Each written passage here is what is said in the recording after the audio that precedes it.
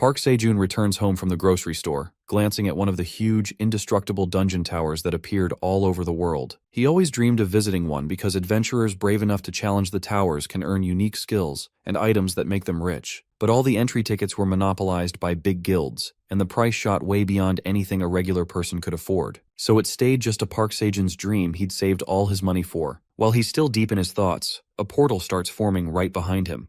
The hole keeps getting bigger, and Sejun's daydream bubbles are busted when he looks back. Instead of being petrified, he is flaring with happiness as the black hole tries to suck him in. He's all fired up and decides to dedicate his life to climbing that dungeon, but his dreams begin to shatter when the hole begins to disappear. Without any thought, our guy runs toward the black hole with all he's got and invites himself into the dungeon. He couldn't miss that lifetime opportunity, and pitched himself in the hole. After that, he stumbles into the dungeon on his face, thinking of a beautiful place when he opens his eyes. Sejun looked around with extreme happiness, only to find a big empty pit he'd fallen into that looked nothing like he had imagined. He cries out in disbelief and doubts if he is in the right place, but nothing can be undone. Our poor guy is once again hit by reality. Realization hits him when he sits there after spending hours searching every corner for an exit, stores to buy items or training centers, but nothing exists. Our poor boy even shouts, crying for help, and thinks he is lost, but no one comes to his rescue. As he thinks about it, his morning alarms go off. Sejun had spent a day in a dungeon without cell service.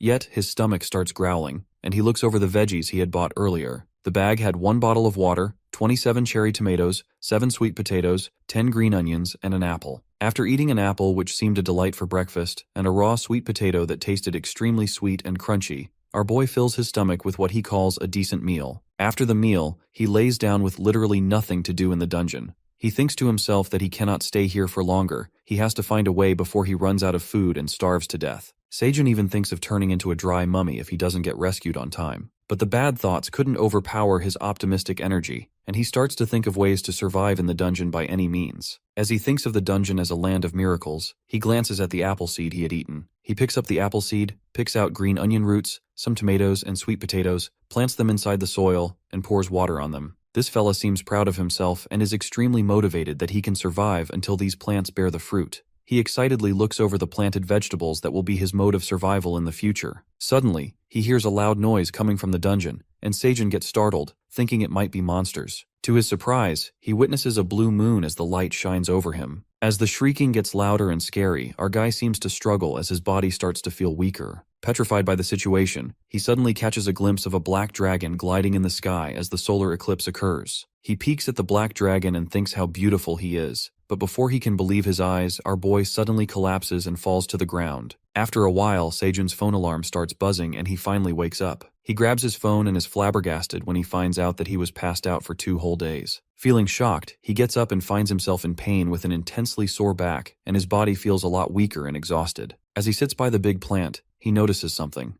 His body pains go away in a second after witnessing the green onions he planted grow into huge plants. The green onions had grown so fast in those 2 days that Sejun couldn't help but think how all this was possible. He thinks to himself that it might be possible that something in the dungeon must have impacted the plant's growth, because he had seen on TV that plants can change their behavior in different habitats or climates. Our boy moves on to watch the other crops and looks at the cute little sprouts from the tomato seeds that have grown out of the soil, while the green onions plants are blocking their sunlight. Our fella then starts harvesting those tough and big green onion plants, thinking how they taste. He happily crunches on the green onions, and suddenly the spice kicks in, burning his mouth on fire. As his head is about to explode from green onions that were spicy as hell, in that moment of pain, he dunks his face right into the water stream. Our guy is taken aback by the concentrated flavor of the green onions, as they are double spicier than the normal ones, and decides to eat the rest of them when he craves spicy food, eating his leftover cherry tomatoes. In the next scene, it is revealed to us that the sun never sets in the dungeon.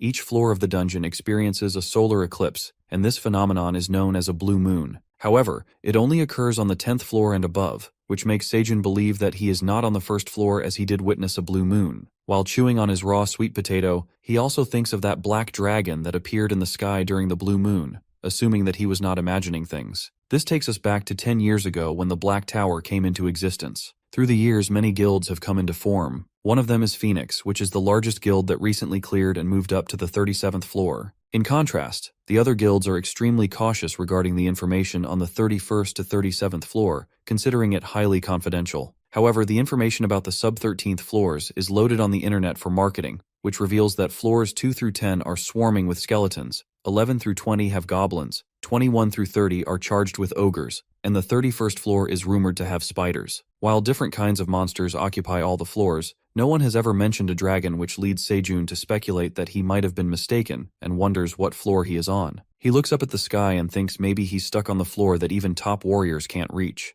His moment of contemplation is suddenly interrupted when something drips on his face. Thinking that it might be raining, a little creature emerges from the dungeon. It turns out that a cute little bunny is peeking at him, leaps towards him. The drooling bunny hovers over his head, rushing towards the green onion plants. Sejun assumes that he is not an average bunny, and trims off a green onion plant, giving it to the adorable bunny to eat. As the bunny eats the plant, our boy looks over his green onion plants that have grown bigger, feeling the need to trim them twice a day. While he eats his veggies, the cute bunny starts sounding like it is communicating with someone. It looks like another bunny had joined Sejun to eat his farm crops. The bunny jumps into the cave like a ninja, wearing a classy hat and a tiny apron, carrying a watering can. It seems like an adorable team of farmers has come to assist him. Our boy looks in utter astonishment and realizes that they are a couple. I mean, our poor boy who is all alone in a dungeon is joined by a bunny couple. Sounds like bunnies have a stroke of better luck at love than our poor boy. The sun is flashing brightly over the cave, and the plants keep thriving every day. The cute bunny couple begin working on the fields as they chop the outgrown green onions, water the plants, and seem to enjoy working together as they sing along. Meanwhile, our lonely guy sits back and watches the view of the bunny couple working together with love and harmony, thinking they look good together. Lost in the thought, he figures something out, and it turns out that the bunny couple wants to live with him in the cave. Baffled, he reconsiders his decision and hesitates to keep the bunnies along with him. However, the bunnies are hell-bent on staying as they try to convince him, and they come up with a super clever trick. With their eyes fixated on Sejun, they start staring at him with their big, sparkly eyes and adorable fur face that no one could resist. Our soft-hearted fella couldn't handle the quirky cuteness that struck his heart, and eventually, he agreed to their request. But he settles on to implore something in return and does not let them stay with him for free. He asks them to help with farming, as the bunnies are already watering the plants and cutting the green onions. Farming seems to be their profession, and so the bunnies gladly accept the offer. The sheer happiness gets a little frantic when the bunnies leap towards Sejun, conferring him with the most adorable hug, melting his heart. This unprepared attack of the cuddles with soft fur was the ultimate plan of the bunny couple to trick Sejun. He gets the feeling that he'd been used and fallen into the trap of sweet bunny cuddles, but inside he is bursting with joy. Later, the bunny duo returns to the grind, while Sejun catches sight of the equipment bunnies are using. He realizes that bunnies are using magical items in farming. The hubby bunny is using a sprinkler that never runs out of water, while the wifey bunny is wearing an apron with a magic pocket, noticing that it provides farming equipment like scissors and shovel when needed. Our boy gets jealous as he cannot even buy or utilize these magical items, but he wishes to have them. In the meantime, the bunny couple finishes up their farming work, and Sejun inspects the work done by them. Looking at the field, the sweet potatoes had not sprouted yet, while the cherry tomato leaves had been growing fast, making him wonder if it was all because of the bunnies and their magic items. As things seem to be done, the bunny couple looks desperately with those adorable puppy eyes towards Sejun,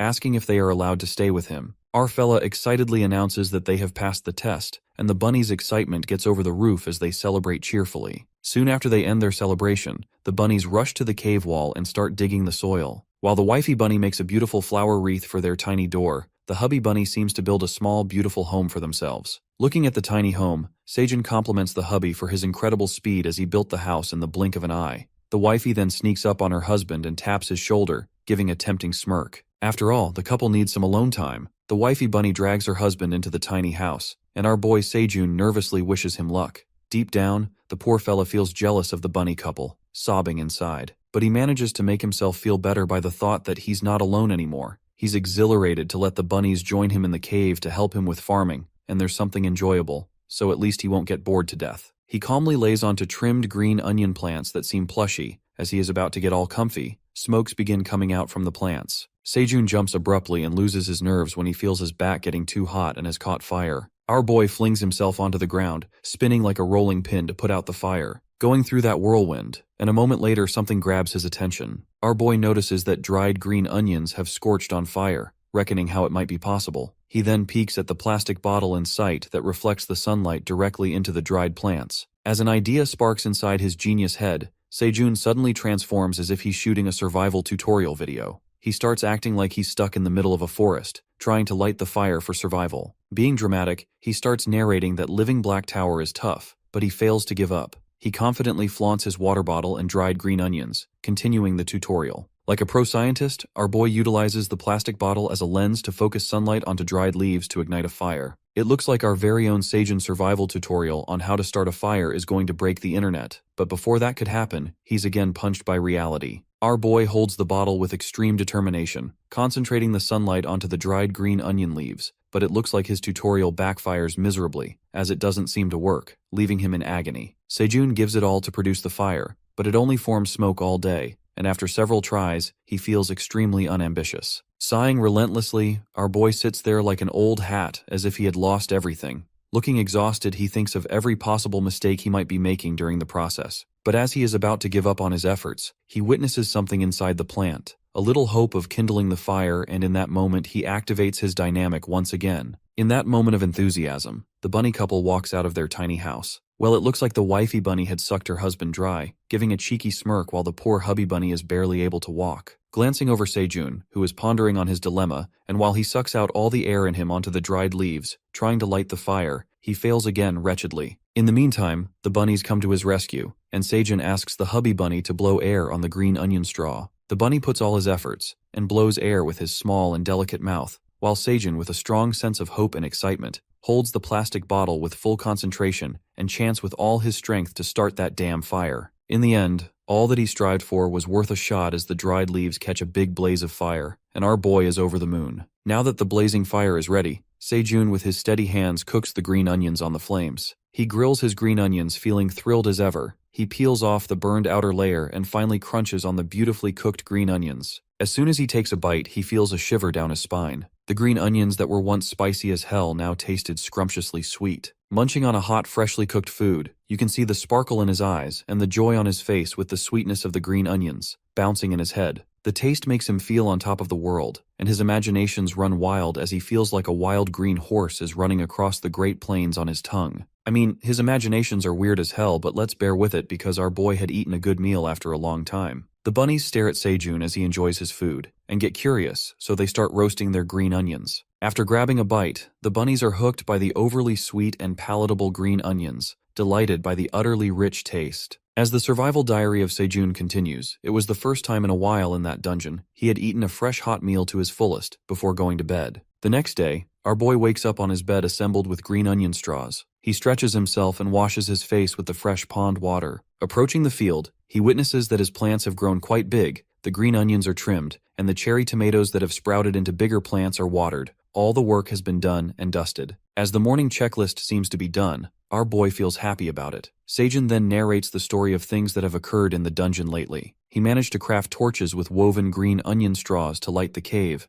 as more light made it easier for them to utilize more space in the cave. Well, Seijun eventually found his creative ways to survive in the dungeon like a cave person. Walking towards the pond, he decides to place torches there as it gets much darker in that area. While Seijun and the bunnies agree to the idea, our boy spots something in the pond as the water forms bubbles. Suddenly, a piranha fish splashes out of the water, startling him. As he screams at the sudden strike, the fish lands on the ground, flapping hard to survive. Seijun thinks to himself that he has never seen a fish in the pond before and assumes that the light of the flames might have drawn their attention. Despite all the thoughts, our boy finally realizes that he has now found protein to eat in the cave and does not have to rely on vegetables for his food. Without any delay, he starts cooking the fish on the blazing fire right away, wrapped in green onion leaves, and enjoys the savory protein meal while the bunnies watch him eat. He shifts his attention from the fish to the bunnies who are drooling over the scrumptiously looking fish and asks them if they want to eat it too. Therefore, he ascertains that these are not ordinary bunnies but dungeon monsters, and shares the meal with them. Some days later, the blue moon appears again in the dungeon. As the boy continues to narrate the story, it is revealed to us that while spending many days in the tower, Seijun has to come to observe that the blue moon rises every 30 days, more like every month. All this time he has been counting his days in the dungeon on the phone and laptop,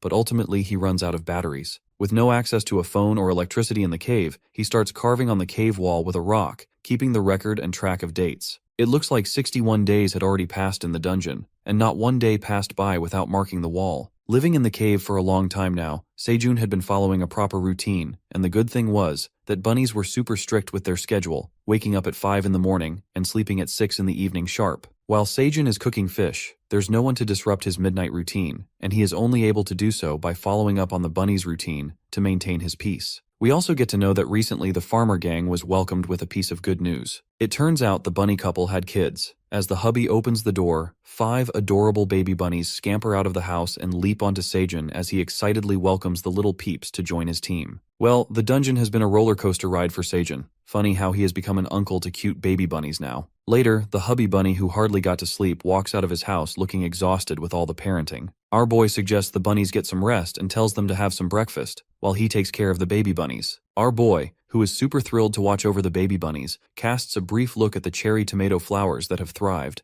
and to his surprise, the entire garden has blossomed with flowers. So far, the flowers have been pollinating manually to bear fruit. As Seijun gets tired of squatting and inspecting the flowers every day, he wishes the bees could fly to his farm to pollinate his flowers, but his thoughts seem far-fetched. Meanwhile, one of the baby bunnies starts sniffing the flowers, stuffing his face inside it. Inhaling the pollen in his nose, he lets out the most adorable sneeze. As Seijun holds the baby bunny, he looks over at the cherry tomato flowers, witnessing that it has borne fruit. It seems like their hard work has finally started to pay off. Our boy, along with the baby bunnies, begins to dance out of sheer joy. Eventually, the day of the blue moon leaps forward, and our boy takes all the necessary precautions to get through the solar eclipse. He puts out the fire, makes a camouflage out of green onion leaves, and wears it to keep him warm. He takes a look at the sky, waiting for the eclipse to begin soon while the bunnies get inside their house and wave goodbye. Thinking it will be a piece of cake, our boy hopes to survive the blue moon and make it out alive. Shortly, the solar eclipse occurs, while the spine-chilling and creepy voices echo through the dungeon.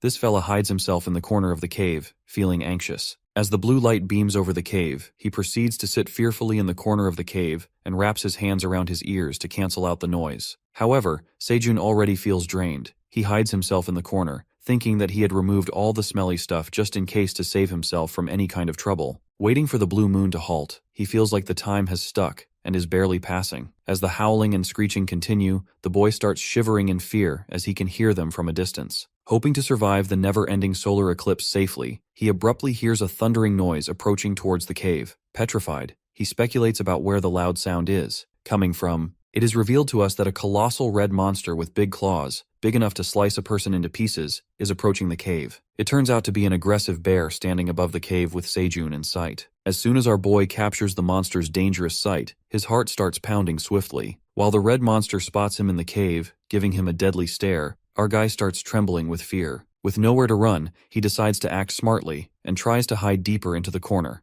Before the bear could notice him, Seijun valiantly scoots over with his furtive and steady steps. As everything seems to be going pretty smoothly, he grabs his bag, but all of a sudden everything in his bag comes crashing down on the ground. His laptop, cherry tomatoes, and water bottle come falling on the floor, and it looks like our boy is doomed. With nowhere to run, Seijun stares in terror. As he looks at the top of the cave, our boy witnesses the bear trying to leap into the cave. Our boy starts screaming as loud with his mouth wide open as the monster comes crashing into the cave, leaping towards him with its big fangs. Well, it looks like the red bear has found himself a fresh meal. Later, Seijun is found blacked out on the floor, and the bunnies gather around him, waking him up. Lying unconsciously, our boy gets slapped by the wifey bunny, who wakes him with a mighty whack on his face, startling him. As he wakes up screaming like a maniac, his mind immediately flips to the moment when he almost gets killed by the bear. It seems like Seijun passed out for quite a long time because every part of his body hurts badly. Recalling the moment when the monster shows up at the cave leaping towards him nearly getting killed, he starts to get the chills. As the thought sends chills down his spine as he shivers with fear, the bunnies light up the fire while Seijun warms himself up and covers himself with a blanket made out of green onion straws. He then gets accompanied by the bunny couple who cuddle with him, getting all comfy and warm. Sitting by the fire, the wifey bunny cooks him a fish. Munching on the freshly cooked meal, he assumes all the possibilities as to how the red monster came this way, like it must have sensed this place or left after feeling another monster's energy,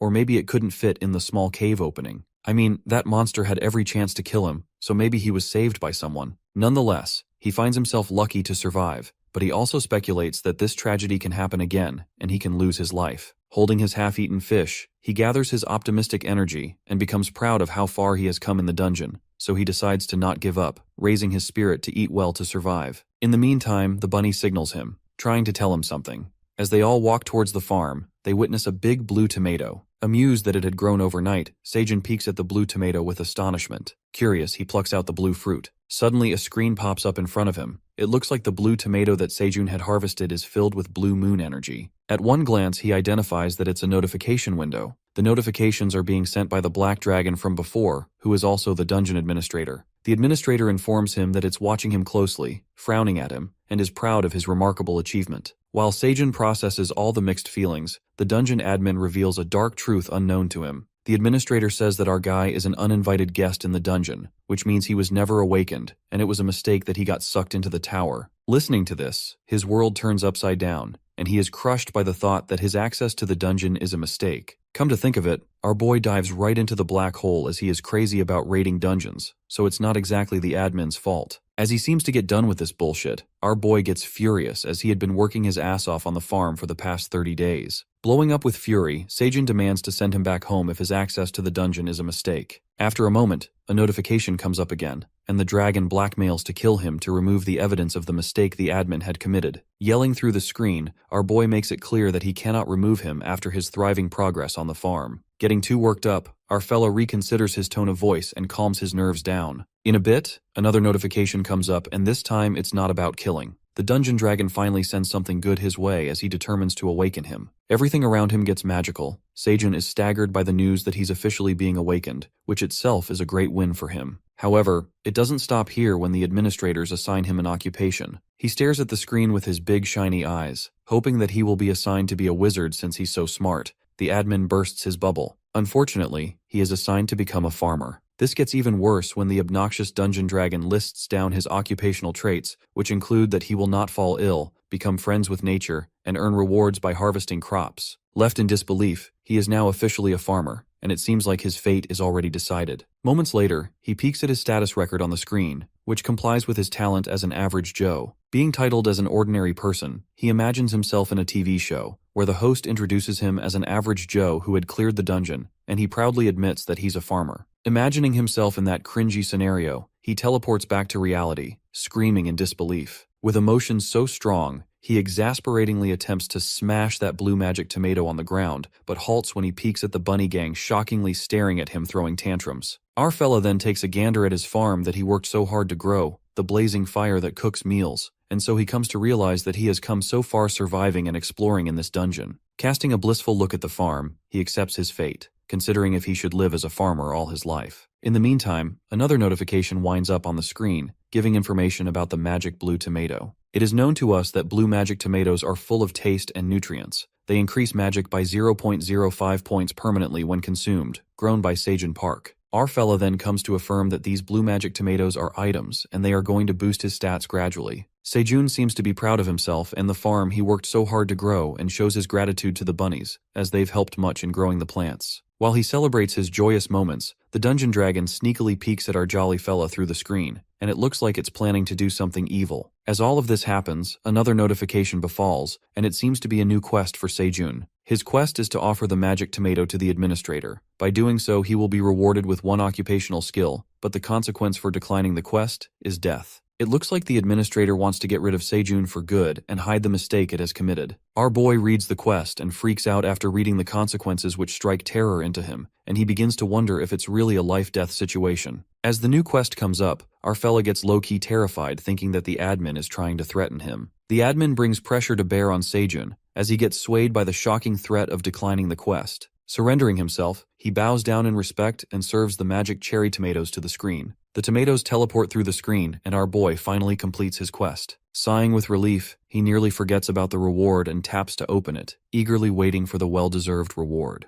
As Seijun wonders how generous the admin is, the reward turns out to be an occupational ability that increases the chance of his seeds sprouting. The disappointment begins to manifest as he realizes that he's adhering to the farmer's life now. Later that day, as the sun shines brightly as usual, our boy hunts down fish piranhas with his woven fire flame torch, earning points for smacking them for survival. Killing 5 piranhas in a row, Seijun earns 10 XP rewards. The boy narrates that awakening has helped him earn experience points as killing piranhas for survival made him jump to level 2. Wishing to kill more piranhas, he decides not to hunt more fish for the sake of points, thinking that his major source of protein might go extinct if he keeps killing them. While he prepares the beautifully cooked fish, he calls upon the bunnies to join the meal. As the baby bunnies rush towards him, he divides the fish among the bunnies as their appetite seems to grow with their size, and hands out 2 cooked fish to the bunny couple. Munching on the deliciously cooked meal, our boy learns about the hidden truth about the bunnies. It is revealed to us that the bunny couple are white farmer bunnies, which are dungeon monsters and specialize in farming as the name suggests. They are not well-known monsters in the dungeon, and for that reason, people don't know about them in the real world. Sejun speculates about how the farmer bunnies ended up in the cave,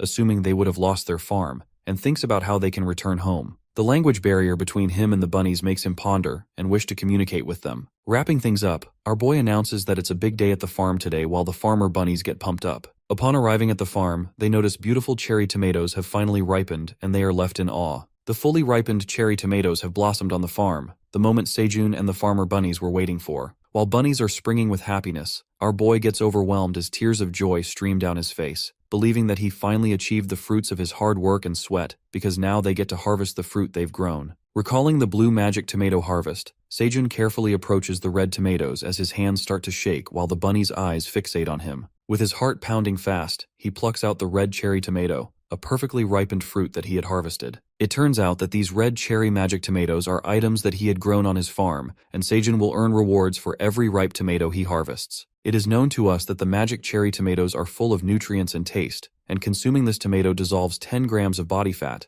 increasing magic energy by 0.01 point for 10 minutes. These tomatoes can be consumed up to 10 at the same time as they each dissolve 10 grams of fat and give you energy. Grabbing that magic fruit, our boy is surprised when he finds out that the cherry tomatoes can increase magic energy. Sejun continues to harvest the ripened magic cherry tomatoes and keeps earning the rewards. Meanwhile, he harvests the red cherry tomatoes and stumbles on an unripened tomato. As he plucks out an unripened tomato, he doesn't get any rewards or any additional points, realizing that it's not an item but just an ordinary tomato. Hence, he carefully harvests the items to earn rewards. After a long day of harvesting cherry tomatoes as his everyday job, our guy finally gets to taste the fruit grown by him. Tossing the cherry tomato into his mouth, he catches a glimpse of angry bunnies frowning at him for not sharing the tomatoes with them. Asserting that they all have worked hard growing the farm, our guy apologizes to the bunnies and shares plenty of unripened cherry tomatoes with the bunny gang, and they should enjoy it together. Now as the bunnies have gotten their share, they celebrate the successful tomato harvest. Sejun tosses the cherry tomato into his mouth. His mouth burst with flavors, blowing his mind. It seemed like the mesmerized, sweet, tangy flavor of the cherry tomatoes had reminded him of the summer night. The nostalgic and breathtaking flavor of the tomatoes brought back his memories and left him teary-eyed. The bunny couple stares at him with bafflement, while the baby bunnies play around with the cherry tomatoes. In the meantime, the white bunny farmers reserve their cherry tomatoes in storage covered with green onion plants.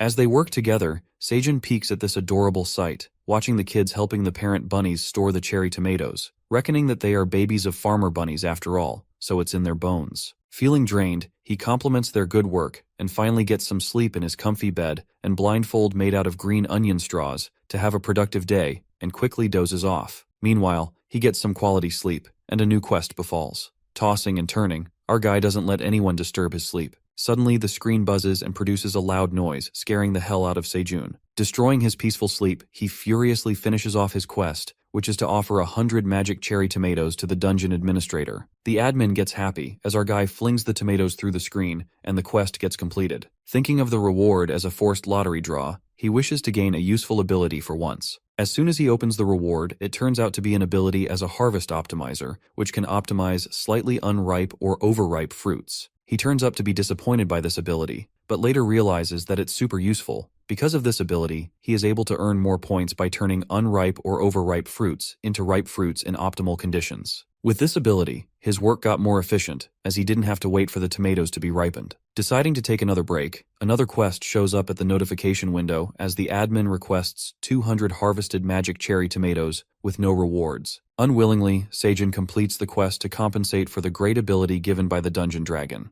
But this was just the beginning. The tower manager kept getting greedy, abusing his power as he increased the amount of cherry tomatoes from 200 to 250, and eventually asked for 300 cherry tomatoes. Our guy tackles the situation with patience and continues to complete the quests for the sake of rewards. However, when this new quest comes up, our fella finally loses his cool when the dungeon dragon asks him to offer 500 harvested magic cherry tomatoes with no rewards for completing the quest. Making his blood boil, our guy bursts out in anger when he reads out the new quest, and this time he vehemently says no to completing this quest. Well, it clearly looks like the tower manager is a punk, abusing his power as a dungeon admin, and is trying to raise our main character as a slave. But Sejun has finally spoken for himself and put the obnoxious dragon in its place. As the admin is flustered by this bold move, our boy feels like he's being used, as he does all the hard work and gets barely anything in return. It seems like a dungeon dragon is addicted to cherry tomatoes. It was the first time that Sejun had declined the admin's order, and he added this in his survival diary. Making the admin's jaw drop, our guy lashes out at the admin, as he had taken hundreds of cherry tomatoes earlier, saying that he also needs those cherry tomatoes for himself and the bunnies to feed themselves. Upon hearing his reason, the admin says to deal with their own problems and does not back off with the quest of 500 cherry tomatoes. Smirking, our boy clenches his fist, and listening to his bullshit, he replies that he had been working his butt off on the farm to harvest these cherry tomatoes. Adding fuel to the fire, the admin disrespects all of his hard work, saying that all he has to do is sow seeds. The admin further demands he to stop making a big deal out of it and complete the quest. These rude remarks made by the dragon make our boy even more mad, and he again turns down to accept the quest. Fearlessly, he ignores all the notifications by the admin and proceeds to continue with his work. The administrator starts manipulating Sejun, asking him if he is certain about declining the quest, adding that the admin might end up killing him. In the meantime, Sejun and the bunnies cut off green onions, cooking their fish, and the bunnies brought up the cherry tomatoes for their meal. As the admin relentlessly keeps blackmailing our boy, Sejun fills with rage and makes himself clear that he won't share the fruit that he had grown with hard work with anyone who doesn't acknowledge his work, and titles it as just throwing seeds. Stating his work is easy, the over-the-top tower manager demands him to follow the order as it holds the power as a dungeon administrator. Sticking with his decision, our boy proudly refuses again and tries to reason with the admin. He discloses the reason for declining this quest to be the admin who doesn't acknowledge his hard work on the farm that he was dragged into with hardly any rewards for the exploitation. Feeling dreadful, our guy finally speaks the truth, asserting that it might be a dungeon admin with power,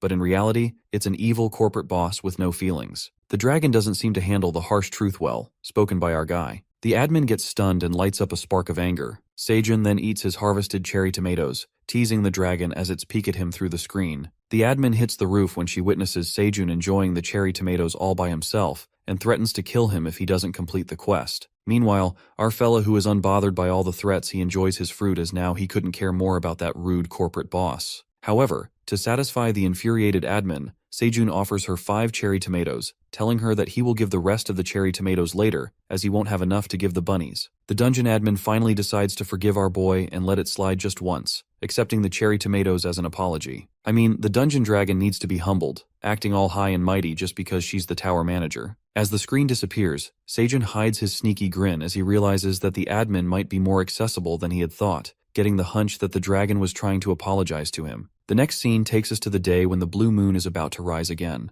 It is revealed to us that Sejun had spent 91 days in the dungeon, experiencing the 4th blue moon. He again prepares for the day and hides in the corner of the cave, covering himself with a blanket and earmuffs. He bites on a cherry tomato, hoping to endure the shrieking of monsters, assuming that added magic by the tomatoes would help him through the solar eclipse. Getting scared by the thought of what happened to him last time and wishing it to end soon, the blue moon becomes apparent. He witnesses the rays of the blue moon shine directly on his plants, making them sparkle like magic. Amazed by the sight, he peeks at his cherry tomatoes, which start to bloom by the blue moon energy and turn into fruit. As the light falls upon the sweet potato plants, they also begin to sparkle, and their leaves also turn bluish. Sejun rushes towards his plants, checking if the sweet potato plants have ripened, so he digs up the soil and relishes the sight of fully ripe blue sweet potatoes. We get to know that the mighty sweet potatoes with blue moon energy are nutritious and tasty. Grown in the dungeon, the blue moon energy enhances flavor and increases the strength by 0.05 points permanently when consumed. He spiritedly pulls out his sweet potatoes, earning rewards for harvesting them, and plucks out the blue magic cherry tomato. Grasping a blue sweet potato in one hand and a blue cherry tomato in another,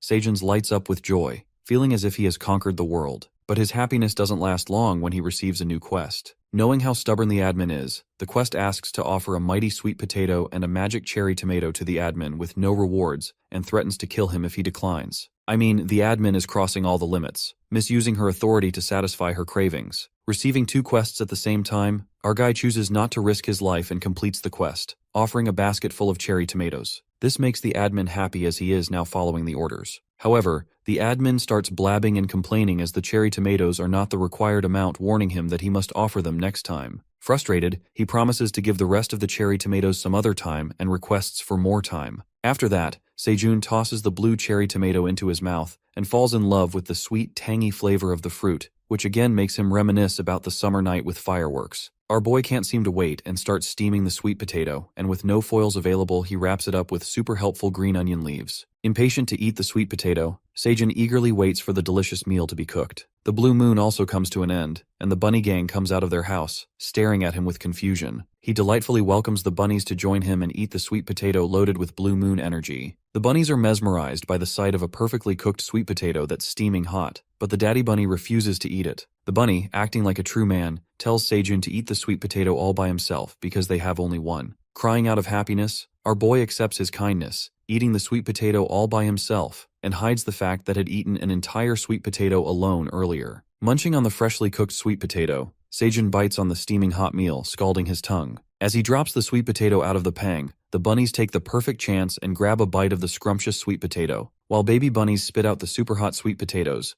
our poor boy feels bad about losing his meal. The long day comes to an end as Seijun finishes a fiercely hot dinner battle, making his survival diary. A new day begins, so do the new adventures. Our boy announces that they will start growing sweet potato stems, while the baby bunnies chew on the stems. He strictly restricts the bunnies to eat the sweet potato leaves for the time being, and the poor little bunnies start to panic as the fast-growing sweet potato stems have become their favorite snack. To make the bunnies follow his demand, he makes an enticing offer to the kiddos and tells them if they stop eating stems, they will have sweet potatoes for dinner, and a special snack if they help him plant the stems. It seems like Seijun is expanding the farm by planting the stems with rapid growth. Luring the baby bunnies into work by giving them special snacks, the bunnies fall into the trap of an irresistible offer. Putting the baby bunnies to work, they begin to plant the stems. Meanwhile, the wifey bunny with a cute apron cuts off the green onions. Seijun asks her to leave one green onion leaf to extract its seed out of the flower. While the hubby bunny waters the stem, the bunnies continue to work, showing full efficiency as they dig up the soil and plant stems like pros. After all, they are kids of white farmer bunnies. While planting stems, one of the baby bunnies fails to control himself, drooling at the sight of the stem and munching on it.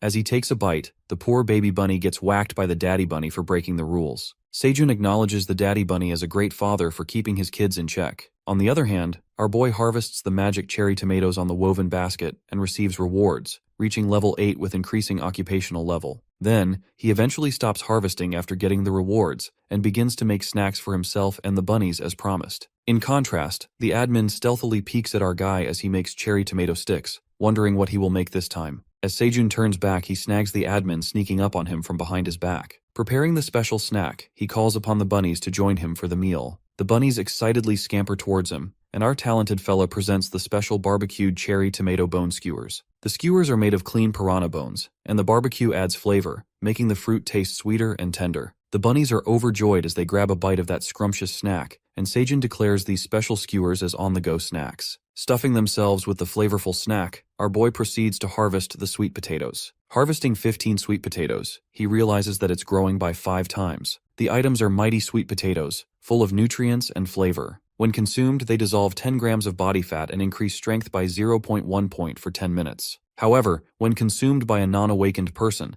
they dissolve 10 grams of body fat and help digestive activities. Gazing at the other stems that haven't grown yet, he sows them himself and learns something important as he gets a reward notification. Our boy finds out that in order to get rewards, he needs to plant everything on his own to boost familiarity. He frantically orders the bunnies to stop planting the stems, saying that he will do it by himself. We are taken to the next scene, where we see the dungeon dragon in her cozy home, roasting the cherry tomato skewers on the huge fire roaring in the hearth. As she chews the strangely delicious tomato skewers, and figures out that it's bitter on the outside, and sweet on the inside, while she peeks at Seijun through her magic crystal ball. The dungeon admin gets furious as she catches a glimpse of happy Seijun, who is enjoying the sweet potato with fellow bunnies without her. It is revealed to us that the name of the dungeon administrator is Aileen Pratani, the Great Black Dragon. While the farmer gang chews on the sweet potato, our boy receives an extra quest which is sent by Aileen out of spite. The quest asks for a roasted sweet potato from the admin right away, who threatens to kill him, as she will not tolerate any more delays. With only one roasted sweet potato left, Seijun acts smart and asks for a reward in return. Aileen reconsiders the quest and sends in the reviewed offer, asking for 1 sweet potato and rewarding 2 occupational abilities in return. Our boy seems satisfied and clears up the quest, for which he gets access to the seed store. After receiving the reward, Seijun activates the seed store's ability to purchase products at the store once every 30 days. Our guy is surprised as he figures that now he can buy stuff in the dungeon from the seed store. Complaining why the admin didn't give such a great ability soon, he activates the seed store ability. Unfortunately, there's no transaction history with the seed store. With no dungeon money, he panics about how he can make transactions. To solve this problem, Aileen comes to his rescue and gets generous, giving him a newbie offer that his seed store will provide with 1 dungeon coin that has been deposited into his seed bank account. Seijun is pleased by the great reward of getting to witness the dungeon currency for the first time, and recalls that a dungeon coin used to cost 1 million in the real world. With his newbie level, he can only buy 1 type of seed, making it difficult for him to choose from the seed store. Glancing at all the seeds which seem out of range, he is left with the only choice, which is carrots. Listening to this, the bunnies stare at him with big sparkly eyes, as if they're craving for carrots. The bunnies get all exhilarated, and Seijun starts chanting along with them. Suddenly, the daddy bunny strikes a powerful kick on Seijun's face. Getting startled by the bunny's kick, he quickly purchases 1,000 carrot seeds, earning 1 seed store point. The carrot seeds emerge in a fancy red pouch, and the bunnies get happy with the carrot seeds. After that, they plant the carrot seeds. Getting to buy carrot seeds for the first time from a dungeon coin, he adds this in his survival diary. Later, we witness a bee spying on them from under the leaves. The farmer bunnies fervently wait for the carrots to grow out soon,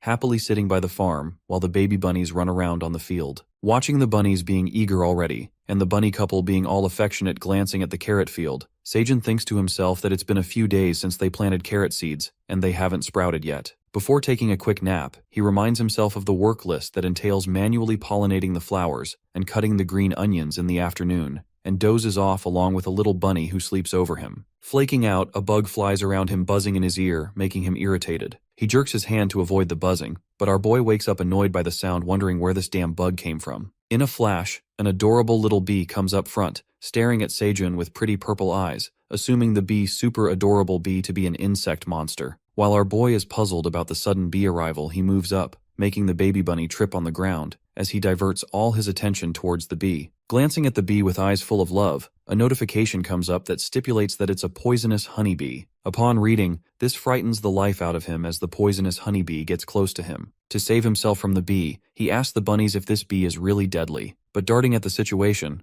the bunnies make a hasty retreat, escaping from the scene, leaving poor Seijun who gets stuck with the deadly bee. Our fella is left terrified and all alone by the deceiving bunnies who had left him behind. It is revealed to us by the dungeon administrator that this poisonous honeybee is carnivorous, as they hunt animals with their venomous stingers and eat the flesh. The admin further warns them to stay away from the deadly bee stinger. Scared stiff, our guy feels threatened by the honeybee, knowing that it eats flesh. He instantly gets away from that poisonous insect monster, jerking it away. I mean, it's a deadly honeybee with a venomous stinger that can frighten anybody to death. Abruptly, the poisonous honeybee becomes mad with her eyes turning red. Our boy cries for help, pleading with the bee not to kill him, and trips on the ground. Stumbling onto the flower field with nowhere to escape, he grasps a flower and scaredly approaches his hand towards the bee. The bee calms down, inspects the flower, and starts sniffing it. Finally, the honeybee sucks the flower nectar, and now the deadly monster seems to be delighted while our boy speculates if the bee is really carnivorous because it had consumed the nectar. In a minute, he figures out that the honeybee has carried pollination. This distracts the terror of the poisonous honeybee, who now seems harmless. Our fella summons the bee and directs it towards the fields of flowers to pollinate them. This way, the bee carries out pollination, filling its stomach while some of the Seijun's workload is lifted from his shoulder. The tantalizing rush starts to flow as the honeybee heads towards the flowers, and our guy is more than satisfied now, as does not have to pollinate the tomato flowers manually, which hurts his back. In the meantime, the bunny gang comes back, peeking at Seijun as they hide behind the rock. Greeting the bunnies, he taunts them for leaving him alone, calling them selfish. Still angry with the bunny gang, the honeybee returns after pollinating the flowers. Thinking that the bee has now filled its stomach, the monster bee comes closer to Seijun, making its bed on his shirt and sleeps on him. Finding it cute, he hopes not to get stung by the poison, not making any movements while the bee rests on him, and the bunnies surround him, glancing at her with fascination. He welcomes the honeybee as a new family member in his survival diary. The next day, we see the farm has blossomed with ripened red cherry tomatoes. It seems like Seijun has spent 120 days in the dungeon, marking the wall without forgetting a day. A peaceful day shines over the farm. The bunny takes care of the plants as they water the seeds, while our boy harvests the freshly ripened cherry tomatoes. Annoyed by the baby bunnies disturbing his work momentum, Uncle Seijun sends them off to play somewhere else. As he catches a glimpse of baby bunnies playing together, the proud uncle smiles at them as it reminds him of his good time as a kid. Later, the honeybee joins them, settling on Seijun's shoulder. The boy then narrates that the poisonous honeybee has been traveling back and forth to the dungeon for a few weeks. She arrives in the morning to do all the hard-working honey-sucking work and returns to the forest by evening, guessing that it goes back to her beehive. We also get to know that the honeybee started producing its own honey a few days ago, which is intriguing. Later, lunchtime begins, and our boy gathers the bunnies to join him for the meal. The bunnies eat their cooked fish, while Seijun grabs his roasted green onion as the bee drips honey on it. These are known as honey green onions, freshly green onions topped off with a layer of honey from the honeybee, which enhances the sweet and savory flavors. While Hen gets dazzled by the hypnotizing taste, the bunnies are left in awe by the taste of the honey green onions. Our boy feels relieved as the bee now seems harmless, and with honeybees being super useful for pollinating and providing honey, they have expanded the farm rapidly. Seijun can't seem to get over the delicious honey green onions, thinking that he can immerse himself in honey like a bear in a few months. The administrator sneakingly peeks at him and cheers him on. In the meantime, Seijun marks the wall and notices that the blue moon is approaching. He feels nervous thinking about the previous incidents that occurred during the solar eclipse, wishing that it passes safely. As the blue moon day rises, Seijun takes some red cherry tomatoes out of the storage into a woven basket. While thinking that the honeybee hasn't shown up yet, he assumes that she might be getting ready for the blue moon, and gives the bunnies a heads up to return to their home. However, as our guy picks up the tomato basket, he notices something strange. Noticing the farmer bunnies and the baby bunnies frantically clamped together in a tight hug, acting strange. Staring at them with confusion, the bunny couple ran towards their home in the blink of an eye, leaving the baby bunnies behind. As the blue moon is about to begin, Seijun is muddled by the sudden situation watching the baby bunnies be left outside by their parents. Promptly, the blue moon rises as the light falls on him. Our boy turns back to look at the baby bunnies and observes something horrible. He watches the baby bunnies turning into monsters as the blue moonlight falls upon them, making them wild. Witnessing the horrible situation that has taken place, suddenly a bright light flashes onto his face. It seems like something is happening to the bunnies. Assuming that it's over, it turns out that the babies have grown up and have transformed into white farmer bunnies with the help of blue moon energy. Our guy sums it up that now the bunnies have grown up as their coats have changed similar to their parents, and this fifth blue moon of the bunnies was their adulting ritual. It appears that there are 4 white grown-up bunnies and 1 black-coated grown-up bunny. Perplexed by the sudden incident, faint-hearted Uncle Seijun starts sobbing, reckoning that something happened to them. While the grown-up farmer bunnies appease him, our boy moves in for a big cuddle, smooching off the bunnies who can hardly escape. He takes sweet revenge for scaring him, and the grown-ups start running away from his cuddles filled with love. Eventually, the blue moon comes to an end, and the farmer bunnies come out of their home, watching Uncle Seijun and the grown-up bunnies sitting back by the fire. Our boy contemplates the wholesome moment as the grown-up bunnies reunite with their parents, clinging together in a hug, and thinks of throwing a party for newly young farmer bunnies. However, one of the young white farmer bunnies moves his hand, and an item appears in his hand. It seems like all of the 4 white farmer bunnies summoned their items, including a white sickle farmer, a white wagon farmer, a white sprinkling can farmer, and a white shovel farmer. Getting their items, the parents cheer them on as now all of them have transformed into farmers like them. Summoning their items, Seijun concedes that when the bunnies grow up to be white farmer bunnies, they each get to own an item, thinking that he will never be able to borrow an item. While a white farmer bunny tosses the black bunny out of the wagon, the guy is still lost in thought. As soon as he asks the black bunny why he didn't get any items, a big wooden hammer appears in his hand, and our boy realizes that he's not a farmer, but a black warrior bunny as his name appears. Later, all the white farmer bunnies begin working on the farm, with 2 of them trimming off the green onions, 2 of them watering the field, 1 of them carrying the freshly harvested tomatoes into the wagon, and 1 of them digging up soil with the shovel. The wagon farmer bunnies bring the cherry tomatoes in the wheelbarrow to Seijun, where he places the tomatoes in the storage made out of rocks and covered with green onion leaves. Tears of joy start streaming off Uncle Seijun's eyes as he beholds the sight of his grown-up bunnies helping their parents, getting proud of them. Meanwhile, our boy swings around his attention to the black warrior bunny. He finds him chilling and eating cherry tomatoes, and asks if he ever works at all. He wonders what a warrior bunny does, and assumes their job is to fight for the living.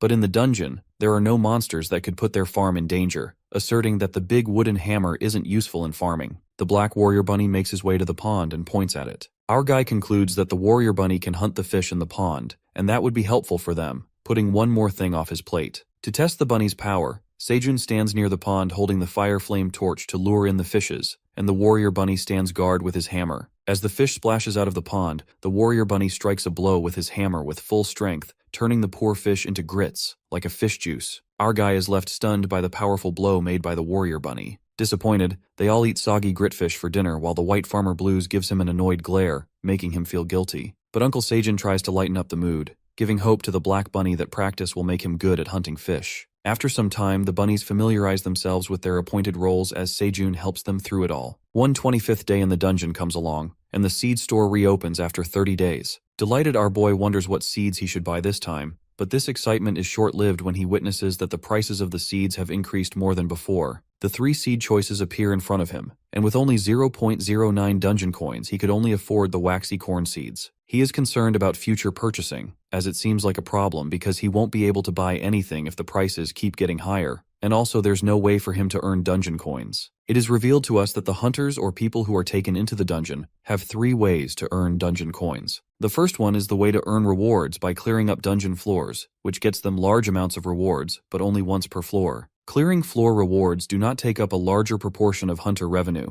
which takes us to the second way, that is to earn rewards by killing monsters and selling their bodies to peddlers or at the first floor store of the dungeon. The second way takes up the largest part of hunters' revenue because it enables repetitive sales. The last way, which is the third way, is to earn rewards by completing quests, and the rewards vary according to the quests. Unluckily, Seijin cannot earn dungeon coin with any of the ways because he is not allowed to clear up the floors or leave the dungeon, and the only option he is left with is exploitative quests given by the dungeon dragon. He frantically calls upon the admin and asks him for dungeon coins in return for completing quests. The notifications come up and it turns out the admin is unaware of the dungeon currency, but promises Seijin to give the coins when she grows up. He gives it a thought and speculates that the dragon doesn't know about the dungeon coins, asking about her age and how many years she needs to grow up, to which Aileen the Black Dragon answers that it's a secret. But the dragon estimates the age, which is around 300 years, making our poor protagonist freak out. He strongly objects because to earn his coins he will have to pass the dungeon coins to generations of his great-great-grandchildren, which will probably take a century to reap the benefit. He tries to reason with the admin, explaining that he's not in a position to reproduce while he's trapped in a cave. Challenging his last nerve, the screen disappears, making his blood boil even more. Our boy calms down, thinking that anger won't help either way, and decides to buy a batch of corn seeds, as they are delicious when roasted or grilled, and they can make tortillas out of corn flour, which seems kinda far-fetched. Counting all the benefits, he taps onto the corn seeds and purchases 200 waxy corn seeds. Earning points for purchasing, a red pouch appears and the shiny corn seeds burst out of it, making Seijin and the bunnies excited to plant the corn seeds. But first they decide to have dinner as the stomach rumbles and the hunger pangs hit him. They cook the fishes and stuff themselves to their fullest. As more fishes are being steamed, they dry the rest and save them for later. Later the bee joins him, rubbing against his cheeks. He assumes the honeybee is hanging out in the cave more than usual and not going to her home more often, but he doesn't mind the presence of the adorable honeybee. Suddenly, a bee scents something strange above the cave. The alert poisonous honeybee and the black warrior bunny get all fired up to fight and leap upwards into the cave,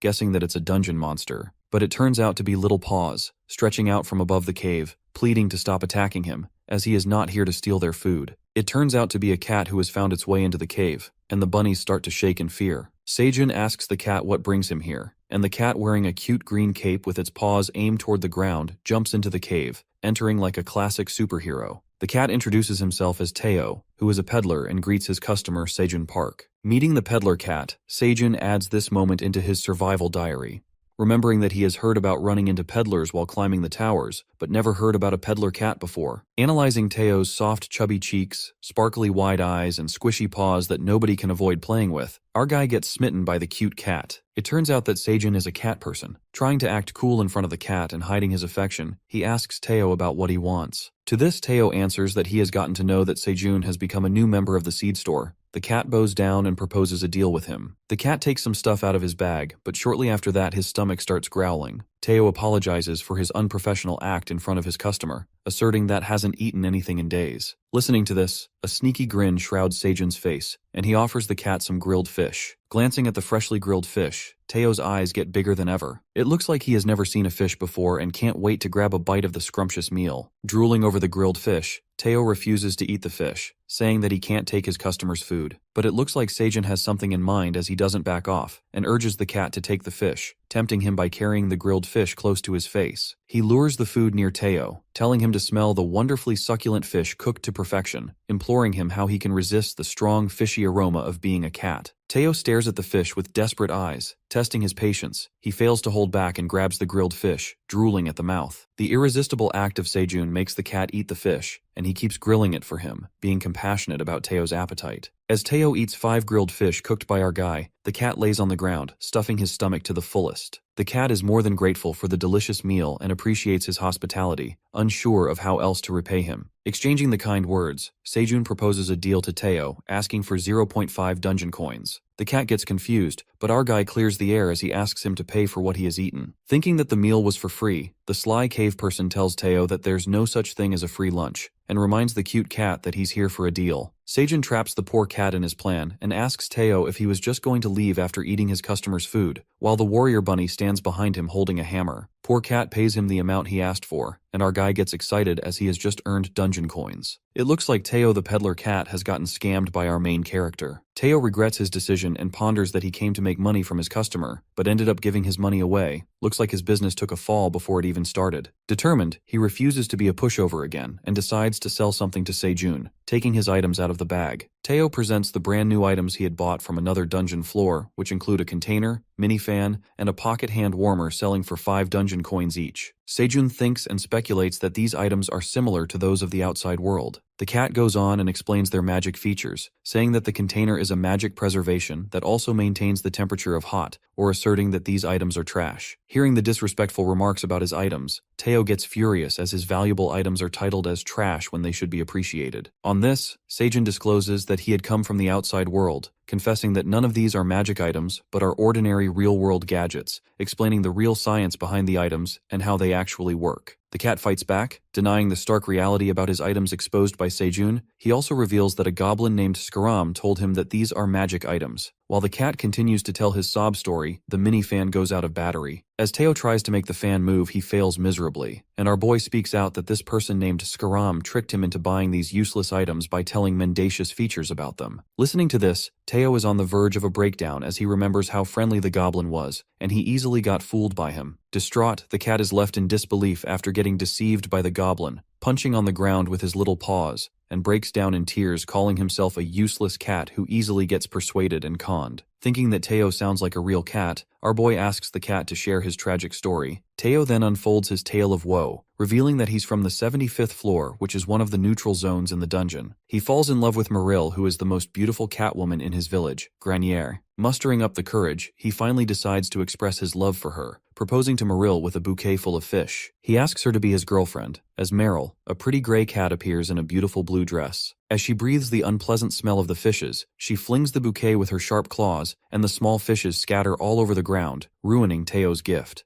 She jerks her hand, saying these fishes smell like cheap minnows. Teo gets offended by this rude act, and lets out that it took hours to find these minnow fishes, while Meryl stands there with no guilt on her face. In the meantime, another black cat arrives at the scene. The black cat makes a fancy entry, objecting that Meryl does not deserve these cheap fishes. To Teo's surprise, it turns out to be Oren the black cat, the son of the richest family in the village, holding a big salmon. Oren holds his expensive gift. Disapproving of Teo's gift, he asserts that what kind of cat gives cheap fish to a lady like Meryl, adding that a real man like him offers a premium salmon. Meryl, the greedy cat, gets flattered by the expensive salmon and totally seems to fall in love with it. Crushing his self-respect, Teo yells that Meryl doesn't like fatty fish, but no one listens to him. Getting rejected in the most humiliating way, Teo feels crestfallen. While Oren and Meryl get on their way to enjoy the salmon steak at his house, Meryl happily wags her tail, walking with the richest cat and rejecting kind-hearted Teo in the most mortifying way. I mean, Teo has dodged a bullet with the money grubber like Meryl because he deserves so much better. But this does end here when Teo follows them and grabs Meryl's hand, refusing to let her go. Teo starts acting dramatically, as he reminds Meryl of the memories they've shared together, and asks her if these memories meant nothing to her. The cat pulls off a dramatic scene, coming straight out of a melodrama. However, snapping back to reality, Meryl strongly jerks his hands and reveals that she just smiled at him a few times because he kept following her everywhere, and further humiliates Teo by telling him that she hates a poor cat like him, who reeks of cheap minnows. Hearing these excruciating words, poor Teo burst into tears. I mean, the cat is super delusional, making romantic scenarios just because a beautiful woman smiles at him. The next scene takes us to the present day, where Teo wraps up his hardship tale, revealing that after losing Meryl to Oren, the richest cat in town, he left his village to get his revenge by becoming rich, and to achieve all of this, he decides to become a peddler. It turns out that Teo becomes a peddler to fulfill his revenge after facing a gruesome rejection by the woman he loved the most, who had left him for some rich guy. After listening to his painful story, Sejun and the bunnies are left speechless. The poor cat had invested his lifetime savings of 50 dungeon coins to acquire the credentials needed to become a merchant, and get conned by the evil-looking goblin who cajoles him into purchasing those useless items which he buys for the remaining 5 dungeon coins.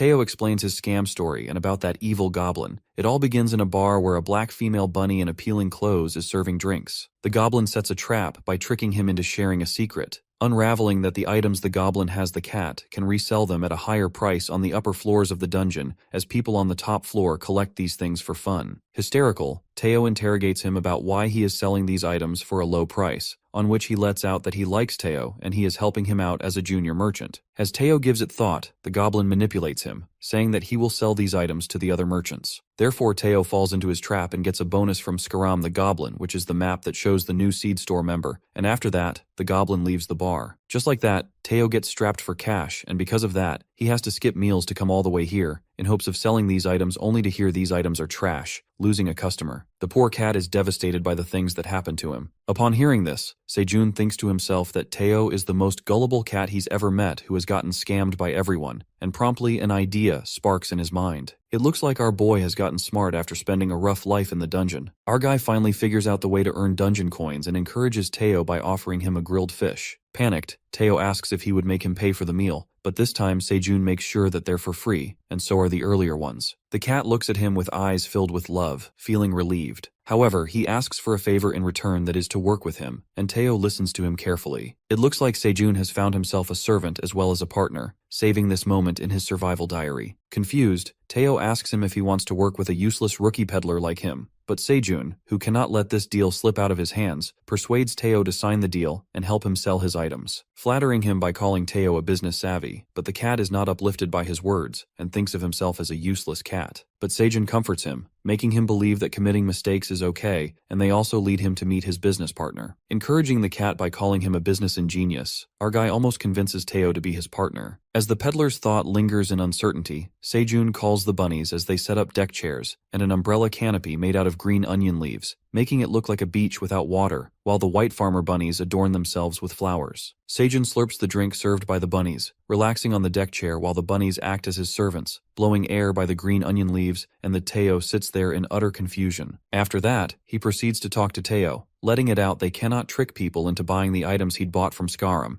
assuming that he has no money to find a new client. On this, Teo nods his head as now he is penniless. Our main character then proposes a deal that would benefit both of them and explains his simple business idea. Thinking like a true entrepreneur, or you can say a con man, he reveals that Teo has to sell his item to people, and he will share the part of the profit that would be made by the sale as a commission. Before Teo could further inquire him about commission, he interrupts him and proceeds that the cat must sell the product at or above the prices that Sejun sets for his item, and he can also sell the items at higher prices if he's capable of doing so, adding that Teo would get 3 to 5% of the sale price, which seems quite less for Teo, and he gets disheartened. While our guy cajoles Teo into agreeing with him, the grown-up bunnies move towards Teo, bringing him grilled fish. The cat gets disappointed after knowing his commission amount, thinking that it's so little. He slurps his drink in anger, reckoning that he's not stupid and will not get fooled by him again. But the deal doesn't end here when Sejun orders the bunnies to bring up the deliciously grilled fish, and energetically adds that Teo will get 10 grilled fish or coins of equivalent value every week. This makes Teo's jaw drop as he hears such an appealing offer that no cat can resist. He catches a glimpse of the tempting grilled fish carried by the bunnies. Finalizing his generous offer, Teo drools over the grilled fish, completely falling into Sejun's bait. Asking Teo to give his answer about the deal, the cat gets reminded of the horrible past incidents as the thought of greedy Meryl, evil Orin, and the scammer goblin Skaram who had made him penniless takes over his mind. He shakes off all the bad thoughts, determined not to become a pushover again. But glancing at the tantalizing offer in front of him that seems to be the cat's favorite and a generous deal, Teo gives it some time and demands to agree to Sejun's deal on a condition, which is to offer 20 grilled fish. It looks like cunning Sejun has finally succeeded in his plan, as he puts on a devilish smile like a freak. To make Teo not jump out of the deal again, our boy adds 5 more fish, making it 25 fishes in total as his compensation. The cat is filled with admiration as he peeks at the irresistible grilled fish. To add a cherry on top, Sejun offers Teo to have as much grilled fish as he wants while he stays in the cave, making him burst with happiness. As Teo with an adorable cat face stands in awe with his eyes filled with love looking at the cooked fish, our guy asks for a piece of paper. Getting his hands on a paper and a feather pen, Sejun decides to make a contract. While both parties sign the contract, Teo instantly regrets his decision, presuming that he signed the contract on a whim, as all attention is captivated by the sight of grilled fishes. The paper contract glides in the air, transforming into an official permanent agreement by the dungeon admin, with proper purpose and terms written by Seijun, demonstrated on the notification window. Our ingenious guy reveals that contracts are important in the dungeon that can't be revoked, and that's why it is hard to delete or edit them. He then celebrates his first ever contract with Teo, while the cat is still in disbelief, reconsidering the decision. Reading the contract, Teo raises a question about Clause 4, asking what the term Miowish means, and takes a guess that our fella could be referring to his Grainier dialect. While the self-conscious Teo wags his tail, our boy informs him that he will find out when the time comes. Hoping for a good partnership, and uncertain of how long this contract will last, the cat reminds Seijun of the first clause, stating that the contract will be terminated if Teo fails to make any sales or sell his items. Patting the fluffy cat, our boy puts his trust in Teo and praises him by telling him that he is counting on the savvy cat,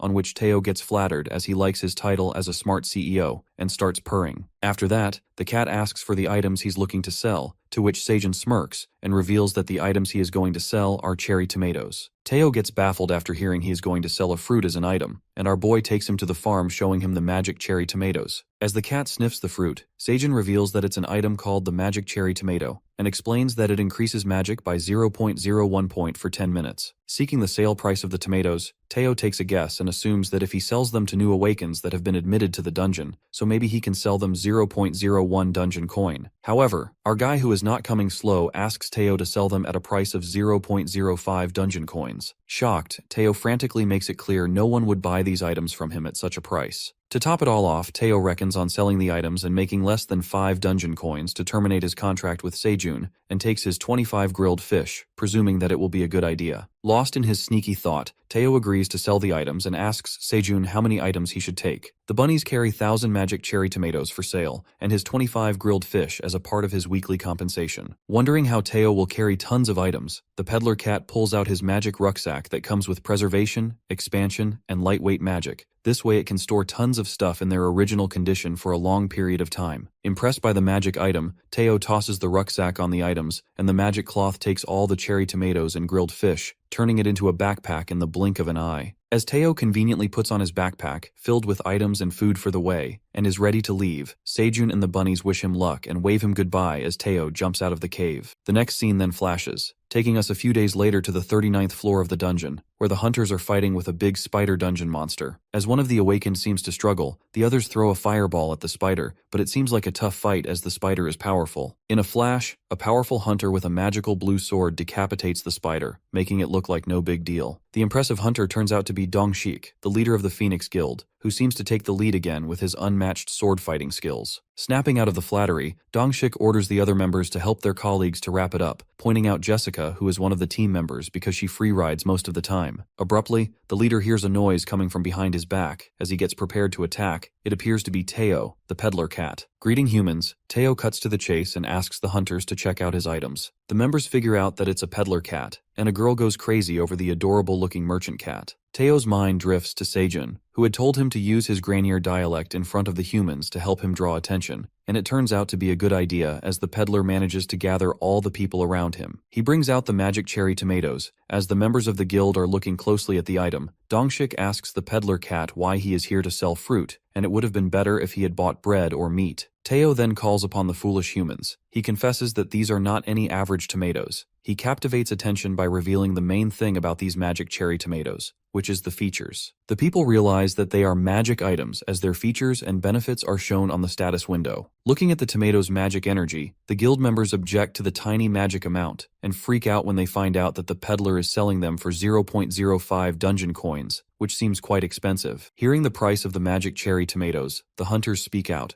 They would rather spend their money on equipment than on these ordinary tomatoes. As the people start losing interest in Teo's magic item, one of the girl members reads out the full description of the item, getting surprised when she finds out that these magic tomatoes can dissolve 10 grams of body fat, piquing the interest of fitness enthusiasts. Knowing that these tomatoes can lose weight just by consuming them, they divert their attention towards the peddler. However, the hunters get even crazier when they get to know that applying up to 10 of these cherry tomatoes affects at once. The demand for Teo's item drastically increases. A feud begins between the guild members as they compete for the red cherry tomatoes. One of the hunters asks for hundreds of tomatoes at once, and the demands keep rising as more people join to buy this magic item. Eventually, Teo sells out all of the magic items he had bought with him, looking in astonishment. The scene then takes us to the cave where we see Seijun is harvesting the cherry tomatoes, and wonders if things are going well with Teo, assuming that he should have met the hunters by now. As our boy picks out a freshly grown cherry tomato, he lets out that people might think these cherry tomatoes can only boost magic, but they are a one-of-a-kind weight loss product that instantly reduces 10 grams of body fat and gives energy with no side effects at all. He eats his delicious cherry tomatoes and takes a guess that they will be a hit among the people, having full faith in human obsession with weight loss and body fat. Later, we get to know that Teo has sold out all the items and has earned 50 dungeon coins on his first mission. At the cave, Seijun witnesses that the carrot seeds have finally sprouted up to 70%. It is revealed to us that 700 out of 1,000 carrot seeds had sprouted, growing into small plants. 732 out of 1,200 odd magic cherry tomatoes had sprouted, and the germination rate of the corn seeds and sweet potato also fluttered around 60 to 70%. It looks like Seijun Farm is thriving with newly sprouted plants. Wishing that the seeds could germinate more, he speculates the reason for the slow germination of the seeds could either be low farming level or less fertile cave soil, and gets determined to boost the productivity of the flowers. Our boy now feels the need to harvest as much as possible, because now they ultimately have found a way to earn dungeon coins through Teo. Suddenly, they hear a noise coming from the pond, and it turns out that the Black Warrior Bunny has honed his skills as he flaunts his breathtaking hunting skills by striking his hammer and smashing multiple fishes at once. It looks like our Warrior Bunny has become the best fisherman in the cave. Uncle Seijun is impressed by his amazing hunting skills, calling him a veteran hunter, and after a while the Black Bunny starts to glow as he levels up. Seijun congratulates him by patting him, and asserts that he had seen the white farmer bunnies glow during farming before, but not him, reckoning that now the Black Bunny has become a real grown hunter. Flattered, the Warrior Bunny shows off his muscles, and the white farmer bunnies clap for him, cheering him on. Soon after, Seijun pulls out something from his bag, and it seems to be one of the items that Teo had brought with him, and takes a coffee break. As he opens up the flask, he seems to be on cloud 9 after seeing coffee packets inside the container. Thinking that nobody even bothered to open the container, neither did Teo or the guy who sold him those items. Seijun delightedly holds the container and reckons if Teo had sold him this coffee container, he would have spent all of his money on the coffee sticks. Nonetheless, he thanks Teo for leaving the container behind and makes instant coffee with no other choice in the dungeon, thinking that he can't even make hot coffee without a kettle, let alone a glass of iced Americano. But he feels grateful for the instant coffee that seemed like a luxury to him at that moment. While preparing the coffee, the honey bee drips honey into the coffee bottle to add a touch of sweetness, and Seijun appreciates her for that. The coffee drink is called honey Americano, made with ground coffee melted in cold cave water, and a thick drop of honey from the poisonous honey bee to strike the perfect balance between bitter and sweet. As he takes a sip of that honey Americano, he rejoices at the perfect coffee taste that is enough to cope with the fatigue and food coma. While our boy is lost in the amazing flavor of that cold coffee, he asks the bunnies to taste it. The Black Bunny comes forward to take a sip of the coffee. As soon as he gulps it, he spits out right away as the coffee tastes gross to him. In the meantime, the honeybee arrives along with her beehive, and Seijun notices her. It looks like the poisonous honeybee has moved her beehive into the cave, and our boy is overjoyed by this news, and lets out that he used to be sad when the bee returned home in the evening. He welcomes the beehive to the family, deciding to celebrate this moment, but his plans are ruined as a new quest comes up. The quest is to offer 10 harvested cherry tomatoes to the admin, with the consequence of declining to hurt the admin's feelings. Smirking, our boy had been putting off quests because of the dead threats, and reckoned that the dungeon dragon must have realized something while watching his deal with Teo. He thinks it over, and realizes the tower manager has stopped demanding big offers, not threatening to kill him anymore, and feels sympathetic for the admin as now he seems to control her. Seijun clears up the quest, and the admin appreciates his kindness for 10 cherry tomatoes. I mean, the tower manager has gotten compassionate after Seijun has found his way to earn dungeon coins. Looking at the manager being kind, our boy finds it cute and says that he likes it.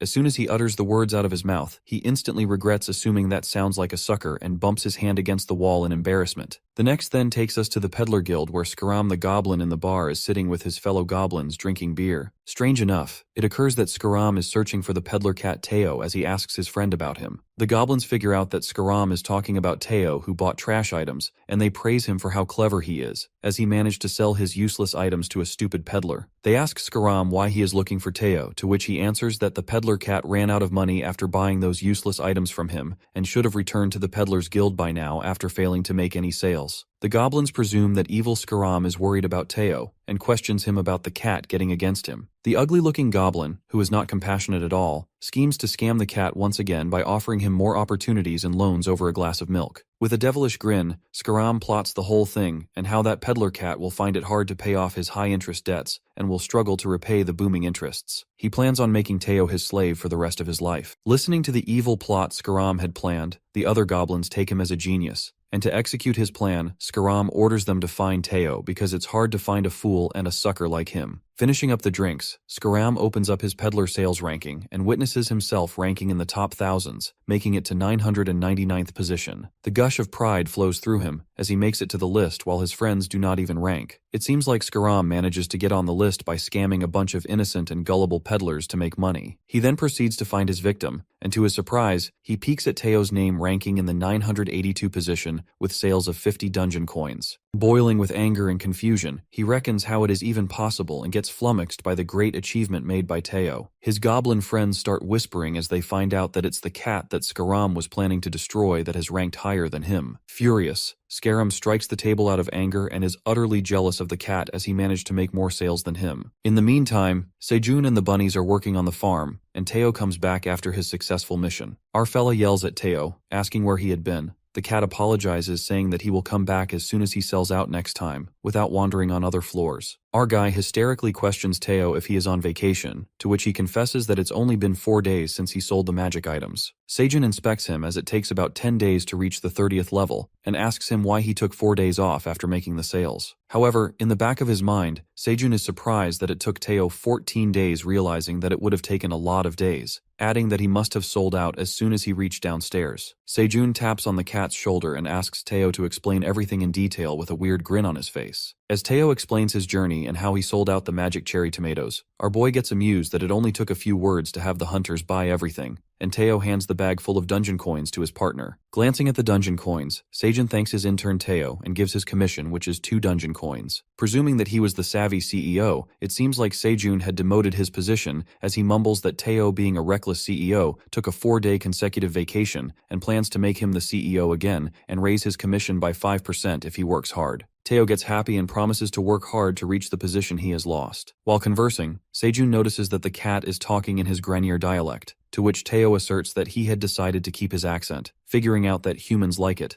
and it helps to grab their attention. After that, our fella gets enthusiastic knowing that now his name will be known to people in the dungeon. Listening to this, Teo gets jumbled and asks him what he's talking about. Sejun confides in him by saying that the feature window reveals the name of the person who grew the tomatoes, which means he will become well known among the people of the dungeon. Getting to know this new information, a wave of tension hits Teo, and he gets panicked after hearing about his thoughts of making his name in the dungeon. As it seems like Teo is in some kind of trouble, it is revealed to us that rookie peddlers have a special feature that enables them to hide the suppliers' names from the customers to prevent losing business and being a rookie merchant. It was mandatory was Teo to not disclose where the produce has come from. Similarly, while selling Sejun's magic cherry tomatoes, his name was blurred in the feature window, depicting that his name was hidden. The people who had bought his items couldn't get to know his name because of that feature. Choosing whether he should hide this piece of information from Sejun, he makes up his mind and decides to keep it a secret, manifesting that his partner would get angry after knowing the stark reality, and he can be demoted to become an intern again, or in the worst case, get fired. Struggling to hide the truth, anxious Teo implores for more cherry tomatoes and leaves for his next mission. But our boy insists on taking a few days off, as he also has to get paid for the week too.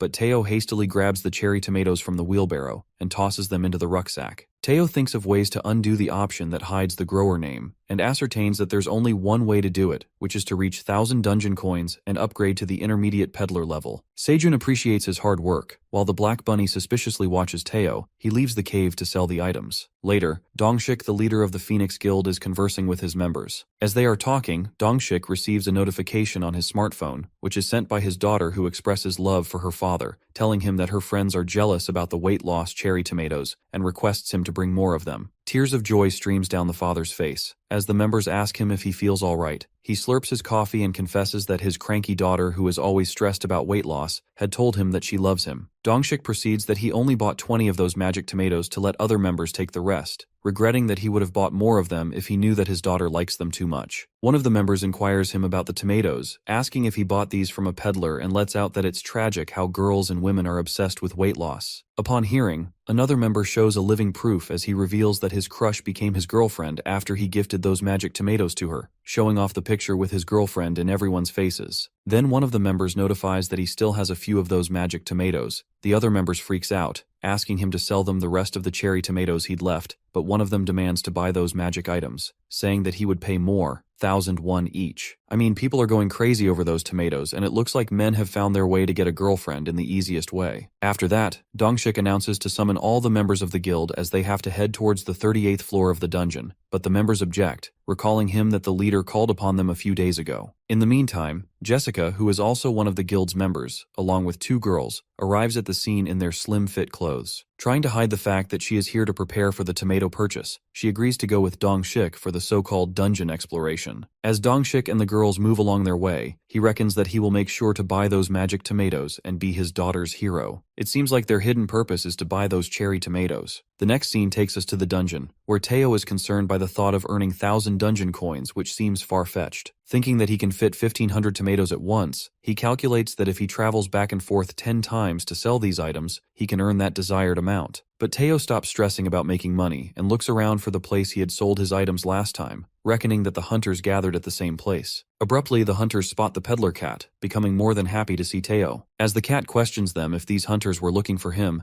the guild members speak up that they have been waiting for him for the past 3 days, unaware when he will come back. They ask him about the magic cherry tomatoes, and proud Teo ponders if they have been waiting for so long for the items. One of the members reminds Teo about the price that he had sold tomatoes earlier for 0.05 dungeon coins, but this time the cat comes to fetch the bigger amount and refuses to sell them at the same price as before, excitedly announcing that the prices have increased. Upon hearing, the members are thrown into a state of panic, protesting about the drastic increase in the prices of the magic cherry tomatoes. But Teo doesn't back down, and sets a new price for items, which is 0.07 dungeon coins. As soon as he erupts the words from his mouth, he speculates if the prices are too high. To his surprise, the hunters are convinced with the new price, asking for the magic tomatoes. An outrage between the members initiates as there's a sudden incline in demand for the magic tomatoes. Meanwhile, 2 of the members start whispering about the suspiciously low price of these magic items, and there's a high chance that they will never get to buy them again. The rising demand for the cherry tomatoes gets frantic, as people ask for 200 tomatoes at once, while another customer claims to buy 500 magic tomatoes in one go. Eventually, Teo again sells out all the 1,500 items he had brought with him, despite raising the price. After Teo gets sold out, Dongshik approaches him and asks the peddler cat about his next visit to this dungeon floor, informing that they will be waiting here again, to which the cat answers the hunter that he will be back in around 10 days. Thinking that the 10 days are accurate to give them enough time to wrap up a hunting tour and fix things up, Dongshik informs the cat they will come to buy tomatoes. The leader of the guild returns to the members and announces that they have to subjugate spiders as fast as possible and leave the towers by the end of the day. After that, Teo wonders that at this rate he can easily make 1,000 dungeon coins, and gets thrilled to become an intermediate peddler that will help him disclose the grower's name and become a CEO again. However, his moment of contemplation is interrupted by a group of girl hunters who approach Teo. They greet Teo by calling him a kitty, and notice that he looks similar to a cat they know. Rudely, the peddler makes it clear that his name is Teo, and the girl introducing herself as Suha apologies to him. Teo then asks her if his appearance reminds her of someone, and Suha agrees on that. But Teo informs her that she must have been mistaken because there's no other cat in the world as adorable as him, leaving the girl speechless. As the good-looking peddler gets back on his way, Suha stops him, taking something out of her handbag. It occurs to be cat treats that Suha offers to him, but he refuses to take them, uttering that he only likes grilled fish. But his decision changes in a second when Suha squeezes some of the liquid into Teo's mouth, and he's mesmerized. He gets hooked by the flavor, expressing that he has never tasted such a thing with rich flavors, the fishy, savory taste, and a texture that just melts in the mouth. Getting addicted to this new cat treat, he asks Suha to give more of them, but this time she requests something in return. She asks the cat to take a selfie with her, and he can get all the treats with different flavors. He agrees to take a selfie with Suha to get his hands on those delicious sticks as soon as possible. She takes a selfie with the adorable peddler cat, and gets his treats as promised. Teo then gets back on the way, munching on the treat. One of the guild members is shocked at Suha as she didn't expect her to bring treats to the tower. While Suha looks at her picture with Teo, she wishes to see him again and is certain to come back to meet him again. The next scene flashes us to the cave where the sun is always bright, and we see Black Bunny's bottom in the view as he swims in the pond water. The Black Bunny is on a swimming boot camp as he tries to swim hard in the water, while the grown-up white bunnies watch this exciting swimming show as Uncle Seijin gives Warrior Bunny some lessons, instructing him to straighten his arms, keep the green onion board in front of him, and growing his confidence by complimenting him. While teaching him how to swim, Seijin makes sure that he blocks the fish hole temporarily as he gets reminded of the incident that had happened with the Black Warrior Bunny that still frightens him. As our boy compliments the Black Bunny for his great improvements from last time, we get to know that earlier the Black Bunny carelessly dives into the pond not knowing how to swim, and Seijin catches the sight of the bunny floating on the water. He becomes panic-stricken while the whole bunny family gets traumatized witnessing the Black Bunny lying unconscious on the surface of the water as the piranhas make their way to chew him up as a fresh treat. Reminding this incident how the Black Bunny almost scared the hell out of him, the Warrior Bunny gets more confident in swimming, and so do the grown-up white farmer bunnies. As one of them settles on a waterboard holding a shovel as a pedal, and one of them calmly basks in the sun, enjoying the coolness of the pond water. After playing in the water, Seijun craves something sweet and pulls out a honey bottle from his bag. Peeking at the bottle, which now seems empty, he assumes that he must have finished the honey he collected last time. He stares up at the beehive and reckons that poisonous honeybees have been confined in that hive since she moved here, worrying if she is okay. Glancing at the beehive, Seijun and the Black Bunny notices something around it, and to their surprise it's a bunch of little honeybees swarming around the hive. It is revealed to us that they are baby poisonous honeybees. Alarmed by the sudden situation, our guy thinks of his little honeybee, clueless at what is happening in the cave. Nonetheless, he decides to greet the bees and takes a housewarming gift from his cherry tomato farm, picking up a flower to welcome them. Approaching the hive, our guy nervously welcomes the baby honeybees, calling upon his honeybee. However, the baby poisonous honeybee gets furious and starts buzzing loudly, chasing Seijun and the bunnies. Freaked out, our guy is flustered and thinks what is happening. He implores the baby bees to stop attacking them, shouting that they are not enemies. As the angry bees fly towards the bunnies to attack them, the Black Warrior Bunny with his hammer gets ready to strike at them, but gets halted by Seijun, who instructs him not to engage with them. The angry bees get out of control, nearly attacking Seijun and the bunnies when suddenly, a big beautiful honeybee appears out of the beehive, leaving everyone bewildered. Flustered, our boy encounters the honeybee, who is now a queen poisonous honeybee. As she comes closer along with the baby bees that surround her, Seijun and the Black Bunny are left in awe as they can't seem to believe their eyes. It is revealed to us that the poisonous honeybee is a carnivorous insect monster, hunting its prey with the venomous stinger. Meanwhile, Aileen the tower manager is reading out the dungeon administration book. She realizes that this manual book in the library does not mention such a thing about the bees. Believing that no one's in danger, she still keeps an eye on Seijun and the others who've encountered the queen bee from her the crystal magic ball and plans on discussing this matter with her dad later. In the cave, the queen poisonous honeybee and Seijun along with the bunnies confront each other, and our guy is baffled, staring at the big and beautiful queen bee, asking her if she's the same cute little honeybee from before. With their mouth wide open, our boy flatters the queen honeybee, saying that she looks different. It is narrated that the poisonous honeybee had been eating honey in Seijun's cave, which caused changes in her body. As the bee continues to suck the honey from the flowers, she begins to release intense pheromones, putting on fat each day. When the bee had begun to be cautious of her, she figured out the reason. It comes about that she was capable of reproduction, and so she decides to leave the beehive in the forest and builds her beehive in Seijun's cave where she felt the safest. After days of suffering from intense pain and with her changes in body state, the bee transforms into a queen poisonous honeybee. Believing that it's the poisonous queen honeybee, our guy congratulates her on becoming a queen bee. Despite thinking that it's an awkward time, he proceeds to give her the housewarming gift. Feeling overwhelmed, the queen bee hugs Seijun out of sheer joy. Clamping into a tight hug, the baby bees join her and cling onto our boy, pouring himself into the cuddles of cute honeybees. The friendly baby honeybees become playful with the bunnies as they now seem to be together. After a few days, our fella who seems deep asleep, but his moment of solace is short-lived when the bunny gang shakes him to the core, waking him up in a hurry. Blabbering, our boy hopes to get some sound sleep before the blue moon rises again. The bunnies walk him to the farm, and our dude who is half asleep gets dragged by them as they try to show him something. To his surprise, he notices a carrot with a blue moon energy had grown before time.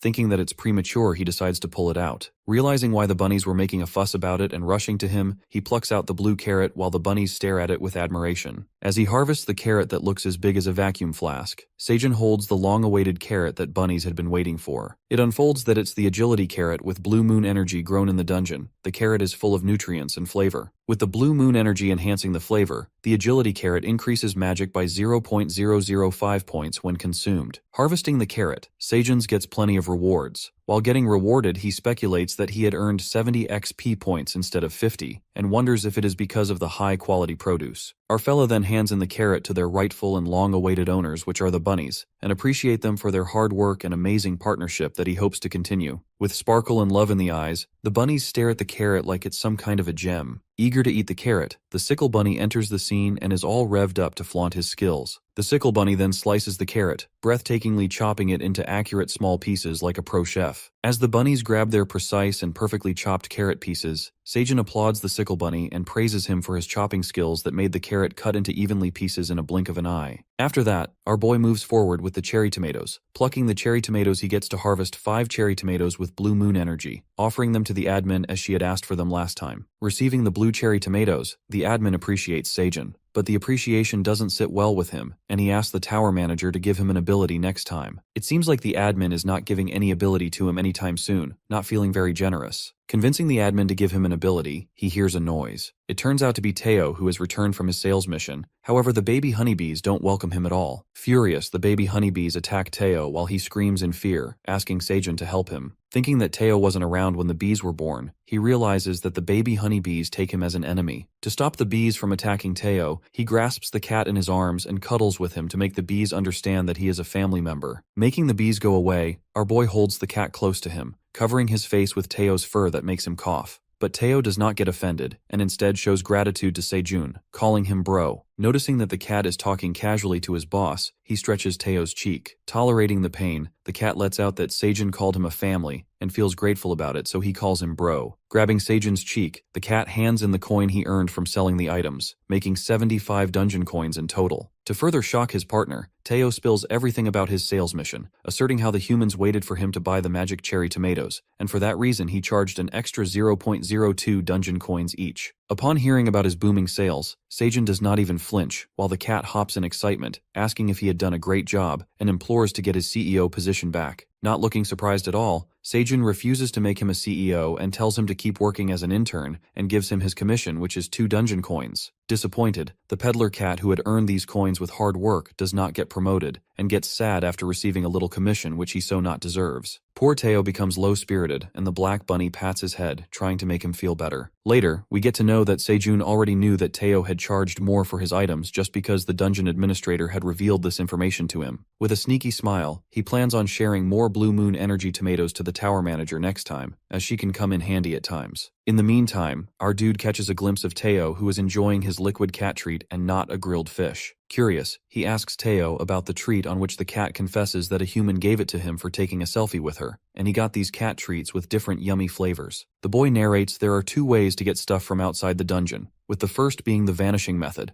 A person can bring whatever is in his hands to the dungeon, just like he did when got sucked into the wormhole with a bag of veggies. Normally getting summoned to the first floor after getting into the dungeon, the people can trade their belongings with items to climb the tower. The second way to get stuff from outside the dungeon is to have awakened hunters bring items upon their return to the tower. They can only bring a couple of pounds worth stuff, but they can take an unlimited quantity of items outside the dungeon. Most hunters bring hunter smartphones, which are solar powered, as the sun never sets in the dungeon, making it accessible to communicate on short distances. Hunter food like fried kimchi, snacks, and Hunter Square, which is a dungeon-only cigarette designed for smokers. Seijun stumbles on the thought that there's a hunter who brings in something trivial, such as a cat treat. While he's lost in that thought, an idea flickers in his mind, and it looks like our ingenious main character has come up with another business plan with Teo. Thinking that he's a genius, Seijun comes up with another idea that includes his so-called partner Teo, who works more like a slave for him. Freaked out by his sneaky grin, Teo offers him a cat treat. However, our guy makes a bold move and confiscates all his cat treats that Teo got from the human. Snatching the cat's treats, Teo shows his true cat power and clings on his shirt to get his treats back. Teo tries to reason with him and yells that he earned these treats by taking a selfie with a human. Meanwhile, Seijun discloses the reason for confiscating his treats, uttering that Teo had earned these treats from a transaction, and according to him it's a clear violation of their contract as Clause 4 states that Party B, who is Teo, shall not attain additional clients without Seijun's permission, who seems to be Party A. Teo realizes that his partner is speaking the truth, which puts him into trouble as the innocent peddler had no idea about this. However, our guy overlooks Teo's mistake, comforting him not to be sad, and cheers him on by calling him the CEO. Realizing that Teo has become a CEO again, our guy lets out that this promotion is only for an hour, but he will think about extending it if he does a great job. He then grabs Teo and settles him on his lap, while the bunnies serve the two partners, bringing fishes to cook in the campfire. Our guy coddles the CEO, giving him the boss treatment, and our boy offers him a treat,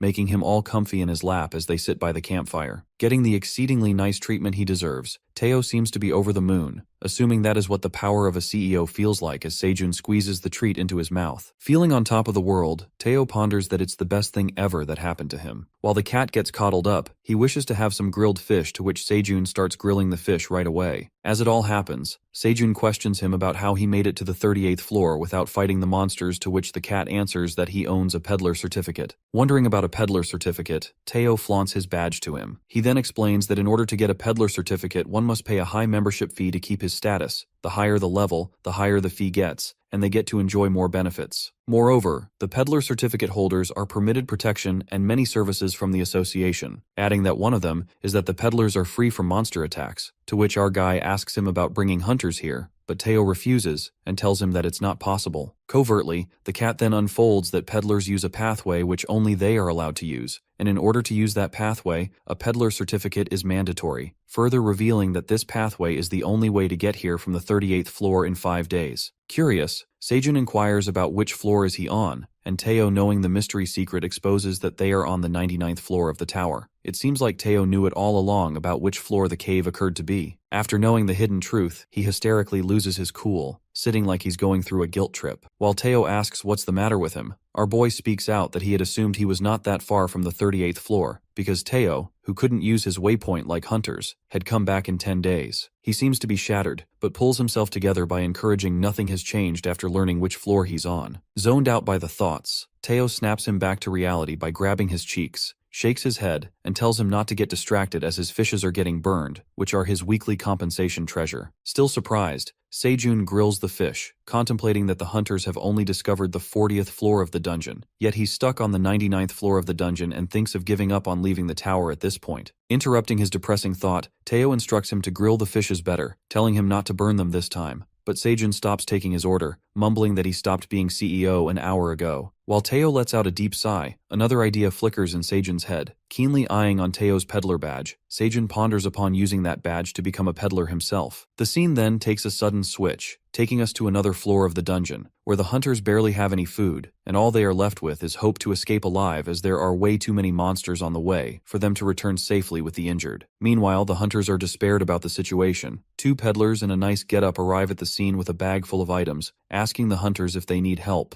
The two of them turn out to be famous peddlers in the dungeon, named Seijun Park and his friend Teo, the yellow cat, as the hunters recognize them right away, believing that these two really find lost hunters in the tower. With a bag of food items such as sweet potatoes, cherry tomatoes, and green onions, they sell the items to the hunters as they earn plenty of dungeon coins. However, this whole scenario turns out to be Seijun's pretentious thought, and it seems like the poor guy doesn't even know that his name as a grower cannot be revealed to the hunters or any other person who buys his items. Seijun clenches his fist, getting all fired up by his far-fetched thoughts, and calls upon Teo to ask him if he can become a peddler too. But the fire of hope in Seijun's belly gets subdues when Teo bombards him with another secret that people who belong from outside the dungeon can never become peddlers, but those born in the dungeon like Teo himself can become peddlers, giving scornful laugh at him for not knowing this information. Poor guy lets his guard down again, melting into a breakdown. To tease him, Teo tells him not to be jealous of him because he can never become a peddler. Suddenly, Seijun starts shaking as the anger inside him boils up. He grabs his hair in frustration and begins shouting like a madman, cursing the dungeon for doing that to him. While bunnies are working on the farm, they hear him screaming frantically as he goes through an emotional breakdown. His scream echoes in the dungeon, as the admin, who seems to enjoy her tomato skewers, stops for a second, speculating if she had heard a noise. Finally, he stops being an anxious wreck and calms his nerves down while all the bunnies and bees unearthly stare at him, and poor Teo, who creeps out from his frantic voice, jumps over Black Bunny's head. Our fella, who has been through a lot, gives it a deep thought and reckons nothing will change as he chose this path for himself for raiding into the tower. Uninvited and lashing out won't help him correct his mistakes. He accepts his fate and decides to spend his rest of life in the dungeon. The next scene flashes to the office where a man sitting in his chair inquires about the magic cherry tomatoes in his plate that are getting popular among the hunters, to which a woman sitting on the sofa agrees to him. She asserts that her brother is a member of a Phoenix Guild member and bought these tomatoes from a peddler he ran into in the dungeon. It is revealed that the man in the office is Michael McLaren, who is a vice president of Gagel, which is a food company. On the other hand, the woman named Jenny is the CEO of Ister Pharmaceutical Company. Jenny cuts to the chase and reminds him that he can see the item's status window while she cannot, on which he opens the status window in front of him, concluding that these are magic cherry tomatoes. President McLaren asks her where is getting all this and what she wants to do with these random tomatoes. Telling that his foresight has gotten better, she confirms that Gagel may no longer claim 39% of the world food market at this rate. Testing his patience, Michael threatens her as she seems to get on his rough side, but everything becomes apparent when the CEO flicks her fingers and a screen appears in front of them, demonstrating all the features and the benefits of those magic cherry tomatoes. The vice president peeks at the screen with astonishment as Jenny further proceeds and lets out that the president failed to extract the nutrients from the dungeon soil, and with a quick research she yielded a great data output. Furious, Michael McLaren utters what is the point of showing this to him, when she could easily control the market.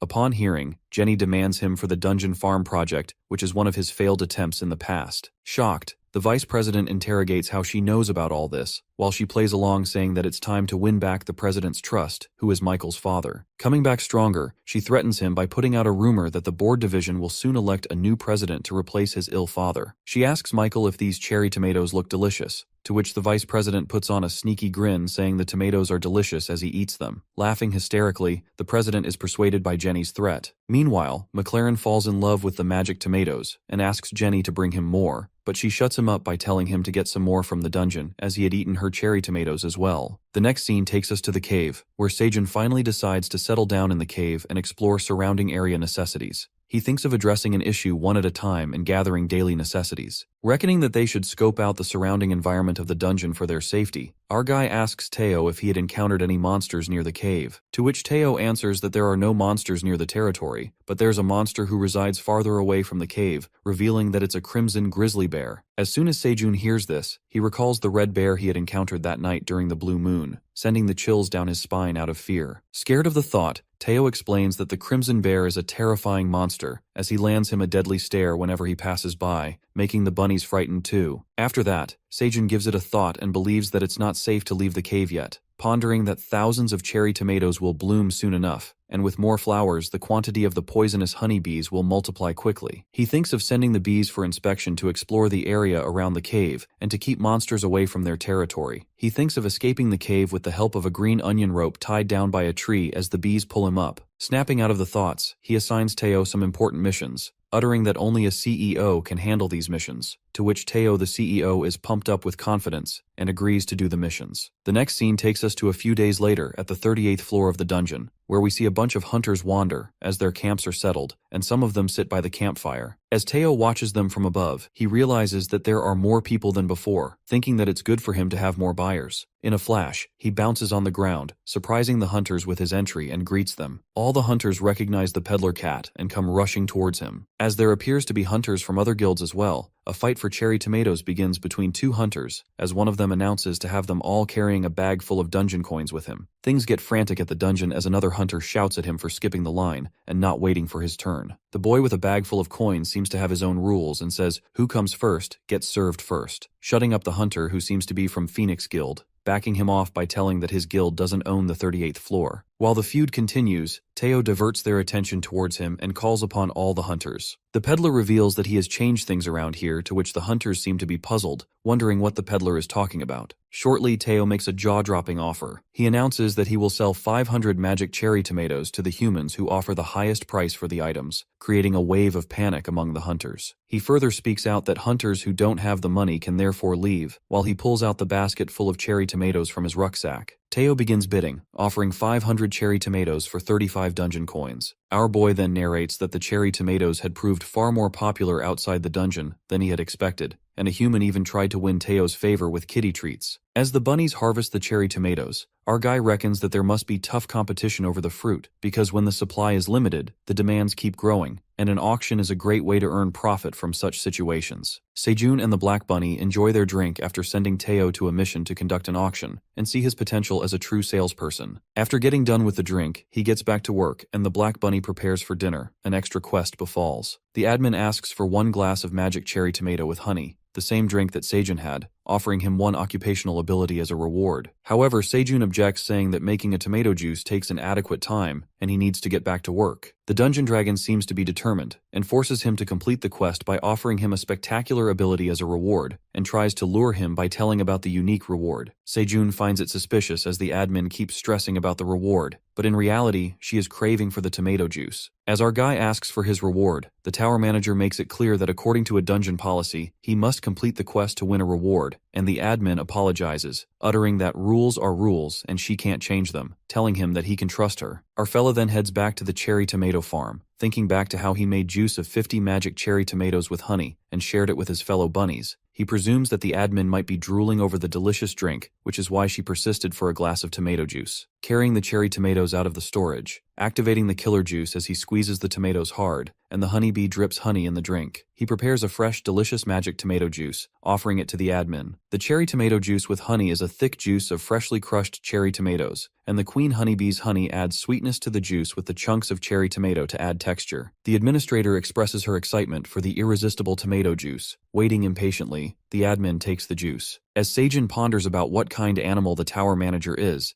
Aileen sips on the delicious tomato juice, swooning over the sweet and tangy flavor and gushes at how delicious the taste is. Our guy is relieved as she loves the taste. Then he opens the reward and earns a special occupational ability, which is beekeeping. Surprised, Sejun gasps and reads the status window to know more about the ability. As all the points fall in his favor, it takes away his worry as he thought the bees might not stay with him when he leaves the cave. The admin indirectly helps him, and Sejun shows gratitude to the admin for her generous gift. The black dragon peeks at him through the magic ball, leaving her flattered. Aileen seems to ask to get her another cherry tomato juice with honey, but gets interrupted by Sejun's questions as he asks the admin if she's a pig with wings. Pissing her off by such mean remarks, Aileen gives him a dead glare through the magic ball, getting mad at him by calling him stupid and idiot, and she tells her to get lost. Poor Sejun, who has no idea why she's angry at him. He's left puzzled while the admin furiously signs off. The next scene takes us back to the 38th floor of the dungeon, where the peddler cat announces an auction of 1,500 cherry tomatoes, flustering the hunters. Meanwhile, Dongshik, standing at the back, gets panicked, reckoning that if he doesn't win those cherry tomatoes, his daughter will be disappointed in him, and quickly raises his hand, offering 41 dungeon coins for the 500 cherry tomatoes. Determined, Dongshik implores one of his team members to secure the tomatoes at any cost, and they will figure out the money between them later. However, this cutthroat competition doesn't end here when a hunter who seems to be from another guild offers 45 dungeon coins, and the people keep bidding higher and higher, raising the prices to 60 dungeon coins. Worried, Dongshik asks his team member to collect more money, but she also doesn't have much money with her, as she decided to buy some of the tomatoes as a gift. Meanwhile, the auction continues when a man in a suit shows up at the scene, leaving everyone speechless as he offers 100 dungeon coins for 500 magic tomatoes without flinching. It appears to be the Vice President Michael McLaren, who had come all the way to buy those cherry tomatoes. It seems like Teo had got his highest bid price as he asks everyone else to come forward and bid higher, but eventually no one could offer more than they had, so Teo closes the deal at 100 dungeon coins. Abruptly, the attention diverts from tomatoes to the man in the suit as the hunters start gossiping about him, conceding that it's Michael McLaren, also known as the Prince of Hunters, while Dongshik peeks at him, wondering what he's doing here. While all this happens, Dongshik catches a glimpse of Chris, and asks why he is here when he was not assigned on duty for this subjugation. Greeting Dongshik, Chris reveals that her sister had asked to take her to the peddler cat. Knowing that Chris's sister is a CEO of a big company, Dongshik wonders how the word about the cherry tomatoes had spread so quickly, and makes up his mind to win this time as there are 2 auctions left. The second round auction begins, and Teo delightfully holds the cherry tomatoes basket.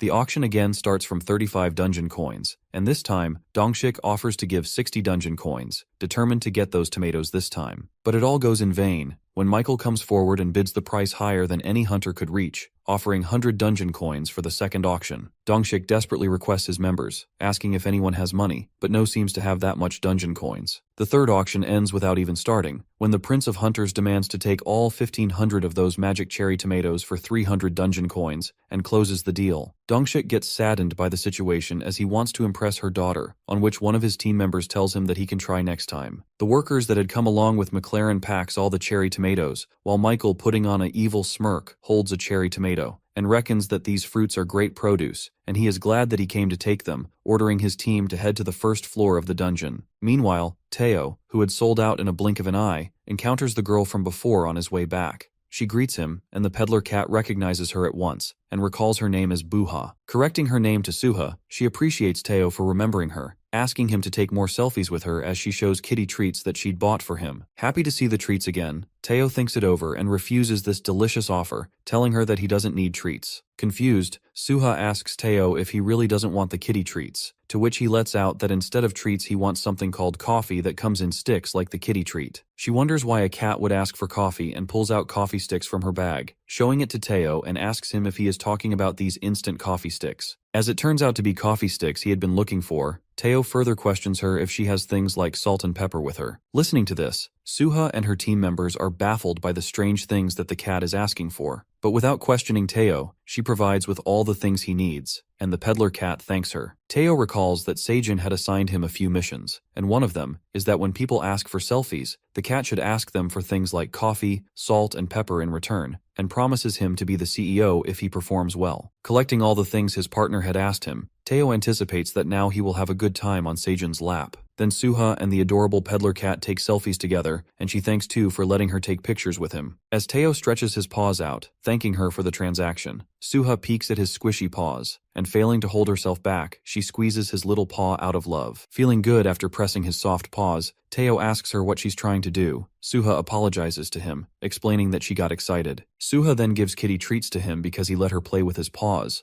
asserting that it was satisfying. Upon hearing, Teo questions her if humans feels better by touching their paws. She answers him back, telling that humans feel prerogative of the fact they can touch soft and cute paws like his, while in the back of her mind she speculates that cats normally don't like when people touch their paws. Listening to Suha stating some facts about his paws, the cute peddler cat watches his paw, thinking to himself that he has lucky paws. After that, the other girls who came with Suha asks Teo for a selfie, uttering that they also gave him what he asked for, on which Teo happily agrees, and takes pictures with them. Getting done with the selfies, the adorable-looking cat stretches out his paw so that the girls can touch them as well, and asks for compensation in return. The ingenious Teo takes all the stuff given by girls for taking selfies with them, and letting them touch his soft paws, while the girl wonders how adorable he is, and decides to bring kitty treats next time. Having a lucky day, Teo ponders that he will certainly become CEO for a whole day, and gets back on his way to carry out other missions assigned by his boss Seijun. Meanwhile, Suha is posting her selfie with the peddler cat. Teo sneaks up on her from behind, leaving her startled. Thinking that he had left, Teo interrogates her if she belongs from a place known as the Republic of Korea. Agreeing with this statement, she asks him how he knows about it. Revealing that she smells familiar, Teo requests Suha to help her with something. The next scene flips to the cave, where we see the bees are swarming in the cherry tomato garden, sucking honey from the flowers. The bees drip the honey to store it in a bottle, while Seijun keeps earning rewards for his beekeeping ability, appreciating the bees for doing a great job. While looking at the beehive, he ponders that he leveled up in beekeeping because of the stable increase of honeybee population, and points out that he hasn't seen queen bee in a while, wondering if she's reproducing. Peeking at the ability status, it is known to us that Seijun can now own 2 beehives, and this way he can split the hive and own both of them. As the honey bottle seems full, Seijun wishes to have containers to store honey and proceeds to harvest the grown carrots. Calling upon the bunnies, our guy pulls out the carrot, which seems big and tasty, gaining plenty of rewards for harvesting the agility carrot. It is revealed to us that a few days after plucking out the blue moon carrot, they got to harvest the regular carrots too. Holding the carrot in his hand, all the bunnies get mesmerized at the sight of shiny harvested carrots. Our guy distributes the carrots among all the bunnies, who are overjoyed by their favorite food, and our boy also seems happy as he thinks that growing carrots has given them more variety of food to enjoy in the cave. Bowing down with carrots in their hands, the bunnies show their gratitude towards Seijun. Harvesting an agility carrot, a feature window comes up which reveals that the agility carrots grown in the dungeon are full of nutrients and flavor. Upon consuming, they each dissolve 10 grams of body fat,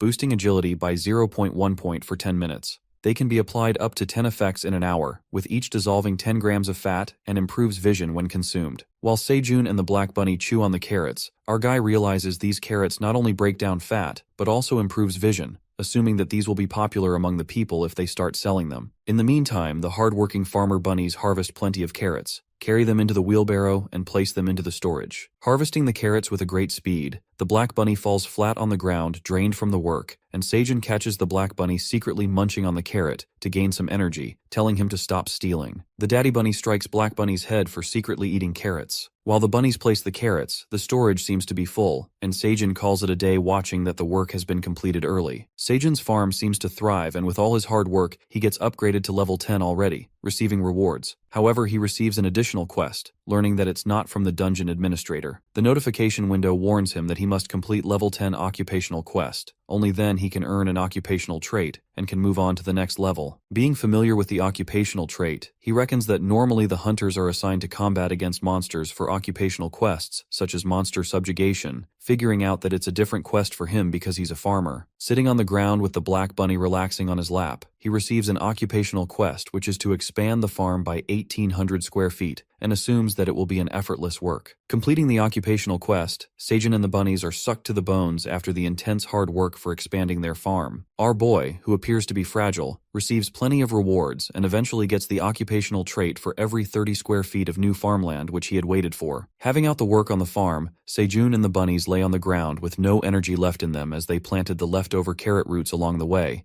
and the only issue is that now they have been exposed to farmland, which means more land, more work. Terrified by the thought, our fella gets up and instructs the bunnies to sleep and finish the work tomorrow. The bunnies return to their home, and Sejun, carrying his blanket, goes to sleep after a hell long of a tiring day. While the grown-up bunnies approach their house, the parents shut the door on their faces, leaving them outside. Watching this, Sejun assumes that now the young bunnies have grown up, so they need their own places now. But in the meantime, he offers them to crash at his place for tonight, as it's too late to dig the soil and build their places. While the grown-up bunnies scatter all over Sejun's bed, he feels nice and warm as the bunnies sleep with him. The next scene takes us to Dongshik, who couldn't buy any tomatoes for her daughter, and reckons what she would think of him. Meanwhile, he is lost in thought. Suha, along with Teo the peddler cat, approaches him. Asking what the peddler cat is doing here, Teo stretches out his paw and offers Dongshik to make a deal with him. This is not any ordinary deal but a greatly beneficial offer that the peddler offers Dongshik. He hands out a contract to Dongshik and explains that he have to give 50 million won to Sejun's Park family, who lives in Suseo District, Bucheon. Also let them know that he is doing well, informing him that his will be 50 dungeon coins and 200 magic cherry tomatoes. Witnessing the cherry tomatoes, tears of joy start falling from his eyes as Dongshik feels on top of the world, thinking that now he can be the best dad ever. However, he interrogates Teo about Sejun Park, asking if he's a hunter who can't leave the dungeon. Upon hearing, Teo gets reminded that Sejun had strictly told him not to expose that he lives on the 99th floor of the dungeon. Teo then answers him back, revealing that Sejun saved his life on the 40th floor of the dungeon, and to repay his kindness, he is doing a favor for him. Shocked, Dongshik speculates, saying that he didn't know that there's a hunter on the 40th floor, asking if he found the tomatoes as an item, but Teo refuses to tell them,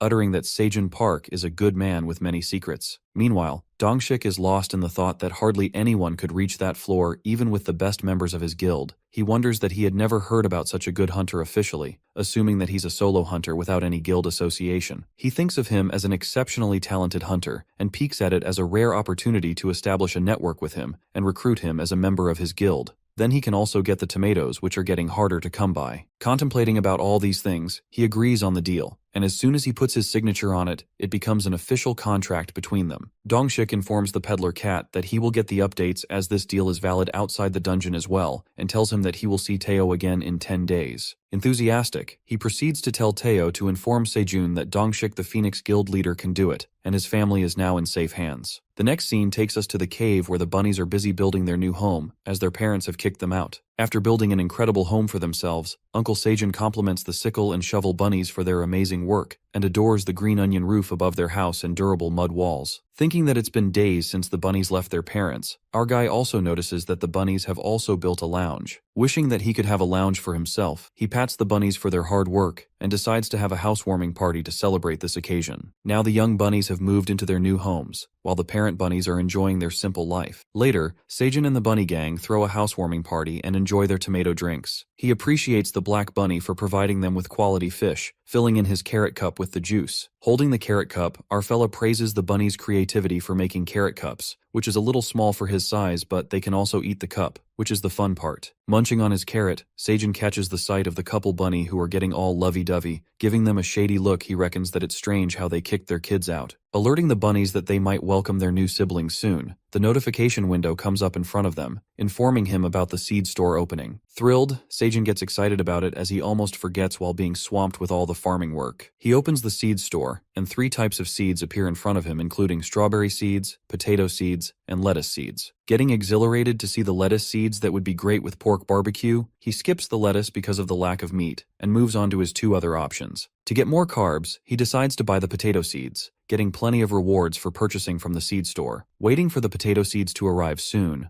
a sack of potato seeds falls over him from above. He nearly escapes the deadly attack from the potato sack, scaring the hell out of the bunnies as they come crashing on the ground. After that, he looks over the potatoes and gets excited about planting and harvesting them sooner. Our boy thinks of all the possible dishes he can make with the potatoes, thinking of steamed potatoes and potato pancakes that already makes him drool over them. Energetic, our guy excitedly announces to take a break, and they will start planting potatoes from the next day. During all this, Seijin thinks of Teo, presuming that he's correctly carrying out all the missions assigned to him, hoping for the best. The scene then flashes to the middleman zone, which seems to be a bustling market for peddlers. In the stampede, we find Teo buying all the basic stuff like blankets, pillows, spoons, and a frying pan for the cave, asking the vendor fox for the prices. The fox tells him the total for all these items to be 1.6 dungeon coins, which does not sit well with Teo, so he bargains with the shopkeeper to lower the prices, and the fox agrees on lowering it to 1.5 dungeon coins as a welcome offer. But the peddler cat refuses and asks him to lower the price even more, to which the fox lets out that he also needs to make his margin for living. Confidently, Teo walks away without buying any of the stuff, leaving the fox stunned. The shopkeeper gets shocked at this bold move and asks Teo if he was going to leave just like that. The peddler cat expresses that the fox didn't give him a competitive offer, to which the shopkeeper agrees to settle on 1.3 dungeon coins. Finalizing the price as 1.2 coins, Teo scampers after buying all the stuff, leaving the fox to reckon who thought he was a rookie peddler, but turned out to be a clever haggler. However, the fox notices something on the box, and it seems like Teo had left something behind that belongs to him. Running out of breath, Teo stops at a place and appreciates himself for haggling without getting sacked, with happiness gushing through his body. He then recalls how Seijun taught him all the classic tips and tricks for haggling without getting ripped off that worked perfectly for him, assuming that he exactly needs to do what was taught to him. While walking with confidence as now he had become an expert haggler cat, he witnesses Skaram the evil goblin scamming another peddler. The goblin seems to offer a special gift to the fox peddler, repeating the exact same words he had said to Teo about being a mentor merchant supporting his junior merchant, and sells her the exact same trash items he had sold to Teo that were from outside the tower. Catching the sight of the evil goblin, Teo freaks out after seeing his long-lost enemy who had scammed him and made him run out of money. He calls out Skaram, catching him off guard, and the goblin seems to recognize Teo in a second. Calling him his friend, Skaram puts his hands around Teo's shoulder and asks him if he sold out the items he had given him at a low price, because he felt bad for the cat. Upon hearing this bullshit, Teo furiously jerks his hand away, making it clear that he's not his friend. To help the fox peddler from falling into Skaram's trap, Teo reveals everything about him, about how he scammed him, exposing the truth about the container that the fox peddler is holding, revealing that it is not a magic preservation flask, but all it does is insulate the liquid to prevent heat transfer until it delays the cooldown. Skaram is left flummoxed by all this and reckons how to get to know all this information about the items, and tries to reassure him that Teo has been mistaken. But Teo, who couldn't take his shit anymore, calls over the security and screams that this evil goblin is scamming people. In the meantime, Skaram gets panicked and hastily escapes from there, warning Teo that he will not get away with all this. The peddler cat then requests the rookie merchant to be cautious of such scumbags like Skaram who scam rookie merchants. The fox peddler appreciates his kindness and asks for his name, to which he introduces himself. As Teo gets back on his way, the rookie fox peddler gives him a spooky stare as she is hiding herself in a blue cape. Suspending the mission, the fox calls out her team members as they make an action-packed entry, gathering around her. The dogs in a cape and police hats appear before her, and she interrogates them about the recent incident that had happened, asserting that she had asked them to take care of anybody who intervenes. The dog agents reveal that they were inspecting the 100-meter radius, and this peddler cat appeared out of nowhere, apologizing for their mistake. It is revealed to us that the fox who had been disguised as a peddler is Agent Jarrus from the Secret Investigation Bureau of the Peddlers Association. Agent Jarrus scolds her agent for this invalid excuse, unfolding that their team has been planning to arrest Skaram for months now, and all their work might go down in vain. As they return to the Bureau headquarters, she orders the agents to write a 100-page after-action review report to reflect on the mistake they have made today. It is known to us that the Peddlers Association Department had received numerous reports about the unethical behavior of the merchants. Agent Jarrus reckons that they have been tracking Scarum for months and had been waiting for the right timing because they cannot arrest without proof of how he sourced the illegal items into the tower and then ripped off peddlers into buying them, disguising themselves as peddlers to cross paths with Scarum one day, and they finally confront him when a peddler cat gets in the way, turning their plan into a failure. Then Secret Agent Jarrus thinks of changing the plan and ponders about Teo, who didn't seem to be on good terms with the goblin Scarum,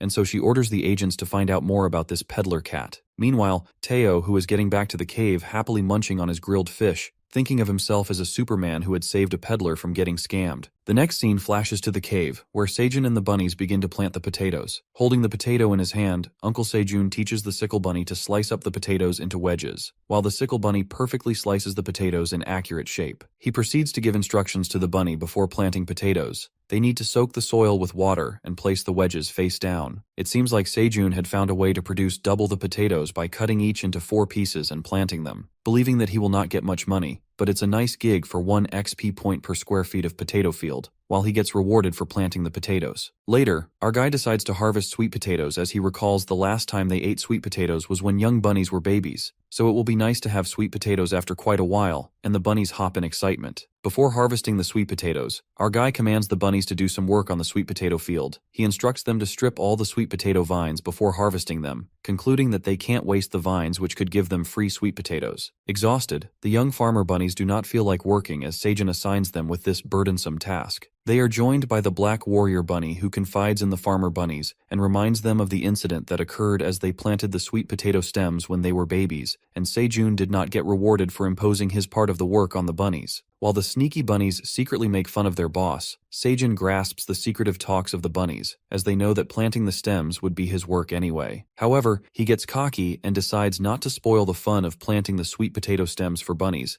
adding that farming is all about timing. The poor bunnies are then assigned to plant the stems, and they start working on the sweet potato field, keeping their shoulders to the wheel. While the sickle bunny and the mommy bunny cut off vines, the wagon bunny carries all the stems in his wagon, the Black Warrior Bunny helps them collect the stems, and the other farmer bunnies work on planting the sweet potato. Working tirelessly on the field, they create 45 square feet of a sweet potato field, and the farmer gang views the sight of their hard work proudly. After that, Seijun receives all the rewards and has leveled up, thinking that he will get full XP for making the farmland. Promptly, the bunnies begin to dance in joy, shaking their booties, and twirling around Seijun's while they sing along, bouncing in happiness. Confused, Seijun gets startled by the sudden dancing play, and the admin tells him that the bunnies are cheering him with a dance, wishing for a plentiful sweet potato harvest, and the dungeon admin herself joins the bunnies, chanting for roasting sweet potatoes. As the bunnies continue to cheer him on, our boy harvests the sweet potatoes. Digging up the soil, something shiny flashes through the hole, and a blinding ray of light beams through the soil. Harvesting that shiny sweet potato, it turns out to be a solar sweet potato as the status window pops up front. The solar sweet potatoes are sun-drenched at the highest point of the tower, and these sweet potatoes are full of solar energy. They each reduce hundreds of grams of body fat and make the body immune to colds for 20 hours when consumed. It is revealed that Seijun had made an accomplishment by breeding a new crop variety in the dungeon, and is jolted by this amazing news. The next scene takes us to the real world, where Dongshik comes out of his car with a box in his hand, assuming that it must be where Seijun's family resides. Later in the cave, Seijun and the bunnies stare at the solar sweet potato with astonishment. Freaking out, our guy receives plentiful rewards for harvesting the solar sweet potato, and for breeding a new crop in the dungeon. The admin acknowledges his ownership over the sales of the new crop variety, and concludes that no one will be allowed to grow these solar sweet potatoes without Seijun's permission. Exhilarated by the incredible deal, his work on the farm gets acknowledged by the admin, and he contemplates that he's the only person in the dungeon to breed the solar sweet potato variety, and concludes that others can only harvest and sell these, but they can't grow this solar sweet potato. After that, Seijun plants the solar sweet potato again under the soil. Wondering how the new variety tastes, he decides to grow it first and comes back to harvesting the sweet potato. Harvesting the regular sweet potatoes, the wagon bunny carries the sweet potato in the wheelbarrow, as the black bunny assists him in gathering all the harvested sweet potatoes.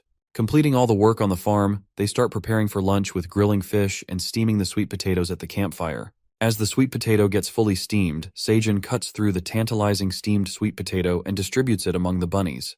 The bunnies delightfully munch on the sweet potatoes cooked to perfection, fascinated by the scrumptious sweet potato.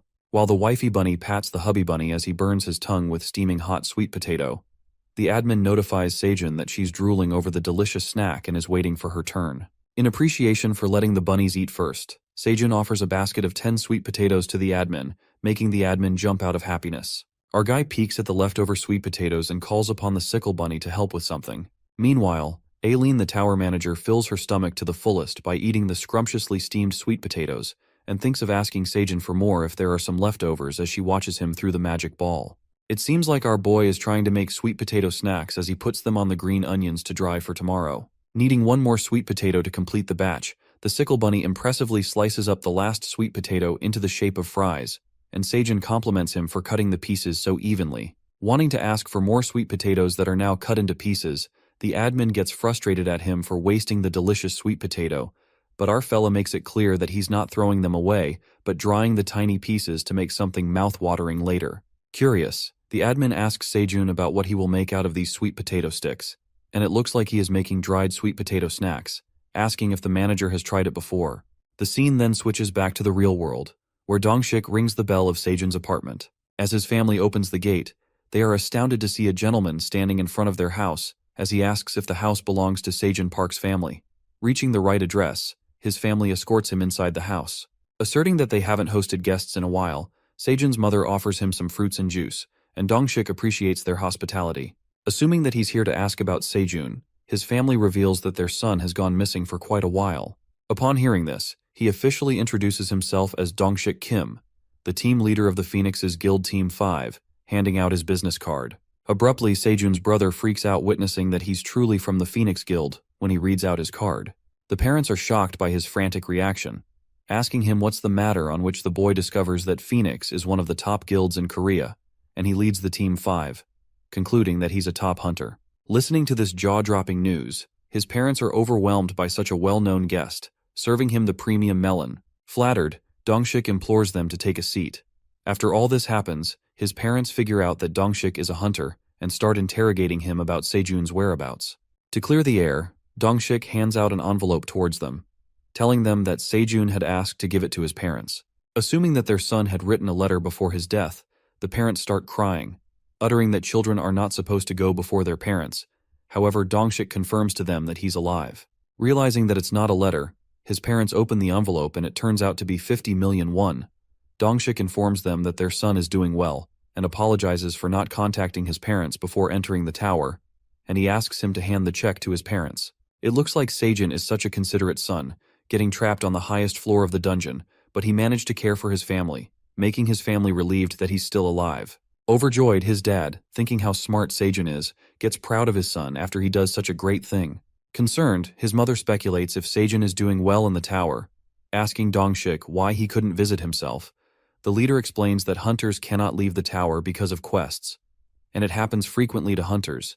He further assures her not to worry about her son. Dongshik then greets his brother Sedol and interrogates him about his parents mentioning that Seijun had gone missing, and asks if any of his family knew about him entering the tower. But Sedol refuses and lets out that they could not get in touch with him for the past 5 months. After that, they even contacted the Korea Awakened Association, and they informed Seijun's family that he was not on their list. Sedol asks him if people use nicknames to enter the dungeon, to which Dongshik agrees that some people do, and assures him that it could be a minor error, adding that he will ask the association about it after returning to the guild. While his family ecstatically peeks at the cashier's check, Dongshik reckons that Seijun entered the tower without registering his name in the association.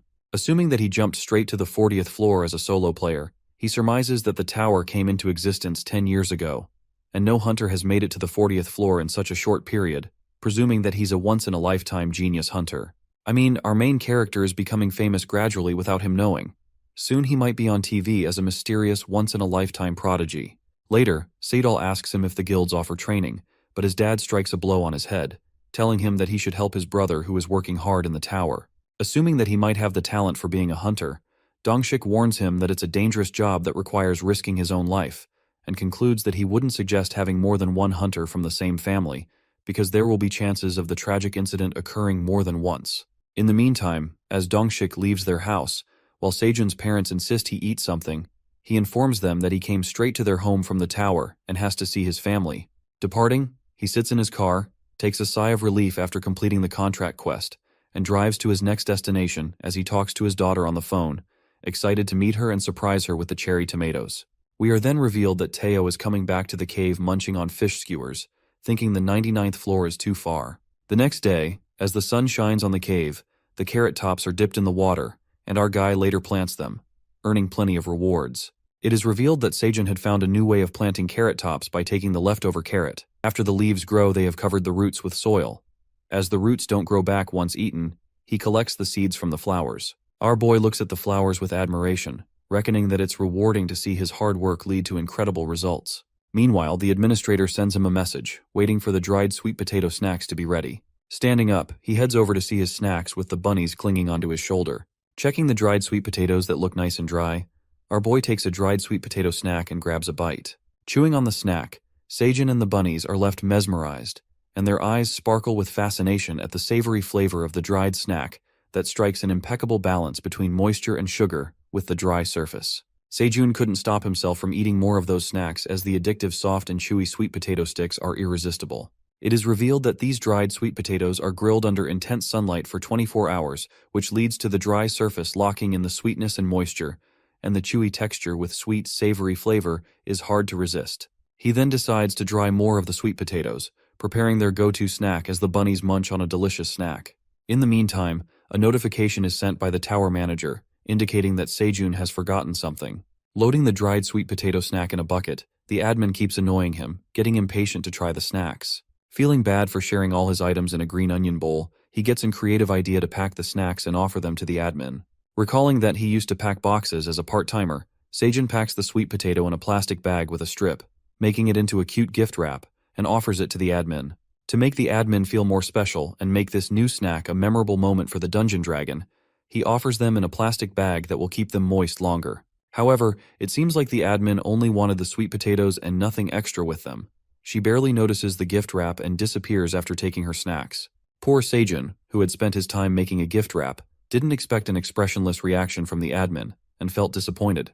The scene shifts to the tower manager, who is extremely hooked by the adorable sweet potato gift, thinking how she can eat such a sweet gift. It seems like her reaction was more than expected, as she was filled with admiration after receiving the heartfelt gift sent by Seijun to make her feel special. In the cave, Uncle Seijun along with all the young bunnies are having the time of their lives as they chew on the delicious dried sweet potato snack, speculating that they might end up finishing all the 40 sweet potatoes as the day comes to an end. Enjoying their snack, the queen bee joins them and gives Seijun a cornflower pollen ball in his hand. Getting unmindful of the corn seeds, he then heads towards the field where he had planted all the corn seeds, witnessing that they have grown into big corn stalks. He takes a guess about the queen honeybee collecting the corn pollen because the corn doesn't produce honey, while the baby bees inspect the cornflower field. Our boy then decides to try that pollen ball the honeybee had handed him, mentioning that people eat them as health supplements, and tosses the ball into his mouth. Seijun is delighted by the mixed flavor of the corn ball that nearly tastes like cotton candy, giving a slightly bitter and rich sweet flavor, and seems to love the corn ball while thanking the queen bee. Watching his cheerful reaction, the queen honeybee calls upon the baby bees who are working on the cornfield. The baby bees start dropping plenty of the collected cornball pollens into Seijun's hand. In the meantime, Teo seems to get back from his long journey, leaping into the cave. Unpleasantly surprised by the sight of the queen bee, Teo gets scared by the bee and starts growling at her. Seijun makes him sure that she's on their side, and Teo sniffs the queen bee to make himself convinced. However, the poor cat starts sneezing and cleans his nose with Seijun's shirt, muttering that he hates pollen. Feeling disgusted by Teo as cleans his nose with his shirt, he gets worried about getting his shirt dirty, the only one he owns. Interrogating him about the mission, Teo delightfully mentions that he has completed every single mission he had assigned to him, and also sold out on the items. Confirming if his family knows how he is doing, Teo peeks up at the contract quest window, which is completed, asserting that the task has been completed. As he reckons if his parents must have received news of his well-being and the cashier's check of 50 million won, Teo convinces him that the dungeon contracts are reliable, affirming that he will go down to the dungeon floors to confirm everything is in order, and Seijun appreciates his efforts. Feeling guilty for not talking to his parents and his brother Sadal before coming to the dungeon, Seijun reckons that his family must have been worried about him. Mentioning how his family would react after learning about him working as a dungeon farmer alongside fellow bunnies, he wonders how his family would react if he told them about his farming life in the dungeon. Guessing that his brother Sadal would make fun of him because he loves teasing, while his dad, with an innate talent for growing plants, he assumes that his dad would lecture him about fertilizing and stuff related to plants. Thinking about his family's reactions, he realizes that his talent for farming must have come from his dad. As he starts getting emotional, he gets reminded of his mother's favorite kimchi stew, concluding that he misses his family as he stares up at the cloudy sky from the cave. Imagining all the heart-rending moments with his family, our fella gets a little sentimental. However, his sad hour is interrupted by the black bunny who taps on his feet. It seems like the bunnies and bees have figured out that Sejun is going through a sad moment, as they all gather around him to make him feel better.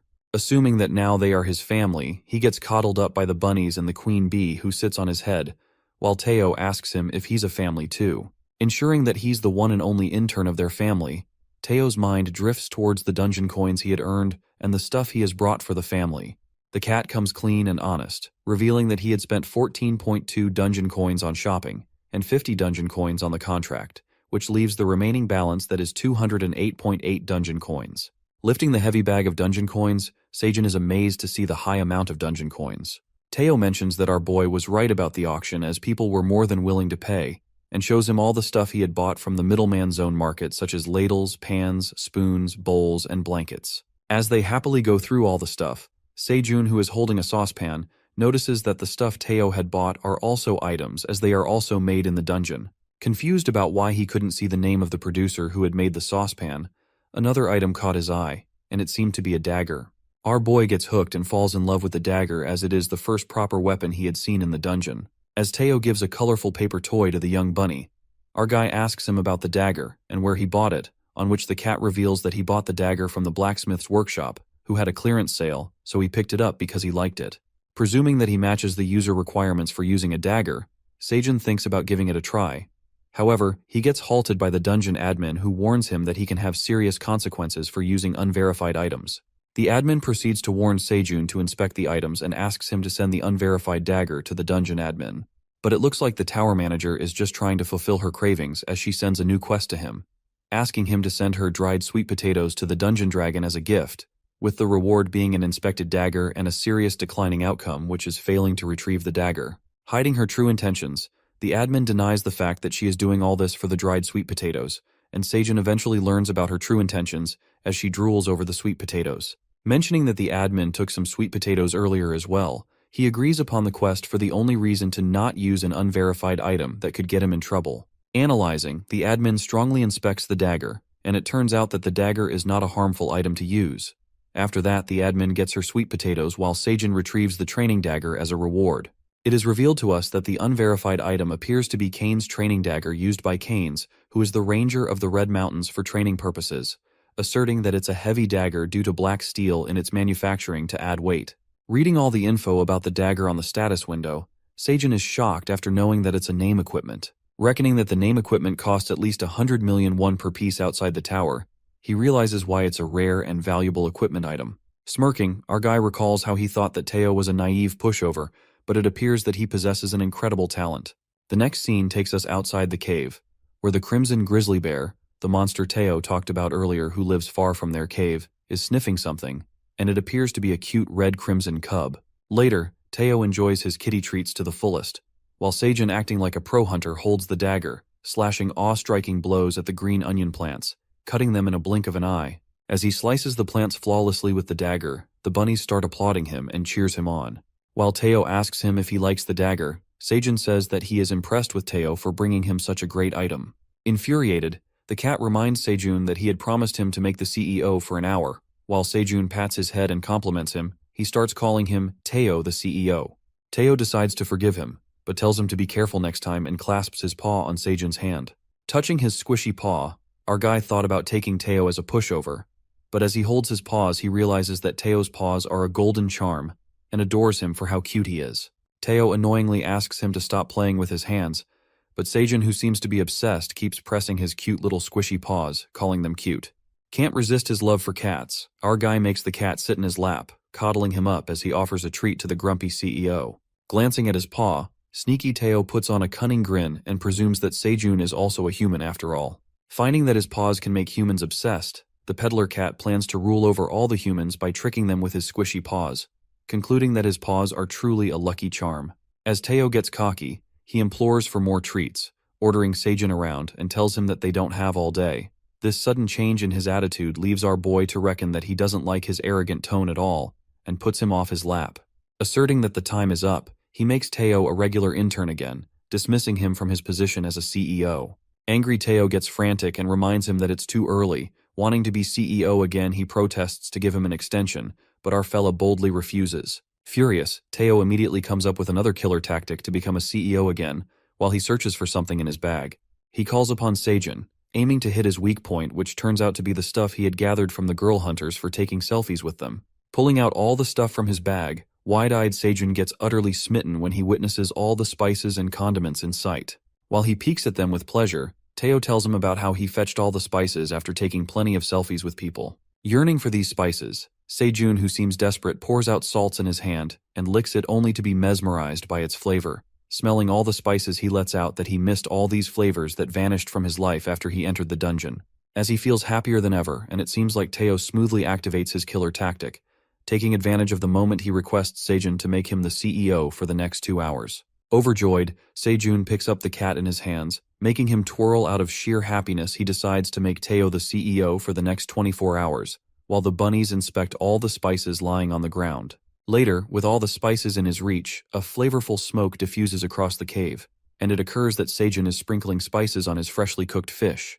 With a flavorful skewer of fish and green onion in hand, the mouth-watering aroma of the food mixed with spices disperses across the cave, waking up the young bunnies from their sleep. All the bunnies appear to be out of their houses. Seijun welcomes them to join him for breakfast, to treat them with his special treat, as the skewers get grilled by the campfire. Thrilled, the bunnies catch sight of the tantalizing food, and Seijun mentions to them how he seasoned some with fish with salt and some with pepper to choose which flavor he wants to eat, distributing the snacks among the bunnies. It seems like the white bunnies find the flavor of the pepper too strong as they make disgusted faces, but the black bunny enjoys his snack. Meanwhile, Seijun peeks over at the CEO, who seems to be asleep, and wakes him up for breakfast with a grilled fish in his hand.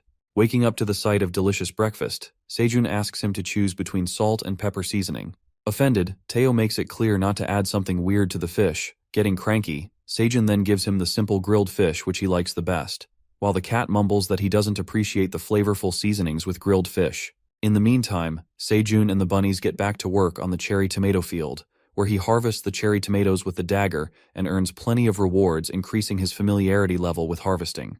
Presuming that the canine's dagger features not only apply to combats but all skills involved in using this dagger, it turns out that it increases the skill 5% faster, as his skills also increase faster. Impatient to boost his familiarity with the help of the dagger, he becomes super motivated to work hard on the farm, ordering Teo, the CEO, to take these cherry tomatoes. The CEO argues why he should be doing all his and puts the cherry tomatoes in his bag. Seijun, calling himself a president, tells him that he cannot get his hands dirty, making Teo flinch as he qualifies himself as a president. Teo asks him if a president is more senior than a CEO, to which Seijun orders him to get back to work. In that moment, he thinks of an idea after hearing this, saying that he will work hard. With an evil grin, Teo dreams of becoming a president and taking control of Seijun's lap and petting. The peddler cat then hops on his way after filling his rucksack with the cherry tomatoes. As the peddler is about to leave, Seijun reminds him to buy stuff from the shopping district and make sure to stop by the blacksmith's workshop to pick up items on clearance, adding that he can't put Teo's exceptional talent to waste. After listening to his last-minute errands, Teo jumps out of the cave, waving him goodbye. Seijun decides to take a break soon after harvesting the cherry tomatoes, and continues to harvest them with the dagger that helps him increase his skills faster, and he gets rewarded. Cutting off a bunch of 6 cherry tomatoes, our guy receives 90 XP points. It is revealed that the magic cherry tomatoes harvested by the dagger dissolve 20 grams of body fat and increase magic by 0.2 magic points for 10 minutes, also boosting energy levels when consumed. He realizes that it's a level D crop, and the benefits of fat dissolving, magic boosting effects, and the expiration have all doubled, which seems to be a great privilege for him. While the bunnies work in the cherry tomatoes field, our boy believes that all of the cherry tomatoes seem to be level D produce, which leaves him to wonder if they bear level D fruit after he upgraded to be a level D farmer. Harvesting the level D produce of cherry tomatoes, he contemplates that they could have sold out these new cherry tomatoes produce if Teo wouldn't have left early, and realizes that they will now get to eat better tomatoes as he decides to eat the tomatoes as a snack and takes a nap along with the bunnies. As Teo walks through his way, he gets a hunch about forgetting something, leaving him worried. The next scene then takes us to Aileen the Black Dragon with her big shadow, as she approaches a sculpture, which appears to be her model. It is known to us that it's an ice sculpture of the black dragon Aileen designed by Kaiser Pratani with ice shards from the blue penguin kingdom, which seems to shine like it is made from diamonds. However, Aileen smashes a breathtaking sculpture apart, shattering it into pieces, and replaces the sculpture with those dried sweet potato snacks gifted to her by Sejun.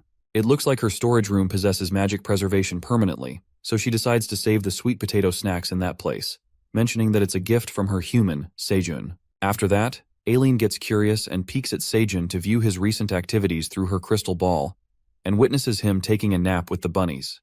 Reckoning that there might be danger around him, she calls herself a great black dragon, planning to monitor the cave surroundings to keep her farmers safe. Meanwhile, our boy who is sleeping peacefully with the bunnies gets disturbed by the admin who tells him to get up immediately, warning him not to take a nap, which indicates danger. At that moment, Sejun and the bunnies catch a glimpse of someone standing above the cave, who is spying on them from above.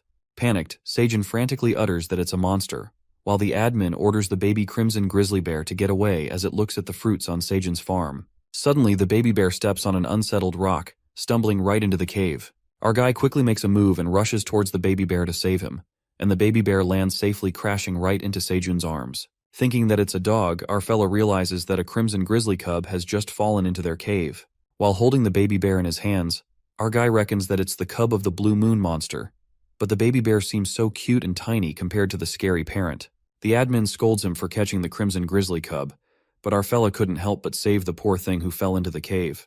Assuming that his mother must be looking for him, the dungeon administrator pressures Sejun to make the baby bear leave and make the crimson cub leave immediately. Our guy tries to reason with her, saying that the baby bear is too small to leave the cave by himself and plans to wait until his mother comes. While the baby bear makes his way into the farm towards the bunnies, the admin warns Sejun that crimson grizzly bears are huge eaters and that the cub might eat all the food on his farm. Peeking at how tiny the baby bear is, Sejun denies the admin, believing that she's being dramatic. The crimson grizzly cub approaches the young bunny, and the black bunny pats him on the head, and they become friends. Meanwhile, the queen honey comes out of her beehive along with the baby bees and catches a glimpse of the red baby bear. The angry baby bees detect a stranger in the cave who is the baby bear and scares off the cub with their buzzing attack, making him run towards Sejun. Our guy stops the baby bees from attacking the bear, making them certain that it's not an enemy, and the cub falls into Sejun's lap out of fear.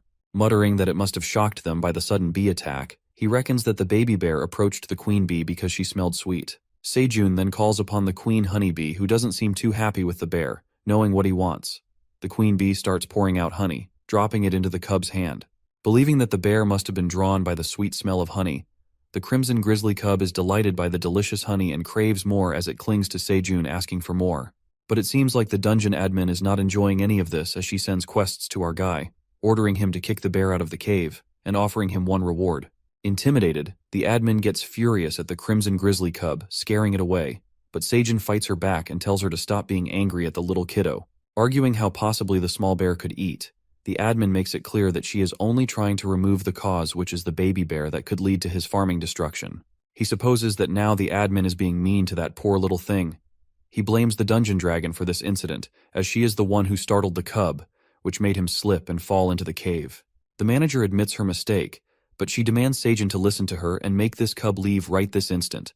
However, our guy hugs the scared baby bear and mentions that the manager also admitted him into the tower by mistake. Our soft-hearted main character appeases the baby bear, clasping him into a hug.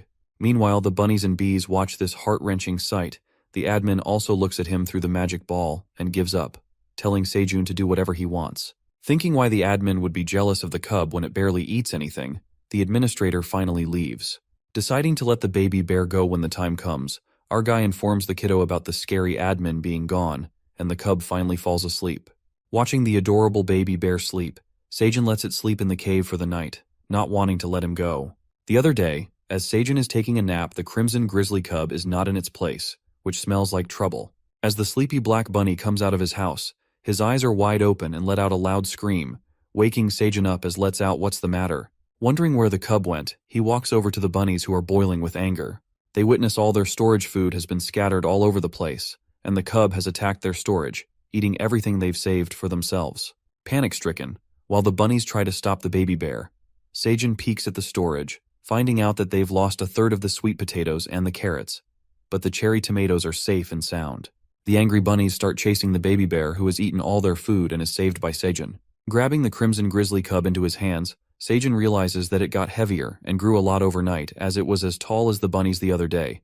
But he speculates since he is in the dungeon, it's not unusual to eat and grow quickly. Recalling the warning by the dungeon admin, our guy regrets not listening to the admin's order. While he ponders, the administrator shows up again and reveals that the crimson grizzly cubs eat like pigs, and they can consume hundreds of pounds of anything they find edible. Flabbergasted, our fella then apologizes to the admin for not listening to her warning about the cub as he thought that the admin was jealous because he fed the baby bear, but it seems like the admin had other reasons. Nonetheless, the admin accepts his apology and convinces Seijun that his only priority is to let the crimson grizzly bear out of the cave. Our guy agrees to let go of the baby bear, but he gets confused about how he is going to make it happen, and in that moment his brain does something creative. It looks like his far-fetched thoughts have come to life, as he ties the grass onion rope onto the cub, making sure of its safety, and commands the bunnies who are positioned outside the cave to pull the rope as he counts to 3.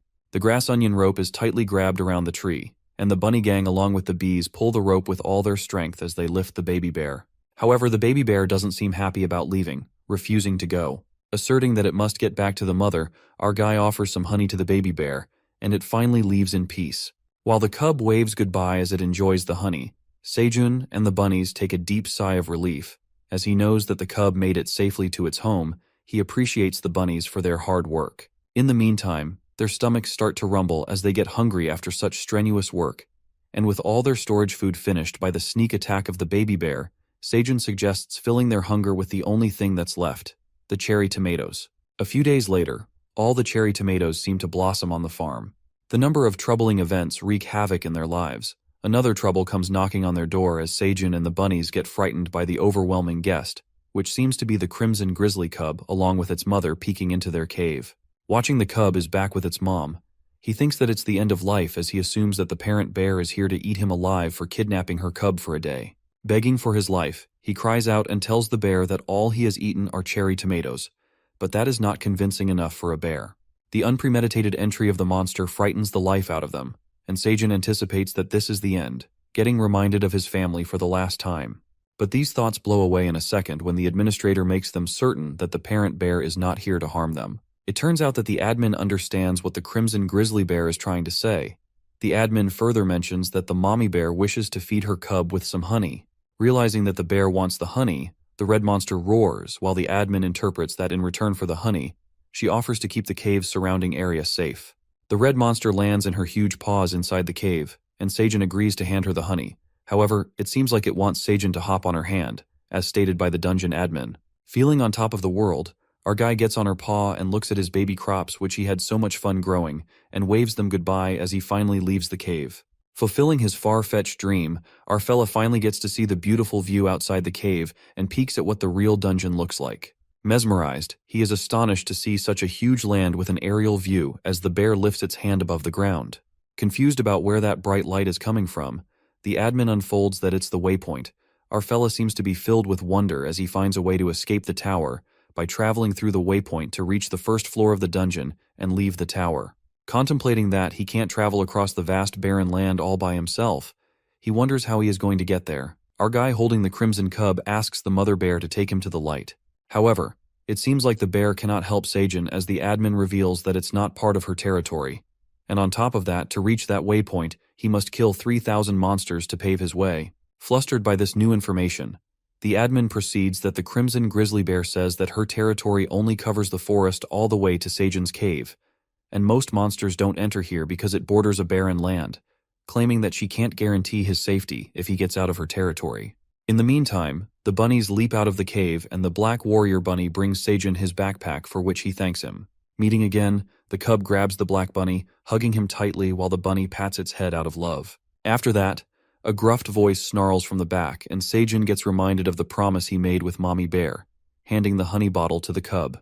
As the crimson grizzly cub showers the poor black bunny as it drools all over him, our boy pours the honey into the cub's paws, and it starts licking it right away. The mama bear seems to be happy after seeing her cub eating honey and sniffs the sweet smell of the honey. Watching the mama bear sniff the honey, Seijun offers her to eat some, but she refuses. The admin translates that the mama crimson bear wants her cub to eat honey to the fullest, and let him have more because there's not enough food around the forest, leaving her cub with stunted growth. Mama Bear further reveals that he grew much bigger overnight in the cave, leaving her to think the sweet honey helped him grow. As she speaks, Seijin and the queen bee are reminded of how the baby bear ate their entire storage food.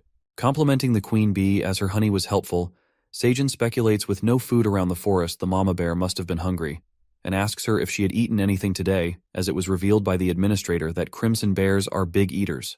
The admin tells Seijin that mama bear hasn't eaten anything for the last 3 days in search of the cave. Listening to this, our guy gets shocked. While instructing the mama bear to take care of herself, he commands the black warrior bunny to get back to work as they have to prepare a whole feast. Chef Seijun prepares his pans and dagger, the black warrior bunny hunts down the fishes with his hammer, and while Sickle Bunny chops off the vegetables. Preparing a mouth-watering feast, he tosses in the vegetable and the chunks of the fish, cooking and stirring at a high flame. As the feast seems to get ready, we get to see plenty of food along with the grilled fish, green onion skewers, and the fish stew with tomatoes and carrots. Glancing at the steaming and scrumptious food, the red bears stare at the food with full admiration. Mentioning that it's a flavorful, nutritious fish stew that tastes good, he tells Mama Bear to stay well-fed so she can raise a healthy child. As the cub digs in the stew, the mama bear, feeling overwhelmed with all the delicious food, grasps Seijun and the bunnies in a tight hug, showing her gratitude towards them. Meanwhile, the mama bear is thankful to him. The black dragon witnesses the wholesome moment through her crystal magic ball. It seems like this was all planned by Aileen, as she reveals that she has been watching the bear since the cub left his home, worried that the bear might attack Seijun, but she later learned that the crimson grizzly bear wanted to have a friendly relationship with a human. For that reason, Aileen offered to translate for the bear, and it all worked out well. The dragon further schemes, assuming that if Seijun leaves the cave and expands his farm, she will get more food, and with the bears serving as security guards, she will have nothing to stress about the human's safety. Reckoning that she had killed 2 birds with 1 stone, Aileen thinks of her as a genius black dragon. The next then flashes to the Peddlers Association Investigation Bureau headquarters, where the fox named Agent Jaras is interrogating the peddler cat Teo, reflecting that she doesn't have enough information about him, and assumes that he seemed to be on bad terms with the goblin Skaram, depict that he's not the most skilled peddler. Thinking about how Teo managed to make those sales, a dog agent comes in informing Jaras of the recent incident about the stolen products on the 55th floor from the landowner's storage, and hands in the stolen item list to her. Frustrated, Agent Jaras seems to get done with handling petty cases. However, another agent arrives at the scene informing her about a peddler cat who arrived on the 75th floor through the peddler pathway, suspecting that it's Teo. Agent Jaras instantly gets up, takes her blue cape, and heads out to find Teo, expecting that she will certainly hunt him down this time. The next morning, Mama Bear and the cub again show up at the cave. Greeted by Seijun and the bunnies, he asks the bear to help lift him. Our boy narrates that it's been 3 days into the deal with the Mama Bear. She drops off her cub with them and goes about her way to guard the area. Moreover, they've been preparing to move out of the cave as they settle in a new place. And they've also been cultivating the land, but the soil is not as fertile as in the cave. While Mama Bear sets out to patrol the area, Seijun provides her with food wrapped in green onion leaves to eat while she monitors the area. Analyzing the soil that is too dry and there are way too many little rocks, it seems like the dungeon soil is not suitable for farming. Ruminating about the soil, Seijun witnesses the baby bear playing in the soil as he brushes against the soil, removing the rocks from the way, as the bunnies keep collecting it in the wheelbarrow. Making the job easier for them, our boy rewards the red baby bear with a sweet potato. As the bunnies gather all the rocks, Seijun notices that the cub will be tall as him in a few days, and ponders if they would have lived in the cave, it would have been horrible. After that, our guy begins planting the root vegetables. Given the land is very arid, he plants the sweet potato first, receiving multiple rewards for planting the sweet potato root. But it looks like all the roots they had planted are eaten by the baby bear as he digs up the soil and steals all of them. Seijun scolds him for eating everything they've planted, making him clear that it's not a treasure hunt game, planning to redo the cultivation. While the baby bears whimpers, the bunnies continue to scold him, and Seijun decides to teach the meaning of planting something. The next scene takes us to the 38th floor of the dungeon, where the famous Teo the peddler announces an auction of 1,800 cherry tomatoes in batches of 300. As the hunters begin bidding for prices, he sells the cherry tomatoes for lower than the last time, hoping that there will be more naive people who take his tomatoes for high prices. Soon after that, Dongshik approaches the cat, and Teo asks him about the completion of the contract that they had signed earlier. Dongshik proceeds to tell the cat to inform Seijun that he has nothing to worry about, as the leader of the Phoenix Guild has reassured his family. Teo asks him about not entering the bid this time, to which Dongshik answers that he needs something other than tomatoes this time. As Teo ruminates what it could be, The leader asks him to take a selfie with him, mentioning that her daughter loves cats. Requesting compensation, Dongshik hands him a bag of chili pepper flakes, adding that the Koreans can't live without this spice, and Teo decides to give it a try. As Dongshik tries to stop him from licking the chili, poor Teo leaps in the air after the spice hits his tongue. Later, Teo gets his rucksack upgraded, which can now carry a few more hundred tomatoes, while his tongue still feels numb. Feeling satisfied after investing his commissions into upgrading the rucksack, he believes that he can save 1,000 dungeon coins at this rate, which will make him an intermediate peddler, and soon he will dominate Sejun's lap as a president. Deciding to stop by the shopping district in the middleman zone to finish up on Sejun's errands, Teo smells something on his way and treats himself to some delicious snacks at a discount. With his another successful haggling round, he encounters the same fox from before who nearly got scammed by Skaram and calls her a pushover. Agreeing that she's the same peddler from before, Jairus feels annoyed after being called a pushover and reckons that he's the one who ruined her mission. She then introduces herself as Jairus. As Teo asks what he can do for her, she offers him to take him out for lunch to appreciate his kindness. But Teo, without a second thought, turns down her lunch offer, but Jairus insists on drinking tea with her, but the cat again refuses, mumbling that he doesn't like hot drinks. She forces him to go to a nearby dessert cafe where her friend works, adding that they also have a special pudding that is best in the town. Annoyed, Teo turns her down again, saying that he doesn't like sweets either, and concludes that she's being very clingy. Thinking that Teo is a difficult peddler to deal with, she pulls off a dramatic act and begs Teo as she kneels to the ground, revealing that she became a peddler to make a living and got inspired by his attempt to detect Skaram's scamming, adding that he helped a total stranger expecting nothing in return. Putting on an emotional act, Jairus lets out that she truly admires him, extolling his skills as a great peddler. She wishes him to gain some knowledge about business from Teo. Flattered by her words, he gets convinced by her determination and decides to go with her to the cafe, agreeing to share some business secrets with her. The clever agent succeeds in her plan of putting an act and supposes that no one can resist flattery and begging as she finally persuades the peddler cat. When the agent asks Teo where he is headed, he mentions that he is on his way to the blacksmith to get something. Thinking that he's trying to buy weapons, the cat makes her certain that she will find out when they get there. Heading to the blacksmith's shop, they wander across the market, glancing at all the stuff. Jairus informs Teo about the blacksmith's workshop with quality items, but Teo heads to the shop he wants to, and tells her that he doesn't care about those. Finally, they enter a shop with a 50% off clearance sale. Assuming that it's a clearance warehouse, Agent Jairus speculates that it's the place where people sell random unverified scrap items, confused about Teo's secret that he's trying to teach her. Approaching the shop owner, who's reading a newspaper, Teo confirms the sale that reads everything is 20 dungeon coins. The shopkeeper agrees and tells him most of the stuff is unverified with unknown value, and offers Teo to pick whatever he likes. But the peddler cat objects. Banging his hands on the table, he asks for a discount. Watching this, Jairus is left confused after knowing what secret he wants to share. She presumes that Teo is asking for a discount when the items are already on discount, thinking that's shameless. However, she witnesses him haggling for the prices. As he keeps bargaining with the shopkeeper, they finally settle on 13 dungeon coins as Teo promises to be a regular customer at his shop. Flaunting his haggling skills to Jairus, who compliments him on his face, but in the back of her mind she thinks that it is dreadful. Wondering what kind of weapon he would buy, Teo picks on a hat. Shocked, Jairus lets out that it's just a straw hat and looks like a useless item. The shopkeeper gives her a deadly stare, asking if she has a problem with his store, while Teo calls out for her rude behavior, to which she instantly apologizes. Taking the straw hat as he seems to like it, Teo gets reminded of Sejun, who told him to choose whatever he wants. Departing from the clearance warehouse, Teo, after sharing his secret with her, pats on her shoulder, wishing her luck with the peddling career, and waves her goodbye. Assuming that she would look suspicious if she followed Teo, Jairus decides to call it a day. However, something interesting catches her eye.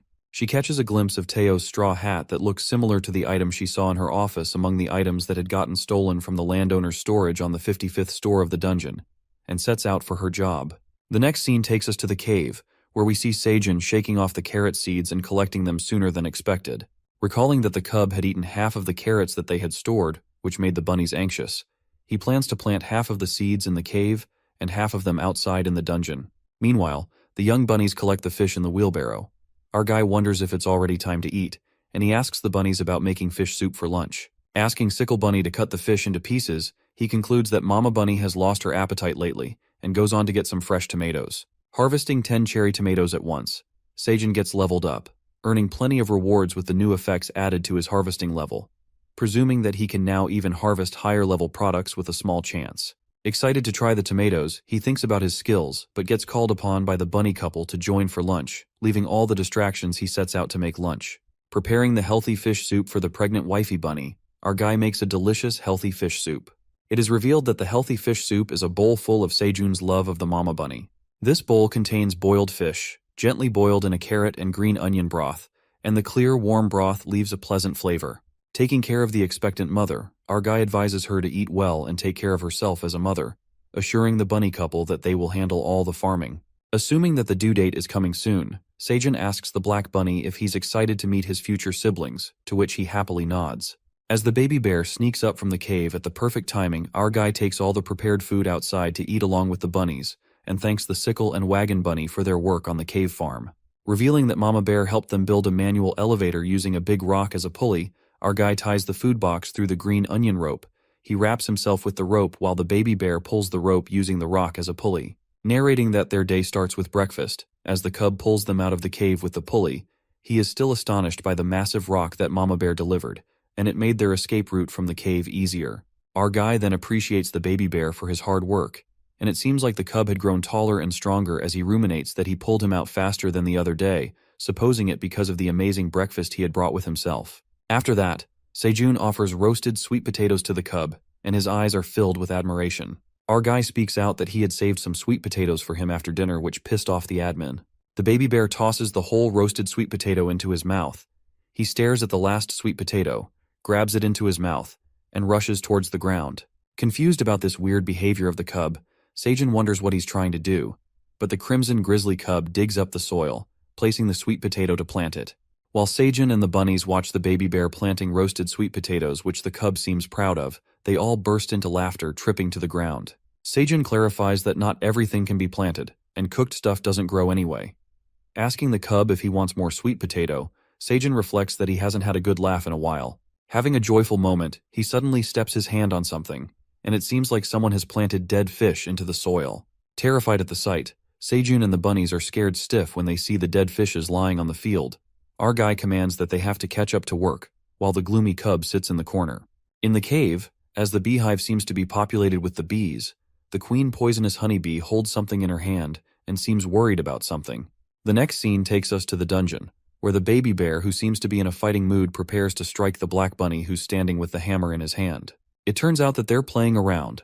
As Sejun stares at them, he wonders if they're training or playing, while the chunky wagon bunny carries the tomato juice in its wheelbarrow.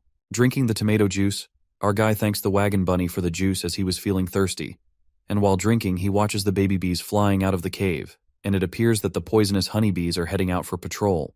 In the meantime, the poisonous queen honeybee emerges from the cave, and it seems like she is holding something in her wings. Watching the queen bee coming out for patrol, he thought she was reproducing. At that moment, the queen bee keeps something in Sejun's hands.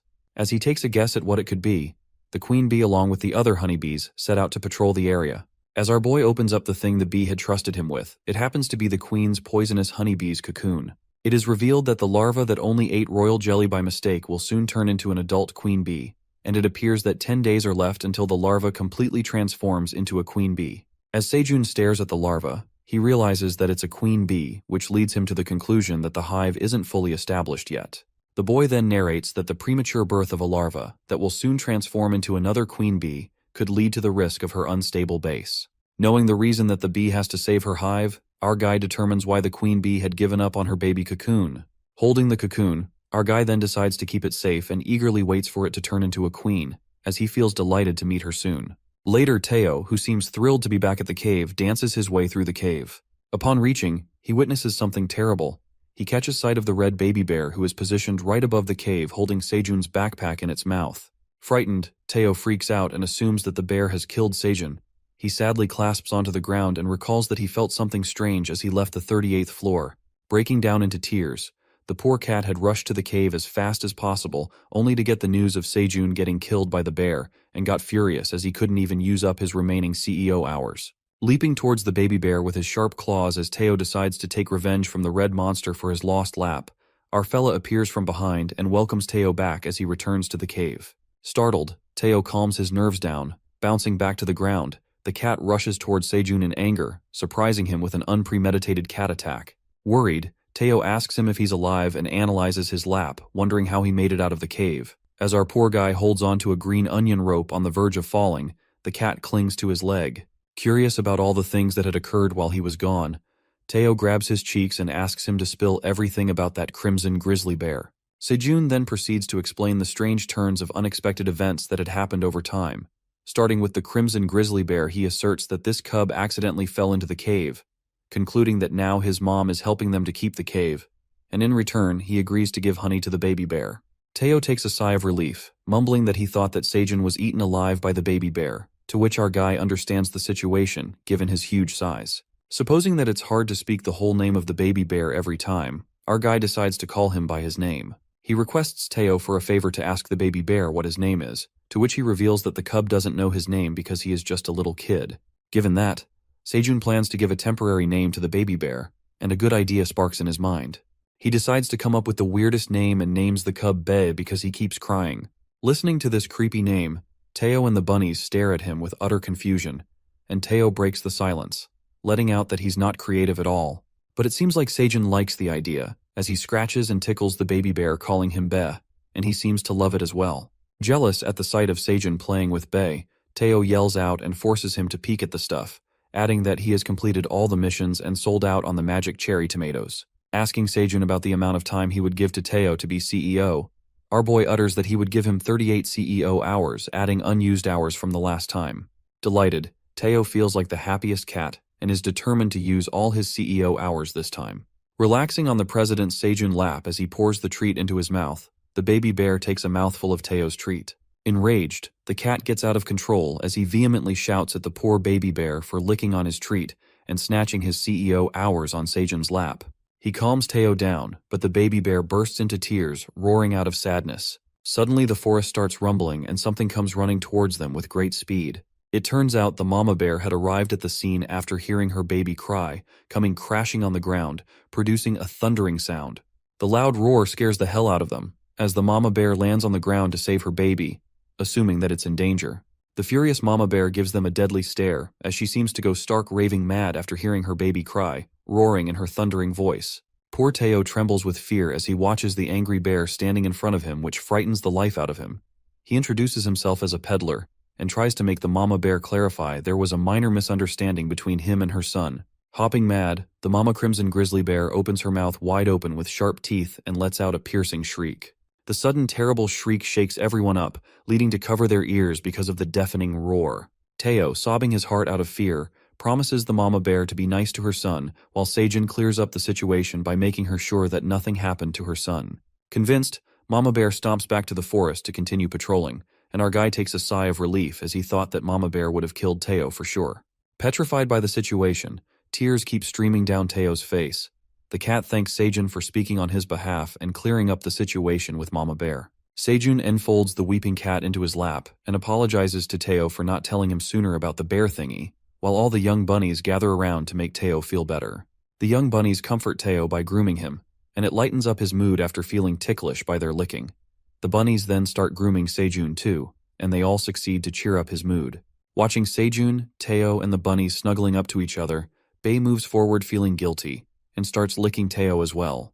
Teo apologizes to the baby bear and decides to be good friends, gently warning the bear not to steal much of his kitty treats. After a long day, all of them start yawning.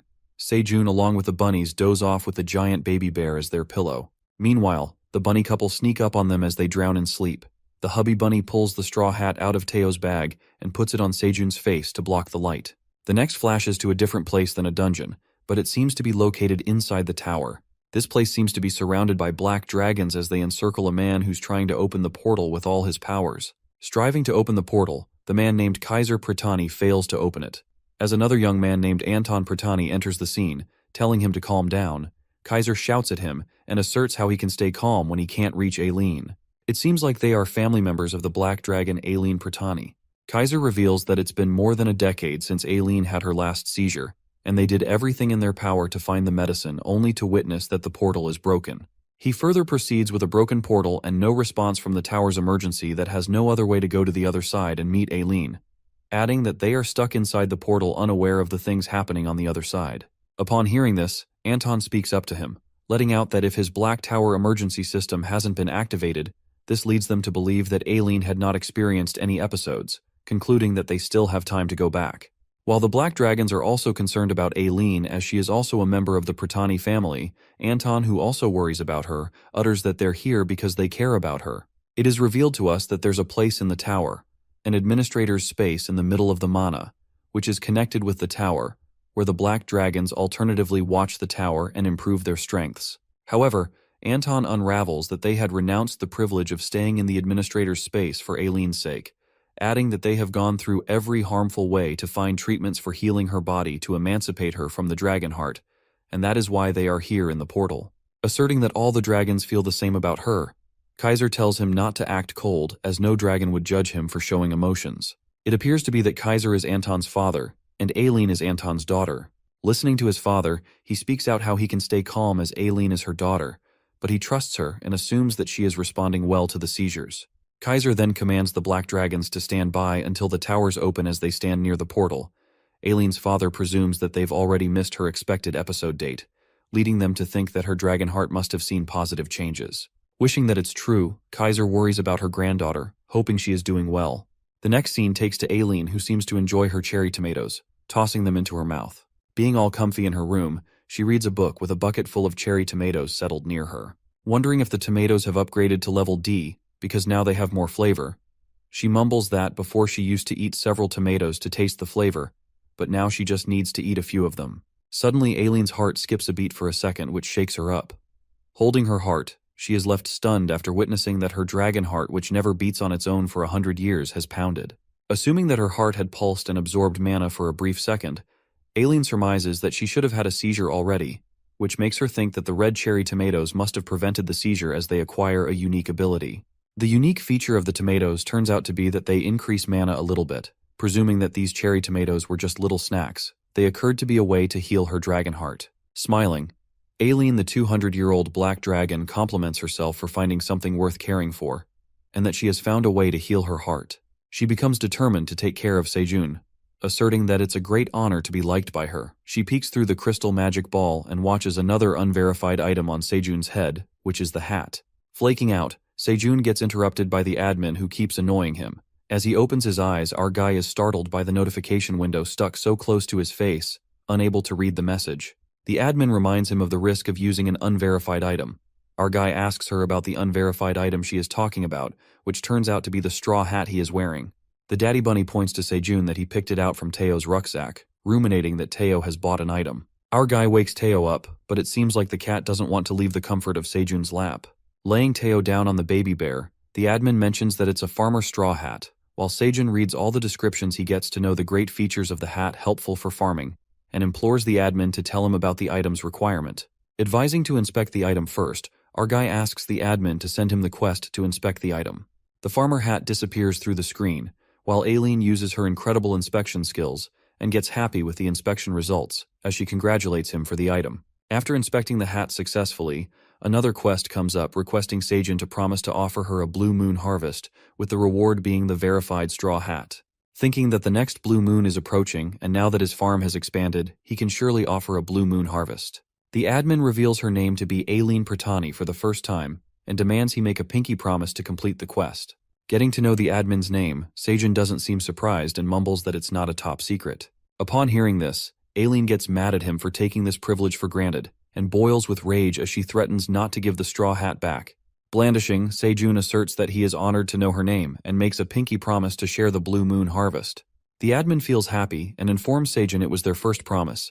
As he shows his pinky finger, Aileen virtually makes a pinky promise through the magic crystal ball. Later, our guy completes the quest and earns a relic, which is the straw hat of Patrick the Saint of the Land. It is revealed that the relic, the straw hat of Patrick the Saint of the Land, belonged to Patrick the Farmer, who is also known as the Saint of the Land for saving many people from starvation. Moreover, there are only 10 of these relics found in the tower, and the user requirement is someone related to farming occupation. Sejun is intrigued by this straw hat, as there are only 10 in the entire tower, reckoning that he has never heard of such an item, which is also an ancient object. Thinking that his hat requires farming occupation instead of regular stats and levels requirements, our guy puts on the hat and finds out his farming levels, earning plenty of rewards. Assuming that he got lucky with the hat, He is filled with fascination after knowing that the skills he had earned from the hat are essential to developing harsh soil conditions in the dungeon. Praising Teo for having a great eye for such valuable items, he affectionately hugs the sleepy cat, smooching off his squishy paws.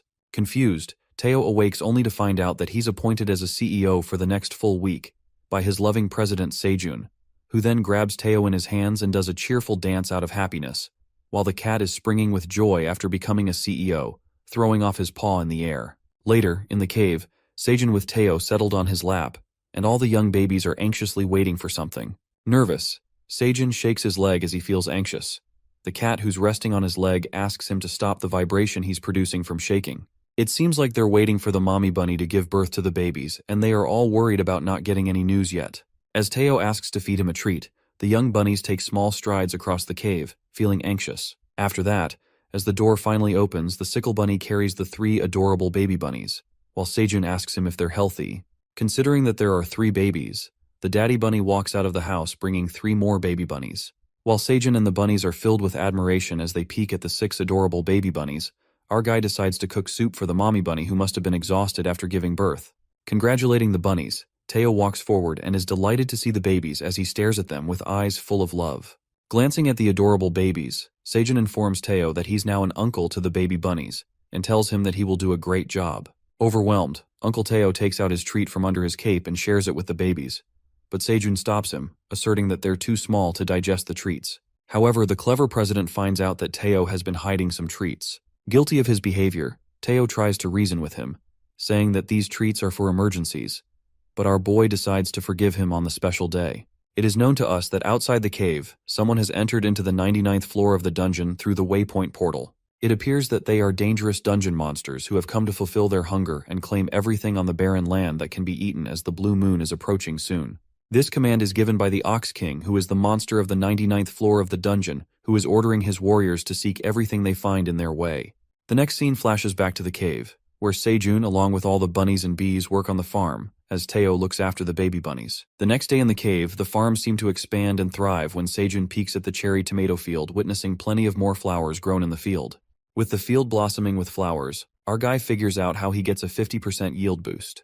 Presuming that it's his 7th blue moon in the cave, he notices that Mama Bear and her cub haven't visited the cave, thinking they must be preparing for the blue moon too. Finishing things up at the farm, as he also gets things ready, he catches a glimpse of Teo taking care of the baby bunnies as they run near the campfire.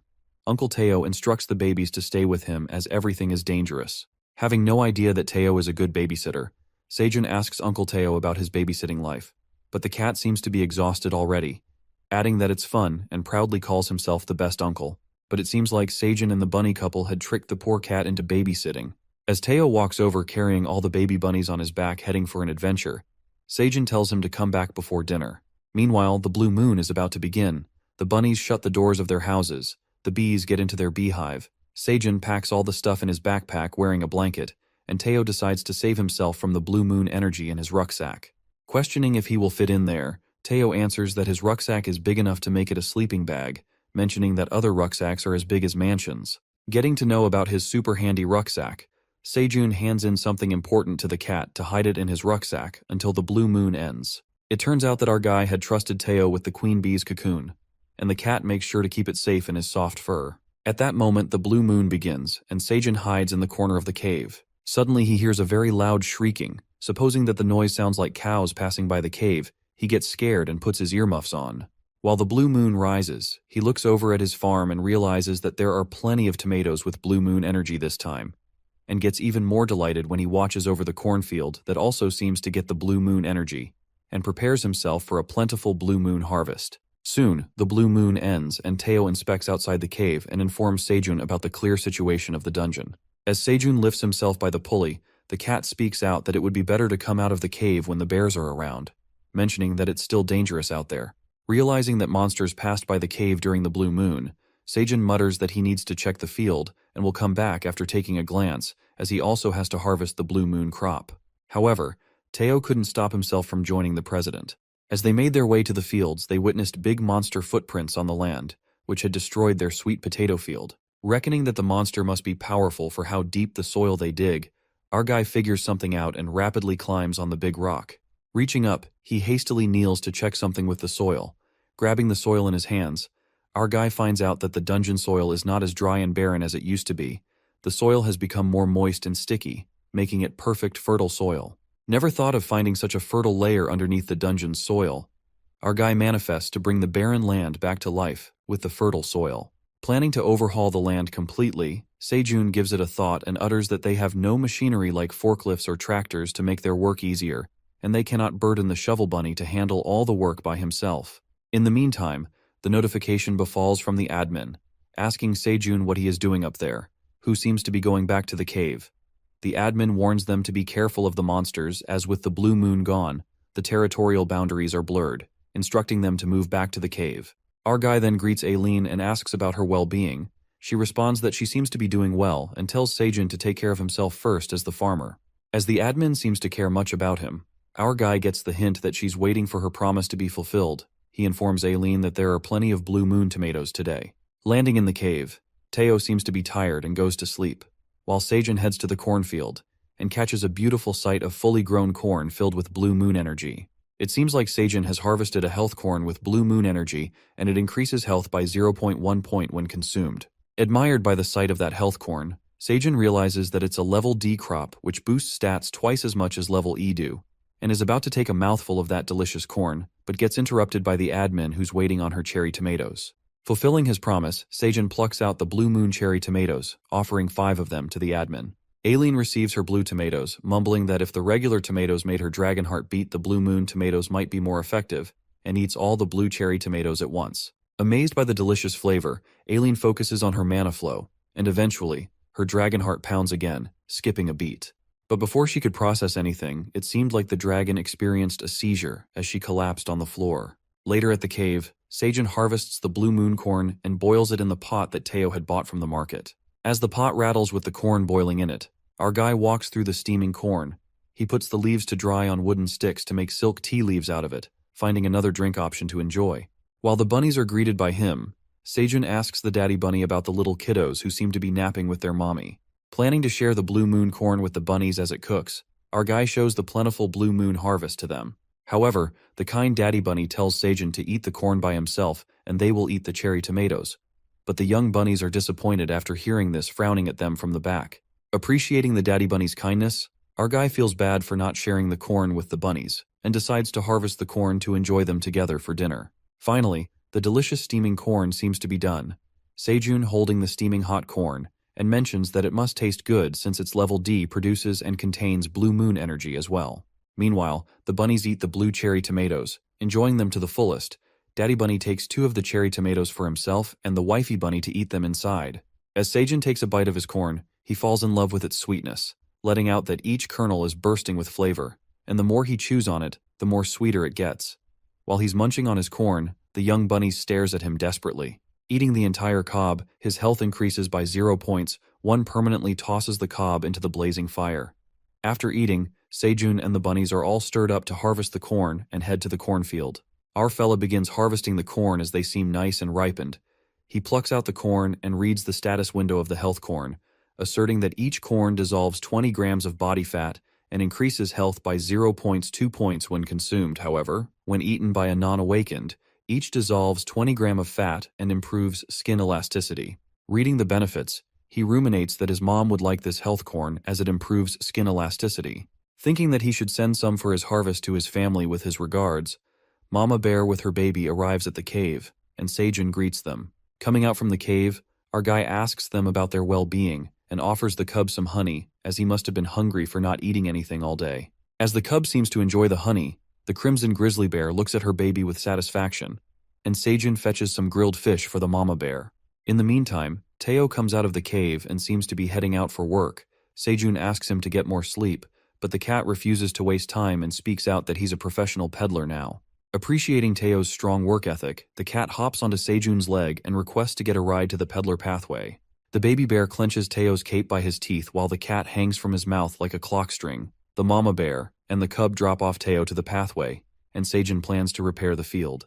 The next scene takes us to the Ox King, the monster of the 99th floors, who seems frustrated and furious with the warriors as they collect nothing but clay which is not edible. Not finding a single thing in the dungeon, one of the warriors lets out that the land is barren and there's nothing left to eat. adding that they haven't seen green leaves in their territory for ages. The Ox King speculates that they used to have so much to eat, but now all they are left is clay, and gets disappointed. The Ox King ponders about this situation, unraveling that this land used to be a fertile green plain. It is revealed to us that the monsters of the Black Towers are the most powerful warriors defending the 99th floor waypoint. Adding the oxen must make up for the energy loss caused by intense exercise during the blue moon, or else they have to suffer from muscle loss. For that reason, the Ox King commanded the warriors to disperse across the territory and feed on the grass closer to the blue moon. However, his warriors known as the Minotaurs were colossal monsters and needed an immense food supply, and their massive grass consumption resulted in an outrun of the available supply, which eventually turned the greenery into barren land. Coming back to the present day, the Ox King manifests that the young Minotaurs don't seem to have good muscle development, for which the need to eat quality grass is mandatory, as they need to stay powerful and maintain their pride as warriors. As the king calls for warrior 1103, he supposes that he must have got lost in the territory, but at that moment the Minotaur arrives and bows before the captain, explaining that after the blue moon he had traveled so far and lost his energy. Happy to see him back, the king is left wide-eyed when he smells something coming from that Minotaur. As the captain furiously grabs him, he watches a root hanging on his horn, which smells sweet. The next scene is about the dragon who collapsed on the floor earlier and finally opens her eyes as her head hurts. She gives it a thought and mentions that she would have gotten better after eating those tomatoes, but instead, she passed out. Suddenly, Aileen gets to the level with the chandelier and asserts why it is hung so low and notices that her magic crystal ball seems too far from her. She realizes that she has grown taller. Wondering how she grew big, her mind drifts to the blue cherry tomatoes, guessing that blue magic cherry tomatoes must contain more magic than regular tomatoes, and she ate 5 of them altogether, which stirred up quite a reaction. Thinking that blue tomatoes must have caused chain reactions in her dragon heart and resumed her stunted growth, she comes to ponder that it was a temporary effect because her dragon heart had stopped beating again. Distraught, Aileen figures out that she cannot be treated instantly, but she still has a ray of hope to treat and heal her dragon heart. Cherishing her sweet little farmer Sajin, something catches her eye as she watches something through her crystal magic ball. It seems like her farmer and bunnies are enjoying delicious food together without her. Unable to see through the ball because of her giant size, she looks for her dad's big crystal, rushing to find it, and she gets stuck in the door. Squeezed by the tight door, poor Aileen gets herself jammed in the door and begins screaming as she craves food and snacks. Later in the cave, Bay greets everyone from above the cave, while it seems like the cave is bustling as the bunnies harvest the corn. While the couple bunny rips off corn leaves as they pile up behind them, the sickle and the black bunnies put the corn into the stick, and the wagon bunny carries all the corn, while the baby bunnies play around them. As the corn is being cooked at the campfire, Sajin thanks the wagon bunny for bringing the corn to him. Wrapping up as our guy completes steaming the last batch of corn, he finally removes the lid of the pan, revealing perfectly steamed corn. The admin, who seems to have found the bigger crystal ball, shows her interest in trying out the freshly steamed corn. Pouring out the corn on the green onion platter, Aileen sends a new quest asking him to share 1 cob of corn with the hungry admin. It seems like our sweet guy already thought of sharing the corn with her, and lets her know that he's grilling corn and will offer her one of that too. While the admin feels happy and waits for corn, the young bunnies carry the grilled corn to put them in the corn platter. Thrilled by the sight of scrumptious steamed and grilled corn, Sajin puts the seasonings on the grilled corn Teo had bought last time, thinking that it would have tasted better with butter. Chef Sejun grills the corn like a pro, coated in sugar, then sprinkles grated Parmesan cheese on top as he reckons who would have thought of bringing cheese to the dungeon, and not forgetting the most essential red chili pepper which he finds out sneaking into Teo's bag after finding the straw hat. Contemplating how Teo could not tell him about the red chili, which is such a treasure, he thinks of taking his job as a CEO but manages to forgive him. Sprinkling the final ingredient, the grilled corn on the cob is ready to serve, seasoned with sugar, Parmesan cheese, and red chili pepper obtained from Teo's business, adding the flavors that are addictive. Grabbing that heavenly bite of the seasoned grilled corn, our guy thinks that watching those cooking videos all day has paid off. After that, he offers a bowl of corn to Aileen, for which she greatly appreciates her human farmer. Asking the bunnies if they like the corn, he witnesses the parent bunny struggle to eat as they are feeding the baby bunnies. To help the parent bunnies, our guy takes off the corns of the cob from the spoon into a bowl so that the babies can eat on their own, and tells the parent bunnies to enjoy their meal now while he can watch over the little ones. About to take his first bite of the corn, he burst into laughter after watching the baby bunnies play with their corn. Diving into the corn bowl to eat, they drench themselves into corn. After a good laugh, our fella helps the babies to take off the corns, feeling exhausted after realizing that it's not easy to watch kids and misses the CEO as he used to handle the babysitting. The boy then narrates in his survival diary how they enjoyed the corn harvest. The next scene takes us to Phoenix Guild's temporary base on the 38th floor of the dungeon, where the hunters seem to be eagerly waiting for the peddler to come, muttering that he's taking too long. Wondering if something happened to the cat, a hunter questions his member about why he's buying tomatoes as he already got them for his girlfriend. To which the boy spills the reason for buying tomatoes, which seems to be that rich people outside the dungeon are trading those magic cherry tomatoes at hefty prices. They're offering 500,000 won for each, adding that they should capitalize on this before the other hunters get to hear about it. In the meantime, Jessica lets out that they soon have to leave the mission downstairs, or they will run out of supplies and also have to report to the guild. To not further delay the mission for Teo, the leader of the guild instructs the team members that he will stay for the auction because he knows the peddler well while the others leave for the mission. As the guild member leaves, it appears that Dongshik and Suha have stayed behind, waiting for the peddler. Dongshik is surprised to see Suha, as he thought that Jessica wanted to stay, but it looks like she has met her weight loss goals. Asking Suha if she's here for the auction, she reveals the real reason for staying, and it turns out to be Teo's squishy paws. After that, the scene flips to Teo, who reaches the peddler pathway on the 60th floor of the dungeon. Watching a huge tree, the peddler presumes that this pathway always feels the widest, as it leads up to the sky. Getting in line for the identification check for the peddlers, Teo checks himself in as a rookie peddler, and asserts that he would like to use the regular peddler pathway that leads to the 30 floors of the dungeon. As Teo makes his way into the peddler pathway, it seems like some wolves are furtively following him. It appears that the Silver Wolf clan is sneakily stalking Teo. Peeking at the montage made by the blacksmith, they recognize Teo, who had bought the straw hat. But the wolves speculate that the montage looks nothing like the cat peddler, despondent by the zero artistic talent of the blacksmith. The Silver Wolf, Elko, notices the cat doesn't have the straw with him, but Elki, the fellow wolf member, speaks out that he would never carry the hat in his hand, so it must be in his rucksack. As Elki asks them about Greed, the landlord, why is he looking for his straw hat, which is nothing special? Elka, who is the head of the Silver Wolf clan, commands him to do what is told, because they're the best free dungeon company, and only act on what their clients want them to do. However, Agent Jarrus, who is also furtively following Teo, witnesses the Silver Wolves and figures out that it is the straw hat that Teo had bought the other day, speculating that it must be important enough to hire mercenaries to do the job. Agent Jarrus lets the wolves follow Teo and move along behind them through the peddler's pathway. The next day, as sunshine beams over the dungeon, Seijin narrates that they've been repairing the dungeon field above the ground that was ruined during the blue moon. The bunnies and the crimson grizzly bears work on the field to remove the pile of dirt promptly. After the field is repaired, our guy decides to plant the new seeds he had bought, and it appears to be the peanut seeds, recounting that they had harvested the rest of the corn this morning and upgraded to level 16. Moreover, there is a slight change in the seed store as well. When Seijin taps to buy 1,000 peanut seeds for 5 dungeon coins, he surmises that these can recover the fertility of the soil, and the peanuts can also grow well on the barren land. The purchase of the new seeds upgrades him to the next level in the seed store, going from rookie to the ordinary level, where he will be shown 4 different types of seeds. Delighted, he receives the pouch of the peanut seeds, and asserts that now he has jumped on the ordinary level, he will be able to select between 4 different types of seeds, exceeding his expectations. He gets curious about the next visit of the seed store, as he wants newer seeds to grow on his farm. The boy continues to narrate about the corn stalks that only bear ears once. They chop down the corn stalks and move them to the dungeon field to cover the land where they've planted the peanut seeds, to slow down the evaporation under the sun that never sets. After setting the corn stalks to save the peanut seeds from drying up, and now they could wait longer between watering, our fella plans to work on other tasks. In the cave, he harvests corn, collecting seeds for a new batch of corn stalks by scraping the corn by the spoon into the bowl. Deciding on planting the seeds tomorrow, as he soaks the corn into the water overnight, the baby bunnies sneak attack on his soaked corn, wanting to play with them. Refusing that the baby bunnies cannot play with them, our guy finds out that the babies have a low tolerance for boredom, as all the grown-up bunnies are swamped with expanding the field above ground.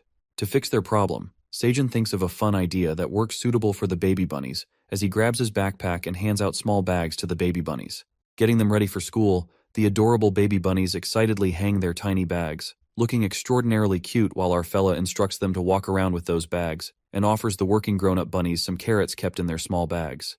Telling to come back for a carrot refill, he makes the babies rush to deliver the supplies, and the small bunnies head out to distribute the carrots to the grown-ups. While the little ones hand out the carrots to the grown-up bunnies, Seijin thinks of asking Teo to bring some cute clothes for the kiddos, and imagines them in the cutest clothes ever. muttering that they would look adorable, but he can't even take pictures.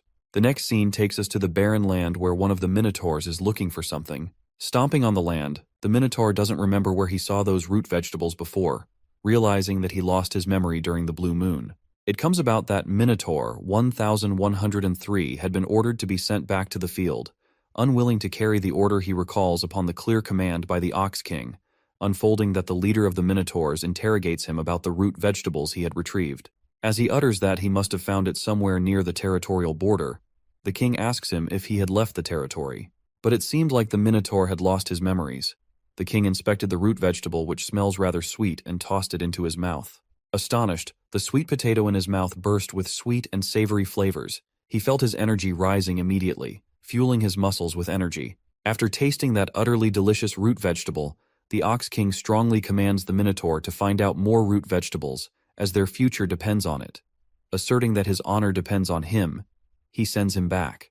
The Minotaur is left with no choice but to go back and find it to be saved from the punishment of his captain's enormous muscles. Back to the present scene, the Minotaur stumbles upon the border between the woods and their territory. Wishing not to encounter the red monster as he has no energy to fight, a pleasant smell starts diffusing across the place. Following the smell, he witnesses a field blossoming with hundreds of fresh leaves lying on the ground. Delighted by these fresh, scrumptious leaves, the hungry warrior couldn't resist and started munching on the leaves right away, collecting all the leaves from the ground to take back to his territory, mumbling that the captain would love this. Suddenly, the crimson grizzly bear gets the hunch of an outsider roaming around the fields, rising to patrol the area, while the dungeon dragon is relaxing in the grown-up spa that she is finally big enough to use, recalling that it used to be deep for her. Enjoying her self-care routine, Aileen's precious self-care moment is interrupted by the red bear as she asks the admin to help her. Grasping the matter of the situation, Aileen wakes the farmer up, immediately alarming him about the traces of other monsters found near the cave by the crimson grizzly bear. As they move out of the cave, they witness all of their corn leaves and green onion leaves have disappeared from the field, and our boy is shocked by this raid from the monsters. Later, Teo seems to arrive on the 38th floor of the dungeon, greeting the guild members. The next scene takes us to the field, where Seijin is left bewildered after knowing that some kind of monster has broken into their farm field and taken everything. Recalling that he didn't hear a thing at night, the admin interprets for the crimson grizzly bear, who confesses that she suspects a monster with horns. Ruminating that they were the same monsters who dug the holes on the field during the blue moon, he noticed that they only took the leaves while the seeds were still in their place. Thinking that it might be a problem, Seijin decides to bring more tomato and green onion leaves to cover the peanut seeds. Assuming that now they should stay more careful and prepared, the admin elucidates that Mama Bear will be expanding her surveillance area, which our guy thinks is a great idea, and advises the bear to be cautious and take care of her health and safety. Realizing that they need to protect themselves, the crimson grizzly bear stomps back to the forest to patrol the area. Later, the bunnies fetch the queen bee cocoon resting in a comfy green onion basket with a soft pillow in it. They draw out the basket with the help of the pulley. Seijin reckons that the queen bee cocoon will be coming out of her pupa soon, so he asks the bunnies to cover for him and the cocoon as they create a deck chair and a patio kind of umbrella for a sunshade so that he can watch the queen bee come out. It is revealed to us that the first thing the bee sees, she considers it her master. In addition, the population of the poisonous honeybees has grown to about 200 swiftly. Thinking that if the new queen bee grows another colony, the bee population will increase in no time, leading Seijin to believe that they will be strong enough to keep their territory safe. Looking forward to meeting the queen bee, he begins to feel sleepy as his mouth opens into a big yawn, and he dozes off while thinking if he should give a sweet potato flower or a tomato flower to the queen bee when he meets her. Nodding off, the cocoon kept beside him starts to make movements, as the big bright light beams from inside the cocoon as it hatches, and the newborn queen honeybee comes into existence. It appears that she is Queen's poisonous honeybee junior. She peeks around, begins flapping her wings, and sits on Seijin as he flakes out. The first thing she peeks at is our fella Seijun, and the queen honeybee registers him as her master. Delighted by the flowers our guy grasps in his hand, she seems to be fond of the yellow tomato flower.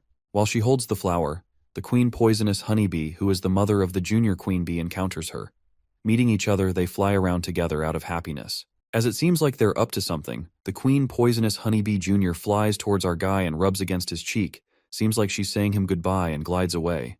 As soon as our guy wakes up, he is bombarded with notifications. As the admin briefs him about the hatching of the cocoon, the newborn queen bee junior has registered him as her master, and he has increased his familiarity level with beekeeping ability. Surprised, he starts looking around for the newborn queen bee, but it occurs that she's gone. The next scene takes us to the monsters of the 99th floor. The Minotaur who had come back after breaking into Seijun's farm stealing all the leaves. He hands the captain the leaves. The Minotaur reveals that he found the leaves abandoned on the ground near the border, assuming that it's a different kind of leaves from the last time and has never seen before. Captain Ox asserts that these leaves are not enough to share with everyone.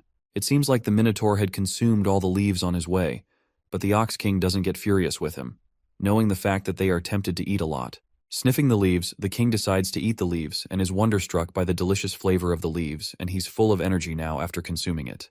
Overjoyed, he pats the Minotaur for finding those leaves, presuming that now they make their tribal land prosper again with an ample supply of the leaves. Processing the situation, Captain Ox thinks about the strange thing happening in the forest territory. He ponders how anyone could leave those leaves behind, adding if the 90th floor is undergoing some changes. Wishing that he could visit the area himself and gather as many leaves as he can. But the captain cannot leave the waypoint without knowing how much yield to expect.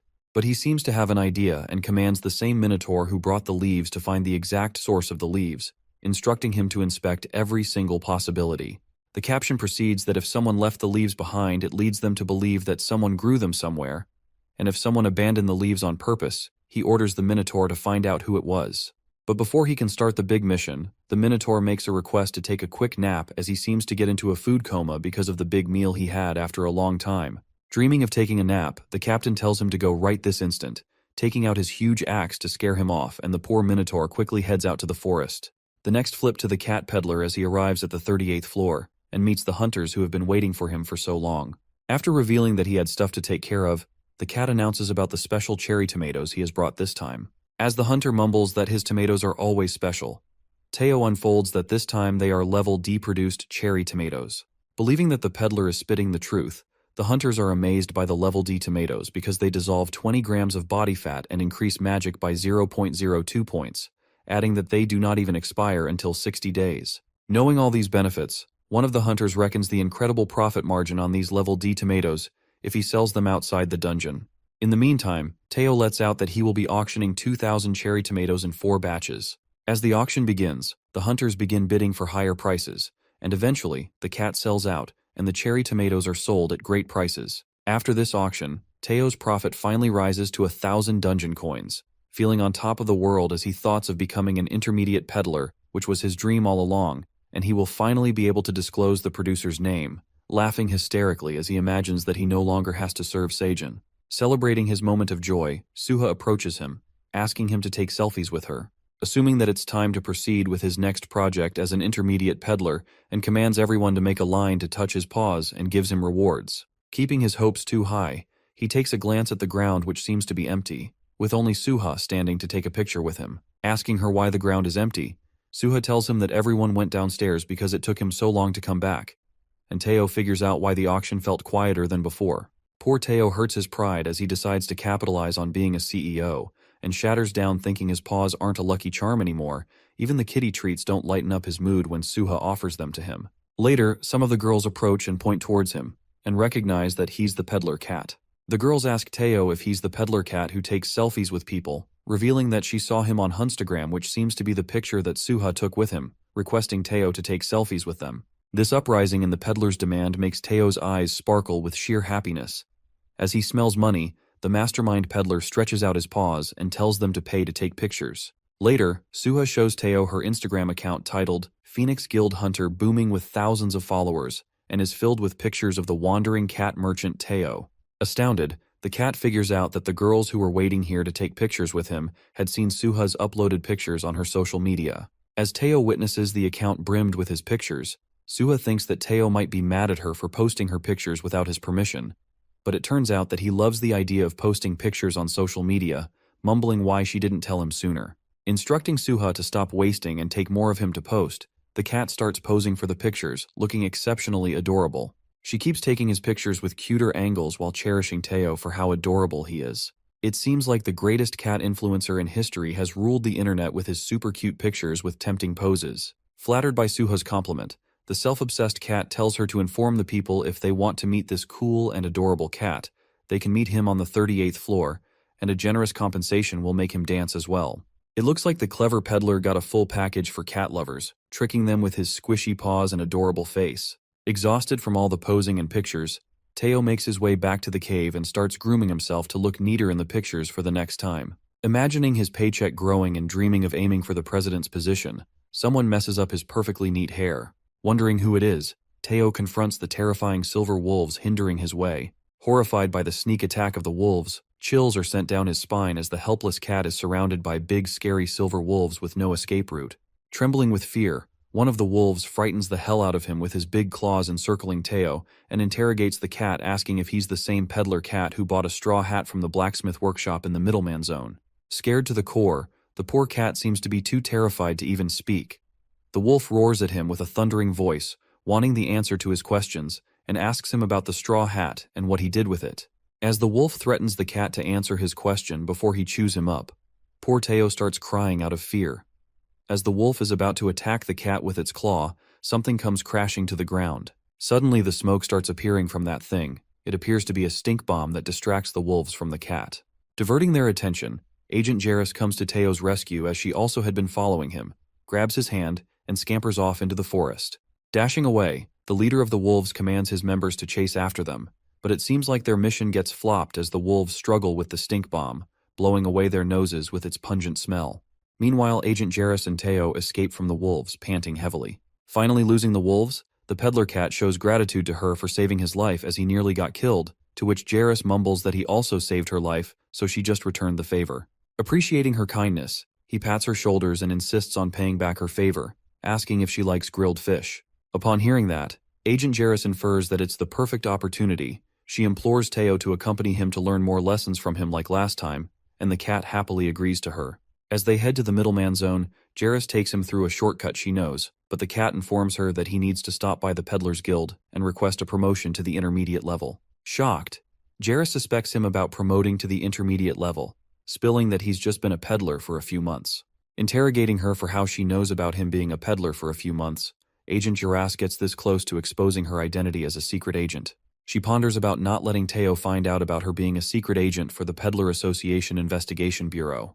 Grasping the situation, Teo seems to know everything about it. As the agent starts sweating out of anxiety, he lets out that Skaram must have told her about him.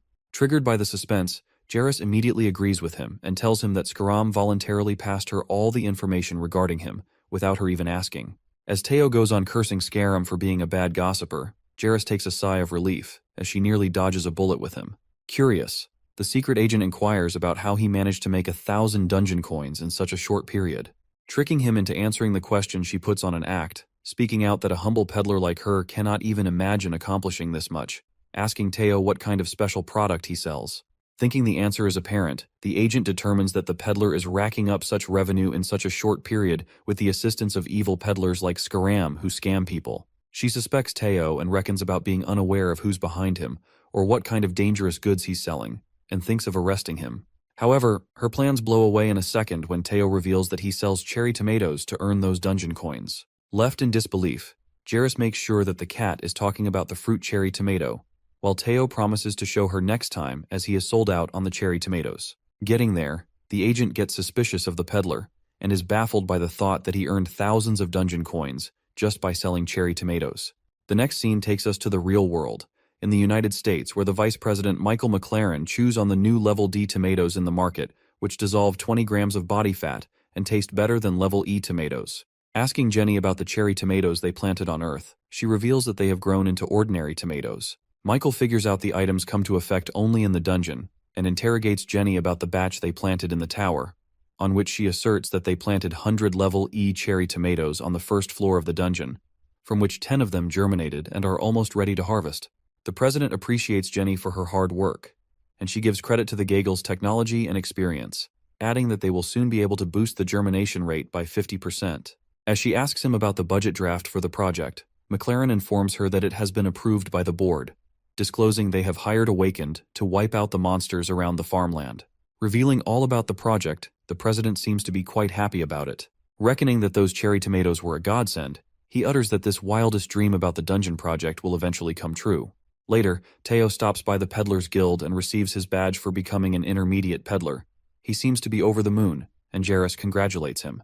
Assuming that they should keep going, the cat lets out that he has to visit the peddler's market to buy some stuff. Speculating about the peddler's market, She narrates that its marketplace is located in the middleman zone, where peddlers can flaunt their full abilities to the fullest. Each workshop and farm presents its best products and pieces, and the peddlers buy the stuff through auctions and resell the product for maximum profit, concluding that in this kind of auctions, peddlers' business skills are put to the test, adding that the market is like a battlefield where there is no space for mistakes. She assumes what kind of business skills he will show. Teo stops by the general store, which looks nothing like the blacksmith workshop. Muttering that he needs to buy some stuff, they enter the general store as Teo buys 2 pots, a saw, and a few threads and needles, while Jairus lets out that she thought that he was here to buy wholesale products.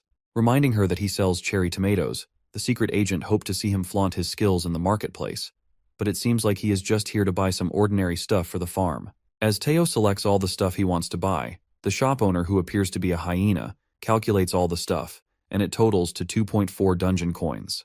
The secret agent guesses that these cheap pots and the other little stuff should cost no more than 2 dungeons, believing that the shopkeeper is overcharging him. She imagines Teo as a soldier and the shopkeeper as an evil swindler who's tricking the naive customer.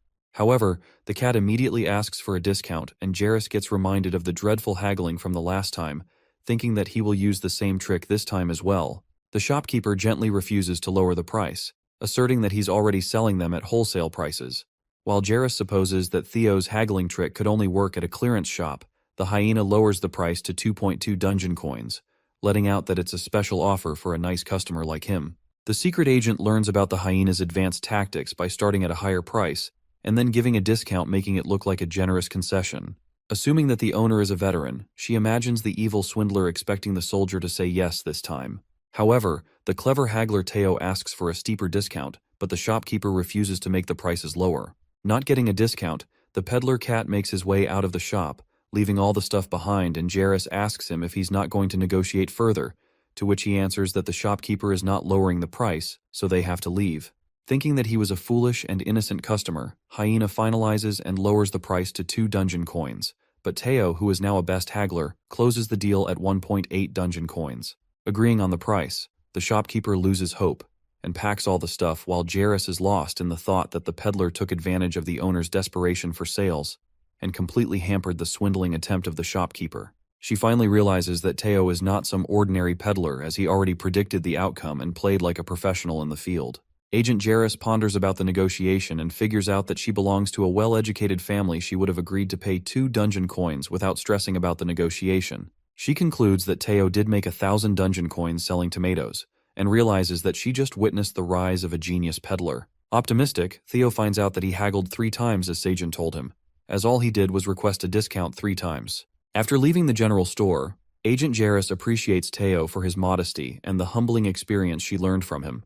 The cat offers her to grab a bite with him, but she refuses and tells him she shouldn't be bothering him any longer and to check out wolves, for they might attack again. As they part ways, Teo reckons how strange Fox she is, and he also makes his way to the cave, impatiently waiting to take a nap in Seijun's lap. It's the Peddler Association Investigation Bureau, as Jairus seems to be writing something. Her agent informs about the director wanting to schedule a meeting to discuss Greed's stolen items, asking her if he should dismiss the meeting by telling him that she's busy. But Agent Jairus tells the dog agent that she will stop by the director's office soon and hands him a report about the peddler cat they've been watching. She asks him to send it to the peddler pathway manager and inform them that they don't have to worry about him. As the dog agent witnesses that it is the peddler cat they were searching for, he reads the report, which describes Teo as a master negotiator, to which Jairus mumbles that she's come across a real merchant after quite a while. Later at the cave, Seijun expands his farm by planting cherry tomatoes and corn on the field, as he again places all the leaves on the ground, hoping they should be safe from the thieves, as the crimson grizzly bear is guarding the area. While he's doing the work on the farm, he notices that the white young bunny has run out of water in the sprinkler can. Thinking that the sprinkler can never run out of water, the black bunny rushes towards our guy, trying to tell him something. The black bunny indicates that something is wrong with the pond. They go inside the cave and witness plenty of crayfish in the pond water. Shocked by the sight, Seijun utters if they made it through the piranha hole. Wondering what kind of ecosystem is in there, he commands the black bunny to hunt the crayfish. Drooling over the delicious crayfish, Seijun gets reminded that people on the internet love the taste of the crayfish. The black bunny pulls out his hammer as our fella makes it clear they cannot miss out on the main source of protein. Revealing that they taste better than they look, Seijun takes his dagger out and the black bunny gets ready with his hammer to begin the crayfish hunting. As the crayfish hunting begins, our guy stands inside the ponds killing the crayfish with his dagger, while the black bunny smashes them all at once with his iconic hammer. Killing as many crayfish as they can, they are then collected by the bunnies who carry them in the wheelbarrow. While the sickle bunny tries hard to cut through the shell of the crayfish, Sejun lets out that their shell is very hard, so it needs to be boiled first.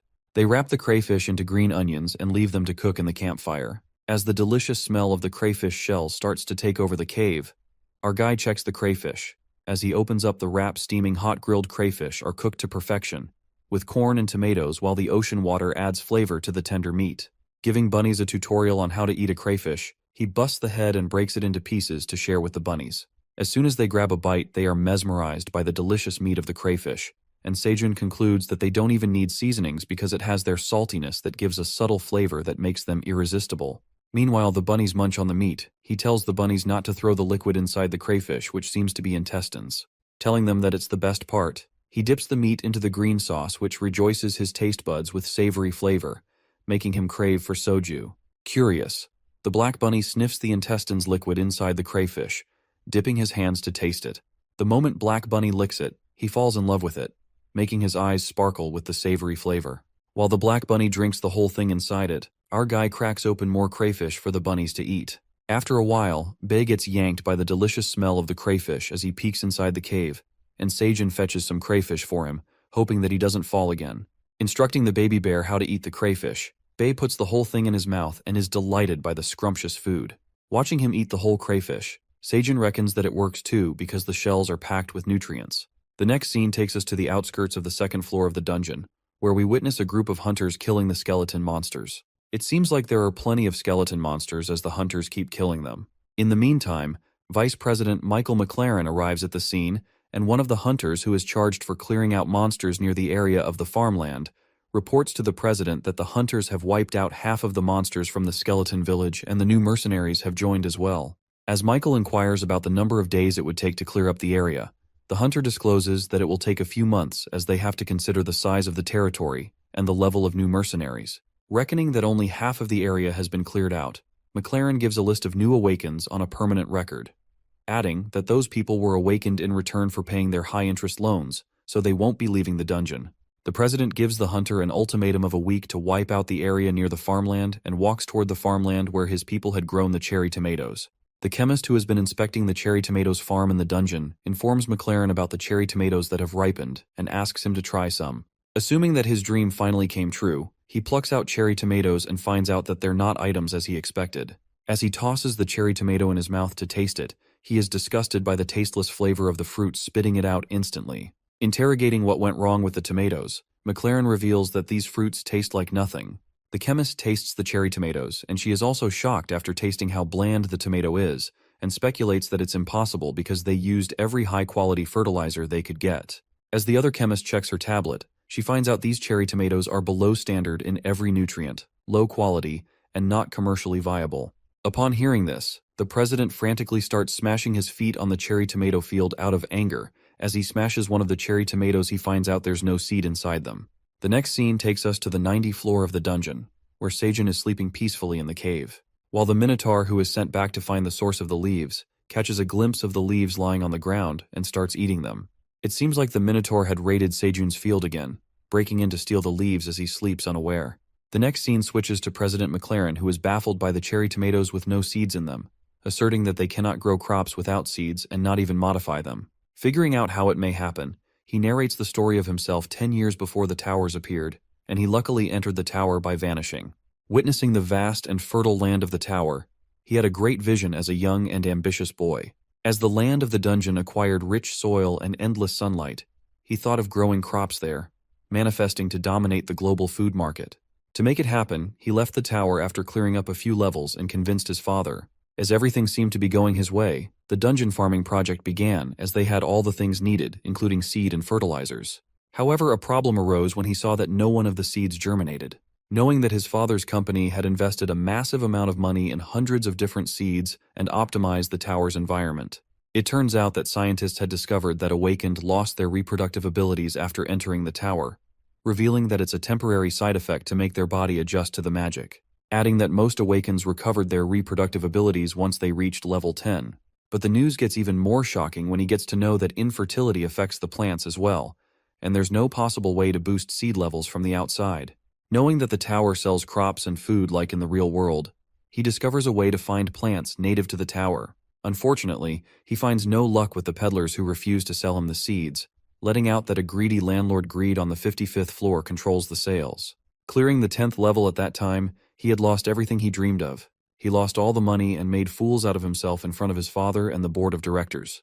This obstacle in his dungeon farm project led to a massive failure. After narrating his sobbing story, McLaren does not give up on his project and commands his people to bring the hunters to the 38th floor. Holding a bag full of dungeon coins, he makes it clear that he wants them to find the peddler cat and bring all the cat's level D magic cherry tomatoes, no matter how much he has to spend. Grasping a cherry tomato, McLaren gives it a thought and reckons if they could not grow level E tomatoes, level D tomatoes might grow well, and a higher level might yield different results. Squeezing the tomato as it drips on his hands, he seems determined to take control of the cherry tomatoes with an evil grin on his face. Later, Teo returns to the cave and witnesses some of the leaves lying on the ground. As he picks it up, he realizes that they are Seijun's green onion leaves. Picking up the leaves that are lying along the way, the cat bumps into a minotaur who is chewing on the green onion leaves. The minotaur asks him if he's a peddler, but Teo, who is concerned about Seijun's leaves, interrogates him about where he found those leaves. The minotaur asserts that he picked up the leaves that were left on the ground, on which the cat freaks out and quarrels with him that Seijun never abandons his leaves, he is rather particular about them, explaining to the cow that he makes bowls and ropes out of the leaves, and even wipes his butt with them. While Teo accuses the minotaur of stealing Seijun's precious leaves, the minotaur gets furious as he hurts his pride as a warrior and gets mad at Teo for accusing him of stealing someone else's leaves when he's a warrior. The minotaur rages with anger when he's insulted by the peddler, but terrified Teo stands his ground and tells the warrior that he's lying. To clear up the confusion, the cat decides to ask Seijun to settle this once and for all, and the minotaur agrees. As Teo leads the way, the minotaur presumes that the guy Seijun certainly got rid of the leaves, asking why anyone would lay such delicious leaves on the ground. The cat hysterically wakes up Seijun and informs him that he has caught the thief who ate his leaves. Surprised, Seijun leaps out of the cave through the rope and witnesses a huge cow which scares the hell out of him. Telling him to teach the minotaur a lesson, as Teo exposes the minotaur for stealing Seijun's leaves, our guy notices the leaves he had laid on the fields are gone. The minotaur tries to explain to himself that he just picked up fallen leaves on the ground, and asks Seijun why he would abandon them if he was using them. Our fellow recognizes that the black minotaur is the same monster that the crimson grizzly bear told him about, and he was the one who destroyed the field during the blue moon and stole the corn leaves he covered his field with. It seems like Teo had caught the minotaur stealing his green onion leaves again. The minotaur justifies himself by telling them that he's a warrior of honor who would never take what he didn't earn. But Teo seems quite pissed off and makes it clear that the leaves are not trash and that the ox is a thief. While all this happens, Seijun presumes that the monster is an ox that can dig or plow, and clarifies to the minotaur that those leaves lying on the ground were not trash, but serving an important purpose, which was to prevent moisture in the soil from evaporating. The ox feels ashamed for stealing the leaves, explaining that he didn't know, but our fella does let it slide easily when he requests the minotaur for 100 dungeon coins for destroying his farmland and stealing his leaves. It seems like Seijun has yet to trick the ox into working with him, ready to make him a slave or maybe a partner. As our fellow requests a hefty payment, the minotaur is shocked to hear such a big price just for eating leaves, as he never thought that leaves would be so expensive. Realizing that stealing is no fun, Seijun asks for payment. However, as Teo climbs up the huge minotaur and inspects him, finding out that he has no money. Perfectly played, our guy makes a deal with the minotaur, offering him to pay back his labor. While both Teo and the cox are confused, our boy makes him understand that he has to travel here every day and work for him at the farm, adding that each day he works will be worth 1 dungeon coin, which means that the minotaur will soon be able to pay back his debt in the next 100 days. Asking if he has to pay back by working, our fella mutters that he will provide lunch as well, and the minotaur can have as many green onions as he likes. Thrilled by the offer, the ox agrees to the deal immediately, telling him that he will do anything if he feeds him. As Teo watches Seijun settling down on a great deal with the minotaur, he is amazed by President Seijun's new lesson, which also seems to be some kind of haggling, and how he asks the minotaur to pay back with labor if he doesn't have money. It seems like Theo is inspired by President Seijun's cunning idea. After they wave the cox goodbye, the clever guy praises the peddler cat for his great work in finding the thief and helping him get a worker for the field. As the cat asks for his reward, Mr. President makes him CEO for another month. Dissatisfied, Teo clings to his legs and asks for a generous reward while he ruins Seijun's pants. The next day, the crayfish hunt begins once again, as the pro hunter Seijun and the black warrior bunny flaunt their incredible fishing skills. The black bunny makes a fierce attack, striking the crayfish with his hammer and great strength. Assuming that the hunting should be enough for Bei and his mom, the young bunnies carry the killed crayfish and pile them up. While our guy compliments the warrior bunny for honing skills every day, the black bunny starts shining, and it seems like his item has changed into a different and exceptional kind of hammer. As everyone applauds him for his terrific reward, Seijun mutters that it's not a usual promotion, but a second awakening, and the black bunny stands with pride, feeling proud of his achievements. Watching the incredible strength of the warrior bunny, our boy gives him full charge of crayfish hunting. In the meantime, the mama bear appears above the cave, and as Seijun comes out of the cave, he witnesses something over the big pulley rock. The baby bear points towards the beehive that is hung by the big rock. As our guy peeks at the beehive, wondering how long it has been up there, a bee flies out from the beehive. Recognizing that it's the junior queen poisonous honeybee who hatched last time, they clasp into a cute little greeting hug. Speculating where she had been this whole time, as he was worried about her, Seijun didn't even get to see her hatched, and she even registered him as her owner. Eventually, the baby poisonous honeybees emerge from the hive, and our guy realizes that the queen bee must have left to start a colony, and feels happy for her safe return. After that, he introduces the queen bee to the cub and assigns him to take care of the beehive so that the bee can make a lot of delicious honey for him. Joined by the mama bear, the bees get along with the baby bear, and in that moment, the minotaur arrives at the field, ready to begin his first day at work. However, the mama bear frantically starts roaring at the minotaur, as she assumes that it's the monster who barged into their territory and thinks it's an enemy. The minotaur, who wasn't expecting to run into the crimson grizzly bear, clenches his fists and prepares for the fight. Baffled by the sudden uproar, our guy tries his best to stop the mama bear, but she seems to be in her fight mode and stomps forward. Disturbed by the noises, Teo and the bunnies peek from the cave to see what's all the ruckus about. Seijun carries Teo on his shoulder and asks him for his help to stop the fight, or the minotaur and the bear will get hurt if they start the fight. Yelling to make the fight stop, our guy tries to make the bear understand that the minotaur is here to work, and he's not the enemy. Teo interprets the mama bear, who warns them to go inside the cave, and she is not backing out without a fight as she can't tolerate the minotaur trespassing on her territory. As Seijun tries to halt the minotaur from attacking, the ox refuses to leave the battlefield, as it is a disgrace for a warrior. Meanwhile, this uproar gets more chaotic when Teo keeps yelling at Bei, who keeps asking for his kitty treats, and our guy feels helpless by the situation. At that moment, long-lost admin Aileen appears and asks for a snack to fulfill her cravings, but she gets strongly refused by her farmer, who informs her about the fight that is about to begin between the minotaur and the bear. Upon listening, the admin immediately asks for an explanation for what the minotaur is doing here, and instructs Seijun to make them go back because she is hungry. Seijun yells at the selfish admin, telling her that he has tried to stop the fight but no one is listening. The situation in the field causes mayhem when Seijun, who seems to have enough of his fuss, screams his heart out as he speaks that if they don't stop fighting right now, none of them will get to eat today. Uttering these words in his mouth, all the animals are shocked by the jaw-dropping announcement made by Seijun. The bunnies are left astonished, and Teo is traumatized. Furious, our guy commands the minotaur and the crimson grizzly bear to settle down, and it seems like Aileen has been taking Seijun's commands seriously, as well as she also sits down. He proceeds to scold them that if the two of them start a fight here, it will destroy the crops, and it could hurt others around them. Planning to clear up the misunderstanding over a shared meal, our guy calls upon the bunnies to get ready for lunch. The young chef bunnies get to back work, while the warrior bunny hunts down for the meat, the sickle bunny chops all the vegetables, one of the farmer bunnies grills the corn, and the wagon bunny gathers all the cooked corn into his wheelbarrow. On the other hand, Chef Seijun cooks a meal as he tosses the pan on high flames. It seems like our guy has once again prepared a dinner feast for his fellow workers. Glancing at the parade of dishes such as grilled corn, cooked fish, and roasted green onions, the minotaur is left in awe and the crimson grizzly bear is delighted by the delicious meal. As they all settle down to eat, our fella gives some of the grilled corn to Aileen. While they eat, the minotaur approaches his hand to grab a corn, but the bear jerks his hand away. As the fight seems to start again, Seijun diverts their attention towards him and tells him to listen while they eat. He introduces the minotaur to the crimson grizzly bear and her son, who keeps the territory safe. As he introduces the minotaur, asking for his name, the ox reveals his name to be 1103rd Minotaur Warrior. Seijun clarifies that 1103rd warriors are here to help them with farming work, adding that if they fight, they don't get the food. Hitting their weak points, as Seijun announces no fighting or no food policy, the bear and the minotaur decide to get along as they hold hands and make a deal to be friends to make sure they get the food. As Seijun appreciates their friendship, Teo tells him to focus on the petting as he sits on his lap. Later, the Minotaur asks him about his job in the field, and our guy explains that his job is straightforward as he continues to pat Teo.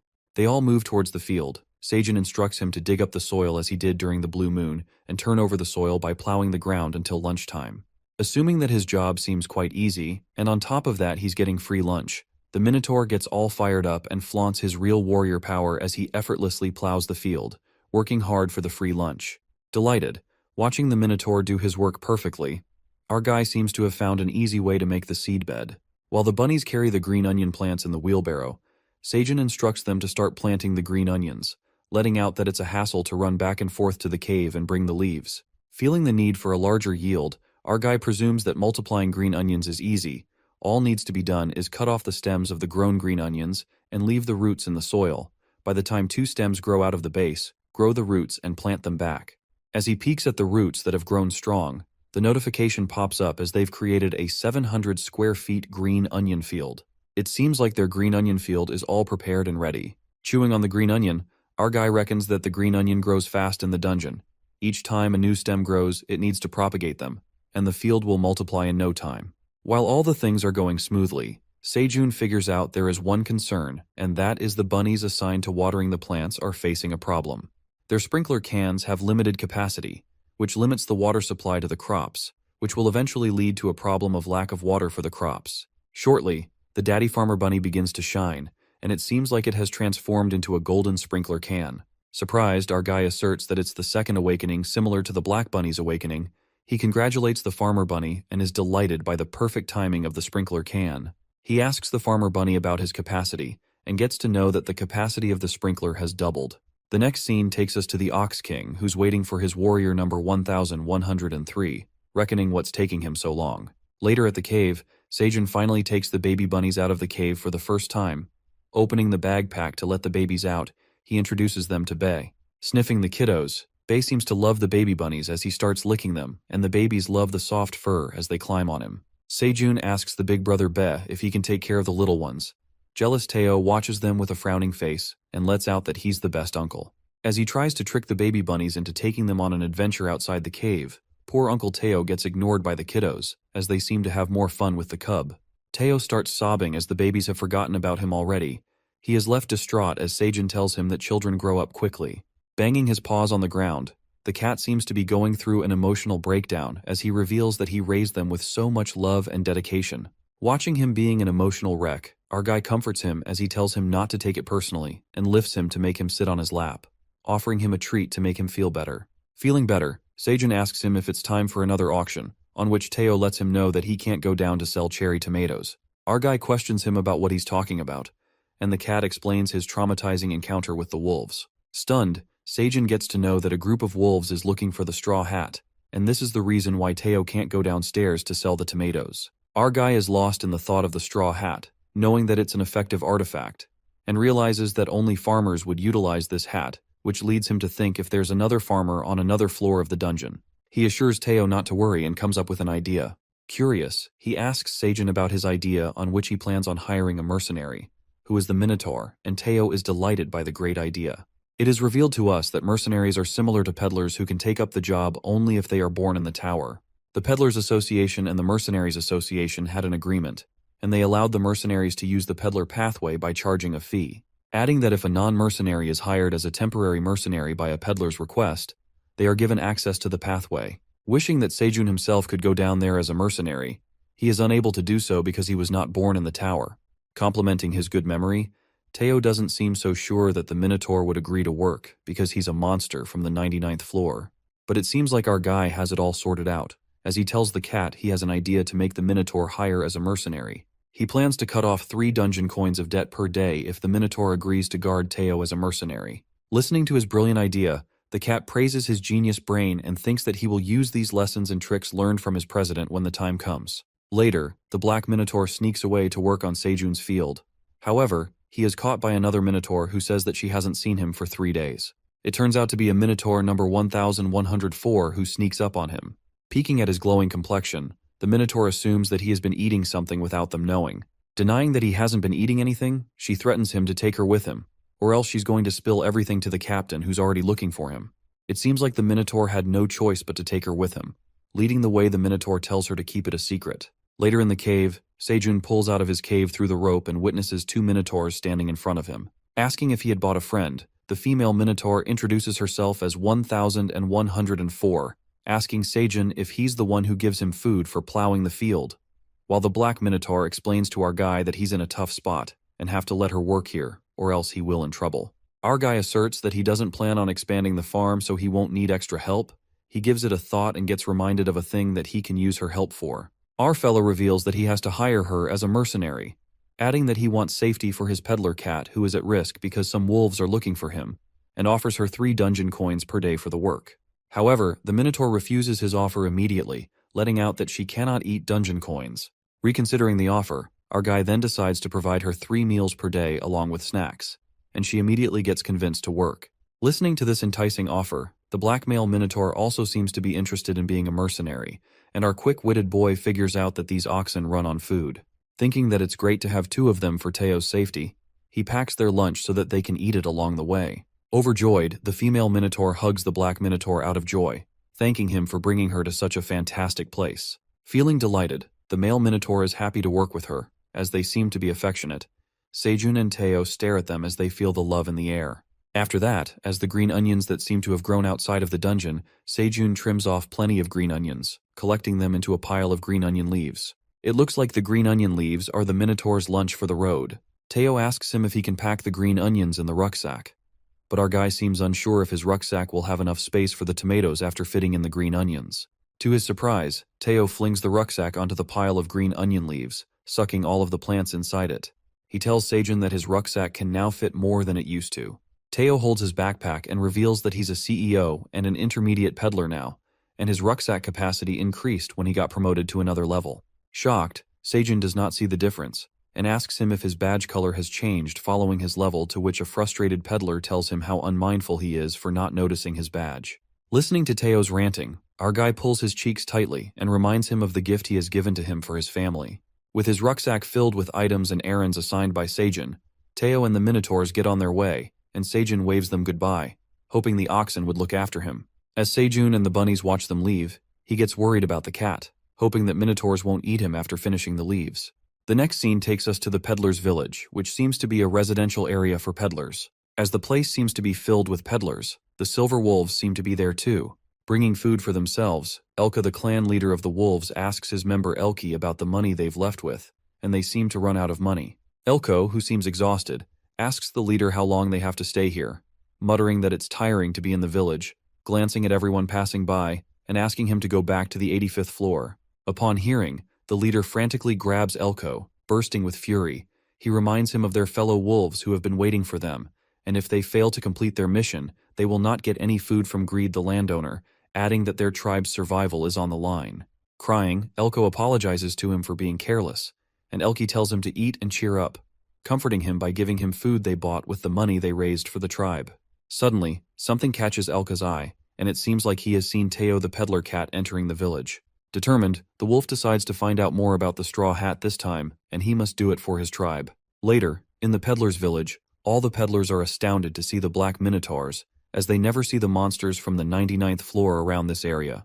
As the peddlers wish to meet whoever managed to hire the minotaurs as mercenaries, asserting they must be great peddlers, Teo arrives at the scene and reveals that he's the one who hired them mercenaries.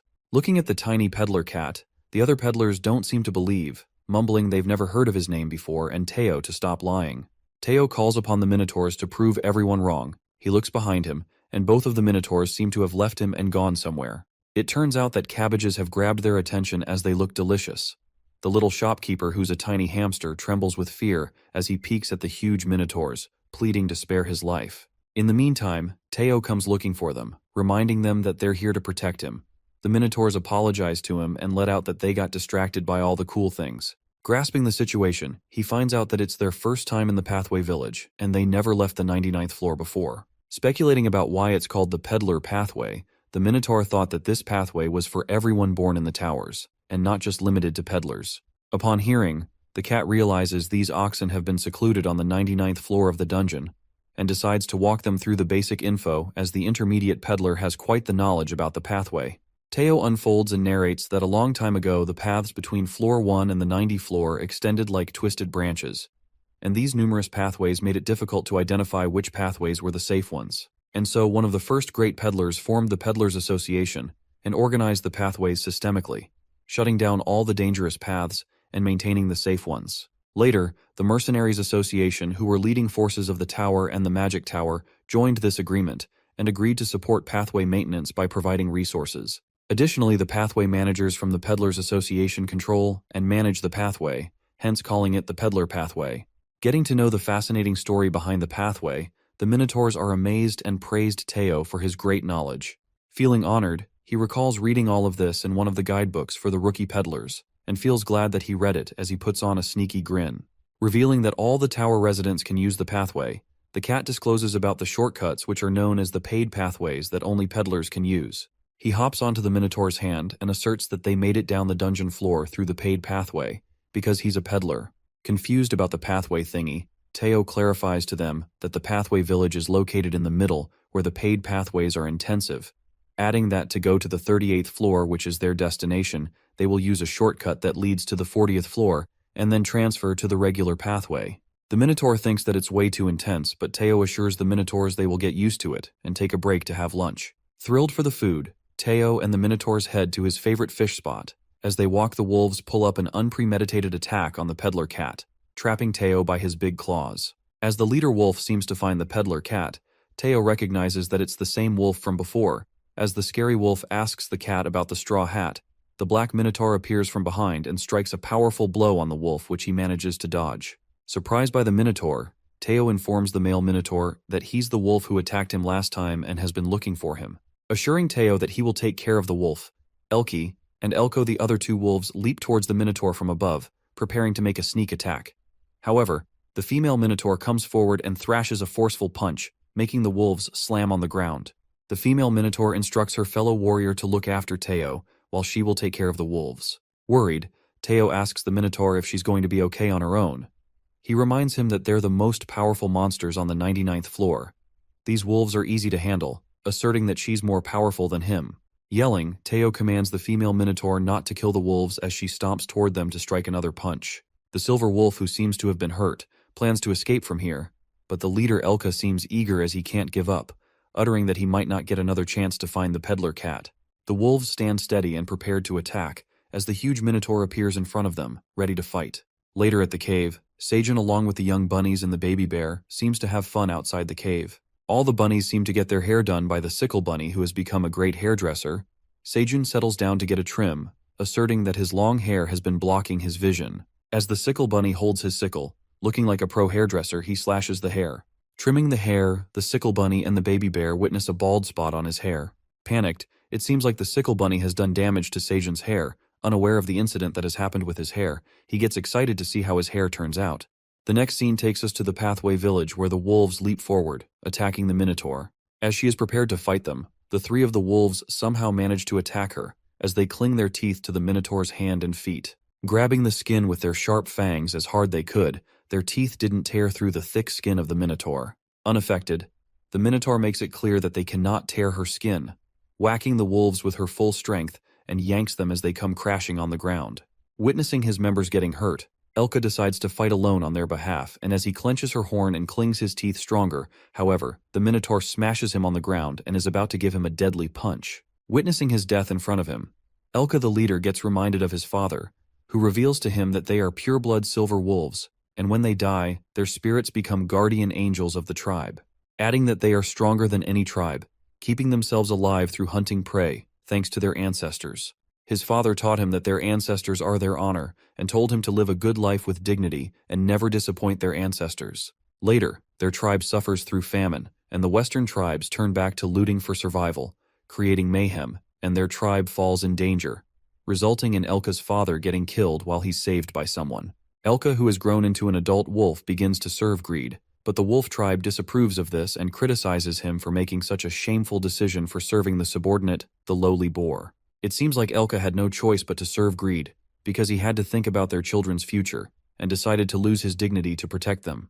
Elka becomes evil and starts killing for the sake of survival, serving Greed the boar, who orders him to do evil things. Thinking about his father and his tribe at the last moment, Elka faints on the ground as the Minotaur peeks at him. Teo pokes on his face, checking if he's alive. He asks the Minotaur if she's certain that the wolf has passed out. She plans on breaking the wolf's leg so that he can't follow them anymore. Assuming that he called this upon himself by following him, Teo lets out that it is too cruel to break his leg and instructs the Minotaur to take the wolves with them, and Seijun will decide what to do with them. Meanwhile, at the cave, a clean spot shines through Seijun's hair and it seems like a bald spot. As the sickle bunny is done with the haircut, Seijun touches through his hair and freaks out when finds out the bunny has left a bald spot on his head. While the queen bee peeks at the bald spot, our guy thinks of asking Teo to get him a mirror, and the sickle bunny, who seems to be extremely guilty of his act, apologizes to him. He tells the bunny to calm down and everyone makes mistakes. Our fella, who seems fine from the outside, is relieved that there are a bunch of monsters, so one cares about his bald spot, and wears the straw hat so that no one notices. The poor guy doesn't seem fine with his bald patch as he sits by the tree wearing a straw hat. In the meantime, the mama bunny appears, dragging him as he feels ashamed of himself. As he settles down, Mama Bunny pulls out her gardening scissors to give him the perfect trim. The next scene takes us to the dungeon dragon, who seems to enjoy reading and realizes that she has run out of cherry tomatoes. Asserting the food proportions are too low for her now she has grown bigger. She thinks of asking for more cherry tomatoes and gets reminded of Seijun as he thinks of her as a pig with wings. Feeling pressured about being misunderstood as a pig by him, she craves more tomatoes and calls upon her farmer. As she peeks through her magic crystal ball, Aileen witnesses something weird and sends him a notification asking if something is wrong. Getting her notification, our guy doesn't understand what she's talking about, and she elaborates that he looks different. As he removes the straw hat, he tells her about the mama bunny who gave her a haircut and asks her if he looks very different. Looking at Seijun's new look, the dragon is surprised by his haircut. He keeps looking through the notification window, asking her opinion on the haircut. It looks like Aileen loves his haircut as she starts blushing and gets smitten by his handsome new look, secretly adoring him. But to deny her true feelings, she informs Seijun that she got distracted by something, warns him to not come closer to the screen, and changes the topic to crayfish.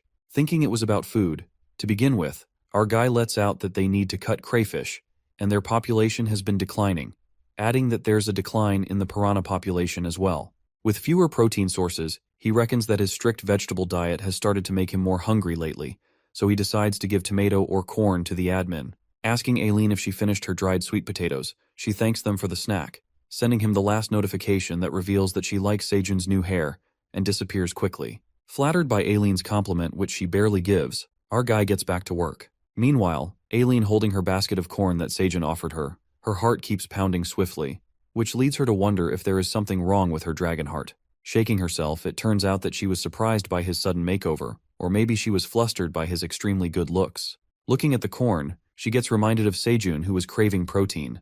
She searches for a book on her shelf and pulls out a cookbook, asserting that she will make him something special this time with all her energy, and starts blushing again. Reaching the 38th floor of the dungeon, the hunters seem to be eagerly waiting for the peddler cat as they gathered around him. Surprised by the rush, he announces auctioning 3,600 cherry tomatoes in batches of 400. People are freaked out by the massive amount of the level D cherry tomatoes and begin the auctions, which seem to be going pretty smoothly. Rapidly selling out on his cherry tomatoes, as Teo is about to toss out another 2,000 cherry tomatoes, a hunter appears and offers to buy all the remaining cherry tomatoes for 1,600 dungeon coins. Asserting that no one will try to compete against Gagel, the hunter buys all the cherry tomatoes as Teo happily sells him for such a great amount of dungeon coins. Meanwhile, the other hunters start gossiping about how the real world is already falling short on the cherry tomatoes, and the huge multinational company has acquired all of them. As the hunters seem to be alarmed by the situation, Dongshik presumes that the tomatoes are now out of reach of ordinary hunters like them. However, he feels satisfied after thinking that he knows the peddler cat, and thinks of making a deal with Seijun through him again. However, his thoughts are interrupted when one of Gagel's workers reveals that tomatoes' features show the producer's name, which seems to be Seijun Park. Baffled, Dongshik rushes to see the name on the status window and figures out that Seijun is a farmer. The hunter, who was hired by Michael McLaren, immediately sends out his team member to the guild headquarters on the first floor to find out who Seijun Park is. Saying that they should bring him on their side, he instructs them to send the American hunters to Korea. Thrilled by the news, the hunter finds a way to make the vice president happy and dreams of getting a promotion. Flustered, Dongshik ponders about Seijun and losing a great talent like him, contemplating that his family will be in danger because the cherry tomatoes are more precious than jewelry among the rich in the outside world, adding that if the producer is inside the tower, they will do everything in their power to dominate the market. Zoned out in his thoughts, as Teo approaches Dongshik, he immediately grabs him and takes him to a corner, asking him about the sudden appearance of the producer's label. Teo reveals that it's because he upgraded to the intermediate peddler level, adding that they removed the manufacturer's name to protect rookie peddlers. As the cat speculates why he is asking such questions, Dongshik informs that Sejun's family is in danger, disclosing how his cherry tomatoes are cherished by the outside world, who have become obsessed with them. He proceeds to inform that Teo was safe until he kept the producer's name a secret. But now that people know who grew these cherry tomatoes, people would sniff him like dogs and would do anything to take them. Thinking that it's his fault for getting promoted to the intermediate level, he freaks out knowing that Sejun will never forgive him. But Dongshik assures Sejun's family's safety and asserts that he will try his best to keep his family as safe as his, revealing that his guild's reputation is at stake. Appreciating Dongshik for his sheer kindness, Teo asks him for a favor and pulls out something from his rucksack. He hands in a gift for Sejun's family, which seems to be a bucket full of corn, cherry tomatoes, and carrots, telling him the reward will be 200 magic tomatoes. Dongshik is astounded by the sight of agility carrots and health corns. Assuming that it will be dangerous if the world gets to know about it, Dongshik tells Teo not to worry about it, and he makes sure to send these gifts to his family. Later, on the 38th floor of the peddler's pathway, the minotaurs chew on their green onion leaves while Elka keeps insulting them as he ties them down, asserting that he thought of minotaurs as legends, adding that their pride has been crushed under the weight of their knuckle as they keep doing what that tiny peddler tells them to do and calls them stupid cows. Thinking of punching the wolf once again, the minotaurs are interrupted by the rushing Teo, who seems to be in haste as he asks them to go back to the cave immediately, uttering that he will explain all the things along the way. While the minotaurs carry the wolves, the peddler cat stops by a joint and picks up a shiny necklace that's for 2 dungeon coins. As the shopkeeper, who seems to be frightened by the minotaurs, Teo asks him for a discount. The next scene takes us to the outside world, where Dongshik arrives at the Awakened Association and meets with Taijin Han, the former head of the Phoenix Guild, and the current advisor at the Korea Awakened Association. As the room seems to be freezing, Dongshik enters the room wearing an oversized parachute jacket and hands in the report to the advisor. While he reads the report that Dongshik had written, the advisor freaks out when he finds out Sejun Park has cleared up the 40th floor of the dungeon, and his current location is still unknown. Knowing that Sejun is a farmer and on the top floor of the dungeon, the former head, Taejin, blows up with anger as the fire flames come out of him. He asks Dongshik why he has hidden such a rare talent from him and suspects that he's hiding something. Dongshik gets confused about Taejin bursting into flames with anger and tells his master to stop overreacting, assuring him that he has reported everything. He further says that Taejin had unofficially reached the 52nd floor of the dungeon, so there's nothing to be surprised about. But the former head mumbles that it's different because they have discovered a new occupation, which is farming in the dungeon. Sejun has a unique talent, adding that he would have already rushed inside the dungeon if it wasn't for his fire curse. It is revealed to us that Taejin has some kind of curse on him, which makes his body burst into flames, and he can't control it. As the fire disappears, a red mark appears on Taejin's hand, and he reveals that his curse of flames has spread further. Mumbling that Dongshik had not come here to make fun of his master, he asks Dongshik why he came to the association. Dongshik states that Sejun Park's family is in danger, and he needs the association's help to protect his family. He explains to him that people will soon find out the cherry tomato producer is a Korean, which will put his family in a dangerous spot because they will be targeted by many people around the world. Hearing this, the advisor assures Dongshik that he doesn't need to worry. After all, he deployed a security team when he heard from Dongshik about the farmer guy. Taejin then orders the guild leader to take charge of the security because he already knows Sejun's family. He commands Dongshik to keep Sejun's family safe, as they cannot lose such an impressive talent to another country, adding that he has already heard that a few countries are sniffing around and are trying to approach his family. As Dongshik tells him that he will look into this matter, he offers his master a basket of magic cherry tomatoes. Surprisingly, when looking at the cherry tomatoes, Dongshik informs him that these are the famous cherry tomatoes grown by Sejun and sold by the peddler cat, adding that these tomatoes might help with his curse, but not significantly. Glancing at the cherry tomatoes, Taejin decides to try one of those and finds it delicious. The next scene takes us to Sejun Park's family, where we see them staring shockingly at Sejun's gift, which seems to be buckets full of corn, carrots, and cherry tomatoes. Seedal recognizes the dungeon cherry tomatoes that are all the rage and help with weight loss. Assuming that the corn and carrots have the same features, he asks Dongshik if Sejun has grown all these in the dungeon. Dongshik enlightens the family about Sejun, who had grown these items on his farm. For that reason, many people are going after him, which also puts his family at risk.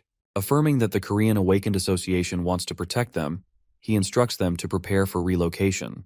Sejun's family is baffled by this news and asks Dongshik where they will be relocating as they still need to pay off the mortgage of their house. He informs the family that he has found housing in Hanam, Seoul. Upon hearing this, Sedol jumps out in happiness and asks if Dongshik is talking about Hanam, which has a fancy riverside neighborhood where many celebrities live. As Sedol gets curious about who his neighbors will be, Dongshik bursts his bubble and reveals that he will be neighbors with his family. Sedol's excitement washes away as he gets to know that he will be neighbors with Dongshik. The poor guy signs out of disappointment, daydreaming that he would be neighbors with the K-pop girl group or something. As soon as he says this, Dongshik asks Sedol if he likes K-pop bands and if he has heard about the girl group Moonlights. While Sedol tells him that he's a fan of the Moonlights and everyone in Korea knows about that top girl group, Dongshik takes his phone out and shows a picture of her daughter, who turns out to be Sarah of the Moonlights, telling Sedol that he'd be happy to invite him if he's a fan. Getting to know this jaw-dropping news, Sedol is astounded and asks Dongshik if he's really talking about Sarah, the Moonlights' leader and main vocalist. Booming with excitement, he can't get enough of her incredible talents. He lets out that Sarah is the genius of the century and the most beautiful K-pop idol in history who writes and produces songs for the group. Bowing down with respect, Sedol ruminates that Sarah mentioned in one of her albums that her father is a hunter and thanks Dongshik for raising her. Holding Dongshik's hand, Sedol shows gratitude to him for being the father of a famous K-pop idol and tells him he loves him. At the same time, poor Dongshik is a bit overwhelmed and mumbles that's a bit too much. Meanwhile, Sedol is obsessed with Dongshik.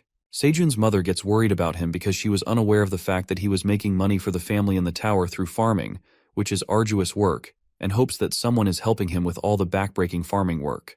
The scene flips to the Black Dragon cooking something special for Sejun from a cookbook recipe. She adds the last seasonings to the soup, and a light flashes from inside the pot as it seems to be done. At the dungeon field, Sejun inspects the green onion seeds, which seem to be growing well and almost ready for harvest. The boy narrates that they collected seeds from the green onions 2 weeks ago and planted them outside the cave to earn items. He then harvests the green onion plant with the dagger and finds no status window, assuming it's because they're not fruit. As the Black Warrior Bunny gets frustrated to see that the green onion they've grown outside the cave is not an item, Sejun plucks out the whole green onion from the root, and that's when the status window pops up, showing that he has harvested detoxifying leek. He earns plenty of rewards for harvesting, and his occupational XP increases. Our guy reads the description of the detoxifying green onion, which reveals that these items are full of nutrients and flavors. They neutralize the toxins level C+ and lower for 1 hour when consumed, and they also activate the liver's detoxifying features for 20 hours. Sejun happily holds on to the detoxifying leek and says that he already knew they were an item. As he gets curious about how the new green onion tastes, Sejun and the Black Bunny grab a bite of the leek and conclude that it doesn't taste any different from the older green onions, not feeling that it's detoxing either. But Sejun ponders that if these green onions strengthen the liver, they will be great detoxifying products for people who drink, and thinks of growing them fast so that he can sell them. In the meantime, the wagon bunny calls upon Sejun, trying to tell him something. As he thinks if it's time to eat, the bunny takes him to the pond, which happens to be empty. Our boy looks inside the pond and witnesses that the piranha or crayfish population has dramatically declined. Asserting that he also tried to lure them with blood, which didn't work either, Sejun disconcertingly informs the bunnies that they have to make dinner without fish for a while. Suddenly, the notification window pops up in front of Sejun. It comes about that Aileen, the dungeon admin, has prepared a gift for her farmer, who's been in the tower for more than 200 days. While the bunnies grieve the disappearance of fish from the pond, our guy wonders if it's been that long since he came into the tower and appreciates the admin for celebrating an anniversary. As he questions the admin about the special gift she has prepared, Aileen sends a quest and asks for 1 magic cherry tomato. Offering her the magic tomato, our guy earns a reward, a healthy soup Aileen prepared. In a flash, a huge pot appears from inside the screen. Our guy gets traumatized when he sees Aileen's healthy soup pot and witnesses a dead fish and eyeballs floating inside the soup. Aileen's healthy soup appears to be an item, and her first dish is made with various wondrous items. She makes it clear that the soup might not taste good, but the health effects are guaranteed. Freaked out by the scary sight of the soup pot, our boy asks Aileen if it's edible, but she ignores what Sejun had just said, telling him that she's tired of cooking and signs off to take a nap. Aileen looks at him through the magic crystal ball, mumbling that she put a lot of effort into the soup and will return for a review once she wakes up, dozing off her pillow. While Sejun calls for the admin, hoping to ask her questions about the soup, he invites the bunnies to share the soup with him. But the bunnies, who are also disgusted by the soup, run for their life, leaving our guy to enjoy it alone. Disgusted at the sight of the soup pot, Sejun speculates about the features of the healthy soup items, and comes to know that all his stats will increase by 3 points if he drinks the soup and survives. Thinking that it's a great item, he further reads the description. He finds out that he will be poisoned by level C paralyzed toxins and by level C acid, scaring the hell out of him. As our guy says that it's too risky if he drinks the poisoned soup, Black Warrior Bunny tries to tell him something. The bunny brings the level C detoxifying green onion that could help Sejun survive the soup, and he won't get poisoned to death. Preparing himself to drink that deadly soup, the bunnies fetch him plenty of detoxifying green onions. After eating several green onions to help him detoxify, he braces himself to drink the soup, thinking it might taste better than it looks. But he is hit by reality when he takes a sip and immediately spits it out just because of how sickening it is. He pukes out the intolerable soup, sprinkling some of it on the bunnies and the queen bee. While poor Sejun cries out of disgust, he says that the medicine isn't supposed to taste good, but this soup is terrible. He imagines Aileen as an evil pig with wings, trying to kill him from the very beginning by making this deadly soup. Snapping out of his imagination, he decides to drink the whole pot at once and gulps the whole thing down. While his mouth is stuck to the pot, his eyes lock in with the dead blob's fish eyes staring at him. The dead blobfish makes eye contact with him, which scares his pants off. Panicked, he instantly throws the pot on the ground, and it accidentally tumbles into the pond. As he gets startled by the dead fish, the pot dashes right into the pond, and the poisonous soup blends in with the pond water. Fortunately, he finishes the soup and is rewarded as all his stats increase by 3. He feels satisfied after finishing Aileen's soup. However, the rewards keep popping up for killing a giant electric eel and other fish in the pond. That's when he discovers the water has been poisoned, killing all the fish in the pond. Our boy apologizes to the bunnies and responds that they cannot drink the pond water for a while because it has gotten poisonous. He thinks of drinking water from the daddy bunny's sprinkler until the ponds get clean again. While all this happens, Sejun gets worried about the hole in the pond as the toxins enter through it, killing the crayfish and the piranhas. Assuming that he has never seen a giant eel before, our guy reckons that there must be a more extensive ecosystem on the other side of the hole, and they can find a way to diversify their protein source. The black bunny prepares to swim through the hole and find that extensive ecosystem, but Sejun refuses to let him go because of the poisonous water and lets out that the hole is too small for him. He can get stuck and die on the other side of the pond. Appreciating his high spirit, our boy pats the warrior bunny. He tells him that he can't jeopardize his life and decides to revive the plan when the pond water gets clean again. After that, he assures the bunnies that they've enough food stored to survive without the protein source. The next scene takes us to the waypoint of the Ox King's base, where we see Captain Ox waiting for Minotaur 3 and stressing that he has yet to return from his mission. As the captain questions about Minotaur number 4, one of the warrior Minotaurs informs him that she hasn't returned yet either, disclosing that the missing Minotaurs might have entered the Crimson Grizzly Bear or the poisonous honeybee's territory while searching for the leaves, and assumes that they must have mistakenly ended up where the monsters are, who devour every part of the prey and leave no traces. This worries the captain as he grasps the situation and commands Minotaur 1 to gather everyone from Oxen 2 through 102 at the waypoint, instructing them to cover for him. The Ox King rises from his throne and decides to look out for the Minotaurs himself as he anticipates that something's not right on the other side of the territory. The scene then shifts to the dungeon field, where we see a massive pile of trimmed green onions. As Sejun peeks at the large stack of green onions, he supposes it will be enough to feed 10 Minotaurs. Meanwhile, the baby bear hops on the pile of green onions, which feels like a soft, plushy bed. Sejun, who watches Bae relax on the soft green onions, tells him to take some for bedtime with his mother. Soon after that, our guy receives a notification that shows that he has activated a new ability known as the Plentiful Harvest. With 2,500 square feet of the green onion field, the yield will increase by 50% for 1 week. Looking at the new field of green onions, our guy reckons that the green onions are already growing at a fast pace, and now with this ability, they will be able to grow remarkably. He presumes that they now have to trim the green onions thrice a day because of the incredibly fast growth. With his stat levels soaring because of Aileen's soup, he can easily trim the green onions along with Sickle Bunny, who seems to be flaunting his chopping skills. In the meantime, Aileen appears and sends a notification to ask Sejun if he has finished his soup. Our guy then thanks the admin for the soup and assures her that he feels stronger after drinking it. But this doesn't end here when the admin asks about the taste, which puts Sejun in a tough spot as he is reminded of the terrible taste. Still, he manages to dodge the question, saying he doesn't remember. Aileen suspects that he doesn't like the soup's taste and gets sad, but our boy assures her that he liked it, and that is how he was able to drink the whole thing. He adds some colorful remarks about soup, expressing that it was so unreal that it almost killed him. Upon hearing this, The admin decides to make another soup pot for him since he liked it so much. Panicked, Seijun immediately stops her and tries to convince her not to cook it again. Not wanting to drink that soup again, he persuades her that she doesn't have to go through all the trouble for him, and reminds her how exhausted she got after cooking.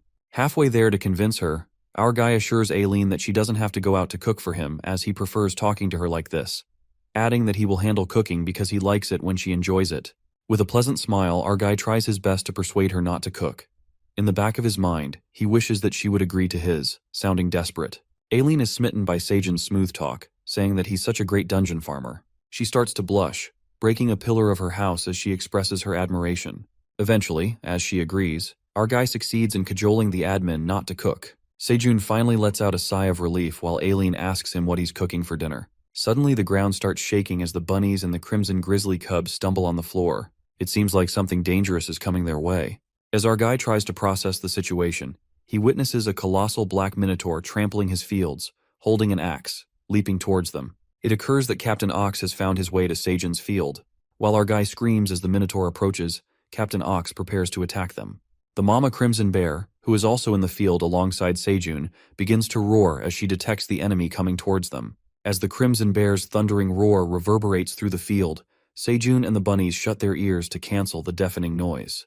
Terrified, our guy notices that this minotaur looks different from the ones he's encountered. To clarify the situation, the tower manager reveals that this minotaur is the boss of the 99th floor, known as the Ox King, adding that he defends the waypoint in his territory and cannot leave it. Our guy reckons that the boss is the waypoint defender who can move down the tower and recalls that King Ox was the monster enemy that the crimson grizzly bear was talking about.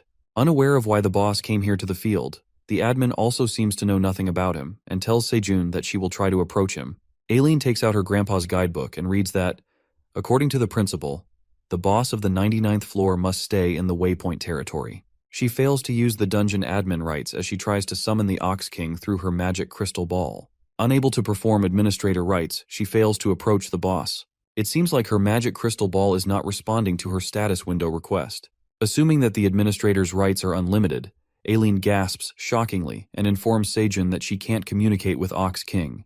A strike of terror rushes through our boy when he gets to know that there's no way to stop the monster who is just about to attack them, and the white farmer bunnies cling to Seijun out of fear. As the Ox King keeps speeding towards them, the mama crimson grizzly bear steps forward and prepares herself for the fight. But Seijun screams at the mama bear and attempts to stop her, saying she cannot stop the boss of the 99th floor on her own. In the meantime, the minotaur stomps toward them as he grasps his axe to strike at Seijun and the animals, and death flashes before their eyes. At that moment, when the minotaur leaps towards them, our guy holds onto the baby bear and shouts that they will die while the bunnies shut their eyes, scared witless. Aileen screamed through her magic crystal ball as she had no choice but to witness the horrifying events happening in front of her. However, the colossal minotaur comes crashing to the ground, but strange enough, he does not hurt anybody. It comes about that the hungry Captain Ox was frenzied when he saw the green onion leaves on the field. The boss, who scares the hell out of the farmer gang, starts chewing on the green onion leaves, and Seijun concludes that it's just a humongous cow that loves green onions. As they all watch the ox with utter confusion, the captain of the 99th floor gathers all the leaves and returns to his territory, trampling over the green onion field. While the admin guesses that the boss is returning to the waypoint, Seijun is baffled and ponders why he came here. Nonetheless, our boy lets out a sigh of relief and trips to the ground as his legs tremble with fear after seeing the minotaur, while the bunnies are traumatized as they nearly escape their death. Despite all this, our guy thanks the mama bear for defending them and looks at the green onion field the minotaur destroyed. Seijun and the bunnies are disgruntled when they collect the remains of their green onion field and are startled by King Ox's massive destruction. Meanwhile, Aileen feels happy after knowing that her farmer is safe, and she joins their moment of grief as the green onion field has been destroyed. But Seijun assures that it will be all right, uttering that he's happy about the captain's sudden arrival and visiting the field himself. He adds that he should have visited Ox King with the green onion leaves sooner.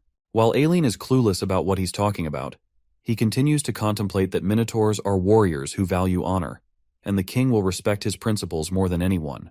It looks like something is cooking in Seijun's mind, and he is about to find another partner or maybe a slave. As the admin already seems to know about his evil plans, Seijun puts a cunning smirk on his face and thinks of how he should make the king pay back with interest who destroyed his fields and stole his harvest. After that, he brings the food for the bunnies and tells them to eat first so that they clean the mess made by the minotaur. Looking at the grilled vegetables, the baby bunnies start making a fuss about it. Sejun grasps the situation and lets out that they are craving meat, which is scarce at the moment. He makes the baby bunnies understand they need to eat to grow up, pointing at the baby bear who is chewing on his food quietly. Convincing the baby bunnies to eat the vegetables, he tells them that the blue moon is approaching, and they need to eat as they will soon be growing into adult farmers to help their parents at the farm. As he makes the baby bunnies eat the vegetables, he pats the baby bear for being a good kid and notices that he hasn't grown much lately. Getting playful, he tickles Bae and asks if he's been eating enough. In the meantime, someone calls upon Sejun, and it turns out Teo has returned from his mission. As he welcomes Teo, our guy witnesses the two minotaurs carrying wolves on their backs. That's when the cat explains to him that these silver wolves were chasing him, so the female minotaur disciplined them with a good beating. Climbing on Sejun's shoulder, Teo tells him that they didn't know what to do with the wolves, so they decided to bring them here so the president can make the call. Planning to interrogate the silver wolves to find out why they were targeting Teo, Sejun finds the wolves asleep. That's when the female minotaur reveals that she smacked their heads because they kept blabbering. While Sejun asks her when they will wake up, Teo peeks at the destructive field and asks what happened there. Our guy informs the two minotaurs that their captain stopped by the field. Upon hearing this, the minotaurs freak out and think that they are doomed. But before they decide to discuss the details, Sejun tells them to eat first, as they must have been hungry after a long trip. While both of the minotaurs excitedly leave for the food, Teo, who is about to spill something confidential to Sejun, gets interrupted by the silver wolf. The silver wolf attacks them from behind, but the baby bear arrives at the scene and attacks the wolf. As the wolf dodges the hit, our boy realizes his straw hat is gone. The other two wolves, who seem to have passed out, join the wolf leader, Elka, who thanks Sejun for the hat. It seems like the wolf has finally gotten his hands on the straw hat. He informs our guy that he will take care of it, while our guy is shocked by the sneak attack and panics about his straw hat. Sejun, who is unhappy with his straw hat gone and can no longer hide his bald spot, lets out that the wolves were faking the feint to steal the straw hat. With their mission being accomplished, the wolves are about to escape from the field when they are halted by a colossal and terrifying crimson grizzly bear. The furious crimson bear frightens the hell out of the wolves as she approaches them with her big claws and a thundering roar. The petrified wolves immediately surrender themselves to the bear, tossing the straw hat on the ground.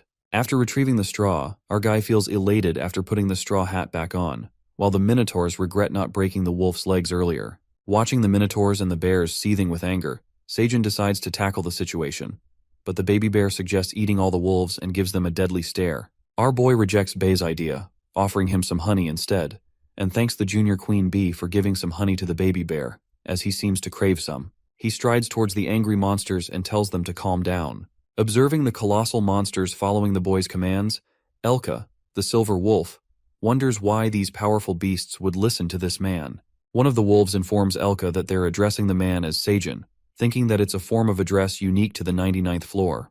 As soon as he listens to this, a wave of shock hits Elka when he realizes that the man might be the Great Black Dragon, which is why all the monsters are following his orders. Contemplating that the Great Black Dragon is real, Elka speculates that they address the dragon as Sejun on the 99th floor. The wolf gets utterly confused about how that Great Black Dragon who rules the whole tower looks so fragile. Looking at Sejun, the silver wolf, who thinks of him as a black dragon, ruminates that the dragon must be testing him to let their guards down. In the meantime, our guy walks toward the wolves and interrogates them about why they're chasing Teo and the straw hat. Thinking that he's the black dragon, Elka and the other wolves bow down respectfully and apologize to him. The wolves justify themselves, uttering that they didn't know they were facing the Great Black Dragon and plead to forgive them as they couldn't recognize the peddler cat as his servant. Baffled by the wolves' claim, Sejun is left speechless. But Aileen, the real Black Dragon, watches the whole thing through her crystal ball and springs with excitement. She immediately notifies him and grants Sejun special permission to pretend to be the Black Dragon. Aileen gives him a quest to reveal the Great Black Dragon's greatness to the Silver Wolves and convinces the farmer that it will serve him well. Our guy flinches and is left bewildered. As he wonders why Aileen is asking him to act like a black dragon and thinks about it, our boy instantly discovers that she is the Great Black Dragon, not a pig with wings. That's when he connects the lost pieces of the puzzle, and it all starts to make sense as he recalls that Aileen is a dungeon administrator after all. Sejun decides to do the quest and reveals himself as the Black Dragon in front of the wolves, claiming that he thought he could hide himself in human disguise. However, the wolves found out about his reality, so nothing can be undone. Making a horrifying face to scare the wolves, he frantically claims himself as the Great Black Dragon. As he scolds the wolves for eyeing his possessions and intimidating his servant Teo, Aileen and the Minotaurs don't seem to sit well with his overplaying. Teo, who gets startled by Seijun's dreadful face, asks him to stop, but our guy offers him the cat treats and orders his cat servant to take the black dragon's blessing. Acting along with Seijun, Teo jumps down his shoulder and commands the wolves to kneel before the great black dragon.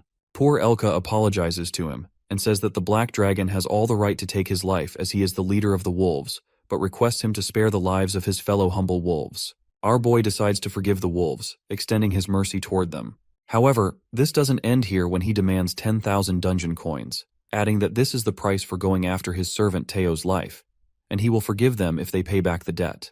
While the wolves are flummoxed by the many dungeon coins they have to pay, Teo is left in awe and puffed up as he didn't know his life was worth so much. Our boy affirms to Teo that he's the CEO responsible for their product distribution, asking him to take out the contract. Meanwhile, Elka reveals that they don't have that much to pay back. The peddler cat tosses the contract paper out of his rucksack and says that if they don't have the money, they have to pay back with labor. As the wolf doesn't understand what the peddler cat is trying to say, Teo clarifies that they have to pay back the debt by working with them. Upon hearing this, Elko and Elki, the other wolf members, remind their leader of their with greed. After giving it a thought, Elka respectfully refuses to sign the contract with the Black Dragon. While the admin gets offended by the wolf's decline of the great Black Dragon's proposal, our boy walks toward the chief leader of the wolves and asks him why he is refusing his proposal.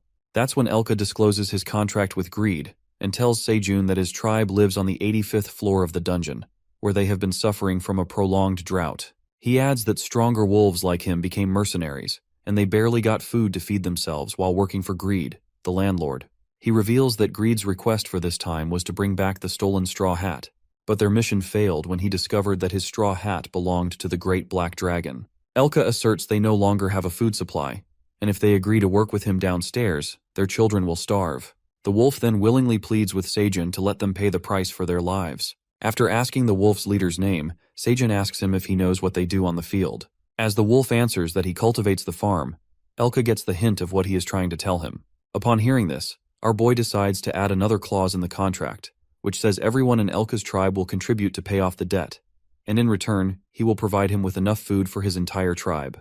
As soon as the wolves hear this great news, Elko and Elki jump out of sheer happiness, saying that they don't have to serve that greedy pig anymore, and thank Seijun for his kindness. Watching all this through the screen melts the admin's heart. She smiles and sends the notification about the quest being completed, adding that she's delighted that the Black Dragon has been praised. Later, Elka signs the contract, and Seijun informs him that Teo will be their supervisor and that they will report to him. The cat happily flaunts that he's a boss now. Teo then takes the wolves to meet their fellow cow workers, the Minotaurs, uttering that they will learn a lot from them. The wolves apologize for their earlier behavior and look forward to working with the Minotaurs. Our guy then ponders about Greed, the landlord, who seems to be another high-profile figure in the tower, presuming that he can be a threat down the road, and plans on sending the wolves with Teo the next time he travels downstairs, so that this way, the Minotaurs could focus more on the farm work. But his moment of contemplation is interrupted by hungry Teo, who asks him for fish to share some with the wolves. Seijun, who hadn't told the cat about the lack of their protein source, reveals everything to him. Upon hearing this, Teo starts making a fuss about it and accuses Seijun that he's a fraud. As our guy and the Black Warrior Bunny sit by the pond, he asks Teo to stop throwing tantrums and gives him hope that they're trying to figure things out. While Teo makes it clear that he won't work until he eats, our boy puts his hand in the pond water to check if the poison has diluted and apprises the Black Bunny to prepare himself to explore the other side of the pond. The Black Warrior Bunny strikes a blow with his hammer, making the rocks fall to pieces as the sediments splash in the water. Seijun compliments the bunny for his great work and lets out that the hole has gotten much more extensive, giving enough space for the bunny to pass through. As the Black Bunny swims through the hole, he immediately snaps back as it's too dark for him to see anything. Seijun warns that the bunny won't be safe to swim in the dark, even with a broader passage, and asks Teo if he happens to have anything that could help the Black Bunny light up his path. Teo, who seems to be playing with the baby bunnies, mumbles that his rucksack has a lot of random stuff and can try to find a light for the bunny. As he tosses out all the stuff inside his rucksack, it all appears to be knickknacks and useless stuff. However, something grabs Seijun's eye as he picks up a scratched gemstone necklace that has fallen from Teo's rucksack. Soon after that, our boy immediately asks the admin to inspect the necklace, just as she did with the straw hat. The admin answers back, saying that he is in good hands and revealing that this item is exactly what he wants. While Seijun offers her a basket full of cherry tomatoes and completes the quest, he earns a reward, the necklace. As the necklace appears in his hands, Our guy notices that its appearance has changed completely after the inspection. The item inspected by the admin turns out to be an amber necklace with light magic engraving. Our guy gets ecstatic after learning that the necklace lights up their surroundings, which could help the bunny light up the dark pond so that he can see better. After that, the cat asks Sejun if the product is of any help and pleads for extra CEO hours. To his surprise, our boy flatters Teo for his great work and squeezes his squishy paws, calling him Golden Paws. He then permanently appoints Teo as his farm's CEO and head of distribution. Unable to believe his words, the cat feels as happy as ever as Sejun grabs him in his arms. To add the cherry on top, our boy decides to make Teo the president for one day to celebrate his permanent position. Bursting with happiness, our cat does a little cheerful dance. Now that Teo's president for a day, he instructs the Black Warrior Bunny to use the necklace and bring the pile of fish, while the Black Bunny energetically agrees to him and gets determined to secure their protein. Later, as Sejun wears the glimmery necklace, the status window appears that says the higher the user's magic level, the brighter the light will be. He then gives the necklace to the Black Warrior Bunny to check his magic powers.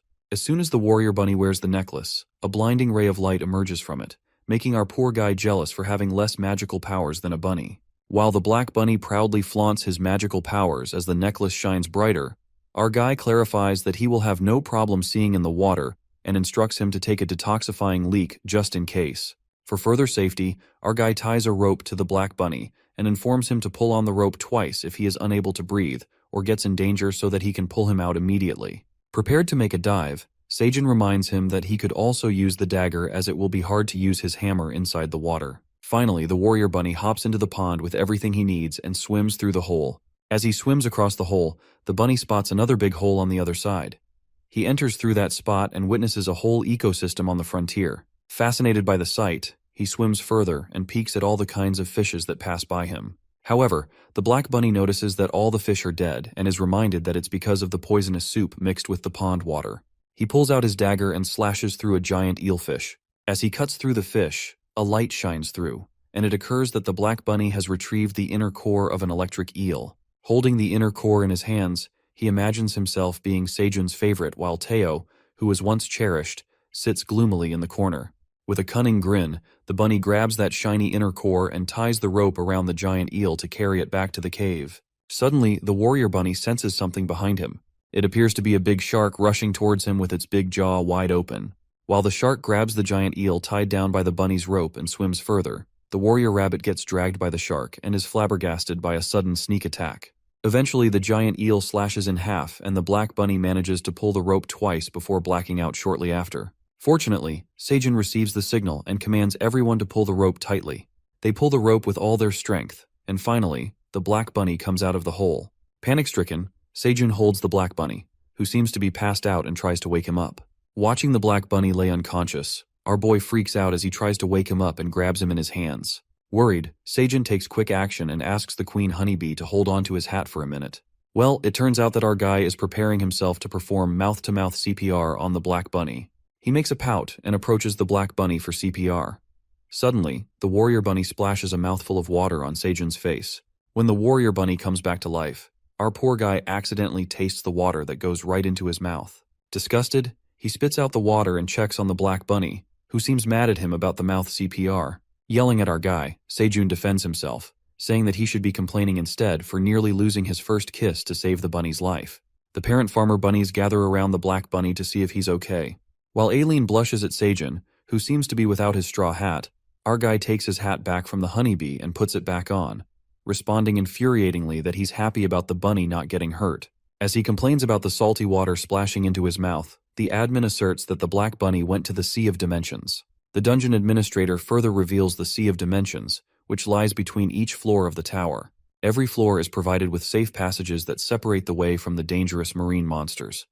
However, some areas have channels that lead to the Sea of Dimensions. She adds that the sea is home to many marine monsters, and some of these monsters are a delight to eat. After learning about the Sea of Dimensions, our guy understands why crayfish, a marine species, found their way into a freshwater pond. He asks the Black Bunny if he found something worth catching in the sea, and that's when the Black Warrior Bunny tosses something out of his bag, and it seems to be the inner core of the giant eel. As Sejun inspects the inner core with astonishment, the Warrior Bunny pulls the rope he was tied to, and a giant electric eel splashes out of the pond and lands on the ground.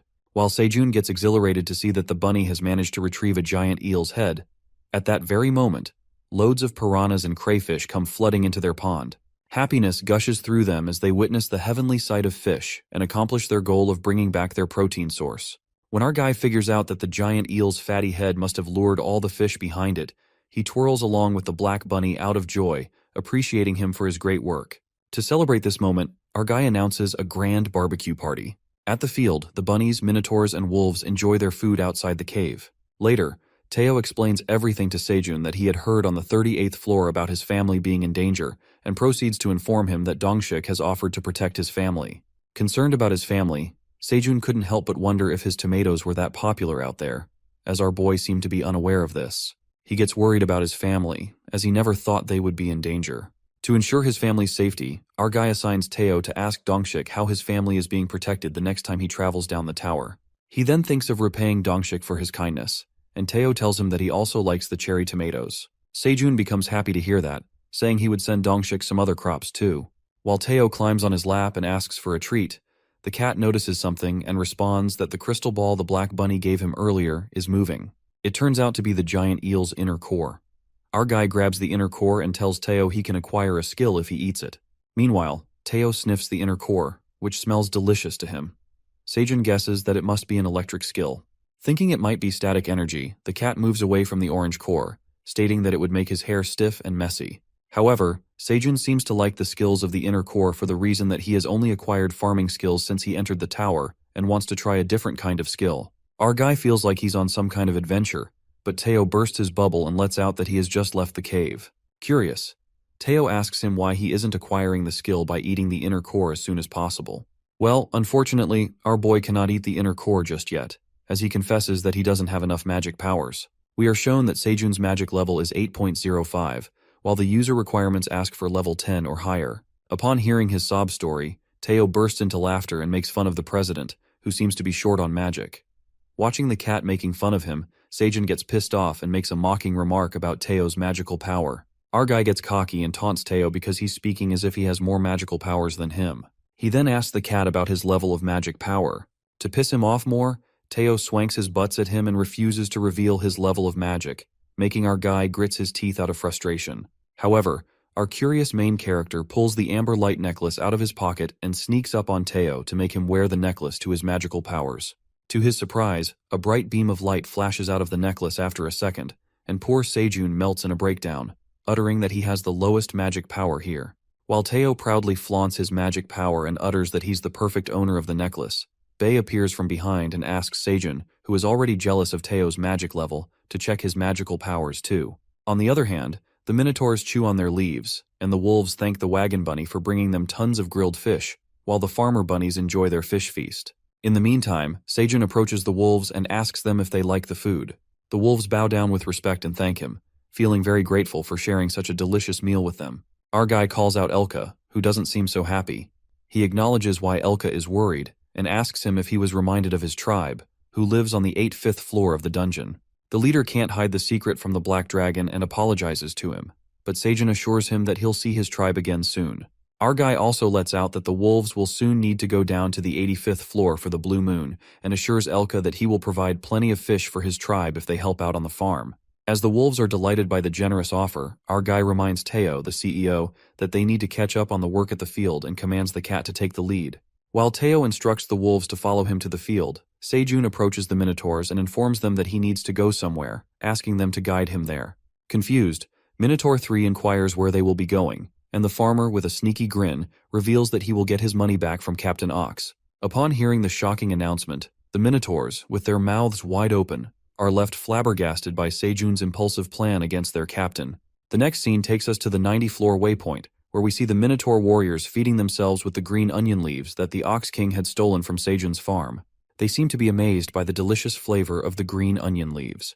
Meanwhile, the captain reflects upon his actions and ruminates that he went to find the missing Minotaurs and followed their traces to the territorial border. As he vaguely remembers the monsters he saw on the field, the king contemplates his sneak attack at the farm. He is baffled yet intrigued by the strange situation and reckons how the Crimson Grizzly Bear and the family of the White Farmer Bunnies ended up in the place, adding that the farm might belong to them. The captain regrets stealing from the farm as he is a warrior of honor and cannot steal even if he belongs to a tiny monster. He reminds himself that the blue moon will be rising soon, and he will be able to leave the area as the clock will reset.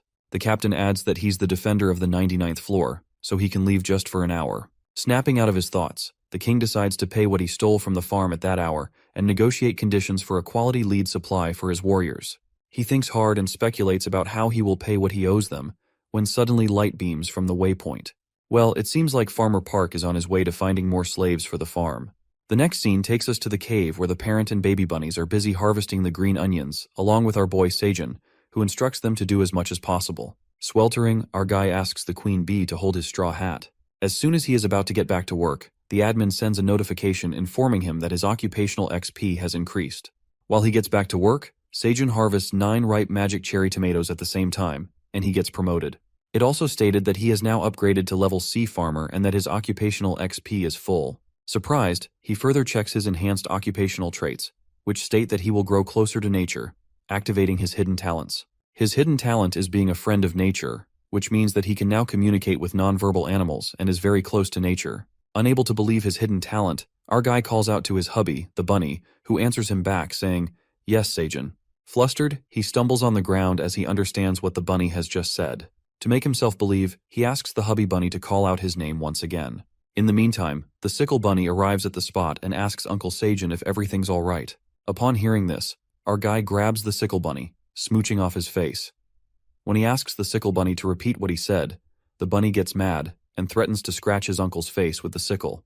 Abruptly, Seijun responds to the sickle bunny and tells him that he can't scratch him as he won't tolerate another bald spot.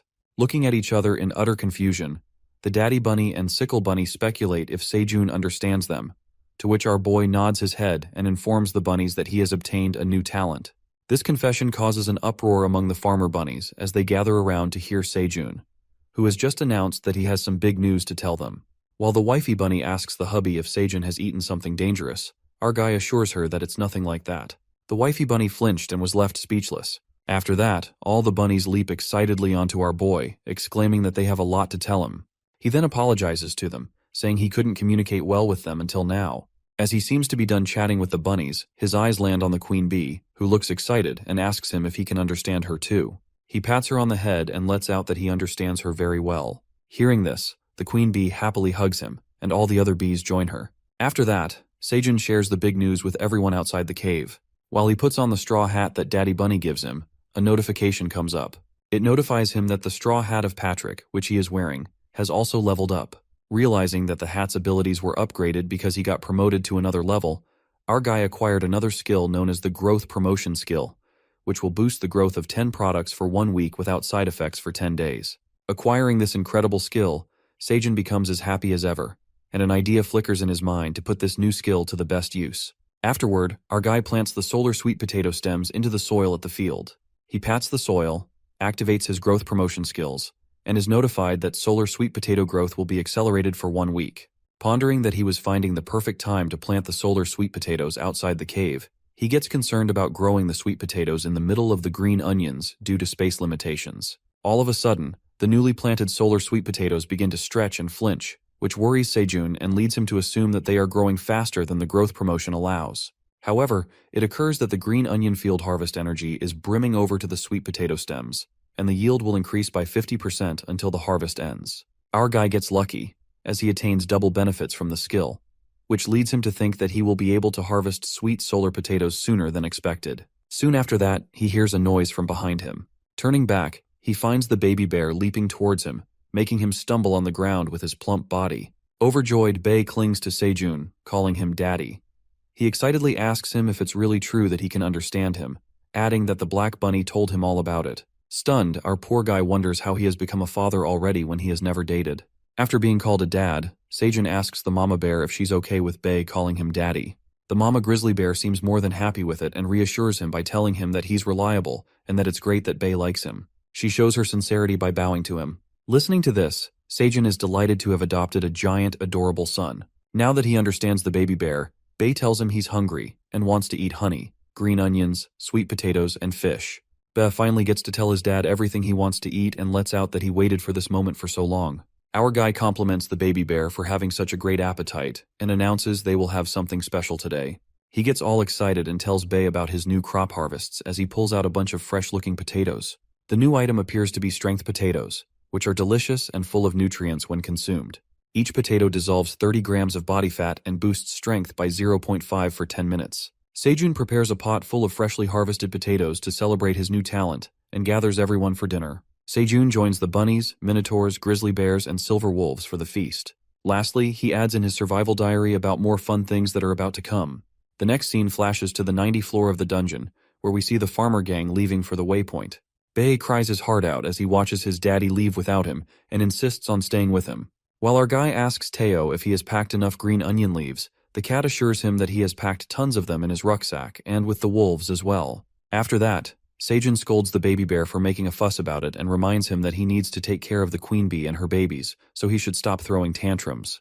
The gloomy baby bear mumbles that he will stop throwing tantrums if he promises to come back sooner, and Sejun promises to return as quickly as possible. Elka comes forward and asks the great black dragon for the honor to accompany him through the way. As the minotaurs get ready to assist and guide the way, Sejun, along with Teo and the black warrior bunny, leaps over the wolf. It is revealed that their destination is the 90th floor waypoint, where they will meet the Ox King. Later, they halt at a place that looks like an eerie forest. While the black warrior bunny and Teo shut their eyes because of the dust, the black minotaurs warn Sejun not to associate with the monsters in that territory. The female minotaur tells him that the 99th floor has many territories. Just like he came from the territory of the crimson grizzly bear, they are currently headed to the territory of the minotaur, and this eerie forest belongs to some corrupt monsters. She advises Sejun not to go near there because it's dangerous. Our guy ponders the corrupt monsters and considers asking Aileen about them later. At that moment, a giant orb of mud strikes straight onto Sejun's face, making him fall.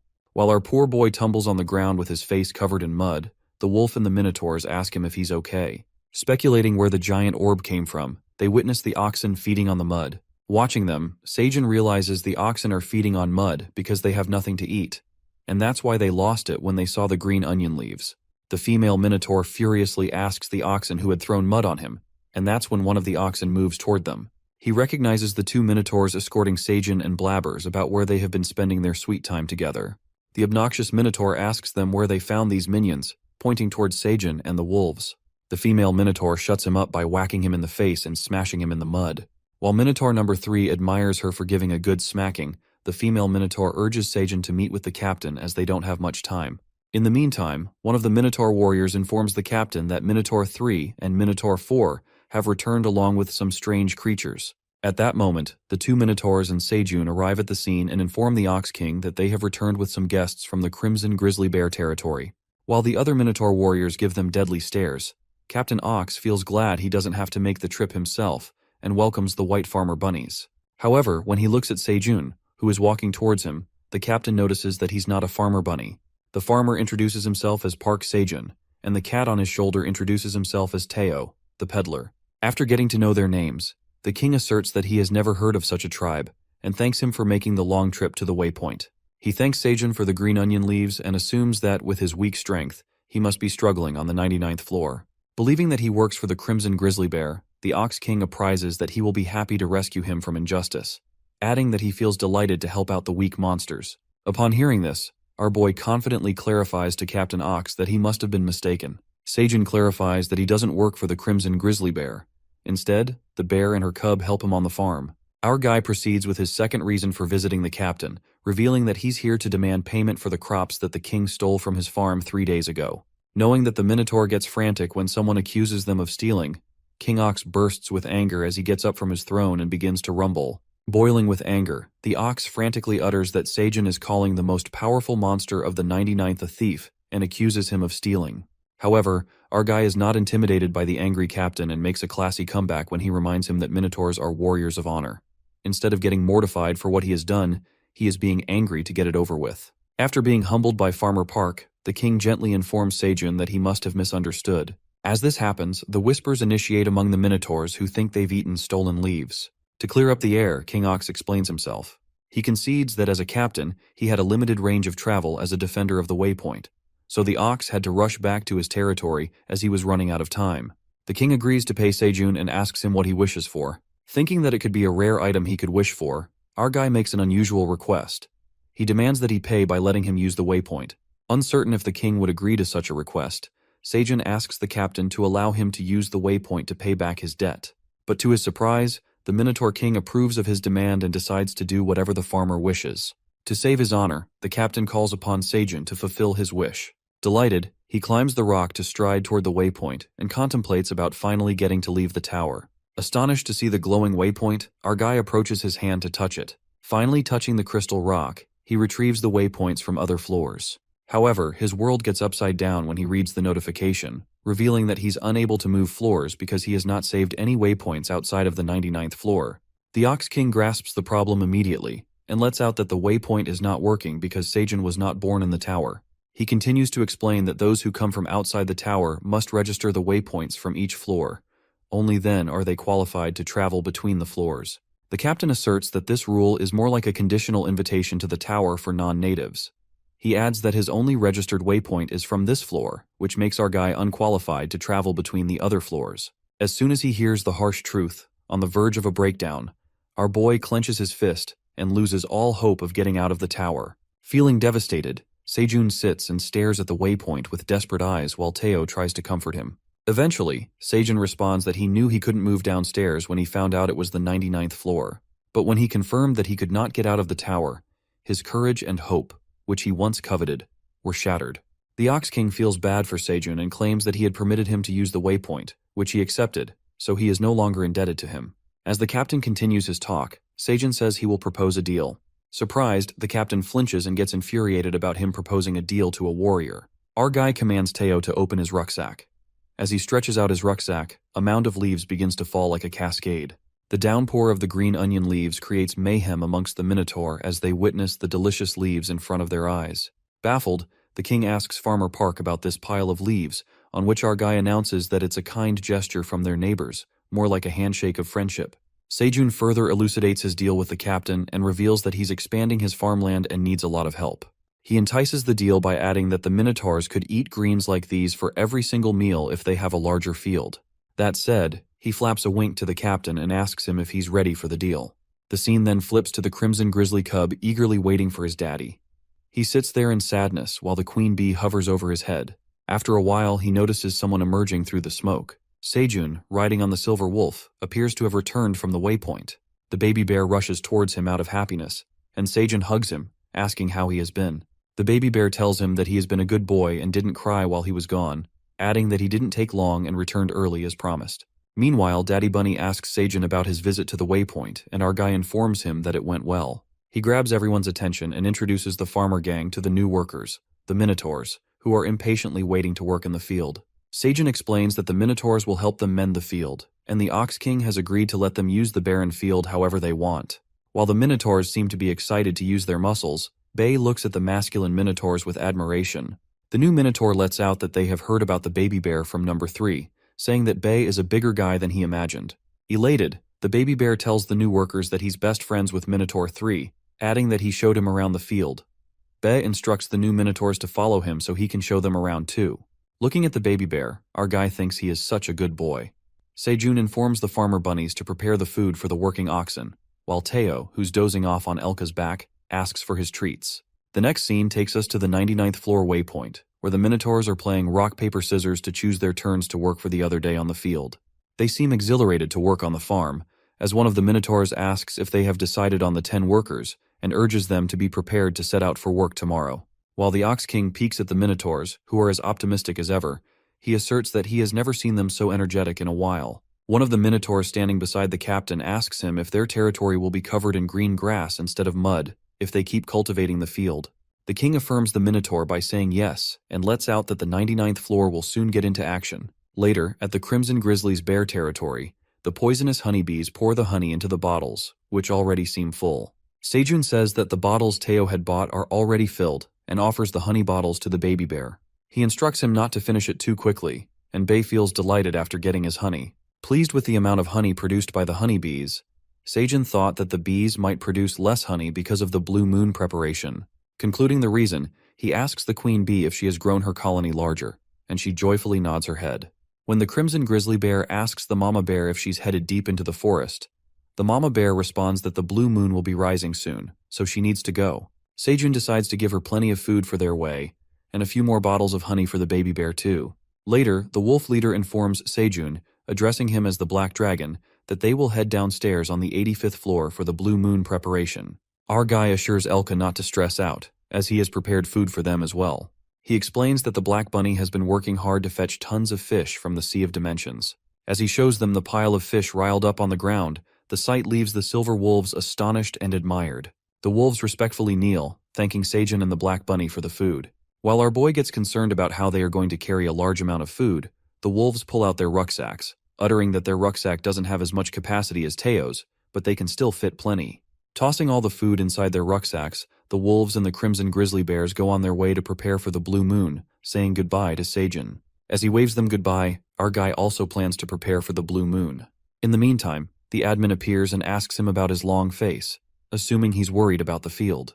While the Black Bunny leaves to help his mom and dad, Seijin lets out that he's getting anxious about the blue moon rising soon, but Aileen assures him not to worry about it. She compliments herself by saying she took charge of defeating the monsters in the last blue moon, telling him to believe in her. It is revealed to us that the monsters become violent when exposed to the blue moon's light. The boy further narrates that he thought about it a lot when Minotaur 3 destroyed the field during the blue moon. Fields being exposed increases the chances of the crops being destroyed by monsters. He shares his problem with Aileen, who assures him that she will keep the field safe. Yanking out his flashback, Seijin thought about it and wasn't sure how exactly she would secure the field. But then he remembers who Aileen truly is, admitting that she's the great black dragon he saw in the first blue moon. Delighted, Seijin says that he counts on her, and Aileen, the great black dragon, assures her farmer that he can plant as many crops as he wishes. Just after that, Aileen considers returning to work and prepares for the blue moon. She opens the door and climbs the stairs, reaching a magical place. It appears to be the tower's manager section on the 99th floor of the dungeon. Aileen comes out and takes some fresh air. Soon after that, she steps up to the place that somewhat looks like a magic operating machine. The next day, as the blue moon is just about to begin at the cave, Seijin lights up the fire. He sees Teo kissing off the baby bunnies as he can't believe they will soon grow up, and he lets out tears of joy because he feels proud of them. Seijun thanks the cat for being a caring uncle and instructs him to return inside his rucksack before the blue moon rises. While the cat tells him to take good care of the kiddos, our guy hands out a queen bee's cocoon, asking Teo to hide it in his rucksack. As Teo is surprised by another queen bee's larva, our guy trusts the cocoon with him and tells him that the queen bee handed it to him this morning, adding that they keep having cocoons because of the growing size of her hive. Feeling overwhelmed by welcoming more beehives, Teo assures him that he will keep the cocoon safe in his soft fur, just like last time.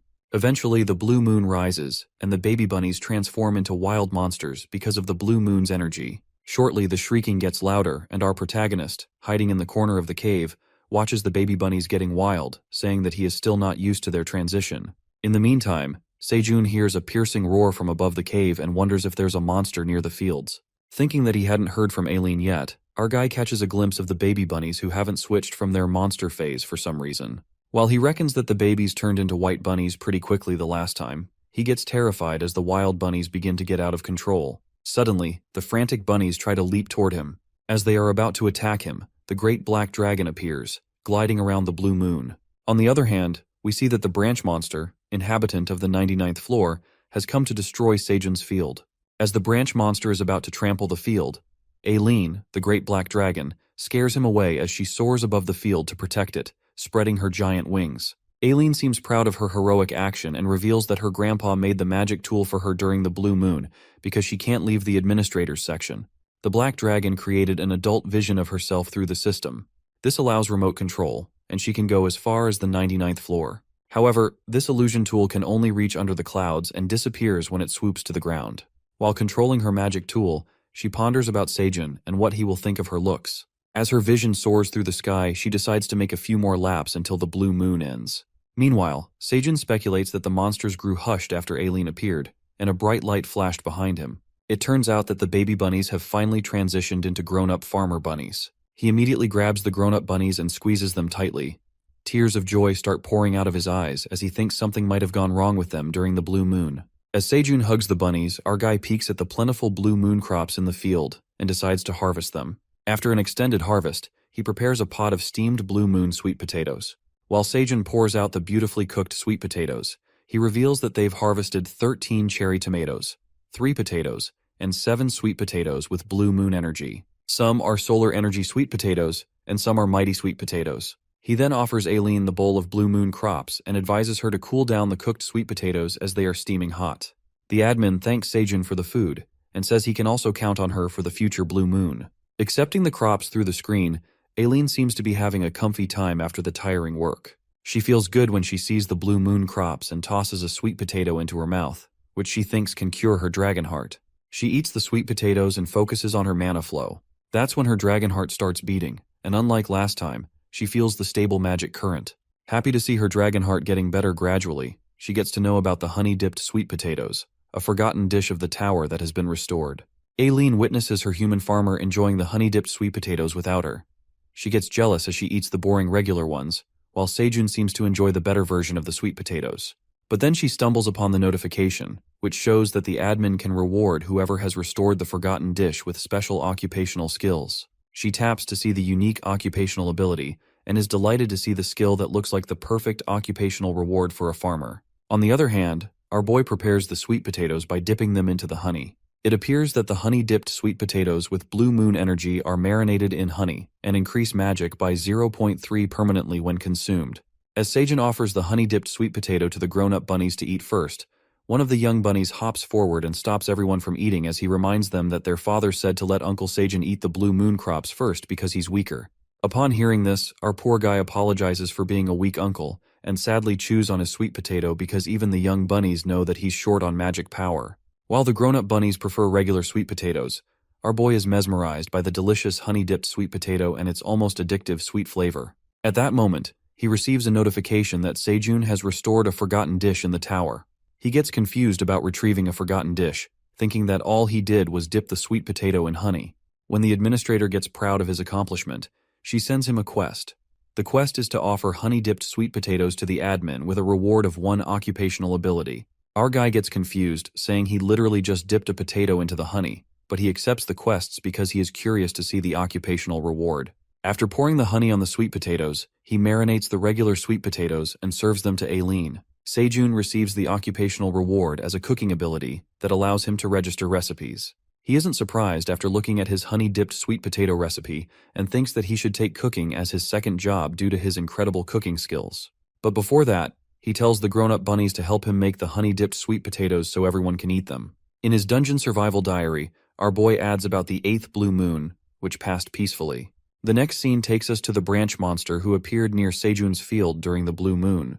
As the branch monster makes its way to the western woods on the 99th floor, suddenly a tree branch comes in his way, causing the beast to trip. Suddenly, another monster who appears to be a tree with his eyes flashing red traps the beast into its branches and swallows up the branch monster. It is revealed to us that the branch monster gets engulfed by the terrifying corrupt monsters that reside in the western woods, and there appear to be many of them. After that, we are taken back to the cave where Sejun is eating the sweet potatoes along with the farmer bunny. The next scene switches to the 85th floor of the dungeon, where we see the wolves' tribe. It occurs to be a delightful day, as Elka distributes the food he'd bought from the 99th floor among the children of his tribe. After providing the food to his tribe, Elka, the chief leader, heads back to the 99th floor, but his wife tells him to say goodbye to the kids when they wake up. But Elka refuses and asserts that he now serves the Great Black Dragon, so he can't wait much longer, adding that he will return soon. Soon after, the Silver Wolf trio departs and makes their way to the 99th floor. Later, we witness little gray rabbits running for their lives at the Pathway Village, as someone seems to chase them. While they run as fast as they can, one of the rabbits gets snagged by a wolf. It turns out that a bunch of wolves are chasing after the rabbits. Meanwhile, Elka also happens to be at the Pathway Village and hears a noise nearby. The brown wolf clenches one of the gray rabbits into his claws and tramples on one with his feet. Addressing the bunnies as slaves, the wolf captures them and asks if they are trying to escape, adding that he had to climb many floors just to find them. While the other brown wolves capture the gray rabbits, they threaten the bunnies by saying they will have a rabbit barbecue as punishment for the rabbits acting smart and thinking they could outrun the wolves. As one of the wolves opens his jaw to kill the gray bunny, someone strikes him on the head. It turns out to be Elka, who had just saved the gray bunny from getting eaten and whacked the wolf on the head. After a good smacking, one of the brown wolves recognizes Elka and questions why he is attacking them when they are just to find some runaway slaves. The brown wolf threatens him by saying that Greed won't be happy if he gets to know about all this, to which Elka makes it clear that he doesn't care about the pig and warns him to get away from the bunnies, or else he will slit open his throat with his fangs. As Elka furiously stares at him and grits his teeth, he manages to scare the wolves away. In the meantime, other members join Elka and ask him what to do about the bunnies. While poor gray rabbits tremble with fear, The wolf leader decides to take the bunnies with them, because the brown wolves might chase them again, adding that the bunnies might be helpful to the black dragon. Later, Sejun proudly makes a big announcement at the cave and reveals that he finally made it to magic level 10 after eating the blue moon crops. Teo stiffly stares at him and tells him that it's nothing to be impressed about. Pissed off, our guy responds that there's more to that, and announces that now he can eat the inner core of the giant electric eel. Listening to this, Teo lets out a big fat yawn, and doesn't seem interested in Sejun's blabbering as the cat asks him if he can go to bed. But our guy, eager to obtain new skills, instructs the cat to check his skills first. He finally eats the inner core and finds it tastes delicious, similar to orange soda. After consuming the inner core, he gets rewarded with the lighting skill level 1. However, the admin informs Sejun that he cannot use the skill because he severely lacks the required magic level, adding that the rain and thunderstorm features will remain locked. With the lighting skill level 1, he can only create clouds for rain and thunder. As soon as he learns about this, our guy loses his cool and questions the admin why she didn't tell him about this sooner. Poor Sejun gets low-spirited as he thinks that there's no point in making clouds when he can't even make thunder or rain. However, our guy tries his new skill and pulls out his hand to create clouds. As a whirl of clouds forms, our boy successfully produces a little black cloud that hovers above his head. While Sejun peeks at his little cloud with disappointment, the fellow farmer monsters applaud him for creating a cloud. Our poor protagonist sinks into the deep, feeling shattered after using his magic to create a little cloud. Watching him get discouraged, the grown-up bunnies get back to work, but Teo takes advantage of the moment and comforts Sejun with words, asserting that he's still the president no matter how weak he is. Teo pats his hand and tries to appease him with fake compassion and a cunning grin. Our boy, who already seems depressed, asks Teo if he's trying to make him feel better or worse. That's when Bae comes and tells him he's the best dad as he tries to make shade for them, uttering that he will make an enormous cloud soon enough. As Sejun thanks the baby bear for making him feel better and cuddles him, Teo, relaxing on Sejun's lap, mumbles that he doesn't like the sun getting into his eyes and asks him to move the cloud towards him. Annoyed by the peddler cat, who seems to be enjoying his downfall, the silver wolves arrive at the scene and greet Sejun, addressing him as the Great Black Dragon. As he greets them back, Elka takes out the gray bunnies that he had bought with him. Shocked by the situation, our guy asks him about the gray bunnies, who seem frightened as they shake with fear, pleading not to kill them. Sejun notices the gray bunnies have scars everywhere and asks Elka where he found them. At that moment, the wifey and the hubby stared at the gray bunnies with astonishment, uttering if they were alive. The gray bunnies seem to recognize the farmer bunny couple, and they all clamp together in a hug while Sejun and Teo look at them in confusion, assuming they might know each other. After the bunny reunion, the farmer gang shockingly stares at the gray bunnies while they stuff their faces with food in haste, as if they have been starving for days. The wifey bunny tells them to eat slowly and offers them water, and the gray bunny appreciates the Great Black Dragon's kindness. As he tells the bunny to call him Sejun, Elka addresses him as, "My dear Great Black Dragon," which seems like such a mouthful. For this reason, he commands Elka to call by his name as they are a family now, and the wolves are left in awe. While the cat clings to Sejun and asks for a treat, our guy ponders about the gray bunnies and notices they all have vocational skills. The three are the gray artist bunny, the gray architect bunny, and the gray woodworker bunny. Our guy hears the gray bunny's story about how they escaped the farm where greed exploited them, moved up the tower where they encountered the brown wolves, and started chasing them to make them runaway slaves. But then Elka comes to their rescue and saves the bunnies. The sickle bunny provides a blanket to the gray bunny, while Sejun interrogates the crying rabbit about which floor they came from. The gray bunny reveals that they came from the 55th floor. Upon hearing this, Daddy Bunny abruptly leaps towards the gray bunny and asks him if they were on the 55th floor the entire time. Shaking the gray bunny like a ketchup bottle, the farmer bunny begins to bombard him with questions about the farm and what happened to the kingdom, their majesties, the princess, and the monsters. Sejun tells the hubby bunny to slow down and asks him what he's talking about. That's when the farmer bunny opens up the story about their red ribbon kingdom on the 55th floor they used to live in. The bunny narrates that their kingdom was once a land of peace and harmony decades ago, where the bunnies grew nutritious food on fertile land. They acquired beautiful architecture and culture, and sufficient self-defense helped them live in serenity. However, one day, their kingdom is attacked by shadows, or an apocalypse in an unpremeditated attack that even the warrior bunnies cannot fight back. Eventually, the kingdom falls apart and doesn't survive. Returning to the present scene, the farmer bunny continues to share his tragic story, asserting that the kingdom fell apart instantly when the unknown enemy attacked, and that's how their king, queen, and princess went missing amid all the chaos. This left the bunnies with no choice but to escape and scatter to survive the monster's attack. as they also had lost their leaders who would have protected them. The daddy bunny tells them they had to settle in the cave while searching for a new place. Upon hearing this, Seijun figures out why the bunnies moved to the 99th floor. It was strange that they settled in an environment that wasn't suitable for them, but their misfortune doesn't end here. When the farmer bunny thinks that the monsters have devoured the entire 55th floor, fortunately, some survivors are left. However, when the bunnies, including the farmer bunny family, were waiting to be killed after failing to reach the pathway, strangely, all the monsters disappeared. After that, they found themselves standing before Greed on that destroyed land, who ruled over many boars and called himself the Great Landlord, dominating the 55th floor. Greed transformed the Red Ribbon Kingdom into an industrial farm dedicated to food production and enslaved the bunnies. As the bunnies continue with their sob story, Seijun stops them for a break and feels terrible for them, as they had to endure all this. He then asks the black bunny to share his room with the gray bunnies for the time being. While the black bunny takes them to the cave, our guy speculates that Greed is the same guy who was looking for the straw hat, on which Elka agrees, and exposes that he's an influential figure because of the wealth that he accumulates from food production. The silver wolf realizes that Greed is a pathetic creature as he took advantage of the bunny's unfortunate situation, feeling ashamed of himself for working under him. While they are talking, Teo reveals that most of the food allocated throughout the tower through the Peddlers Association comes from Greed's farm. Frightened after knowing how obnoxious Greed, the landlord, is, our guy asks Elka about the chances of the pig landlord making it to the 99th floor. That's when Elka unfolds that there are fewer chances for the landlord to make it to this floor, uttering that most mercenaries are cowards and would not want to come to the 99th floor no matter how much they are paid. Finally, Seijun breathes a sigh of relief and lets out that Greed won't be able to come after the bunnies. The next scene takes us to the Greed's castle on the 55th floor, the former Red Ribbon Kingdom, where we see the boar freaking out when the brown wolves inform him of Elka's betrayal and how he took the bunny slaves they were chasing. The brown wolf reveals that Elka attacked them and shows him the injury.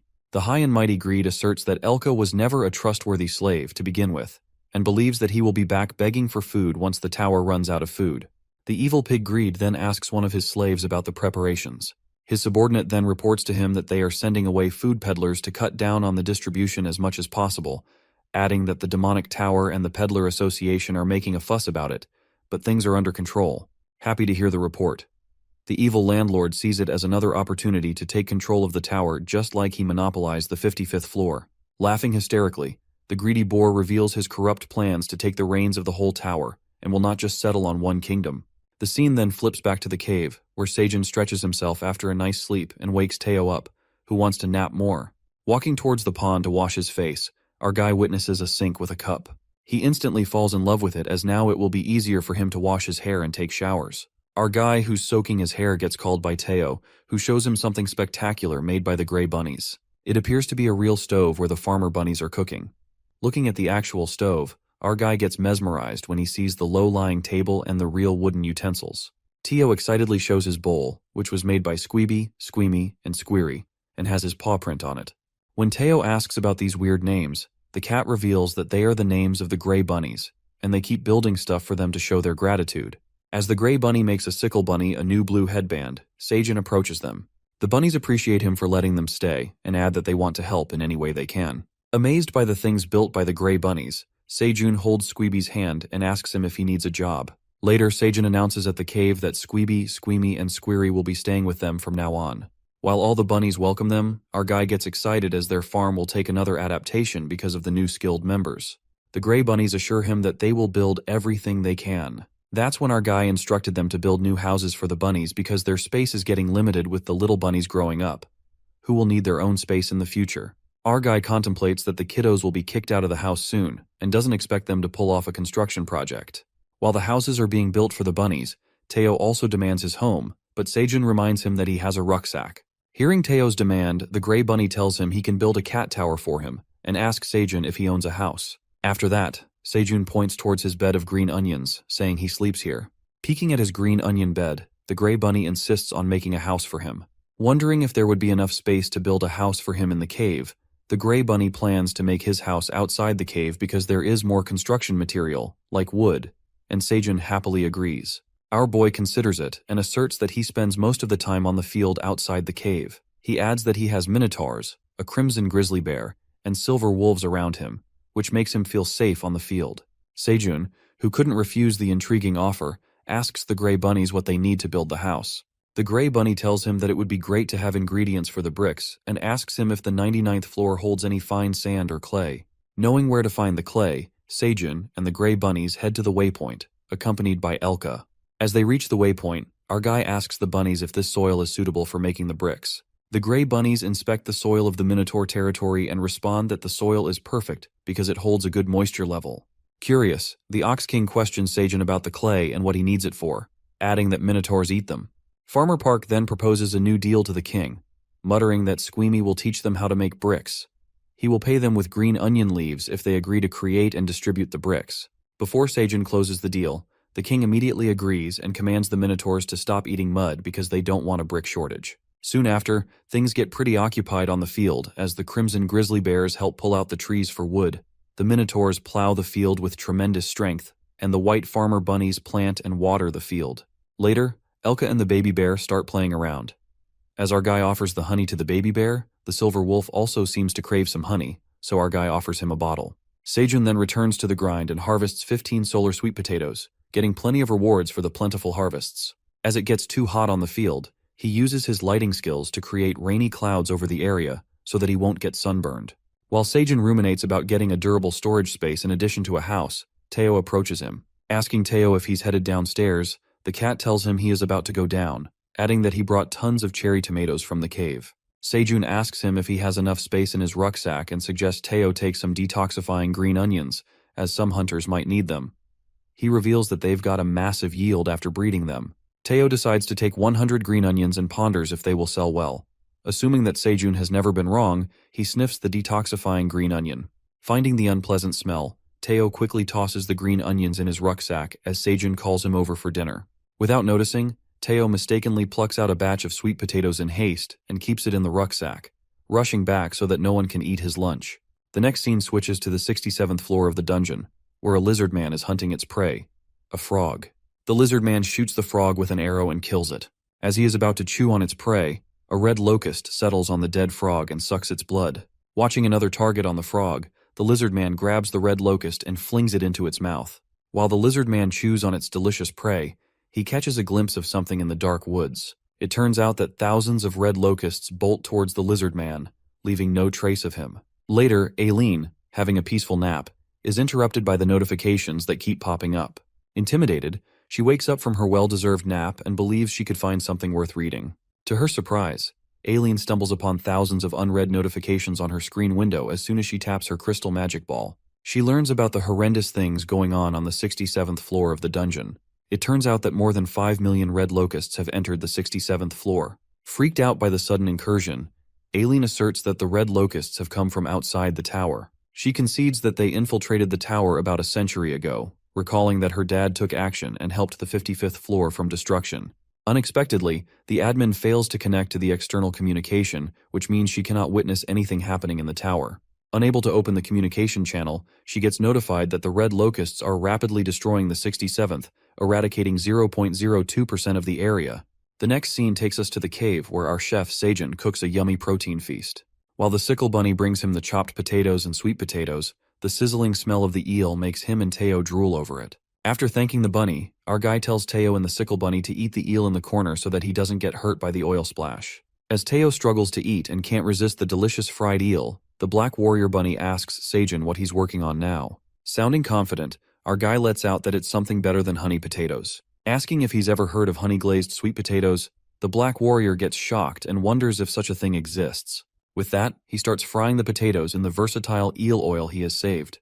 He deep fries the sweet potato chunks until the outsides are crispy and brown. After flipping each chunk, he adds honey, stirs it, and simmers it. Soon the honey-glazed potatoes seem to be ready and look heavenly. It appears that Sejun has once again recreated a forgotten dish, and his recipe for the honey-glazed sweet potatoes has been registered. The black warrior bunny stares at the mouth-watering glazed potatoes with admiration. After that, our guy tries frying the fish in the eel oil, but it seems like the fried piranha doesn't count as a recipe after he thoroughly cooks it. That's when he begins recipe hunting to find out what registers as a recipe, and Teo suggests he add honey to the fish. As the dinner seems ready, everyone, including the minotaurs, silver wolves, Bae, Teo, and the bunnies, catches sight of the tempting-looking dinner, which includes the grilled eel, fried fish, honey-glazed potatoes, and sweet potatoes. While Teo stuffs himself to the fullest with delicious food and relaxes on Sejun's lap, our guy asks him if he will be heading downstairs now. The cat jumps out of his lap and says he must go now, commanding the wolves to head down. At that moment, the cat peeks at the leftovers and asks Sejun what they are for. Our guy tells him the leftovers are for Aileen, but for some reason she's not responding and feels concerned about her. While the cat assumes she might be sleeping, our guy gets worried and wishes it's the case. On the other hand, Aileen gets panicked and seems to be struggling as she cannot connect with Sejun due to an error. It seems that Aileen has lost control over all the dungeon activities, and now the Red Locusts have destroyed 10% of the 67th floor. Due to the destruction caused by the Red Locusts, a meeting is being held at Peddler Pathway Central Control Tower, where tower heads like Mason the Fox from the Peddlers Association, Hannibal the Tiger from the Mercenary Associations, and Iona the Hamster from the Wizards Association join the meeting. It appears that Agent Jarrus, along with her team members, are gossiping about Iona because they've seen her for the first time. After all, she rarely leaves the 7 demonic towers. Surprised to see all the tower heads gather, they wonder what's happening in the dungeon as they rarely get together. Mason, the Fox, starts by explaining the current condition of the 67th floor, which was infiltrated by Red Locusts a few days ago. He continues by saying that according to his contacts at the Peddlers Association, the Red Locusts occupied 2/3 of the 67th floor. His lizard men are trying to do everything in their power and are focusing on protecting the waypoint, but they are striving to control the outburst. In the meantime, Mason is interrupted by Hannibal, who asks him if the Peddler Pathway is under control and the chances of Red Locusts proceeding to other floors. As his concerns about the situation rise, Mason reassures him that Red Locusts are intruders and that the pathway only allows those from the tower. However, if the Locusts take over the waypoint, they will use it to infiltrate other floors. Upon hearing this, Hannibal anticipates their next targets will be the 68th and 69th floors. One of the tower heads reveals that the Lizard Kingdom's dark farm is located there, and it is one of the most fertile areas in the tower. However, the Fox warns them and sadly announces that they might face another famine. Upon hearing this horrible news, the crowd erupted, and gossip spread throughout the hall. That's when a tower head, Iona, reminds everyone of the fall of the Red Ribbon Kingdom on the 55th floor. It is revealed to us that they had spread out their fertile areas across multiple floors. But back then, Red Ribbon Kingdom was the single largest food supplier in the tower. However, a massive invasion of red locusts led to the collapse of that kingdom. Iona, the Wizard of Destruction, accuses the pig of taking advantage of the situation and occupying the land, but the fox intervenes and reveals that Greed is a good landlord as he rebuilds the devastated kingdom's farmland. But Iona, who seems to know the truth of the evil boar's intentions, blames everything on Greed, saying that he is the one who enslaved the bunnies and took control of the food distribution channels. But Hannibal doesn't feel good after hearing the truth. He shouts at Iona as he stands up and bangs his hand on the table. While Mason tries to cool down the heated atmosphere, the other associates ask them about their protector, the Great Black Dragon, and if she has taken any action about the Red Locusts situation. While they all feel relieved that the Black Dragon will come to the rescue, Iona hops on the table and reveals that the Red Locusts have been infiltrating the tower for over 200 years. It was all thanks to the Black Dragon protection that they managed to drive out the Locusts. However, the last time the Red Locusts invaded the tower, the Black Dragon was slow to respond, and things only got under control when half of the Red Ribbon Kingdom was killed. All the farmlands on the 55th floor were devastated, resulting in food storage in the entire tower, and some areas were still recovering from the aftermath. She reminds everyone that it's been a few days since the Red Locusts appeared, and they cannot guarantee that the Great Black Dragon will step in immediately. Therefore, they must do everything in their power until the dragon arrives, or the tower will fall into chaos. To protect the tower, Iona, the president of 7 Association Towers, announces that she will send 200 war mages to fight the Red Locusts. The next scene takes us back to the 85th floor, where we see Teo, the peddler, asking Elka how long they will stay here because they are short on time. Just then, some kids approach the cat and ask him if he's the Black Dragon. Teo, who cannot let this moment slip out of his hands, introduces himself as an intermediate peddler and outshines himself as the extraordinary right hand of the Black Dragon. Gushing with pride, the kids look at him with admiration as they learn that Teo is the right hand of the Black Dragon. As the cat pulls something out of his rucksack, Teo feels something hard.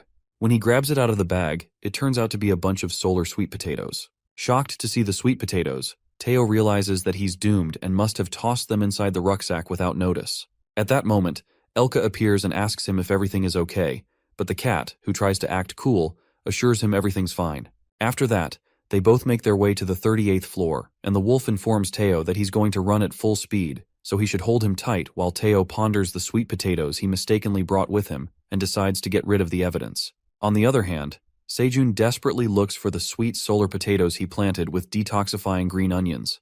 He realizes that Teo has made a blunder and taken the solar sweet potatoes, adding that he will teach him a lesson when he gets back.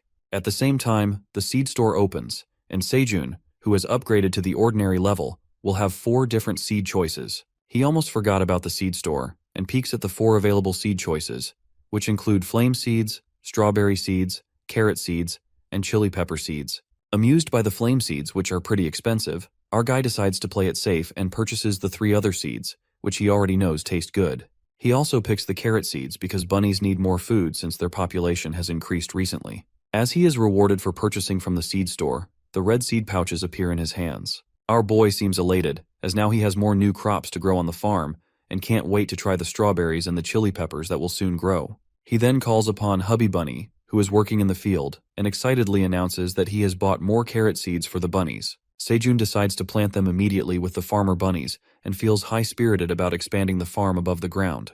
After that, the scene shifts to the outside world, to Gangnam Seoul, where we see Taejun, the advisor of the Awakened Association, standing on the rooftop of a building.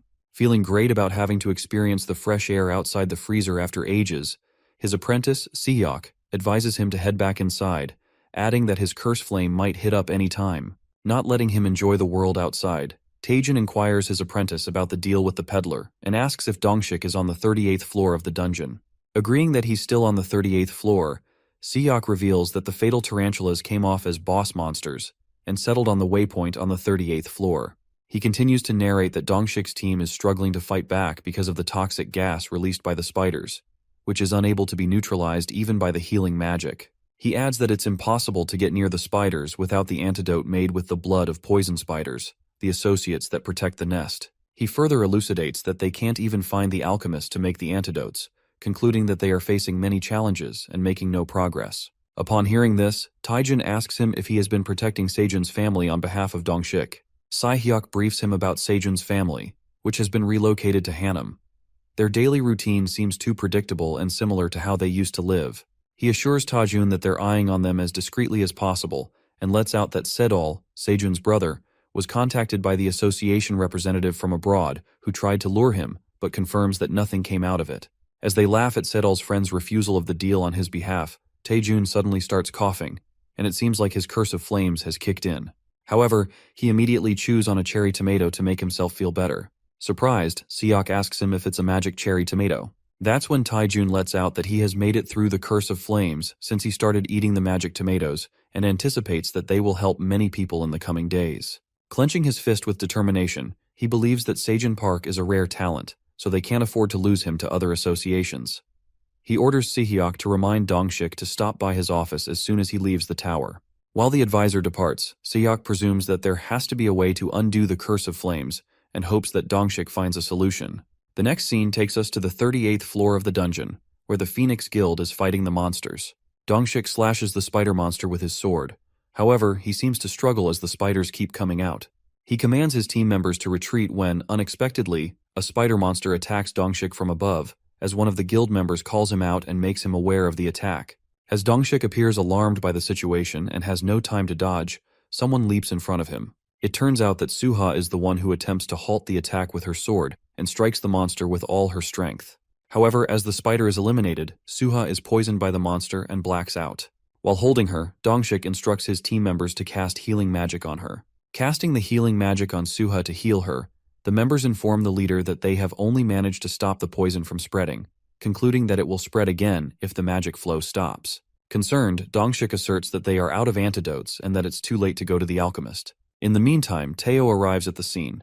He calls upon Dongshik and reminds him that he has to be at a trading place. While Dongshik forgets about the trading day, the cat witnesses Suha lying unconscious on the ground. Freaked out, Teo rushes towards her, asking her to get up and take pictures of him. While Suha mumbles something as she is half awake, Dongshik explains to the peddler cat that the poison spider venom has poisoned her. They need to do something, or else she won't make it. The cat clings to Suha and pokes her face, pleading with her to stay with him. That's when Teo is reminded of the detoxifying green onions he had brought with him, and instantly pulls them out of his rucksack. Dongshik grabs the green onion and reads the feature window that reveals that the detoxifying green onions can neutralize the level E poison spider venom. Without a thought, Dongshik gives Suha the detoxifying green onion.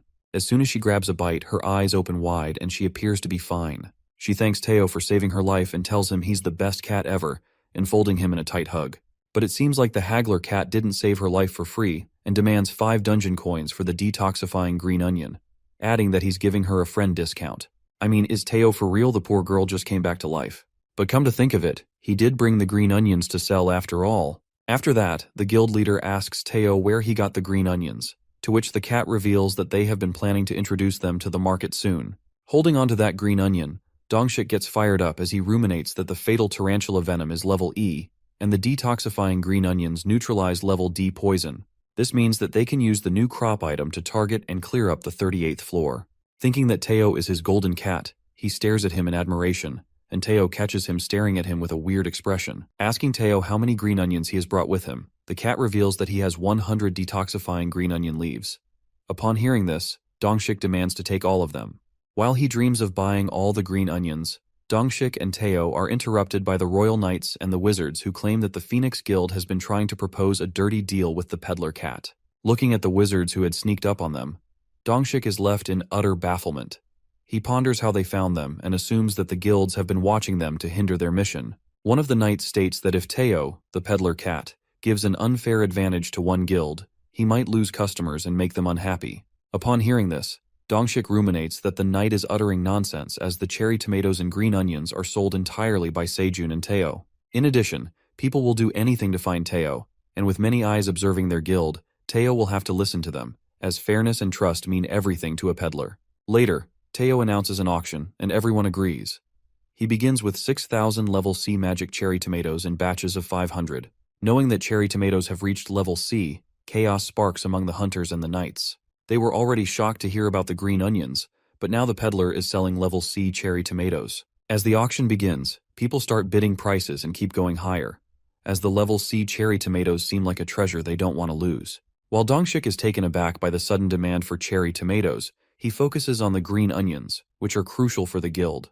Eventually, Teo sells out on the magic cherry tomatoes and proceeds his auction with the detoxifying green onions. He announces the auction of 100 green onions in 10 batches, and Dongshik screams the first bid price, which is 155 dungeon coins. Luckily, Dongshik wins the first auction, but as the auction continues, it seems like a tough fight between him and the night hunter, who keeps bidding higher. As Teo is about to close the deal on 150 dungeon coins in the second auction, Dongshik gets happy and plans to bid higher.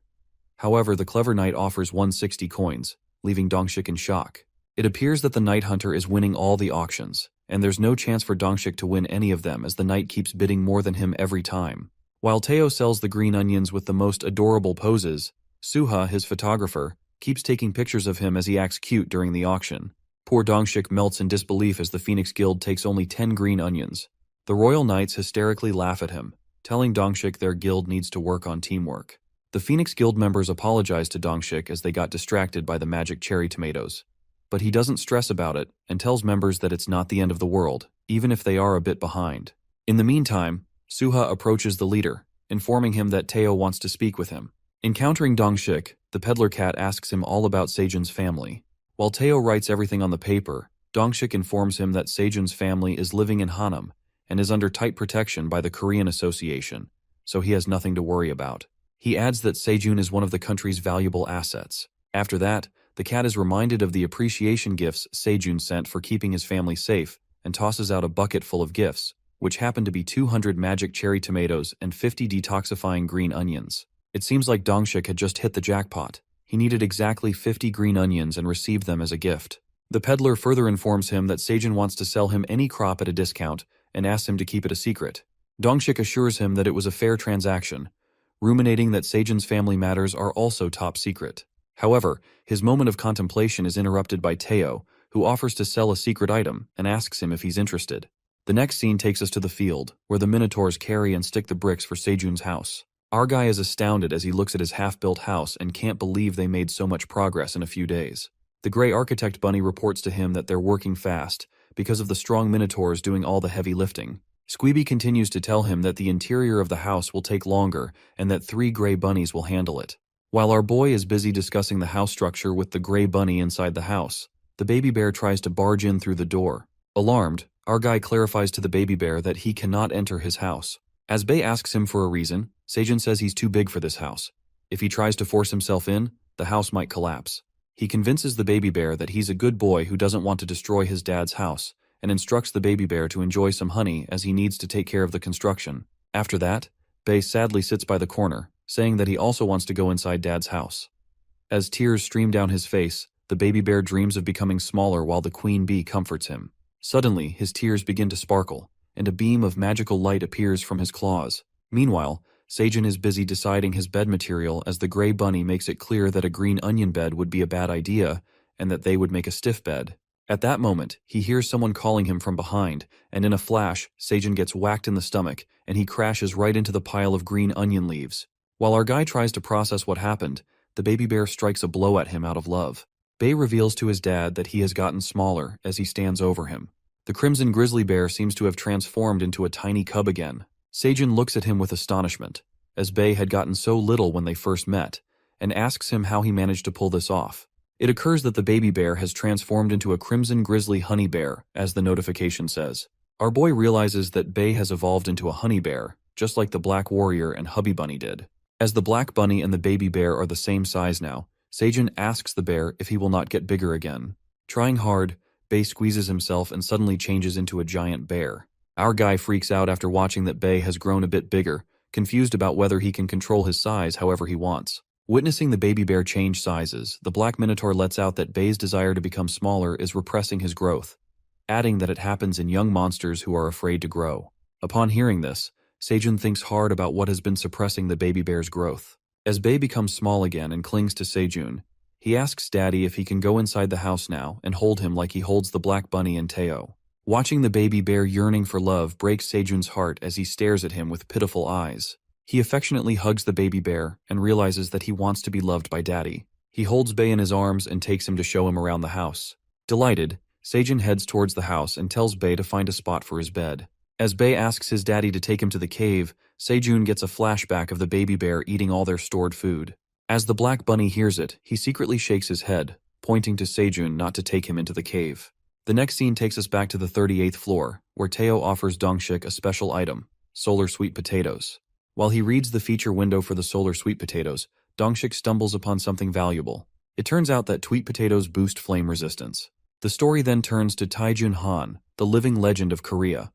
It is revealed that he was the first human to reach the 52nd floor of the dungeon. There, he encountered the wild boar guarding the waypoint and fought fiercely with the boar. The battle was so intense that it lasted 3 days and 3 nights. Eventually, the fight ended in a tie, and both of them had to retreat due to brutal injuries. However, Taejun was entrapped in a curse of flames after a battle that caused him to burn everything around him. The only solution for this curse was to slow it down by injecting magic or lowering his body temperature. Everyone believed that it was about time Taejun retired. However, his dreams for the tower didn't vanish. Moving back to the present, Dongshik delightedly grasps that sweet potato and contemplates that Taejun can free himself from the curse of flames with the help of solar sweet potatoes, even if it's temporary. He anticipates that Taejun can defeat the wild boar and undo the curse, asserting that the legend will return. To add the cherry on top, he also has the detoxifying green onions that can help the guild target the 38th floor. Snapping out of his thoughts, Dongshik agrees to take the sweet potatoes and thanks Teo, saying that he really needs them. But it seems like Teo had some hidden reasons to offer the sweet potatoes as he ponders that no one will find out about his mistake once Dongshik takes them, adding that he committed a perfect crime. Later, Dongshik walks outside the forest and thanks his team members for waiting for him. As they head downstairs, the guild leader puts down a basket full of green onions. The team members are utterly surprised to see the detoxifying green onions and ask Dongshik if he got them from the peddler. Saying they wouldn't want to miss the opportunity, Dongshik instructs the members to stop by the waypoint before heading down. The team members all get pumped up and make their way to the waypoint. The Phoenix Guild raid of the 38th floor begins as they fight their way through the poison venom spiders by chewing on the green onions to neutralize the poison released by the monsters. The next scene takes us to the 75th floor of the dungeon at the Middle Zone Market, where everyone seems to be staring at the silver wolves. Sejun assigned the silver wolves for Teo's safety. As they seem to be wandering around the market, Elka peeks at Teo, who appears to be in a good mood, and asks him what he's so happy about. Teo announces that it was a great business day and that he will take the wolves for lunch to celebrate.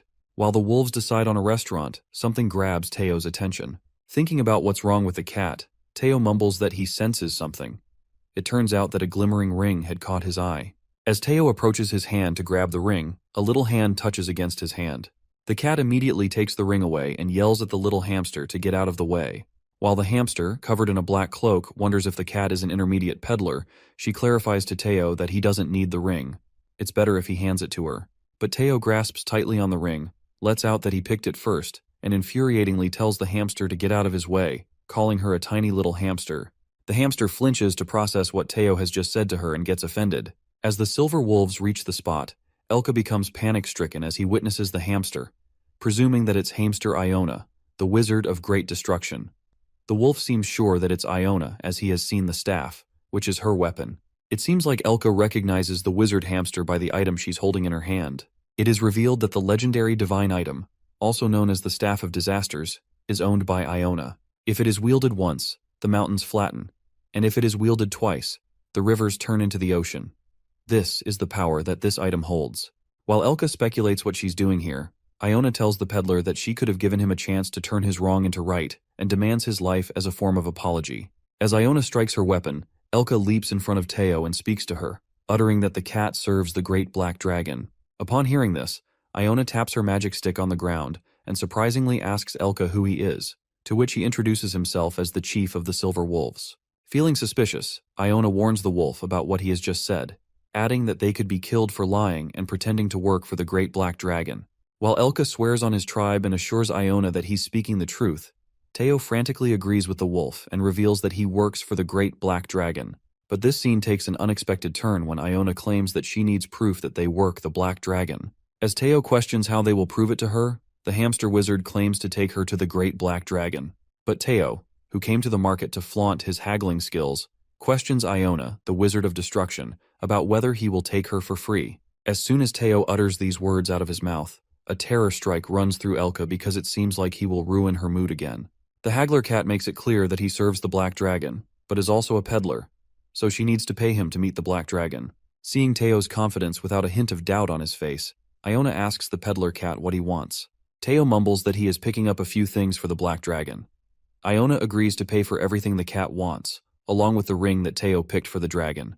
While Iona thinks it's a rare opportunity to meet the dragon, the cunning peddler cat has successfully found himself a naive target to pay for his items. Later, they walk into the market, and Teo grabs 100 bottles and some other random stuff. While glancing at all the stuff, whimsy straw hats catch his eye, and as he buys them, he asks Elka if he needs anything, adding that the straw hat would look good on his son. As Elka respectfully refuses, Iona interrogates Teo about the random items he's buying and asks if the black dragon needs them. Teo, who is optimistically enjoying his shopping haul, informs her that he likes this kind of stuff and proceeds to buy a straw hat for himself. Losing her nerve, Iona clenches her fist and lets out that the cat better not be lying about the black dragon. In the meantime, Iona, who is already annoyed by the feline creature, Teo approaches her and places a hat on her head, adding that it looks great on her. Flustered by Teo's sudden move, Iona speaks out that not every wizard wears a pointed hat, ordering the cat to hasten it up and go to the checkout counter. While Iona returns the hat, she asks the shopkeeper for the total of all the items, to which he concludes that it will be 20 dungeon coins. Upon hearing this, Teo, wearing his classic straw hat, steps in and asks the shopkeeper for a discount. It seems like Teo the haggler has stepped into the game of discount until the shopkeeper loses his cool and agrees with him to pay how much he wants. The cat asks Iona if she was going to take the first offer and yells at the shopkeeper to make a better deal. Just like that, the shopkeeper keeps lowering the prices, and they get to buy everything at a discount. While the silver wolves carry the things Teo had bought, the cat thanks Iona for paying for all the stuff. But Teo's humbleness doesn't seem to sit well with her, as Iona contemplates that she thought the cat would ask for expensive things. But all he bought were some random little knickknacks, and he even helped her to pay less. After that, the wizard asks Teo about the black dragon's whereabouts, and he reveals that the dragon is on the 99th floor of the dungeon. Confused, Iona raises a question out of curiosity about whether the black dragon is not in the administrator's zone connected to all the tower parts, and presumes that he is dubious. But Teo assures her and says she will understand when they reach the 99th floor. The next scene takes us to the 38th floor, where the Phoenix Guild fights the spider monsters. It is revealed to us that the Phoenix Guild had successfully raided the 38th floor, and they have now reached the waypoint. As they celebrate their win, Dongshik commands his team members to head to the 39th floor as he touches the waypoint. After that, we are taken to Gagel's Tower Farm Project headquarters. Vice President Michael learns that the Phoenix Guild has cleared the 38th floor. Shocked, Michael asks the hunter he'd hired for his work. He reports that the guild cleared up the 38th floor rapidly because of the new crops known as the detoxifying green onions. It helped them in advance, and they could get through the monsters. Upon hearing this, the vice president slams his hand on the table and rages with anger, mumbling that the guild found a new crop while he's spending all the money struggling to germinate the cherry tomatoes. While he stresses that executives can't wait any longer and that he needs to show results for his project, a girl bursts open his door and takes him to the farmland. He looks at the tomato flowers, which appear to have spikes on them, which is very peculiar. Startled by the spike flowers, the girl who had been experimenting with the cherry tomatoes reveals that their team has suspected growth hormones have caused a mutation in them. Michael instructs her to discard the mutation plants correctly, saying that these are monsters, not plants. However, when he harvests the modified flower, it turns out to be an item known as a contaminated cherry tomato, and he earns a reward for harvesting it. He is stunned after earning XP points and figures out that he will earn rewards by killing plants just like monsters. That's when the girl reveals that the mutated tomatoes interacted with the tower and turned into monsters. She adds that these monster plants survive by preying on insects and tiny monsters, not by fertilizers and water like typical plants. Believing that it will be easy to level up in the tower because of these mutated tomatoes, the girl assures him that it's a good thing, as she can analyze the results with her own eyes.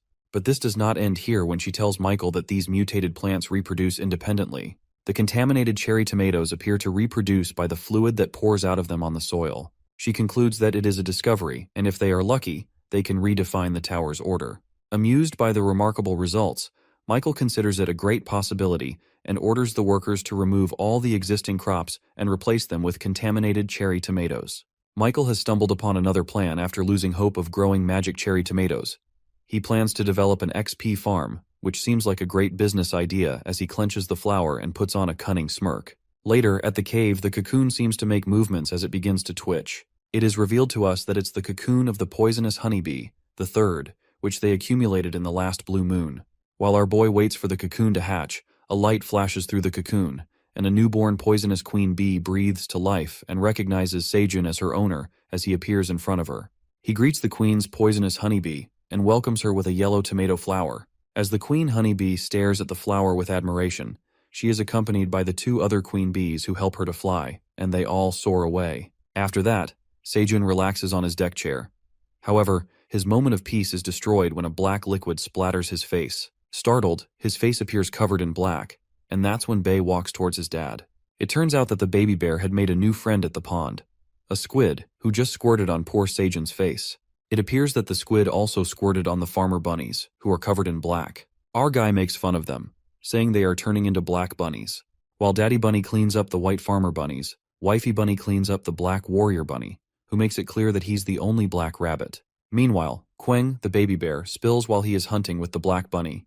They witnessed the squid inside the pond. He adds that when he caught it, it kept shooting out black liquid. The bear continues to tell him that the bunnies didn't know what it was, but it felt slimy and weird. Peeking at the new protein source, our guy gets an idea, thinking that they haven't seen a squid before, and tells the bunnies that it's delicious, so they should try it. After chopping the squid and frying it with green onions in hot oil, our boy serves the new calamari dish. Making stir-fried, grilled, and blanched calamari increases his cooking familiarity slightly, and his recipes are registered to cook level 2. It seems like our boy missed eating the spicy calamari, which made him want a bowl of rice along with it. Meanwhile, the bunnies munch on the grilled calamari, and Queng is mesmerized by the savory blanched squid. While eating, the black bunny lets out that he had no idea such a delicious species existed, and thinks of making a longer trip to sea dimensions. Upon hearing this, Queng interrupts him and says he'll also go. Seijun asks the baby bear if he knows how to swim and decides to teach him swimming after work tonight. The next scene takes us to the pathway, where Elka and Teo, along with several others, are walking through the peddler's path. The road manager stops them and asks them to take a detour since the highway they must pass through is closed. The cat asks Elka what's happening here, and someone interrupts, saying that the red locusts attacked the 67th floor. While Teo doesn't seem to know what red locusts are, Iona, who happens to be there, tells him that they are pests that were created to devour and destroy everything. The red locusts try to infiltrate and take over the tower, their home, adding that the allied forces of the tower are closing down roads to fight against them. Ion adds that she would have joined the allied forces to fight the red locusts, but has to prioritize meeting with the dragon by using the lightning pathway. Upon hearing this, the peddler cat declares that the lightning pathway is only for advanced peddlers, and since he is an intermediate peddler, he isn't allowed there. But Iona assures him it's okay since he is with her, and pulls out a golden badge underneath her coat. Peeking at the golden peddler badge, Teo is highly impressed, and doesn't believe that Iona has one. Admired by the badge, he offers to become friends with Iona, but she refuses. The next scene takes us to the field where Sejun is trimming the large, outgrown green onion leaves. Being swamped with farm work, he finally realizes that the field has expanded to 70,000 square feet. Thinking that his field almost feels like a big forest, our guy wonders where the white farmer bunnies are, as he can hear them cutting the green onions. Just then, he finds the sickle bunny, who seems to be struggling to cut the tough green onions with his sickle, which are impossible to cut through. Sejun grabs that strange green onion and freaks out as it makes his hand bleed. While the sickle bunny asks him if he's okay, our guy notices that the green onions are hard as steel as he plucks them out. The tough leaves turn out to be strong blade green onions harvested by Sejun. He also learns that he has invented a new crop in the tower that will grant him exclusive rights to the latest crop, stating that no one can grow this crop without his permission. They all learn that these strong blade green onions have metallized their leaves from routine cutting. Witnessing his new crop that almost looks like a weapon, Sejun gets excited and thinks that these would be useful, announcing to keep propagating them. In the meantime, the admin panel appears, stating that she's crying and has something to tell him. Our guy gets worried when he witnesses tears dripping from the panel and asks her about the matter. That's when Aileen reveals everything going on the 67th floor that has been infiltrated by the red locusts. While he asks her about the red locusts, if they were the reason for Red Ribbon Kingdom's downfall, and what they are like, the Black Dragon confesses that individually red locusts are not harmful, but when they're in groups, they can consume and devour everything, evolving into something else. She adds that if they fail to resolve this issue, then every living being on the 67th floor might perish, and the red locusts will spread out on other floors through the waypoints, which means that they scatter throughout the whole tower and destroy everything, concluding that no one is safe. Aileen rants out that there's nothing she can do about the 67th floor for complicated reasons. She asks for Sejun's help while feeling guilty. Upon hearing this, our boy assures her that he will do everything he can to help and that she doesn't have to feel guilty about anything. He enthusiastically calls out everyone, knowing that all of these residents are willing to help to save their home, and Aileen thanks everyone for helping her out in this matter. While Sejun considers it and realizes that he can't even travel through floors, Teo comes along with a visitor, who is a hamster. Iona expresses her pleasure upon meeting Sejun, addressing him as the Great Black Dragon. Sejun is confused and wonders what's the deal with this hamster. While Sejun is confused to see the hamster, he asks Teo what this is all about. That's when the cat lets out that he had to bring her with him, because she wouldn't believe that he worked for the Great Black Dragon. She kneels before Sejun to honor him, addressing him as the Great Black Dragon, and introduces herself as Iona, the president of the Wizards Association. At that moment, the admin sends him a notification, suspecting that Iona is looking for her because she hasn't stepped in to help fight the red locusts on the 67th floor. Aileen instructs Sejun to hear her out as Iona seems like a high-level monster. Following the admin's order, our guy greets the hamster and asks her for a drink as she has been traveling a long way, offering her a honey tomato energizing drink. While Teo is stunned by the tiny baby bear at the back, our guy asks Iona why she is there. As Iona is about to ask him for a favor, Sejun anticipates it's about the red locusts on the 67th floor. Upon hearing this, Iona is left in disbelief as the Black Dragon seems aware of the situation and questions him why he didn't get involved to help them.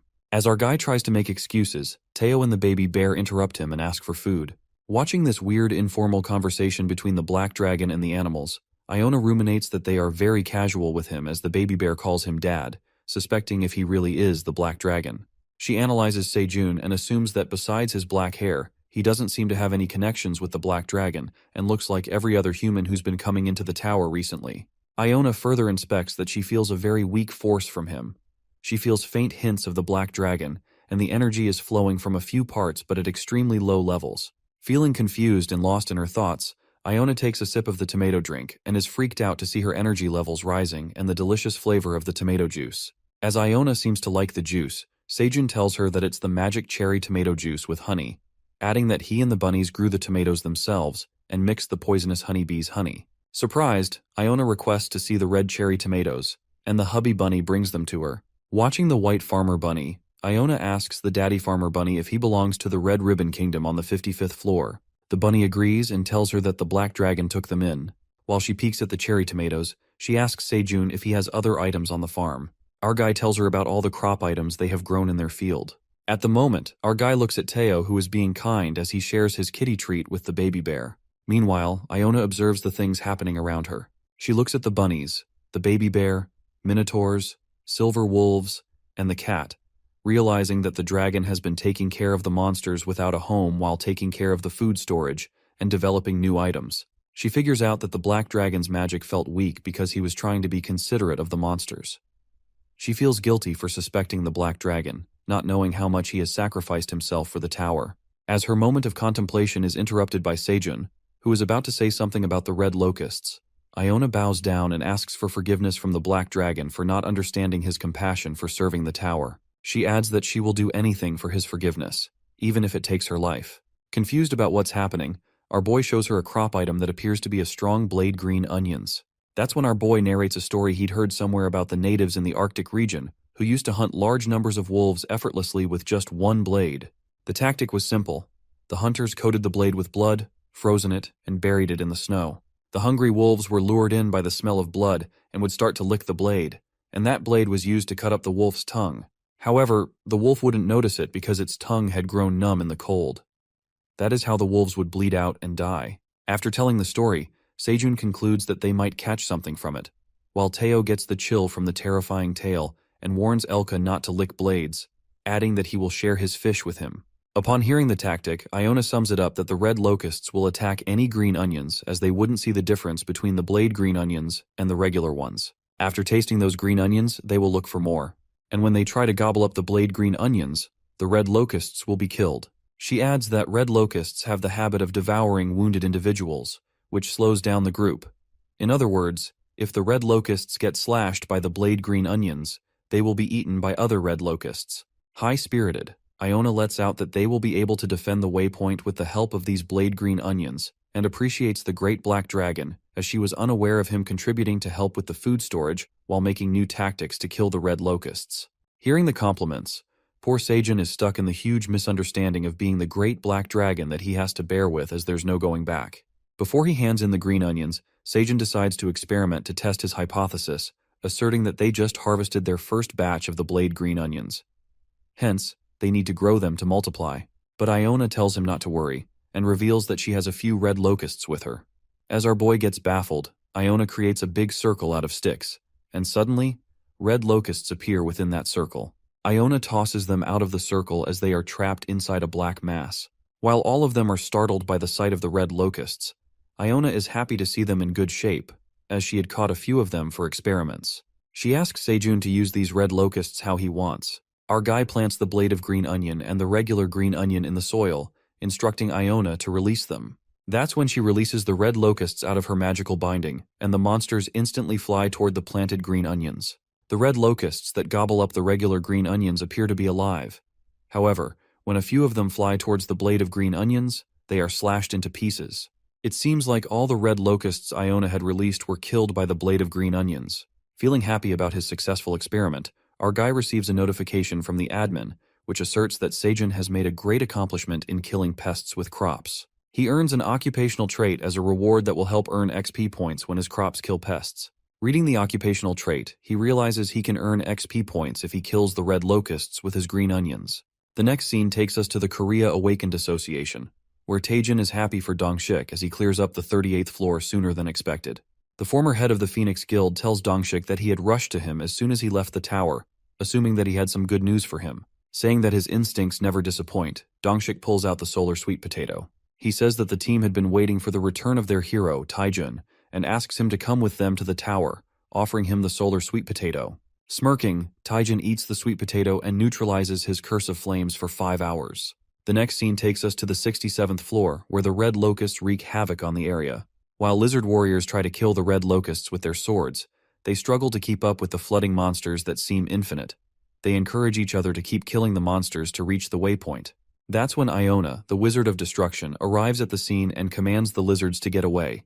She produces a big fireball and strikes the red locusts to buy them some time. As the rumbling of her fireball makes the monsters disappear for a while, Iona takes out the blade green onions and commands the lizards to plant them evenly in front of the base. Meanwhile, the lizards plant the green onions as fast as they can, and a massive swarm of red locusts flies towards them. As they soar towards the blade green onions, in a flash, all the red locusts are slashed into pieces as they pierce through the green onions. The warriors were amazed to see the red locusts being killed by the green onions. As one of the lizard warriors asks Iona about the green onions, she declares that it is a favor from the great black dragon. She commands her warriors and the war mages not to fear these evil monsters and to attack only the red locusts that have dodged the blades. Upon hearing this, all the warriors and the war mages are uplifted, and they begin to kill the red locusts for the sake of the tower and the great black dragon. After that, we are taken back to the 99th floor, where the bees inspect the new fields, while Seijun keeps earning rewards as the red locust keeps getting killed with his crops. Feeling happy that the blade seems to be working perfectly, our boy approaches Queng, who splits the green onions in half. He appreciates the baby bear's excellent work, saying he wasn't sure how to propagate the green onions, but he has a friend like him. After that, we travel into Seijun's flashback, and it is revealed to us that a few days ago, he made a trade deal with Iona to form a line of defense against the red locusts. He offers Iona his green onions for free to protect the tower. However, Iona refuses his generosity, as it may lead to future crop abuse, and decides to pay for the green onions through a formal deal, which would also help Teo as a peddler. Iona asserts that the line of defense around the waypoint would be enough to keep the red locusts' numbers down. She informs Seijun that she will make a delivery request to the Peddlers Association under Teo's name, as she cannot come back up once she goes downstairs to fight the red locusts with the war mages. At that moment, the baby bears chew on the dead red locust. Seijun immediately checks his mouth, but Queng seems to have eaten the blade of green onions already. Right after that, Elka requests to try the red locust too. It appears that the monsters find the taste of the red locusts delicious. Later, Elka decides to take the green onions on the 67th floor, and Seijun waves goodbye to him, telling him to be careful of the red locusts. It is further revealed to us that lizardmen currently fighting the red locusts on the 67th floor have been utilizing the dead insects as their food supply. They appeared overwhelmed by the large number of dead bugs, as the supply massively exceeded the demand. Furthermore, if the corpses are cleaned up, the surviving red locusts will feed on them and multiply. Consequently, the silver wolves agreed to move the red locusts' dead bodies to the 99th floor to use them as food. While they will be sold on the market, the profit will be used to reconstruct the 85th floor, which was destroyed due to the drought. The silver wolves will take their fair share for doing the hard work. Our boy then narrates that they acquired another source of income besides the blade green onion, which is pretty lucrative. In the present scene, Seijun is yanked out of his thoughts as Teo, who has again been demoted from his position as an intern, struggles to do his work. It seems like Teo is fanning our boy with a green onion fan, and Seijun scolds him to fan correctly properly as he can barely feel the breeze. Our poor intern tells Seijun that he's getting tired and requests to be a CEO again. But our guy refuses to make him CEO due to stealing the solar sweet potato. It looks like Teo is paying for the perfect crime he committed, which he thought was done and dusted. He continues to scold the cat as they nearly lose a new crop, but fortunately, Seijun has already propagated it. While Teo apologizes for the mistake and assures him that it won't happen again, he reveals that he sold the solar sweet potatoes to Dongshik, who is a good hunter and keeps secrets. The haggler confidently tells him that he did a pretty good job, uttering that it seemed like Dongshik needed that sweet potato. So this deal strengthened their mutual trust even more. However, Seijun doesn't seem to care what Teo has said.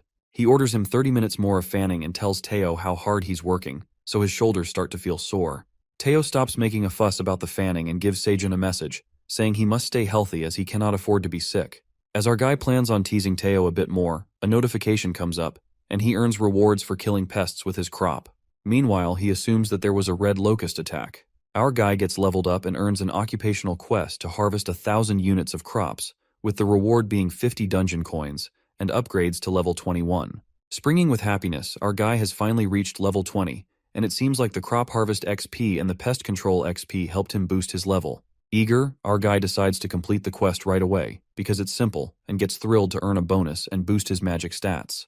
However, Teo stops him and tells him to sit down as he is giving him a massage. Furious, Teo notices that something is wrong with Seijun's face and starts poking his face hard with his paws, relieving his anger. After that, we see the tree-like monsters emerging from the forest. However, those monsters are crushed by the mama bear, who wonders why the trees from the west keep eating in her territory and plans to raise the alert.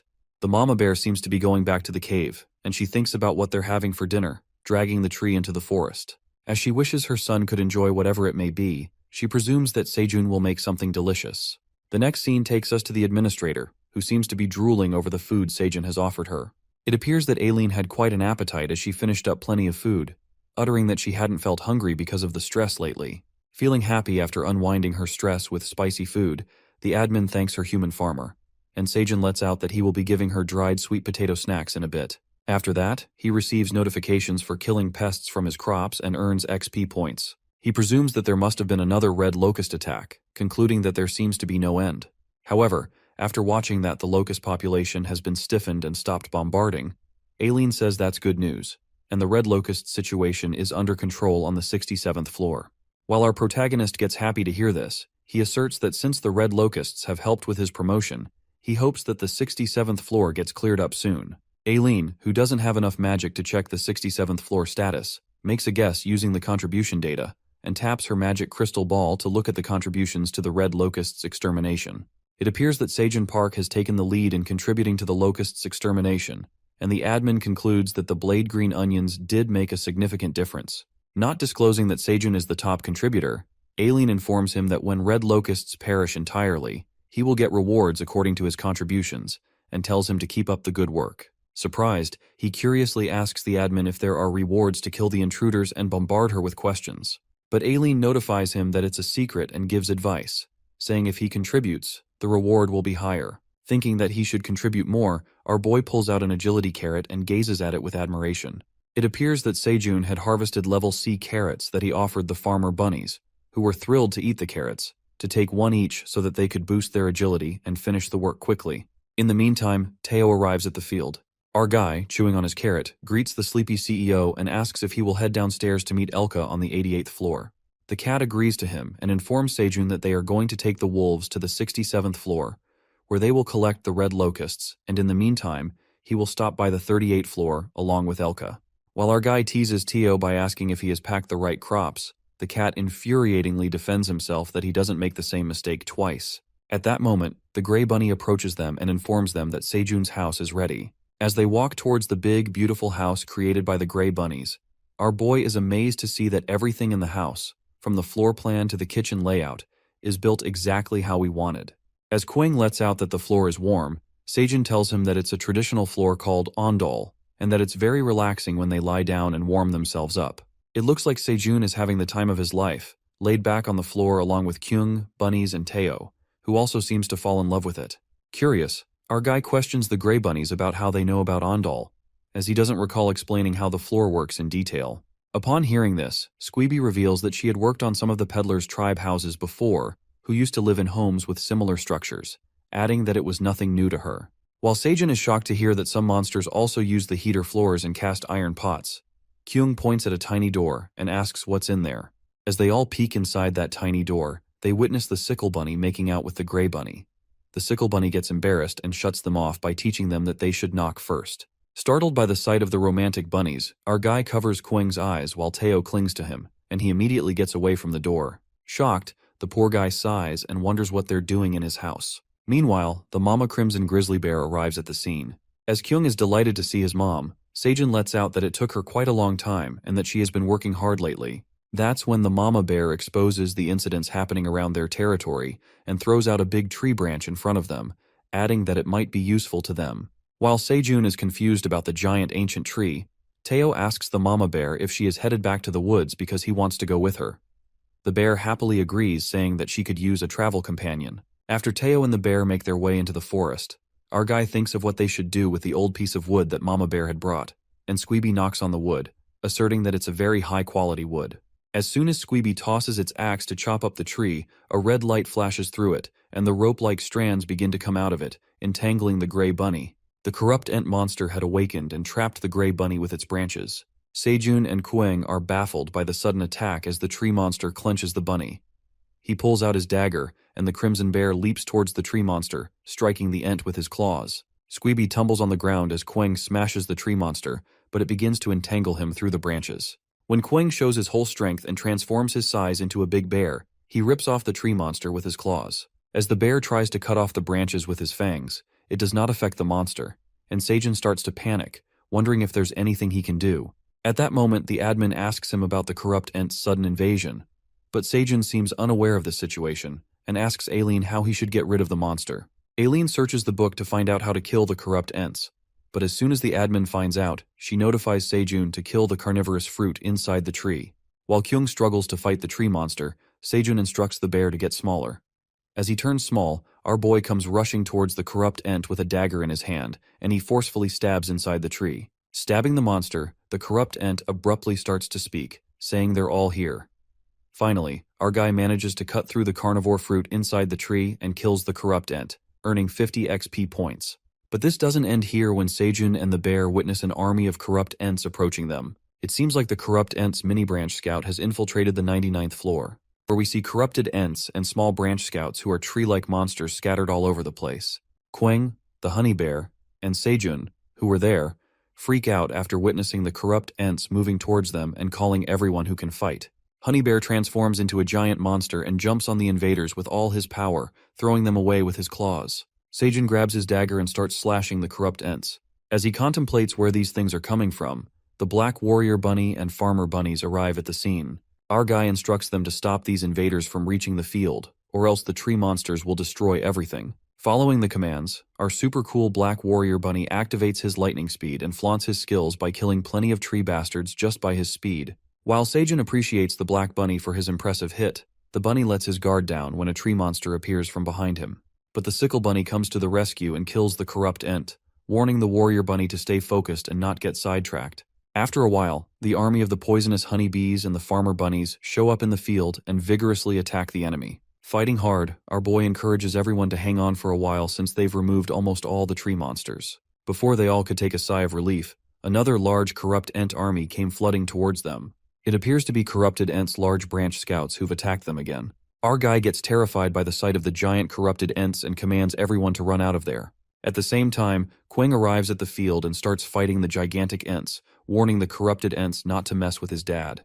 Our guy is worried about Kwang fighting the monsters alone head-on, knowing that there's no one to help since Kung's mom went to the passageway with Teo, and it's too far of a distance for the Minotaur King to cross the wasteland in time. Lost in contemplation, our guy doesn't realize the corrupted Ent behind him and is about to attack him. That's when Captain Ox comes to his rescue and saves him. Asking Sejun if he's alright, Minotaur King informs him that everyone is here to help fight these corrupt entities. A wave of relief hits him, and he is delighted to see Minotaur 4 and Minotaur 3 as they smash the hell out of the tree monsters. But the Mama Bear, who seems more than furious, slams the corrupted Ents, erupting in how dare they invade her territory and mess with Sejun's field. The Minotaur King looks at the Crimson Grizzly Bear and lets out that she seems to be bursting with anger. Curious, our guy asks King Ox how they learned that the corrupt Ents attacked them. That's when Aileen notifies him that she called the Minotaurs and the Red Bear after confirming that the Ents were coming this way. While Sejun sincerely thanks the tower manager, who tells him that he can always count on her, the Minotaur King commands everyone to protect the fields. As the fight continues, our boy announces that he's going to make delicious food for everyone after this is over. And just as everyone hears about delicious food, they all charge toward the enemy with extra energy. It appears it was not a combat with the tree monsters, but a food fight. The next scene takes us to the 67th floor of the dungeon, where we see the lifeless bodies of red locusts lying on the ground. While Teo utters that it was supposed to be a dense forest, he asks Elka about it. That's when the Silver Wolf reveals that all the places where red locusts pass through become desolate, like this dense forest without a single blade of grass. Terrified after knowing how dangerous the red locusts are, the cat questions Elka about what they're doing here, as their work was to get rid of the bodies of the red locusts, which already seems to be done. Upon hearing this, the Silver Wolf tells him that the lizardmen have requested the wolves to clean up the ruined land, since they're on the battlefield fighting the other red locusts, so they're short of hands. The peddler cat gets furious over this and asks Elka if he will be paid for it. While the wolf tries to calm him down, Teo instructs him to follow him and demands the lizard warriors step aside and let him in the tent where their leader is. The lizard warriors standing outside the tent refuse to let them come in, but Teo continues arguing, telling them he's not just anyone and wants to meet Iona. Once again, the lizard man refuses and says she can't meet anyone, while the peddler cat tries to convince him that he has an important relationship with Iona. Poor Elka wonders what this damn cat is going on about now. Elka freaks out when the cat keeps blabbering about his close relationship with Iona. Teo explains the complex relationship between him, Sejun, and Iona, and concludes that they have an important relationship because they both are Sejun's underlings. While Teo keeps exposing his close relationship with Iona, the lizard warriors start gossiping and taking the wrong idea. In the meantime, Iona jerks the curtain away and warns the peddler cat to stop saying things that can be misunderstood. She then leads him inside the tent, where all the lizard men seem to be discussing something. Iona lets him know that they are in the middle of an important meeting to prepare for the next locust attack.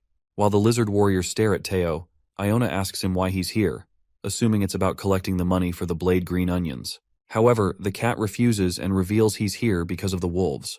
He lets out that the wolves are cleaning the shattered mess caused by the break of the red locusts, and reminds her about the original contract that was only about cleaning up the dead bodies, adding that it's a strenuous duty and an unfair contract.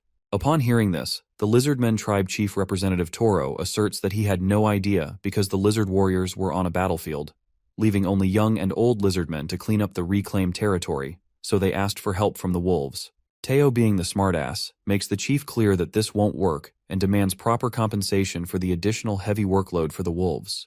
The merchant cat decides not to go easy on Toro, as he asks the chief how dare he order his assistants around without his acknowledgement, asking for 1 dungeon coin for every wolf's compensation and concluding that the chief will pay 100 dungeon coins.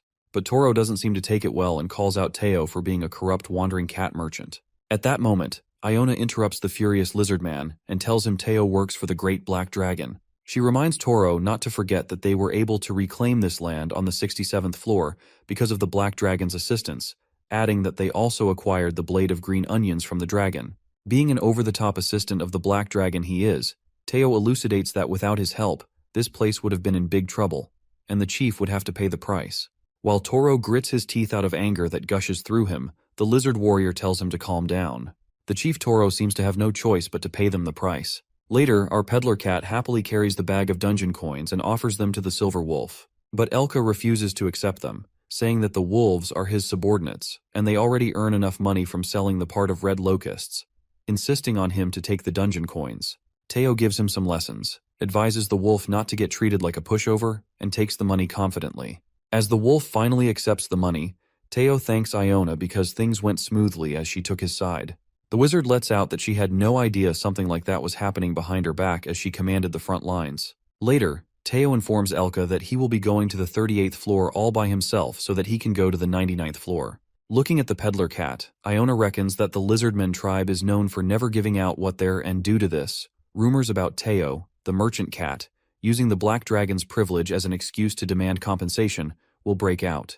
In addition, this won't turn out well for Teo, but it doesn't matter as he works under the Great Black Dragon, and that name rules all the authorities. She further contemplates that the tower is corrupted and Food is an authority that can control this tower, so they can't let evil bastards like Greed take control of the food market. Many authorities in the tower will closely monitor the merchant cat. Iona yanks out of her thoughts as Teo leaves and waves her goodbye, wishing to revisit her. As Iona tells him to take care of him, she worries about him, thinking about the rumors that will spread like fire and the story will be exaggerated. The next scene takes us to the 99th floor, where Seijin keeps leveling up because of the corrupt Ents. He wakes up after a short nap and is surprised that he has reached level 22. Meanwhile, the Minotaurs are cleaning up the scattered trees, and our guy asserts that they still have a long way to go. We are then taken to Sejun's flashback, in which he narrates about the surprise attack by the corrupt Ents. The fight was an easy success with the help of Kyung the baby bear, the Minotaurs, and Mama Crimson Grizzly Bear. Sejun was also able to level up due to Queng's consideration, who helped capture the tree bastards for his dad so that he could kill them and earn rewards to get stronger quickly. In addition, they are also planning on building fences out of the corpses of the corrupt Ents to fortify the area just in case. Returning to the present scene, our guy asks the mama bear if Ox 3 was talking about these monsters living in the forbidden western forest. The mama bear agrees and reveals that these monsters have never stepped into their territory before, but recently they have kept invading the area, adding that she didn't expect them to come in such a large number. As the bear chews on the dead tree monster, Sejun presumes that she finds it delicious. While eating, the Crimson Grizzly Bear apologizes to him for not doing a better job at patrolling. Our guy assures her that it was not her fault as she has been burdened to take care of everything herself. To reduce some burden off the mama bear, our protagonist lets out the poisonous honeybees that are increasing in number, so he will ask the second and third queen bees to help her guard the territory. After that, Sejun ponders why the corrupt Ents keep infiltrating their area and why the tree monsters said something strange before they died, leaving him concerned about this matter. In the meantime, the admin who's been reading the book about the corrupt Ents explains to Sejun that these tree monsters are like a virus. No matter how much they try to kill them, they will somehow grow in numbers and reappear. They are annoying pieces of shit and will try to corrupt any powerful tree around them at all costs. She further tells him why all the strong trees on the 99th floor have been infected by corrupted Ents, adding that they would sleep and not move if there's no target to contaminate. At that moment, Aileen asks him if he has any guesses as to why the corrupt Ents have been awake and active recently. Thinking hard, he concludes that maybe it's because there are so many crops around here, like cherry tomatoes and corn plants. Talking about food, his stomach starts to rumble, and he remembers that they had yet to eat after the fight with those tree bastards. Chef Sejun then heads to his new kitchen and starts cooking delicious meals for all of them. The bunnies help him cook, and the Minotaur carries the food outside the house. It seems like a grand feast as our farmer chef prepares the grilled squids, piranhas, sweet potatoes, fried fish, and grilled corn. As everything seems ready, the Minotaurs chew on their green onion leaves while the sickle and the gray bunny enjoy their carrot together, sitting on the Minotaur's lap. King Ox also enjoys the food party and loves the tomato juice.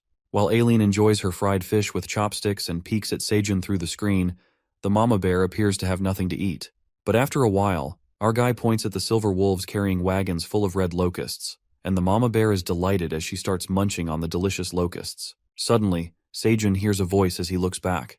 The wifey farmer bunny appears in pain. The wifey bunny utters that she thinks that the babies are coming out. Panicked, our guy instructs the bunnies to take her in the house as it's too late to go into the cave and asks them to bring something fluffy, telling everybody to calm down. After a while, Elka, the Minotaurs, and the Crimson Bear peek through the door, curious to see the newborn bunnies. Just like that, with many aunts and uncles around, the third group of baby rabbits was born. While our guy holds the adorable 3 newborns, all the animals around the house admire the babies.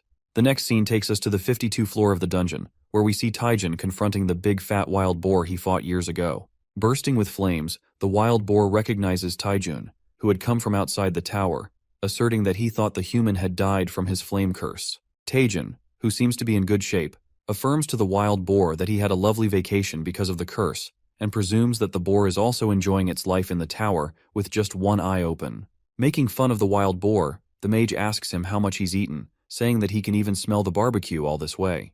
The wild boar bursts out with fury, warns Taijin that he will regret ever showing himself before him again, and smashes the ground. However, Taijin, who has come back stronger this time, makes it clear that these threats won't work for him anymore, because now he has the sweet sun pumpkin sweet potatoes with him. As he grabs a bite of the sweet potatoes, the flames don't seem to affect him anymore. The wild boar is left appalled to see Taijin's great power. At that moment, Taijin scampers towards him while the wild boar leaps toward him, flaring up with flames. The wild boar strikes the fireballs on Taijin, planning to make a whole roasted food with his blazing fire ability. But the mighty hunter dodges all the attacks and leaps toward the wild boar, saying that he told him these old tactics no longer work. As Taijin escapes all the fire attacks by the wild boar, the fat boar utters that he will crush him so that he can't do anything. Standing face to face with each other, Taijin reminds the wild boar of the long fight that he seems to have forgotten, revealing that he's a magician. Taijin casts something on him in a flash and strikes a powerful blow at the wild boar. Finally, the powerful mage manages to kill the wild boar, which means he has just defeated the boss of the 52 floor of the dungeon, the burning wild boar. After the wild boar is killed, the flame curse is lifted, and the land burned by the boar's curse is restored. The curse of flames that entrapped Taijin for years finally disappears as the boar dies, believing that this dungeon floor was cursed like he was. Delighted, Taijin lets out that his successful combat was only possible because of the sweet sun pumpkin potato, and thinks of how he should repay the debt. In the meantime, someone stumbles upon the 52 floor. It appears to be our cat Teo, who is wondering where the grass came from all of a sudden. Uncomfortable walking in the giant grass, Teo encounters the mage standing over the dead wild boar. Peeking at the cat, Taijin bursts out with happiness when he recognizes it's the peddler cat. But Teo, who isn't happy to see him, calls upon the old man and asks him where he got that thing in his hand, which happens to be the sweet potato. Later, Taijin explains everything to the peddler cat, and he gets to know that he's Dongshik's master. The peddler cat asserts that Dongshik is an exemplary disciple, as he brought the sweet potato for his master. Getting proud of his disciple, Taijin shows his gratitude towards the peddler cat as he got rid of his flame curse because of him. He thanks Teo for saving him and promises to never forget his kindness, saying that he's indebted to him. Without wasting a second, Teo asks him to repay his debt. As Taijin is baffled about how he would repay him, the merchant cat tells him to sign a contract with him. Surprised to hear about the contract, the mage reveals that contracts are meaningfully constraining magic in the tower and lets out that he doesn't want to be tied down to the peddler. But Teo doesn't stop insisting, saying that if wants to pay his debt, he has to become his subordinate. Determined, Taejin refuses to be his underling and offers the cat to become friends first. Taejin assures the cat that he will grant his request if they become friends, calling himself a grandpa. Convinced by the deal, Teo asks his competent old friend to follow him to the 38th floor since they are friends. The next scene takes us to where Sejun is cooking something delicious in the kitchen and asks the bunny if the dish is ready to eat as it's been boiling for almost 12 hours. As the bunny agrees to him, he seasons it with salt. It appears that the ingredient that Sejun is cooking is red locust. Our guy then narrates that he saw the monsters enjoying the red locust not long ago, so he tried cooking it out of curiosity for the taste. He adds that they are not visually appealing, but obtaining various proteins is essential. After that, the boiled red locust meal seems ready, and Kwang drools over it. Also, the admin notifies him that Sejun has attained the first boiled red locusts in the tower, and his cooking skill ability upgrades to level 3. Our guy assumes that no one in the tower has ever cooked the red locusts before, mumbling that he just peeled off the hard skin, cut off the meat, and boiled it. He wonders how the simply cooked red locusts would taste and proceed to take the first bite. However, our boy tries to chew on the locust and struggles to eat it as he stretches the tough meat to the fullest, but fails miserably to take a bite. As the black bunny peeks through the door and asks Sejun what's going on, our guy breaks down on the floor, letting out that the locust is so dry and tough. Suddenly, a notification pops up about Sejun obtaining the red locust meat. While he reads the notification, our guy freaks out when he gets to know that there is poison inside the locust meat. Thinking that he nearly dodged a bullet with the poisonous locust meat, Sejun was lucky enough to eat the detoxifying green onion, or else the poor guy would have died by now. While Kwang grabs a bite of the delicious locust meat, he feels bad for his dad for being unable to eat such tasty things. The bear wonders how weak his teeth are. Our boy mumbles that Kwang should not be the one to make such remarks about his teeth as he chewed on the blade of green onions. Later, a long-awaited red locust soup dish came out after repeated failures. As the parents' bunnies look after the newborns, Sejun offers the red locust soup to the mama bunny and tells her that eating something tender will help recover her body. It appears that the dish Sejun accomplished after many failed attempts was the red locust soup. He achieved the red locust soup in his cooking ability, and the recipe for his soup was registered as combat food. Assuming the title of his dish is unusual, he takes the first sip of the soup. Amazed by the flavor, our guy speaks up that the locust meat tastes like chicken meat, feeling mesmerized by the dish instantly. While Kwang, who doesn't seem to know what a chicken is, asks his dad about chicken meat, he tells the bear that it's something dad likes. Without ever tasting the chicken meat, the bear already likes it because his dad likes it too. It's revealed to us that it's been 235th days since Sejun stumbled upon the dungeon and has come a long way since then. As he discovers that the locust meat resembles the chicken meat inside the tower, our guy adds this moment to his survival diary. Later, Sejun gulps down the refreshing red locust soup, increasing his strength by 5 points for 30 minutes. He ecstatically lies down on the floor after eating to the fullest, as he has eaten something like chicken for the first time in 8 months since he came into the tower. While Kwang also stuffs himself with the soup, our guy speculates if he is forgetting about something. In the meantime, the admin emerges and reminds Sejun that he forgot about her and enjoyed the red locust soup all by himself. Staring at him through the crystal ball, our boy asks her how long she has been watching him. Hopping mad, Aileen reveals that she's been watching him from the beginning, making him recall how she informed him about the corrupt Ents attack and even rewarded him for his contributions in exterminating the red locusts. She lets out that Sejun is so full of himself and breaks down in tears. Flustered, our guy hysterically mumbles that he's been thinking about her and will make the soup for her in no time. Panicked, he tries to convince her that it was a misunderstanding, asserting that he was going to make a special soup for the admin. Aileen is delighted to hear this, so Sejun informs her that he made the soup as a test. Trying to reason with her, he adds that the red locusts contain a hint of poison, so he tries detoxifying the poison while improving the taste. While the tower manager blushes at what Sejun has just said, Aileen tells him she will watch him over with her eyes wide open. Knowing that Aileen will be watching him cook the soup, stress gushes through our boy, who thinks he will be in trouble if he doesn't make it properly. Later, our guy prepares the red locust soup for Aileen in addition to the cherry tomatoes. He tastes the soup and thinks that it's ready to serve. It appears that Sejun did make a special soup for the admin. His recipe for red locust cherry tomato soup is registered, and his cooking proficiency has increased. Sejun tells the admin that he added cherry tomatoes instead of potatoes since she likes them too much, and offers her a bowl of fresh locust soup. However, Aileen refuses to take the bowl and says she needs the whole pot of soup for herself. Our boy packs the whole thing for the greedy admin and gives it to her. The admin grabs the whole soup bucket and decides to try it. As soon as she takes a sip, Aileen finds it delicious and finishes the entire bucket in one go. The admin is mesmerized by the taste, saying that it's the most delicious thing she's ever eaten. The tower manager seems to get a bit ahead of herself as she can't control her contemplation. Her dragon heart begins to pound quickly as she thinks about how Sejun added cherry tomatoes instead of potatoes just because of her, boiled the meat to make it softer, adding that he cooked it while thinking of her so how it couldn't turn out delicious. As her thoughts get even wilder, Aileen's heart beats like crazy as she tries to convince herself that it's the mana increase while she peeks at Sejun through the crystal ball. Our guy calls upon the admin, who is lost in her freaky thoughts, and asks if she likes the soup. Aileen notified him that she enjoyed the soup, and it tasted pretty good. As our guy took a sigh of relief, he cleared up the misunderstanding and said that he hadn't forgotten about her. He explains that he tasted something similar for the first time in a long time since he entered the tower, so he couldn't help but enjoy it to the fullest. He asks Aileen not to get mad at him and offers her a dried sweet potato snack to make her feel better. Listening to this, the tower manager apologizes to him for losing her temper, because she felt like Sejun was ignoring her. But our guy clears up the air and affirms to the admin that he can never neglect her, adding that he is grateful to Aileen for having a good time in the dungeon just because of her. Deeply moved by Sejun's words, she starts blushing again and holds her heart, which seems to be going out of control.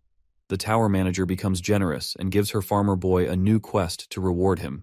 The reward turns out to be enlightenment for one of his talents. Exhilarated, Sejun asks her if she's allowed to do that because an ordinary hunter would need to put an immense effort into trying to enlighten one talent. Mentioning that he rightfully deserves the reward, Aileen reveals that she is using some of his contribution from exterminating the red locusts, which she told him about earlier, along with some of her power, ensuring that he will certainly like it. After that, he completes the quest by offering her dried sweet potato snacks and earns the reward, which is one of the talents he possesses and will be enlightened. It seems like Sejun's talent for becoming a landowner has been awakened. As he reads the features, our boy gets to know that only a farmer can possess the talent, and he can select up to 30 tenant farmers. He calls out Quang and selects him as one of his tenants through his ability. While Quang notices something appears above his head, his dad orders him to bring hundreds of cherry tomatoes. Meanwhile, the bear runs as fast as a bullet to harvest the magic cherry tomatoes. Our guy figures out that he can get 1% XP points for his skills through the tenant farmers, even if the landowner doesn't use his skills directly. It appears that Sejun was having a hard time because the farm expanded so much, but now he can get XP points through the tenants, even if it's a small amount. Learning that his talent will grow as the farm grows, our guy gets enthusiastic and instructs the bunnies to return to work as they have to expand the field. While the bunnies seem to be relaxing on the house floor, the black warrior bunny lets out that he's too sleepy to get to work and tells his Uncle Sejun to take a short break. But Uncle Sejun doesn't let the black bunny slack off and designates him as the tenant farmer number 2. Uncle Sejun yanks the poor black bunny to work and eagerly encourages the bunnies to move if they feel sleepy, adding that if they lay down after eating, they can turn into cows. As they all move towards the field to enjoy some farming, we witness that the corrupt Ents have once again infiltrated their territory, encroaching on the cherry tomato field, where we see Quang and Sejun preparing themselves to throw a burning wooden log towards the corrupted Ents. While Quang throws the burning log with full force, our strong boy manages to kill many of the tree bastards. The fire seems to work well on the small corrupted Ents as they burn up quickly. However, the problem occurs when large tree monsters appear, which are challenging to deal with. While our guy gets concerned about the giant corrupted Ents as they are causing massive destruction, we see the black warrior bunny and the crimson grizzly bear fighting as hard as they can. Just as Sejun gets distracted by watching these two fight, a tree monster appears before him, and he cuts it off with his dagger. It is revealed to us that the corrupted Ents have started to appear again, but thanks to Mama Bear's quick response, they prevented the fields from getting more destroyed. After the last invasion of the corrupted Ents, he asked Mama Bear to move to an underground cave, which turns out was a good choice. Our boy informs the Mama Bear that the area that needs patrolling has decreased dramatically due to their excellent relationship with the Minotaur King, as now his warriors seem to be patrolling that territory. He further suggests that they should set up some space near the fields to focus on guarding the western forest. He also tells her they can eat red locusts every day and asks her what she thinks. The crimson grizzly bear happily agrees with Sejun and asks Quang to pack up. After that, the Mama Bear effortlessly gets rid of the rest of the corrupted Ents, uttering they were nothing special. Later, our protagonist looks at the field, which is a mess, and wonders how they will clean it up. In the meantime, the Minotaur workers arrive at the scene, and they assume that the tree bastards attacked the field again. Our guy then asks the Minotaurs to help him clean the field. Feeling sad, Sejun rants about his newly expanded fields being ruined by corrupted entities, and they cannot even work on the fields, adding that he has no time to use his new landlord's ability. While cleaning the scattered dead tree monsters, his eyes land on a corrupt tent that begins to move, and whispers something strange. Furious, Seijin kicks the tree monsters and rips them apart, wondering what these damn monsters are trying to corrupt. The next scene takes us to the 52nd floor of the dungeon, where we see Teo settled on Taijun's head and asks him where they are headed since there is no path. As the peddler cat seems to be curious about many things, he questions the capable old man if he came from outside the tower and proceeds to inform him that Dongshik has cleared up the 38th floor, so how he ended up coming to the 52nd floor of the dungeon. That's when Taijun reveals that he climbed up here through a lingeon. Upon hearing this, Teo freaks out and confirms if he's talking about the dimensional fragment fruit, lingeon. The peddler cat warns the old man not to use it recklessly because it contains bad energy and is illegal because it's from outside the tower. Thinking that he must report Taijun to the Passage Management Bureau for bringing a prohibited item into the tower, Taijun realizes that the lingeon's fruit he had often disappeared because it was tracked down by the residents after. Feeling glad that he hid the lingeon so no one could see, Taijun jerks the cloth away as he shows his hidden lingeon, which appears to be a big green plant-like snake monster. Catching the sight of the green lingeon, Teo gets shocked after witnessing a dimensional fragment fruit for the first time, which looks like a snake to him. While Teo stares at it, the hunter reveals that this lingeon has a short lifespan, so he has to use it now, or else it will wither away. But the peddler cat refuses to use the lingeon and asks Taijun if he expects him to use something illegal in the tower. To convince Teo, he tempts him by offering him 2 kitty treats. It seems like Taijun has hit the target as the cat grabs the kitty treat after some arguments, and they both jump into the dimensional fruit portal. The next scene takes us to the 38th floor of the dungeon where we can see Phoenix Guild campsite. Witnessing Taijun along with the peddler cat, Dongshik bombards his master with questions as he asks him where he met the Teo and if his curse of flame healed, adding that he managed to defeat the wild boar. Overjoyed, Taijun elucidates everything to him and reveals that he defeated the monster of the 52nd floor thanks to the sweet sun pumpkin potato, adding that he met Teo on the same floor where he killed the wild boar and became friends with him, so they came here together. Meanwhile, Dongshik inspects his face and witnesses cat marks across his face. Teo looks annoyed after traveling through the lingeon.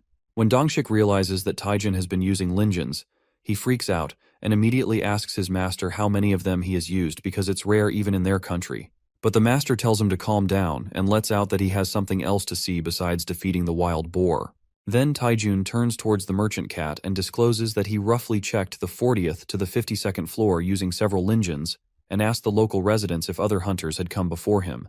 But it occurs that not even a single human being from outside the tower came to their floor except him. With that being said, it brings him to his point as he interrogates Teo about Seijun Park's current whereabouts. Upon hearing this, Teo gets panic-stiffened, and chills run down his spine. He realizes that he's in big trouble because he has been caught lying.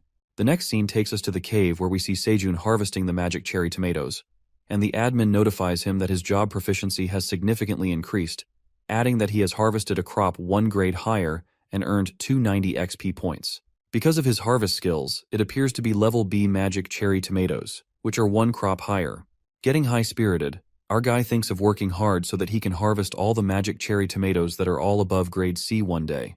While the bunnies inform him that the food is ready, they inform him that the last food is coming and he tells them he is coming too. Suddenly, the cherry tomato field catches his eye, and he gets a flashback of the corrupted ent that says, "It's here," and he wonders if the tree monster was talking about is in the cave. Seijun starts searching inside the cave and witnesses that his bonfire is out. Skeptical, he gives it a thought since the fire has never been out since he first succeeded in lighting it for the first time. As he looks at the ashes on the ground and puts them aside, our guy notices a sprout under them. Suddenly, he hears a voice coming from the sprout calling him master. Panicked, our guy wonders if he's hearing voices in his head. As the sprout lets out that the master finally looked this way, he freaks out when he finds out that the sprout is really talking to him. The voice continues to say that it's nice to meet the master, and that it has been waiting for this day from under the ground. It appears to be the apple seed that had grown into a sprout. Finally, she introduces herself as Flame, the apple seed that Master Seijun planted here long ago. As she emerges from behind the leaves, our guy feels so happy after hearing this, and realizes that this is the tree that the corrupted ents were looking for. Encountering her master, Flame tells Seijun that this is the happiest she's ever been since she gained consciousness. However, our guy looks a bit concerned about her name since it has nothing to do with an apple tree. He gets confused about her appearance as he wonders how a plant can talk. He curiously asks Flame how she can talk, and that's when she responds that she's a flaming red apple tree, adding that she's directly transmitting her consciousness into his head through the power of magic. While Flame the apple tree appears to be in red hair, she looks like a fairy and wears a dress made out of flower petals. She admits that she shaped herself to look good in front her master. Wondering that the apple he had back then was such a great apple, Seijun lets out that she must be an incredible tree, as she also mentioned magic. But Flame says that she's not that great and reveals her story when she was a seed. Flame explains to him when she was a seed she felt an intense heat under the ground and had to sprout in order to survive. She went down endlessly to the point that she did not know where it ended. Then, she discovered cold underground water and drank it to withstand the heat. In the darkness, she waited for the sunlight to reach her and bloom her into a new sprout. After telling her story, Flame confesses that now she has met her master Seijun, she has no regrets. Our guy mumbles that he forgot that he ever planted an apple seed and apologizes to her for setting a bonfire on top of her. But Flame assures him that it's okay because the fire made her firm, and now she can wield this type of magic. Uttering that she can now control the fire, our guy is shocked and finds it incredible that she can control fire because plants are usually vulnerable to fire. Proud of herself, Flame says that she's the flaming red apple, while our guy adores her for how tiny and cute she is. Flame lets out that she can only control fire for now, but she will grow up as fast as possible to help her master.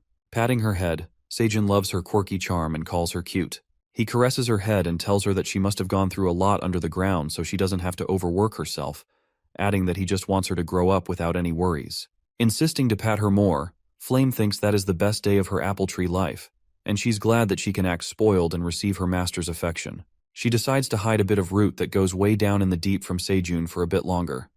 Flame's root goes endlessly under the sea of dimensions, and there seems to be no end. She plans to hide that secret from her master for as long as possible. The next scene takes us to the 39th floor of the dungeon, where we see Taijin questioning the peddler cat about the whereabouts of Seijun Park. As Dongshik recalls that the cat told him how he met Seijun on the 40th floor and saved his life, helpless Teo finally confesses the truth and utters that he cannot reveal where Seijun is. Upon hearing this, Taijin asks him why and lets out that Park Seijun is gathering the entire world's attention. He proceeds to tell Teo that he doesn't know how important Seijun is to the people inside the tower, but he's an extremely important figure to them outside the tower. Taijun, the leader of the Hunter Association of the Republic of Korea, interrogates the peddler about which floor he is on and asks every possible detail about Seijun, asking why he isn't coming out of the tower. Wanting to know all this, Taijin pleads with the peddler cat to show some generosity. Finally, Teo agrees with him, but he offers to sign a contract first.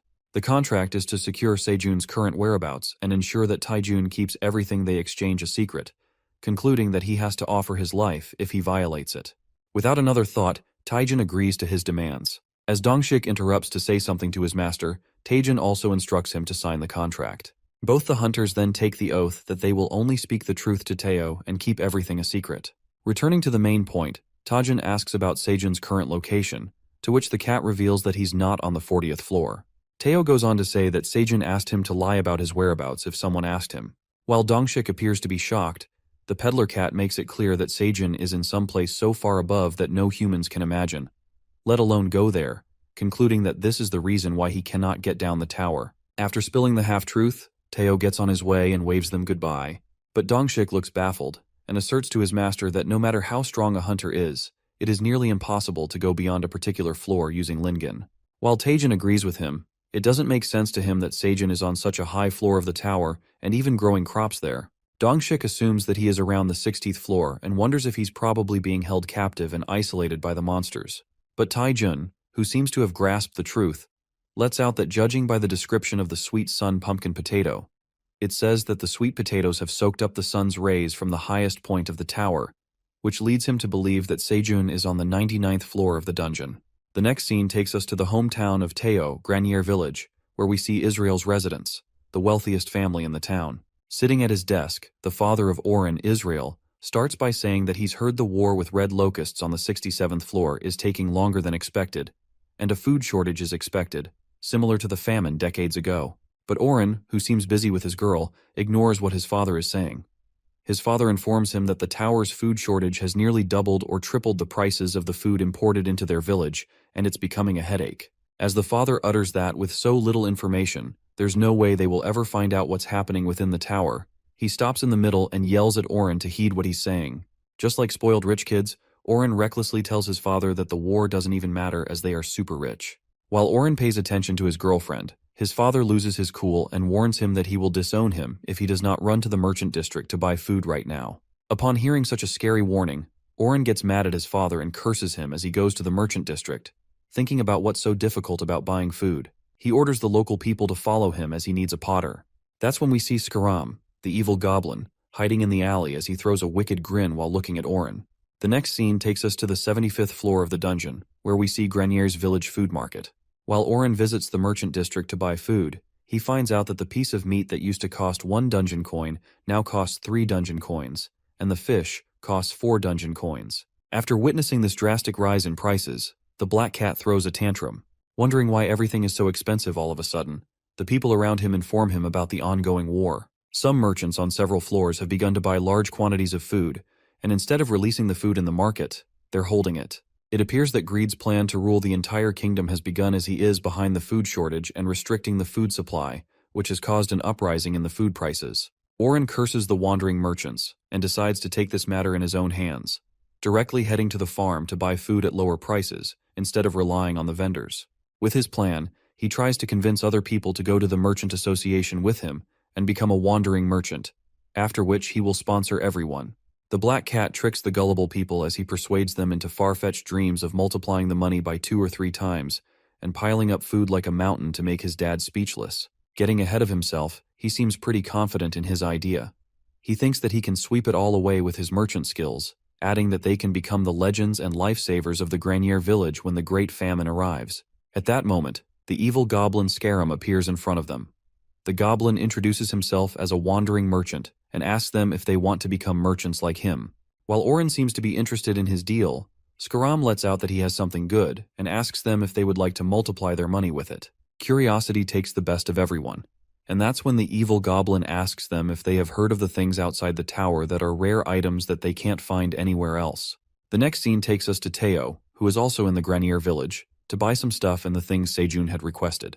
He also buys a few more boxes of nails and continues on his way. As he walks around and looks at the list, his eyes land on the weapons in the stall that captivates him. As he is about to ask for the weapon's price, Teo is interrupted by the black cat who appears to Oren and is reminded that Teo is the guy who fled from the Granier village at night. Shocked, the peddler cat peeks at Oren and asks him what brings him here. Teo catches a glimpse of the badge on Oren's coat and assumes that he has also become a wandering merchant. While the black cat proudly tells him about the lovely goblin that helped him, he insults Teo by calling him a stupid cat and asks him how much money he made with the items outside the tower. Hearing about the items from outside the tower, Teo looks at him in disbelief and asks him if he bought the items from Skaram the goblin. Our Teo, who has become a confident peddler, lets out that Oren is a jerk, but Skaram is a bastard and asks the black cat to give all the stuff he'd bought from the goblin and he will take care of it. Baffled, Oren wonders what's his deal and lets him know that he's heard everything from the goblin about him. The black cat mumbles that the goblin showed his generosity to Teo, but he lied to the Passage Management Bureau and called him a scammer to claim all his items from outside the tower. But Teo defends himself and makes it clear that it's a lie, asserting that Oren is being deceived by the goblin. The black cat keeps degrading Teo and tells him to know his place and keep it in his league. Then he highlights the moment when Teo confessed to Meryl even though he was a lowly beggar. While Teo's eyes soften upon hearing Meryl's name, and he asks Oren if she's doing well, the black cat mumbles that he doesn't know who she is. But one of the merchants from behind reveals that Oren was dumped by Meryl the day Teo left the village because she didn't like him. But the black cat tries to keep his pride by saying he's the one who dumped her, and Teo pats on his shoulder, saying that Meryl has always been a fickle and not to take it personal. Saying that he doesn't need to be comforted by him, Oren shrugs his hands off his shoulder and discloses that they will sell these items to the Minotaur King on the 99th floor since he likes items from outside the tower. Thinking that he can sell items to the most dangerous monster on the 99th floor, Oren thinks of selling these items to become the strongest individual in the tower, adding that he could become a great wandering merchant but lacks supporters to build his rapport. He then leaves as he brags some more while Teo wishes him luck and laughs at his utterly foolish ideas. We are then taken to the 99th floor, where we see the corrupted Ents have flooded once again. The Crimson Grizzly Bears stand alert, ready to combat with the corrupted Ents. In the meantime, Sejun, Kyung, and Mama Bear consume the red locust soup. It appears that they all consumed combat food that will increase their strength by 7.1 for the next 30 minutes. Knowing that the tree bastards were targeting Flame, Sejun and the others take their positions and get ready to attack. While Mama Bear and Kyung slash the tree bastards with their claws, our guy attacks him with his dagger, and the black bunny shows his incredible strength as he strikes at the corrupted ents with his hammer. Suddenly, our boy gets attacked by a giant corrupted ent, and as soon as it is about to hit him, Teo makes a heroic entrance and strikes at the monster with his claws, tearing it into pieces. Watching the corrupted ents infiltrating their field, Teo asks the president what's the deal with these guys. Seijun mumbles that as soon the cat climbed downstairs, these bastards barged into their territory, concluding that they are corrupted ents. As he continues to tell Teo about the apple tree in their cave known as Flame, the cat seems to be confused by such new things. However, their conversation is interrupted by the corrupted ent, who leaps towards them and plans to continue talking after getting rid of these pieces of shit. Teo instantly takes something out of his rucksack that he brought from his village, thinking that it might help Seijun fight. To his surprise, the cat hands him a hatchet. Peeking at the new weapon, Teo tells him how this weapon dragged his front paws onto it firmly. While Seijun seems happy about his new item, he calls out to Aileen to inspect the new item. She immediately uses her inspection skills on the unverified item and sends him a quest to retrieve the item. It turns out that the item that Seijun has acquired is the Great Warrior Wukka's throwing hatchet. The notification about the hatchet feature appears, stating that it was made by the Great Dwarf Warrior Wukka. The hatchet has high destructive powers and flies farther when thrown, as the balance of the throwing hatchet is well established. In addition, it is a Grade A item, and its skill consists of more accessible and more efficient splitting with less force when splitting wood, with its range being 300 meters in less than 10 seconds. While he admires the hatchet, Seijun witnesses the black warrior bunny trapped in the corrupted tent's branches. Giving the hatchet a try, he throws it with full strength, and the hatchet travels through the air at high speed, spinning around, and impressively cuts off the tree branch, saving the black bunny. Watching the incredible power of the hatchet, our guy strikes it toward the tree monsters and splits them apart in one strike. Everyone there is stunned to see Seijun's breathtaking skills, and Kyung seems proud of his dad, who lets out that he's no longer a weakling who runs away. Feeling over the moon, Kwang smashes the corrupted ents with full enthusiasm and kills many at once. While Seijun is impressed by the power of the hatchet that splits the giant tree monsters like nothing, he manages to defeat the corrupted ent's large branch scout and acquires 500 XP points. Feeling thrilled, our guy grabs Teo and starts kissing him on his head as he tells him he's so pretty. Meanwhile, Teo struggles with the smooching attack. A giant tree monster sneaks up from above them, and we see both of them freeze for a moment as the chills send down their spines. At that moment, our guy quickly retrieves his hatchet, and with one strike, he instantly slashes the tree monster. Our boy feels pretty confident and threatens the ents by telling them that they're all dead and that he will show them the real power of the tower farmer. Seijun and Teo both move forward to attack, striking a classic farmer attack. After a while, we see the Minotaurs almost done cleaning up the field. While Minotaur 3 informs Seijun that he's now going to plow the fields, our guy tells him to take it easy. After a long fight with the corrupted ents, he washes his face and finally gets some rest. As he sits down on the rock, he feels his body sore as he has fought the whole night. Our boy looks at the status window and sees that he's reached level 25 and acquired 2 new talents. It appears that our guy now has 7 skills as a farmer. He praises himself as he never thought an easygoing criminal like him would have this amazing status window. While he thinks he's doing great and that he even wants to kiss himself, Aileen appears behind and lets out that she wants to kiss him too. Our guy turns around and asks Aileen what she has just said, to which the admin affirms that he must have been mistaken. The screen glitches and he hears Aileen scream, asking her if something's wrong. Then, the admin notifies him that it's nothing, and there seems to be an error in the status window. It looks like the tower manager is finally confessing her true intentions towards our protagonist. In the next scene, we see Teo encountering Flame for the first time and trying to hold her. As the cat keeps trying to hold her, Flame emits fire that scares Teo off, and he jumps back. While she furiously tells Teo not to touch her, the cat is stunned by the fire that came out of Flame's leaves and apologizes for joking around. He then asks Flame for a favor, pulling out a fish from his rucksack, and asks her if she can grill it since Seijun is too busy to cook. Flame points her finger at the fish and casts a fire, making the fish grilled instantly as the fire illuminates. While the cat seems to be enjoying his grilled fish, Seijun appears from behind and tells Teo to not bully her too much. But Teo assures him he did not bully her, and she even grilled fish for him. As our guy feels proud of Flame, he gets a notification that the cooldown time for his Straw Hat growth promotional skills is over. In the meantime, he decides to use his growth promoter skills on Flame, and she asks him if he's really going to use such a precious skill on her. He makes sure that he's putting his skill to good use and utters that Flame must grow quickly to become a healthy tree. Hearing this, Flame gladly accepts it. Thinking of using half of the power on the apple tree, he activates his power. However, the apple tree growth potential appears enormous as it uses the growth promoter power of 10 crops. While he is shocked at the high amount of power Flame needs to grow, the tree abruptly absorbs all his growth promoter power. As soon as the energy flows into the apple tree, our guy feels like his mana is being sucked in. As it seems to be done, Seijun wonders that she seems to grow just a little bit for that much power. Meanwhile, Flame is excited as she feels her body overflowing with power. Our guy feels dizzy and trips to the ground after using all his skills on the tree. Concerned, Flame asks him if it's because he used the powers on her, but he lets out that it's because of the exhaustion from fighting all those tree monsters from earlier. He assures her that everything is fine except that he feels a little dizzy. Saying that she would relieve some of his master's exhaustion, Seijun gets curious and asks her how she is going to do that. She activates her white-colored purification flame, which covers his whole body, and he instantly feels his body getting lighter. While Teo freaks out, thinking that Seijun is on fire, it appears that the flame of purification will burn off any impurity and improve his body condition for the next 3 hours. Our guy appreciates Flames, telling her she's fantastic and she is glad to help. Curious, he then asks Flame if she has any other abilities. That's when she reveals that possesses the flame of purification she just used on him and the ability known as the Flame of Friendship. Flame further explains that the Flame of Friendship is an ability that allows her to control fire for a while and enhances the power of fire. Getting to know the incredible powers Flame possesses, our guy confirms that he can use her abilities as well and contemplates that Flame's friendship will be effective when he fights against the corrupted Ents later. But then the peddler cat, who seems jealous of Flame getting all of Seijun's attention, says to stop looking at her as he has many more exciting stories to tell. Teo then reveals that a human named Han Taijun is now aware of the truth that Seijun is not on the 40th floor. At first, Seijun appears to be fine as if nothing happened, but as soon as he realizes what has just happened, he freaks out and asks Teo what he just said.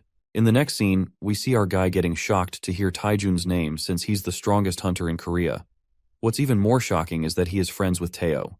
The cat then repeats that Taijun knows he is not on the 40th floor, but tells Seijun not to worry because he has signed a confidentiality contract with him so that his secret stays safe. Our guy is surprised when he discovers that Dongshik is Taejun's disciple. Seijun then thinks about his family in Korea and believes that it would be nice to be indebted to them both, and he can also continue to help them by sponsoring them with crops. Our boy then wonders how Teo could make this kind of connection by selling a bunch of sweet sun pumpkin potatoes and reckons if this is what he should expect from a wandering merchant. After that, the peddler cat asks Seijun if he remembers why he became a wandering merchant in the first place, to which he responds that a guy named Oren stole his girlfriend, so he left his village to become rich and take revenge on them.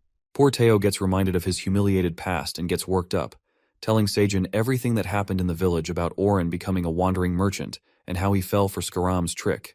He further reveals that Oren is carrying useless items from outside the tower on his way here to see the Minotaur King. While our guy finds this situation quite amusing, Teo requests him to give Oren a scolding once he arrives here. In the next scene, we see Oren and his underlings struggle as they reach the 99th floor. Upon reaching, they witness the floor, which appears to be a barren land with no restaurants and no trace of humanity. At that moment, the merchant cats look behind and see the white farmer bunnies carrying bottled water for sale. The trio was glad to survive till now and rush towards the bunnies to buy water. As they ask for the prices, they find out that each water bottle costs 0.5 dungeon coins. Startled by the expensive prices, Oren asks the bunnies about the high cost, and the bunnies explain that it's extremely difficult to get water on this floor. After that, the bunnies speculate that they are the Minotaur King's wandering merchant guests, and Oren proudly reveals that he's here to sell rare items to the Ox King. The bunnies apologized and let them know that they were allowed to put it on credit since they were esteemed guests. At that moment, they offer Oren a contract of guarantee for outstanding payments and notifies him that he has to pay 10 times back unless he pays the outstanding payments within 3 days. Thinking that he's being scammed, Oren presumes that making them pay back 10 times is ridiculous. Upon hearing Oren's objection, the bunnies again explain that the 99th floor is a crude place, and it's hard to survive until they sign the contract, adding that they've been deceived many times. That's when the bunnies offer Oren to pay back with his body, but the black merchant cat informs them that they will sell their stuff within 3 days and pay them back. The merchant cats get on their way by placing the water bottles in their bags. The next day, those 3 merchant cats were parched by the lack of water as they had drunk all the water they bought from the bunnies. With the lack of water and food, the wandering merchants feel helpless. Feeling more thirsty, Oren asks one of his underlings to give him the last bottle of water. Since it was the last bottle, everyone wanted to drink the water, but they had no choice but to offer it to boss Oren. At that moment, one of his underlings points at something far away that seems like a restaurant, as the smell of grilled fish diffuses into their nostrils. They all rush towards the restaurant, the Rabbit House, the only thing they see on the 99th floor. Getting to the rabbit house, they all order the food, however their jaw drops when they find out that it costs 1 dungeon coin. The farmer bunnies then reveal that it's hard to catch since there's no lake or sea nearby and offer him the payment contract, which had the same conditions. Leaving him with no choice, Oren agrees to sign without considering it. After the contract, the black cat orders 10 fish, and the starved merchants stuff themselves with the grilled fish. Finally, after replenishing their stomachs, they all lay on the floor loaded with grilled fish, thinking they might throw up. Later, Oren reminds them to sell the stuff to the Minotaur King. One of the cats asks if they could take a short break since they're all so sleepy, and they decide to doze off for an hour. After an hour, they all wake up to a bright light hitting their faces, and that's when one of his underlings indicates to Oren that they're in big trouble. They find themselves squished between 3 gigantic minotaurs. As one of the minotaurs asks the black merchant cat if they are the ones looking for the Minotaur King, poor Oren cries out of fear, uttering that they're wandering merchants as he shows his badge and begs not to harm them. Scaring the pants off the cats, the Minotaur orders them to follow him, saying that he will take to the Minotaur King. Just when Oren thinks they're about to hit the jackpot, the Minotaur King makes a classic arrival and asks the black cat if he's looking for him. Oren stutters as he speaks and informs the Minotaur King that they came all the way here to sell some extremely rare items from outside the tower. Upon hearing about the rare items, the Minotaur King claims to call the experts to confirm whether the items he is selling are truly rare. The scene takes an unexpected turn when Seijun arrives at the scene and Oren addresses him as the Great Black Dragon. While Oren wonders what brings the Great Black Dragon here, our guy introduces himself as the Great Black Dragon and tells them he possesses the power to inspect rare magic items, and lies don't work before him. He orders Oren to come forward and show him the items, and the black cat brings him the items. He ponders that he got lucky because the Black Dragon, the strongest being who controls the tower, is here. Daydreaming, Oren reckons if the dragon likes these rare items, then monsters like the Minotaur King will be nothing, and he might even become the strongest being of the tower. Without further ado, he tosses out the items from his rucksack, and Seijun closely inspects them, asserting that nothing looks exactly useful to him. While trying the items, our guy picks up a roll cleaner and lets out that it's close to trash. Oren cleverly praises the Great Black Dragon and tells him this is a roll cleaner with adhesive magic that removes dust or fur. Meanwhile, Seijun asks him the price of the roll cleaner, to which the black merchant cat mumbles that it costs 50 dungeon coins. His underlings seem to be impressed by their boss and gossip about how he bought these for 5 tower coins, adding that he didn't even flinch in front of the black dragon and confidently raised the price. Poor Oren wonders if he did a great job as a merchant for making a fool out of the Great Black Dragon, assuming that he may have a knack for being a merchant. It appears that Oren has been making a fool out of him as Seijun, who already knows these items are trash, is teaching him a lesson. The black merchant cat then asks Seijun, addressing him as the Great Black Dragon, if he would like to purchase this magic item from outside the tower, adding that it's challenging to obtain in the dungeon. Things start to take an unexpected twist when our guy takes a deep breath and makes a serious face, saying that he warned Oren that lies don't work for him. He reveals the truth about the items from the outside tower, uttering that they are not any magic items. Seijun elucidates the real science behind these items, just like this consumable product that uses adhesive paper rolled up and can be peeled off, adding that there are plenty of these items on Earth. Summing things up, he concludes that these items are trash, and there's not even a hint of magic in them. Upon hearing this, Oren is left in utter disbelief and tries to justify himself by saying that he has definitely heard that these are magic items. Trying to reason with the Black Dragon, the cat merchant mumbles that he must have been mistaken, but immediately covers his mouth after realizing what he just said. The Minotaur King furiously shouts at him, saying how dare he call the Great Black Dragon a liar, and smashes his hand on the floor, which causes the ground to shake a bit.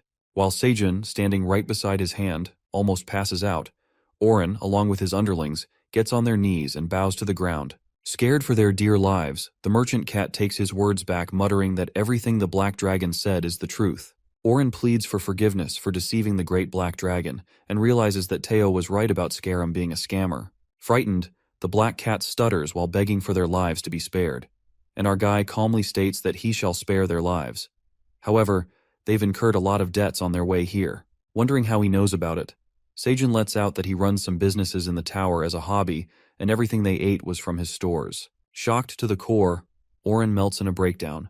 At that very moment, the white farmer bunnies appear and calculate Oren's debt, stating that if they multiply the water and all the food they ordered by 10, the merchant cats have to pay around 500 dungeon coins. Additionally, they also have to charge them for lodging and even cleaning fees for illegal dumping of rubbish on the land, which, in terms of bricks, approximately makes 100,000 pieces. As Oren gets confused, thinking about where the bricks came from in the middle of the conversation, the Minotaur King reminds him of the contract's conditions that state that if they can't pay with money, they have to pay by doing labor work. Now that they can't pay the money, the Minotaur orders Oren and his underlings to assemble the bricks in place. In the next scene, the Minotaurs make bricks from concrete and molds in their territory. The Minotaur King, along with Seijun and Oren's gang, arrive at the Minotaur territory. After that, our guy clarifies that according to the contract, they must pay back by making 100,000 bricks. Listening to what the Black Dragon has just said, Oren freaks out after witnessing the size of the bricks, letting out that there's no way they could make such giant bricks. Our guy agrees with him and instructs them that they have to make 10 bricks per day. If converted in time, it will take about 10,000 days, but in that time they will incur even more debts for lodgings and food, which will result in having to make even more bricks. The poor gang looks traumatized, and they once again get on their knees, pleading with Seijun to overlook their mistake just once and letting out that they will do anything but make bricks. Seijun decides to give them a chance and says that among the businesses he runs, the head of the distribution unit needs some help. The work involves following him, carrying goods within their bundles, and selling them, concluding that they would be paying off their debt by working as an intern in the distribution unit of their farm for 10,000 days, adding that he would offer them grilled fish every day. Upon hearing that they will get food, Oren cries out of joy and immediately agrees to his generous offer, thanking the Black Dragon. Our guy then instructs them to write up a new contract. Feeling lucky to be stuck in such a situation, the Black Merchant Cat reckons that working for 10,000 days is better than making bricks, since the work is not that different from that of a wandering merchant, and he can even solve the food problem. He further ponders that he will get to work with the Black Dragon, not caring if Seijun is a demon, so he decides to sign the contract. After a while, Seijun informs them that the contract has officially been documented and congratulates them on becoming interns. Asking what they should do now, our guy notifies the merchant cats that the head of the distribution will guide them through work. He then introduces the head of the distribution unit, who is none other than our very own Teo. As his jaw drops, Oren is left speechless as he gets to know that Teo is the head of the distribution, mumbling what a midnight runaway beggar like Teo is doing here. Upon hearing this, Teo hits the black cat in the face and says that even as a mere intern, he has no respect for the head. Our peddler cat then nicely greets the other two interns and gives them a proper introduction of himself as the head of the distribution unit and first subordinate of the Black Dragon.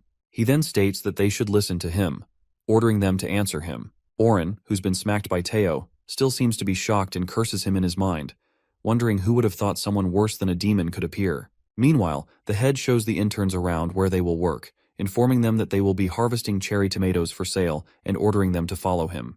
While the interns follow him with their heads hung low, Seijun sees Teo's shoulders rising with pride. Our guy thinks it'll be convenient for him too, as Teo will have more subordinates to carry their items, and it will be easier. He then thanks the Minotaur King for granting this troublesome request of his, which was to trap the wandering merchant cats and make them their underlings. Uttering that they are neighbors, the Minotaur King tells him there's no need to thank him, and that he received orders from the Black Dragon through the status window, which she instructed him to do as Seijun says. Coming to the point, Captain Ox then lets him know that it would be nice to receive the sincerity of gratitude, and we can see his mouth watering. Our guy instantly gets what the captain is trying to say and tells him to take the green onion leaves and cherry tomatoes while he's here. The Minotaur King rushes towards the pile of delicious-looking green onions and cherry tomatoes, as if he has been waiting for this moment for a long time now. After that, he thanks Seijun and asks him to call back any time. Later, a noise pounds in his ears as he looks back. Seijun witnesses Teo scolding the rookies for harvesting the unripe green-colored cherry tomatoes. Teo makes the intern understand that if they remove the top part of a cherry tomato, its value decreases, adding that they are doing everything wrong and asking if they had no idea about harvesting the cherry tomatoes. He continues scolding the poor interns and says he will teach them how to do it since they're fools. They all sit down, looking overwhelmed with emotions, and by looking at this sight, Seijun says a quote that the frog can't remember his days as a tadpole. He refers to Teo, who was also once an intern, and laughs at him for acting like a tough guy, thinking of watching out for Teo.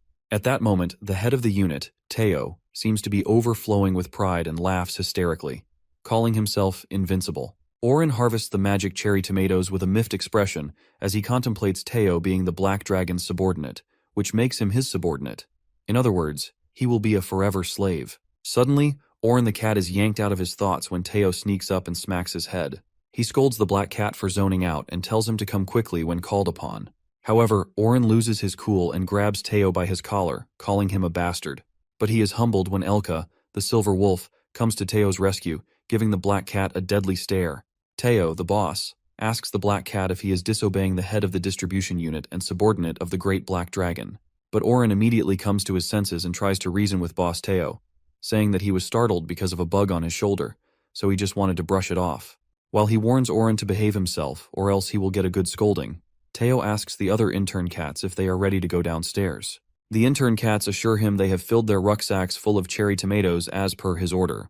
Upon hearing this, Teo asserts that intern Mark filled his rucksack the fastest, and intern Jeff answered him first so that he would be reducing their contract by 1 day. As the interns are happy to hear about this, Oren asks about his contract, but instead of reducing it, Teo adds 1 more day to his contract, mumbling that Oren took the longest to respond to him. Meanwhile, poor Oren starts sobbing because of the mistreatment.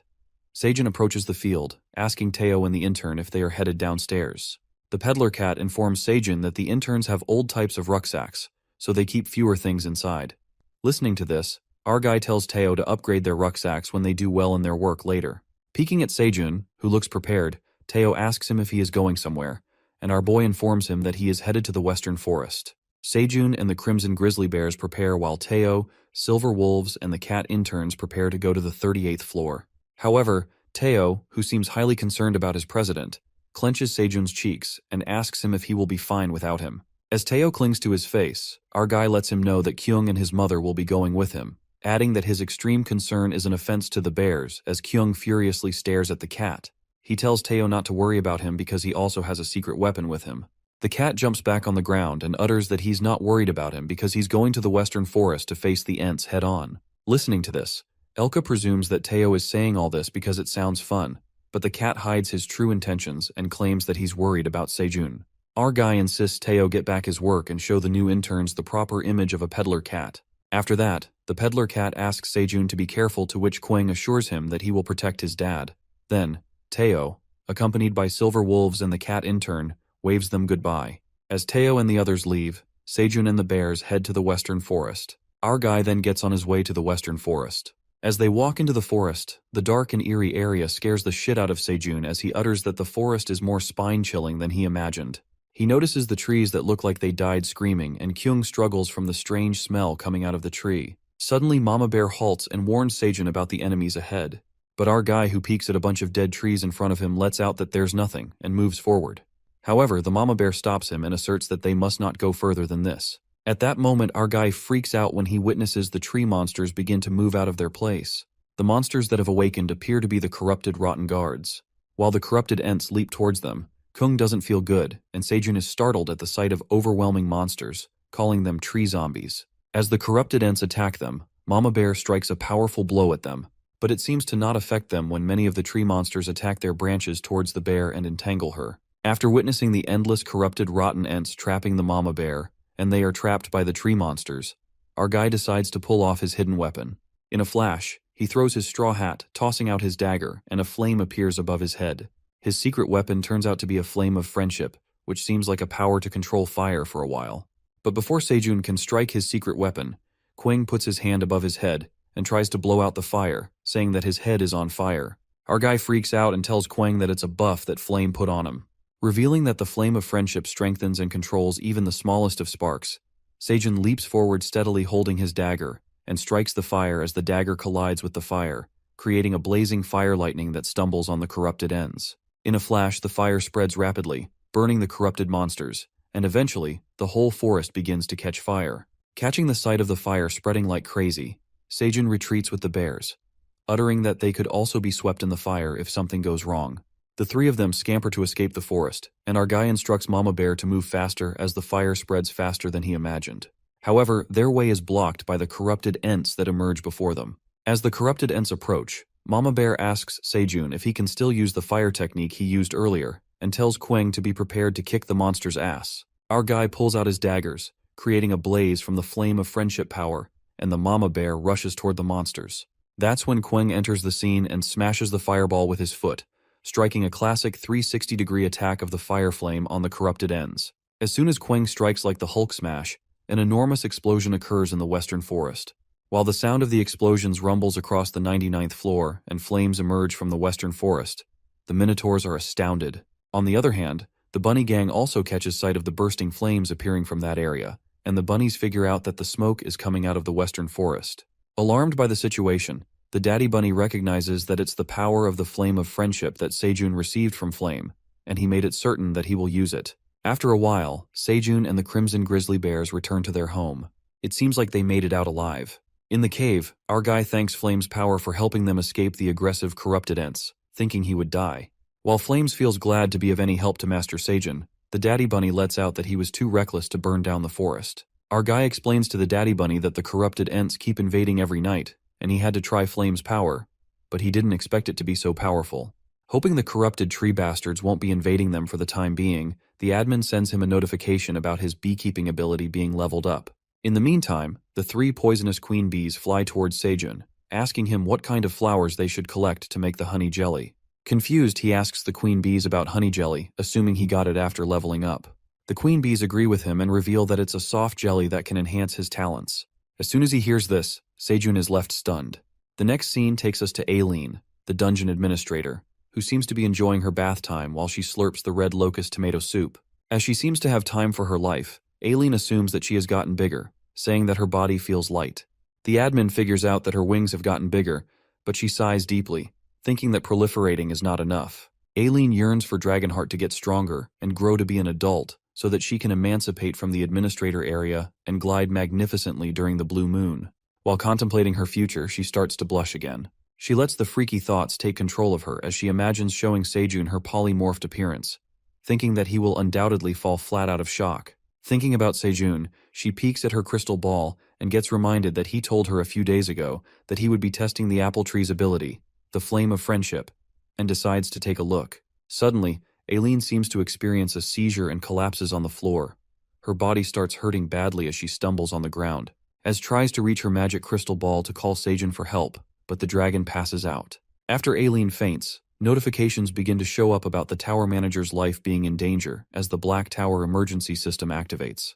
The Black Tower emergency system requests help from the last person being contacted by the tower manager. The next scene then shifts back to the cave where the honeybees are making honey jelly out of the cherry tomato flowers. While the daddy bunny looks at the queen bee as she produces a honey jelly, Sejun reads through the beekeeping skill feature status. He ponders on the honey jelly that can enhance talents. He reckons that normally it's difficult for ordinary hunters to awaken their talents, but honing that skill and growing to a higher level is a whole different matter. In addition, an average man like him with simple talents must go through excruciating pain and persevere for a long time. Adding that to become a true craftsman, they can't resolve it through intense efforts. Snapping out his thoughts, our guy is astounded by the fact that he can enhance his talent just by eating honey jelly and concludes that the tower is a world full of surprises. In the meantime, the queen bee comes to Sejun, informing him that the honey jelly is ready to eat. She carries plenty of honey jellies and tosses them into the straw hat. Smelling something sweet, Quang starts drooling over the honey jellies, wanting to eat them. But Sejun stops him as he takes away the straw hat and instructs Kyung to call all the rabbit brothers so that they can eat it together. The baby bear tells Sejun to wait for them and rushes to call the rabbit. While the queen bee informs him that they will make more jellies in the meantime, our guy checks on the honey jelly's status window. It appears that the poisonous honeybee's cherry tomato honey jelly is made from pollen and the nectar of the magic cherry tomatoes that are perfectly processed by the honeybees using their unique methods.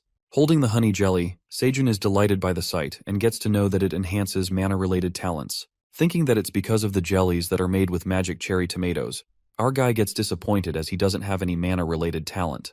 At that moment, Kyung along with the bunnies walks towards Sejun and he distributes the honey jelly among them. Enjoying the honey jelly, Kyung asks his dad for more honey jellies. However, Sejun refuses and lets him know that they have shared it with Aileen too. He thinks of Aileen as she likes the cherry tomatoes, letting out that she will certainly like these cherry tomatoes honey jellies. To offer her the jellies, Sejun calls upon the admin, but she doesn't respond.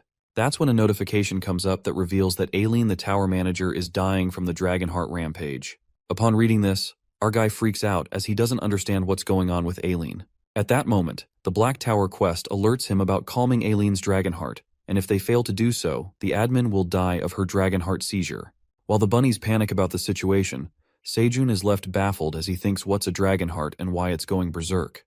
The notification window reveals the reason behind Aileen's Dragonheart rampage is caused by her absorbing an ample amount of mana that her hardened Dragonheart couldn't handle. Our guy gets tensed as he thinks about Aileen absorbing mana that her talent can't handle. That's when he realizes it might be because of the food he has been giving to her all the time, and breaks down emotionally as he blames himself for Aileen's condition. As Sejun's world seems to fall apart, Kyung and the bunnies tell him to get a hold of himself.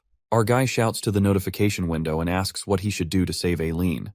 The notification window urges him to select an item that could help the tower manager, and informs him that he has the item that could save her. When he discovers that the item is the honey jelly, Kuang and the bunnies offer their honey jellies to save Aileen. Collecting all the honey jellies, Sejun immediately offers the honey jellies to the notification window. The quest is completed, and Aileen consumes the honey jellies.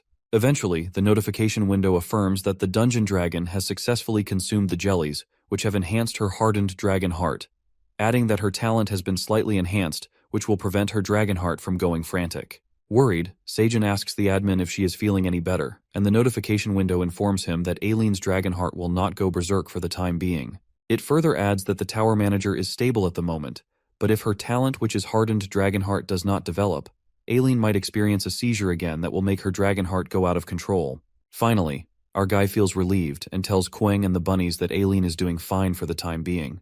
He thinks about her hardened Dragonheart and presumes that there should be a solution to treat her. The next flashes to the administrator's space, where Kaiser and Anton receive the notification about the Black Tower's emergency system activity records. The grandfather is startled to see the emergency system as he assumes that Aileen had an episode and collapsed. Anton asks his dad if there was a call for help from the tower because the portal hasn't been activated yet. Asserting that there wasn't any for calling him, the Gramps let out that the system was designed so that if Aileen ever got in a critical situation and called him or Anton for help, an emergency portal would open. He wonders that Aileen has always called for him, and they used to control her outburst by heading to the Black Tower's manager area. Kaiser adds if Aileen called someone else for help, the portal wouldn't have opened due to security issues with the Black Tower. Anxious, the grandfather immediately opens the system, stating if the records are transferred, that means Aileen's outburst is over. After looking at her records, Anton is relieved to see that his daughter is alive, uttering that Aileen's Dragonheart had a rampage, but her body is in much better condition now, and her Dragonheart mana supply demonstrates a stable graph. As Anton calls his father, who seems to be hopping mad, the grandfather bursts with anger when he finds out the last person Aileen called was Sejun Park. While Anton freaks out as he smells trouble, he calms his father down and tries to convince him that Sejun Park could be the one who helped Aileen, adding that it is more important to know that Aileen is safe and healthy, regardless of who helped her, and says that they quickly need to find a way open the portal. However, the Gramps don't seem to take this well as he bursts with anger and starts transforming into a dragon, mumbling that Aileen requested Sejun Park for help, but not her grandfather. Transitioning into a black dragon, Kaiser hits the roof and says that he won't forgive Sejun Park for stealing her granddaughter's heart. While Anton tries to stop his father, who seems to be losing his temper, and tells him that it is humiliating for the neighborhood, the other dragons witness Kaiser become frantic again, saying that the old man loses his shit when it comes to his granddaughter. As the other dragons make fun of Gramps for being such a fool he is for his granddaughter, a dragon discreetly looks at them, mumbling that it will be a good opportunity to enter the Black Tower. The next scene takes us to the tower manager, who finally awakes after her Dragonheart rampage comes to a halt. Coming back to life, Aileen freaks out and thinks if she's still alive, she checks on her Dragonheart, which seems to be in a stable condition. She ponders about what happened here as her Dragonheart lights up and taps her magic crystal ball. The admin gets to know that she has consumed the honey jellies and dungeon farmer Sejun has completed the quest. Aileen realizes that she called Sejun at the last moment before she collapses. She finds it a bit embarrassing and thinks about how he managed to stabilize her Dragonheart. Thinking that it was the honey jelly, she ruminates that Sejun must have unlocked a new item while leveling up his beekeeping ability. Feeling bad for not getting to taste the jelly as she passed out, Aileen lets out that the honey jelly that enhances the mana-related talents was the perfect item for her situation. Clearing her throat, Aileen Pratani, the Great Black Dragon, plans to show her proper gratitude to the person who helped her, because it's what truly means to be a dragon who belongs to the prestigious Pratani family. She decides to reward Sejun and looks for something valuable inside the room full of gold and treasures. As she struggles to find something good enough for Sejun, her eyes settle on the big black dragon statue that appears to her. Catching the sight of the colossal and magnificent statue of the black dragon, Aileen thinks of rewarding it to her human farmer, as he will certainly like it. Later at the field, our guy seems to be dozing off along with Kuang and the bunnies. That's when the admin sends the notification and thanks Sejun for saving her life. Freaked out, He asks Aileen if she is doing well, to which the admin assures him that her body has gotten better thanks to him. Feeling relieved, Seijun lets out that he figured out why she especially liked the cherry tomatoes too much because of the quest in the status window. He adds that his crops must have put a strain on her dragon heart. However, Aileen makes it clear that it wasn't because of him, and unveils the real reason behind her dragon heart rampage. Aileen explains that seizures regularly occur once every 10 years. By that time her seizure would have already occurred, but it was long past the expected time. She further proceeds that it's thanks to Seijun that her dragon heart has somewhat recovered now, as it is delaying the episodes. Upon hearing this, our guy's heart finally comes at ease now that Aileen elucidates the reason behind her seizure, as he was blaming himself for her condition. After that, he offers Aileen more of the honey jellies that the poisoned honeybees made earlier, affirming that the honey jellies helped her dragon heart. While Seijun gets considerate of her, the admin notifies him that she feels shameless to be one receiving from most of him, and would like to repay the debt of saving her life. At that moment, Aileen sends him a quest, telling him to shout her name loudly in the sky to receive the reward, which is something really big and good. As he wonders what that big thing would be, our guy asks Aileen if it's dangerous. The admin does not give a damn about if it's dangerous or not, and instructs Seijun to shout in any space outside your house. Thinking that it's a bit scary, Quang tells his dad to believe in Aileen. Our guy then stands at a big place in front of his house and shouts his heart out, screaming Aileen's name. He keeps on shouting and wonders if it worked. That's when the quest gets completed, and Seijun gets his reward. It seems our guy has obtained a fountain commemorating Aileen's 100th birthday reward. Suddenly, a gigantic dragon statue descends from the sky, and Seijun, along with Kyung and the bunnies who are about to get crushed under that colossal thing, run for their lives with light speed.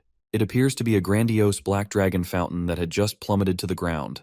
Flabbergasted by the great fountain, Seijun lets out that it's truly a big and nice reward, and the admin clarifies that the fountain will help cut down the time spent watering the crops. Exhilarated, our guy agrees with her and lets out that now that their fields have expanded so much recently, and also there's a limited supply of water in the bunnies' sprinkler cans. Adding that now, they don't have to run back and forth to the cave anymore, and appreciate Aileen for such a considerate gift. As he asks why the other skills are hidden, the admin tells him that she has no idea, as her grandfather never told her. While Seijun wonders how the fountain generates water, the tower manager reveals that the fountain has no limitation usage, as it is an uninstallable item, and instructs him to summon the fountain status window to retrieve the control system, which is also part of the reward. He then summons the control system to set the control setting. At that moment, a fountain magic controller appears, which controls the power, direction, and distance of the water, and even the movement of the statue can be controlled freely using the controller. Holding the controller, our guy presumes that it looks like a game control and moves the statue with the controller. Controlling the statue, our guy feels like playing with a game character while Kuang and the bunnies are fascinated by the moving fountain. Kuang and the bunnies imitate the statue's moves and seem to enjoy it when suddenly the statue dragon leans towards them with its giant neck, scaring the hell out of them. But the baby bear loses his cool and smacks the statue hard, breaking one of its ears. While Seijun freaks out, Aileen's magic crystal ball indicates her danger, and she immediately asks Seijun if something's wrong. Panic-stricken, our guy tries to act cool as he stands in front of the statue, hiding the broken part of it, trying to convince Aileen that he loves the statue and is just taking a closer look. Diverting her attention from the statue, Seijun asks her if she wants to eat something tasty, and the admin agrees. Getting the basket full of tasty food, Aileen feels relieved as he loves the statues. On the other hand, our guy lets out a sigh of relief as Aileen doesn't catch on to the situation and gets carried away by the food. The next scene takes us to the 67th floor of the dungeon, where we see the lizard warriors planting the blade green onions, while the silver wolves collect the dead red locusts. Meanwhile, the silver wolf Elka's son rushes off to bring more red locust corpses. Elka tells him to be careful and not to go so far. Elka's wife gets worried about her son and asks him if it's okay to let the kid be brought to such a dangerous place. But he assures his wife and informs her that it's safe now as the red locusts are gradually diminishing through the tough blade green onions. He adds that due to red locusts' simple behavior of moving groups, they have figured out their attacking patterns and timing. Also, the accumulation of the red locusts only takes place when the lizardmen are replacing the wilted blades with the fresh blade green onions, so if anything happens, the lizard warriors will be here to protect them. After that, Elka's son grabs a red locust that seems to be alive. The kid instantly calls out his parents as he gets excited to see many perfectly fine red locusts flying in above him. It appears that the swarm of red locusts have infiltrated the floor once again.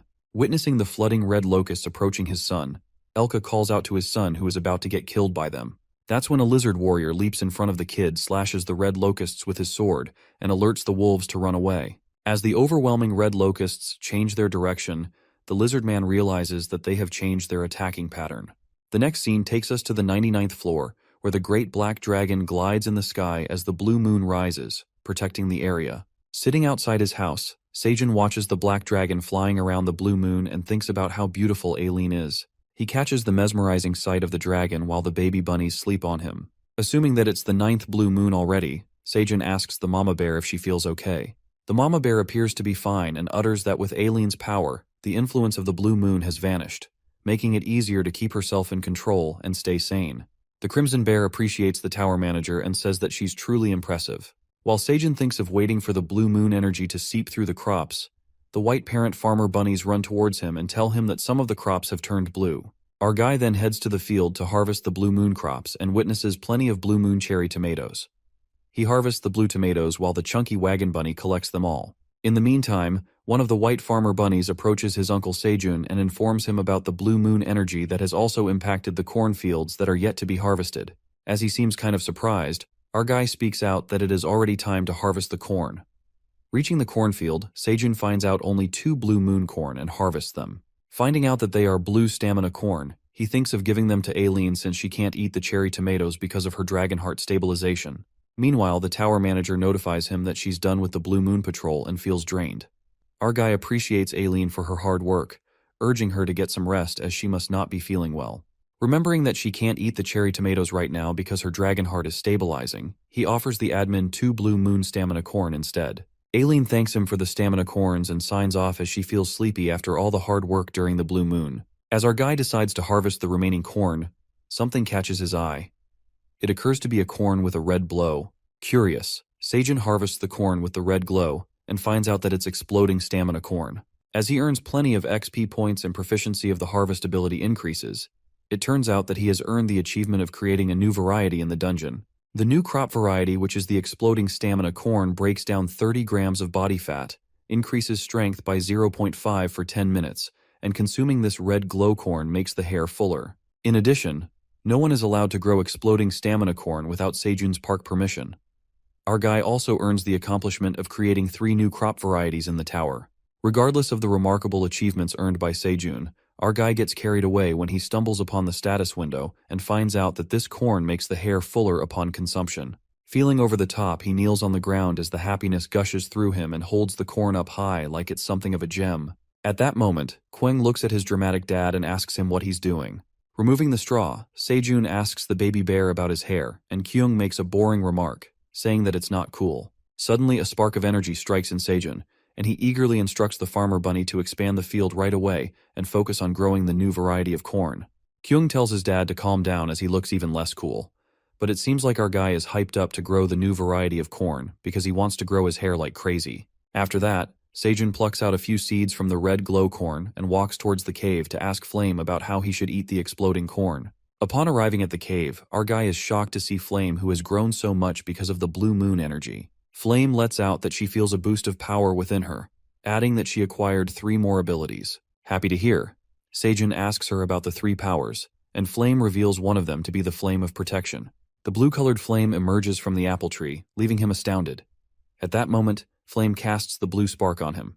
As the blue flame shines through him, the notification mentions that the Flame of Protection will seep into him for the next 3 hours, adding that it protects its target. After the ability penetrates him, he holds the Flame of Protection and realizes that it's not hot.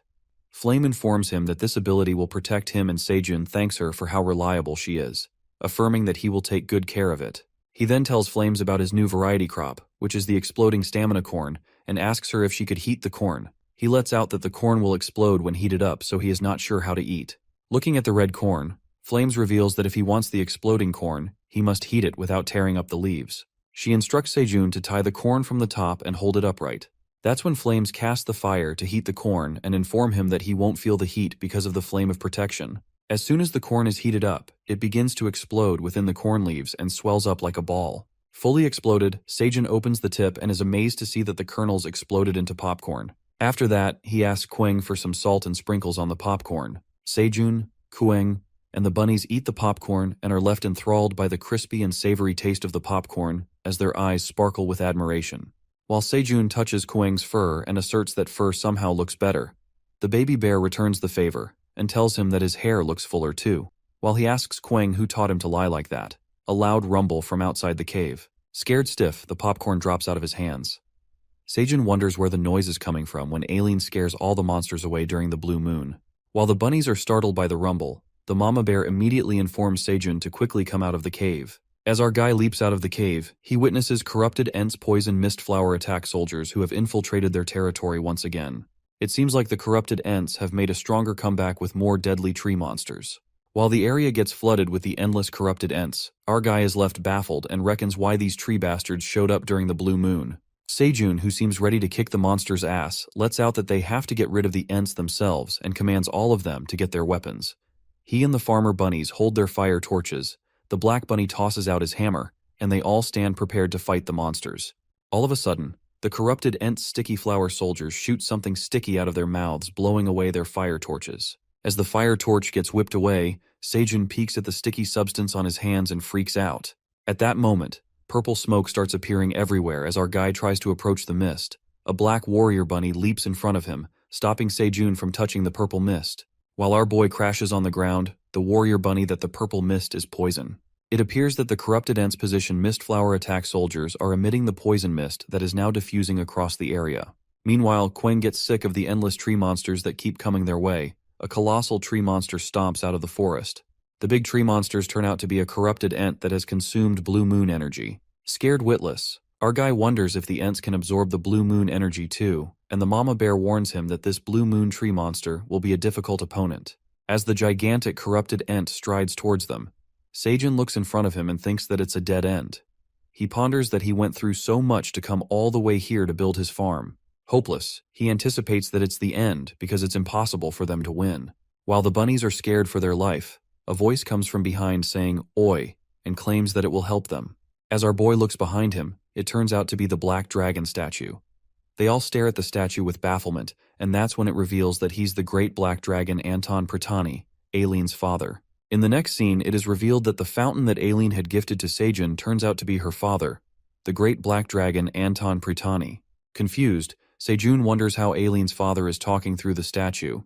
That's when Anton Pratani explains that the statue is infused with ancient golden magic and was originally intended to be activated if Aileen was ever in trouble. But for some unknown reason, they cannot open a gate that enters into the tower. Anton further reveals that right now they are in a position where they can't enter the Black Tower or use any authority, adding that they have the right to use this statue, and when it was awakened, it slanted to the 99th floor, and they were able to detect the signal from outside the tower, allowing him to control its movement. He then thanks Sejun for helping his daughter Ilum from the Dragonheart rampage. Our boy gets nervous and says he just did what he should have done. After that, Anton lets out that he roughly guessed that the Black Tower isn't being managed properly, asking Sejun to help going forward.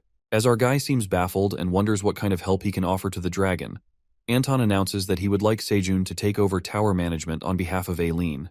Couldn't believe his ears. Our guy is left astonished and thinks that he must have been mistaken. He then realizes and says that he's just a tower farmer with no special abilities. Moreover, he can't get out of the 99th floor, and he can't get rid of the approaching Ents either, pointing towards the army of tree monsters that are approaching them. However, Anton believes in him and lets out that he has more than enough power to handle this situation, and they will help him with the impossible stuff so he doesn't have to worry. While our guy wonders who else will help him, just then a loud noise thunders through the fountain and introduces himself as Aileen's grandfather, Kaiser Fertani. Screaming, he blames Sejun for not being able to see his granddaughter, and says that if it were up to him, he'd love to crush him with his claws, but he can't do it since our boy is too important to be gone. Our poor protagonist looks terrified and says that it's a pleasure to meet him. He then apologizes for the inconvenience he caused and says he does not know about it. Upon hearing this, Kaiser laughs and asserts that Sejun is more polite than he thinks. Thinking about getting into the details later, the Gramps decide to get rid of the tree bastards first. With full strength, the Black Dragon statue glides into the sky. Kaiser, the Great Black Dragon, decides to kill the rotten-looking weeds first and inhales a huge amount of air. He strikes a massive blue flame on the corrupted Ents, creating a big explosion. It appears that the mighty Great Black Dragon has killed the overwhelming tree bastards in the blink of an eye with this exceptional blue flame. While everyone's eyes fixate on the explosion that had just occurred, Sejun is amazed as the dragon destroys a whole mountain, thinking if that's the true power of a black dragon. Just then, we see a glimpse of Aileen, who's sleeping and seems to be dreaming about her human farmer, Seijun. After that, the black dragon calls out Seijun and instructs him to go to where the corrupted Ents died, revealing that he will find a helpful item. Hearing the command, our guy, along with the farmer bunnies, Quang and Mama Bear, goes to that place and carefully walks into the trench. As they walk into it, they realize that the heat hasn't subsided yet. Afterwards, Kyung points towards a shiny thing, and as they draw near, they wonder if this is what Kaiser is talking about. Nonetheless, Seijun picks up the shiny blue thing, which appears to be a corrupted Ents enhanced seed. Then, the status window states that this enhanced seed has absorbed the blue moon, and upon consumption, all stats can permanently increase by 10. It adds that if this enhanced seed is left on the ground, it will germinate and become a powerful corrupted Ent. Grandpa Kaiser then orders Seiyun to eat the seed so that his weak body becomes slightly stronger and warns him to get rid of the seed, which can grow into a powerful corrupted Ent before that happens. However, our guy doesn't feel right to eat the corrupted Ent seed and asks Grandpa if he can eat it after cooking. Listening to this, Kaiser seems surprised and asks if he can cook. Telling him that he can cook?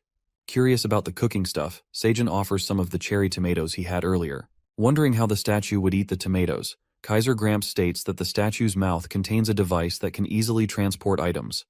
If the stone statue swallows it, it will be transported to where he is. It turns out that the cherry tomatoes have been transported to the administrator's space in Kaiser's hands. Seated in his chair as he controls the dragon statue, Kaiser looks at the cherry tomatoes and inspects that this made Aileen's Dragonheart race. On the other hand, we see Anton looking at the data collected on the 99th floor over time. He looks at the picture of Quang eating the red locusts and ponders when the red locusts infiltrate the tower, assuming that it must have been a recent attack. He concludes that if their corpses can be transported up to the 99th floor like that, a lot of time must have passed. He's surprised that our boy is cooking and eating these troublesome creatures that feed on corpses and multiply. Anton further speculates that with this method, the monsters living in the tower will have less to worry about famine. As he peeks at the picture of the various edible crop items with different effects, he lets out that it is all thanks to these crops that Aileen's Dragonheart got much better. Aileen's father is utterly shocked to see a tower farmer in the dungeon, a job that even he, who has been managing the tower for a long time, doesn't know about it in detail. In addition, the farmer also becomes a hope that could help Aileen, adding that he will look into this further. But Anton's moment of contemplation gets interrupted by Kaiser, who runs towards him, telling his father to maintain the dignity of the head of the family because he feels embarrassed for his father running like that. Kaiser ignores his son's remark and tells him to pay attention to the cherry tomatoes. Anton looks at the tomatoes and questions if it is the item known as crops that the tower farmer offered Aileen. Asking his father if he got them transported through the golem, Anton assumes there's a problem with these cherry tomatoes, but is shocked when his father lets out that they're delicious. Later, Seijun waits for the black dragon's response at the field after getting the cherry tomatoes and decides to return for now. As he calls out everyone, the black warrior bunny tells Seijun that Quang is a stubborn brat. Kyung turns around and asks his dad if he could take a corrupted Ents branch with him. The baby bear insists on taking the huge corrupted Ent branch that nearly touches the sky, saying that he wants to have a weapon just like a black rabbit, bro. Seijun looks at the wooden branch and finds it too sturdy to move. He makes Quang clear they can't take this home since it's too big. Sadly, Quang keeps insisting on taking the branch since it even has a name for it, and that's when an idea comes to his mind. As our guy asks him to go home so they can find him an excellent weapon, he is left bewildered when he witnesses the baby bear holding the colossal corrupted Ents branch. While Quang holds onto the branch, Seijun and the black warrior bunny are too stunned to speak. Asserting that they cannot take this big branch, in a flash, the corrupted Ents branch shrinks to a tiny size as if it is made for the baby bear. Kuing informs his dad that this branch is an item as the status window appears, stating that it has been strengthened by the energy of the blue moon, and by infusing it with mana, its size can be adjusted as well. Making their jaws drop, it appears that Quang has a new friend, who is the weapon, and our guy adds this moment to his survival diary. Quang, who seems happy after getting his new weapon, challenges the black rabbit bunny holding his hammer. As they fight, Seijun, along with the white farmer bunnies, watches them as they enjoy their fight. While they are sitting, the silver wolves call out to Seijun and inform him that they've bought red locusts. Our boy is amazed to see the carts full of red locusts and appreciates them for their work. Asking why Elka did not come with them, one of the silver wolves reveals that he rushed to the magic tower to visit Iona as she had been absent from the battlefield. Upon hearing this, Seijun speculates if there's a problem on the 67th floor, and that's when the wolf lets out that while they were collecting red locusts on the 67th floor, their pattern changed, and they were struck by the sudden strong attack. Worried, our boy assures us everyone is okay, and the wolf ensures him that the lizardmen and the mercenaries were there to help them. While our guy holds the wolf's face to see if he's okay, the wolf mumbles that the red locusts are launching such heavy attacks that the tough blade green onions are barely visible. The silver wolf adds that red locusts are piling bodies like a mountain, but due to the vast number of the red locusts dying to try to cover up the tough blade green onions, there's a high chance that the monsters cannot invade through the waypoint yet. The silver wolf further assures Seijun that there's no major issue as of now, and they have informed the magic tower about the whole situation and requested their support to prepare beforehand. Upon hearing this, our boy feels relieved, however he gets worried and wonders if everyone is doing okay.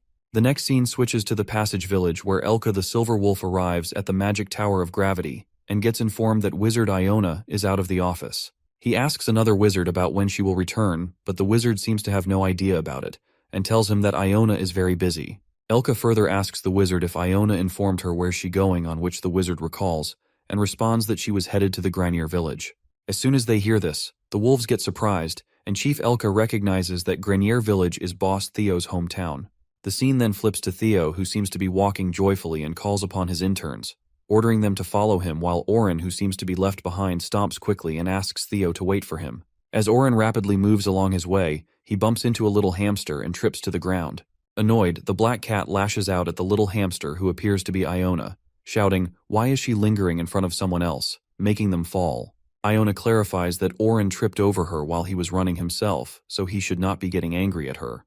Listening to this, the black cat gets even more furious and asks the hamster if she has a death wish, calling her a little rat. Meanwhile, Iona, the Wizard of Destruction, loses her nerves as she gets called a little rat. Theo appears from behind to find his intern and spots the hamster. It seems like Oren was lucky enough to be saved by the peddler cat. After Iona encounters the peddler cat, Oren asks his boss if he knows this hamster, and Theo addresses it as a special relationship. While Iona freaks out and warns Theo to stop saying such things as they will get misunderstood, the peddler cat asks her if something happened, and the hamster lets out that this black cat bumped into her. Suddenly, Oren kneels to the ground and apologizes to the Iona. He defends himself by saying that he didn't see ahead as he was in a rush, so he ended up acting rude to her and asks the hamster to forgive him, addressing her as Lord Magician. Seeing the black cat begging for forgiveness, the peddler cat requests Iona to let it slide this once, as his underling is a fool, and the hamster forgives him for Theo's sake. After that, Theo asks the wizard where is she headed to, which she responds that she's going to the Granier Village to meet someone. Listening to this, the peddler cat lets out that this village is his hometown. Getting to know that Theo is from Granier Village, Iona requests him to come with her if he's not busy, but the peddler cat refuses. At that moment, Oren desperately grabs his boss from behind and pleads with Theo to stop by the Granier Village, as there's news that he urgently must tell his father. But Theo refuses, and makes it clear that they quickly need to go to the 38th floor and sell their items.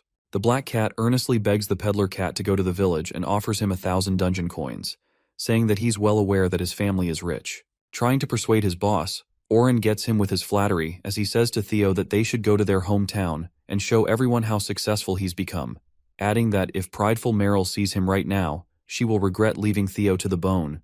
It appears that the peddler cat is moved by Oren's words and finally agrees with him, informing Iona that he will accompany her.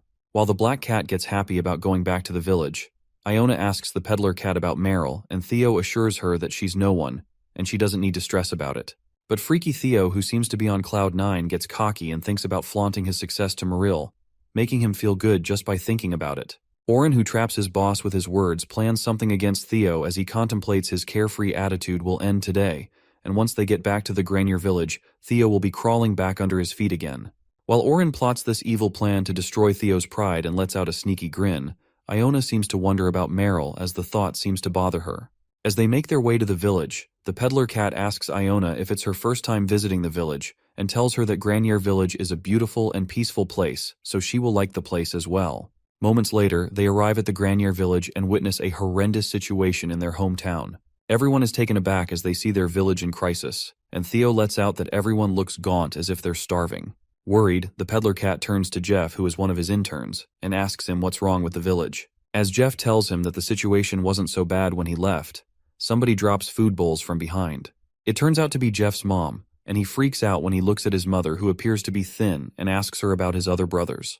The mother holds Jeff and asks him where he has been, as they've been looking for him for so long. As they all appear to be in terrible condition, Jeff asks his mom about the situation, and that's when his mother reveals that monsters resembling frogs have appeared in Lake Zenka.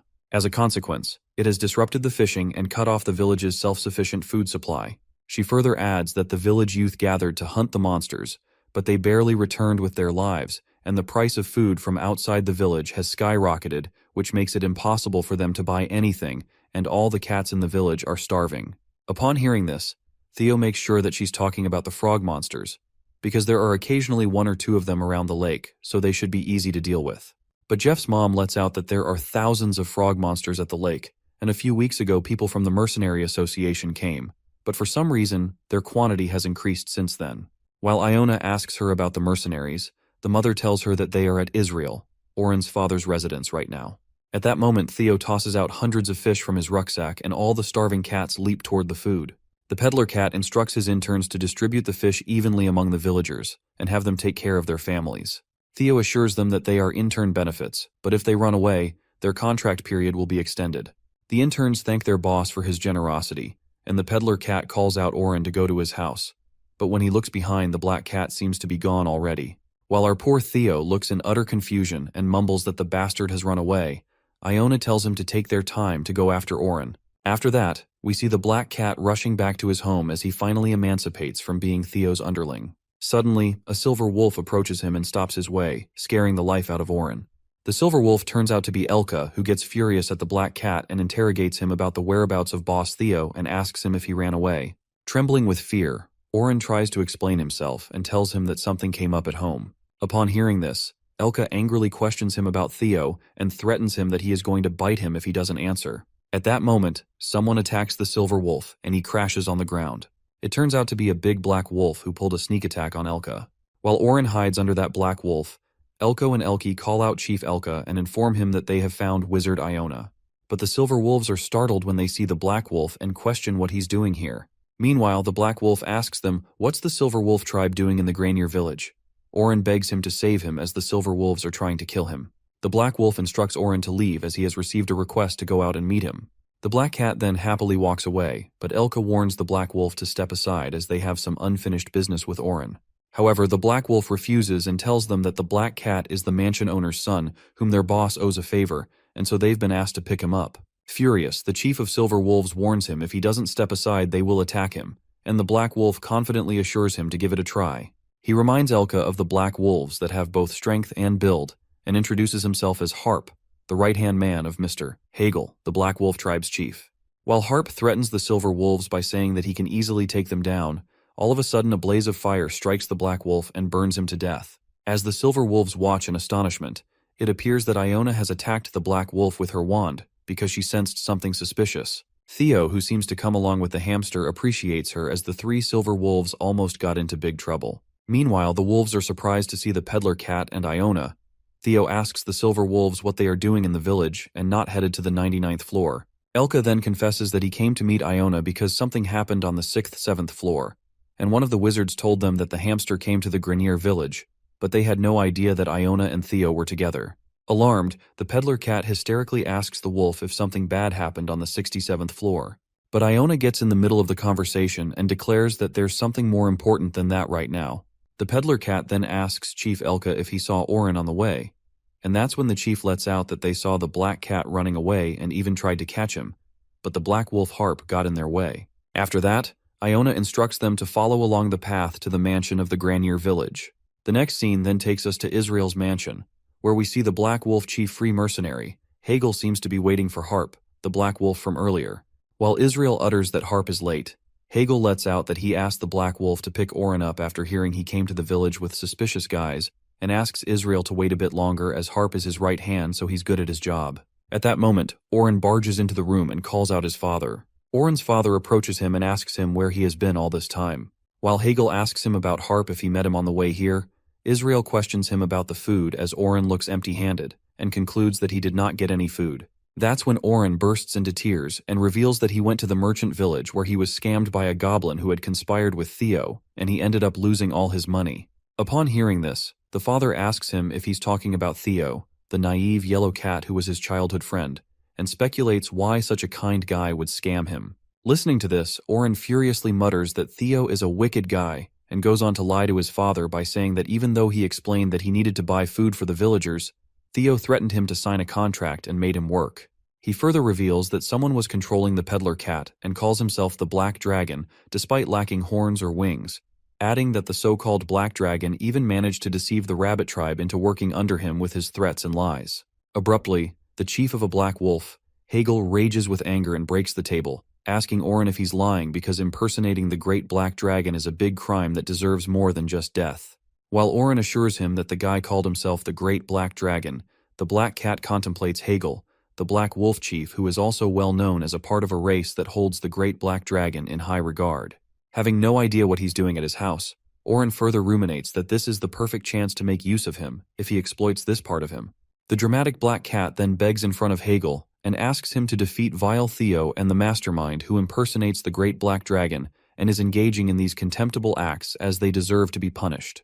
It seems like Hegel has been convinced by the mastermind Oren's words as the Black Wolf asks him to lead the way, uttering that he will see them himself and make the judgment. After a while, one of the servants informs them about some guests outside, and the Black Cat assumes that Theo and the others have arrived just in time, and he will face them first. He asks his father about the thing in the warehouse and makes an evil grin, uttering that it's the thing he needs the most right now. Outside the mansion, Theo, along with the Silver Wolves and Iona, calls out Oren. As Elka lets out that there's no answer, and not even a single cat has come out to greet them. He plans on forcing their way in, but gets stopped by Theo, who tells him that they can't do that because it's rude. While the Silver Wolf thinks that it's a bit weird to talk about manners to a bastard who ran away, Oren emerges out of the gate and mumbles that he compliments them for following him all the way here, addressing them as lowly bastards. He welcomes them to his mansion, and Theo immediately corrects him that it's his father's mansion to be exact. The Black Cat lashes out and reminds the peddler cat how he treated him horribly like a slave, and he won't be able to do it here anymore. But Theo reminds him that he's still an intern because of the contract, and Iona affirms that contracts made in the tower are absolute, so if he doesn't fulfill it, he will be punished severely.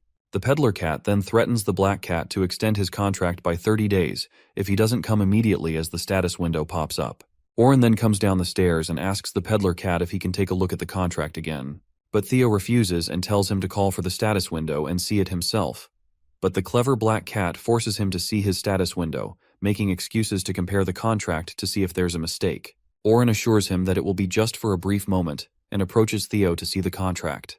That's when the Black Cat pulls something out from his back, which seems like a potion. While Elka shouts to alert the peddler cat, Oren splashes a green liquid toward him, but fortunately, Theo gets saved by a protection spell.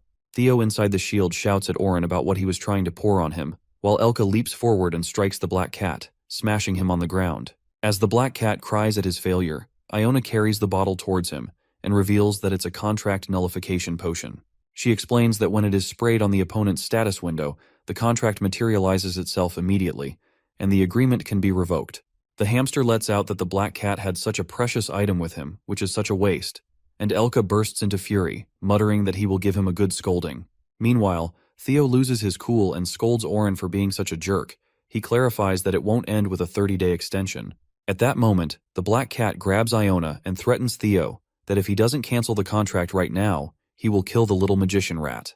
The peddler cat, who struggles to come out of his protection shield, warns Oren to release Iona, and Elka utters he thought Oren knew well that he would immediately die in their hands if he harmed Iona. But Oren doesn't release the hamster, and declares that there's no way he would have done this without some backup. He calls upon Hegel and asks him to beat these bastards. While the Silver Wolves stand guard waiting for the attack, Oren is left confused as the Black Wolf doesn't come out of the mansion. At that moment, Iona speaks up and asks the Black Cat if he wants Hegel to beat them up. Oren tells her to shut up, but suddenly, the Black Cat is unable to move his body. It turns out that Iona has cast a paralyzing spell on him, and tells him that he won't be able to move for the time being. Iona grabs her magic stick and asks the Black Cat if he thinks that she is weak. She makes it clear to the Black Cat that he is gravely mistaken because she is Archmage Iona, the leader of the Magician Association. She strikes her wand on Oren's shoulder and lets out that he has to pay the price for threatening her and betraying Theo. Upon hearing that Iona is an Archmage, Oren is left baffled and wonders what kind of connections has Theo made, calling him a bastard. On the other hand, Theo trapped inside the protection shield feels cozier than he thought. The Black Cat keeps calling out for Hegel, but the Black Wolf doesn't come out of the mansion. It is revealed that Hegel is watching Oren from the window and calls him a bastard. The Black Wolf reckons that Oren only asked him to give a good scolding to the bastard impersonating the Black Dragon, and gets shocked after seeing Iona, the leader of the Magician Association. Meanwhile, Israel is standing beside Hegel and asks him if he is not going outside as his son is calling him out. The Black Wolf grasps the situation as he is fooled by Oren. Iona gets furious and orders Hegel to come out since she can sense him, and as soon as he comes out, Elka is surprised to see the chief of the Black Wolves while Theo questions him if they know each other.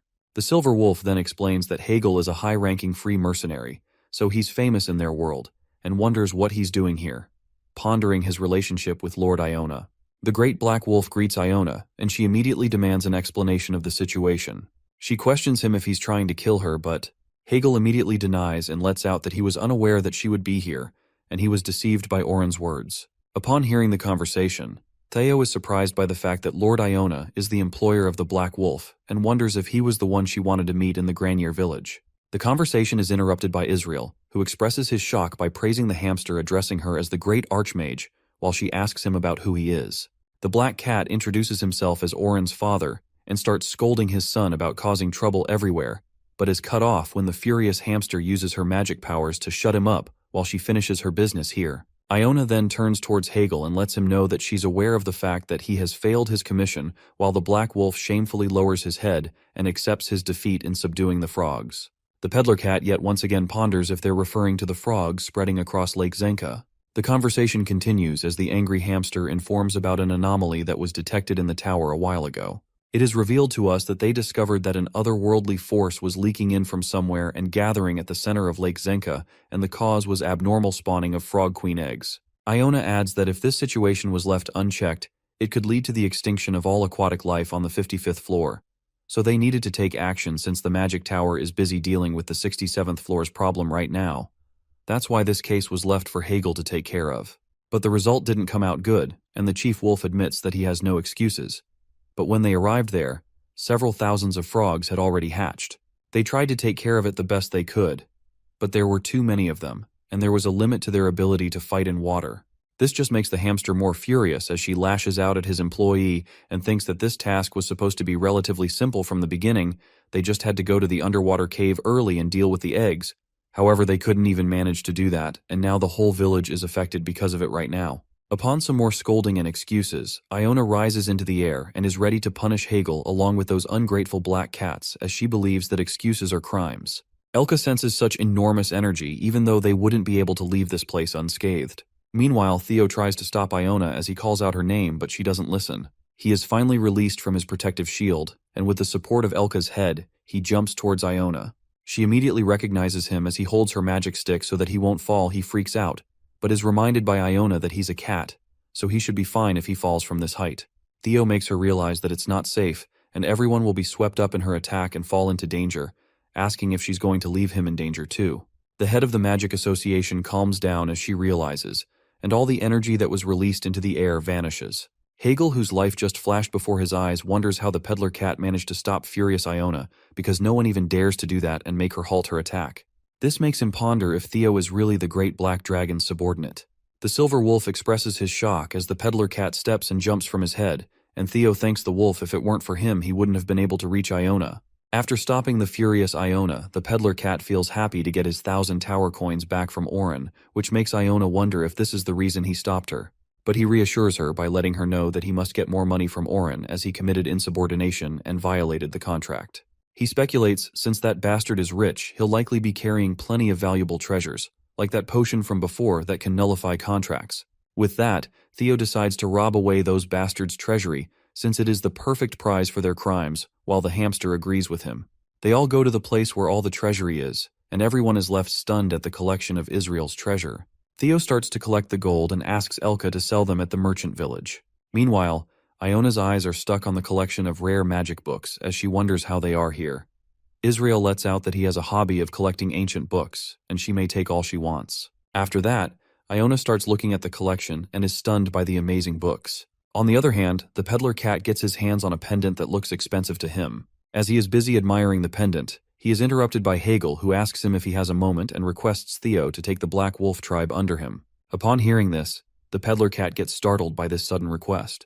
On the 99th floor of the dungeon in the manager's space, we see Aileen, who has just woken up and feels refreshed as she had a good sleep. She wonders what Seijin must be doing right now, and as soon as she activates her magic crystal ball, a bunch of notifications appear. Looking at her status window, she ponders that the situation has gotten that bad just because she hasn't checked them for a day, as there are so many red alerts. but she doesn't let herself be bothered by the notifications and deletes them, opening the vision of the farm. It is revealed to us that ever since Aileen's dragon heart recovered, the crystal ball screen has become much wider, but the farm is so vast that she can't tell where Seijun is. Just then, she sees Quang flailing a tree branch and finds it cute, but notices something strange about that branch. A screen appears in front of the baby bear, and the tower manager interrogates Quang about this suspicious-looking tree branch that he's holding. That's when the baby bear informs her that it's a tree branch from a corrupted ent that absorbs the energy of a blue moon. Upon hearing this, the black dragon freaks out and ponders if something like that appears, thinking that it must have been hard for them. The baby bear further reveals that her grandfather and father helped them fight the corrupted ents through the stone statue she gifted Seijun. He tells her how they shot out a very cool beam of light and got rid of the ents. Aileen gets baffled, but after grasping the situation, she feels happy about it. Later at the mansion, Hegel kneels to the ground and pleads with Theo to take the Black Wolf tribe under him. The wolf insists with the peddler cat, and lets out that their people have been a race that thinks highly of the great black dragon, so working under Theo would take them a bit closer to the black dragon, adding that there will be no greater honor for them than that. But over the top, Theo crosses his arms and refuses the Black Wolf's request. He reminds Hegel that he failed his mission and even made Iona angry. Meanwhile, the peddler cat makes it clear that he doesn't need an underling who can't do his job properly. Hegel defends himself and lets out that he has no excuses for that, uttering that he also took Oren as his underling. As boss, Theo clarifies that he only took Oren as an underling because he was rich, so he was of help. He asks Elka if he took everything and instructs him to share everything in the village with the cats. While Hegel calls him out, Theo informs the Black Wolf that he will stay in this place for a few more days, so he assigns him to find something he likes, and if he likes it, he will take Hegel and his tribe under him. Listening to this, Hegel becomes more than happy and assures Theo that he will not disappoint him. The next scene takes us to the cave where we see Seijun holding a corrupted ent seed and assuming that he will get an upset stomach if he eats something like this. After that, our boy asks Flame about the seed and she analyzes the corrupted ent seed, asserting that she can feel a dark energy. That's when Seijun gives her an idea to purify the seed with the flame of purification, and then they can sow it. Flame loves the idea and presumes that an uncorrupted ent will be born, so she can give it a try. Our guy then places the seed on the basket, and Flame uses her power to purify the corrupted ent-enhanced seed. While Seijun witnesses that the magic seems to be working, and if they keep working like this, there's a possibility that they can purify the seed, Flame feels proud as her power is of help. Our guy then asks Flame if she can use her flame of purification for longer, to which she explains that her power will be recharged in a few days. She will then infuse her power again. As Seijun pats the apple tree for her how dependable she is, the seed store opens. Our boy is shown 4 different types of seed and notices that the prices have increased compared to the previous seed store visit. Our guy is left shocked after seeing that the 100 radish seeds price has increased 10 times from before. That's when the Grey Bunny anticipates that it might be because of the situation on the 67th floor, while Seijun confirms that the 67th floor is the one fighting red locusts. The Grey Bunny narrates that when their Red Ribbon Kingdom fell in the past, due to red locusts, the entire tower went through a massive food supply issue, and since their floor was the largest food depot, this led to a devastating famine. The bunny further reveals that when others hear about the situation of the war on the 67th floor, the residents of various floors who experienced the famine are now collecting food in large quantities. In addition, Greed, the great landlord of the 55th floor, benefited from the previous famine, so he surely won't have this opportunity, and he's likely plotting a scheme to stimulate the skyrocketing food prices further. Meanwhile, the Grey Bunny concludes that the 99th floor is also being affected by this. Seijun agrees with the bunnies and recalls that the wolves also mentioned that this war won't end this easily. Worried about the situation, our boy thinks to come up with a better way to solve this situation, because the tough blade green onions won't solve it alone. After that, he turns back to the seed store and decides to buy one type of seed. Our boy finally chooses 500 onion seeds for 5 dungeon coins, and a red pouch appears in his hands. He selects the onion seeds as it removes fishy odor and adds sweetness so they will go well with most of the dishes. In the meantime, Aileen appears on the status window and immediately tells Seijun that she roughly heard the story about corrupted ents from Quang, asking him if he really met her father and grandfather. While our boy informs Aileen that he met Anton and Kaiser through the stone statue, the tower manager asks about the whereabouts of the statue. As soon as Seijun tells her that the statue is outside, someone calls out his name. It turns out to be the stone statue standing above the cave and calls for Seijun. Hearing her grandfather's voice, Aileen gets frantic and instructs our boy to head up. She rushes him through the status window while Seijun annoyingly assures her that he's climbing up. Reaching above, Seyun greets Kaiser but gets interrupted when Aileen pops in the middle and tells her grandfather how she missed him all this time. As Aileen gets overexcited to meet her grandfather, she makes our boy fall back into the cave, but luckily he's saved by the statue who grabs him by the leg, holding him upside down. While the tower manager asks Sejun if he's okay, Kaiser questions him if the status window is Aileen. Agreeing that it's his granddaughter, our boy, who is held upside down like a ketchup bottle, spots too many messages at once and asks Aileen why she is sending messages to him, telling her to send the messages directly to Kaiser. Confirming that it's Aileen, the grandfather gets overjoyed and asks her if she is sick anywhere, mumbling that it's been a long time since they met, so it's a relief to hear about her this way at least. While Grandpa can't control himself after seeing Aileen, he grasps Sejun tightly against the statue's cheek, and our poor boy, who appears to be in pain, reminds Kaiser that he's a stone, so it hurts a lot. The white farmer bunnies inside the cave wonder where Sejun went as his straw hat lies on the ground. Outside the cave, Anton takes over the statue and elucidates that since their physical bodies are not in this place, Aileen cannot send them direct messages using the status window. For that reason, Sejun or the other monsters have to relay their messages indirectly to Aileen because she can see them or hear them, but she can't directly communicate with them. Upon hearing this, our boy thinks that it's too complicated, while Aileen, who watches the statue from her status window, comes to realize that the tower's gate isn't opening because there's a problem with the tower's internal system, as she thought that it was because she was powerless. At that moment, Anton asserts that if she has strong magical power, there might be something she can unlock with her administrator privileges, but it would be arduous with her current strength. While all of them think of another way to deal with it, Anton lets out that they have to check the tower's condition, as they have no choice but to find and fix the tower's problem one by one. Mentioning the tower problems, Aileen's father calls her out and asks her if she saw something unusual happening in the tower. But the tower manager seems to have no idea about that and responds, how is she supposed to know all this stuff? That's when her father reminds her that she should be able to see it through her magic crystal ball and asks her if she saw any alarms or notifications with different colors. At that moment, Aileen proudly informs her father that she moved all those alarm notifications to the trash. As soon as they hear, Anton and Sejun are left speechless, and it seems like they have given up on her already after knowing what she has done. After that, Anton explains to the tower manager about going into administrator mode and informs her to address the green alerts as they are really important. While the daddy rabbit offers tomato juice to Sejun, Anton clarifies that there are a lot of things to keep in mind. Gulping the juice, our guy asks Anton about the green alert, and he elucidates that green alerts appear when a critically endangered monster enters the tower. Anton affirms that the tower's balance is more important than anything else, and it's the administrator's job to ensure that numerous monsters live harmoniously within the tower. Sejun then questions about the outsiders like him inside the tower, as he has heard that red locusts also came from outside the tower, so maybe it makes them the subject to be managed. But Anton assures him that it's different, because red locusts intruded inside the tower not following the proper procedures, and they're viruses, but humans receive permission to enter the tower. He adds that fighting the dungeon monsters and taking treasures out of the tower are actions authorized by the tower itself, but if anyone disrupts the tower order, that's a different matter, and so far human power is too weak to truly affect the tower. While our boy agrees about the human power being weak, Aileen notifies him about a big problem. She informs him that the green alert has appeared, and it says that the blue carps in Lake Zenka are critically endangered. Anton alerts Aileen and tells her to remember everything he has told her. Meanwhile, Aileen enthusiastically activates the administrator's mode and appoints Farmer Sejun Park as the middle manager. Our boy receives the notification as he gets appointed a middle manager, and a black dragon mark appears on his hand.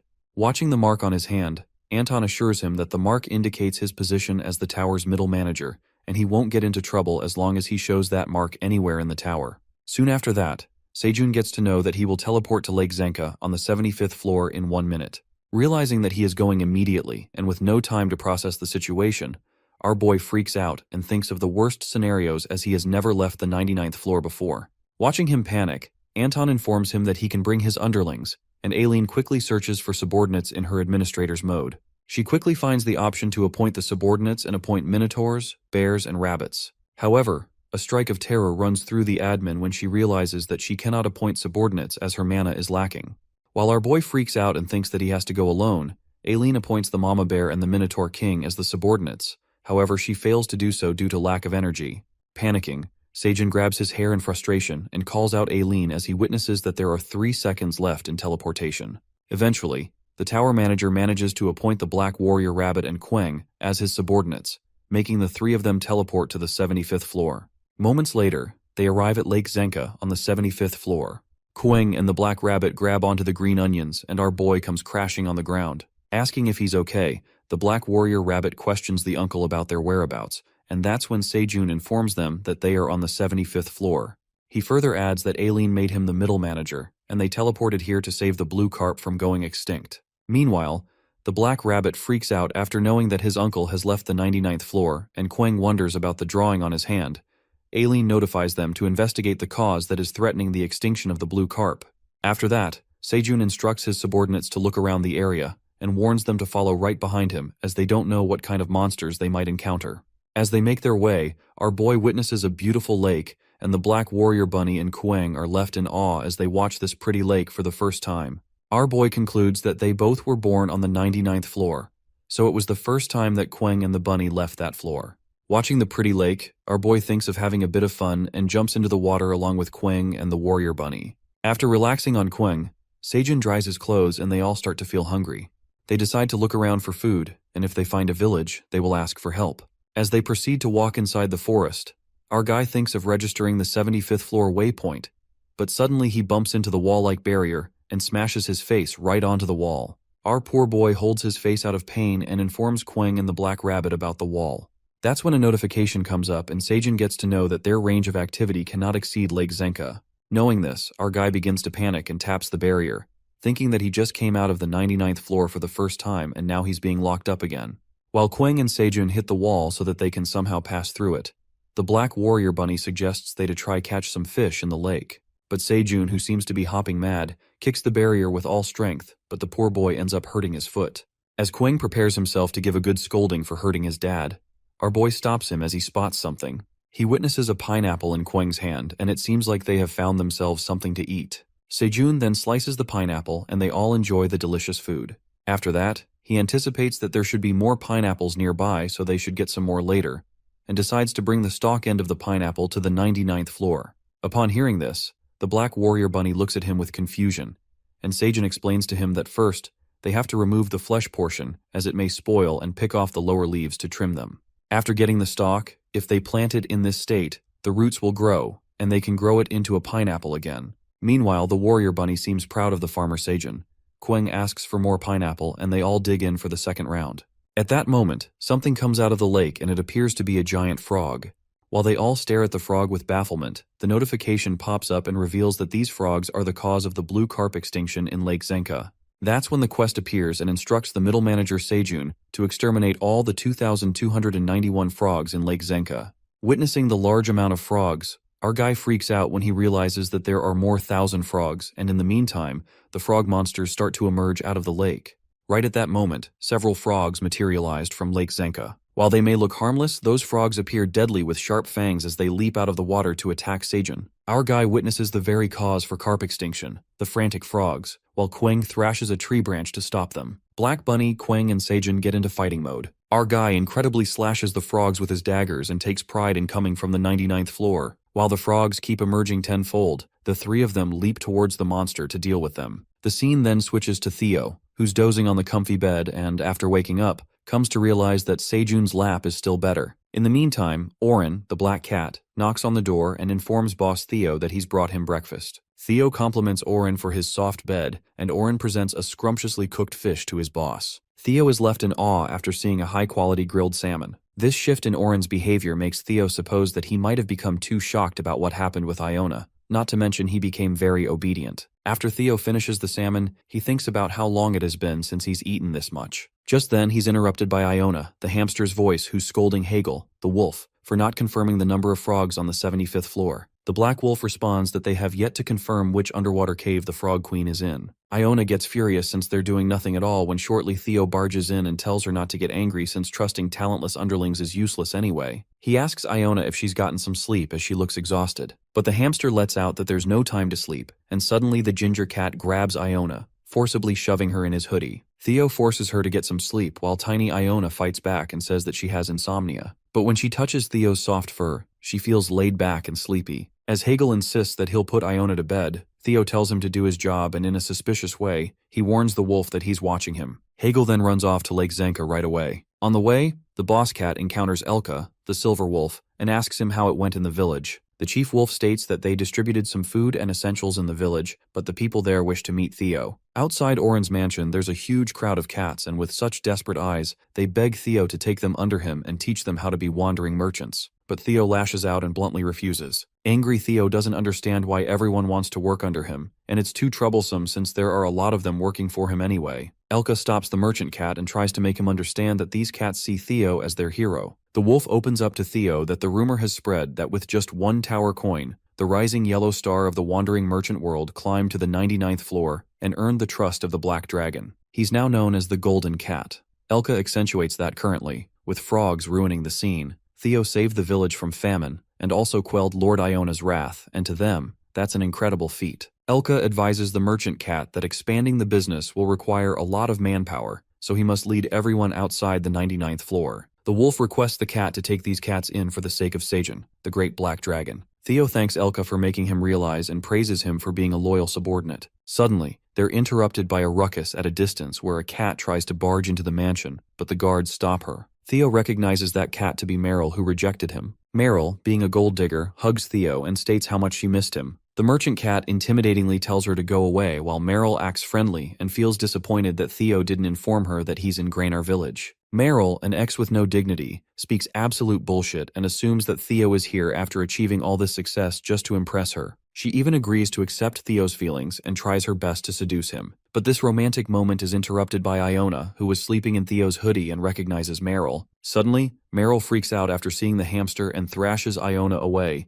thinking it's a rat. Lord Iona crashes to the ground and Theo rushes to save her. He picks up the hamster, who falls on her face and lashes out at Meryl for her reckless actions. Meryl is surprised that Theo is angry at her, asking if he's worried about that little rat. While Theo asks her to apologize to Iona, Meryl tells him to stop shouting at her. As the merchant cat lets out how Iona is more hurt, Meryl shows her true colors and expresses that she can't stand Theo's Grainar dialect. Being a narcissist bitch, Meryl is furious at the fact that Theo is coming at her, calling herself the beauty of the Grainar village. Meryl goes feral as she frantically leaps at Theo, calling him a stupid yellow cat, and that's when Iona comes forward with her magic and makes it clear to Meryl that she won't win Theo's favor like that. Plus, Iona reveals that she and Theo are already significant for each other. The hamster casts the magic and half of the mansion blows away along with Meryl. While everyone's jaw drops, Iona feels exhausted and bumps into Theo's soft fur, asking him to let her sleep a little longer. The merchant cat smiles warmly and lets the hamster sleep on him. The scene then flips to the 75th floor on the outskirts of the merchant district, where we see Skaram the goblin counting his coins. He blabs about the inspection bureau guys who have been so vigilant these days that it's making it difficult for him to snag. The goblin demands some decent items and goes around to find any big fish when suddenly he's startled by a sudden crashing sound. It turns out to be feral Meryl, who was tossed away by Iona. While Skaram is shocked, Meryl is simmering with anger as she curses Iona and Theo, calling them insolent bastards for harshly treating the beauty of Grainar village. As soon as that goblin hears Theo's name, Skaram asks the angry white cat to repeat whatever she said. Meanwhile, he states that he has an interesting plan, and Meryl asks him who he is. The scene then switches to Iona's servants, the Black Wolves,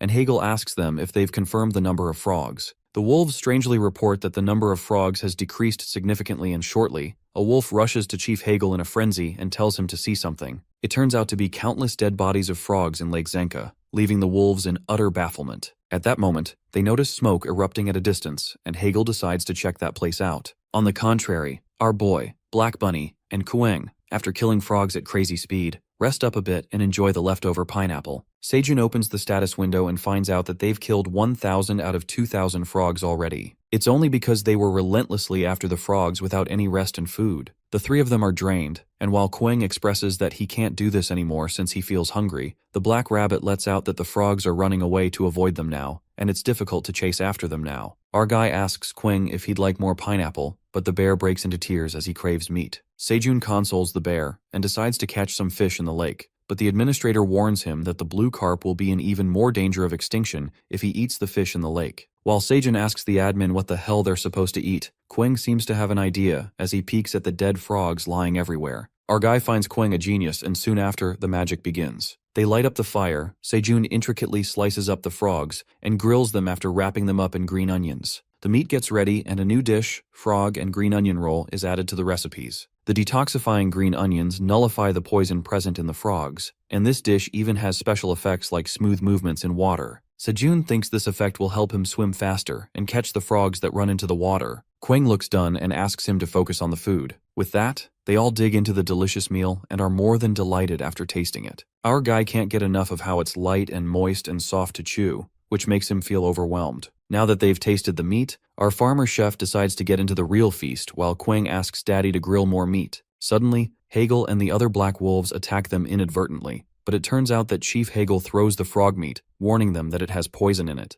Kwang gets furious as the wolves nearly hurt his dad and he furiously shoves Hegel away. Kwang gets hella mad and makes up his mind to beat the black wolf's ass for interrupting Sejun while eating. But our guy calms him down and clarifies to the bear that the black wolf isn't their enemy. In fact, the black wolf is worried that they might get poisoned by the frog meat. Shortly, Hegel's eyes land on Seyun's dragon tattoo on his hand. He immediately bows down, apologizing to our guy for failing to recognize someone as great as him and acting rashly. The Black Wolf captain greets the great black dragon, Sejun, or so he thinks. Surprisingly, the wolf even knows Park Sejun's name. The scene takes us to the mansion where Iona is resting on Theo when suddenly, the merchant cat hears something. The hamster wonders if he's interested in something, but Theo lets out that he can sense something far away. The tingling sensation is making him crave some jelly. But Lord Iona doesn't buy this, and so she decides to head up to the place Theo is drawn to. Later, near Lake Zenka, our farmer and Kwang are waiting for another frog hunt when shortly, the bubbles begin to surface. It turns out to be the black wolves who bring dead frogs out of the lake water. Our guy asks them how it feels to move inside the water. The black rabbit is amused about how he was able to swim inside the water and captured those frogs that were hiding between the rocks. But the rabbit informs Sejun that he couldn't see any more frogs inside the lake. Our farmer deduces that there are 500 frogs left, but they've looked around the lake too, but can't find any traces of the frogs. That's when Hegel reveals that the frogs might be hiding inside a cave under the lake, narrating that when they first came here to exterminate frogs, they tried to look for a cave that was predicted to be the Frog Queen's hiding place. But they failed since the cave was deep under the water, so they didn't have such strength to get closer. Our guy assumes that it won't work even with the frog and green onion roll, and Hegel nods because even if they do find the entrance of the cave, they're uncertain if there's enough oxygen inside the cave. Suddenly, someone emerges from the bushes and it appears to be Theo who's rushing to the lake as he's strongly allured to the place. Our guy is shocked to see Theo, while Theo jumps in his lap for a hug since he missed him. Theo comes along with Iona and Elka. Theo asks Park how he got here, but our guy answers that it's a long story. Meanwhile, Iona finally gets to know what Theo was drawn to, and she looks kinda done. Theo enjoys the reunion with Sejun and the others. Later, at the lake, Iona learns that after thorough research they found nothing in the water, and Sejun speculates that there's an underwater cave deep within the lake. But Lord Iona finds it impossible since a few hundred years ago, this area wasn't even a lake. Plus, the problem is that it's vast and deep, so there's a limit to what her search magic can do. The hamster exhilaratingly declares that they should increase the temperature and boil the whole lake. Our guy freaks out at such a malicious idea and tells Iona that the blue carps are also at risk. Also, every other aquatic creature will end up dead. Theo casually licks his treat and asks Iona if she's only specialized in destruction, and while they both bicker, our guy is notified by the admin that the numbers of frogs are increasing. Everybody freaks out after hearing this, and the black rabbit guesses that the eggs are continuing to hatch. Urgency presses upon our guy as he urges to find the lake while Theo remembers that he wanted to tell him something but didn't because he was too glad to see him. That's when the merchant cat discloses that he has felt a sense of attraction towards the lake. As Iona is shocked that the sense of attraction wasn't directed at Sejun, Theo lets out that he thought it was the case until he realized that it was from inside the lake. Very strong at that. Theo confidently confesses that he can find the location of the cave because he can feel it in his gut that it's real. After that, they all prepare to move inside the water, and Iona states that her shield can trap the surrounding oxygen inside it, so they can move underwater only for 15 minutes. Since they can't predict the size of the entrance, Lord Iona takes up the precautionary measures and limits the team to her, Sejun, and Theo as her guide, as well as Kwang, Elka, and Black Rabbit, only leaving the Black Wolves out. Chief Hegel asks Iona to take care and make sure to watch and surround the lake so that frogs can't get out just in case. The anxiety kicks in, and Theo asks Sejun if they're really going into the water. Our guy nods since the merchant cat needs to show them the way, but Theo gets a panic attack as he remembers that cats hate water, thinking it'll be the death of him. Poor Theo gets scared while Iona consoles him, and assures the merchant cat that she won't let the water touch even the tip of his finger. She tells Theo to be rest assured and be their guide. The merchant cat agrees to take the leap, and they all proceed to complete the quest. The hamster forms a holy veil with her stick that embraces everything and activates the shield magic. The shield enfolds them into a protective bubble, and they're all set to go inside the lake. But Theo begins sobbing as he clings onto Sejun out of fear. The cat makes a real fuss inside the shield, and shortly, they make a dive into the lake. Just as they dive into the water, they're mesmerized by the view inside and admit that the scenery in the tower is truly wonderful. Theo forgets being a scaredy cat as he's distracted by the fishes and drools over them. The hamster asks Sejun to guide the way, and he tells Theo to point to where he feels attracted. The merchant cat is pulled closer and reveals that he can feel it from ahead. Theo guides the way, and shortly, they witness an ancient underwater city inside the lake. Theo looks surprised since he lived here his whole life and had no idea about this. Abruptly, the black rabbit points at an entrance where a frog swims in there. They all follow the frog, and surprisingly, the way leads up to an entrance, and to their luck, there's air inside the cave. Meanwhile, Theo could sense an even stronger sense of attraction from the other side of the cave, and as they are walking, the sound of the frogs gets louder. It turns out to be a big frog queen, as expected, surrounded by countless frogs who had brought her fishes to eat.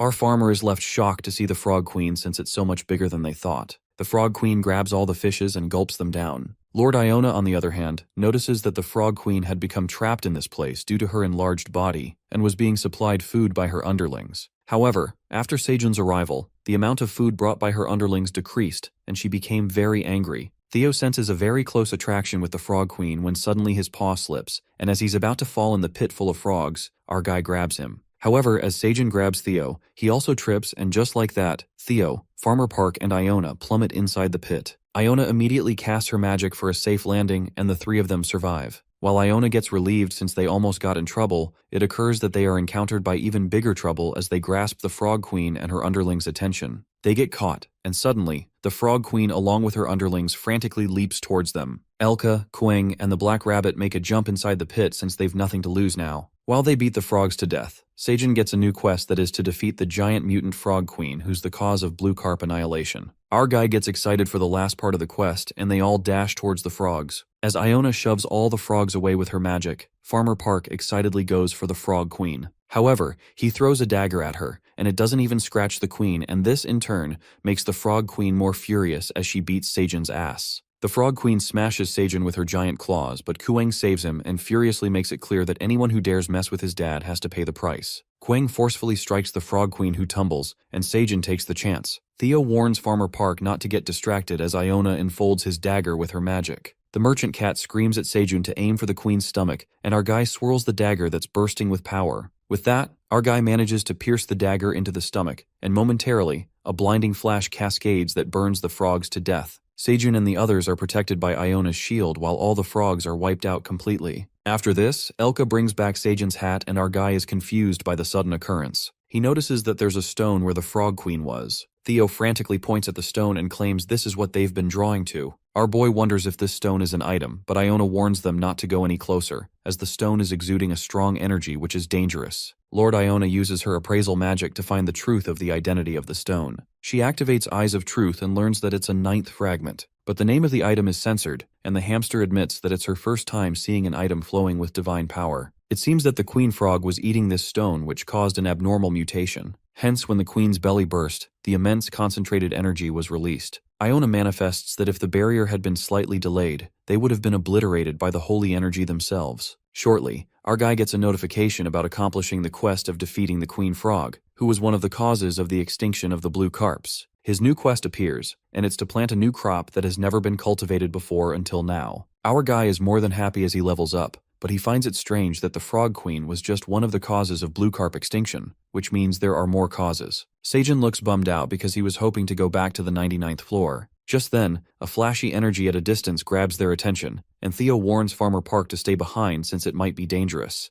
They all walk forth and witness one of the queen frog's eggs shining. That's when Iona opens up that once the queen frog dies, one of the frog eggs becomes the queen. Given the consequences, Elka states that they must get rid of the eggs immediately, and if the frogs were to be born, they'll multiply in the same way as now and overrun the lake. But Iona elucidates that the abnormal proliferation of the frogs is probably caused by that fragment emitting divine energy. Without the fragment, the frogs will return to their original population. Elka expresses that it's not just because of the fragment. Even with fewer numbers, they will still prey on the blue carps again. Seijin concludes that it will take time for the blue carp to breed again and grow their population. Our guy then asks Iona if the frogs are carnivorous, but the hamster isn't certain since the frogs only catch fish that are easy to get, and they also may consume aquatic plants or find food outside the water. If that's the case, our farmer decides to plant the pineapple crowns in the cave. He manifests that if these plants grow here, the frogs will naturally eat them, and if it suits their palate, they'll find pineapples even outside the water too. With that, our guy completes the quest to plant something unique, while Theo calls him a genius for killing 2 birds with 1 stone.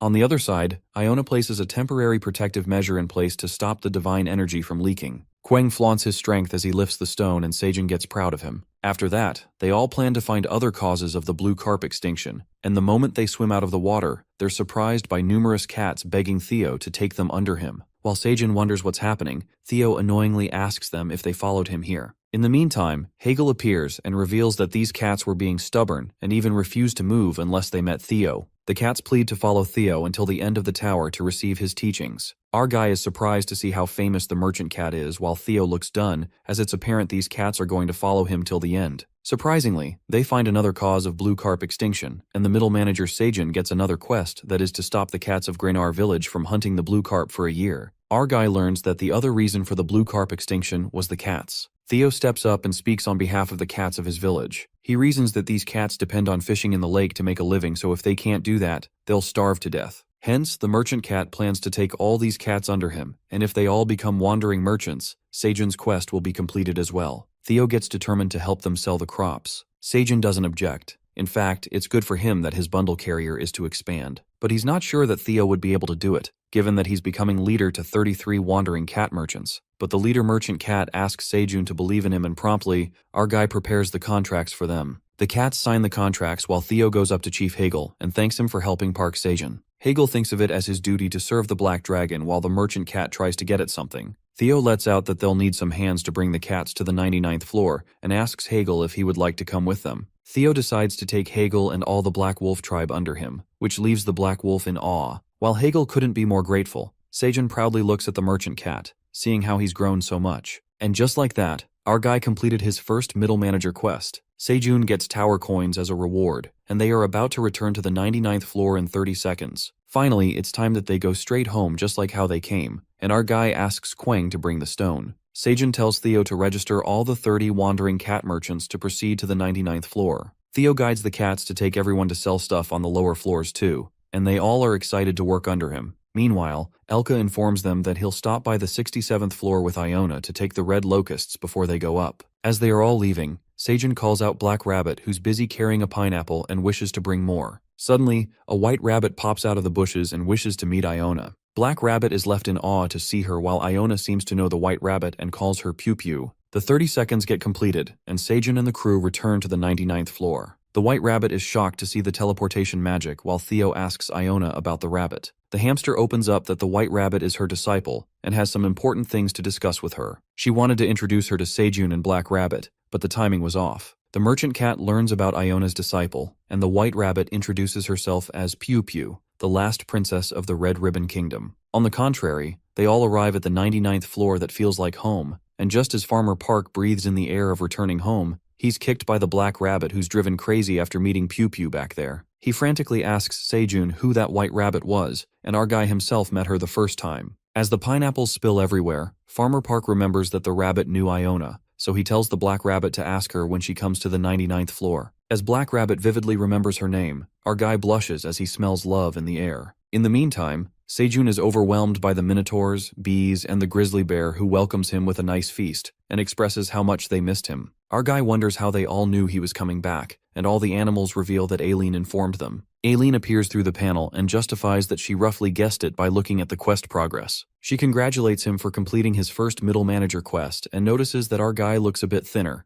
asking if the quest was this hard. Our farmer affirms that the quest wasn't hard, but 3 days were a longer time than he had thought. Plus, he had pineapples for food, so he thought he's gonna die. The tower manager wonders what a pineapple is and looks forward to it. Seijun explains what a pineapple is while the daddy rabbit keeps bringing in food, our guy expressing that he missed talking to Aileen like this. He felt so bored when he couldn't see her status window. Our guy makes Aileen flustered and even makes her blush when he questions if she didn't miss him, saying that he'd be disappointed if she didn't. Feeling shy, Aileen expresses that she missed him as well. Just as Aileen desperately tells him how insanely she missed him, the dragon statue emerges and checks if Seijun is back. The tower manager gets a bit too excited that she breaks the magic crystal while our guy is startled by the sudden appearance of Kaiser. Kaiser calls him an ungrateful brat who didn't even greet the adults as soon as he came back. Kaiser acts a bit too nice and asks him to raise a toast as he personally made some tomato juice for him. The disappointment is apparent when Seijun looks at the ugly tomato juice that's just raw flowers and tomatoes. Our guy asks the statue how much crops he stole while he was gone, and Kaiser lashes out at him for accusing the great black dragon. Our guy annoyingly tells him to wipe the tomato juice off his mouth, and Kaiser unapologetically admits that he ate a bit while helping the rabbits harvest the tomatoes. The rabbits, on the other hand, are hopping mad and reveal that Lord Kaiser tore up the entire field and uprooted the tomato plants completely. Kaiser freaks out and finally admits that he caused destruction on the field, but he boastfully expresses that it's not a problem for a great black dragon, Kaiser Furtani. He humbles Park Seijun and reminds him of his position as a mere farmer. That's when Aileen enters the chat and asks her grandfather if he stole and ate Seijun's crops. She asks Kaiser why the hell he's scolding Seijun, and the grandfather tries to justify that he only ate them. The tower manager scolds Kaiser and reasons that even she did not eat those precious crops as she pleased. She harshly tells her grandpa that she hates him and stops talking to him. Poor Kaiser is left heartbroken as his granddaughter won't talk to him and pleads with Seijun to say something. Our guy takes this opportunity and says that he'll try to persuade Aileen only if Grandpa Kaiser grants him a favor. Kaiser unwillingly agrees, and our guy takes him to eat the feast the crew has prepared. Seijun cuts up some pineapples and gives them to Kaiser while they all enjoy it as well. Our hero then narrates that during the 3 days when he was gone, the 99th floor changed a lot. The gray rabbits renovated the mountain that looked spectacular and dug up a waterway that runs across the field. The dry parts of the land seem to be gradually regaining their moisture. Kaiser was able to synchronize Aileen's crystal ball with the statue's frequency, allowing him to communicate with her directly through the status window. Aileen is not mad at her grandpa anymore and asks him to take Seijun's permission before eating the crops. Farmer Park comes to Kaiser and learns that he has reconciled with Aileen. Grandpa then asks Seijun what the favor is, and our guy requests him to appraise some items he discovered on the 75th floor. Seijun shows him the stone that he found inside the Frog Queen's belly at Lake Zenka on the 75th floor. Kaiser curiously asks who cast the shield on the stone, and our guy reveals that it was Magic Tower Master Iona. He further states that Iona said the stone's dangerous because divine power is flowing out of it. Kaiser is impressed to see the high-level magic that might be difficult for monsters of the tower to handle. He tells Seijun to stand back, and shortly, a blinding light bursts forth. The item is appraised, and it turns out to be the S-grade 9th fragment of the sacred monument. Divine power that benefits the environment flows out of it. Our guy is confused to see an S-grade that has no abilities while Kaiser warns the farmer not to compare this item found in the tower. After all, it's a sacred item. It occurs to be an artifact of the great creator god. Kaiser discerns that he's diligently been searching for traces of the creator god outside the dimension so far, but the answer was right under his nose all along. He never thought it was inside the tower all this time. Our guy gets befuddled and requests Kaiser to explain in a way he can understand. The grandpa gets reminded that beings like Seijun have shorter lifespans, so it'll be hard for him to understand. He also asks Aileen to listen carefully since it's important. Kaiser Furtani then narrates that in the beginning, dragons were beings born to serve the creator god. According to his will, the dragons maintained the peace of the world and the balance of the dimension, creating a perfect, orderly world filled with abundance and harmony. That was the era of the creator god. That's what the dragons called this period. One day, the creator god called upon the dragons and apprised them that if it disappeared, the dragons should use its powers to maintain the world. The dragons get concerned and ask the creator god if she's indulging in such unnecessary thoughts again. That's when the young black dragon Kaiser comes forward and can't manifest this possibility, stating that this world is entirely of the creator. He feels like just as an ownerless object cannot shine, a world without their god is something the dragons won't even dare to imagine. The god finds Kaiser rigid as ever and believes that the dragons will be able to handle things even without her. They thought the creator god was just joking with them. After all, he would occasionally create things with a playful nature too, like fairies. A compassionate yet strict and at times fickle being. But soon after, the truth came crashing on them when they realized the creator god didn't lie after all. The day the god disappeared, their land trembled and crumbled. They witnessed the god's monument, the stones, and encountered a dark energy that was making their dimension fall apart. The dragons are left to wonder if the god abandoned them and left, but Kaiser Furtani came forward as a ray of hope in the times of darkness. He reminds his fellow dragons that the creator god left those monuments for them to prepare for times like this, so they must secure them and recover the crumbling dimension. However, a devastating energy bursts forth, and their dimension falls to ruins. It turned out that the dragons failed to live up to the creator god's expectations. Hence, the beings of destruction broke the monuments into pieces, and they couldn't understand where they came from or what their purpose was. But those beings sought to destroy everything, and eventually, the dragons had no choice but to fight endlessly to protect what was once theirs. And as they say, there's always light at the end of the tunnel. The dragons, with the help of the power the god left them, discovered the tower and were able to send the lives of the dying worlds into the tower and save them, even if there were few of them. In the present scene, Kaiser feels overwhelmed after finding the scattered traces of the creator god, after 3,000 years of wandering through the dimension. But the heart-touching story is interrupted by our guy, who breaks the momentum of the story, and it's just something he's curious about. Seijin asks him to elaborate what he meant by sending the lives of the dying world into the tower, and Kaiser states that it's just as he said. The tower was designed to appear in a world destined for destruction, and further reveals that those beings of destruction will invade the whole dimension and bring calamity. Before that happens, the tower selects survivors and allows them to enter. Our guy panics and wonders what happens with those who can't get inside the tower. He worriedly lets out that he came from Earth where a tower appeared too. That's when the dragon reveals that if Seijin Park fails to overcome the trials of calamity, his world will be destroyed. This leaves our guy in absolute shambles. The scene then switches to the 75th floor, in the Wandering Merchant Village. All the cats are registered as wandering merchants. The work begins, and Theo orders Jeff, his underling, to lead the cats and go with Elke and Elka to collect the red locust's corpses. Jeff is flustered to hear this and wonders if he can do this. The leader comes forward and affirms Jeff that he believes in him. Theo reminds Jeff that he never ran away from the village and took care of the cats responsibly. Plus, these village cats were able to become merchants all thanks to Jeff. Jeff bursts with happiness at such kind words and promises Theo to serve him forever. With that, the merchant cats leave, and Theo asks Oren to carry his bundle. Meanwhile, Iona is quite impressed to see our merchant cat handling his subordinates so nicely. Theo gets cocky and says that he's awesome, to which the hamster responds that it would have been better if he hadn't said that. While they both bicker like a married couple, Pew Pew asks Oren what their relationship is, to which the black cat reveals that they have a significant relationship. Lord Iona planned to go to the 99th floor with Pew Pew or the 67th floor where the red locusts were acting strange. But Iona clarifies that there's good news as the red locusts are changing their pattern. Theo wonders why that is good news, and Iona reveals that the locusts evolve depending on their population size: yellow, green, blue, red, and purple. Therefore, when their numbers decrease, their color fades, and their size and strength shrink, leading to their degeneration. In short, the locust's trait is their definite gluttony. They can't stay in one place and must move constantly in search of food. It's incredibly scary, but that means the solution against them is just as clear. Without new food, the locusts cannot withstand hunger and will devour each other, ultimately leading to their extinction. Elka supposes that the locusts must be devouring each other since it's a sign of degeneration. At the 67th floor, the lizardmen are removing the green onion strands when the general furiously crushes the locust with its feet. The lizardman calls out General Tamuro and shows him the blue shade appearing on the locust's head. They assume that the locust's numbers have dropped to around 5 billion, as they turn green when their number reaches 3 billion. The lizardmen finally get relieved after months of struggle and believe that their goal is not far off. If they hold on a little longer, they'll certainly be able to reclaim this land.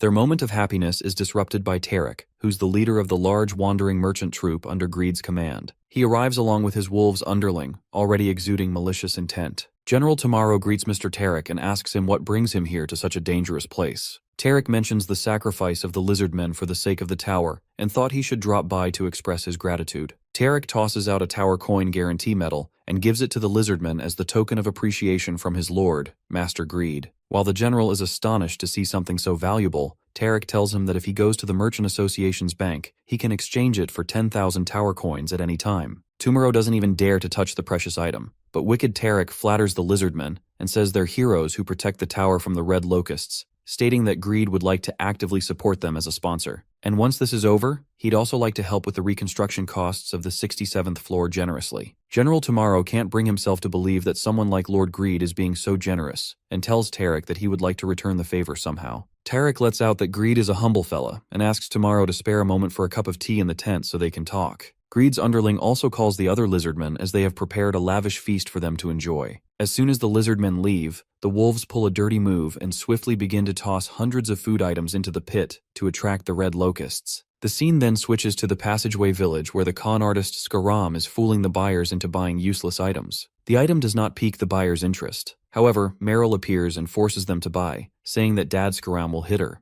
The foxes are left shocked to know that the goblin is Meryl's father. While the cunning cat gains sympathy, the goblin freaks out and reasons that she's adopted, clarifying that he doesn't hit her. Meryl acts cute and forces the foxes to buy this item for her sake. Well, this trick works as they buy the item from the goblin, and after they leave, Scarum lashes out at stupid Meryl for lying that he's her freaking dad. Meryl appears nonchalant and gives Scarum 2 tower coins, saying that she sold the item anyway. The goblin freaks out as the item costs 5 tower coins, demanding Meryl give him more coins. But that sly white cat answers that she was the one who sold the item, and tells Scarum he should be thankful to her for selling his items. Meryl reminds the goblin that he'd let her take revenge, but she doesn't understand how that's going to happen if he keeps selling these trivial items. Just as Scarum assures Meryl that everything has its time, he spots Theo along with the silver wolves and hides his ugly ass from them. Theo's ears get on alert, and it feels like he heard a familiar voice. Nonetheless, they go on their way while Scarum and Meryl take a sigh of relief. The goblin badmouths Theo and believes that he's no fit to become a noble, while Meryl gets jealous after seeing Theo with that annoying rat, referring to Lord Iona. Scarum grasps that she's talking about the leader of the Magician Association, Iona,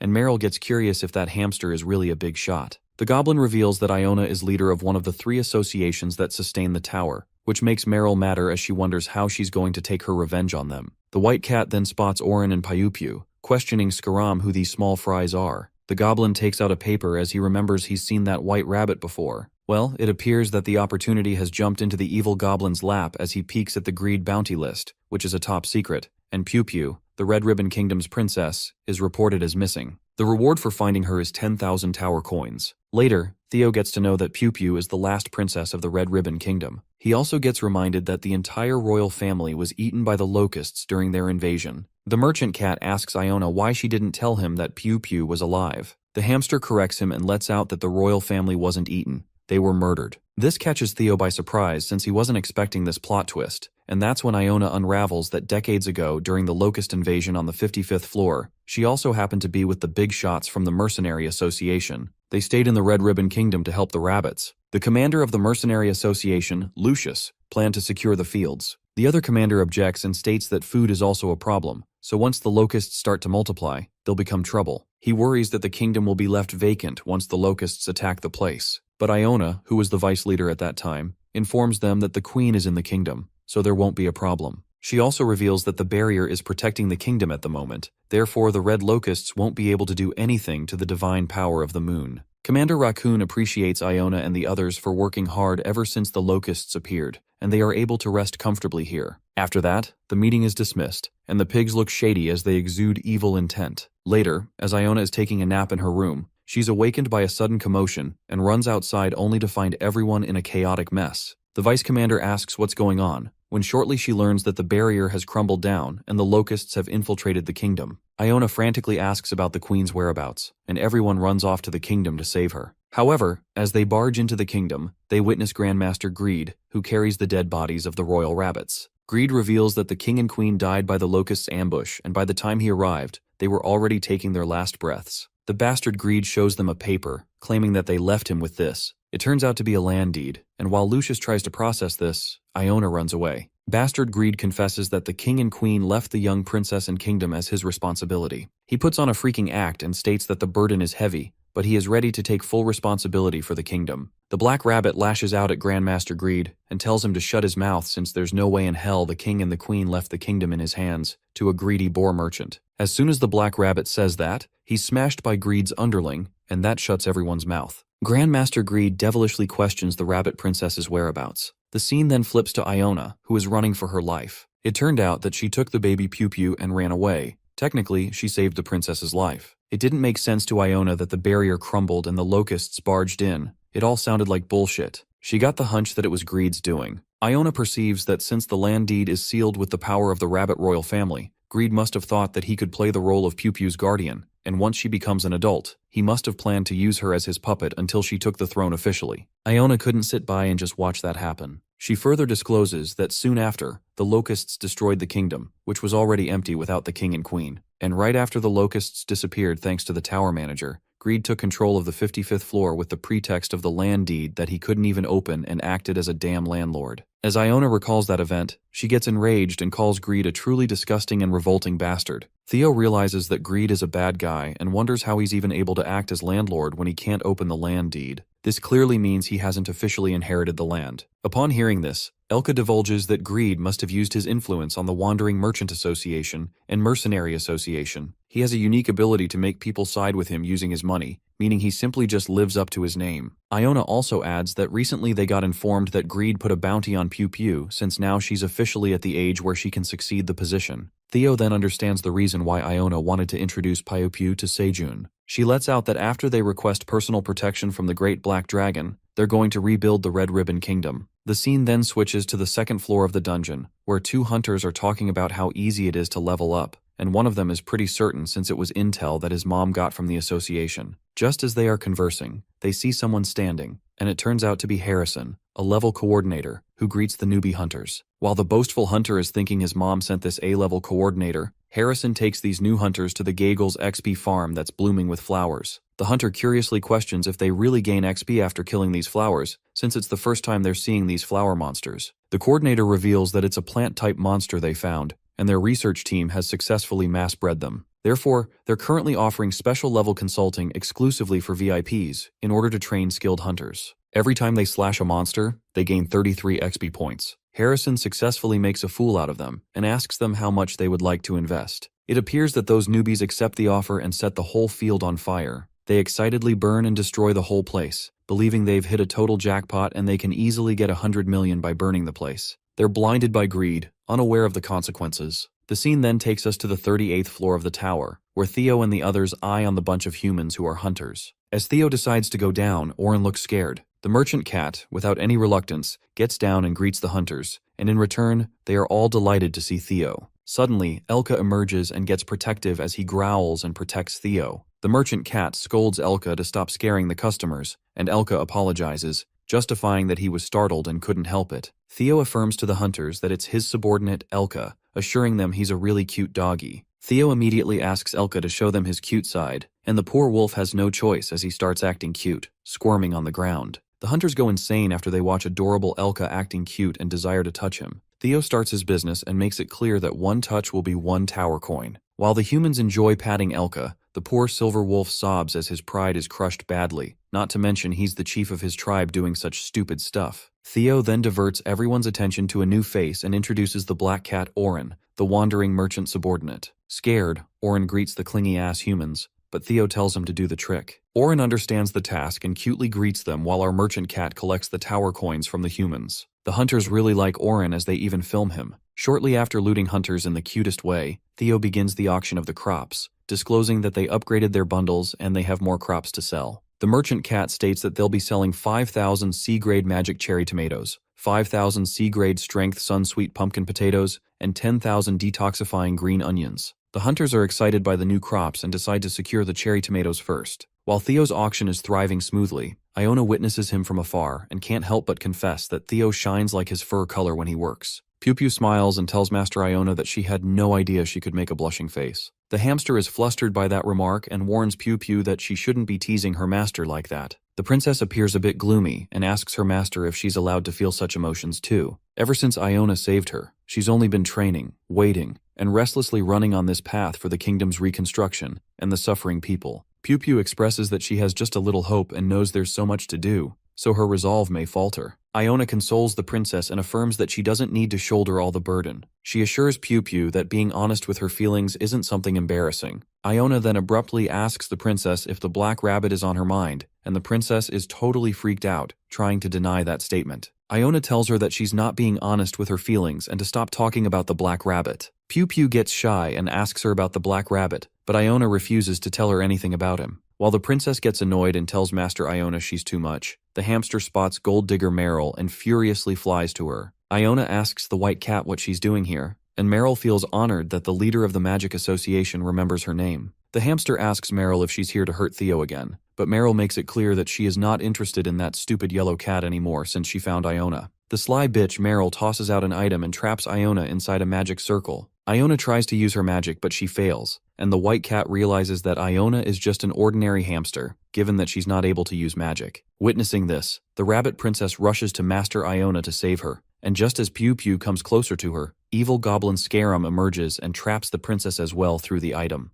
Scarum peeks at trapped Pew Pew and, grinning evilly, he declares that the 10,000 tower coins are his now. Scarum and Meryl take Iona and Pew Pew, while Agent Jarrus discreetly witnesses this. She wonders what Iona is doing here, and shortly, Theo returns after making booming sales and compliments Oren for having a knack for being a merchant, while poor Elka is crying after embarrassing himself to death. Agent Jarrus then meets Theo, who asks her if she's seen his party he came with. The fox appears worried and tells Theo that his party has been kidnapped. The scene then flips to the 99th floor, where Aileen is lashing out on her grandfather and calls him a dummy for revealing such important info now. Kaiser opens up that it's written in Chapter 1 of the tower's basic history, believing that Aileen again dozed off while studying. Grandpa also mentions that originally, it was a fact that all the creatures inside the tower knew. But Aileen throws a tantrum and asks her grandpa if there's a way out since Sejun's home is going to be wiped out. Everyone is saddened as Quang asks Daddy Sejun if he has any other home than this place. But the Black Rabbit clarifies that the dragon is talking about Uncle's hometown.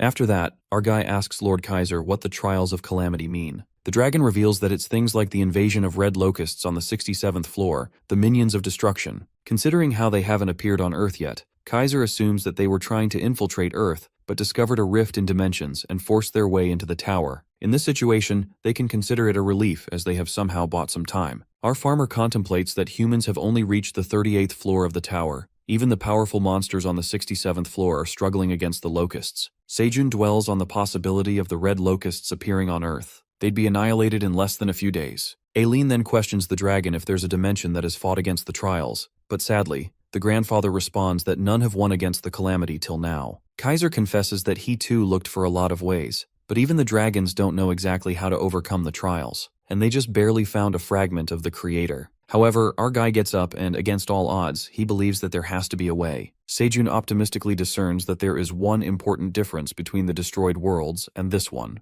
While the dragons appear confused, our guy reveals that he, the tower farmer, is in this world. He supposes that if the green onions he cultivated defeated the locusts on the 67th floor, there might be a new variable that is different from the existing dimension this time.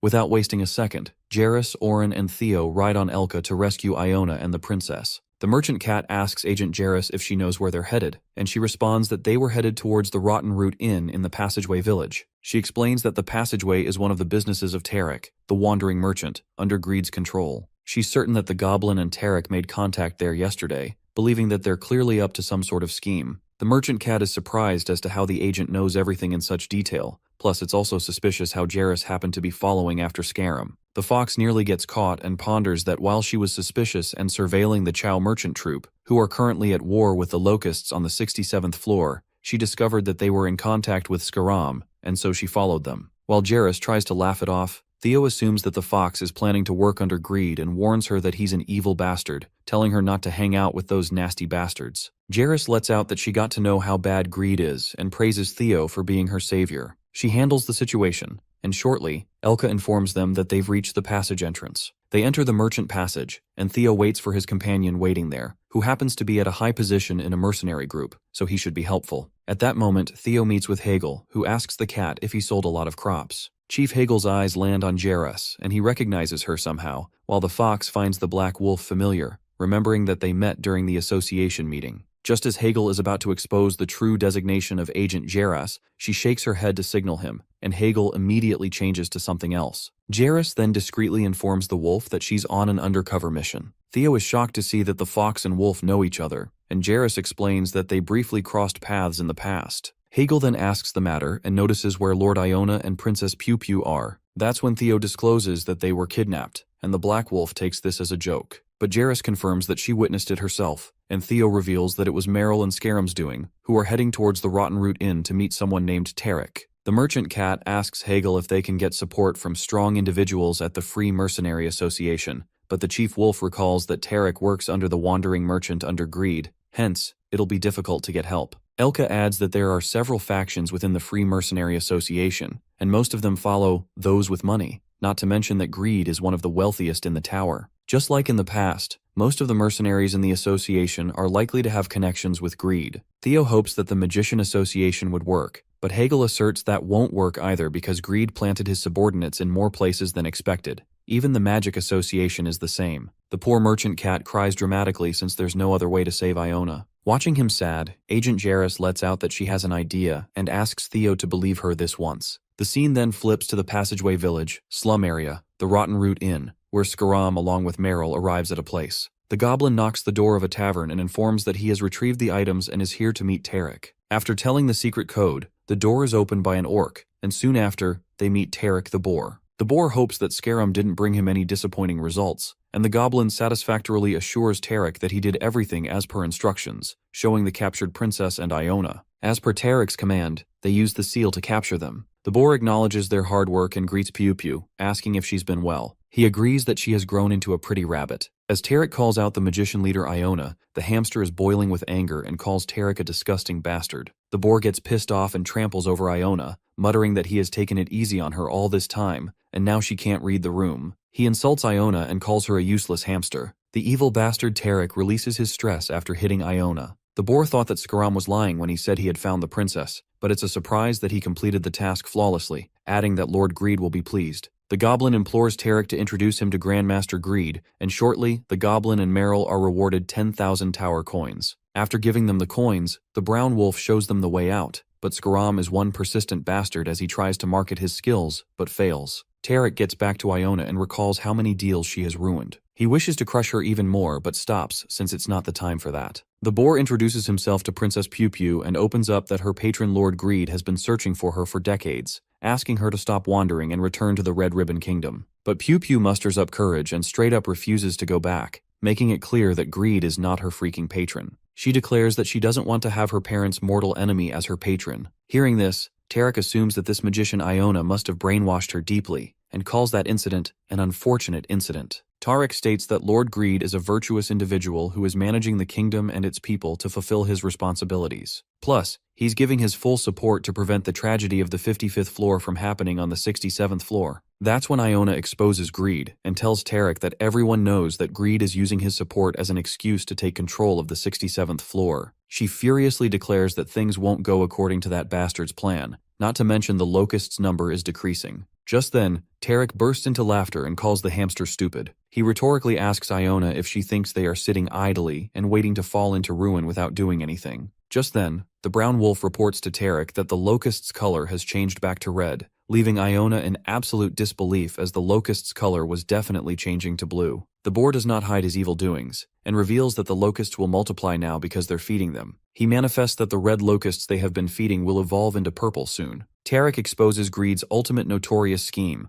unraveling that everything will turn into a wasteland, and once the food runs out, this place will fall under Lord Greed's rule as well. The boar bastard suggests Princess Pew Pew that she should marry Master Greed and hand over the ruling of the Red Ribbon Kingdom. He manipulates Pew Pew and calls her a fragile and innocent rabbit. He warns the princess to do as planned if she truly wants to save people. Before that, the boar decides to get rid of Iona since they have no choice, and with this, he plans to take over the Magician Association as well. Tarek tells Iona that she's extremely dangerous for their master's plan, and with that, the brown wolf comes forth to devour her. Before the wolf could touch Iona, a huge blast occurs, and Theo arrives just in time, kicking the wolf's face with his little feet. He furiously warns them to stay away from his precious magician. Iona is more than happy to see Theo, knowing that he would come. Meanwhile, the whole tavern is destroyed and Tarek freaks out. Tarek tries to threaten Theo and tells him that he's the leader of the Chow Wandering Merchant Troupe under Greed, but our merchant cat doesn't give a fuck about that fatty as he's busy unsealing the traps. The boar keeps shouting for daring to touch what belongs to him and calls Theo a lowly yellow cat. That's when our merchant cat gives him a death stare and warns that boar to shut up as he's holding back from wanting to kill him. Theo then reveals who he is and asks Tarek to remember it well. The little guy introduces himself as the middle-class wandering merchant who will become a great merchant, Theo, the golden cat. Listening to this, Tarek bursts into a frantic laugh, mocking the merchant cat and making him realize that he's just a yellow cat. The boar then orders the wolf to teach Theo a lesson. The brown wolf is ready to tear him apart into pieces, painfully, and make him tremble in fear. But Theo nonchalantly claims that he isn't scared a bit, and that his subordinates are even scarier. Well, it turns out that the yellow cat wasn't lying when Elka and Hagel make an iconic entry, scaring the shit out of the brown wolf. Chief Hagel strikes Tarek's subordinate while the boar himself is befuddled by the ambush. Tarek recognizes Elka as of the Silver Wolf tribe, and thinks he's a betrayer, since his tribe has been receiving Lord Greed's kindness all this time. He takes Elka's attack as a sign of betraying Greed and threatens Elka, asking him if he doesn't care if his tribe starves to death. The silver wolf protects Theo and declares that the Elka who used to receive nasty food from the disgusting wild boar is dead. Now he's the chief of the silver wolf tribe who protects the golden cat Theo, the one who'll become a great wandering merchant. Both the wolves give the boar a death glare and warn Tarek that if he even touches Theo's fur, they won't let it slide. The boar is thrown in bafflement and wonders why the hell these wolves would protect a cat. Greed's underling makes it clear that they won't leave this place unscathed after making an enemy of him, threatening that he can make it so they won't even step foot into this tower. Elka shows who's got power and thinks of tearing apart that oily mouth of Tarek for spouting nonsense. Tarek tries to process this humiliation, and shortly, he thanks Elka for blowing up the roof, revealing that this slum is his territory. The boar boastfully calls out the marksman for help, but the realization hits when no one shows up. While Tarek wonders why isn't anyone appearing, Hegel lets out that his shouting is pointless. That's when Agent Jarrus walks in and reveals that this slum is also their territory, asserting that Tarek's subordinates were located and subdued in advance by their association's Inspection Bureau agents. The boar gets another surprise when he meets the agent of the Secret Inspection Bureau, and Agent Jarrus arrests Tarek for kidnapping, unlawful confinement, and more than 8 other criminal charges. The boar asks for the proof against him and calls himself a kind merchant. The lowly boar blames Theo and his subordinates instead for barging into his business and causing a ruckus. As Tarek makes a fuss about capturing him and keeps asking for proof, the tables flip when Iona tosses out a ring that plays Tarek's voice when he confessed about multiplying locusts and even feeding them. Greed's whole plan is exposed in front of everyone, and when the bastard Tarek tries denying the truth,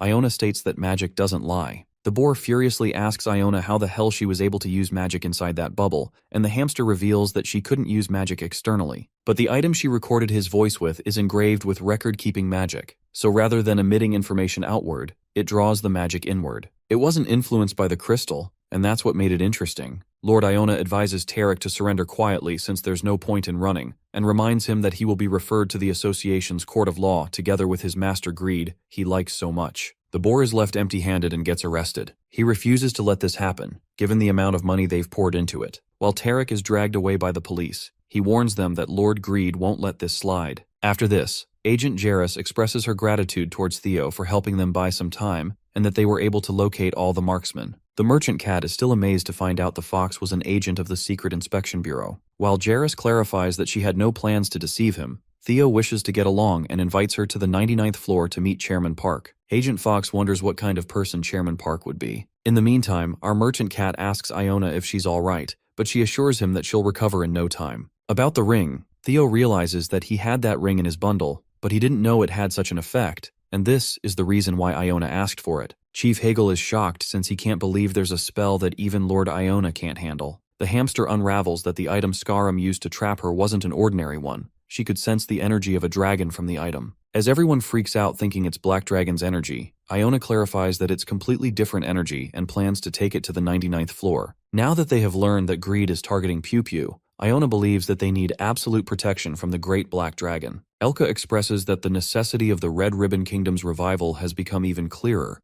and Hegel thinks that it's time for the wolf tribes to join forces and help. Just then, a police officer barges in and reports to Iona that they caught 2 suspicious fellas who turn out to be Goblin Scarum and Meryl. The Goblin claims that he doesn't know Tarek at all, while Meryl says that she was just loitering around. Theo smirks since the culprit walked in without effort, and he decides to take them to the 99th floor. The scene then switches to the 99th floor where the rabbits and bees are working on the farm, while Aileen rejoices herself with honey jelly made from peanut flowers. Sejun is delighted that the tower manager likes it. He then remembers that it's almost time to harvest the nuts, and they can do all sorts of things after boiling them. Aileen then asks Farmer Park if he's not worried about his cat Theo being in danger, wondering if he's allowed to be relaxed. But our guy lets out that worrying won't solve things anyways and focuses on what he has to do right now. Sejun then opens up that he has a plan and waits for Theo until he comes back. He assures Aileen to enjoy her jellies and not to get too worked up. At that moment, our fella is interrupted by a notification and gets to know that his workers have planted 3,500 square feet of cherry tomatoes, gaining 200 XP. Farmer Park now grows to 20 acres and gets promoted to Tycoon. Our guy is taken aback since that is quite the land he has grown and taps on Tycoon to know what it is. He then discovers that he can now assign guardians to protect the farm and even get a bonus 50% exp from the enemies they slay. This is hitting a jackpot since guardians would make his growth and even give him a bonus without him killing anything. Just then, our boy excitedly calls over Black Rabbit and Kuang to assign them as his first guardians. While Kuang is happy to be an official guardian who will protect the farm,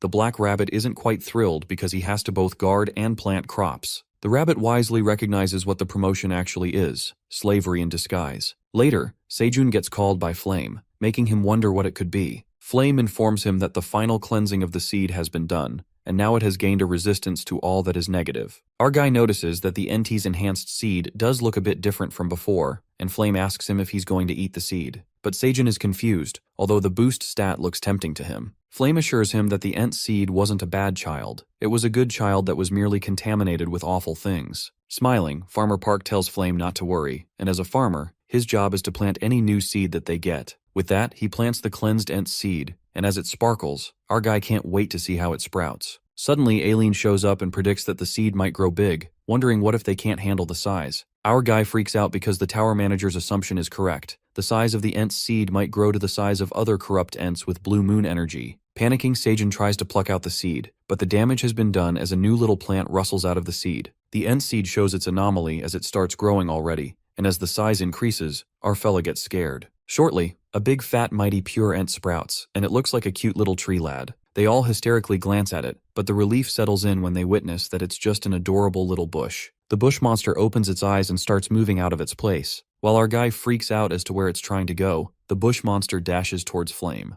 Sejun thinks it's going to harm the fairy, but Flame assures him that it's not a bad child. The bush embraces Flame, and it turns out that it was just trying to protect her. The bush monster adorably lets out that Ent protects World Tree, which leaves everyone baffled. That's when Aileen reveals through the panel that the World Tree is a mystic tree that possesses great power of abundance. And apparently, only those who have been chosen by the World Tree can bask in its infinite abundance. Our guy wonders what it has to do with the mighty pure Ent. In response, Aileen elaborates that the pure Ents are guardians of the World Tree, but long ago, the Ents were poisoned by evil energies that made their way in from outside the tower. Even the tower manager had no idea that pure Ents exist, since she had only seen corrupt Ents. Sejun then apprises that given the pure Ent wants to protect Flame, only means that she is the World Tree. But Flame freaks out and justifies that she's just a little apple tree, not some powerful entity. The tower manager states that there doesn't seem to be a World Tree in their tower yet, as the conditions have not been met. But she guesses that the pure Ent sees potential in Flame. It might be thinking that Flame could become the next World Tree. Farmer Park thinks hard about the apple tree having the potential and immediately asks Black Rabbit and Kueng to round up the bunnies with the watering cans. He instructs them to prepare clean water. While they both leave, Sejun asks Flame if she needs more sunlight. He tells her to ask if there's anything she needs and requests the pure Ent to protect Flame. While the little Ent swirls around happily, Sejun hopes that Flame grows into a big and strong tree. The scene then takes us to the 67th floor, where calamity befalls as the locusts evolve to purple color and come back stronger. The lizard men are thrown into panic and they retreat as there's a swarm of locusts that's chasing them. As they are running away, the locusts bite one of the lizard men when in the meantime, Elka arrives and slashes the purple locusts. However, the silver wolf witnesses that the green onion blades have been damaged, which means they're no longer effective against the purple locusts. The locusts frantically fly towards them and shortly, they are temporarily halted by explosions cast by magicians that kill some of the bugs. Elko shouts at Elki to hurry, who saves the lizard man and jumps out of the pit. That's when the wizards strike the magic and kill the purple locusts with explosions. The lizard man who's been bit by the locust needs immediate medic while it's still left unclear to the silver wolf why the hell locusts are turning purple. The lizardmen sworn that the locusts were regressing back into blue. Elki suggests that they should plant more green onions, but Elko shows the damaged blade, elucidating that it's not going to work since it withered away after hitting them. The medic concludes that the lizard man has been poisoned, so he can't be treated. While the rumbling continues, the lizardmen lose hope and predict that they're done for. The purple locust's poison is just too strong, and they're spraying it everywhere, which means all of the land and air is going to be contaminated soon. The lizardmen have no way to counteract because even if they kill the locusts, the poison is going to spread everywhere. Hence, the only way to attack them is through magic, as the wizards are attacking with full power. Meanwhile, close combat warriors are useless at the moment. A strike of terror runs through the silver wolf as he reckons that they're losing the fight, and if this continues, the entire 67th floor is going to be overrun by the locusts soon. Right at that moment, Theo's subordinates arrive and bring some detoxifying leeks from the 99th floor to treat the poison. As soon as the lizard man eats the detoxifying leek, it works like magic as it neutralizes the poison in less than seconds. The silver wolf then commands the wandering merchant cats to head back to the 99th floor and report the situation. Elki believes that the detoxifying leeks are their only hope in turning the tides of battle. Later, Hegel and Elka are returning from the Rotten Inn passageway, and while Skaram and Meryl are held captive,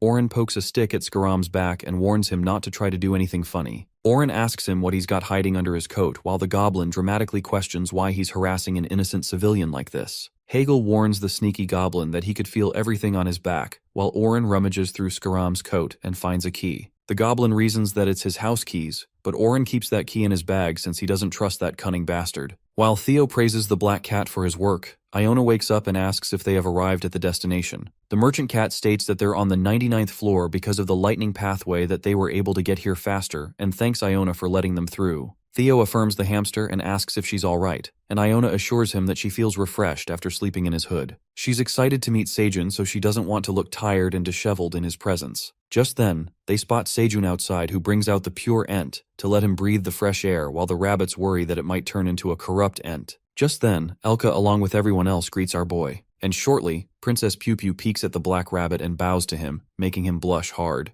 The sickle rabbit asks Black Rabbit if he knows that cutie white rabbit, and he reasons that they just met for a brief moment. After that, Theo looks at the little tree lad and mutters that he's never seen it around. So Quang tells him that it's an Ent, and they're tree guardians that's going to protect Flame. On the other side, Iona introduces her apprentice Piu Piu to the great black dragon, Seijun. Our guy believes that the princess isn't here to greet him, and Piu Piu is impressed by how wise the great black dragon is. Piu Piu then reveals that she's come to make a request, and Iona discloses that Piu Piu is not only her apprentice, but also the last princess of the 55th floor's Red Ribbon Kingdom, and so they request protection for her from the Great Black Dragon, referring to Farmer Park. Everyone is left astounded to hear about the last princess, and all the white rabbits kneel to pay respect to the Red Ribbon Princess. The rabbits apologize for not recognizing their own princess, as they had no idea she was still alive. They are filled with joy to see their princess has grown into a fine lady. The white rabbits start crying while Piu Piu tells them that there's no need for this. Our guy then asks Iona what kind of protection she's referring to. The hamster then explains the whole story, and our guy learns what Princess Piu Piu had to go through. As Piu Piu believes that it's the fault of her own weakness and incompetence, the white rabbits stand with the princess and acknowledge that everything was that nasty greed's fault. They high-spiritedly chant that they need to save their fellow bunnies and must avenge their king and queen's death. Iona then gives Seijun the item and apprises that after the kidnapping incident, they've secured enough proof against greed. Our guy then glares at Meryl and Scarum for using the item to kidnap the princess and Iona, saving the interrogation for later. Farmer Park notices that there's a dragon insignia on the item when suddenly Aileen starts freaking out and warns Seijun that this item shouldn't be here. The black dragon panics after seeing the white dragon's seal and reveals that it belongs to grandfather Kellyan Marmeave, that leaves her hysterical.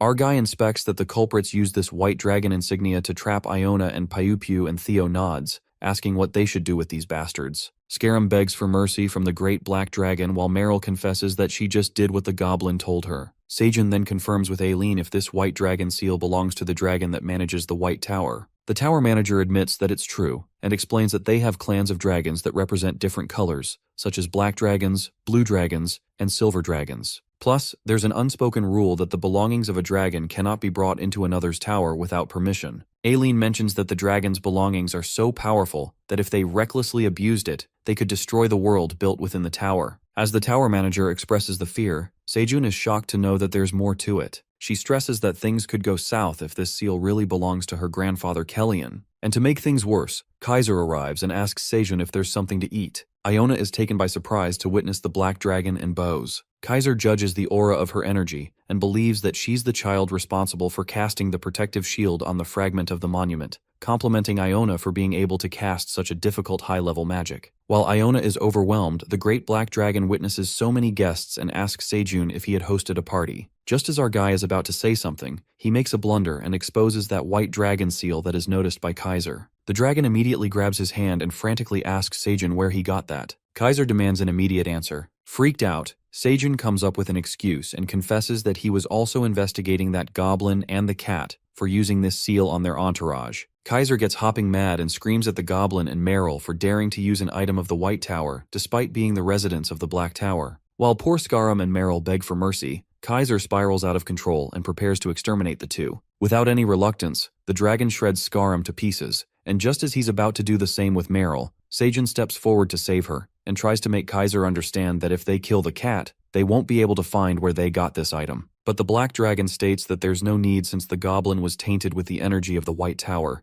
This cat must be exterminated too. Just as Kaiser tries to harm Sejun as he's hella mad, Aileen materializes and tells her grandfather that he's the one who needs to be stopped. While Kaiser expresses how much he loathes those white bastards, she looks done with the grandpa and blackmails him that she's cutting off the communication. Aileen looks serious this time and goes into the administrator mode. She tells Grandfather Kaiser that she's blocking him for the time being, and using her crystal ball, she cuts off the stone statue's communication. Shortly, Kaiser could no longer access the stone statue, and Sejun is relieved. He asks Aileen why Lord Kaiser was so angry, and wonders if dragons usually fight to death like that. Aileen then opens up that dragons used to get along well. In fact, different towers interacted with each other. Before she started living in the tower manager's space, she used to play and study with dragons from other clans. She reveals that her grandfather, Kaiser, and grandfather Kellyan used to get along really well. Among the dragons, they were the closest of friends, so close that everyone envied them. However, their relationship completely fell apart because of a certain incident. After that, even the slightest trace of each other would make them charge at one another as if to kill. Because of the rivalry, the black dragons and the white dragons had to cut off their interactions, walking on eggshells for the two clan leaders. Aileen gets sad and wonders if brother Ajax is doing well, not to mention it's been 100 years since she last saw him. Our guy gets confused at the mention of another dragon who's a boy and turns to Maril. At least for the sake of calming down Lord Kaiser's anger, he asks Meryl to properly reveal the source of this insignia. Poor Meryl shatters to sobs as she's scared. The scene then switches to Lord Kaiser, who's gone insane and destroys everything around him. Just then, Anton arrives and questions his father about the state he's in. He wonders if something happened to Aileen since the device is destroyed. Kaiser lets out that it happened because of his anger. He wasn't aware that his granddaughter Aileen learned to use the system and even cut off the connection with the stone statue. He proudly calls Aileen a smart punk, while Anton gets pissed at his dad for destroying such an expensive system. Nonetheless, Kaiser mentions that a white bastard's item was found inside the Black Tower that made him lose his shit. Considering how angry his dad is, Anton assumes that it's grandfather Kellyan. The Black Dragon nods and explains that Kellyan's the one who was spreading his power by letting the tower's residents use items infused with his energy. Gritting his teeth, Kaiser wonders if that white bastard even left an unpleasant gift behind, knowing he would find it. The Great Black Dragon commands Anton to summon all the Black Dragons, and while Anton asks him if he's trying to start a fight with the White Dragons, Kaiser declares that it's a war between Black and White Dragons as he can't bring himself to forget what that bastard Kellyan did to him in the past. With that, the dragon flies furiously, and Anton is worried as he manifests a bloodstorm coming soon. The scene then flips back to the 99th floor where Meryl is crying buckets and trembling. She confesses that she knows nothing about the item and only followed Skaram's orders. She begs Sejun to spare her life while Iona believes Meryl is telling the truth since Tarek was also saying something similar when they were brought in. While our guy assumes that Tarek approached the White Dragon, Iona clarifies that this is not the case, and there's a high possibility that Tarek received this item from greed. Not to mention that Tarek has such a big mouth, so he must have bragged about it or blurted it out while drinking. Iona then discloses that she's been suspicious of greed's unknown source of wealth and information power, and is certain that these things can't be done alone. As expected, Sejun believes that he'll have to provoke this greed guy. During this, Pew Pew looks drained, and Black Rabbit suggests Uncle Sejun give it a rest, since the guests are tired. Our guy then dismisses the meeting and asks Black Rabbit to escort Pew Pew to her home, while Iona slides back in Theo's hoodie. Before leaving, Iona scares the shit out of Meryl as she divulges that using items from another tower without permission is a crime punishable by death, so she better be prepared. Theo pities Meryl as he thinks it's a bit too much and asks Iona to go easy on her. But the hamster gets jealous and asks Theo if he's considering Meryl at this moment. After that, Oren asks Farmer Park about the items they seized from Goblin Scarum. Gasping, our guy rummages through the bag as he recalls that Scaram brings a lot of items from outside the tower. Sejun thinks it through and wonders where the goblin used to get these items with no contacts with the humans flowing in. He believes that there must be a reason behind it, but it's a shame that Scarum died, or else they would have asked him directly. Just then, Oren tosses out the key he took from the goblin. The black cat tells them that Scaram said it's the key to his home, but Theo finds it ridiculous since wandering merchants have no home. As soon as Sejun takes the key, the panel pops up and notifies that the key of the subspace prison has been assigned to Farmer Park Sejun. Shortly, with the key in his hands, the subspace prison is summoned and a giant door emerges out of nowhere. They get to know that it's subspace magic, and Iona elucidates that it's a magic spell that creates a space between dimensions. Simply put, it's magic usually used to imprison dangerous prisoners or valuable items. Our guy thinks Scaram was using this key to do the dirty work, and as he inserts the key, they find an empty subspace. The subspace is so dark that they could barely see anything. However, Theo notices someone sitting in the corner. He asks that guy to reveal himself while the fella hiding begs them not to hurt him. Sejun affirms that they won't hurt him, and it turns out to be Bat Bat, who adorably asks Sejun if he's his owner. They are thrown into confusion after finding a pitiful bat.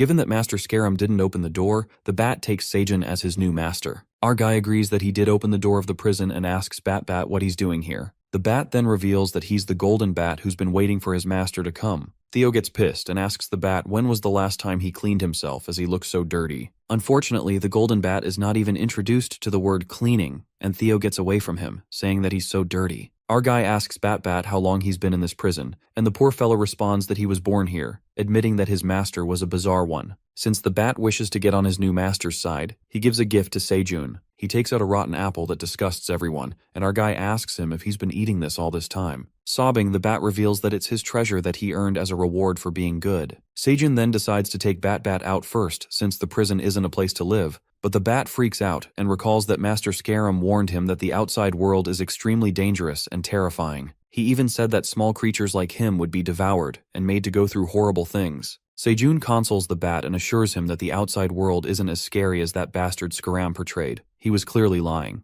The bat is left in disbelief, and Iona herself, being a small creature, tells Bat that the outside world is so pretty that it'd be a pity to spend his life trapped in this dark place. She makes him believe that instead of eating a rotten apple, he can enjoy fresh fruits and vegetables to his heart's content. Bat gushes with happiness at the name of fresh fruits, and Seijun asks him if he would like to try the cherry tomatoes he grew himself that are sweet and refreshing. While Theo still can't get over the nasty Bat, our guy thinks that's enough talk and steps outside. The bat gets scared to walk out for the first time, but Iona holds his hand and says she'll protect him. With that, they all step outside, and Bat is overwhelmed by the sight and fresh breeze. Even the smell is different from the prison. Theo is glad that stepping outside canceled out Bat's filthy stank, declaring that this guy has passed the stage where he can be groomed. Bat then asks what he should do, and before Seijun begins all the questions about the prison, he decides to clean him up first and have something to eat. With that, everyone takes a bath while the rabbits prepare the food. For the first time, Bat is having the time of his life. Theo and Iona take a nap in the meantime, and Black Rabbit and Pew secretly walk away. Later, Seijun assumes that Bat is adjusting himself, and Iona hopes that he finds his safe space here. The hamster asks Farmer Park about what he's planning to do with the subspace prison, when abruptly, our guy summons the prison as he brings out the key and discovers that he can summon it no matter where he goes. Iona states that the gate is bound to Seijun now, while our guy plans to clean the subspace prison and use it as his storage space. After all, it would be convenient to have a portable warehouse. Just then, Iona asks Seijun's permission to allow her to upgrade the subspace to use it more efficiently as a warehouse. She elaborates that the current subspace is an old version,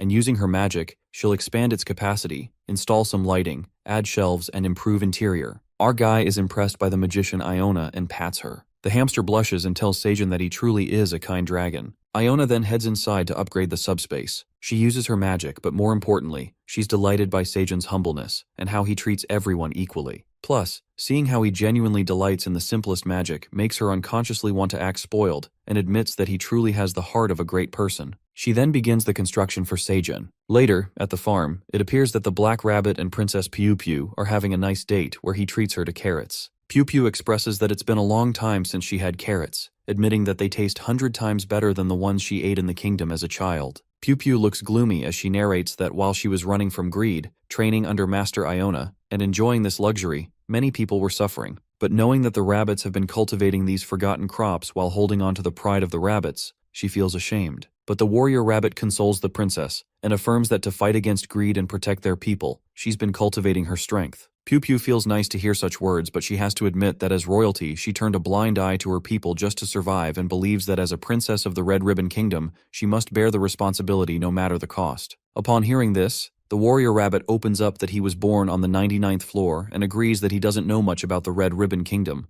but he could feel the longing in their hearts through his parents and the fellow rabbits. He confesses that he can feel it in his guts that he wants to go back to the kingdom, to the long-lost land which once belonged to them. The determination flashes through him as the warrior rabbit wishes to restore the beautiful Red Ribbon Kingdom. He hopes that Pew can lead them with a bright smile one day. The princess is left in awe, and the Black Rabbit reveals his real name to be Piak. He tells the princess that black rabbits can become knights who protect the kingdom. Piak desires to reclaim the Red Ribbon Kingdom from greed and return her happiness. The Black Rabbit lovingly asks Princess Pew if she would allow him to be the knight of her kingdom. They embrace each other, and as their love blooms, Quang sneaks up on them, asking what they're doing. The bear spoils the perfect mushy moment while Piak and Pew freak out and ask Quang how long he's been watching them. Quang tells the rabbit that he noticed quite late and informs Piak and Pew that everyone's looking for them. Quang grimly states that if they don't act fast, the 67th floor will be destroyed before they even face greed, while the pure Ent keeps intervening with his blabber. Payak and the others immediately return and witness a crowd of merchant cats and wolves. The warrior rabbits ask the matter and wonder why everyone's in such a hurry. Elki asks for Lord Iona, and Seijun informs him that he's busy with something else. The silver wolf then reveals to Princess Pew Pew that the locusts on the 67th floor have turned purple and are emitting poison, that even the tough green onion blades are wilting and they're losing ground. While Pew Pew is flabbergasted, the silver wolf gives good news that the detoxifying leaks seem to work against the purple locusts, and this is the reason they rush to the 99th floor to request reinforcements. Our guy concludes that when the locusts mutated into a poisonous species, the detoxifying green onions became an effective remedy instead of green onion blades, calling it a fortune in the midst of misfortune. Our farmer then orders Theo to fill half of the cat's bundles with detoxifying green onions and tough blade green onions, and asks rabbits to fill half of the bundles with food. The rabbit gives Seijun his dagger, and our guy asks Aileen if there are any anomalies in the tower. The black dragon checks and reveals that she doesn't see anything unusual at the moment. The tower manager notifies Seijun that a green alarm has appeared and our guy is given a new quest, to save the gem frogs from extinction in the Navia swarm on the 67th floor.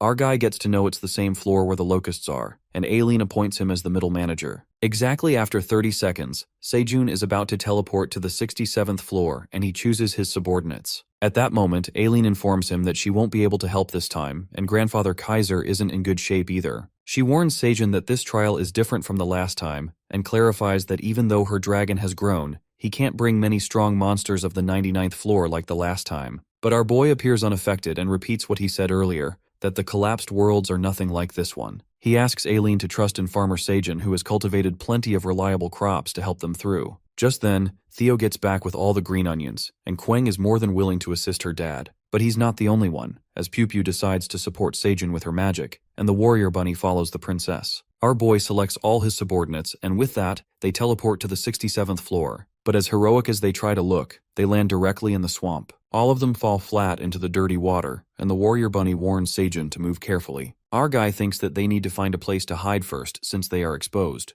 But the trouble has already found its way when Princess Pew Pew spots a purple locust. It doesn't end here when our guy looks behind him and a swarm of deadly purple locusts is bursting in their direction. They all freak out by the sudden occurrence while the quest commands Seijun to find and exterminate the cause of the gem frog's extinction, which is obviously these locust bastards. With that, they all prepare to fight for the sake of the Black Tower and leap towards the locusts. We see that the Dragon Lady is extremely tense, deeply regretting her decision as she walks back and forth through the library. No matter how much she thinks about it, sending Seijun to the 67th floor was a mistake. She wonders how long a tower farmer can hold out against those locusts because they are becoming more dangerous with every passing second. Suddenly, the Dragon Lady's crystal ball starts glowing red. A system notification appears asking Dragon Lady Een whether she wants to lift the block. She taps yes. We see that it is her grandpa Kaiser who immediately starts begging in front of Aileen, telling her that he was wrong and asking for forgiveness. He pleads with her to never block him again. Meanwhile, Dragon Lady Aileen is still processing everything. We get a recap of the previous events, how Seijun went to the 67th floor as a mid-manager to deal with the locusts and whether he will be alright. Even though Dragon Lady Een is a tower administrator, she is unable to help him, which deeply upsets her. Kaiser notices this and feels disappointed that he cannot help her either. Suddenly, Kaiser realizes something and tells Aileen not to worry at all. He reminds her that Seijun is the best solo farmer. He entered the Black Tower on his own and survived the 99th floor using nothing but his bare hands, an achievement impressive even to mighty dragons. He influenced countless beings and turned them into his comrades so he could grow faster than anyone else. Above all, Seijun is the representative of the Black Dragon, chosen by none other than Aileen herself, so how could the Dragon Lady doubt her own judgment? As the scene shifts, we see Shun eating detoxifying green onions while Theo attacks multiple purple locusts, chewing on green onions at the same time. Grandpa Kaiser tells Eni that Seijun will be just fine because he is the best solo farmer the tower has ever seen. We see Seijun using his dagger and Sted to cut down everything in his path.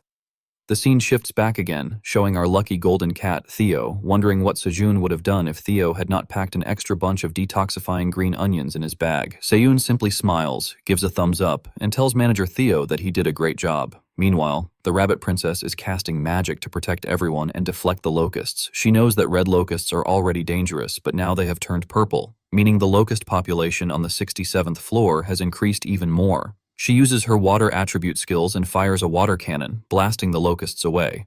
A system notification pops up informing Sejun that Guardian Princess and Guardian Theo have defeated a purple locust. Sejun gains 50% of the experience earned by both of them. Now, Sejun looks at the situation more calmly, realizing that this might actually be an incredible opportunity to level up. We see Baby Bear, who is no longer a baby, returning to his giant form with his trusty wooden weapon, slamming it down on the purple locusts. Even Sejun throws his axe like Thor and recalls it back. Suddenly, Sejun is ambushed by a purple locust. Theo panics, thinking that Chairman Park is in danger. However, Sejun reveals another trick. The flame of companionship emerges and engulfs him, forming a protective armor around his body. He smiles and tells Theo that he is fine as multiple purple locusts are reduced to smithereens. Theo and the Rabbit Princess are both shocked. Sejun explains that before coming to the 67th floor, the trusty flame granted him the flame of protection and friendship, so he is not the weakest anymore. Baby Bear happily calls Sejun his dad, proud of how reliable he is in battle. Even the Rabbit Princess realizes that if the Black Dragon had been in the Red Ribbon Kingdom in the past, things might have turned out very differently. However, Sejun turns serious and tells everyone that even so, there are simply too many purple locusts. Defeating them alone will not be possible. We see a massive swarm of purple locusts engulf a tower-like structure from top to bottom, dissolving it in seconds. Sejun and the others continue fighting relentlessly. Theo knows they are getting exhausted, and they may run out of detoxifying green onions soon. Even the warrior rabbit, despite being the strongest warrior of the rabbit clan, is starting to feel the strain. Sejun realized that everyone was getting tired. Baby Bear was barely holding on, relying on his immense strength. Sejun wore a disappointed expression, knowing that if the Minotaurs had been there to protect them, things would have been different. Or if the wizard head, were present, the situation would improve drastically. Suddenly, something clicked. Sejun smiled, a glimmer of hope shining in his eyes. He realized that he could bring there right now. He took out the interdimensional key he had obtained when he rescued Bat-Bat. Just as multiple purple locusts rushed toward him, he immediately activated the key, summoning a dimensional portal. He began pounding on the gate, calling for Yona to open it. This shocked the hamster wizard, who opened the gate with a frantic expression, wondering what was going on. At first, she thought Sejun needed the room and told him that the upgrade was almost complete. However, she quickly realized something was wrong as the air outside grew increasingly toxic. Sejun told her that he needed her help. Before Sejun could explain further, Iona herself noticed the purple locust swarming across the forest. The tall structure nearby had already been destroyed. The purple locust soon noticed the wizard head as well, viewing her as their next prey. But Iona did not back down. Her expression turned serious, quite intense for a hamster. She raised her staff and began channeling lightning energy, which glowed purple. As her magic staff fully charged, she unleashed Giga Lightning. The entire sky turned purple with lightning, destroying countless purple locusts as they exploded like firecrackers. Even Sejun was shocked by the sheer power the small hamster possessed. Baby Bear cheered excitedly at the spectacle along with the other creatures. The Rabbit Princess smiled brightly while the warrior rabbit observed silently. Theo, unlike ordinary cats, was completely captivated by the scene unfolding before him. As the scene shifts, Sejun turns back toward the dimensional gate. As Yona descends from the sky, purple locusts continue to be blown into smithereens by the lightning strikes, leaving Sejun in awe. A system notification appears, informing Sejun that the system has been updated. The mid-manager is now tasked with exterminating the purple locusts on the 67th floor of the tower. Out of 700 million purple locusts, 50,000 have been defeated, granting Sejun 3 million experience points and 50,000 tower coins. Failure will result in Sejun being unable to return to their original location until the quest is complete. Sejun is shocked not only by the massive experience gain, but also by the realization that 700 million purple locusts still remain. Baby Bear returns to his normal size and everyone stares at the system window, unsure of what to do next. Iona reassures them, explaining that once the numbers decrease, the purple locusts will revert back to red locusts, making them easier to defeat. However, due to the toxic air, Iona begins to look pale and suddenly collapses. Before she can hit the ground, Theo leaps forward and catches her, gently placing her near the gate.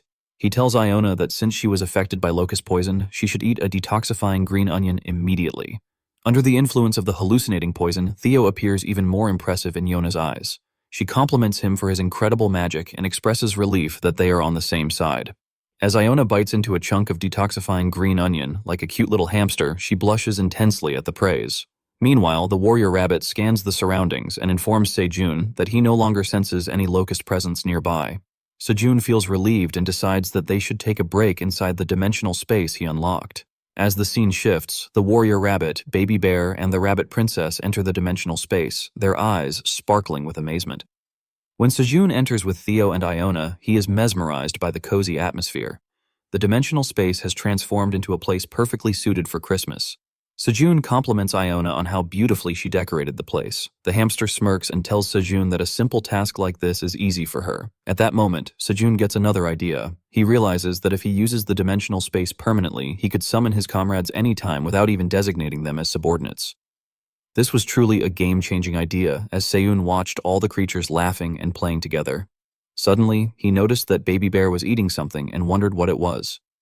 Baby Bear immediately showed him a piece of meat and told Sejun that the locusts struck by the lightning attack were actually delicious.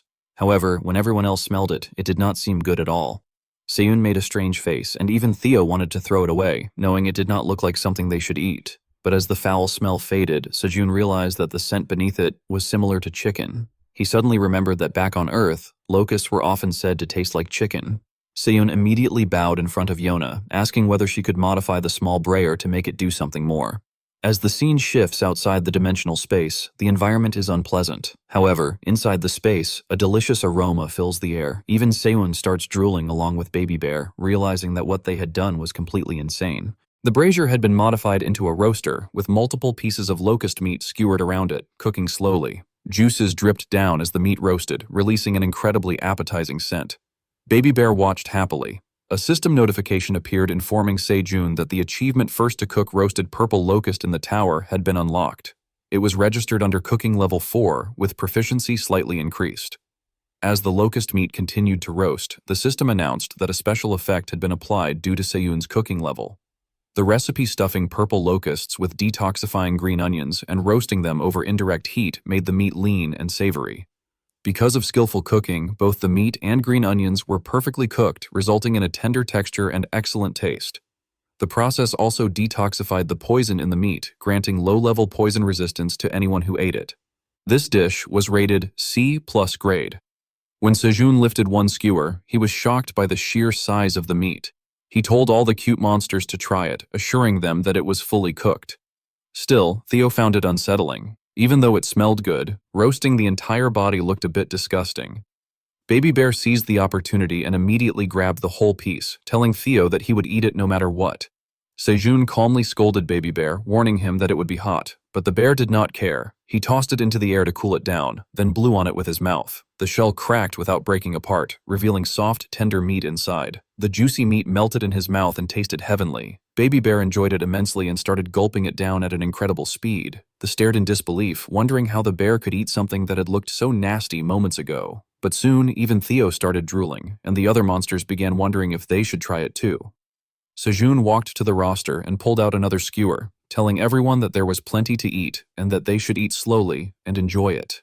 He told them not to be shy and to ask for more whenever they wanted. The cute creatures accepted the food as if they were receiving blessings from heaven. As they ate, Sejun finally took a bite himself. After an entire year and such a long break, the taste filled him with bliss.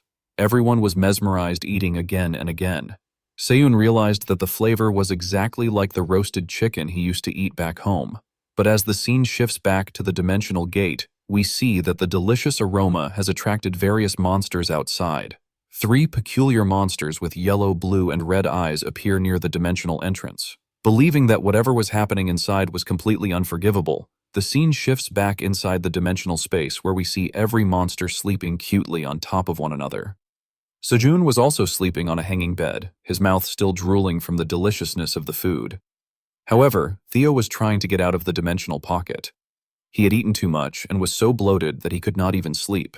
As he walked outside, we saw a shadow with a frog-like silhouette that came insanely close to Theo, ready to nab him and stuff him inside a juke bag. While Theo was contemplating whether he should go out for a walk, his head was suddenly covered with a bag. He screamed in a cute cat voice, wondering what was going on. It turned out to be a frog-like creature acting stealthy, accusing Theo of releasing the purple locusts in the Navia swamp. The frog believed it was because of the innocent golden cat, who was clueless about what was going on, that countless comrades had died. Theo's face was visible outside the jute bag as he was dragged through the water. He wondered what the frog was talking about, but the frog was not ready to listen at all. It declared that starting with Theo, it would deal with the others too. Theo started crying and begged the frog to wait. He introduced himself as the tower's mid-level wandering merchant, the golden cat Theo.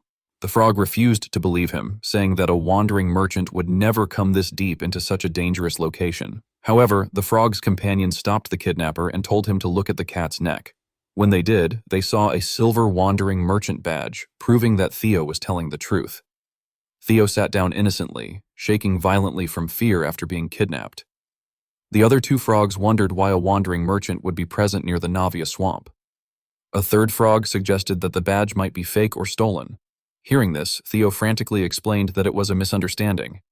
He said they had come to eliminate the purple locusts and save the jewel frogs who were being hunted by them. Theo continued in a panicked voice, saying that he was a subordinate of the tower administrator, the one and only black dragon. He demanded that the frogs let him go immediately. The frogs were not ready to believe that the black dragon himself had come to save them.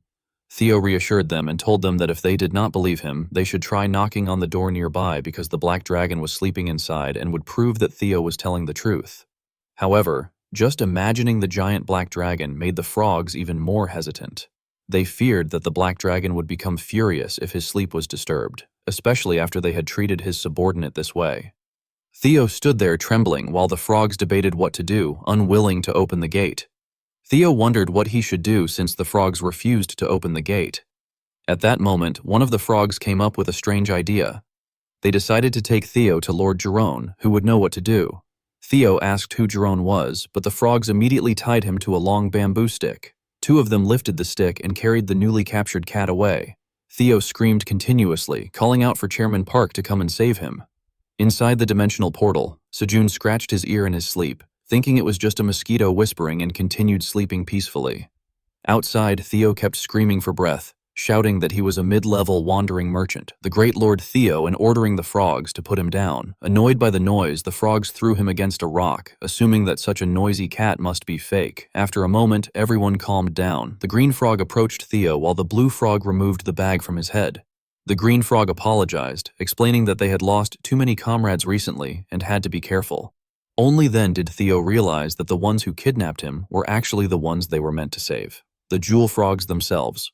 There were 3 of them, 1 blue, 1 light green, and 1 dark green. Theo became furious. He had come to save the jewel frogs, yet they treated the great merchant like a captive. He scolded them angrily, asking if they had any idea how hard they had fought the purple locusts for the jewel frogs' safety. But suddenly, as Theo was scolding the 3 jewel frogs, a heavy voice echoed from the swamp, asking how he dared to act this way. Seeing this, Theo was shocked. He turned around and looked toward the swamp, which was bubbling violently as air surged from within. From the dirty swamp, a massive silhouette slowly emerged, a giant jewel frog. The creature spoke in a deep voice, demanding to know who dared scream so loudly and disturb his sleep. The giant jewel frog was so enormous that even the smaller jewel frogs trembled in fear for a moment. However, they quickly knelt down before the massive creature and addressed him as the king of the jewel frogs, the greatest and largest among their kind. Meanwhile, Lord Jerome, the jewel frog king, was furious at Theo. He believed that Theo had continuously harmed him and their brethren. The swamp water surged violently, splashing everywhere and completely soaking the golden cat once again. Even though Theo desperately tried to dry himself, the impact was too great and he was knocked unconscious on the spot. The blue jewel frog quickly spoke up, informing their lord, none other than Lord John, that they had captured the cat from the area with the strongest poison concentration in the swamp. Hearing this, the Jewel Frog King assumed that Theo was the one who had released the damn bugs into the swamp. Theo, however, did not even have the strength to speak. His body was completely drenched, every muscle aching terribly. On top of that, he was terrified and unable to put any strength into his limbs. But then Theo began acting. This was what the old Theo would have done. Suddenly filled with energy, he stood tall and spoke loudly before Lord Jerome and the other Jewel Frogs, declaring that he was destined to become a great wandering merchant and that he could not fall over something like this. Theo stood up proudly and introduced himself in his usual grand manner. This body belongs to the mid-level wandering merchant, the Golden Cat Theo. He demanded to know how Lord John dared kidnap, threaten, and treat him in such a manner without any proof. Theo declared that the price for this insult would definitely be paid by none other than the Jewel Frogs themselves. What Theo believed to be an intimidating display was nothing more than a joke to the Jewel Frog King. Lord Jerome immediately raised one massive hand, intending to squash the tiny cat for his defiance, calling him an insignificant little thing. However, the dark green jewel frog stopped him. "Please wait, my lord," he said, explaining that according to Theo, he was a subordinate of the Black Dragon, which could be useful to them.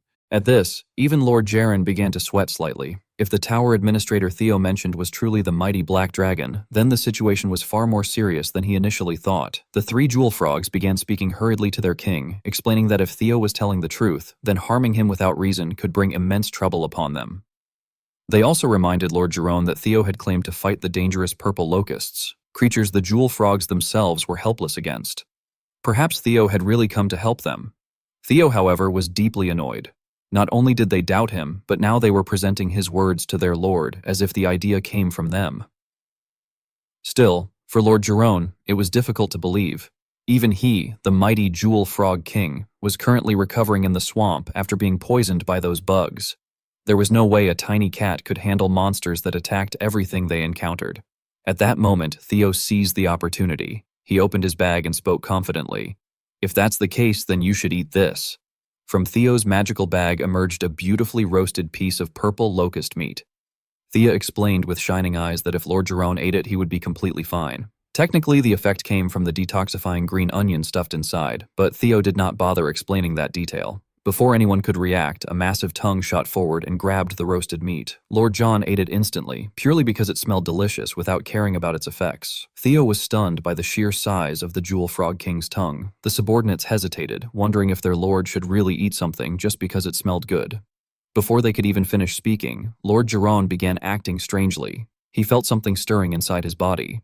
The Jewel Frogs feared something terrible was happening within their lord. Then suddenly, a sparkling light enveloped the massive frog. Blissful sounds escaped his mouth as rainbow-colored light filled the area. When the light finally faded, Lord Jerome spoke in a refreshed voice. His body felt incredibly light and rejuvenated. The once intimidating Jewel Frog King now looked completely different, giant yet slimy, adorned with multiple colors, with a radiant rainbow-colored jewel shining on his head. Moments ago, he was terrifying. Now he behaved like a spoiled puppy, eagerly asking what Theo had fed him because it was unbelievably delicious. The giant frog wondered what on earth the dish was because he felt that the toxins inside his body were completely gone. He asked Theo whether he had any more of it. The cat let out a devilish laugh, knowing that it was a good thing he was lucky. He had kept a few roasted locusts aside just in case. It was because of this food that the Jewel Frog King was finally willing to discuss a deal with him. As the scene shifts, we see multiple purple locusts attacking the lizard men. The lizard men were slicing them in half using their swordsmanship skills. But the moment the toxins touched their bodies, the situation became even more terrifying and impossible to handle. A massive purple locust swarm grew increasingly enraged, closing in on the lizardmen who were barely holding their ground. We come to know that the leader of the lizardmen guard was named Tamaro. All the other monsters on the 67th floor were confused, wondering why the numbers of locusts were not decreasing at all. They were also running out of detoxifying green onions, and the situation was spiraling out of control.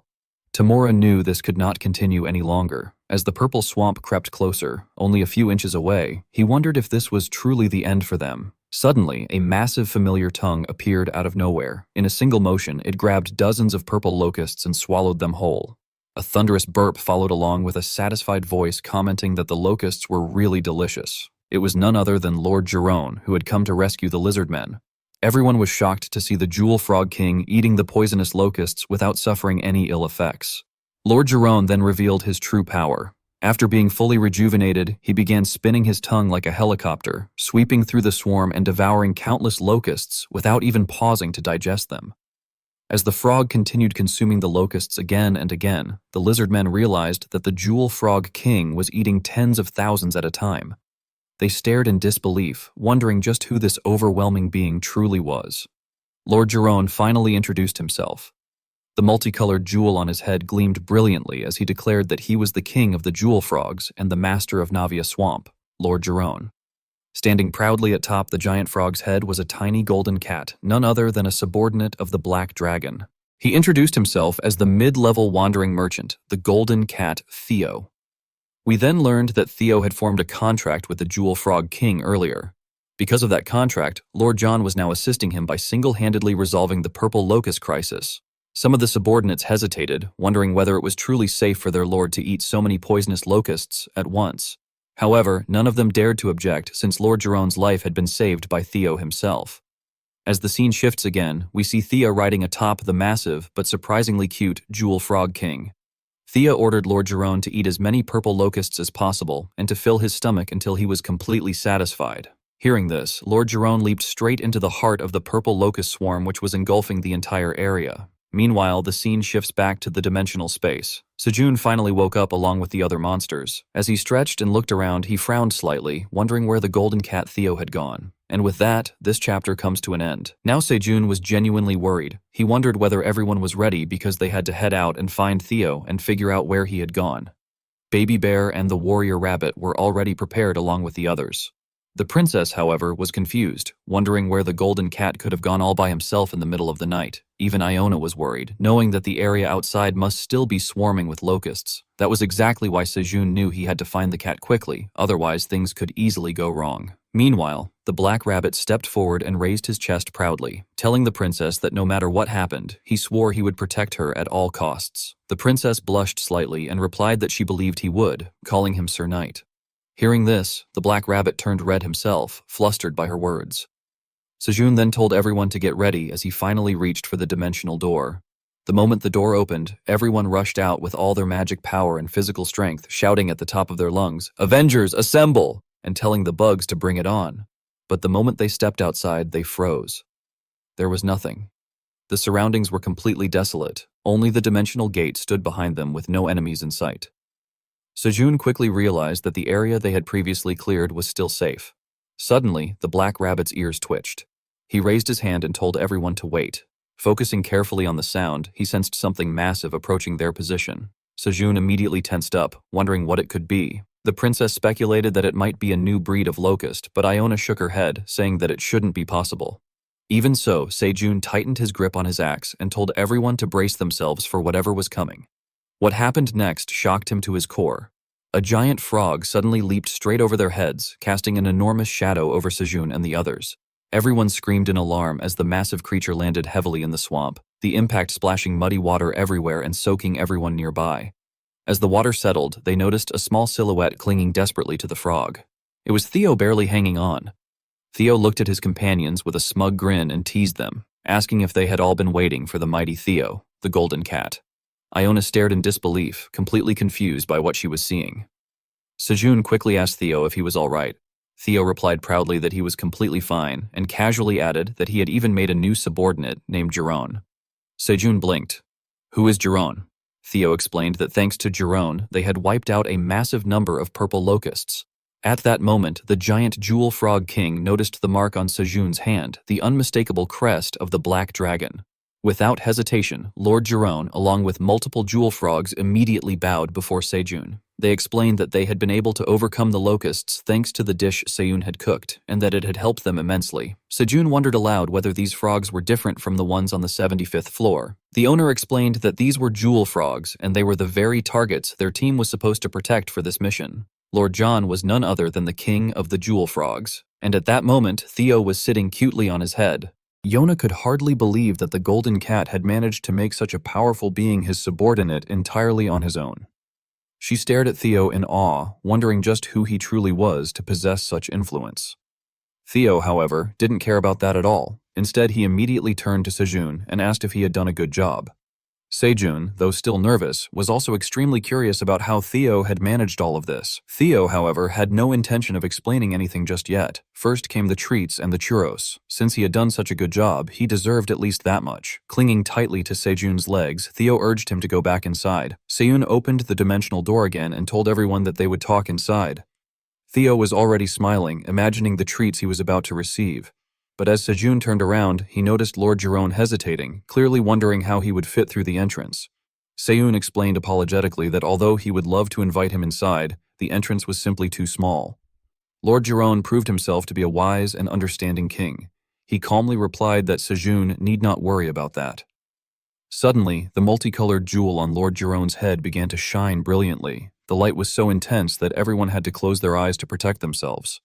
As the glow intensified, something incredible happened. Slowly but surely, Lord Jerome's massive body began to shrink, When the light finally faded, the once giant jewel frog king had transformed into a cute, chubby frog, even smaller than the other jewel frogs. Sejun stared in amazement and wondered aloud whether Lord Jiron was similar to Baby Bear, someone who could shrink and expand at will. Hearing this, the king laughed lightly and told Sejun that it was nothing special. Yona immediately rushed forward to examine the newly transformed frog, her curiosity completely overflowing. While Sejun was happily telling everyone that they should have a meal together, the scene shifted back into the cozy dimensional space once again. Yona was yelling at Theo just like a worried girlfriend, asking the cat whether he even had any idea how worried the hamster had been after he vanished in the middle of the night.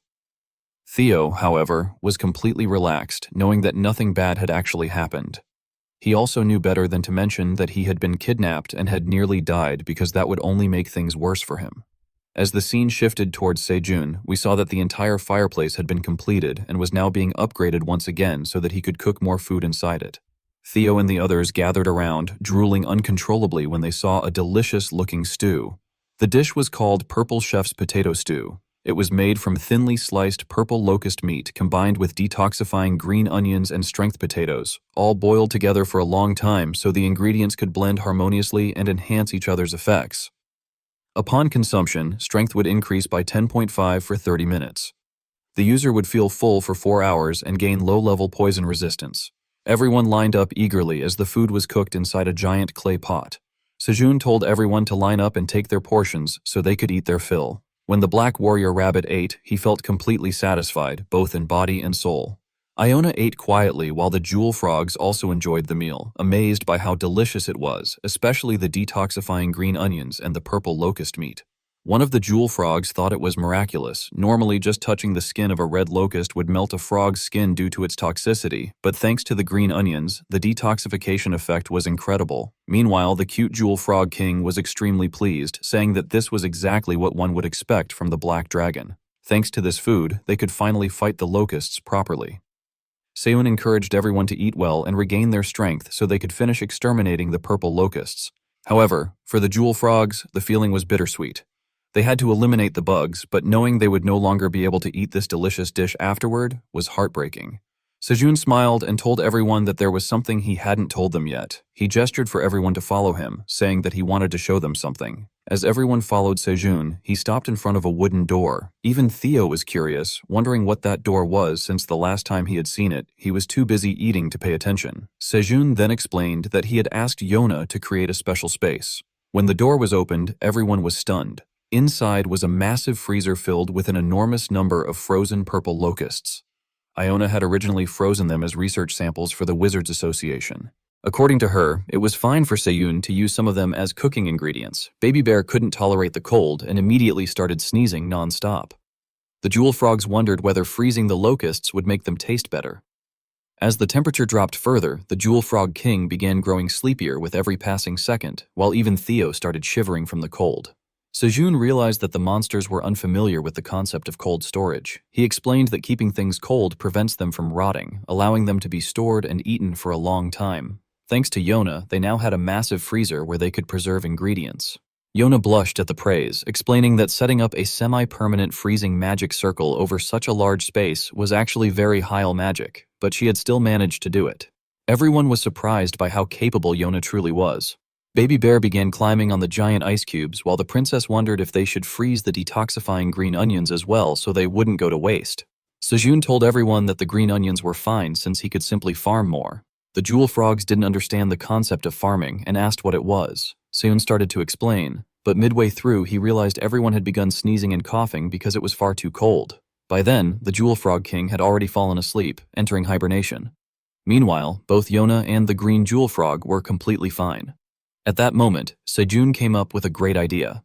The scene then shifted to the administrator tower, where Alan was flipping through multiple books at the same time. She was reading intensely, wondering what she should do until Sejun returned, knowing she needed to grant him the proper authority as a mid-level manager so he wouldn't face such difficulties again. She kept reading book after book until suddenly her eyes lit up. She had found something. The book itself was magical, its letters glowing brightly. Eileen hugged the blue book tightly, feeling relieved. She knew that this was it, that she had finally found the solution. Confident that Sejun would return safely to the 99th floor, she held the book close, reassured that everything would be all right.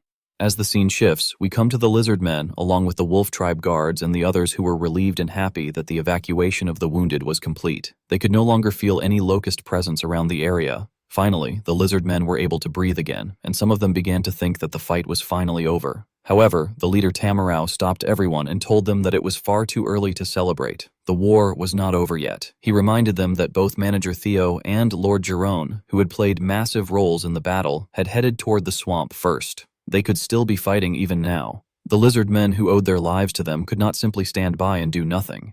With morale running high, everyone gathered together and decided to march toward the swamp to protect them. But when the scene shifts and they finally reach the swamp, they are met with a completely unexpected sight. Instead of a battlefield, they see Baby Bear along with the other monsters calmly planting detoxifying green onions and bladed green onions into the ground. Sejun and Theo were supervising their work, guiding them on how to properly plant the crops. The lizard men arrived in confusion, wondering what exactly was happening. Yona noticed the lizard men lord and was genuinely happy to see that they had arrived just in time. The lizard men were shocked, especially Tamarau, because Yona, the head of the Tower Wizard Association, was actually farming. Tamura wondered what on earth was going on. Sejun smiled slightly and explained that they were putting an end to the battle with the locusts once and for all. Thanks to the idea of the great black dragon who stood behind them, the lizard men finally realized that the boy before them was the representative of the black dragon. They noticed that Sejun's eyes were glowing faintly, as if he had awakened some new power, while he instructed the jewel frogs to plant green onions across specific areas of the swamp. Theo, on the other hand, was completely baffled. He asked why they were going through all this trouble of splitting the green onions and planting them everywhere. Sejun explained that green onions must be planted in well-drained soil because they would not grow properly in soil that was too damp. Thanks to his plantation skill, which had now reached level 5, Sejun could clearly see which ground was suitable for which crops. In this situation, the skill was proving to be far more useful than he had ever imagined. Soon, even the army of the lizard men began helping the jewel frogs plant the green onions.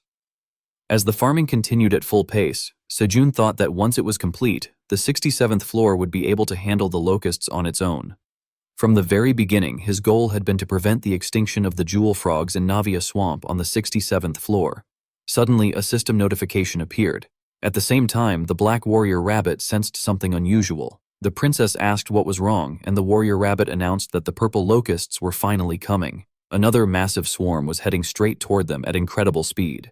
The Warrior Rabbit readied his trusted hammer.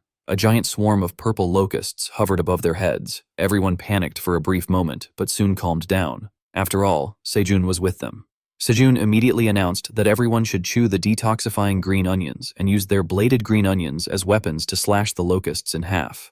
Baby Bear grumbled in annoyance, saying that no matter how many times he saw those purple locusts, they were always disgusting and filthy. As the scene shifts, we see jewel frogs, Baby Bear, and the lizard men preparing to fight the swarm while consuming the detoxifying green onions, granting them immunity to poison for 1 hour. Sejun declared that their sole mission was to protect Navia Swamp. He took out his dagger and axe, ready to fight alongside his trusted companions. Now we see Iona, who was continuously launching lightning attacks, turning the purple locusts into exploding firecrackers with ease. Baby Bear swung his massive wooden log, smashing the red locusts out of the air. The Black Warrior Rabbit and the lizard men fought fiercely with swords and hammers, determined to destroy as many purple locusts as possible.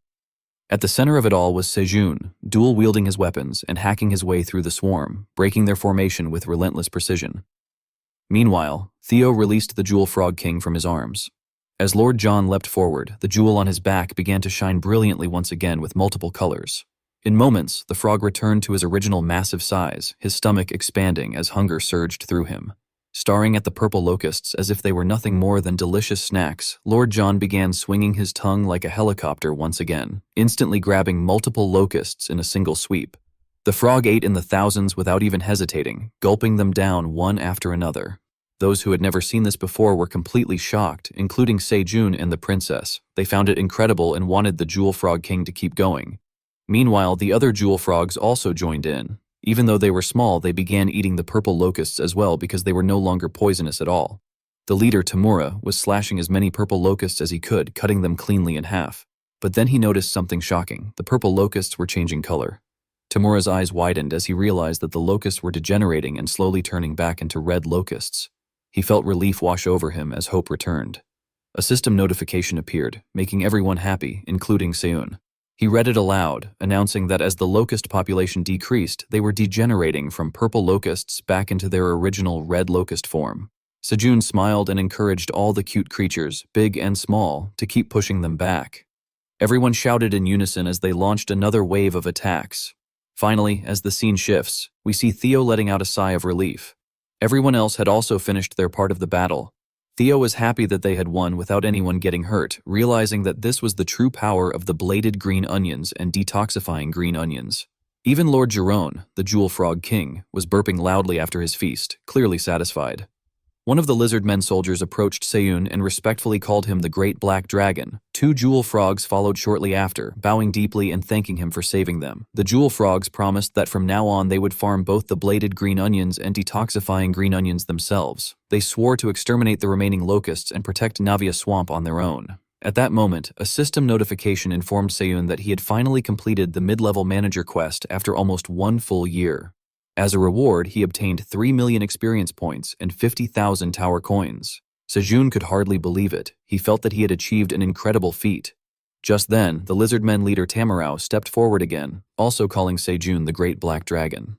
Tamura confessed honestly that he had been largely responsible for the entire situation. Sejun received 1 extra stat point and wondered what Tamarao meant. A flashback followed. It revealed that the lizard men had trusted Tar the pig, who was actually the mastermind behind feeding the locusts even after they had been subdued. Tamura had received continuous rewards from him, and never once suspected anything was wrong. Now, Tamura placed a reward box in his hands and opened it, showing Sejun the item he had received from the pig. He offered it up, wanting to sacrifice it to the Great Black Dragon. Sejun refused. He told Tamarao that it was fine and instead instructed the lizard men to use that reward to restore the 67th floor after the destruction caused by the battle. A blue aura suddenly surrounded everyone who had come from the upper floor. A system notification announced that they would be returning to the 99th floor in 30 seconds. Hearing this, the lizard men leader was deeply moved. The jewel frogs were also surprised by the generosity of the legendary Black Dragon. Soon the blue aura completely enveloped everyone. They were shot upward into the sky and teleported back to the 99th floor of the tower. Finally, after almost 1 year, they were witnessing the 99th floor once again. Even Sejun felt emotional, realizing how long it had been. The fresh air felt incredible after such a long time. The black wolf, White Wolf, the entire rabbit family, and the cute little bunnies rushed forward, shocked and overjoyed that their master, Sejun, had finally returned. Sejun knelt down, checking on everyone and marveling at how much the baby rabbits had grown. He petted them affectionately, admitting how much he had missed them.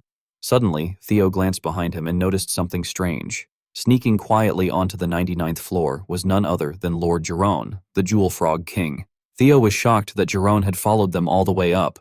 Meanwhile, Sejun asked the mother rabbit and father rabbit about Bat-Bat, wondering how he was doing and whether he had adjusted well since it had been so long since they last saw him. The mother rabbit pointed toward the house of Sejun they had built.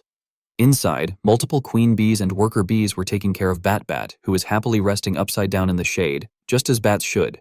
She explained that Bat-Bat was doing perfectly fine. Sejun also noticed that the fields looked amazing. The farm hadn't changed at all, and the new crops were fully grown, tomatoes, potatoes, and many other crops thriving beautifully. The farmer, Rabbit, explained that the residents of Grainier Village were eager to help with the work. Even though they had all scattered earlier for their wandering merchant jobs, they had now returned and completed a great deal of work.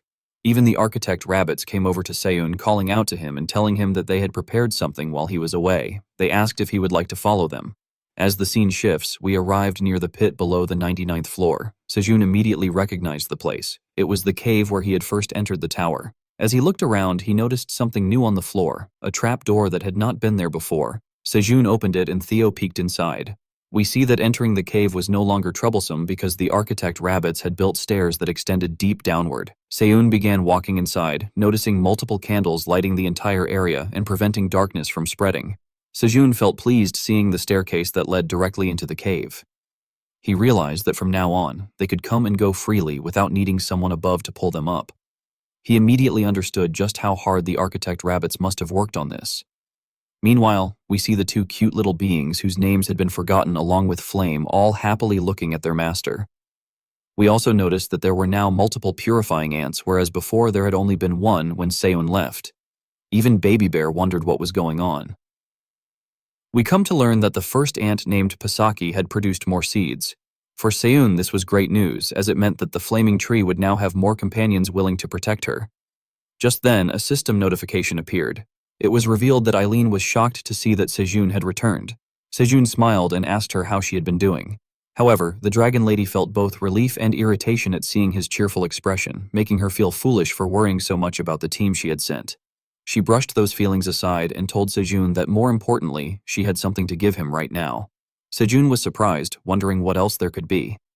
Inside the administrator tower, Eileen opened the blue book and began channeling magic into the crystal orb.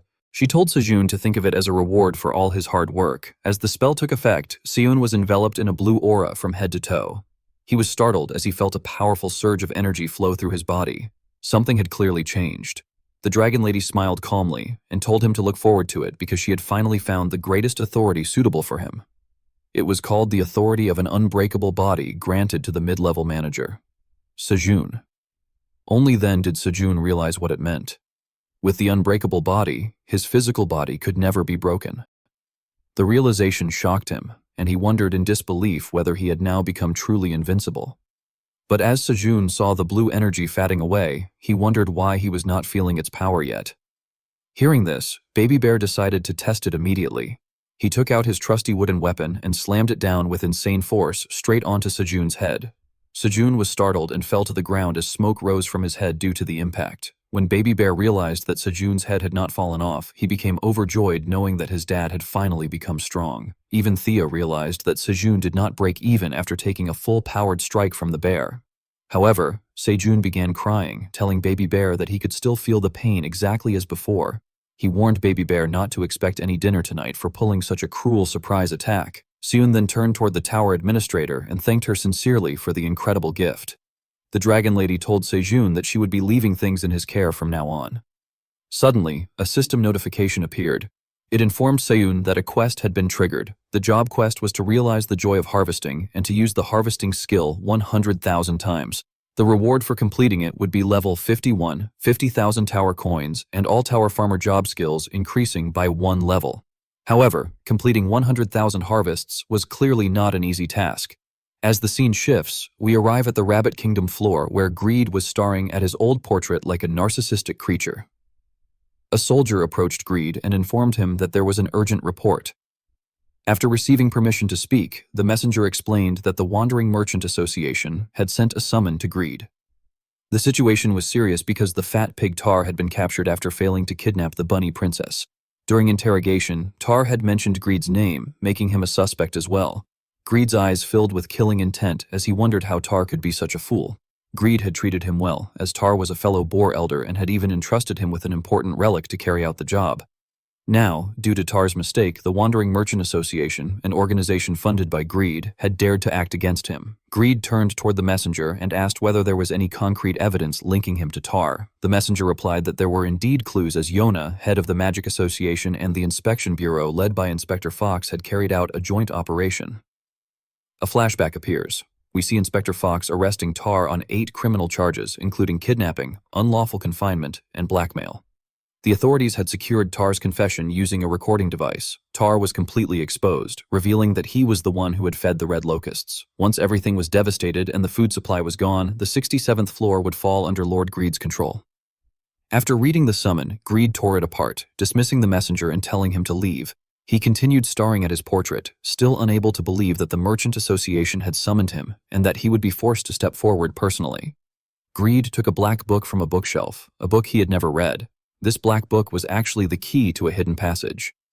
As the bookshelf moved aside, Greed descended deeper underground and opened a massive gate with a giant golden bow symbol engraved on it. Beyond the gate stood a white dragon statue surrounded by massive piles of gold scattered throughout the chamber. The sight revealed just how greedy the pig truly was. Suddenly, the white dragon statue began to speak. Hearing the voice, Greed immediately bowed in respect, greeting the great white dragon speaking through the statue. The white dragon's eyes glowed with crimson energy as they glared at Greed.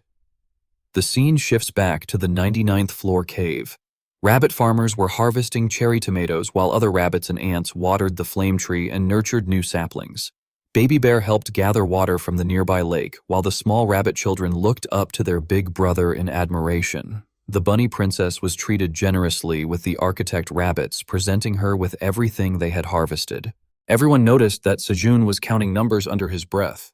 As the scene shifts again, we see Sejun, Theo, and the black rabbit pulling on something firmly rooted in the ground. No matter how hard they tried, they failed to uproot it. The red vine with multiple leaves remained intact, standing firmly in place. Sejun realized that what they were trying to uproot was no joke. Even Theo had never seen such a huge sweet potato vine before, knowing that there was definitely a massive sweet potato buried underground. Hearing the words massive sweet potato, Baby Bear felt a sudden surge of strength as his eyes started sparkling. He began growing bigger and bigger, grabbing the vine and pulling it with all the strength he had. Meanwhile, both Sejun and Theo stepped back and started cheering loudly for Baby Bear. Baby Bear screamed with all his power, and as the sweet potato slowly began emerging from the ground, both Theo and Sejun made exaggerated, shocked faces. Finally, the entire sweet potato came out, and Baby Bear returned to his baby form. A system notification appeared informing Sejun that it was a giant pumpkin sweet potato grown in the tower.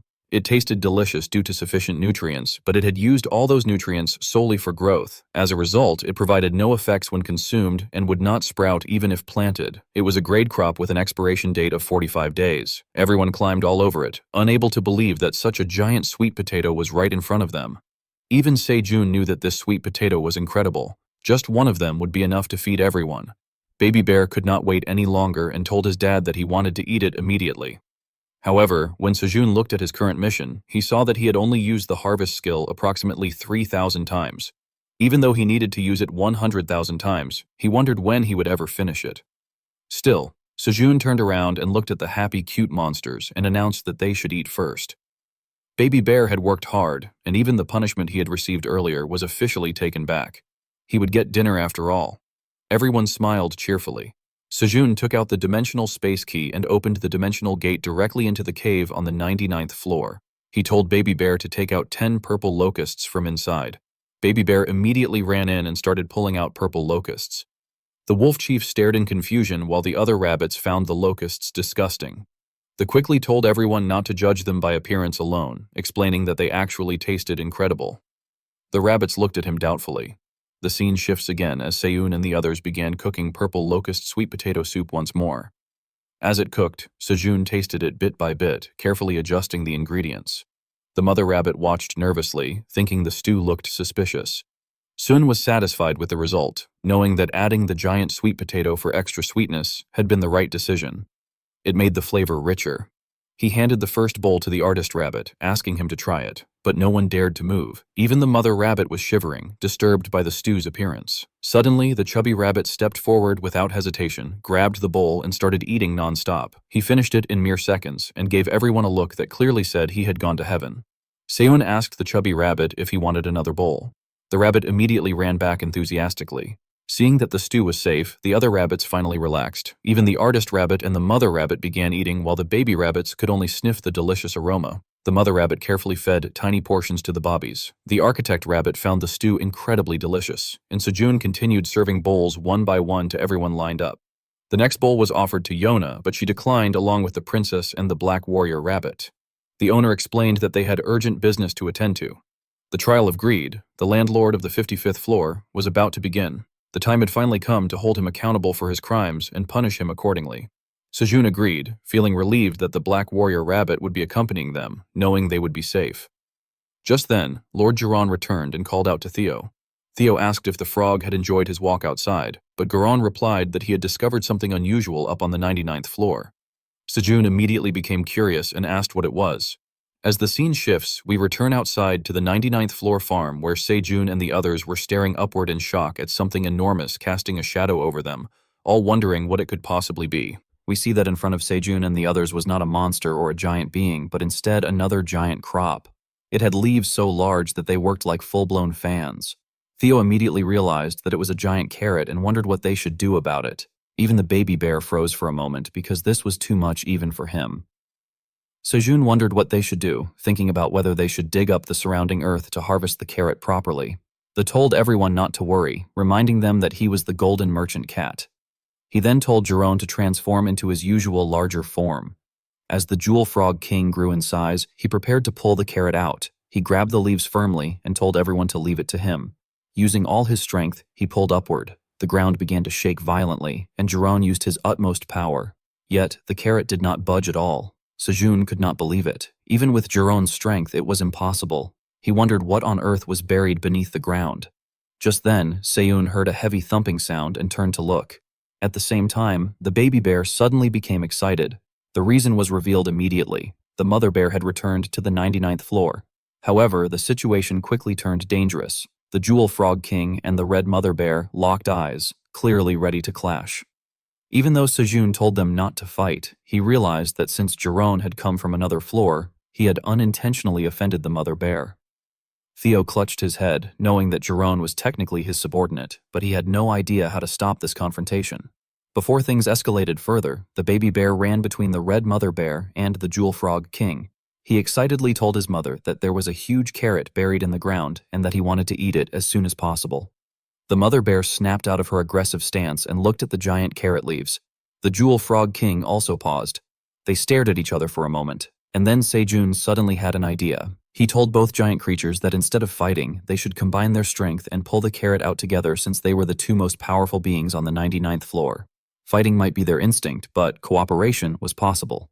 Both creatures hesitated, but in the end, they agreed for the sake of the baby bear. They each grabbed the carrot leaves and began pulling upward with full force. The power they exerted was so immense that it caused a literal earthquake. Sejun wondered just how massive this carrot was to cause such tremors. The baby bear cheered loudly for his mother, telling her to hang in there. Both the mother bear and the Jewel Frog King struggled intensely. Yet slowly, impossibly, the carrot began to rise. Everyone watched in disbelief. The giant carrot kept coming out, and it did not stop. Right in front of Sejun and the others, the golden carrot lifted completely out of the ground and began floating in the air. The mother bear nearly collapsed from exhaustion, while the Jewel Frog King stared in shock. Everyone else was frozen, unable to believe what they were seeing. At that moment, a system notification appeared. It informed Sejun that he had harvested the Red Ribbon's giant carrot altar. His job experience increased greatly, and his harvesting level 4 proficiency also rose significantly. In addition, he obtained 10,000 experience points. Sejun was stunned. He wondered what exactly the Red Ribbon's giant carrot altar was. Hearing the system message, the father rabbit and the yellow rabbit children hurried over. Before Sejun could ask further questions, another system window appeared. It stated that Sejun must offer 100 crops of 10 different types to the Red Ribbon's giant carrot altar within 24 hours and hold the Harvest Festival of Abundance. The reward for completing the festival would be a job skill called Crop Gigantic. Sejun could hardly believe it. He had received a special quest tied to this floating carrot, and he now had to host something called the Harvest Festival of Abundance to obtain the reward. Meanwhile, the Jewel Frog King poked the floating carrot curiously, still confused about what it was. The father rabbit stepped forward and explained everything. He told Sejun that this was the legendary golden carrot altar passed down in the Red Ribbon Kingdom. According to the legends of the Black Tower, a giant golden carrot once rose from the ground, and a great conflict broke out among the rabbits over who would claim it. However, during the chaos, one great rabbit shouted for peace and shared his food in front of the golden carrot. Moved by his kindness, the other rabbits followed, sharing their own food one by one. Soon, a peaceful celebration was held before the golden carrot, a festival that later became known as the Harvest Festival of Abundance. But still a question remained in Sejun's mind. Why would a carrot from the Red Ribbon Kingdom's legends appear on the 99th floor? The even bigger question, especially in the baby bear's mind, was that the carrot was not golden at all. However, Sejun realized that asking endless questions would not change anything. So he decided to follow the system's instructions, open the ribbon of the carrot, and hold the Harvest Festival of Abundance.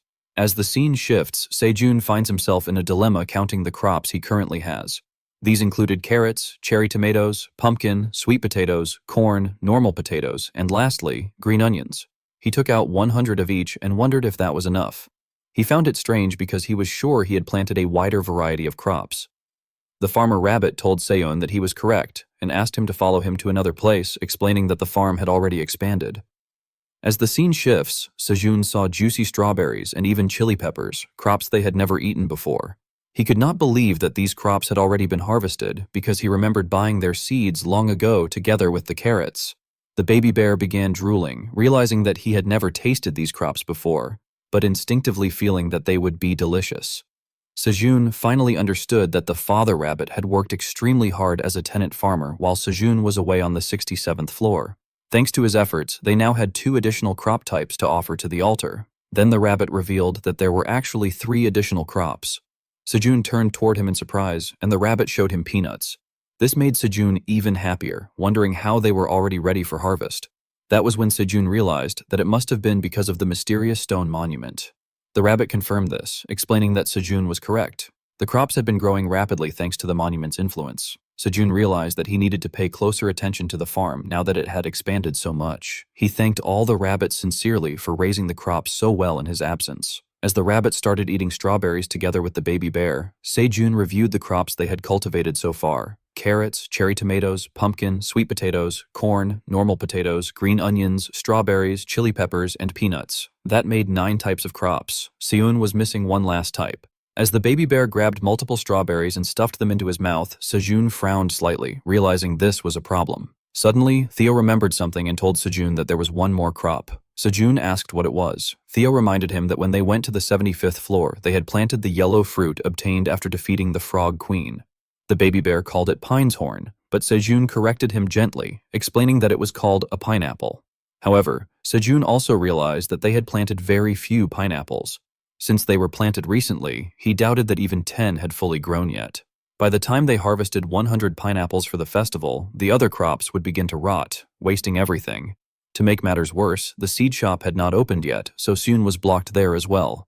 Still, Sejun knew one thing for sure: overthinking would not solve anything. He decided to harvest relentlessly for now. While Theo and the others cheered him on, knowing that a massive amount of work awaited them, as the scene shifts, we move to the Merchants Association inside the Merchant Passage Central Court. An owl judge called out to the defendant, who was none other than the pig Greed. The judge announced that the locust outbreak on the 67th floor had been deliberately instigated and aided by Greed and his subordinates. Greed was also charged with soliciting the kidnapping of Magic Association President Iona, as well as the Red Ribbon Kingdom's Princess Bubu. Furthermore, Greed was accused of committing treason, including releasing locusts on the 55th floor in the past to attack the Red Ribbon Kingdom, assassinating the king and queen, and attempting to seize the throne. After listing all the charges, the owl judge slammed the hammer onto the platform, declaring that the trial to address these crimes would now begin. Yet, despite hearing his name tied to every accusation, Greed only smiled devilishly, completely unfazed by what was about to happen. The scene shifts to the inside of the tower where Sejun is quietly picking strawberries one by one in a vast strawberry field. As he works, a system notification appears before his eyes. It identifies the crop as a lucky strawberry, a tower-grown fruit that has fully absorbed nutrients. Its taste and quality have improved due to the farmer's skill, and consuming it increases luck for 1 hour. It is a grade crop with a 90-day expiration period.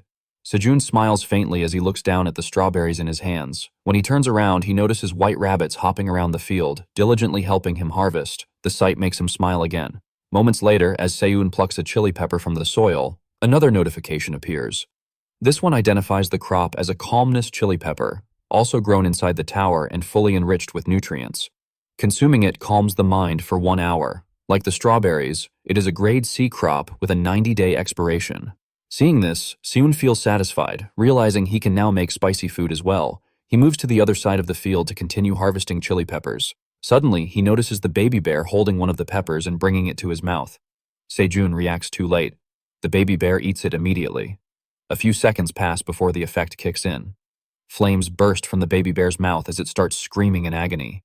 Sejun freezes in shock at the sight, then quickly reassures him, knowing the effect will only last a short while. True to his words, the burning sensation begins to fade after several seconds. With the situation under control, Sejun resumes his work. He gathers the harvested strawberries and places them neatly in a separate area. As he does so, he calculates the quantity and concludes that 100 of each crop should be enough. The others join in to help. And in no time, all the harvested crops are neatly arranged in front of the giant golden carrot altar. Sejun counts them and confirms that 9 different types of crops are ready. At that moment, a new notification appears.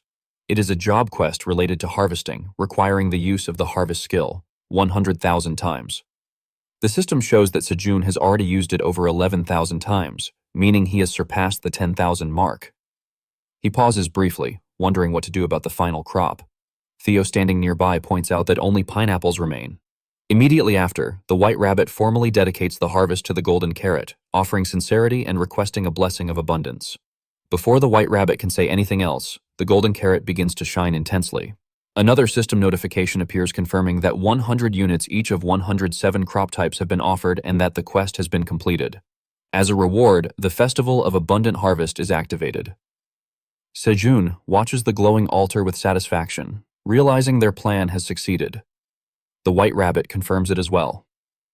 Another notification follows, announcing that the giant carrot altar of the Red Ribbon is bestowing a great blessing upon the entire area. The golden light grows so intense that even Alien's crystal ball begins to shine. Elsewhere in the tower, a dragon woman reading quietly is startled by the sudden surge of power. The glow spreads across multiple floors, catching the attention of many. Among them, warriors of the Minotaur tribe stop in shock.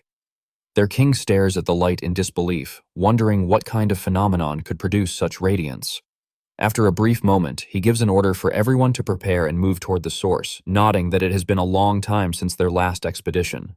The scene then abruptly shifts to the central court of the Merchant Passage. A verdict has just been delivered, and the courtroom falls into stunned silence. Iona reacts first, unable to believe what she has heard.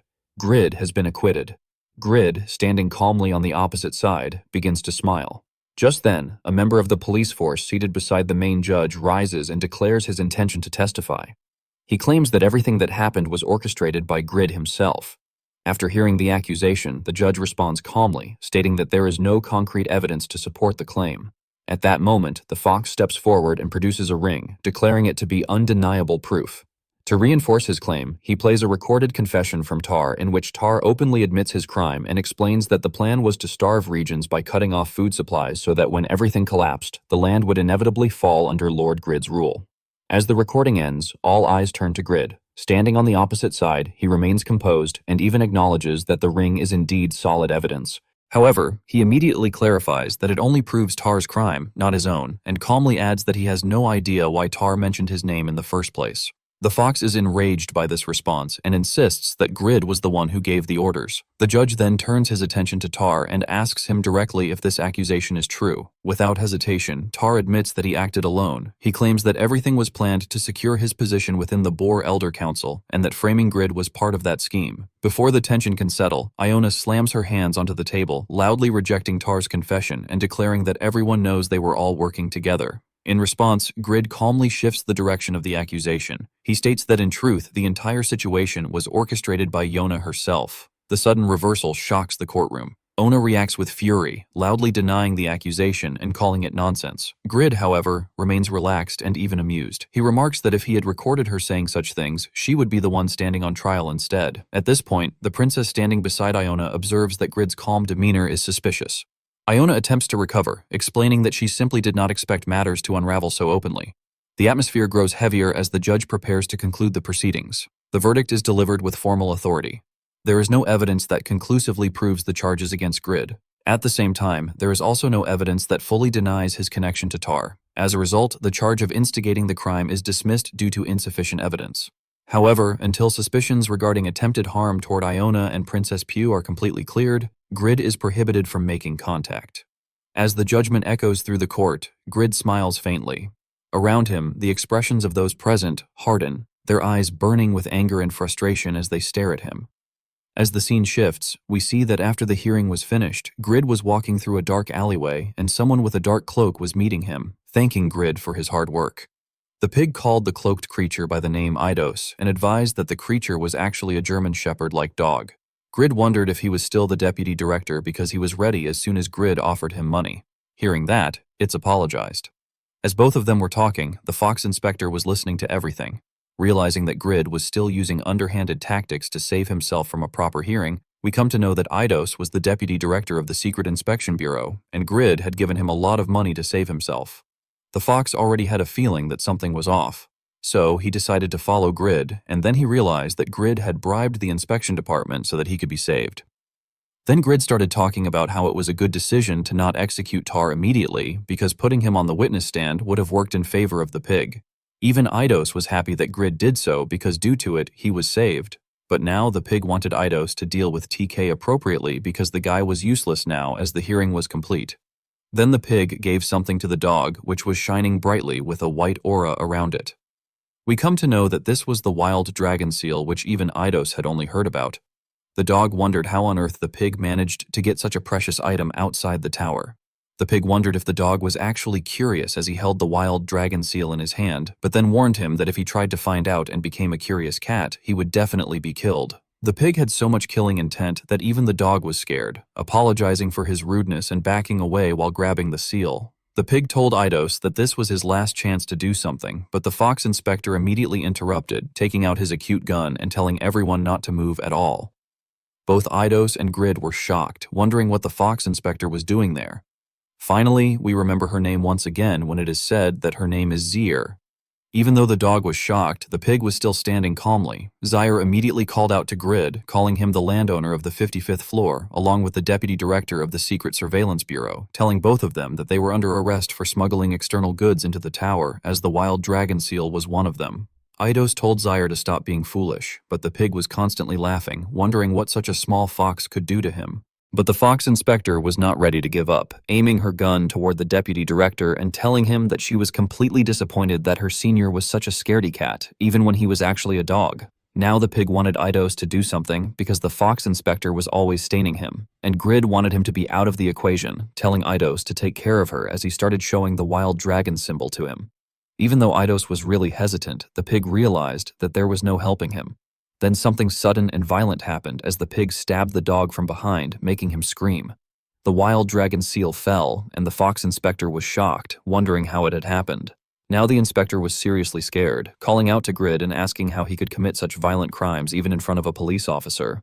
As Eidos was falling to the ground due to the injury, the pig took out a knife and told Zir that the awakened position had just opened up, asking if the fox was interested in working along with him. But the fox inspector was not ready to do that, pointing her gun at Grid again and telling him to put down his weapon peacefully while Grid remained unfazed, wondering if the fox was refusing his proposal. The pig was so confident that he threw away the knife, telling the fox to dare and arrest him, confident that he would be released again in a few days and that nothing would actually be done about it. The fox decided to arrest Grid immediately on charges of stabbing and murder. But what she saw next surprised her. The pig suddenly started moving and picked up the wild dragon seal from the ground. Even when the fox kept telling him not to move, the pig did not listen. The pig had a crimson aura in his eyes while he continuously intimidated the fox to try and arrest him. Meanwhile, we see that Zir was becoming more and more scared, realizing that everything was becoming increasingly dangerous. Finally, the fox got some guts and shot toward the pig. The bullet started traveling straight toward the pig's chest, but it was as if it did not affect him at all. The boy told the king that since the 99th floor was finally having its harvest festival of golden carrots, they should go with a cheerful vibe and everyone should enjoy because the whole floor was overflowing with energy. Hearing that, the female ox realized that this was why she was feeling energetic. The entire 99th floor had multiple street vendors along the way as they celebrated. For Seun, this was a surprise, wondering who the street vendors were. As the scene shifts, we see the Ox King, the female ox, and the other creatures along with their head chairman, Seun, reaching a place where the street vendors were present. One of them called out, telling them to come quickly. They were a group of cute-looking Tanuki and raccoons who told everyone that the opportunity of their lifetime had arrived because the mass gang was there on the 99th floor. Looking at these cute little creatures, even Sejun started smiling, wondering what was going on. Even the golden cat Theo was shocked because although he was a wandering merchant, he had never seen anything like this before. One of the cute little raccoons explained that it was a long-standing tradition of the Harvest Festival. The mass gang, who were members of the Raccoon Guild, would come to the place where the festival was being held and sell many things to make the festival even more exciting. Theo went closer to one of the raccoons, wondering if they had reported to the Wandering Merchant Association before doing any business. But the raccoon had no idea what the Merchant Association was, because more importantly, it had been a while since they had actually come to the Black Tower for a visit. Sejun, on the other hand, was shocked when he looked at the item placed in front of him, knowing at a glance that it was a rice cake and that it was even tasty. And the cute raccoon with the hat saw the opportunity, calling Sejun a good customer with really good eyes for food. The cute creature further explained that he had just picked it up and that the rice cake was warm and chewy, making it really delicious. And since Sejun was the tower farmer of the Black Tower, the raccoon was ready to make a special offer, telling Sejun that if he bought 2 right now, he would get 1 more for free. Looking at such a tempting offer, Sejun immediately became serious and disagreed with it, shocking the raccoon. But just then, the boy was actually surging with insane energy, telling Garakan to just give him everything that he had, not caring about the money he was going to need, scattering multiple tower coins with the emblems of the Merchant Association on them, even shocking the raccoon with how rich Seyun actually was. The raccoon collected all the money, not even able to count how many tower coins Seyun had given, or whether it was the right amount for the rice cakes. It was as if the boy was completely possessed, because for him, having rice cake after so long was like heaven itself, as this was the first rice in such a long time that he had seen. Now Sejun was calmly blowing hot air off the rice cake and took a small bite, while the baby bear was drooling all over the ground after looking at the squishy little rice cake roll. Then we get to see the diary entry of Sejun Day 267 on the Black Tower, where he finally gets to taste the beautiful flavor and texture of rice. His face showing the true face of heaven. Even the baby bear was enjoying the whole thing while Theo turned around wondering what the chairman was doing. The other rabbits were shopping for cute little shoes and clothes. Meanwhile, Theo, the golden lucky cat, went to a female raccoon who was selling multiple toys that were cut-looking, but then I think you all guessed what was going to happen. Suddenly, Theo made a surprised face as his paws started giving him a tingling sensation once again. After a long while, Theo wondered what it was, knowing that his golden fortune was reacting. The raccoon lady was just waiting for Theo to grab something expensive. Theo came insanely closer and then slammed his paws straight onto one of the cute little toys, telling the lady that this was it and that he was going to buy it no matter what. Even the raccoon lady was surprised, while Theo, being the good cat he was trained to be by Seyun, wondered if the price was going to be negotiated. We see that in the hands of the cute little cat was actually a key with the same ribbon as the red ribbon rabbits, along with the same bunny ears engraved on it. As the scene shifts, we see that the baby bear was eating the rice cake and was enjoying the chewy texture along with all the other rabbits, big and small. Even Bat was wondering about what that chewy little thing was. Even the farmer rabbits enjoyed every bite of it, wondering what it was. And the baby bear informed our boy Seyun that this was the first time that he was eating something like this. Even the raccoon friend told everyone that it was chewy and delicious, while Sejun started opening a jar full of delicious and thick honey, and the baby bear wondered what his dad was doing. His receptors were activated as he started drooling, wondering if it could be exactly what he was thinking. Seyun was having a content and greedy smile on his face as he opened the honey bottle and dipped a sausage made of rice cake straight into the honey bottle, using a large quantity of it. And then taking it out, it was gleaming yellowish in the sun. As Sejun told everyone that they had to have honey with the great rice cake if they wanted to enjoy it to the fullest. Even the raccoon friends were shocked, wondering how this recipe was founded. But Sejun was from Earth and they used it all the time. The baby bear was not able to stop himself. But the first bite was always reserved for none other than Sejun himself, who took a bite and then went straight onto cloud 9, knowing that he was in heaven because the sweet and chewy texture altogether was the best texture ever to taste. Sejun was dancing with the rice cake being shaken violently, and he showed it to the baby bear and the rabbits along with Bat, telling them to try dipping the rice cakes into honey too so that they could enjoy the delicacy. Meanwhile, the raccoon also joined Sejun, calling him a customer and wondering if the golden seasoning was the almighty seasoning that makes everything tasty. Wondering what it was, but Sejun told them while shaking the bottle full of thick and juicy liquid that this was called honey, and it was a sweet liquid that bees collect from the flower, sucking them up. Meanwhile, the mother rabbit was also having a taste of it, and everyone else was shocked, wondering how it would taste. Sejun offered the bottle of honey to the raccoons too, telling them to try dipping the rice cake into it and taste it for themselves, while the mother bear was also sent to heaven. And the baby bear was finally getting all the honey he wanted along with the chewy little thing he was tasting for the first time. The raccoon was actually scared, wondering what the seasoning might be. But then he took some honey straight onto his paws and took a small lick of it to taste it in skepticism. But as soon as he tasted it, he straight up went into heaven. He was hallucinating large honey cubes as he started dipping into them. And then he knew that honey was the greatest and the sweetest thing he would have ever tasted. And it was as if the raccoon was having withdrawal symptoms, knowing that he could never live without honey. From now on, the raccoon started rolling onto the floor, wondering how something could taste so great and how it could be so sweet. Because honey was a natural sweetener with all the harmful things removed, and it was even fragrant. Sejun was proudly smiling as if he did something great. Finding honey on the 99th floor of the tower, even the raccoons realized that it was undoubtedly going to taste good whenever the honey was eaten with the rice cake that they had made. But the problem was that Sejun had brought all the rice cakes. And now the raccoons wondered if they could just try one rice cake dipped in honey to get the flavor. But then Sejun straight up denied with a devilish smile on his face. The raccoons turned pale, realizing that they would never be able to taste the match which was made in heaven. But now Sejun wondered if the raccoons were saying that they wanted to take back the rice cake that Sejun had rightfully brought for them. And besides, the honey they were tasting was really rare, and to get this much honey, it takes hundreds of days. The baby bear was shocked, wondering what the tower farmer was telling them, calling him dad and wondering what Sejun was talking about, because if it was honey, then the warehouse they had was overflowing. But before the baby bear could finish anything, he got another rice cake shoved into his mouth to shut him up along with honey, as it was so delicious that he forgot whatever he was saying and started enjoying the rice cake dipped in honey once again.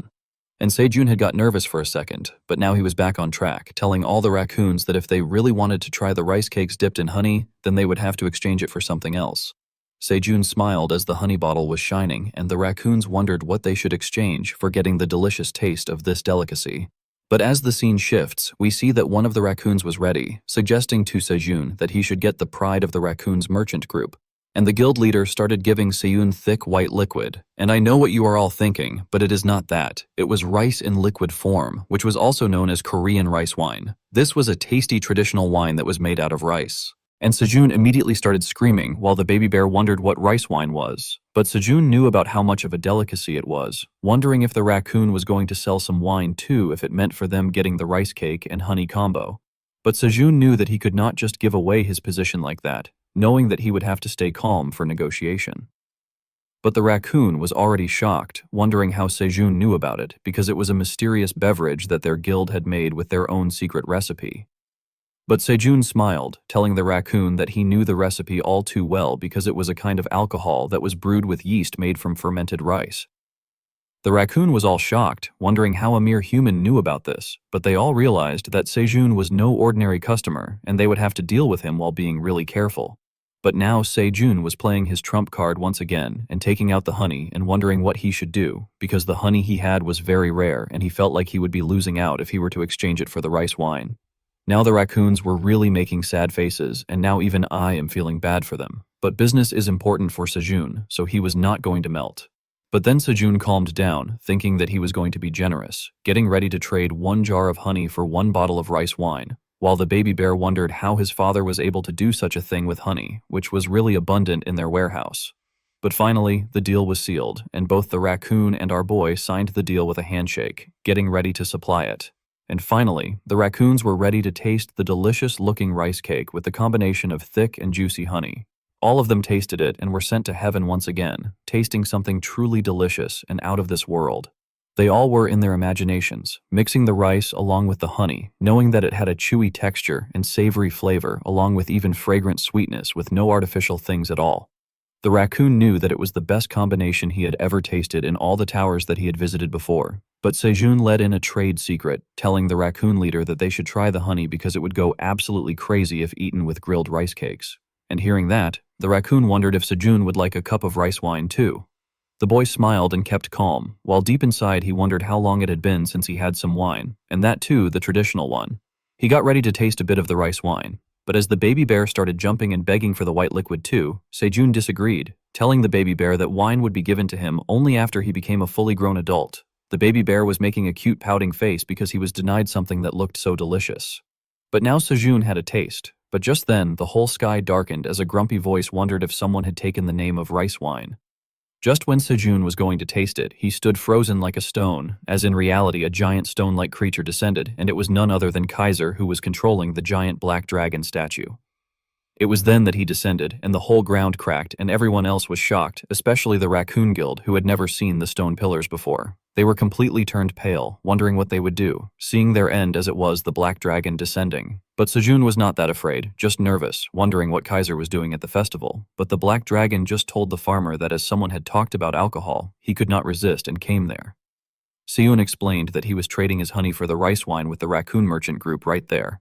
And listening to that, the black dragon immediately realized that the Raccoon Guild were the ones from the Golden Tower. Sejun was shocked by knowing the true location of the Raccoon Guild.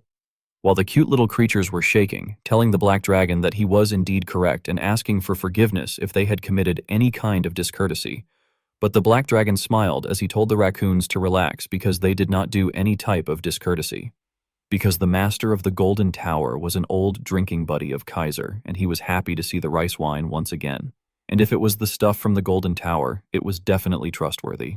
Hearing that, the raccoons were somewhat relaxed, coming closer to the black dragon statue with a giant pot full of rice wine, asking the black dragon if he would like to try this as well. But Kaiser started talking to Sejun, telling him that he was certainly doing well as the middle-level tower manager because it had been so long since the Harvest Festival was held like this in the Black Tower. So now the dragon was laughing loudly, which was enough to send earthquakes down the 99th floor. While the dragon thanked Sejun, offering him to have a drink together, and then both of them had their cheers while Sejun nervously held the cup with the rice wine. But as soon as Kaiser wanted to have a drink, he was suddenly stopped by a system notification by none other than the dragon lady Een.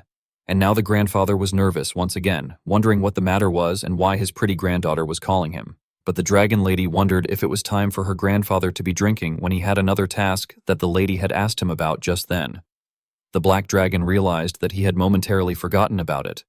But then Eileen let out a disappointed sigh, deciding to do it herself. But Kaiser was as afraid of Eileen as ever, telling her that he was going to do it right away and that he wanted his granddaughter to not block him.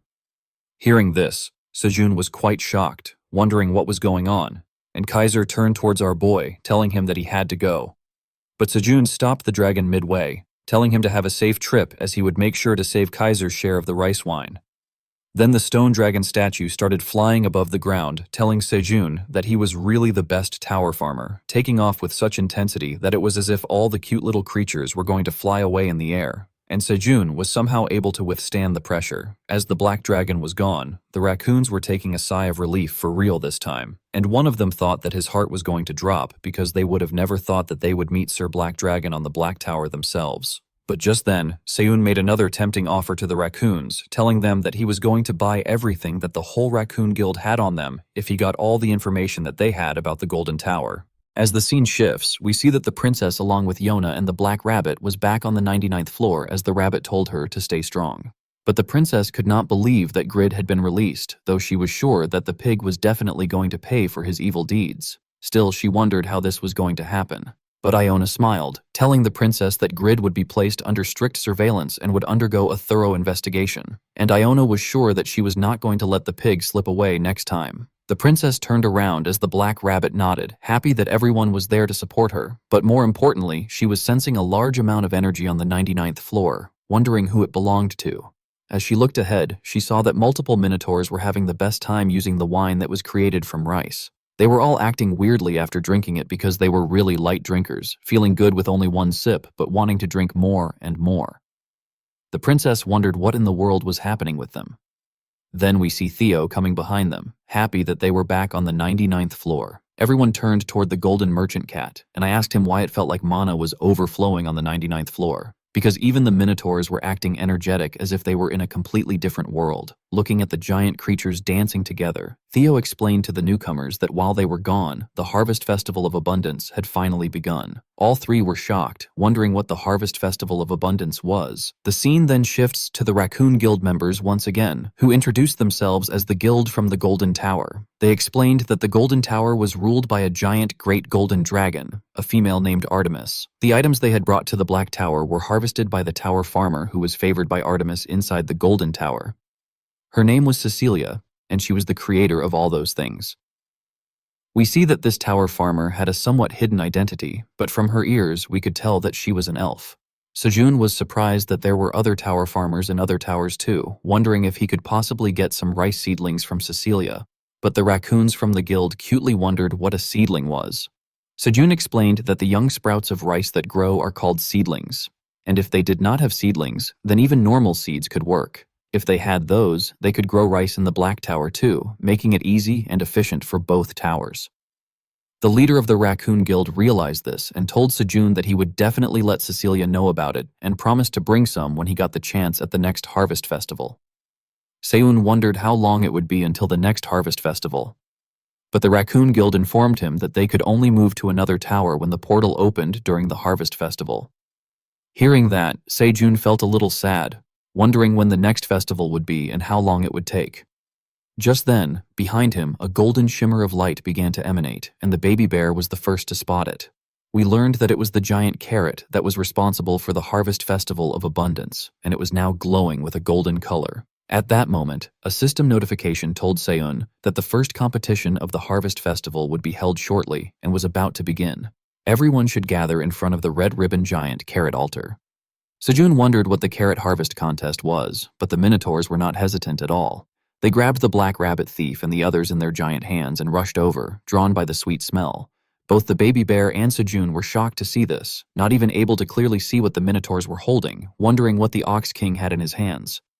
The scene then shifts to the giant golden carrot, shimmering with golden light and surrounded by a pinkish haze. Sejun finally arrived, and when he reached the farm, he was shocked to the core to see that all the crops were ready to be harvested once again. Even though he was sure he had finished harvesting yesterday, he wondered how all the carrots had grown back in less than 24 hours. But the former rabbits knew that it was because of the golden carrot altar that the entire area was turning into a carrot field. Everyone else stared at it in awe as the system notification popped up, telling everyone that a special reward would be given for 10 minutes to the one who gathered the most carrots. And now everyone was ready, along with the rabbits, the baby bear, the wolves, and the minotaurs. Sejun was hanging out with the queen bee, deciding to give it a shot since there was a reward. He got ready and asked the minotaurs if everyone was ready, and the ox king was also fired up, knowing they were the ones who were going to get the most rewards. Meanwhile, the cute raccoons from the Raccoon Guild were acting as cheerleaders, holding multiple musical instruments as they danced around, telling everyone to stay strong. Even Theo was cheering for the Tower Farmer chairman, deciding to do his best. But Yuna wondered why Theo was not participating at all. Theo clarified that he was a wandering cat merchant and not a farmer. Theo was shocked when Bad Pat came near them, wondering why the three of them were not out enjoying the festival after coming back from the court. But Owner explained that they were not in the mood to enjoy the harvest festival right now. She said that since she was not able to do anything, she felt disappointed because they needed to come up with the next plan quickly, as the filthy pig grid had been released once again. Then a green light started shimmering all around the 99th floor. Theo and the others looked at the golden carrot as it started glowing light green, signaling the start of the contest. Now everyone was ready to run the race while harvesting the carrots, witnessing the festival with their own eyes. Sejun and the farmer rabbits were pulling 2 carrots at once with insane speed, while the queen bee was also helping. Sejun realized that he could now complete the quest he had received for harvesting 100,000 times while also enjoying the harvest festival, killing 2 birds with 1 stone. But then we saw all the minotaurs doing nothing but jumping on the ground and body slamming it so that all the carrots popped out due to brute force. Shun thought it was cheating as carrots flew everywhere and desperation showed on his face. Then the baby bear transformed back into his giant form, knowing that he was not going to let his dad lose. The giant baby bear slammed 1 foot onto the farm, sending countless carrots flying. The impact was so devastating that the ground cracked and carrots flew everywhere like meteorites. 1 spinning carrot knocked the little hamster down to the ground. Theo and the princess were shocked by what was happening. Theo rushed over wondering if the hamster was okay. Yuna, still teed, put on a brave front and told Theo she was not scared at all because she was the head of the wizard association of the tower named Yona. Hearing that, the princess burst into laughter and the black rabbit turned toward her, realizing that she was finally smiling. He was happy to see his crushed smile. The princess apologized, saying she did not mean to laugh, but then she thought that they should not be the only ones feeling down. Everyone else had set aside their worries and was enjoying the harvest festival, so she told everyone that she was fine and that they should enjoy the festival to the fullest. Yona smiled as well. The scene then shifted to another part of the farm where the baby bear and the ox king were racing each other. The ox king refused to lose, staking his honor as the boss of the 99th floor, but the baby bear knew victory was his since they were working as a team. Suddenly, both of them began glowing with golden psychic energy and started floating into the air. The raccoons cheered in confusion as the baby bear and the ox king grew terrified, thinking they might fall at any moment. Then they saw that all the harvested carrots were also being lifted. Sejun and the others were trapped in the same golden aura, wondering what was happening. It was not the golden carrot. It was Yona. Her staff glowed with shimmering gold as she used anti-gravity magic. Yona explained that because the entire floor was overflowing with the manner of abundance, such magic was possible. She lifted every carrot on the farm along with everyone caught in the spell. As all the carrots were gathered in midair, the contest ended, and the system notification announced that first place belonged to Yuna with approximately 3,000 carrots, and the second place was Baby Bear, while the third place was the Ox King. Sean slammed down onto the ground, whining about how this was completely unfair. But Baby Bear shrank back to his usual size and happily told the hamster that it was really fun and that he wanted to do it again sometime. Theo was also impressed by the cute hamster and praised her once more, telling her that she was amazing. Hearing that made blush. As the scene shifted, Shun thought that maybe he should learn magic too, because then the competition would be a bit more fair. Meanwhile, the princess and the black rabbit were laughing together as the golden carrot shimmered in the air, preparing for the second contest. But then the scene shifted to a dark and ominous place. A blue-colored portal opened, and we saw Eileen standing there, chained and wearing the restraints like armor. Her grandfather asked her if she was ready to receive it. Eileen knew that if her grandfather was going to do it, it had to be during the Harvest of Abundance festival because the 99th floor was overflowing with Heil energy. Kaiser told his granddaughter that he was going to directly cast polymorph using the device he possessed. Then he activated the machine and Eileen began struggling as massive power surged through her body. Kaiser asked anxiously if she was all right, but Eileen refused to stop, thinking only about Seijin and how she would finally be able to meet him. Slowly, her body began to change. Her silhouette shifted, becoming taller, more refined, and curvier, the outline of a beautiful woman forming as the transformation continued. The scene cuts to a fox who's completely shaken after hearing shocking news. Deputy Director Eidos has been murdered, and not just anywhere. His body was dumped in a slum area called Passage Village. A police dog calmly confirms the details, which only makes it worse. Naturally, the fox's mind goes straight to his missing son, Jerus. He's panicking, asking if this could be connected, but the answer doesn't bring any relief. Jerus still hasn't been found. Then, the conversation takes a darker turn. The police dog hesitates, but brings up something important before disappearing.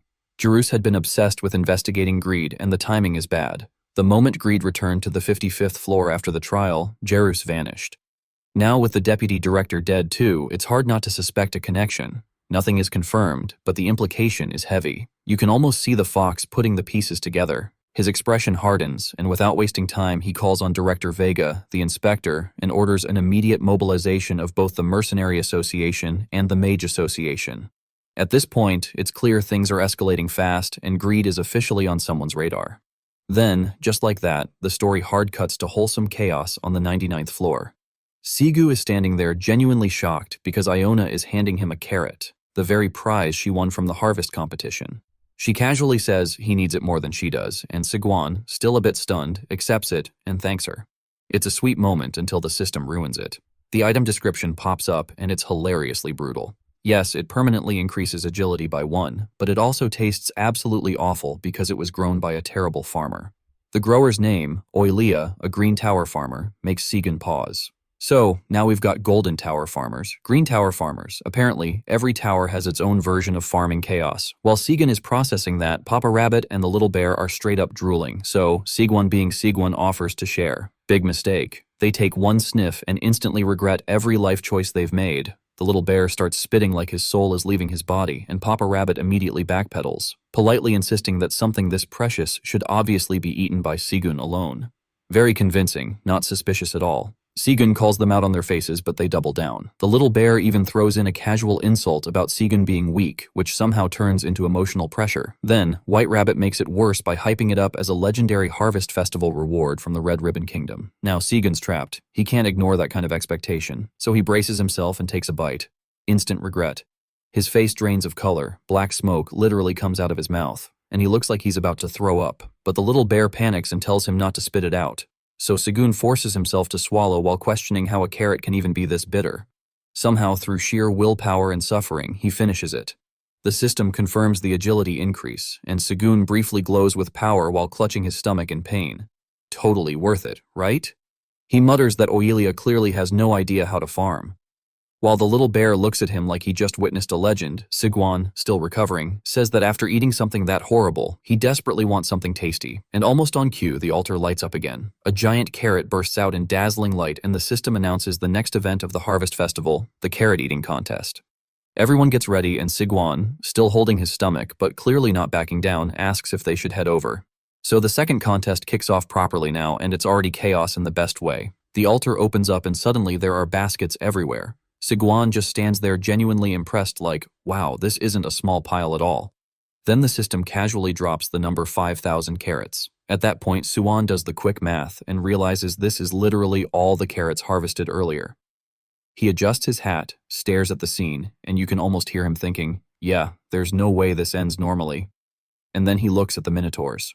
The Yuma King is fired up, confident, already talking big. He's convinced this is their moment to shine, roaring about Minotaur power and mocking Iona for being tiny. Iona, of course, is not having that and snaps back immediately. Theo quietly adds fuel to the fire by asking whether she could even eat all those carrots, which just makes the tension funnier. Meanwhile, the Minotaurs are celebrating in advance like the trophy is already theirs. And then, plot twist, Mama Bear shows up. The entire vibe shifts instantly. The Uma King is confused. Swan's like, hey, everyone prepared this together. And Little Bear is already celebrating because he knows exactly how this is about to go.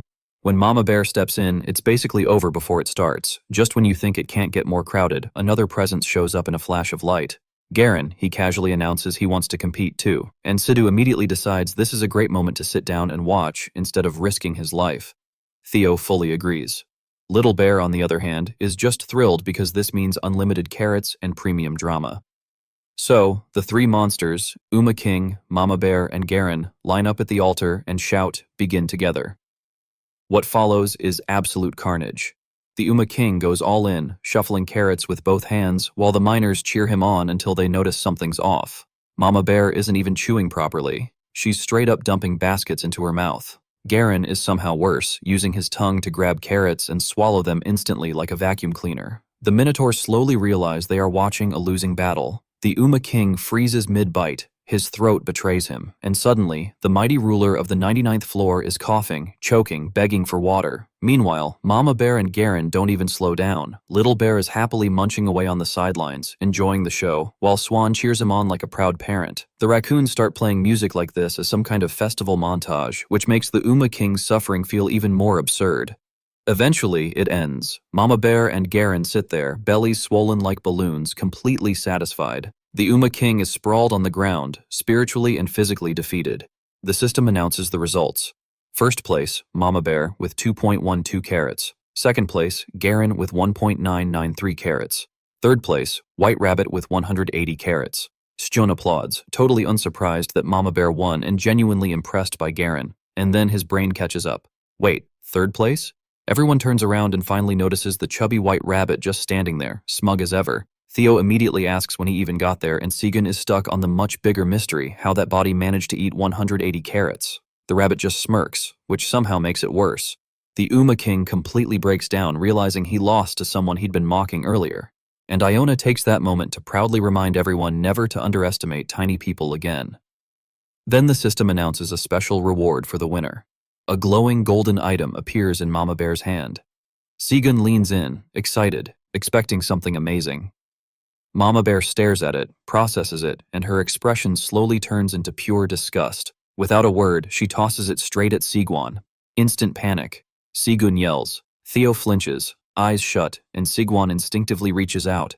When they finally peek, the object is sitting safely in Sigun's hand. A round, ominous-looking thing, radiating an absolutely awful smell. And Sigwan, staring at it with genuine concern, can only ask, "What is this?" The episode opens with the system finally revealing what that horrifying golden ball actually is. Turns out it's an elixir of agility, a potion made by compressing the essence of 10,000 carats, which already sounds intense, until the description casually mentions it was a desperate attempt to salvage carrots that failed to grow properly under an incompetent farmer. That part feels oddly personal. It permanently increases agility by 1.5, has a 100-year expiration date, and somehow earned a C++ grade. Not bad on paper. In reality, the smell alone is enough to make everyone question their life choices. The odor spreads instantly. Sigwan and the others instinctively step back like someone just opened a forbidden fridge. Theo pinches his nose and makes it very clear he does not want to exist anywhere near that thing. Little Bear quietly agrees. Papa Rabbit edges backward with careful dignity, as if distance might save him from the scent. Swan, still holding the sticky sphere, looks at Mama Bear and politely asks why she handed this reward to him. Mama Bear does not answer. She simply turns and runs full speed, shouting something about an important appointment. It's the fastest exit anyone's ever made after winning first place. Now Sun standing there holding what feels less like a prize and more like a dare. Theo and Little Bear retreat further while advising him very bravely from a safe distance to just eat it quickly and make it disappear. Shun stares at the elixir like it personally offended him. He debates it. He really debates it. But eventually, with the kind of determination only a slightly stubborn farmer can have, he takes a tiny bite. Immediate regret. The taste hits like a direct attack. It's not just bad, it's aggressively bad, the kind of flavor that makes you question whether taste buds are optional. But after the first shock passes, something surprising happens. It's still terrible, but not impossible. Just very, very unpleasant. So he commits one painful bite at a time. He forces the entire thing down. When he finishes, he even looks a little proud of himself, like someone who survived a food challenge no one asked for. And then the world tilts. Dizziness hits him out of nowhere. His vision fills with strange colors twisting and bending like reality decided to experiment. And just like that, he collapses. Sometime later, he wakes up to worried voices calling for him. When he opens his eyes, the whole group is there. Uma, King, White Rabbit, Iona, Theo, Little Bear. Everyone looks relieved. Sigun sits up slowly, head pounding. Theo explains that after he fainted, white foam started coming out of his mouth, which understandably didn't help anyone's anxiety. For a moment, they genuinely thought that might be it. Papa Rabbit quietly hands Sajun his straw hat back, like restoring order. Sigun takes a moment to assess himself. Surprisingly, he feels good. His stomach is fine, his body feels lighter, energized. The effect seems real. And then he opens his mouth to say that the smell comes back with full force. Theo reacts instantly, lunging forward to cover Sichun's mouth before the damage spreads. He firmly suggests that Chairman Park keep his mouth closed for a while. Papa Rabbit also shields his nose, visibly suffering, while Sigun processes the fact that he is now apparently a walking biohazard. Theo casually mentions that the next event of the Harvest Festival already started while he was unconscious. Swan blinks. He missed an entire event. Right on cue, a system message appears announcing the final stage. At the center of the venue, the golden carrot begins to shine. Only now it's glowing with an intense blue radiance that draws everyone's attention without a single word needing to be said. The glowing golden carrot at the center of the venue suddenly opens, and from inside it, a small rabbit angel appears. Not in a dramatic, explosive way, just gently, almost peacefully. The angel pulls out an instrument and starts playing this soft, beautiful melody that spreads across the entire space. The whole atmosphere shifts. The noise dies down. People just listen. Both the black rabbit and the white rabbit smile when they see it. White Rabbit quietly mentions that she once saw Rabbit Angel in a picture book when she was little. It's a small moment, but it lands softly. Beside her, Black Rabbit glances her way and gets a little shy. She looks especially radiant under the glow of the stage, and he clearly notices. Sigalan, caught up in the moment, instinctively opens his mouth to say something impressed. Unfortunately, the second he does, that awful elixir smell tries to rejoin the festival.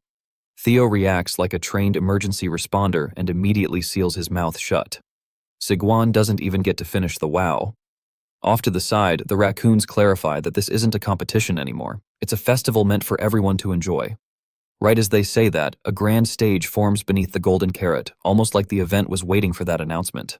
The mood shifts again, this time into full celebration. The melody seems to have a strange effect. Even the Uma King feels it. He looks around in confusion, realizing his body is moving on its own to the rhythm. He doesn't seem too upset about it, though. If anything, he looks like he's decided that dancing once in a while isn't beneath the Minor King.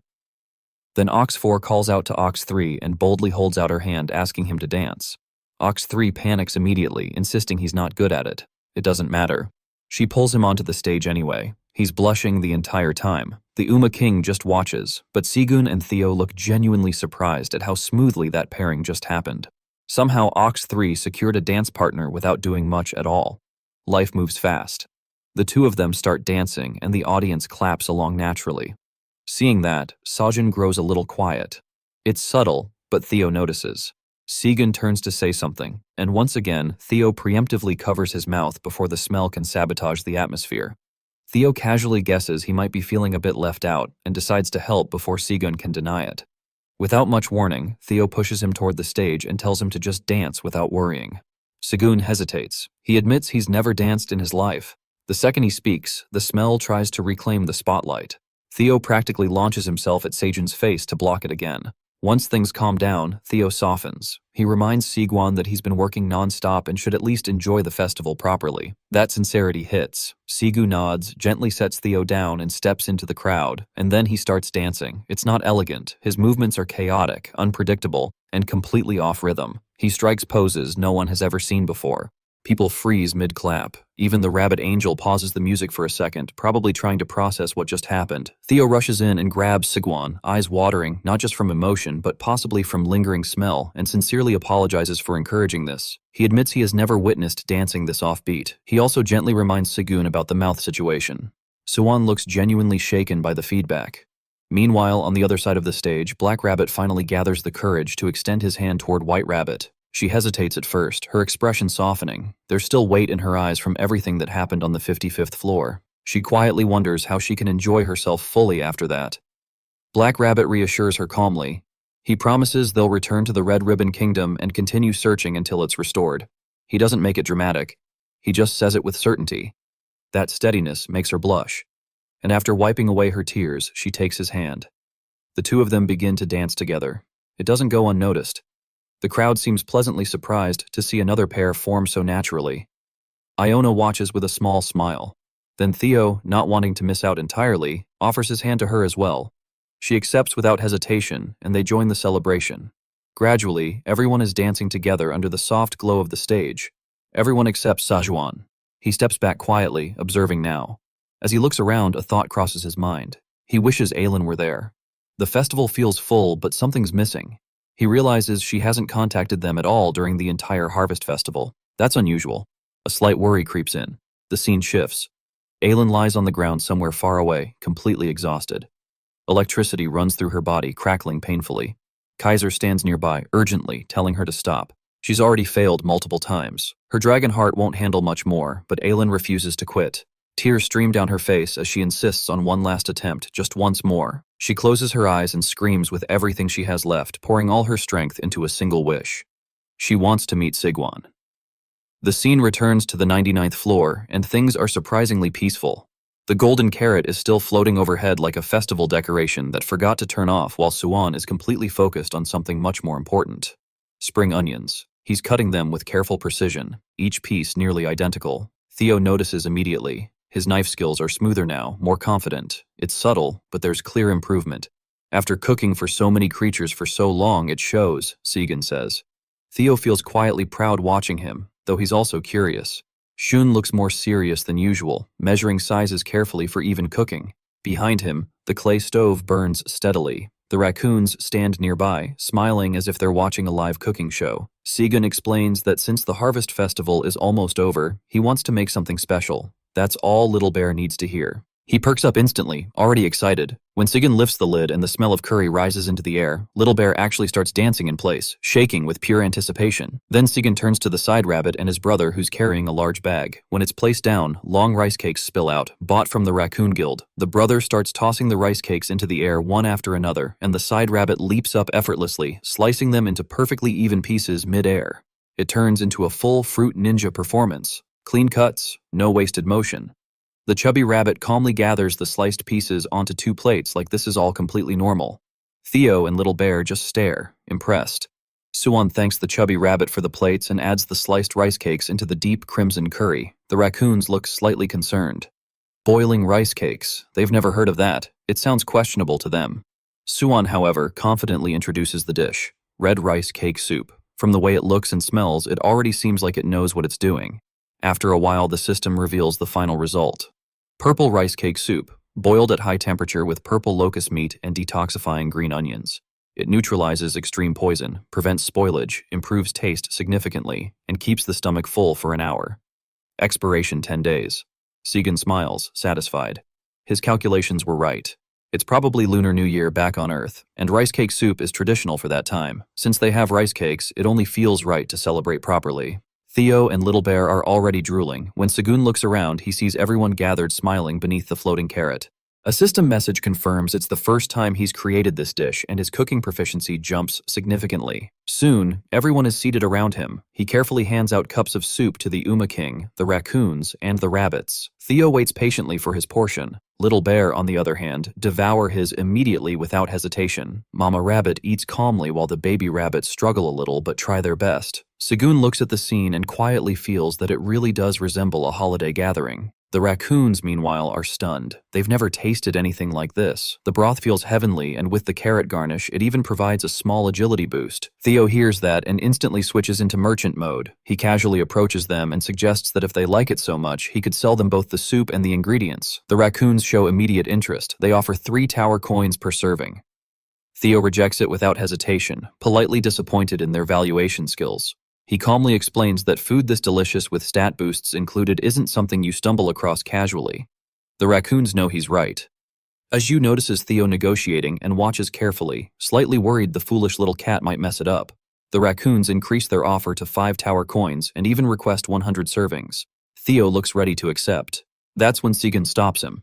He tells Theo to watch and learn from the true master of trade. The raccoons blink, confused. Shun calmly declines the offer entirely. He explains there aren't enough rice cakes left. Today's sharing was only because it's a special occasion. In the future, with remaining ingredients, they could only make about 300 servings, a limited edition item. The raccoons process this instantly. Limited supply, high demand. Their merchant brains start spinning. They quickly raise the offer to 15 tower coins per serving in attempt to secure all future servings at once. Even Theo is stunned at how quickly the price jumped. Sigun pretends to think about it, looking mildly thoughtful. Then, like someone reluctantly granting mercy, he lowers the price slightly. 13 tower coins per serving for 200 servings. In exchange, next time they'll trade rice cakes instead of just money, and they'll offer discounts to tower farmers. The raccoons accept immediately, practically glowing with satisfaction. They even start dancing among themselves. Sigun finalizes the deal and adds that he'll include some stat-boosting crops as a bonus. Theo looks at him with genuine admiration, calling him a trading genius. Sigun rubs his nose proudly and downplays it. Right then, a loud burp echoes. Everyone turns. Little Bear is sitting there, stomach swollen so round he looks like he might float away. The rabbits stare in disbelief. Theo panics, demanding to know how many bowls he ate since they're supposed to be selling this limited edition soup. Sigun leans toward Theo and calmly whispers that they can actually make 500 servings. The earlier limited supply was just part of the negotiation strategy. Theo freezes. That realization hits hard.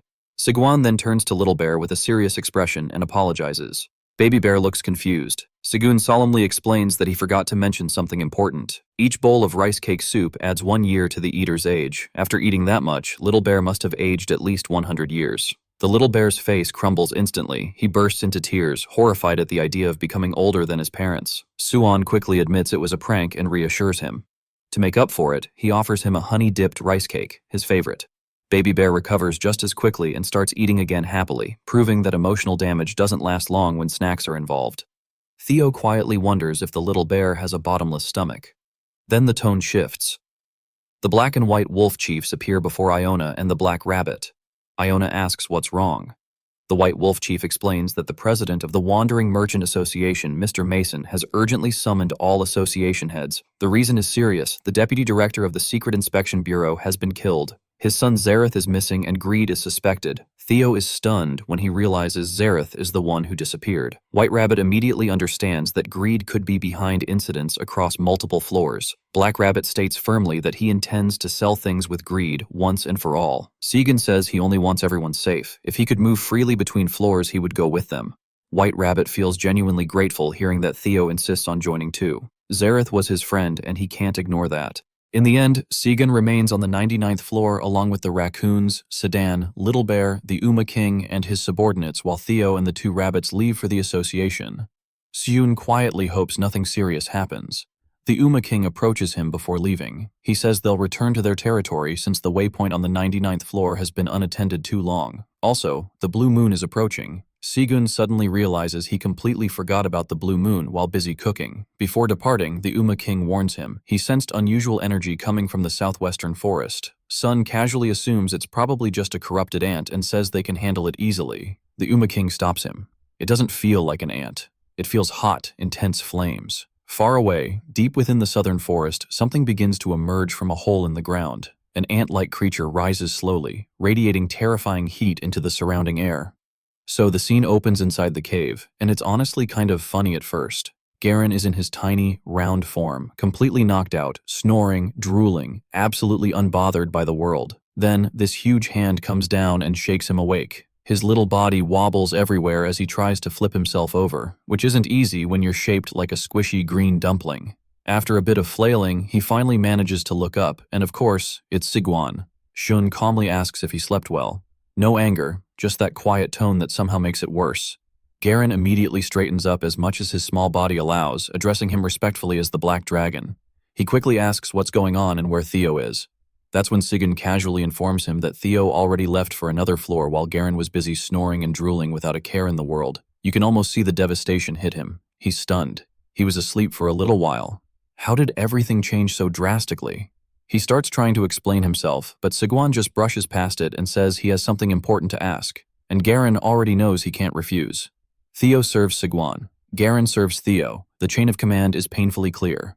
Then Sigwan's expression shifts. He gets serious and tells him they need to prepare for the upcoming blue moon. From there, we get a quiet update on the world. The harvest festival ended safely. The artisan rabbits built an altar for the giant red ribbon carrot. The minotaurs went back to guarding the waypoint. The raccoon merchant guild returned to their usual place in the golden tower. Everything lively and chaotic has settled down, except I forget to prepare for the blue moon.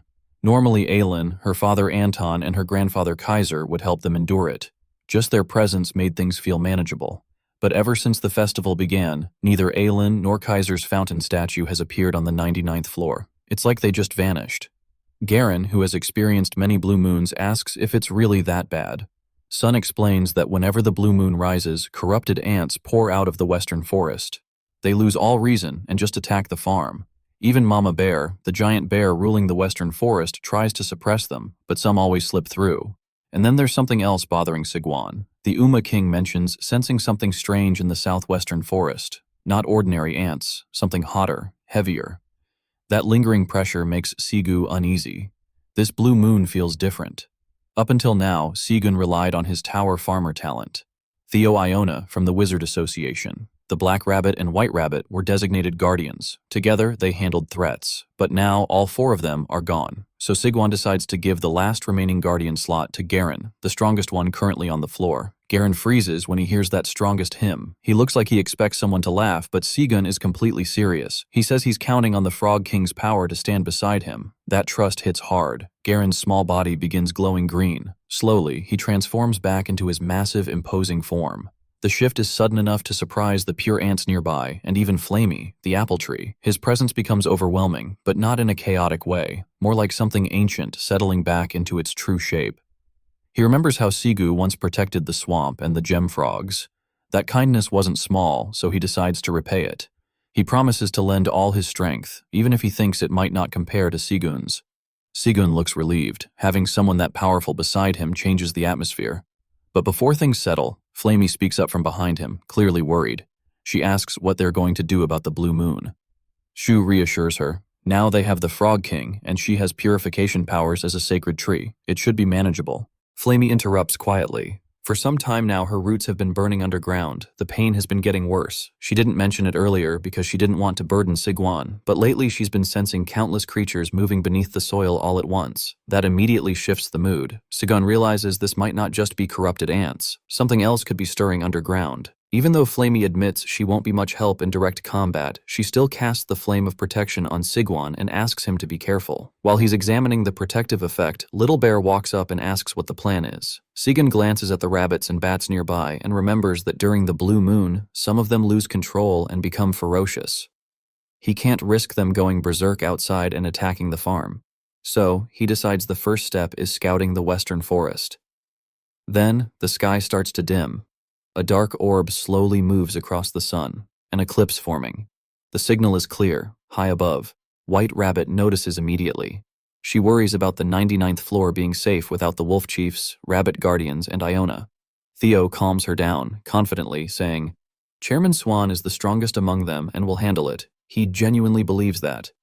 Black Rabbit tells White Rabbit to focus on what's in front of them, the situation in the Red Ribbon Kingdom. A massive castle comes into view. Everyone goes quiet. The Wolf Chief wonders how long it's been since they last saw it like this. Mason explains that his son Zareth is being held hostage inside the castle. Greed demanded nearly unlimited authority from the Merchant Association in exchange for his release. It's not subtle, it's a threat. Black Rabbit is furious. Iona points out they can't trust the Secret Inspection Bureau either, so the mission has to be handled quietly. Theo analyzes it calmly. To ensure everyone's safety, they'll need to defeat Greed, rescue Zareth, and free the Red Ribbon Kingdom from his control. They stand on a cliff, taking one last look at the castle before preparing to move. Meanwhile, back on the 99th floor, Sigwan, Little Bear, and Garen head into the western forest. At the edge, Little Bear calls out loudly for his mother. Sigun feels a bit nervous, even though he came confidently to scout. They should stay close to Mama Bear. She's the strongest presence in this forest. Then, a sharp screech cuts through the woods. Little Bear instantly recognizes it as his mother's voice and bolts toward the sound. Sue and Garen try to stop him, but he won't listen. When they reach the clearing, the sight is unsettling. Mama Bear is surrounded by red creatures. At first, they look like oversized locusts, but on closer look, they're giant red ants. They swam her relentlessly. One of them charges up and spits out a fireball. Actual fire ants. Mama Bear avoids fatal damage, but she's getting hurt. Even Garen hasn't seen ants like this before. When Mama Bear notices Little Bear running toward her, she panics and yells at him to stay back. It's too dangerous, but Little Bear doesn't hesitate. He instantly grows back into his giant form. His magical club extends. He leaps into the air, spinning rapidly to build momentum. It's almost absurd how fast he spins, like he's figured out physics on a fly. Then he brings the club down with full force onto one of the ants. The impact sends dust everywhere. When it clears, the ant is completely flattened, just pancake. Mama Bear stares at him in shock. Little Bear lands, returns to his small form, and says her seriously, no bragging, just a quiet statement that he's strong enough to protect her now. So, right after Little Bear flattens that first fire ant, there's this brief pause where everyone, Sigwan, Garen, Mama Bear, and Little Bear, just stares at the remaining ants. And the ants actually take a small step back. It's almost like they're recalculating. Sigwan immediately asks Mama Bear, what is going on? She doesn't have an answer. It all just started suddenly. What she does know, though, is that these things are dangerous, and as if to prove her point, more ants start pouring out from the jungle. Not just a few, a steady wave. They begin charging up, preparing to spit fire again. Mama Bear doesn't hesitate. She casually flings one far into the distance and crushes another under her paw. Sigwan looks genuinely impressed, and Little Bear can't help smiling a little at how strong his mom is. Mama Bear reassures her cub that she's not afraid of opponents like these, but almost on cue, an ant leaps from behind and nearly catches her off guard. Garen steps in fast, punching the ant away before it can do real damage. He dryly points out that it's probably too early to relax. By now, the ants have completely surrounded them. Sejun glances back and realizes they're boxed in from all sides. The tension shifts. They're not just dealing with a handful anymore. Garen snorts in annoyance. He mentions that the swamp insects gave him trouble because of poison, but these he can handle. To prove it, he smashes another ant flat. A system message pops up announcing that Guardian Garen defeated a fire ant worker and that Sigun gained 450 XP, half of what Garen earned. Sigun praises him, impressed. But while he's focused on that, an ant lunges at Sigun from behind. He barely manages to block with his dagger and axe. Sparks fly on impact. He grits his teeth, realizing these ants are much stronger than the locusts they fought before. Still, he figures his agility has improved too, so he counters with a slash that looks solid, except it does absolutely nothing. The blade doesn't penetrate the shell at all. His hand even shakes from the recoil. He mutters in frustration about how hard their shells are. Another ant charges up to spit fire at him. Mama Bear, still crushing ants left and right, calls out a warning. Little Bear shouts in panic, but the fire hits Sigwan and he's fine. He smiles, reminding them he has Flamey's flame of protection. Little Bear doesn't let the ant get away with that. He charges in and smashes it, then keeps pounding it into the ground, furious that it dared attack his dad. Mama Bear continues clearing space with raw strength. After a moment, she looks around and calmly says that at this level, she can probably hold them off on her own. There's a short breather. Sun exhales. Little Bear looks proud of the flattened ants. Sigwan sincerely thanks Mama Bear. Then Little Bear asks the obvious question. Where did these things suddenly come from? Swan watches the ants carefully and points out something important. Unlike the locust swarm before, these ants likely have a nest. That means this isn't random. If they don't find and destroy the nest, this will just keep happening. A little later, a bush trembles suspiciously. Two heads pop out. Sigun and Little Bear attempting stealth. It's reasonably effective for their size. Behind them, though, Mama Bear and Garen also try sneaking, which is less convincing. Even Little Bear whispers that hiding might not be working very well. Sigun hushes them and points ahead. The fire ants are attacking corrupted ants. The ants are completely burned down. Once the flames settle, the ants approach the charred bodies and start cutting pieces away with their claws. That's when Sigwan connects the dots. Their numbers increased because they've been eating the corrupted ants. That would explain why the corrupted ants have been unusually quiet lately. Little Bear immediately suggests smashing them all. Sigun stops him and explains that ants carry food back to their nest. If they follow them, they'll find the source. The eclipse is creeping closer. The air feels heavier. They trail the ants carefully until Sigun spots it. The nest, it's large, and as expected, there are a lot of them. Garen casually comments that they're pushovers anyway. Sigun checks that everyone's ready. They confirm. Then all four charge in together. The ants notice them, but they don't get much reaction time. Mama Bear and Garen crush several immediately. Little Bear moves with surprising precision, smashing heads with his wooden club. Some ants manage to spit fire at Garen. He helps at the heat. His skin actually burns slightly, which surprises him. Shun observes that they really do breathe fire. Then he gets an idea. Dark clouds begin forming overhead. Garen looks up surprised as Sejun channels magic. Blue smoke curls from his hand as he invests all the stat points he just gained into magic. He calls down rain. It starts pouring. The ants are quickly soaked. Garen opens his mouth wide, gathering a massive amount of water and blasts it forward like a cannon. The pressure alone drowns and crushes several ants. Another system message appears. Guardian Garen defeated another fire ant worker, and Sigun gains 600 experience this time. Sigwan is impressed. Apparently, this combo works better than expected. He tells Garen to destroy the nest. Garen salutes and unleashes another high-pressure water cannon straight at the entrance. An ant's head briefly pops out just before the blast slams into the opening. For a moment, it looks like it worked. Sigun smiles, but then 3 ants walk out of the entrance, completely unharmed, except for being soaked. These aren't workers. Sigun immediately recognizes them as soldier ants, and right then, the scene shifts. Somewhere else, Kaiser lies on the ground with tears in his eyes, murmuring in relief that his granddaughter has finally succeeded in polymorphing. We see Aelin, now in a beautiful human form, announcing that she'll be there soon, on her way to see Sigwan. Back near the nest, things escalate pretty quickly. The soldier ants start coming out one after another, forming a tight circle around Sigwan and the others. These aren't like the worker ants they fought earlier. Their bodies look tougher, and some even carry what look like natural shields and tiny blade-like limbs. They rush straight at Sigwan. Sigun reacts a little too late, but Mama Bear steps in before the ants can reach him. With one heavy swipe of her paw, she flattens them into the ground. After that, she gives Sigu a quick warning to stay alert. He just nods and adjusts himself, realizing these new ants aren't something he can ignore. Nearby, Little Bear is trying to hold off one of the soldier ants by himself. He's managing, but it's clearly a struggle. Garen notices and jumps over to help. He slams down on the ant with a heavy blow that sends Little Bear tumbling back a short distance. Garen checks on him right away. Little Bear gives a quick thumbs up, basically saying he's fine, but Garen soon realizes something isn't right.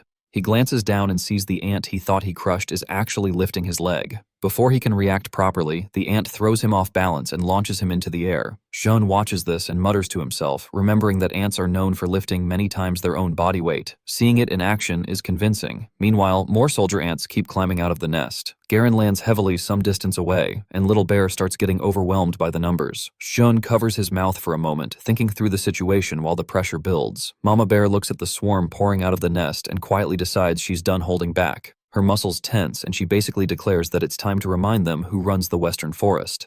Then she charges in. She tears through the ants with her claws, slicing them apart and sending pieces flying. Watching from behind, Shun adjusts his hat and admits to himself that he's very glad she's on their side.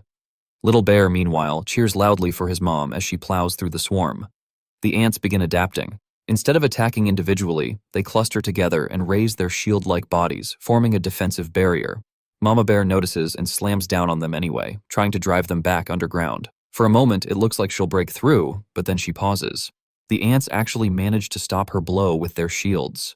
Sue notices the change immediately. The ants seem to be reorganizing themselves, almost like they're forming different shapes as a group before anyone can process that fully. Little Bear points up toward the sky in panic. Sigun looks up and freezes. The blue moon has begun. The moment it appears, the ants change again. Their bodies grow more robust, their movements sharper. One ant screeches, seemingly giving orders to the others. The command doesn't last long though, because Mama Bear instantly swings and knocks its head clean off. Even as she does that, Sigun suddenly realizes something else is happening. Garen is fine because he's designated as a guardian.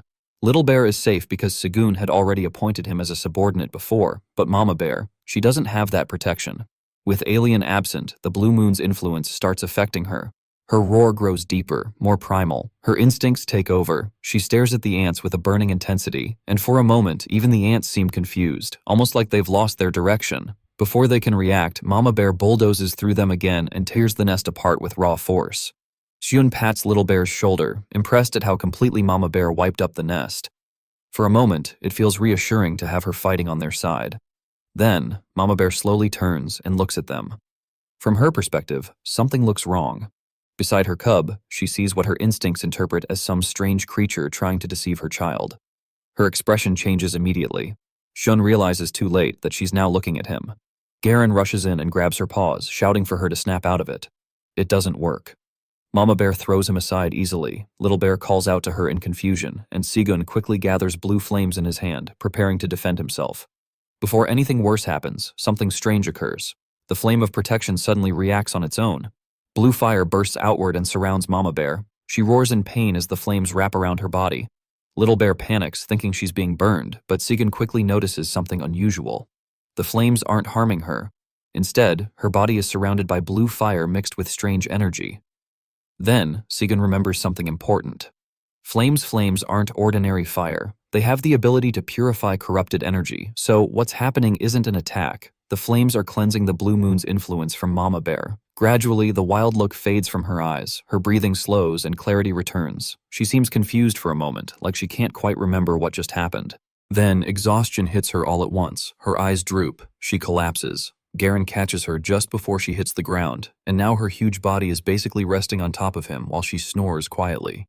Little Bear asks if she's sleeping. Sue nods and lets out a long breath of relief. Unfortunately, the quiet moment doesn't last. Little Bear hears something moving nearby and looks around. A large group of ants is gathered around them. Apparently, the destruction of the ants attracted their attention. Suin sighs in disbelief. They managed to deal with the ants, but now the ants are here. Garen, still holding Mama Bear, looks around helplessly. Little Bear grips his wooden club and admits there are just too many. Garen tries to wake Mama Bear by patting her face, but she's completely out. The ants start attacking. Sigun cuts through one of the branches, but the fight quickly wears them down. They're already exhausted from the earlier battle. Sigun's breathing grows heavy. Little Bear struggles to keep up. Garen gets caught as branches wrap around his neck and begin choking him. Sigun tries to help, but another branch coils around his leg and lifts him into the air. The ant swings him down and slams him against the ground hard enough to crack the surface. A system message appears. Indestructible body has activated. Even so, the impact hurts. Sigun lies there surrounded by faint blue energy. While the End examines him nearby, Little Bear is completely bound in branches, calling out desperately for his dad. Garen is still struggling to breathe under the tightening grip. Jun hangs there, coughing and sweating. Everything hurts, and he starts wondering if the flame of protection has finally run out. For a moment, he thinks this might be the end. His thoughts drift back to the outside world. He reflects that it was probably a miracle that an ordinary guy like him survived this long on the 99th floor. Somewhere along the way, he ended up with so many people depending on him. Maybe he still wasn't strong enough. Little Bear starts crying, calling for his dad, his mom, and Garen. Sigun thinks about everyone else too, the rabbit family, the bees, even Bebot. He quietly apologizes to all of them. His tears fall as he admits to himself that he wanted to cook more delicious food for them. Then, a voice interrupts that thought. A calm voice tells him that if that's what he wants, he should just make it. Suin's eyes open slightly. He recognizes the voice immediately, but still murmurs in confusion, trying to figure out who it is. Above them, someone is floating in the sky. A bright light bursts from her hand and spreads outward, washing over the ends. The branches around Little Bear loosen and he falls asleep safely. Garen is freed from the choking vines. Mama Bear continues snoring peacefully. Swan feels a gentle hand resting on his head. He slowly opens his eyes and sees a young woman leaning over him with a soft smile. Aylin quietly apologizes for arriving late. Mama Bear, Little Bear, and Garen are all lying nearby, completely exhausted. At this point, they're not fighting anymore. They're just sleeping heavily, the kind of deep sleep that only comes after a brutal battle. Little Bear is the first one who stirs. His eyes slowly open, still half dreaming, and he looks up toward the sky without really moving. Up above, Aylin is floating in the air while gently holding Sigwan. From the ground through sleepy eyes, the scene almost looks unreal. Little Bear squints a bit and wonders if he's looking at an angel. The thought makes him smile faintly. For some reason, just seeing that figure in the sky makes him feel relieved, like everything will be okay now. With that calm feeling, he closes his eyes again and drifts back into sleep. Up in the air, Aylin is focused entirely on Sigwan. She gently touches his face and calls his name. Her voice is quiet, almost careful. Suin's eyes open slightly. He looks dazed, like he's waking from a very deep sleep, and he responds with a faint sound just to show he heard her. Aylin immediately apologizes for arriving late, but she also explains there isn't much time. As she says that, she suddenly notices something strange happening to her own hand. The human shape she used is starting to break down. Part of it is slowly turning back into her dragon form. She looks at her hand in confusion and frustration. She had actually planned to surprise Suin by appearing in a proper human form when they finally met. But the magic isn't holding anymore. She explains that she spent too much mana dealing with the ants earlier, so the transformation spell is already wearing off. The moment she realizes that, tears start forming in her eyes. She's clearly upset that the moment she planned didn't go the way she wanted. Before she can finish saying anything else, Sigun raises a hand and gently wipes away the tears from her face. That catches her completely off guard. She hadn't realized he was awake enough to move. Shun looks at her quietly for a moment and in a soft voice simply tells her she's pretty. For a second, she freezes. Then the words slowly register and her face turns a little red from embarrassment. She looks like she's about to say something in response. But before she can, Segun loses consciousness again and goes completely limp. Seeing that, Aylin starts quietly crying again. She apologizes once more, this time explaining that the authority she gave him earlier protected his body from breaking, but it also meant he had to endure all that damage instead of collapsing immediately. But gentle light glows around them as she speaks more softly now, almost reassuring him even though he's unconscious. She tells him that even though their meeting was brief, she was happy to finally see him in person. Then she says they'll meet again soon. After that, she leans down toward him, clearly intending to kiss him, but the panel cuts away before anything is shown. Instead, the scene switches to the blue moon hanging in the sky. Somewhere else, Greed is looking at that same moon from inside a prison room. He's sitting casually with a wineglass in his hand, staring out while slowly drinking. His expression isn't exactly pleased. He notes that the blue moon is coming to an end. According to him, the Red Ribbon Kingdom hasn't been affected by the blue moon's influence thanks to a strong magic barrier surrounding the area. Even so, the labor inside the kingdom continues non-stop. The scene briefly shows rabbits working endlessly while boars stand nearby, supervising them. Greed then casually shifts the topic. Earlier, he had demanded an answer from someone before the blue moon ended, and now that time is almost up. He turns toward the prisoner in the room and addresses him, the young master of the inspection bureau, Jerus. From Greed's tone, he's mocking him slightly, suggesting that Jerus's father doesn't seem very concerned about rescuing him. Jerus, who is chained and restrained, reacts immediately. He shouts Greed's name in anger, clearly furious, but still completely trapped. Outside Greed's castle, 2 boar guards are standing watch. One of them yawns loudly, looking extremely bored. He starts complaining that the Red Ribbon Kingdom has been peaceful for years under Greed's rule, so he doesn't understand why they even need to guard the place. The other boar agrees and says he'd much rather just sleep. Right as he says that, a voice quietly responds from somewhere nearby, saying that wish can be granted. The 2 guards look around in confusion. Then they spot Iona standing nearby with her wand already raised. Without much effort, she casts a spell and tells them to fall asleep. A wave of magic spreads out and the boars immediately feel their energy drain. One of them collapses on the spot. The other manages to shout in panic, asking who's there. Before he can react further, the White Wolf Chief suddenly appears behind him and lands a solid punch straight into his stomach. The boar drops instantly. With the guards down, the White Wolf Chief calmly tells the others it's safe to come out. 3 heads immediately pop out from the bushes: White Rabbit, Black Rabbit, and Theo. They step out and regroup. Theo walks over beside Iona and praises her magic with obvious admiration. Iona smiles modestly at the compliment. White Rabbit then explains that Jerus is most likely being held in the underground prison of the castle. The Black Wolf points out that they don't know what the security inside the castle looks like and it's probably tight. The White Wolf Chief agrees and says they should proceed carefully. Meanwhile, Black Rabbit quietly tells White Rabbit that he'll protect her no matter what happens. She blushes slightly at that. The group enters the castle and moves through the hallways cautiously, observing their surroundings. White Rabbit looks around with growing emotion. Tears start forming as she realizes something. This place looks exactly like the castle she saw when she was young. The layout and structure are the same, but the warm feeling she remembers from back then is completely gone. Black Rabbit watches her quietly, noticing the sadness in her expression. At that moment, Theo suddenly stops walking. Something about the atmosphere feels wrong to him. Iona gestures for everyone to stay quiet. The White Wolf Chief comments that for a place bold enough to kidnap the son of the Wandering Merchant Association's chairman, the security feels surprisingly sloppy. Iona agrees that something doesn't add up. Knowing Greed's personality, she finds it hard to believe he would leave things this unguarded. Just then, Black Rabbit's ears twitch sharply. A spear suddenly shoots toward them from the corridor. The White Wolf Chief barely has time to react, but Black Rabbit jumps forward and blocks the attack with his hammer. Everyone immediately goes on guard. Iona demands to know who's there. From the darkness of the corridor, strange figures begin stepping forward. They look like skeletal, goat-shaped creatures holding spears, their bodies formed from bones. The White Wolf Chief mutters in surprise, thinking they might be connected to a white dragon. Iona studies them carefully and then remembers something she once read in an ancient document. These are dragon fawn soldiers, artificial soldiers created from dragon bones. Black Rabbit immediately suggests breaking through them. The White Wolf Chief prepares to fight as well, but Iona quickly stops them. She explains that Dragonfang soldiers don't tire easily and aren't simple to destroy because their bodies are made from dragon bones. Even her magic has very little effect on them. She's also shocked that Greed somehow obtained enough dragon bones to create so many of them, especially considering he already possesses the White Dragon seal. Theo asks what they should do now as the soldiers slowly advance. The White Wolf Chief makes a quick decision. He tells the others to leave this area to him and continue searching for Greed.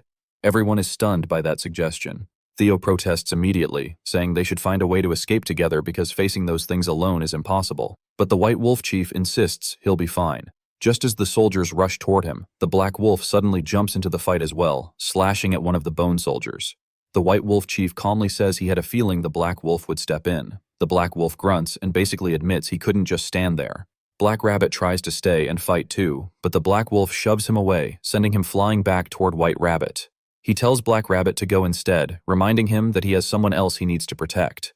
Iona agrees and urges everyone to find another route. The situation is clearly more dangerous than expected. The only real option now is to reach Greed as quickly as possible. They climb onto another wolf and ride deeper into the castle while Theo shouts back, asking the two wolves not to get hurt. One of the wolves calls out to the chief as well, telling him to stay safe. The White Wolf Chief laughs quietly at the situation, mentioning how ironic it is. There was a time when he worked under Greed, and now it looks like he might die fighting here. The Black Wolf immediately rejects that idea, saying no one decided he was dying yet. The two wolves then turn back toward the approaching Dragon Fong soldiers and prepare to hold them off. Meanwhile, the rest of the group locates the room where Greed is staying. They blast the door open using a fire spell and step inside, ready for a fight, shouting Greed's name. Greed is still sitting inside, looking at the painting calmly. He hears the door burst open and casually says, "Knock." Then he slowly turns his head and remarks that it's polite to knock before entering someone's room. At that moment, he notices a massive fireball flying straight toward him. From the doorway, Iona calmly asks if that was enough knocking. The moment everyone's still reacting, Theo suddenly blurts out that it all happened in a single strike, almost like he's still trying to process it himself. That's when the Black Rabbit's ears twitch, sharp, alert, and that instinct ends up saving them, because out of nowhere, a massive battle axe comes flying straight toward Iona and the White Rabbit. They barely have time to react. Before it can hit, the Black Rabbit jumps in, swings his hammer, and blocks it midair. The impact sends the axe spinning right back toward the attacker. But instead of panicking, Greed just casually catches it with one hand, like it was always meant to return to him. Then he comments on it, almost mildly annoyed, like someone interrupted him rather than attacked him. That's when things start to click for the others. The White Rabbit notices what he's wearing and immediately realizes something's off. Armor made from dragon bones combined with soldiers equipped with dragon fangs. It's not normal gear, not even close. Iona steadies herself too, already understanding this won't be a simple fight. Greed, meanwhile, doesn't rush. He starts talking instead, asking why they think he kidnapped the son of the Wandering Merchant Association's chairman. Theo quickly connects the dots. Power, leverage, control inside the tower, but Greed barely listens. He's already in his own thoughts, muttering about how he expected this outcome anyway, especially that someone like Iona would be sent after him. Then he looks at all of them properly and admits in a very straightforward way that this actually worked out better for him. The people he found most troublesome all came to him on their own, so instead of dragging things out, he decides to end it. He steps forward and attacks. The Black Rabbit instinctively moves to block, but the White Rabbit grabs him and stops him at the last second, warning that it's too dangerous. Iona steps in instead and throws up a barrier to take the hit. For a brief moment it works, then cracks start spreading across it. You can see it on Iona's face. This wasn't supposed to happen. The barrier breaking this quickly wasn't part of the plan. Before things get worse, Theo rushes in, grabs her, and pulls her out of the way just in time. Behind them, the White Rabbit can't hide her shock anymore. A barrier like that shouldn't fail so easily. The wolf forces himself to speak. He recognizes it. That weapon Greed is using, it's not just strong, it's a relic. One of the Black Tower's top-tier weapons. Guillotine. Something that belongs to the long-lost Silver Wolf tribe. That explains a lot and also makes things worse. Iona questions how Greed even got his hands on something like that. But Theo cuts in, basically saying, it doesn't matter right now. They need to focus on surviving first. And Greed, he's just standing there enjoying it. At the same time, far away on the 99th floor, Segun slowly wakes up. The first thing he notices is that the blue moon is gone. Bat is right there beside him, clearly relieved. Shun sits up, still dizzy, holding his head as he tries to piece things together. Bat explains that simply when the blue moon appeared, Segun disappeared, and near the end, Little Bear and Garen brought him back. That immediately worries him. He asks about the farm, about everyone else, but Babat admits he doesn't really know since he was outside. That part catches Segun off guard outside. Babat, a bit proud of himself, explains that he wanted to repay Segun somehow, so he went out and brought something back. He lifts up a pack of instant noodles. Sigwan just stares at it. For a second, nothing happens. Then his brain kind of short-circuits trying to process it. He grabs the instant noodles, shaking it, asking where he found it. Bab panics, thinking he did something wrong, and hurriedly explains that he saw other humans eating it outside and thought Sigun would like it too. And that's when Sigwan completely flips, just not in the way Babat expected. Instead of getting angry, he gets emotional. He thanks him very sincerely. Then immediately jumps to the bigger question. If Bat can go outside, can he take him along too? Bad Bat gently shuts that down. It's an ability only he has. He can bring things back, but only what he can carry. That still leaves Sigun impressed. It also explains something he remembers. Bat's original master, Scarum, probably got all those strange outside items the same way. But Sigwan doesn't dwell on that for long. He's just genuinely happy. Lifting Bat again, clearly excited about what this means. Bat, seeing that reaction, ends up smiling too. Right then, Little Bear notices Sigun is awake and immediately charges at him. Before Sigun can react, he gets hit with a full-force hug that nearly crushes him. Bad Bat gets knocked away in the process, and a system message activates an unbreakable body just to keep Sigun intact. Even then, he's clearly in pain. Little Bear doesn't notice at first. He's just relieved, saying how worried he was. Suan, barely holding himself together, asks him to let go, which he eventually does. Then Little Bear starts explaining what happened. Apparently, they were surrounded by ants during the blue moon, and then an angel appeared and saved them. Sigun pauses at that. He tries to remember, and something fake comes back. A beautiful figure, maybe an angel, but it's blurry, like a dream he can't fully recall. Before he can think too deeply about it, Garen walks in and greets him, clearly relieved he's okay. Then he presents something he found during the blue moon, some colorful beans from a fire ant nest. Sigun picks one up, curious. Little Bear admits they look tasty, but he held himself back from eating them. Sigun laughs a little at that, patting both of them, genuinely grateful to have them around. Then he mentions that if Aylin were here, she'd probably know what these beans are. Right on cue, a system message appears. Aylin answers. Sigun is surprised, immediately asking where she's been and how she's doing. Meanwhile, Aylin realizes something important. He doesn't remember anything from the blue moon, including that moment with her. That thought alone is enough to make her flustered. She snaps at him, calling him an idiot, completely out of nowhere from his perspective. Swan just stands there confused, trying to figure out what he did wrong. On her side, she's frustrated for a completely different reason. She worked hard to polymorph and now she can't even do it again for a while. Sigwan, unaware of all that, just says he's glad she's safe, then thanks her, assuming she protected them again. That softens her instantly. Bat hands. Sigun his straw hat, and Sigun casually says he'll make it up to everyone by cooking a lot of good food. That's when another system message appears. A quest. Make the most delicious food using crops infused with the blue moon's energy for the tower administrator. No reward. Failure means death. Sigun just stares at it, clearly not expecting things to escalate like that. He jokes about it for a second, but then his thoughts shift back to something more immediate. Theo and the others. He wonders if they're safe. Back at Greed's castle, things are still rough. The wolf is down, barely conscious. Theo tries to wake him while the white rabbit heals him. Iona looks exhausted, realizing just how bad the situation is. Armor that nullifies magic, a weapon that cuts through mana. It's a terrible combination. Greed, on the other hand, seems satisfied. He explains that he prepared for this carefully. Then, almost casually, he turns to the white rabbit and proposes to her, saying they should rebuild the Red Ribbon Kingdom together. She doesn't even entertain the idea, just looks at him coldly while continuing to heal the wolf. That's when a loud voice cuts through everything. Someone calling him out. Greed turns and immediately gets hit by the black rabbit's hammer. He blocks it, but this time he actually has to brace himself. The black rabbit doesn't stop there. He keeps attacking, pushing Greed back step by step, openly rejecting the idea of him marrying the princess.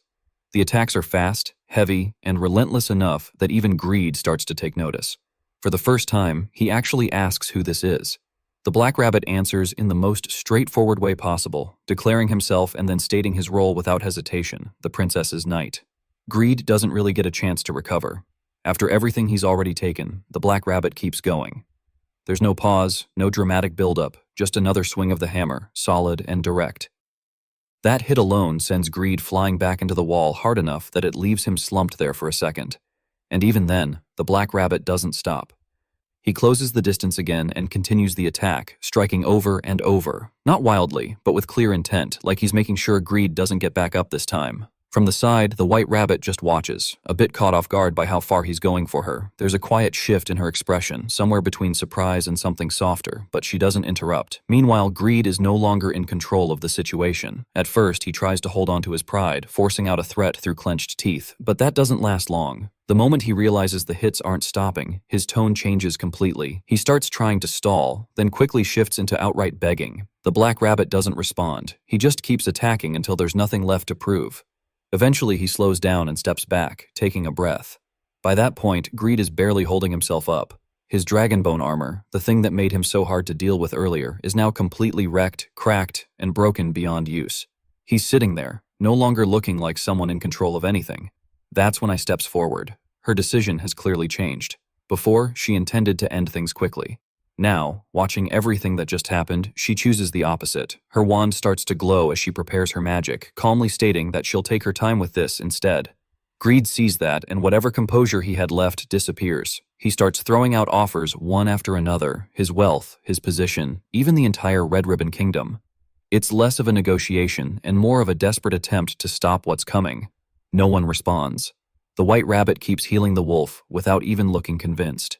Iona continues preparing her spell without hesitation. Then the screams start echoing through the castle. Around that same time, the blue moon in the sky slowly fades away. Back on the 99th floor, the mood couldn't be more different. Siyun is focused on something much more important. He's staring at the instant noodles like they're the greatest treasure he's seen in a while. There's a small grin on his face, and he's already half lost in anticipation. He opens it slowly. Little Bear and Bat Bat both lean in, watching closely, curious about what's about to happen.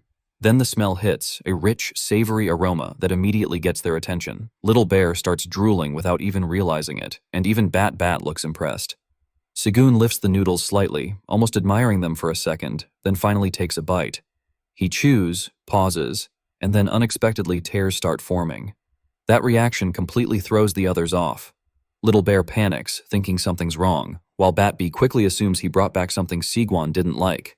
But Sigwan isn't upset at all. He's just overwhelmed in a good way. He keeps eating faster now, clearly enjoying it more with every bite. Between mouthfuls. He keeps repeating how good it is, not really paying attention to anything else. Little Bear, meanwhile, is practically bouncing in place, asking for a turn. He doesn't get one.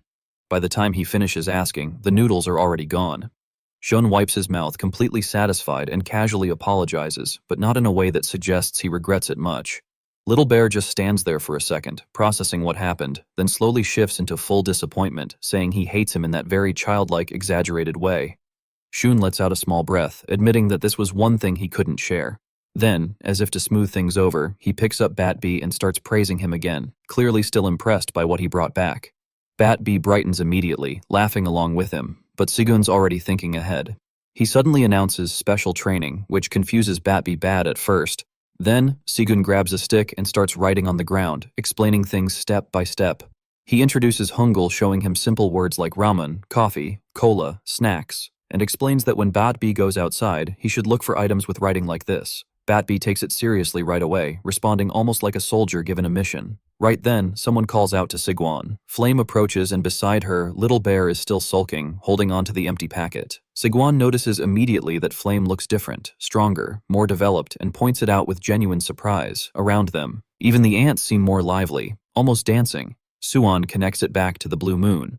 Then his attention shifts again to the 5 colored beans Garen brought earlier. Since they've already eaten, he suggests planting them next and seeing what grows from crops affected by the blue moon.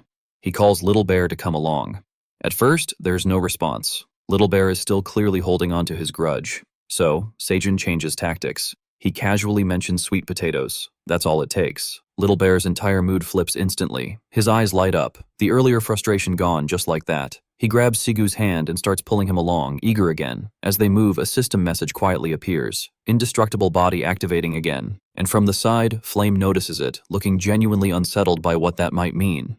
Up above the castle, things are not looking great for the wolves. The Black Wolf and the Chief are both still standing, but just barely. You can tell they've been fighting for a while, breathing heavier, bodies covered in bruises, movements a bit slower than before. The Chief steps forward, almost like he's trying to steady himself, and there's this quiet moment where it feels like he's wondering if this is where it ends. And right then, a voice calls out from behind. Both of them start to turn just slightly, but before they can even react properly, something cuts through the air. An axe flies past the chief's face, not close, but very close, the kind of close that makes you instinctively freeze for half a second. It doesn't hit him though, it keeps going and slams straight into the bone soldier's ahead. The chief immediately recognizes it. That weapon isn't just any axe, it's guillotine, the sacred relic of the Silver Wolf tribe. Greed had that on him, which means one thing. Greed is down. There's no long discussion about it. The realization is instant. The chief moves forward, grabs the axe in his jaws, and swings it with force. This time, the difference is obvious. When the blade hits the bone soldiers, it actually cuts through them cleanly. The same enemies that were giving them trouble before are now getting crushed and split apart. Even the Black Wolf pauses for a second, clearly impressed, not just by the timing, but by the weapon itself. It's one of those moments where the fight suddenly becomes manageable again. There's a quick exchange, relief, a bit of gratitude, but it doesn't last long because something feels off. Even after Greed is down, the bone soldiers don't stop. They're still moving. That realization hits almost immediately. If they're still active, then Greed wasn't the one controlling them. The chief's expression shifts as he connects the dots. There has to be something else behind this. And almost as if to confirm that the bone soldiers suddenly start glowing red, now fading out, now weakening, getting more aggressive. Back inside the castle, things have already moved forward. Greed is no longer a threat in the way he was before. He's been completely overwhelmed, his body burned, armor gone, and at this point, he looks more like someone who lost everything than someone who ruled a kingdom. There's even this oddly specific detail, the smell, like he's been overcooked, not exactly dignified. Theo standing nearby doesn't seem particularly sympathetic about it. Iona, on the other hand, stays focused. She makes it clear that this time they're not letting things end loosely. No shortcuts. He'll be dealt with properly. Then she pulls out the land deed. That small piece of paper ends up carrying more weight than anything else in the room. With it, ownership of the Red Ribbon Kingdom finally returns to where it belongs. The White Rabbit takes it, and for a moment everything else fades into the background. You can see it hit her. Not loudly, just quietly. Relief. Maybe a bit of relief after everything that happened. The Black Rabbit stays beside her, giving a simple, steady kind of support. Theo, meanwhile, brings things back on track. Jerus, they still haven't found him. Greed, now completely out of options, gives up the information without resistance. He's in a treasure vault, not the prison. That detail catches everyone off guard for a second, but the White Rabbit quickly explains, "If it's the vault, there's a direct route from here." Iona doesn't waste time. She uses an artifact to bind Greed in place. Clean, efficient, and then they all move down the stairs. Fast. There's a clear shift here. No more hesitation. They're heading straight for Juros. They reach the vault entrance only to be stopped by a massive door. Theo immediately turns to the White Rabbit, expecting she might be able to open it. She can't. It needs a key. Iona admits that everything Greed had was burned away except for one item, which means no key. The Black Rabbit suggests the most straightforward solution. Break it. The White Rabbit shuts that down immediately. This isn't the kind of door you just smash through. So, for a moment, they're stuck. Then, Theo starts thinking. You can almost see it happen. He stares at the door, notices something about it, and then suddenly remembers. He digs through his bag and pulls something out. A bit unsure himself. A key. Even he doesn't seem fully confident about it, but there's only one way to find out. He steps forward and tries it. And it works. The door reacts instantly, glowing, unlocking, opening. Everyone pauses because that shouldn't have been that easy. The White Rabbit and Black Rabbit are clearly confused, and Iona immediately questions it. How does Theo even have that key? Theo, now a bit flustered, explains that he bought it from the Raccoon Merchant Association, which somehow raises even more questions than it answers, but there's no time to dig into that. They move inside, calling out for Jerus as they go. Then a voice answers, "Who are you?" The moment that voice fills the room, everything changes. A pressure drops over them. Sudden, overwhelming. It's not an attack. Exactly. More like being held in place by sheer presence alone. Their movements slow, almost instinctively. Even Iona reacts to it. Carefully, they look ahead. The room is filled with gold, piled high, scattered everywhere. But that's not what holds their attention. At the center of it all, there's a statue, a white dragon, except it doesn't feel like a statue. Its eyes are glowing red. Shuan carefully picked up a cherry tomato that was infused with blue moon energy as he slowly turned it between his fingers. A faint blue glow shimmered softly across its surface. He watched it closely, clearly impressed by its quality, and a satisfied smile spread across his face. He quietly remarked to himself that it looked nice, nodding with approval. He then thought with pride that this time again a huge amount of crops infused with the blue moon's energy had grown successfully. Around him, other farmer rabbits were busy working, moving between rows of glowing crops. His voice carried excitement as he looked over the wide field, now filled with blue crops, gently swaying in the breeze like waves of light. That moment. Kwang came running toward him, dragging a large pile of freshly dug sweet potatoes behind him. Dirt scattered everywhere as he moved, but he looked extremely proud of his work. He excitedly called out to his father to look at what he had done. Swan reacted with surprise and interest, letting out an impressed sound as he crouched down to examine the pile. He asked Kwang if he had dug all of them up by himself and wondered how he had managed to pick only the blue sweet potatoes so accurately. Kwang puffed out his chest proudly and explained that the blue sweet potatoes had a strange and unique smell. Suin responded warmly, gently patting Kwang and saying that thanks to that ability, they could even find crops buried underground very easily. Kwang looked very happy after hearing this praise. Suddenly, a system message appeared before Siga's eyes. It informed him that he had harvested 200 crops infused with the blue moon's energy in one day, and as a result, his job experience had greatly increased. Xuan reacted with surprise as another notification immediately followed. The system informed him that his job experience was now full and that he had advanced to the position of Tower Farmer B. It further explained that as his job rank increased, his job traits would also be enhanced. Suin's eyes widened with excitement and he cheered loudly in celebration, expressing that he had finally achieved it. More notifications quickly appeared one after another. The system stated that since he was now a tower farmer, B, the relic known as Saint of the Earth, Patrick Straw Hat, had also increased to rank B, and its restrictions had been lifted. It also informed him that the restrictions on his skills, Blessing of the Earth level 5 and Growth Acceleration level 2, had been removed. Additionally, a new skill called Farmer's Talent level 1 had been unlocked. Suan clenched his fists tightly in excitement and expressed that this was truly amazing. Tilting his head slightly in curiosity, he wondered about this new skill called Farmer's Talent.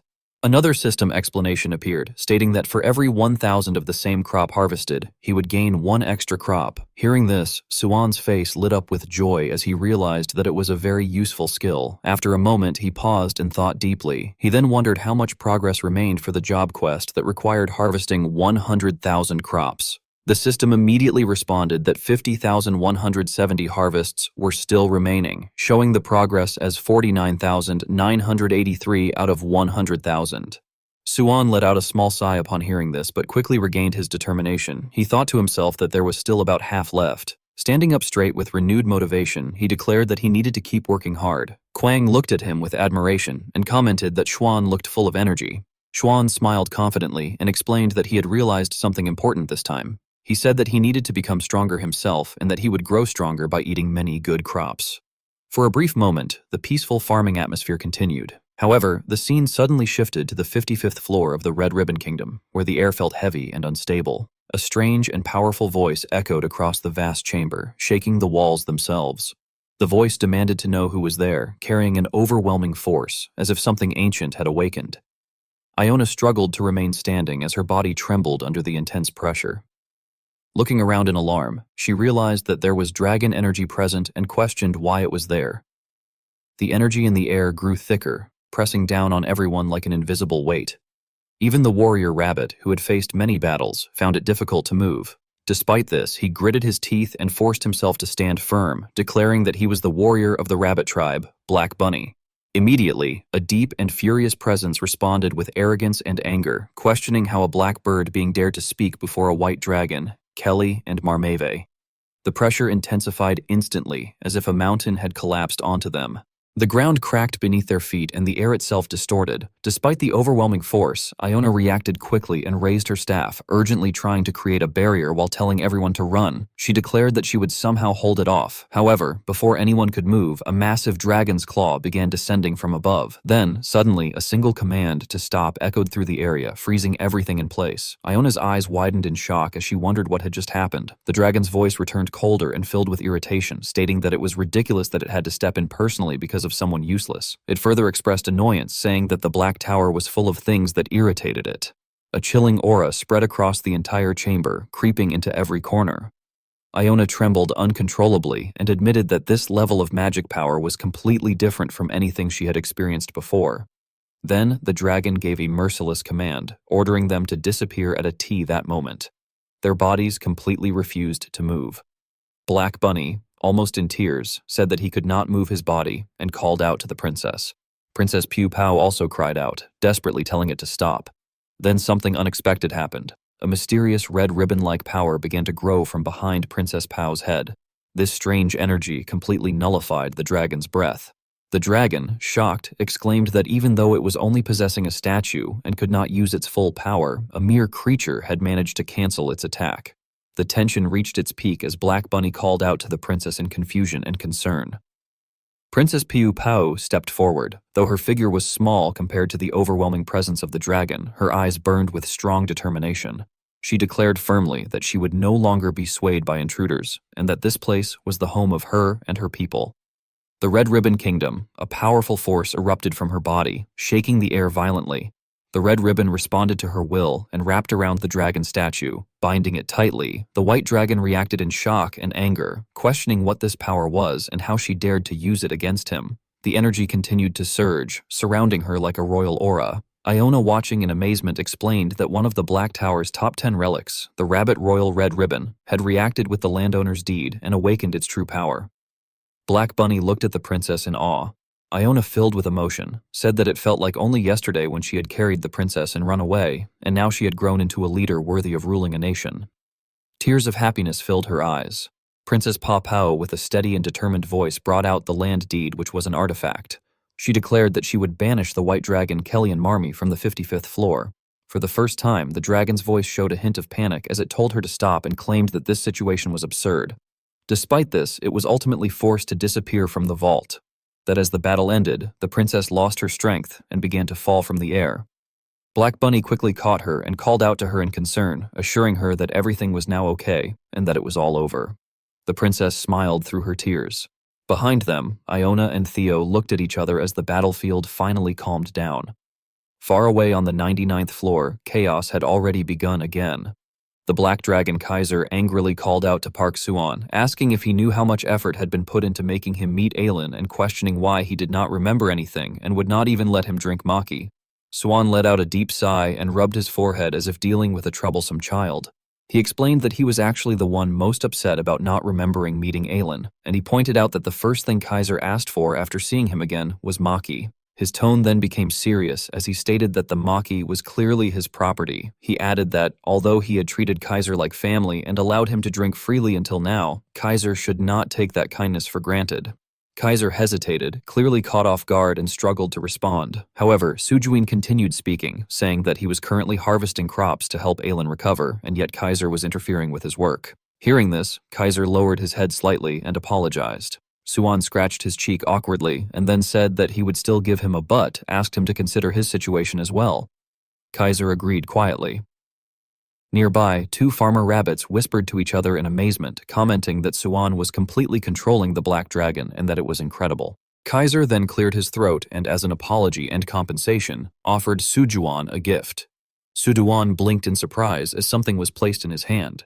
Kaiser explained that it was the Great Black Dragon Scale and that it would be useful someday. Xuan examined it carefully as it gave off a faint shimmer and thanked Kaiser for it. Kaiser laughed and happily concluded that this meant the Miali issue was settled. However, suddenly the ground pulsed with energy. Suan noticed that the carrot altar was glowing and questioned what was happening. A dangerous and dark power surged upward, more violent than before. The altar broke apart, and from it emerged the statue of the white dragon once again. Filled with anger at the rabbits for daring to oppose it, Suan looked at it in shock, unable to believe what he was seeing. Kaiser also reacted with surprise, recognizing the white dragon, Kellen. The white dragon immediately responded with hostility upon noticing Kaiser, calling him out as his nemesis. Both of them shouted angrily at each other. The air cracked under the force of their clashing presence. The sky darkened and energy collided violently between them. Sujuin cried out in horror as the ground beneath him shook violently. Fearing for his field, the crops bent and snapped under the intense pressure. The peaceful farmland was now on the verge of complete destruction as the two ancient dragons prepared to clash once again. The calm had completely disappeared and a new disaster was just beginning. The moment just keeps escalating. Kaiser and Kellen are already clashing mid-air, throwing out raw energy like two old rivals who never really settled their argument properly. Kaiser basically snaps at him first, annoyed that Kellen just barged in like he owns the place. Kellen doesn't hold back either. He fires right back, clearly just as irritated, calling Kaiser out with the same level of hostility. Their energy alone is causing chaos around them. One of the rabbits nearby almost gets caught in the blast, and you can feel how dangerous it's getting because another rabbit urgently tells Sigun to take cover. But Sigun doesn't move. He's just staring at his field, the one thing he actually cares about right now. And you can tell he's holding himself back from snapping. Meanwhile, the argument between the dragons somehow gets even more personal. Kellyan starts complaining mid-fight that because of Kaiser, he couldn't even eat properly for a while, which is such a random thing to bring up in the middle of a life-threatening battle. And Kaiser immediately fires back, offended, saying Kellen had no right to steal his food in the first place, especially since he was saving it for a ridiculously specific milestone birthday. Kellen doesn't accept that excuse at all and counters by pointing out that even if he did take the food, that doesn't justify Kaiser knocking his teeth out. And the way they're arguing, it honestly sounds less like ancient dragons fighting and more like two people still salty over something that happened ages ago. Right in the middle of all this, Sigun finally steps in. He climbs up onto a rock, one that's covered in glowing ancient symbols, and positions himself there while two rabbits push it slightly forward, almost like they're helping him take center stage. Then he calls out to both of them, telling them to calm down. That actually gets their attention. Both dragons pause just enough to look at him, confused that he even dared to interrupt. Suan, standing there on what's clearly not an ordinary object, points at them and calls out how childish they're being, especially calling out Kaiser directly, which catches him off guard. Kaiser tries to respond a bit flustered, like he didn't expect to be scolded in the middle of a fight. Kellen, on the other hand, notices something else entirely. His attention shifts to what Sigun is standing on, and he immediately recognizes it as something sacred, something tied to a creator-level existence. That realization flips a switch, and now he's angry for a different reason. He starts accusing Sigun of disrespecting something divine just by standing on it. Sigun doesn't back down, though. He straight up tells him that this is the only place he can stand without getting crushed by their overwhelming aura, and if they don't stop, he'll take action, specifically warning them about banishment. That word hits differently. Kellyan's expression changes, and for a moment, he pauses, almost processing it. Then his pride kicks back in and he responds with contempt, calling Sigun insignificant before charging up a beam attack right at him. The attack fires instantly, but before it can hit, Kaiser reacts without hesitation. He shoves Kelly's attack off course, deflecting it just enough so it misses Sigwan. So technically, Sigun is safe. But that's not what bothers him. What actually breaks him a little inside is seeing his field take even more damage from the redirected attack. You can feel it. He's less concerned about almost dying, and more about his crops getting destroyed. Kaiser immediately goes back at Kellyan, physically pushing his head aside and yelling at him, clearly fed up now. Kellen just scoffs and escalates things further, declaring that he'll turn the entire Black Tower into a wasteland. And that's the exact moment Sigun changes. Up until now, he was trying to hold things together, but hearing that, seeing his field getting ruined, his expression just goes completely still, cold, quiet, and done. Then he calmly says one thing: prepare for banishment. Right after that, a magic circle appears beneath Kellyan's feet. It activates instantly, catching him completely off guard. His reaction shifts from anger to confusion, then quickly into panic as he realizes something is actually happening to him. Sigun stands there, one hand gripping his hat, the other glowing faintly with energy, and calls out to Aelin. On her side, she's casually eating blue moon tomatoes while the system notifies her that an illegal dragon soul has been detected. She analyzes it and realizes that what's here isn't Kellyan's full self, but about 30% of his soul attached to the statue. And if Sigun goes through with this banishment, that portion will be completely destroyed. Instead of stopping him, she gives him full authority to decide. The system then presents Sigun with the choice: banish or not. Kellen, now fully aware of the situation, panics. He finally connects the dots and realizes Sigwan isn't just some random human. He's actually an intermediate administrator. That realization shocks him even more than the banishment itself. He immediately turns to Kaiser, almost accusing him, questioning how he could entrust something like tower administration to someone he still sees as weak. Kaiser, instead of defending himself seriously, just laughs it off and mocks Kellen for the situation he's in. Then he physically starts forcing Kellyan deeper into the banishment circle, making the whole thing even more humiliating by pointing out that he's about to lose part of his soul to someone he just insulted. Kellyan struggles, clearly panicking now, while Kaiser tells Sigu to hurry up and finish it. But Sigwan doesn't rush. Instead, he speaks calmly. He tells Kellen that he could erase that part of his soul right now, but offers a condition. If Kellen promises not to harm him or his companions and agrees to compensate for the damage, he'll stop the banishment. Behind Sigwan, the rabbits are peeking out nervously, watching everything unfold, clearly amazed at what's happening. Kellyan hesitates, clearly not liking this at all. But with no real options left, he gives in. He agrees, though not very gracefully, still sounding annoyed even while surrendering, and Kaiser immediately corrects that attitude. He smacks Kellyan and tells him to show proper respect, reminding him very clearly that he's speaking to the intermediate administrator of the Black Tower, Park Si-gun. Right after everything settles, Si-gun finalizes things properly. He and Kellyan complete the agreement, and once Si-gun confirms it, the contract itself dissolves into the tower like it's been absorbed into the system. It's quiet for a second after that, like everything just clicked into place. Kaiser immediately reacts with a dismissive snort, basically telling Kellyan he got off easy this time. Kellyan doesn't argue back. He just clicks his tongue, clearly annoyed, but choosing not to push it further now that things are settled. Si-gun steps in again before anything can restart. He calmly tells Kaiser to stop there too, acknowledging that the two of them clearly have a long history, but asking them not to cause more trouble. It's not dramatic. It just sounds like someone trying to keep things from spiraling again. Behind him, Kwang peeks out curiously, still half hiding like a kid watching adults argue. At the same time, Papa Rabbit is completely sunk down onto the ground, looking dazed as he stares at the damaged field, quietly mourning all the work that went into it. Mama Rabbit tries to comfort him, staying close and gently talking to him. Si-gun hears that and immediately responds, keeping his tone steady. He points out that not everything is lost. Only part of the field was destroyed and they can always replant. More importantly, everyone is safe, and that's what matters. Then he shifts the mood slightly, suggesting they just eat first, cheer up, and get back to work afterward. As he says that, he suddenly feels eyes on him.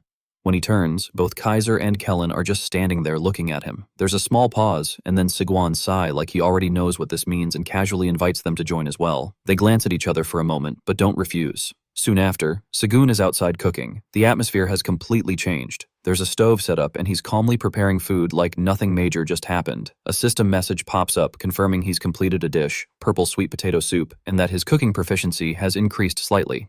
Once it's ready, he serves a bowl and offers it to Kelly first, telling him to try it. From behind, Kaiser immediately asks if there are roasted sweet potatoes instead. Si-gun answers honestly. This time, he only made soup. That's enough for Kaiser to start complaining, saying Si-gun should always have roasted sweet potatoes ready, especially since it's his favorite. It comes out half demanding, half habitual. Shun's expression darkens almost instantly. Then he snaps back, pointing out the obvious, that if Kaiser hadn't just destroyed his field, maybe that would have been possible. And he doesn't stop there, reminding him that this was a rare chance to harvest crops infused with blue moon energy. That lands. Kaiser's tone drops and he awkwardly apologizes, clearly realizing he pushed it too far. While that exchange is happening, White Dragon watches everything quietly at first. All around him, people are eating like it's the most normal thing in the world. Rabbits happily scooping up soup, passing bowls around. No tension left from what just happened. It's a bit strange, especially considering this whole place was basically a battlefield a moment ago. So, naturally, he starts questioning it. He looks at the bowl in front of him and wonders if it's actually that good or if everyone's just overreacting. After a brief pause, he decides there's only one way to find out. He lifts the bowl and drinks it down in one go. No hesitation, just straight to the point. The moment he finishes, the empty bowl disappears from the statue's side and returns to his real body. Now back in his original form, he's holding the same bowl again. This time, he doesn't rush it. He picks up a spoon instead, almost like he's taking this second attempt more seriously. He mutters to himself, basically deciding to properly taste it now. So, he scoops up a spoonful and takes a bite. And that's when it hits. His eyes widen instantly, not in a dramatic way, but in that very real, unplanned kind of reaction where your body responds before your brain does. There's a short pause like his mind is trying to catch up with what he just tasted. Then without saying anything, he takes another bite and then another. At this point, the testing phase is clearly over. He starts eating faster, not messy, but definitely no longer composed. The pace picks up naturally, like he's not even thinking about it anymore, just focused on finishing the soup. Then, through the statue, he mutters under his breath that this is frustrating. Kaiser hears that and looks confused, asking what he means. And Kellyan, now fully convinced, repeats himself louder, saying, "It's genuinely irritating that someone from the Black Tower could make something this good." Then he turns to Si-gun and directly asks if there's more. Si-gun doesn't let that slide so easily. He reminds him pretty bluntly that just moments ago, Kellyan was trying to kill him. Still, after a brief pause, he gestures toward the stove and says there should be more left and Kellyan can eat if he wants, since either way he'll get proper compensation through the contract. But mid-sentence, Si-gun suddenly stops. He looks over and realizes the pot is already empty. Kwang is lying there nearby, completely full, looking like a soft, satisfied fluff ball that clearly finished everything without anyone noticing. Swan just stares at him for a second, recognizing the situation like it's something he's seen before. Then he exhales quietly. Kellen, seeing this, immediately reacts with disappointment, almost sounding genuinely upset that there's none left, and tells Sigwan to make more. That request triggers something. Suin's hand starts to glow faintly again, and his tone shifts just enough as he points out that the way Kellen is speaking makes it sound like he's ordering around the subordinate. At the same time, a magic circle begins forming under Kellen again. The reaction is instant. Kellen steps back quickly, clearly remembering what happened earlier, and immediately apologizes. Sigun corrects him calmly, making one thing clear. He's not some chef working under him. He's the tower farmer of the Black Tower. Back in the Red Ribbon Kingdom, things are finally quiet enough for everyone to catch their breath. The first thing Black Rabbit does is walk up to Zareth and without wasting time swings his hammer down to break the chains binding his hands. The metal snaps cleanly and Zareth immediately brings his hands forward, rubbing his wrists like he's making sure they're actually free. Theo steps in right away, asking if he's all right. Zareth nods, still a bit stiff, but clearly relieved. He says he's okay now, thanks to them. Iona, standing nearby, adds something important. She points out that Greed had claimed Zareth was locked inside the treasure vault, but that turned out to be a lie. Even at the very end, he kept deceiving them. Zareth takes that in, then shifts his attention back to them and asks what happened outside, specifically about the Dragon-Tooth soldiers. Theo answers pretty casually like it's already behind them. He explains that they took care of Greed and even dealt with the white dragon that was controlling things. That part hits differently. Zareth freezes for a moment, clearly not expecting that, and questions it how they even managed something like that. Instead of explaining it himself, Theo just gestures toward White Rabbit. White Rabbit, suddenly put on the spot, points at herself with a slightly unsure expression, almost like she's still processing it too. She admits she doesn't fully understand what happened either. Iona steps in smoothly, keeping things grounded.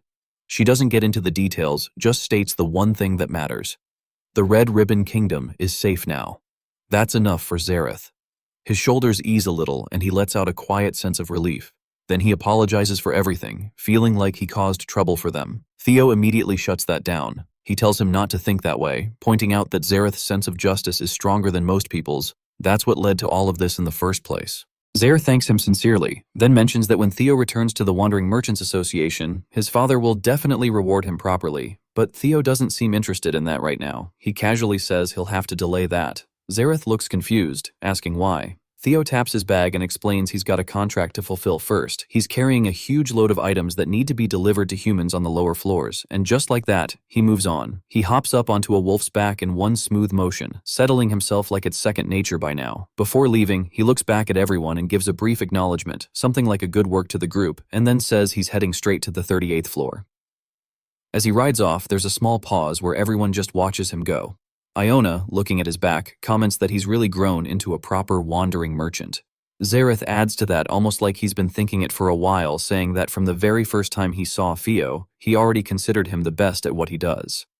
Then the scene shifts back to the 99th floor. Seguin is already back to work. System messages start popping up one after another as he plants seeds, specifically 5 colored beans. Each message, not small increases in job experience and skill proficiency, even mentioning an extra boost effect stacking on top.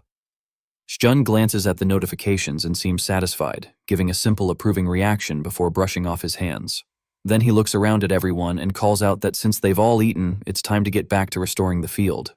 The response is immediate. The rabbit family and Kwong react with energy, cheering and getting ready to move again. Just as things are settling into a work rhythm, Shun hears a buzzing sound behind him. He pauses and turns slightly, calling out to what he assumes is one of the poison honeybees asking what's going on. But when he fully turns around, he stops. There's a brief moment where he just looks at it slightly puzzled because this one doesn't look familiar. He says as much, noting that he's never seen this particular poison honeybee before. The bee, larger, more distinct, faces him directly, and instead of acting like the others, it seems to be observing him just as closely, almost with the same level of curiosity. So, the moment starts off a bit tense, but still under control. Segun looks at the unfamiliar queen bee and, trying to understand the situation, asks who she is. His tone isn't aggressive, more confused than anything. Beside him, Papa Rabbit and Kwang are just staring at her, clearly impressed by her presence, like they can already tell she's not ordinary. While this is happening, one of their local bees flies in, probably drawn by the unfamiliar aura. At first, it just observes, but the second it recognizes her, its entire attitude flips. You can almost feel the shift. It goes from curious to openly hostile in an instant. It calls her out as being from the East Forest. And not just any bees, but poison bees. That single identification is enough to change the mood completely. The East Forest Queen Bee, who had been holding herself together until now, suddenly looks unsure. You can tell she didn't expect to be recognized so quickly, and definitely not like this. There's a pause where she just doesn't know how to respond. Meanwhile, the local bee doesn't hesitate at all. It steps forward acting like a guard who just caught an intruder, aggressively telling her this isn't her territory and that she needs to leave immediately. There's no negotiation in its tone, just pure territorial instinct. In the queen bee, she doesn't argue back. Instead, she kind of freezes. Then her expression starts to crumble. She tries to hold it in. You can actually picture her struggling for a second, but it doesn't last. Her composure just breaks, and she ends up crying right there. Now, Sigun is completely thrown off. A second ago, this was just an awkward encounter, and now there's a crying queen bee in front of him and an angry one yelling from the side. He immediately shifts into damage control mode, trying to calm her down with a gentle voice. He's clearly panicking, but he's doing his best to sound reassuring, like someone trying to stop a situation from spiraling. At the same time, the local bee is still going on, doubling down and basically demanding she leave right now.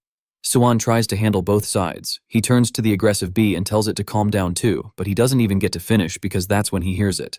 A loud, growing buzzing sound in the distance. It's the kind of sound that doesn't need explanation. Everyone hears it and instantly understands what it means. Suin stops mid-sentence. The local bee freezes. Kwang and Papa Rabbit also stiffen. Even without seeing anything yet, they all know this is bad. And then, the reason becomes obvious. A swarm, no, a full force of bees is rushing toward them. At the center of all this, the East Forest Queen Bee is still crying, covering her face, completely unaware or maybe just overwhelmed. The timing couldn't be worse. Siguan, at this point, is just stuck. You can tell his brain is trying to catch up, but everything is happening too fast. The incoming bees don't slow down at all. As they get closer, their voices start to carry. One of them angrily demands to know who dared to make their queen cry.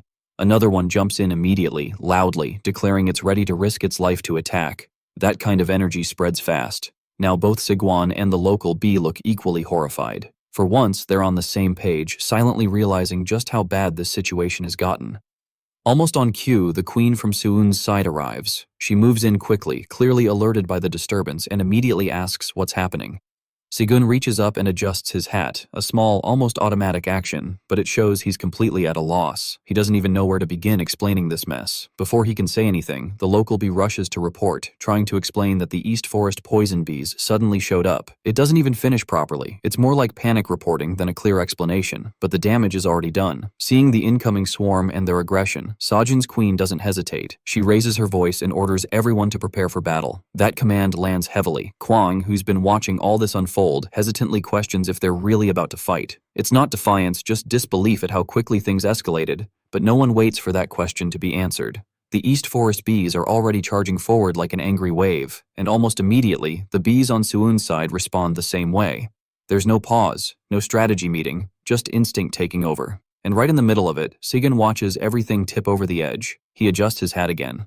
Probably the only thing he can control right now, and realizes that if this continues even for a moment longer, it's going to turn into a full-scale war. So, just as both sides are about to crash into each other, no hesitation left, everyone already moving, a voice suddenly cuts through everything. It's loud, not just shouting loud, but the kind that feels like it presses down on the entire space. The voice basically complains about all the noise, like the whole battlefield is just an inconvenience. And that alone is enough to stop everything. Mid-charge, mid-flight, mid-step, everyone freezes. It's not even a conscious decision. The pressure that follows pins them in place. You can almost picture the air getting heavier, like something invisible just settled over the battlefield. The bees from both sides start trembling. Not out of confusion this time, but pure instinct. Slowly, almost cautiously, they begin looking around, trying to figure out where that presence is coming from. Then they see it. A white dragon lands a short distance away. Calm, controlled, and very clearly the source of all that pressure. The way he stands there, it's not even aggressive at first, just annoyed. Like he showed up because the noise bothered him, not because he cared about the situation. He looks at them and basically complains again, this time more openly, calling all of them noisy and irritating. Even Sigun feels it. He struggles a bit, just as they standing like the pressure alone is making it hard to breathe properly. Still, he manages to look over and, slightly confused, calls out the dragon's name, recognizing him. Quang, standing nearby, tilts his head and wonders out loud why this guy is still around, clearly not expecting him to show up again. Papa Rabbit doesn't even say anything. He's just staring, trying to process what's happening. The dragon doesn't respond to any of them. He doesn't even look their way. Instead, he focuses on the battlefield and starts gathering energy. You can see it building up. He's preparing a breath attack, and from his tone, he fully intends to wipe everything out just to get rid of the noise. That shifts the fear to another level. Now it's not just tension between two groups, it's everyone realizing they might get erased together. The bees from both sides, including both queen bees, start shaking even more. No one's thinking about fighting anymore. Right then, Segan moves. He steps forward, placing himself in front of the bees, spreading his arms slightly like he's trying to block something way bigger than himself. He calls out to the dragon, stopping him, questioning why he's going this far, reminding him that he already messed with his farm before and asking if now he's planning to harm the poison bees too. The dragon barely reacts. He dismisses it casually, saying he doesn't care about any of that. To him, the only issue is the noise. They're bothering him, and that's reason enough. And then, a magic circle appears beneath his feet. It's sudden, clean, and very clearly not something the dragon expected. His whole attitude changes instantly. The arrogance drops, replaced with a much more careful tone. He quickly backs down, telling Segun to calm down like he's trying to de-escalate before things get worse for him. Sigwan, though, isn't buying it. He just looks at him completely unconvinced, like he's seen through that switch. Behind him, the East Forest Queen Bee slowly lowers her hands. She's not crying anymore. Instead, she's staring at Sigwan, a bit wide-eyed. Around her, the bees start murmuring among themselves, trying to process what they just saw. One of them quietly points out that Sigwan just stopped a white dragon.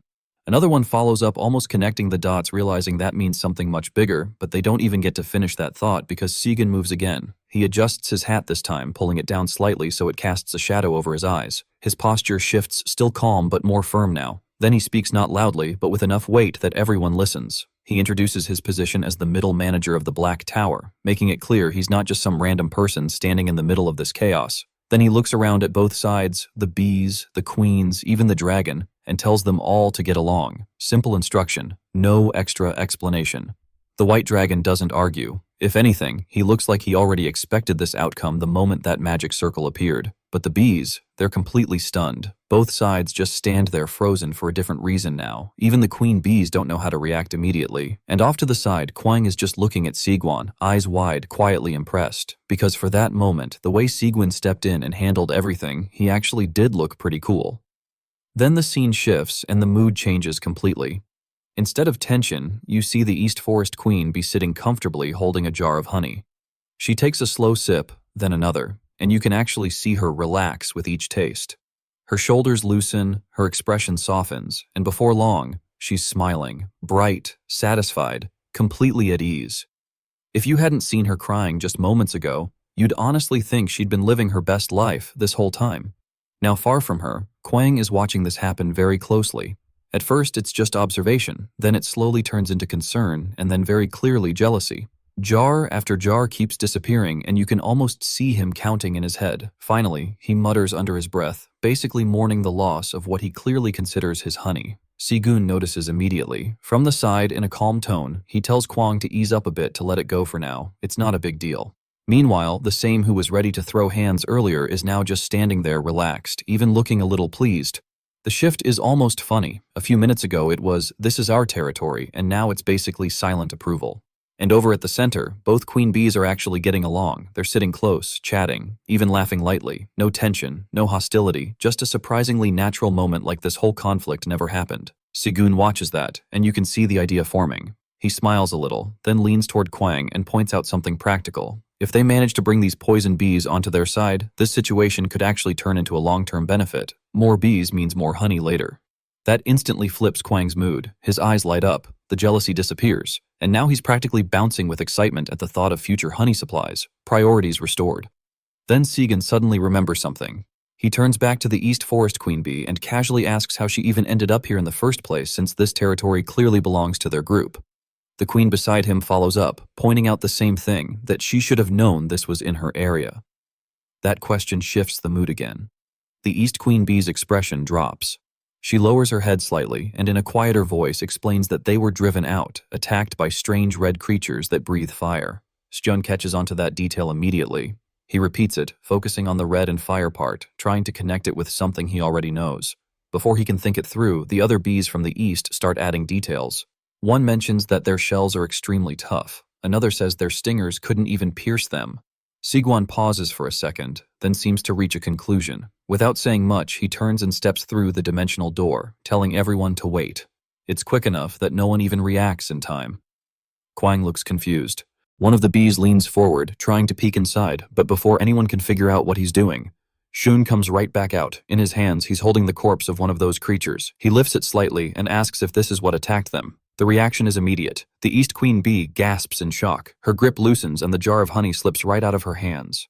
Before it can hit the ground, the queen from Sichuan's side moves fast and catches it cleanly. No spill, no waste. Priorities are clearly shared here. Around them, the bees react in completely different ways. Some are stunned, others instantly furious. A few of them lock onto the corpse with red eyes, their anger rising all over again. Within seconds, voices start calling for battle, and several bees charge forward toward the carcass like it personally offended them. Segun steps in quickly. He raises his voice just enough to stop them, telling everyone to calm down. Then he explains, "This isn't a living enemy, it's just a dead body, something he picked up earlier." To make his point even clearer, he lifts it up again and casually adds that he actually brought it along out of curiosity, wondering if it might taste good, like the locusts he's dealt with before. There's a brief pause there, then he admits the obvious. The shell is ridiculously tough, basically not worth the effort. Kwang, meanwhile, is staring at it from the side, clearly still considering whether it's edible. His priorities haven't changed much. Shun's tone shifts again as he continues. He explains that these creatures appeared before in another forest, but now they've shown up here too, which means they're spreading and probably faster than expected.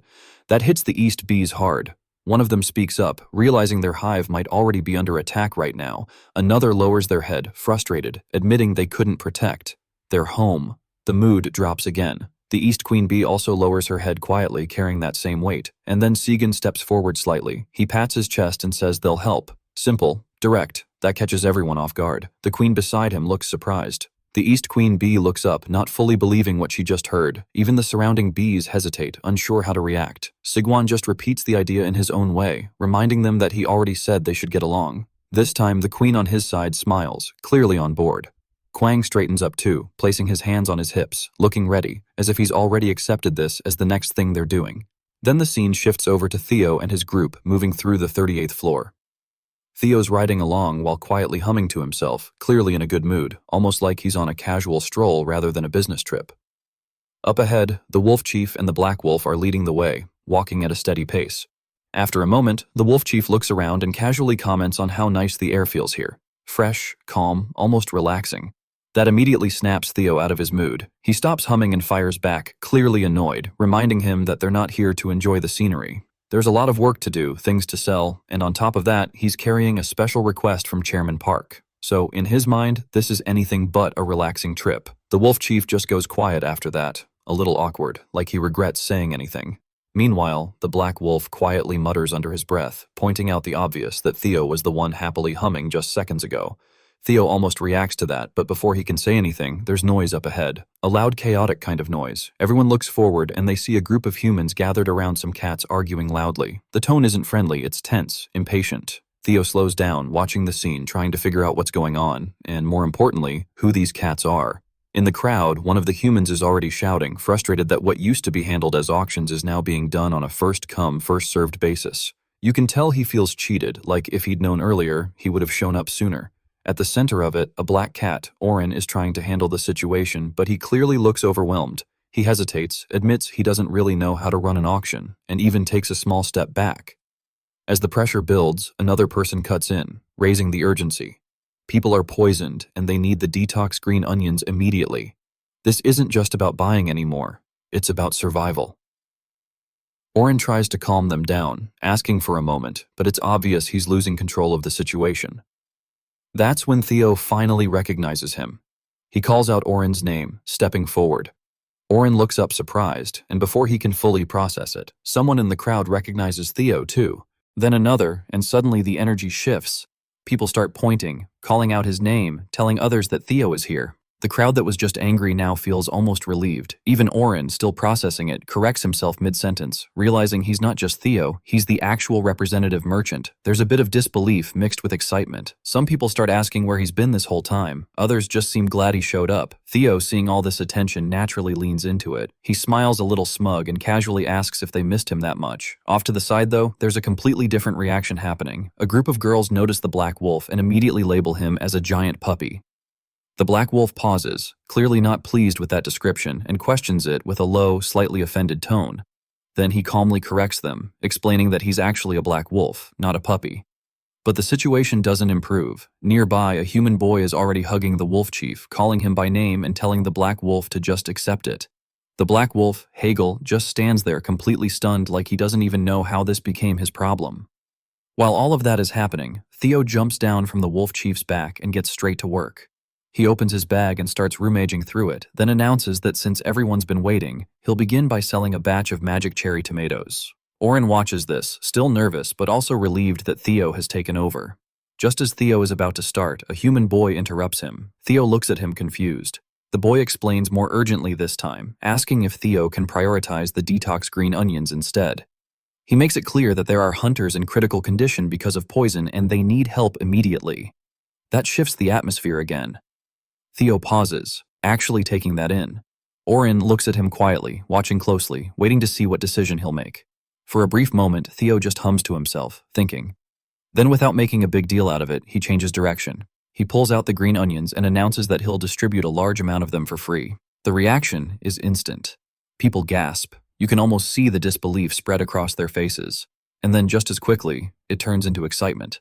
Some look like they're about to rush forward immediately. Others start pushing, trying to get ahead, calling out that they were here first. The situation starts slipping toward chaos again, but Theo steps forward, plants himself in front of the pile, and raises his voice sharply. That one shout is enough to freeze everyone in place. Even the wolf chief and Hegel step up beside him, adding to that sense of control. Then Theo lays it out clearly. First priority, treat the poison patients. After that, everyone lines up properly, and each person takes a limited amount. Simple, direct, no room for argument. And this time, the crowd actually listens. Oren just stands there watching him handle everything so cleanly, and you can see the shift in his expression from stress to genuine respect. Right as things start settling down under Theo's control, a loud, hearty laugh suddenly cuts through the crowd from behind. It's the kind of laugh that makes people instinctively turn around. An old man steps forward, still amused, openly remarking that at this point, a cat is handling things better than humans. The comment lands half like a joke, half like a compliment, but either way, it grabs attention. Someone in the crowd recognizes him immediately, and their reaction shifts from curiosity to shock. They call out his identity, revealing that it's Hante Jun, the leader of the Phoenix Guild. That name alone changes the atmosphere a bit.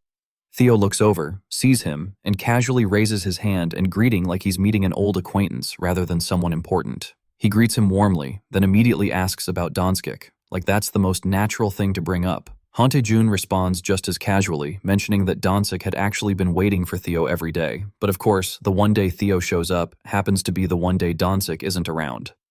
Off to the side, Oren is watching all of this unfold. Clearly impressed, he quietly notes how the chaotic situation started resolving itself almost the moment Theo stepped in.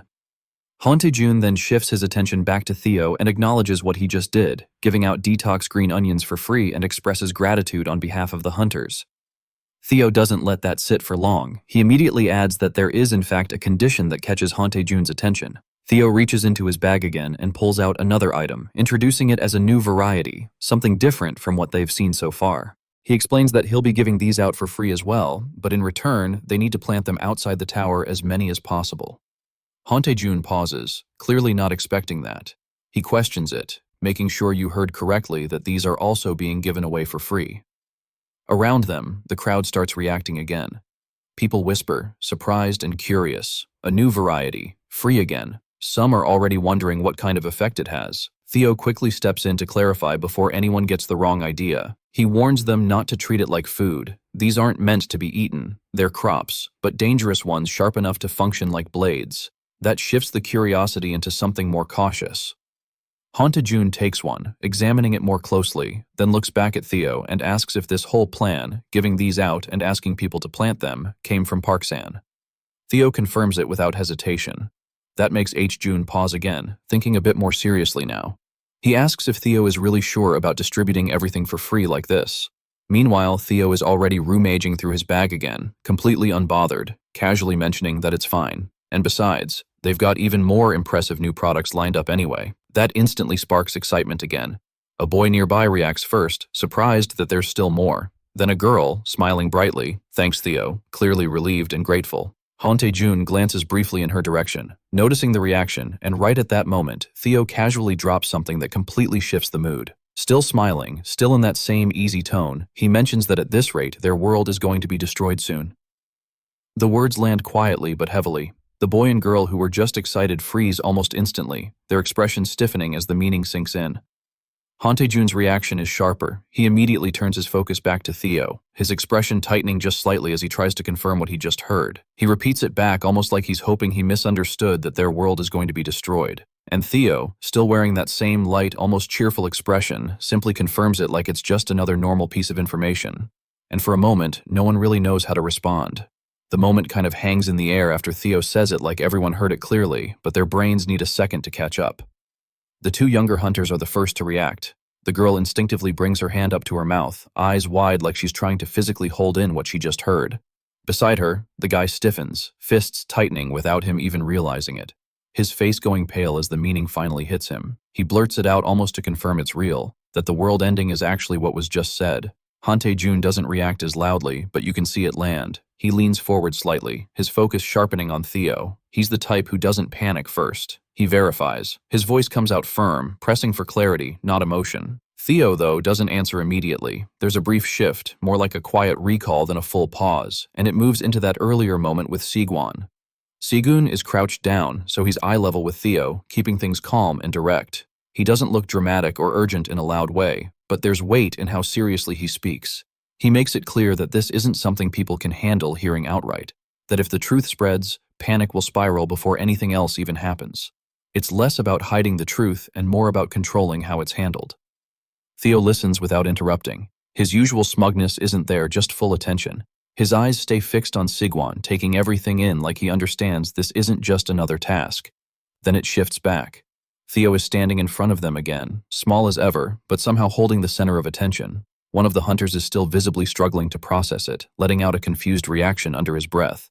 But Theo doesn't get pulled into that. He keeps his composure, eyes closed for a moment like he's organizing his words, then calmly explains that he can't share everything. But if they follow what he says, there's still a way to avoid the outcome he mentioned. That answer doesn't fully settle things.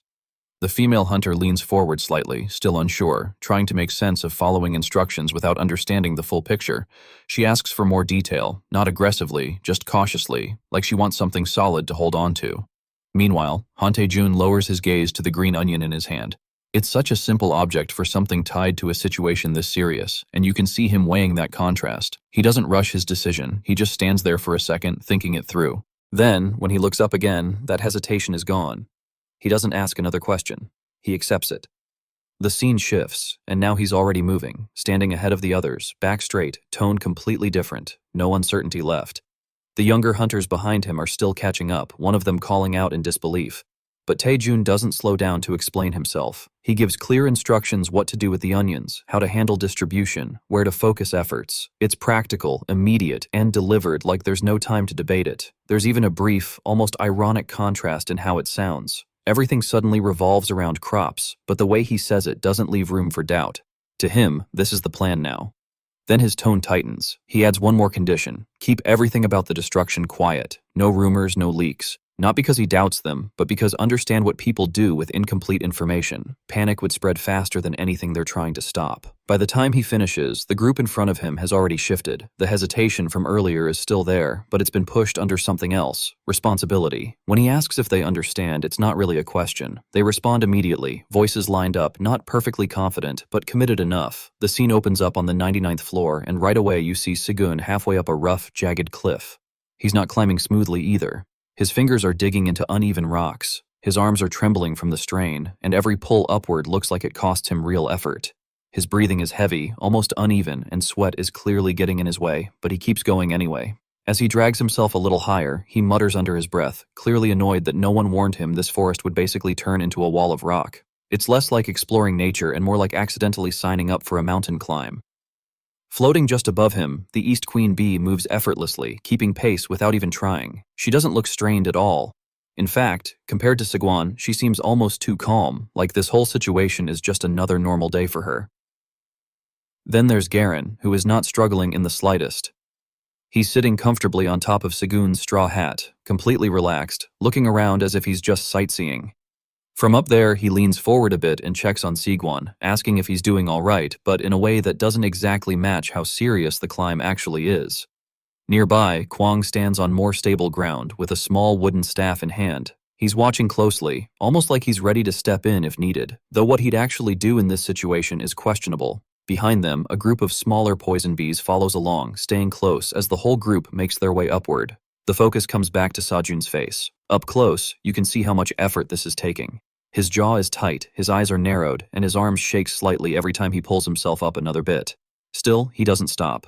Garen, still comfortably perched above, looks down again and points out that Segun is about to face fire ants soon, wondering if pushing himself this hard already is really a good idea. Sigwan doesn't deny that it's tough. His voice even reflects it, but he doesn't slow down either. As he continues climbing, his reason becomes clearer. His gaze shifts briefly toward the East Queen Bee and Kwang, who are both watching him. There's a quiet sense of responsibility in the way he keeps moving. He's not doing this just because he has to. He's doing it because he promised. Helping the poison bees isn't optional to him anymore. It's something he's already decided to see through. The climb continues, and the mood softens slightly when Kwang looks up at him with bright, admiring eyes and calls him cool. It's such a simple, genuine reaction that it cuts through all the tension for a moment. Sigwan doesn't really have the energy to respond properly. He lets out a tired, breathy laugh instead, but you can tell he heard it, and it gives him just a little extra push. Now he's close to the top. His movements slow down even more, every inch upward, taking visible effort. His hands grip the edge of the plateau, fingers tightening as he tries to pull himself up. His whole body tenses, arms straining, shoulders lifting, legs searching for any support. The East Queen Bee hovers right there beside him, encouraging him as he struggles through that final stretch. Her presence stays steady like she's guiding him through the last bit without actually interfering. Suan lets out one long, exhausted groan as he gathers whatever strength he has left and pulls himself over the edge. He makes it, but just barely. As soon as he's on solid ground, he drops forward onto all fours, breathing heavily, trying to recover. His whole body looks spent, like he used everything just to get up there. Garen finally hops off the hat now that the climb is over, landing lightly and switching from passenger mode to actually using his own legs again. Kwang and the nearby bee watch from the side, their attention fixed on Swan as he catches his breath. And after a moment, still panting, he manages to say that he finally made it up. Right after pulling himself up, Segun barely gets a moment to recover before something catches his attention. His posture stiffens and his expression shifts immediately. He's looking straight ahead at something we can't see yet, but whatever it is, it's clearly not good. His hand tightens into a fist and a single drop of sweat slides down his face as he lets out a slow, tired breath, like he already knows he's not going to like what's in front of him. As the view pulls back, it finally reveals what he's staring at. And yeah, his reaction makes sense. Right below him stretches a massive crater, dark and uneven, and it's completely overrun. Giant red ants are everywhere, moving in thick, restless swarms that cover the ground like a living layer. Their movement isn't chaotic either. It's constant and purposeful, which somehow makes it worse. At the center of all that, there's a glowing yellow hive, but instead of looking protected, it's completely surrounded and occupied. Swan just stands there at the edge, taking it all in. His shoulders drop slightly as the situation sinks in, and he quietly acknowledges what he's seeing. It's not just bad, it's a full-on disaster. Kwang and Garen are right beside him, both looking out over the crater as well. Neither of them interrupts the moment. They just observe, letting the scale of it settle in. The focus shifts closer to the hive itself. Up close, it looks even worse. The ants have completely taken over, crawling over every surface, their sharp mandibles moving as they push deeper into what used to be the bees' home. There's no clear space left. It's all been claimed. From somewhere nearby, the queen bee's frustration comes through. Her voice carries a mix of anger and helplessness as she points out that the invaders are still inside, still occupying what belongs to them. That seems to be the point where Segun stops just observing. He straightens up a little, his expression tightening, not panicked this time, but focused. The hesitation from earlier fades, replaced by something more deliberate. The queen bee hovers close to his shoulder now, her presence more intense, like she's ready to act the second he gives the signal. Kwang looks up at him, curious and expectant, asking what he's planning to do. It's a simple question, but it shifts the moment slightly. Now all attention is Unsu. He doesn't answer immediately. Instead, he clenches his fist once more, then lets a small, confident grin form. It's not over the top, just enough to show that he's already decided. When he finally speaks, it's less about explaining and more about signaling that he's ready to move, and then he reveals why. He casually mentions that he's been eating those special cherry tomatoes, the ones infused with the blue moon's energy. The way he says it, you can tell this isn't just a random detail, it's something he's been building up to. That thought leads straight into a quick flashback. You see him earlier relaxed for once, casually popping one of those glowing blue tomatoes into his mouth. He chews without much concern, like it's just a snack. But almost immediately, the system notifications start appearing one after another. Each one confirms that something is happening. The tomatoes aren't just food. They're steadily increasing his magic power little by little, permanently. The numbers keep ticking up, and eventually it crosses a key threshold. When his magic power goes past that point, the tone of the notifications changes. It's no longer just small increases. Something bigger unlocks. A previously sealed thunder skill becomes available, and not just partially. The restrictions on it are completely removed. More messages follow, showing that his proficiency with this skill is already progressing rapidly, climbing through levels until it stabilizes at a higher stage. Then, Sigun lifts one hand toward the sky and holds it there for a brief second, like he's lining something up.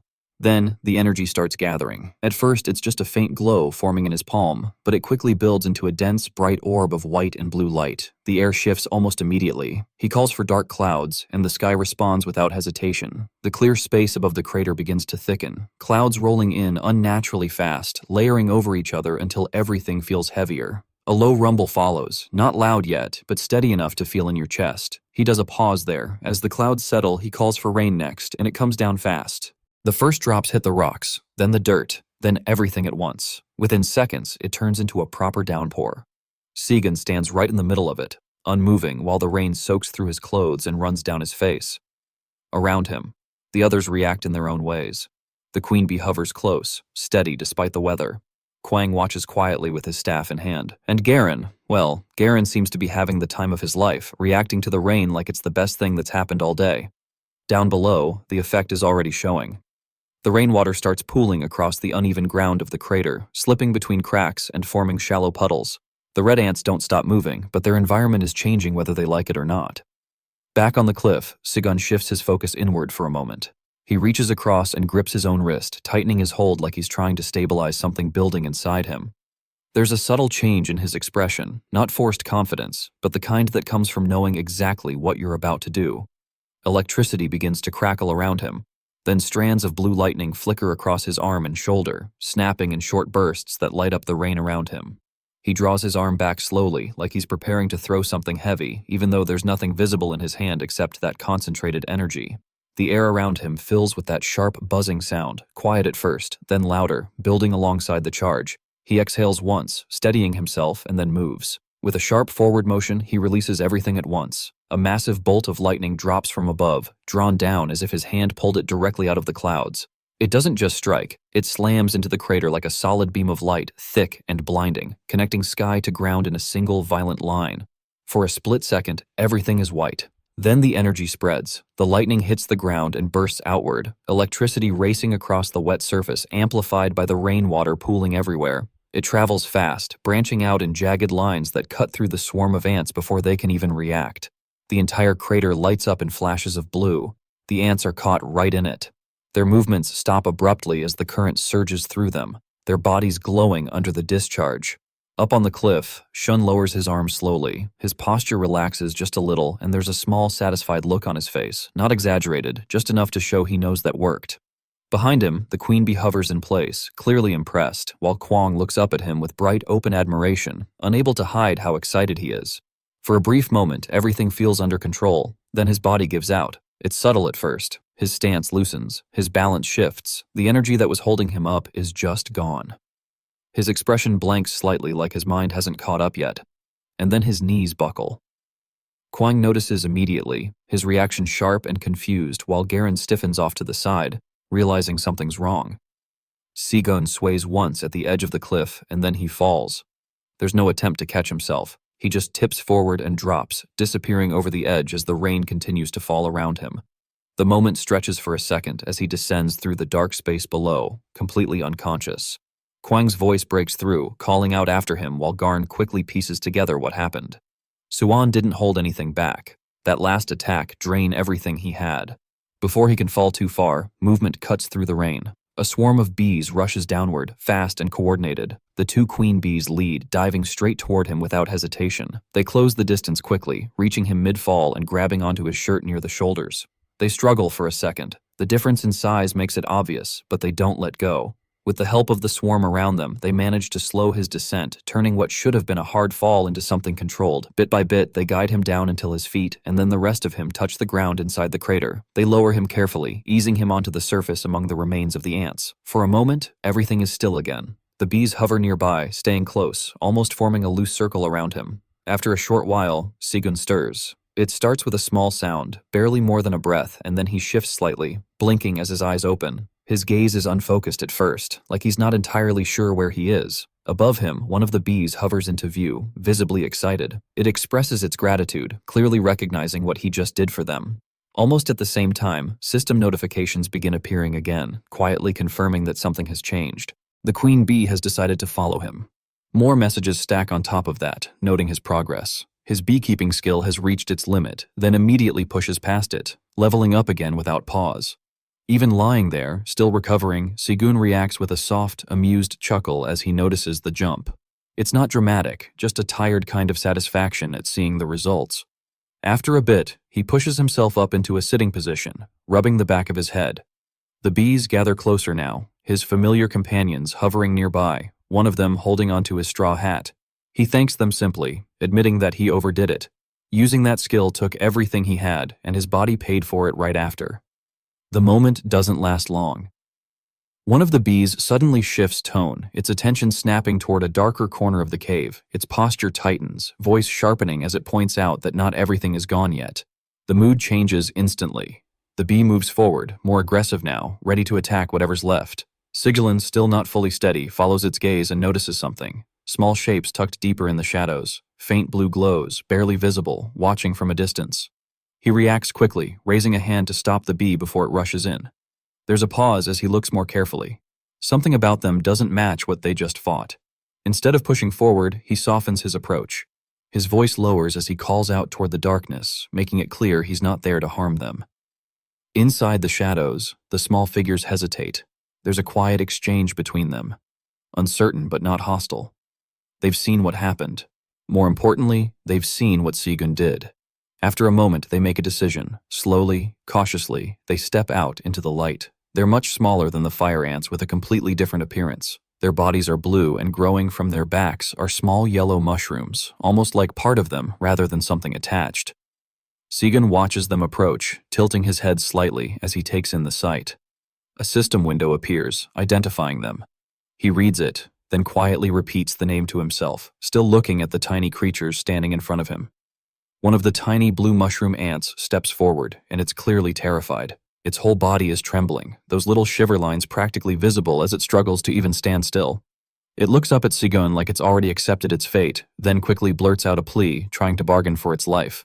While saying that, it reaches back awkwardly like it's not something it does often, and pulls off the mushroom growing from its own back. The motion is a bit clumsy, but determined. Then it holds the mushroom out in both hands like it's offering something incredibly valuable. The focus shifts to the mushroom itself. Up close, it doesn't exactly inspire confidence. It's large, brown, dotted with yellow spots, and the whole thing has that very specific, this might be dangerous look to it. The atmosphere around it even feels heavier, like the scene itself is quietly warning against it. Shun looks down at the little ant, then at the mushroom, clearly unsure how to react. He asks cautiously whether removing something like that from its own body is actually okay. There's a bit of genuine concern in his tone, not suspicion, just confusion mixed with worry. The ant, however, doesn't hesitate at all. It insists it's fine and nudges the mushroom forward again, encouraging him to take it, even claiming it tastes good. That doesn't help. Sigun leans back slightly, raising his hands a bit like he's trying to create distance without offending it. His eyes stay fixed on the mushroom, and his expression says everything. He does not trust this thing. From his point of view, it just looks like a poisonous mushroom, no matter how he tries to rationalize it. Before he can decide what to do, something moves fast. A small red blur cuts right through the moment. Kwang appears almost instantly, like he was just waiting for food to show up. Suin doesn't even have time to react properly. He just manages to call out Kwang's name in surprise as the little bear swoops in and snatches the mushroom straight out of the ant's hands. Kwang holds it up, already excited, already curious, like this is the best thing that's happened all day. He looks at Sigwon asking if it's something tasty, completely unaware of the tension he just interrupted. And then, without waiting for an answer, he takes a bite. Not a small one either, a proper, enthusiastic bite. For a split second, everything just freezes. Then Sigun panics. His reaction comes out all at once.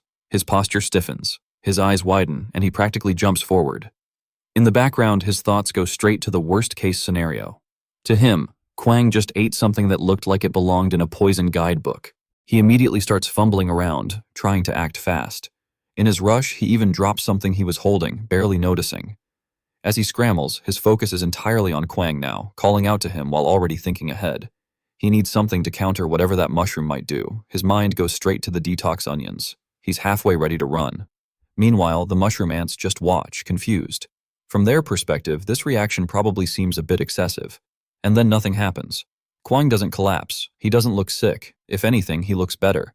He pauses mid-chew, his expression shifting, not into pain, but into pure satisfaction. His eyes brighten, his body relaxes, and there's this quiet, content energy around him as he finishes the bite. Then he happily announces that it tastes really good. Just like that, Shun stops. The urgency, the panic, it all just stalls. He's still tense, still mid-motion, but now he's staring at Kwang, trying to process what he's seeing. The queen bee reacts too, clearly just as surprised, hovering in place as she takes in the situation.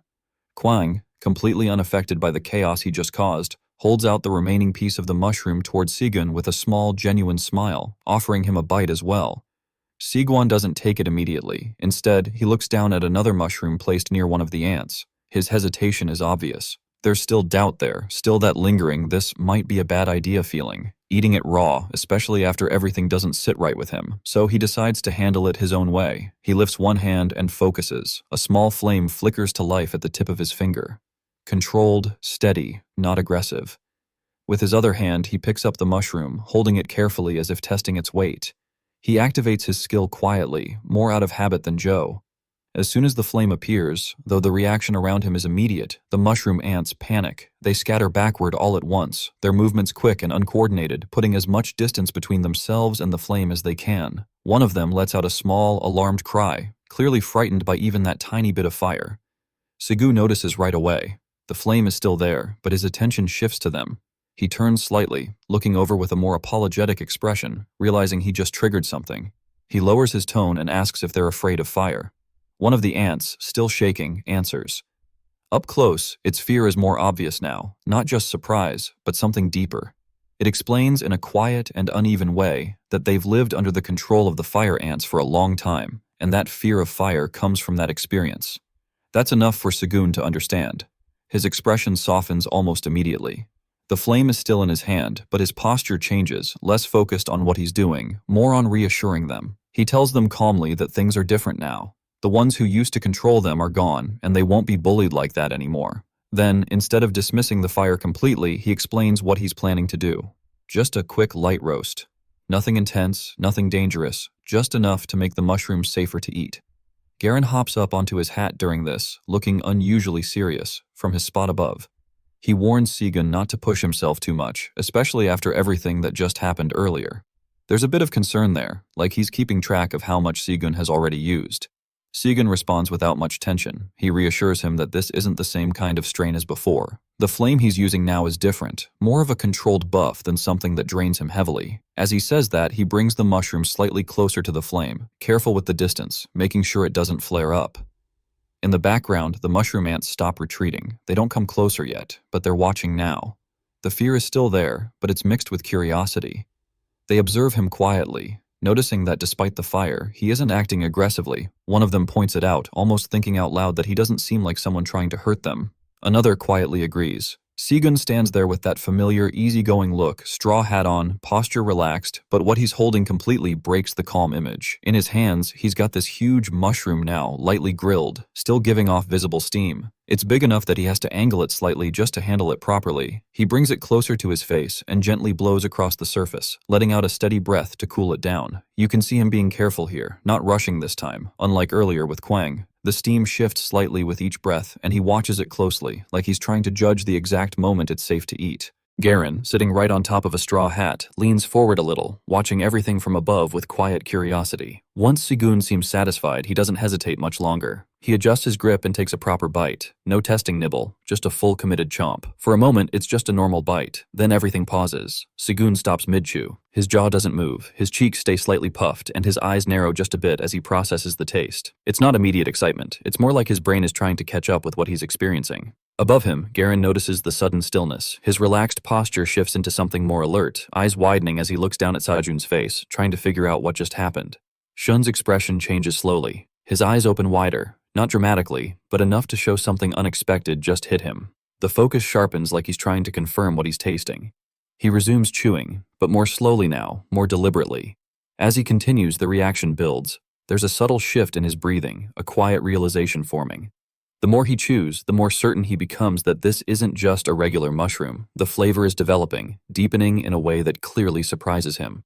He murmurs to himself, almost under his breath, trying to put it into words. Then it clicks. His eyes widen a bit more, and he finally says it out loud carefully, like he still doesn't fully trust it that it tastes like meat. Not just any meat either, something very specific.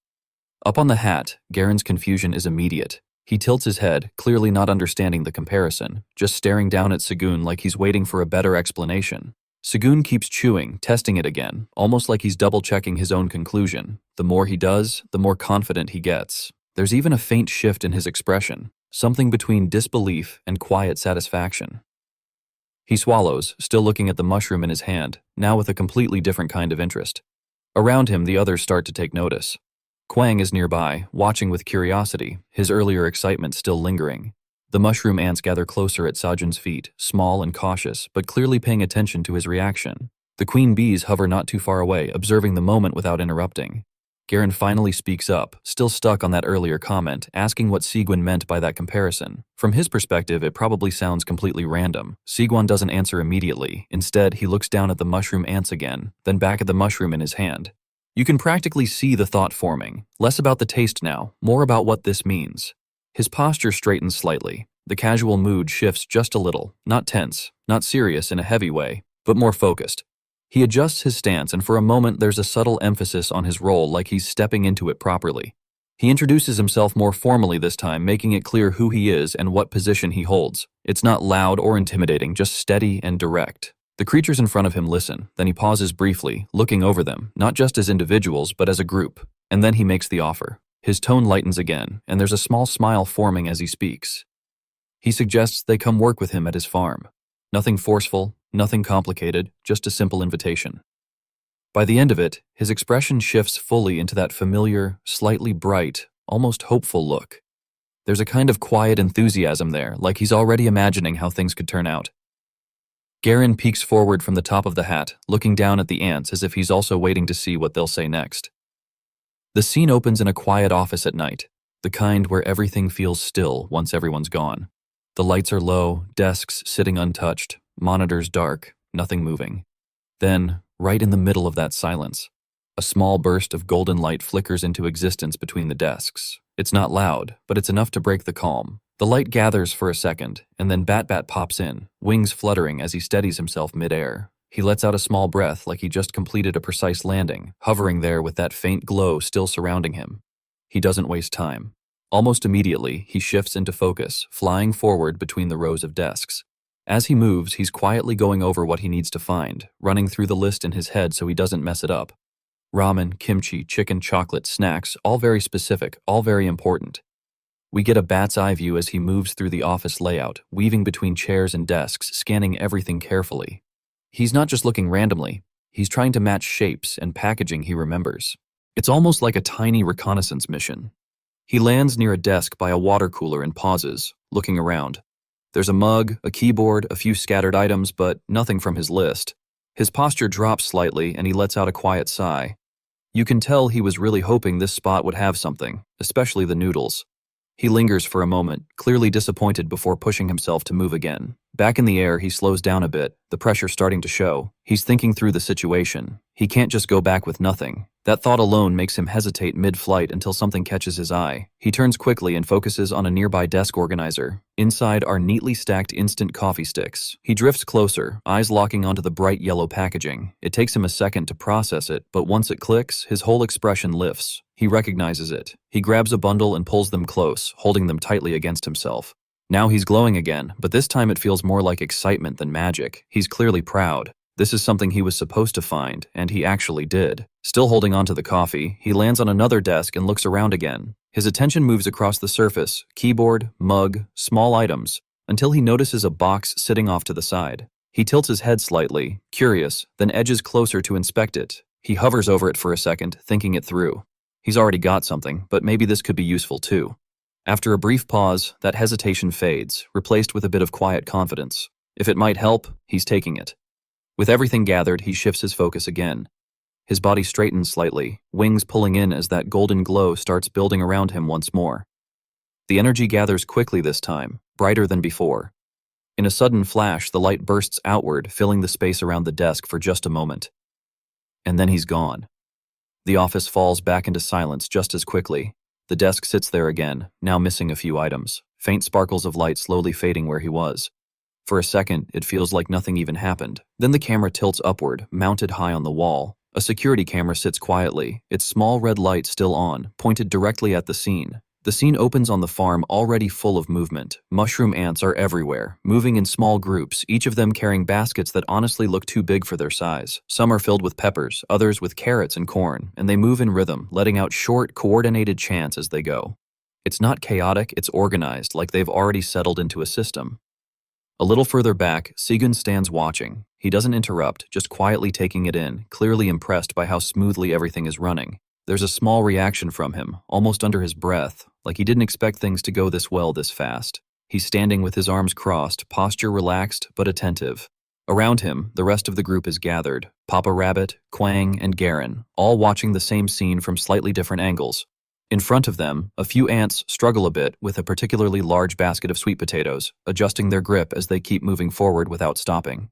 Seun's expression shifts into something more satisfied as he watches them work. From his point of view, it's clear they're not just helping, they're actually getting used to it. The focus moves to Papa Rabbit, who's been staring at the ants a little too intensely. His ears are slightly stiff and there's a bit of sweat forming as he watches them carry loads that would normally take more effort. It's not fear exactly, more like he's realizing he's not the only hard worker here anymore. Sue notices right away. He glances at him, a small smile forming, and lightly teases him about it, pointing out that he looks like he's starting to feel competitive. That gets Papa Rabbit's attention, but before he can react properly, Shun shifts his tone. He leans down slightly so they're more on the same level, his expression softening. He brings up how long they've been working together, reminding him that this farm didn't just appear. It was built step by step with him there from the beginning. Then he extends that trust a bit further, asking him to take the lead with the new workers to guide them properly. The way he says it makes it clear it's not just a task, it's recognition. That lands immediately. Papa Rabbit's whole posture changes. The hesitation disappears, replaced with something much brighter. His eyes light up and there's this clear shift from doubt to pride. Being called a senior hits exactly where it should. He straightens up, chest puffed out slightly, energy completely flipped now. When he responds, it is immediate and confident, like he's been waiting for that exact push. Segun watches the reaction with a quiet smile, not saying much more because he doesn't need to. The moment settles for a second, and then it breaks. From a distance, Theo comes running in, calling out as they approach. The energy shifts almost instantly as he comes into view, moving quickly toward them, clearly excited. Seguan turns at the sound, and the second he recognizes him, his reaction is immediate. There's no pause. He calls out his name, surprised and relieved at the same time. Quang reacts too, his attention snapping toward Theo with his own excited response. Garen steps forward slightly, more composed, greeting Theo properly and acknowledging that he made it back safely. Theo slows down as he reaches them, looking around with curiosity.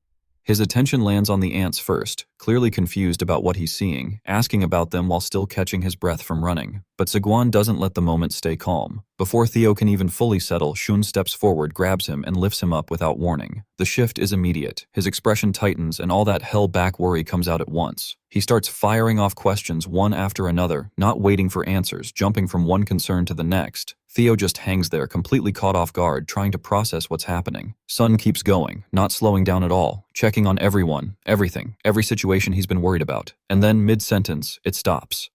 Theo reaches out with one paw and presses it right against Sigun's mouth. It's simple, but it works instantly. Sigun freezes, eyes still wide, but finally quiet. Theo lowers his paw slightly, still calm, completely unfazed compared to the chaos from a second ago. He suggests in a much more controlled way that they should just sit down and talk things through properly instead of rushing like this. The tension drops almost immediately after that. The scene shifts away from the group, opening up into a wide, clear sky. The noise and urgency from before are gone, replaced with something much calmer. Jun's voice comes through more lightly now, the relief finally catching up to him as he realizes things turned out okay. Sigun just sits on the ground like someone who's finally allowed himself to breathe again. He has Theo resting comfortably in his lap, casually feeding him while everything around them feels calm again. Looking up, Shun's mood shifts into something lighter. He starts talking about how once everyone's properly back, they should celebrate something big, something fun. You can tell he means it, right beside him. Kwang instantly picks up on that word party and gets excited in that simple, pure way like he didn't even need the full sentence to be convinced. Garen stays nearby too, relaxed, just taking in the moment without saying much. Theo, meanwhile, is multitasking, eating and reporting at the same time. Between bites, he casually brings up that he stopped by another floor to sell crops to humans, following instructions properly, even handing out those special green onions for planting. The way he says it is almost businesslike, just with that natural cat-like rhythm. Jun's reaction is immediate. He leans in, clearly impressed, and reaches up to pat Theo's head without holding back. Theo doesn't resist at all. If anything, he leans into it, eyes closing like he's been waiting for that exact moment. Sigu praises him openly, and it feels earned. Then Theo's tone shifts slightly, still calm, but now he starts talking about something unexpected, meeting a white dragon. That one detail alone changes the air. He explains how it happened in the Red Ribbon Kingdom's treasury, and even without dramatic wording, you can tell it wasn't a small encounter. For a moment, he genuinely thought things were over until something involving White Rabbit's ribbons suddenly turned the situation around. Sigun freezes a bit hearing that, the reaction coming more from the weight of what was said than how it was said. Even Garen subtly leans in from the side. Attention caught. It's clear Theo's trip wasn't as simple as it first sounded, and then, before that tension even has time to settle, a loud voice cuts through everything. It calls out Suwon's name directly. The shift is immediate. Suwon, still on the ground with Theo in his arms, looks up. Kwang and Garen react at the same time. All of them caught off guard. That quiet, peaceful farm atmosphere gets interrupted in an instant. A massive white dragon drops into the farm, landing hard enough to kick up dust and scatter debris across the crops. The scale difference alone is enough. Sigun looks tiny sitting there while the dragon's presence fills the space. But instead of attacking, the dragon simply extends a bowl and asks for more food. It's loud, direct, and oddly specific. Then Theo, who absolutely does not handle it well, he bolts, panic hitting instantly, his reaction completely overpowering the situation. Even Kwang looks surprised by how intense that response is. Sigun stays where he is, caught between confusion and trying to understand what's going on.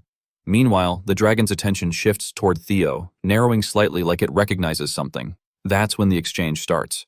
Both of them reacting at once, overlapping in confusion. Theo immediately jumps to the conclusion that the dragon shouldn't even be here, bringing up past events like exile, clearly shaken. The dragon, on the other hand, seems equally confused, trying to place Theo and referencing someone else connected to him. The whole thing builds into a messy back and forth that's going nowhere. So, Sigun steps in. He gets up, positions himself between them, hands raised, not aggressively, just enough to stop things from escalating. Then, he tells them to calm down. Not loudly, not dramatically, just firmly enough that it lands. Theo ends up clinging to Sigu's leg, still shaken, while Kwang watches him closely, clearly trying to understand why he's reacting like that. Sigun follows it up by laying down a simple rule. No fighting here, not on his farm. It's direct and it feels final. Then Kwang steps in, holding up a red pepper like he's presenting the obvious solution to everything. His logic is simple. If everyone just eats something good, they'll feel better. The delivery is so straightforward, it actually cuts through the tension. Shun picks him up right after, naturally approving, giving him that small bit of praise that makes Kwang light up again. In the background, the white dragon is still there holding the same empty bowl. Now quieter, almost awkwardly patient, repeating the same request, but this time without any intensity, just waiting. Then a warm light glow spreads across the farm, bright enough that Sigwan instinctively narrows his eyes a little. He's holding Kwang in his arms, steadying him as they both look toward the light. Right in the middle of it, a small figure comes flying in, Bat, practically shining with excitement. He calls out as he approaches, clearly thrilled to be back, his whole entrance filled with energy. There are little sparkles around him, and in his tiny hands he's clutching a bunch of yellow packets along with a bright green box, holding them carefully like they matter. Once he lands, everyone naturally gathers closer. Sun lowers himself into the pepper field, so he's at Bat's level, greeting him with an easy smile and asking what he managed to find. Bat-B immediately hands everything over, clearly proud, almost bouncing in place as he does. Around them, Kwang, Theo, and Garen all lean in without saying much, just curious to see what he brought back. Segan takes the yellow sticks first and looks at them properly. The moment he recognizes them, his reaction shifts into genuine approval. It's instant coffee mix, something actually useful. He acknowledges it right away, clearly impressed before shifting his attention to the green box was holding so carefully. He turns it slightly, looking at the design, and that's when the surprise hits. He recognizes it as that familiar snack brand, which catches him off guard for a second. Bobbitt explains his reasoning in a simple, honest way. He picked it because of the fish on the box, thinking it would suit Theo. That lands immediately. Theo reacts without hesitation, clearly touched just by the thought behind it. His attention fully on Bopot now. Even Garen quietly shows approval from the side, a small but noticeable gesture. Sigwan, though, gently points out the misunderstanding. Holding the box, he explains that despite the design, there isn't actually any real fish inside. The moment that sinks in, Bat's expression drops a bit. He questions himself right away, worried he might have brought something useless. Suin doesn't let that sit for even a second. As he opens the box and pours out the contents, small fish-shaped crackers, he reassures him calmly that it's not useless at all. He takes a bite almost immediately, and his reaction says everything. His face brightens in a very real way, like he wasn't expecting to enjoy it that much. He comments on it as he keeps eating, appreciating the taste and texture in a way that feels genuine rather than exaggerated. It's simple, salty, crunchy, familiar, and that familiarity seems to matter. The others naturally gather a bit closer while he eats. Theo leans in slightly, sniffing the air with quiet curiosity, noting that it actually smells decent. No big reaction, just a small observation. Swan, still in that relaxed mood, pulls up a coffee sticks next and casually suggests making some. That immediately catches Kwang's attention. He doesn't even fully understand it, but he's interested. Bat, on the other hand, is just watching Sigwan, clearly happy that what he brought is being enjoyed. That feeling builds up enough that Bat suddenly starts singing. It's spontaneous, a little dramatic in its own way, but clearly sincere, his way of expressing gratitude. The tone is heartfelt, even if the delivery is a bit unexpected. Sigun reacts exactly how you'd expect. He laughs, not mocking, just caught off guard, asking what that was supposed to be. Kwang joins in with simple encouragement, clapping and praising him without overthinking it. And then, while all that is happening, something completely different unfolds on the side. Theo, still focused on the snacks, ends up pushing a bit too far, trying to get the last bits from the box, and gets stuck. His head goes all the way in before he realizes it, and when he tries to pull back, it doesn't work. There's a brief pause, then panic. He starts stumbling around blindly, calling out for help. Clearly disoriented. His movements are clumsy, paws reaching out with no sense of direction. Garen, caught in the middle of this, ends up reacting late, watching the whole thing unfold before somehow ending up along for the ride. Segan sees it, and instead of reacting immediately, he just breaks until after. Not because it's serious, but because the situation looks exactly as ridiculous as it is. Theo, hearing Suin's voice, tries to move toward him, still unable to see, making the whole thing even more chaotic. Garen holds on his best as he can, clearly not expecting to be part of this. After letting it play out for a moment, Segan finally steps in. He reaches down and simply lifts the box off Theo's head. Theo reappears, looking completely shaken, eyes wide and slightly watery, like the experience was far worse than it actually was. Garen peeks up from behind him at the same time, quietly relieved now that everything's back to normal. With Theo basically glued to Segun's leg, he's pressed his face into the fabric, holding on tight like he's not planning to let go anytime soon. You can tell he's still shaken, quietly sniffling as he calls out to Sigwan. Segan looks down at him, the earlier laughter clearly catching up to him now. There's a bit of guilt in his expression as he gently asks if Theo is actually crying. Around them, Kwang, Bat, and Garen are all watching, no one interrupting, just taking in a moment with a mix of concern and mild disbelief. Then Kwang, being Kwang, can't resist pointing something out. He notices Theo's runny nose and says it out loud with a cheeky grin. Theo immediately pushes back, trying to hold on to whatever dignity he has left, denying it while still sniffling a bit. Segan steps in softly, patting Theo's head in a calm, reassuring way. He tries to comfort him, explaining that reactions like this are normal. After getting scared, it's meant to be kind, but it doesn't quite land that way. Theo pulls back just enough to look up, clearly offended. To him, it sounds less like comfort and more like teasing, and he says as much. There's a small pause as that sinks in, and then he turns away completely, crossing his paws with a quiet huff. He mentions that he actually brought something important from the treasure vault, but now he doesn't feel like giving it anymore. The attitude shift is immediate. He's gone from clingy to stubborn in seconds. Segun tries to calm things down, holding his hands out a little as he talks to him, but Theo doesn't budge. From the side, Garen just watches the standoff unfold without stepping in, so Sun switches tactics with a small, almost playful apology. He leans in and goes straight for tickling. The reaction is instant. Theo jerks in surprise, completely caught off guard as he tries to squirm away. His paws start flailing, his whole body tensing before breaking into uncontrollable laughter.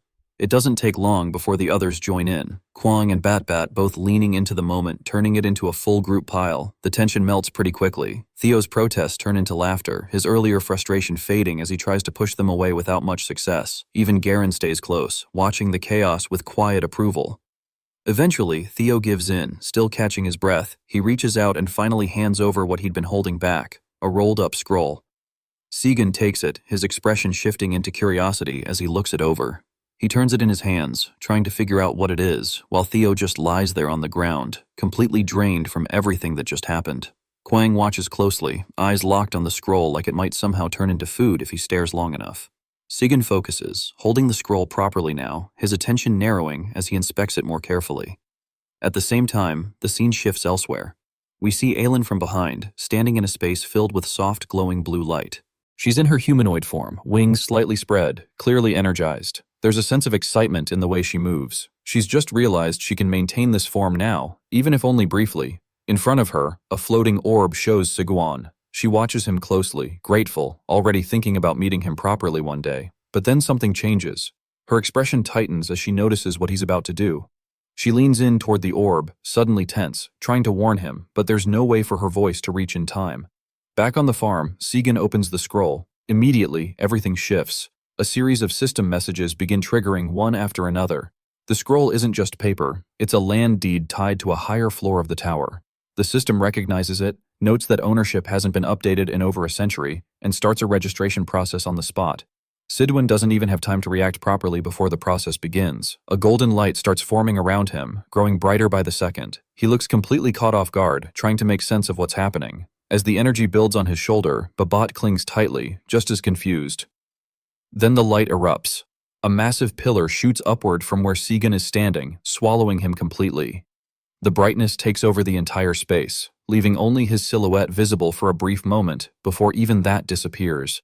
Nearby, the white dragon watches without moving, its gaze fixed on the scene. Below, Kwang, Theo, and Garen are left staring up at the light, frozen in place. As it fades, the field returns to normal, but Segan is gone. Theo stands there, still trying to process it, while Kwang looks shaken, barely managing to call out. The spot where Segun was is now empty, nothing left but a faint trace of light. The group remains where they are, facing that empty space in silence. It starts with this sudden, overwhelming burst of golden light, just exploding upward from the ground like a pillar shooting straight into the sky, right in the middle of all that energy. You can barely make out Segu's silhouette. He's crouched low, almost bracing himself because the teleportation magic isn't gentle at all. It's swirling around him like a full-on storm. Then the light begins to die down. Shu is left standing there, squinting hard, clearly struggling to see properly. He winces a bit, blinking repeatedly like he's trying to get rid of the afterimage burned into his eyes. A few faint sparks of golden mana are still drifting in the air, and he lets out this tired groan, the kind that says his body hasn't caught up with what just happened. Once he steadies himself a little, he finally looks around. And that's when it hits him. He's not where he was before. He's standing in the middle of a dense jungle, thick trees, heavy foliage, tall palms stretching up into a tight canopy overhead.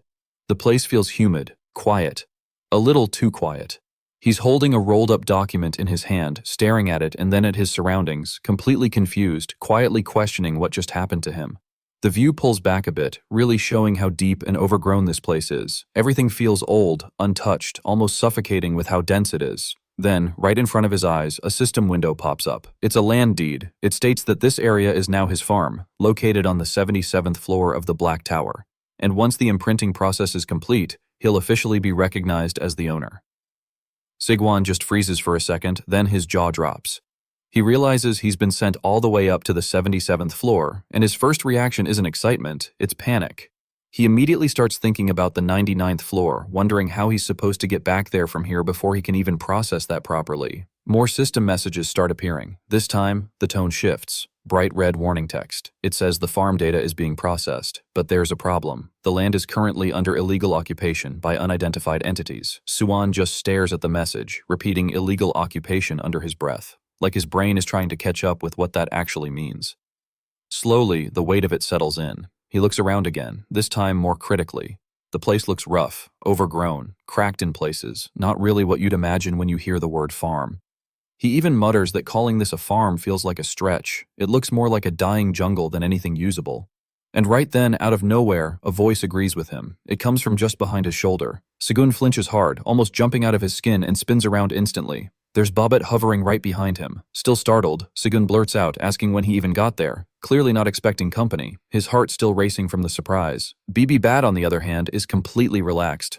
He just lets out a small, playful giggle and casually explains that he must have been teleported along with Sigwon during the blast. Now Sigwon just stands there taking it all in again, but this time with the realization that it's just the two of them here, surrounded by this massive, unfamiliar jungle stuck on the 77th floor. He mutters that things are looking pretty bad.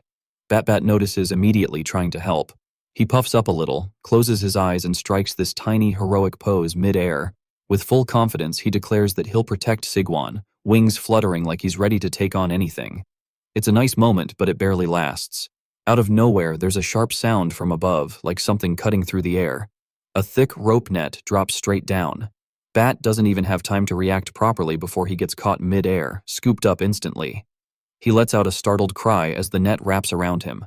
Segun reacts immediately, reaching out toward him and shouting his name. Completely caught off guard, everything after that happens fast. Segun lunges forward trying to get to him, but before he can do anything, another net drops. This one's aimed directly at him. Bat, already trapped, screams out, "Master!" as Sigjun looks up, eyes wide, realizing too late what's happening. The net slams down over him. It pins his arms tight to his sides, knocks his straw hat crooked, and forces a grunt out of him. As the impact hits, he tries to struggle, muscles tensing against the ropes, but it's no use. The net is too heavy, too tight. In the next second, both nets jerk upward violently. Segun and Bebot are yanked off the ground, hanging upside down in midair. Segun lets out a startled shout as the world flips while Bat cries out again. Both of them swinging helplessly, they dangle there disoriented, the jungle spinning beneath them. And then the ones responsible finally show themselves from the trees. Shapes begin to move. Monkeys, a whole group of them, emerging from the branches and shadows. Their eyes glow a sharp yellow, giving them a much more threatening presence than normal animals. Some sit perched above, watching. Others stand closer, gripping crude spears, chattering loudly in aggressive tones. They've completely surrounded the two of them. Segun hangs there upside down, sweat slowly dripping down his face as he looks through the gaps in the robe at the creatures below. Still catching his breath, still trying to process everything, he just stares at them and mutters almost blankly, "Monkeys." And just like that, it clicks. These are the illegal occupants. Theo and Kwang are just standing there in the middle of the field, surrounded by crops, both of them looking completely lost. It's one of those moments where everything was normal a second ago, and now it suddenly isn't. Kwang is the first to break. He looks around, small hands slightly raised like he's expecting Segun to just pop back into view, and asks worried, "Where did Papa go?" His voice has that soft panic in it, like he already knows something's wrong but doesn't understand what. Theo's ears twitch and he scans the area again, just as confused. He mutters to himself, trying to make sense of it, but clearly he's got nothing. Then from above, the white dragon steps in and casually explains what happened. According to him, the magic inside a land deed must have activated, which means Sigwon got forcefully teleported to another floor of the tower. He says it like it's obvious, like this kind of thing just happens. But even as he explains it, he looks mildly irritated. Glancing down at them, he comments that for someone who's an administrator of the Black Tower, Suwon was being pretty sloppy. Not panicked, just judging him a little. Theo doesn't care about that part at all. He immediately looks up and asks how they can bring Chairman Park back. You can tell he's focused. No hesitation, just straight to the solution. The white dragon lets out a small scoff, almost amused, and says that if he stepped in, he could bring Segun back instantly. There's a bit of pride in his tone too, like he's reminding everyone who he is. Then he actually starts considering going to the 77th floor himself, and that's exactly when it goes wrong. Before he can even finish the thought, boom. Kaiser's fist comes down straight onto his head. It's not subtle, it's a heavy, clean hit. You who knows what kind of trouble you'll cause again. Kaiser roars, cutting him off completely. The white dragon recoils from the hit, letting out a pain groan, clearly not expecting to get smacked mid-sentence like that. Kaiser doesn't stop there. He immediately starts scolding him, not like an equal, but like a misbehaving kid who just said something dumb. The white dragon tries to defend himself, raising his voice, saying he was just trying to help, but Kaiser shuts that down instantly. He orders him not to even think about leaving his sight, and basically grounds him right there on the 99th floor.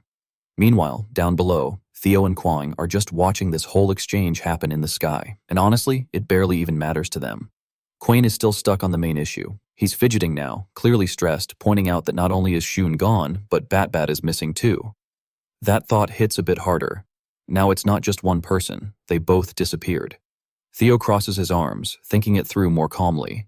They start wondering if the two of them got sent to the same place. Up above, Kaiser finally shifts his attention back down to them. His gaze locks onto the small group, and his tone changes, less aggressive now, more focused. He tells them to wait for a moment, explaining that he can't leave because he needs to keep an eye on Kilian. Then he raises one of his massive claws. Energy starts gathering instantly. A bright, swirling blue light forms around his hand, and it's not subtle at all. Sparks crackle through the air like lightning, the pressure of it heavy enough that you can almost feel it even from below. This isn't some small spell. He's putting real power into this. The energy condenses, tightening into a single point in his palm. Then he lowers his claw toward them and says, "Simply take this." The light begins to fade, and what's left behind is a small ornate compass resting in his palm. It's glowing faintly, almost like it's alive, with a steady pulse of energy running through it. Kaiser explains that it's a special compass, one that can detect the mark of an intermediate administrator. In other words, it'll point straight to Sigwan. Kwang carefully takes it in both paws, holding it close. He looks down at it, eyes wide, not just impressed, but focused now. There's something grounding about finally having a direction. Next to him, Theo's already connecting things in his head. "I think I heard Chairman Park mention that 77th floor farmland deed," he says, thinking out loud. His tail flicks slightly as he pieces it together. Then he looks at Kwang and concludes that Sajuan and probably Bat too were sent to the 77th floor. That clicks. You can actually see the shift happen in Kwang. The confusion and worry don't disappear, but they tighten into something more solid. His small hands curl into fists and his expression hardens. He's not just standing there anymore. He's ready to move now. It's not just about finding Swan, it's personal. Theo stands beside him, steady as always, while Garen waits nearby, quiet but clearly on board. Kwang steps forward slightly, holding the compass tightly, and with a firm, determined voice says, "I'll definitely find my dad." The scene cuts back to the 77th floor, and the first thing you feel is the heat. The sun is just brutal. It hangs high in a pale sky, blasting down without mercy, and the light is so harsh it almost washes everything out. Suin is already feeling it. He lifts a hand and wipes the sweat off his forehead, wincing slightly under the shade of his wide straw hat. His face is flushed, his breathing a bit heavier, and he lets out a tired sigh. "It's seriously hot," he mutters to himself like he's already exhausted. And honestly, he kind of is. But yeah, the heat isn't even the real problem, because right now, Sigun is locked inside a wooden cage. The cage rocks slightly with each step as it's carried through the jungle, surrounded by a whole troop of small monkeys. Some of them are gripping crude spears, others hopping along the sides. And right at the front, one of them is happily beating on a drum. Boom, boom, boom, like this is some kind of celebration. Their chanting fills the air loud and rhythmic as they march deeper into the forest with their prisoner. Shun lowers his gaze, trying to stay calm, and then softly calls out, "Bobbit, are you okay?" His voice shifts there, less about himself, more about checking on the one person he knows is worse off than him. Off to the side of the cage, Bat is tied tightly to a wooden post, thick ropes wrapped around his small body. He looks up, eyes already glossy with tears, his little face completely scrunched with emotion. I am okay," he whimpers, even though he clearly isn't. Then his voice cracks as he keeps going, apologizing over and over. He says he's useless, that if Kwang or Garen were here, things would have been different. It's not even logical, it's just guilt spilling out. Seuss's expression softens immediately. He gives him a small, gentle smile, the kind that's calm on purpose. "Don't worry," he says quietly. "I'm just glad you're here." It's simple, but it lands. For a second, the panic eases just a little. Stu then shifts his attention outward, glancing through the wooden bars of the cage. His eyes move carefully, observing. The monkeys are loud, chaotic, but not violent. Not yet. They're not attacking. They're transporting, and that's suspicious in its own way. Right then, a system window flickers into existence in front of him. A quest. It bluntly states that he needs to reclaim land rights from the illegally occupying monkeys in exchange for ownership of the farm. Sigwan just stares at it sitting in a cage surrounded by monkeys being carried somewhere unknown. And the system really chose this moment to give him a quest. His face goes blank for a second, like his brain is trying to decide whether to laugh or just give up. But before he can even process it, "Hey, shut up in there." One of the monkeys suddenly spins around, baring its teeth as it shouts at him. The voice is sharp, aggressive, snapping him right out of his thoughts. Sigwin immediately goes quiet, not exactly eager to test what happens next. As the march continues, things get weirder. At the back of the group, two monkeys start whispering to each other. Their tone isn't hostile, it's curious. One of them leans in and asks if those gorillas they're heading toward will actually take the human. Another monkey nearby with bright, observant eyes stares directly at Sigwan. He tilts his head slightly, studying him like he's some kind of odd object. Then he shrugs and says they might as well offer him up anyway. After all, the human looks weird, but he's at least shaped kind of like them. There's a pause. Then another monkey bursts out laughing. He points straight at Soon and mocks the idea completely, saying, "They don't look alike at all. To him, this isn't some distant cousin or anything. He's just uglier." That one lands hard. Sigun's expression slowly changes. The tired, confused look fades, replaced by something colder.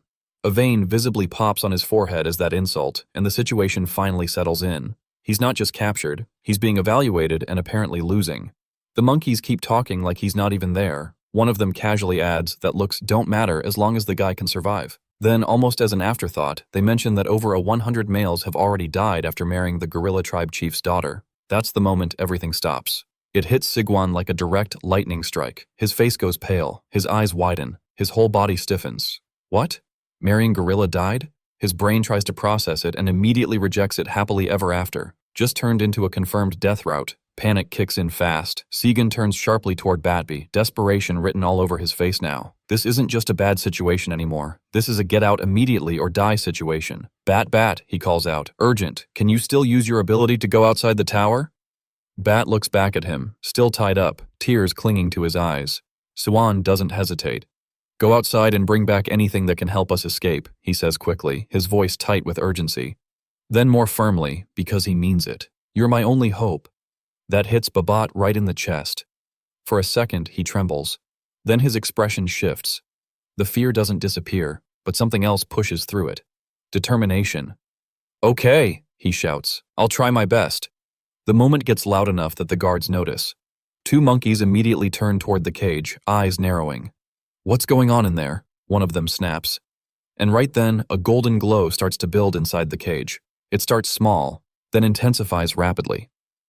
Before anyone can react properly, boom. A blinding pillar of light erupts straight upward from the center of the cage. It's sudden, violent, overwhelming. The monkeys panic instantly. Some scream, others stumble back. A few shield their eyes, completely blinded by the flash as the light floods the entire area. The chanting stops, the formation breaks. For a moment, it's just chaos. Then, slowly, the light begins to fade. Golden particles drift down like embers, glowing softly as they dissolve into the air. One of the monkeys cautiously peeks from behind a post, eyes wide, mouth hanging open. What was that? He stammers. Inside the cage, Sigun is still there. He's sweating, one bead rolling down his face. But now he's wearing a small, confident smirk, clearly enjoying the confusion just a little. But when the dust fully settles, Bat is gone. The ropes that held him are still there, loosely coiled on the ground, faintly sparkling with the last traces of golden magic, completely empty. The scene opens with a quiet breath. White Rabbit stands at the grand arched entrance of the palace just before stepping out.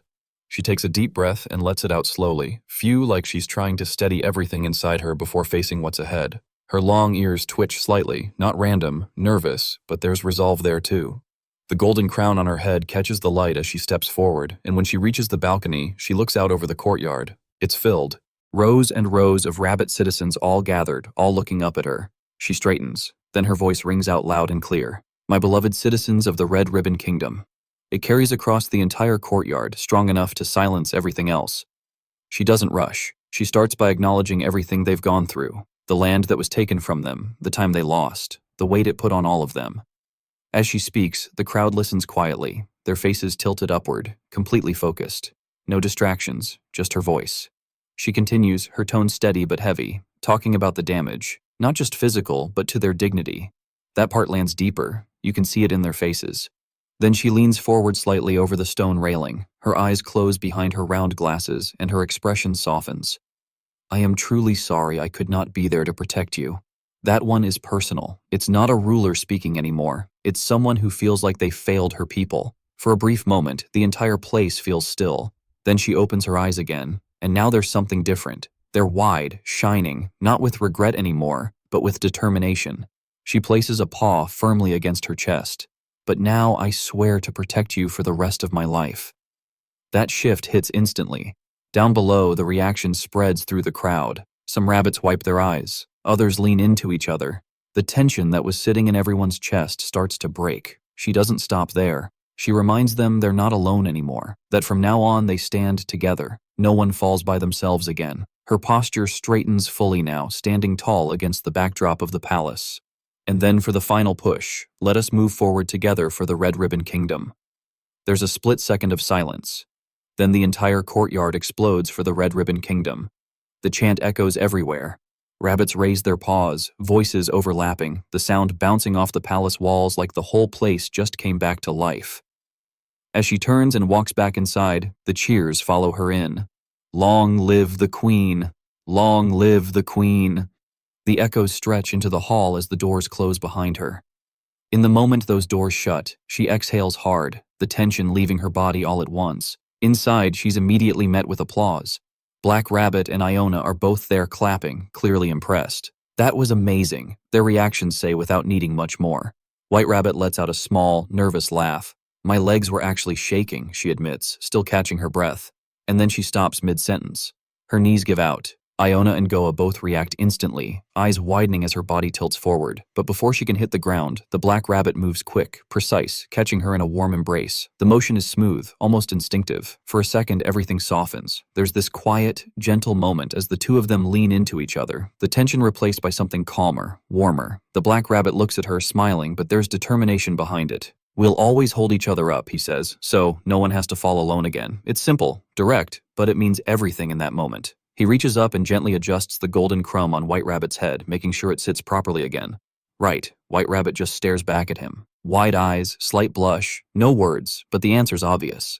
Off to the side, Iona watches the whole thing with a soft, knowing smile, like someone quietly witnessing something meaningful starting. But that softness doesn't last long. Her expression shifts slightly as she turns toward Goa. Now the tone changes. The perspective widens, grounding the scene. Genoba looks at her, giving a nod. You've worked hard, Iona. Then his expression tightens. He brings up the corruption, the fact that greed managed to bribe the entire inspection bureau, even saying it sounds ridiculous.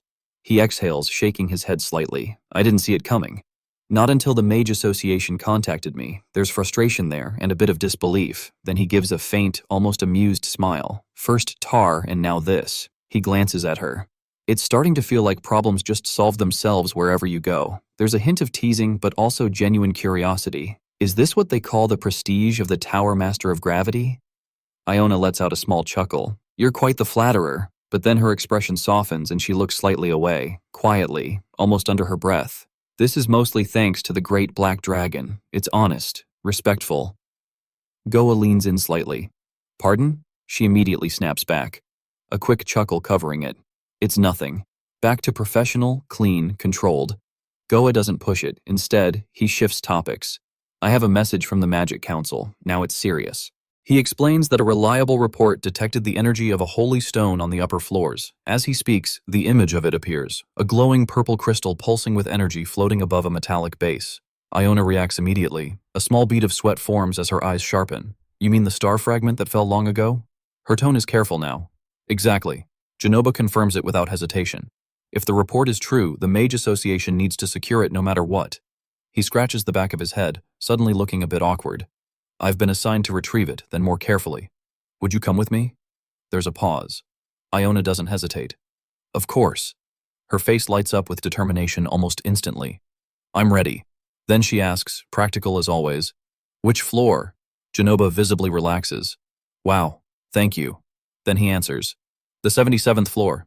The scene shifts again. The jungle comes back into view. From above, you see it clearly this time. A massive encampment hidden within dense tropical forest. At the center is a wide dirt arena marked with a dark, intricate ritual seal carved into the ground. Around it, structures rise. Watchtowers, wooden walls, gates with tiled roofs. It's not random. It's organized, built, and at the base of the path leading in, the monkeys return. They push the wooden cage forward, chatter echoing as they escort their prisoner deeper inside. Inside that cage, Sun grips the wooden bars, his straw hat slightly crooked now. He looks tired, worried. One monkey has climbed on top of a cage, peering down at him with wide, curious eyes like he's inspecting something strange. But the rest aren't just curious anymore. They're aggressive.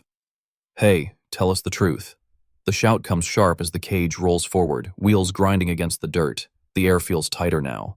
Another monkey steps forward, glaring directly at him. "Where did that little furball who was with you go?" "That's what this is about." Segun shuts his eyes tightly, his face tightening as sweat runs down his temple. "I told you I don't know." He shouts it back, voice strained. He's holding the line, but barely. The cage keeps moving. The noise doesn't stop, but inside his head, everything shifts. His thoughts drift away from the monkeys to one person. "Please come back soon. Bad Bat." The office building stands tall under the night sky. Most of the city already asleep, but up here, a few windows are still lit, including one where things are not peaceful at all. Inside, moonlight is already heated. She turns sharply toward her coworker, one hand pressed to her chest as she fires off, basically accusing him straight up, asking if he took her snack again. Her tone isn't even doubtful at this point. It's personal. Aaron just stands there holding his iced coffee, completely thrown off. He blinks at her like he just got dragged into something he doesn't understand, but she doesn't let up. She reminds him he already got caught once before with her jelly. So, this isn't exactly a fresh accusation. From the side, Manager Hong glances over, a bit tense, watching the situation escalate. Moonlight turns to her next, clearly looking for backup, or at least confirmation of where her food disappeared to. Moonlight's eyes drift down to her desk, or more specifically, the empty spot where her snack should have been. Her expression drops. She's genuinely upset now, almost on the verge of tears. Meanwhile, Aaron looks between her and the desk, still confused, basically asking why she's looking at him like he's the culprit. Then he admits kind of awkwardly that he thought the jelly was for everyone. That only makes things worse. Manager Hong quickly steps in, trying to calm things down, offering to just buy more snacks to fix it. But Moonlight suddenly freezes. Something else clicks. Her coffee is gone too. Now both her and Manager Hong slowly turn their heads toward Aaron. Aaron, meanwhile, is still stuck processing the original accusation, like his brain hasn't even caught up to the second charge yet. Moonlight exhales sharply, clearly done relying on anyone, and starts digging through her back. After a moment, she pulls out backup food, bananas. Relief hits her face for a second, but it's immediately replaced with suspicion again as she firmly tells him to stay away from her food. Aaron raises a hand, still defending himself, insisting he didn't take anything. Moonlight shoots back sarcastically, basically asking if a ghost came and stole her snacks instead. And right then, something weird happens. A faint glow starts forming around her. Both of them freeze. The light grows stronger, pulsing right in the middle of the office. And before either of them can react properly, a bat-shaped silhouette suddenly forms out of nowhere. They just stare. The light fades, and there he is, Bad Bat. Tiny, wide-eyed, just sitting there like he also has no idea how he got here. For a split second, everything is dead quiet. Then Aaron completely loses it. He basically screams that there's a giant bat in the office, his voice cracking as he panics. Moonlight also recoils, shrinking back in shock. Bad Bat. Meanwhile, looks at them and panics even harder. He shouts back, calling them huge humans, his tiny body shaking, clearly more scared than they are. And then a banana flies through the air. Thud, direct hit to Babbitt's face. Everything just spirals from there. The office workers start freaking out even more, shouting over each other, trying to figure out where that even came from and why this is happening. In the back, Manager Hong just stands there completely lost, like her brain has officially given up. Bat slowly grabs the bananas, eyes watering. He's trembling, trying to process this terrifying place full of giants. Then, in pure panic, he pushes the bananas forward, basically offering them like a peace gift, desperately trying to fix whatever this situation is. But before anything else can happen, that same golden light wraps around him again. The brightness explodes across the desk, forcing everyone to shield their eyes. The air fills with that same strange energy for a brief moment, and then it's gone. Bat disappears. Silence. Moonlight just stands there, staring at the empty space where everything just happened. Her mind doesn't even go to the creature first. She quietly realizes her bananas are gone. Her voice drops as she mutters heartbroken about her bananas disappearing. Behind her, Aaron snaps, clearly fed up now, pointing out that he told her it wasn't him this whole time. Then, after a short pause, his tone softens. He steps closer and offers her his iced coffee, holding it out awkwardly as an apology for the jelly incident. For everything, he mentions she's been working overtime a lot and should at least drink something for energy. Moonlight blinks, caught off guard, letting out a small, confused reaction before slowly accepting the gesture, thanking him a bit shy. But even as the moment softens, Aaron glances around, still unsettled, wondering out loud what that thing even was, and says he'll contact security so she doesn't have to worry. Moonlight nods, still processing everything, quietly thanking him again. And in the background, Manager Hong just watches the entire situation. The chaos, the weird emotional shift, the supernatural nonsense, all of it. Her shoulders slump as she sigh under her breath, completely drained, wishing she could just quit on the spot. Sigun gets dragged in front of what is very clearly the boss of this place, a monkey king lounging on a throne, casually patting one of his little offspring like this is just another normal day. The king tilts his head down, looking at Sigun with open confusion first. Then that confusion quickly turns into straight-up disgust. He basically questions what this thing even is, then doubles down by bluntly calling Sigun ugly without any hesitation. One of the guards steps forward and explains the situation, calmly saying they found Sigwan during a forest patrol and thought he might be useful, maybe even as an offering to some guerrillas. Sigwan, standing there tied up and already exhausted, just lets out a tired sea-like. Of course, this is happening now. Meanwhile, the Monkey King isn't even fully focused on him anymore. His expression shifts, irritation creeping in as he starts thinking about someone named Goran. The mood tightens a bit. He's clearly not happy, muttering about how if the next proposal gets rejected, he's ready to go all in on war. It's the kind of tone that makes it obvious this isn't just talk, he means it. Around him, though, his little offspring just look completely uninterested, like they've heard this speech before. Then, just like that, the king snaps back to the present and gives a sharp order. Deal with the human, lock him back up. No ceremony, nothing. A guard immediately follows through, kicking Sigun back toward a wooden cage like he's just another piece of baggage. While doing it, the monkey throws in a couple of insults for good measure, mocking his face and telling him to go get along with the gorillas. Sigun hits the ground inside the cage, groaning as the dust settles around him. He mutters under his breath, clearly irritated, saying, if his hands weren't tied right now, this would have gone very differently, but that frustration fades pretty quickly, replaced by something quieter. He lowers his voice almost to himself, admitting how much he misses Aelin and the others. And right then, a sudden golden light bursts into existence near the cage. It's bright enough to make him flinch. And before he can even react properly, a familiar voice calls out to him, full of emotion. Bad appears right out of that light, clutching something tightly, already tearing up as he rushes towards Sigun and calls the master like he's been holding that in the entire time. Sigun just stares for a second, completely caught off guard. Bat doesn't even wait. He immediately starts apologizing, voice shaking, explaining that he did find other humans, but he couldn't bring back anything useful, nothing good. As he says that, Suun's eyes drop to what Babat's holding, a bunch of bananas. He blinks a little, surprised, and asks if that is what he managed to bring back. Bat, still emotional, doesn't even defend himself. He just keeps apologizing while fumbling with the ropes tied around Sigun's hands, quickly working to loosen them. The ropes finally come off, and instead of complaining, Sigun immediately softens. He reassures Babat in a calm, steady voice, telling him it's completely fine. What matters is that he came back, and he even brought food. Pauses, sniffling a bit. Clearly not expecting that, Reaction reaches down, picks up one of the bananas, and without overthinking it, decides they should just eat together. Right there, he starts peeling it open and casually offers a bite toward Bat.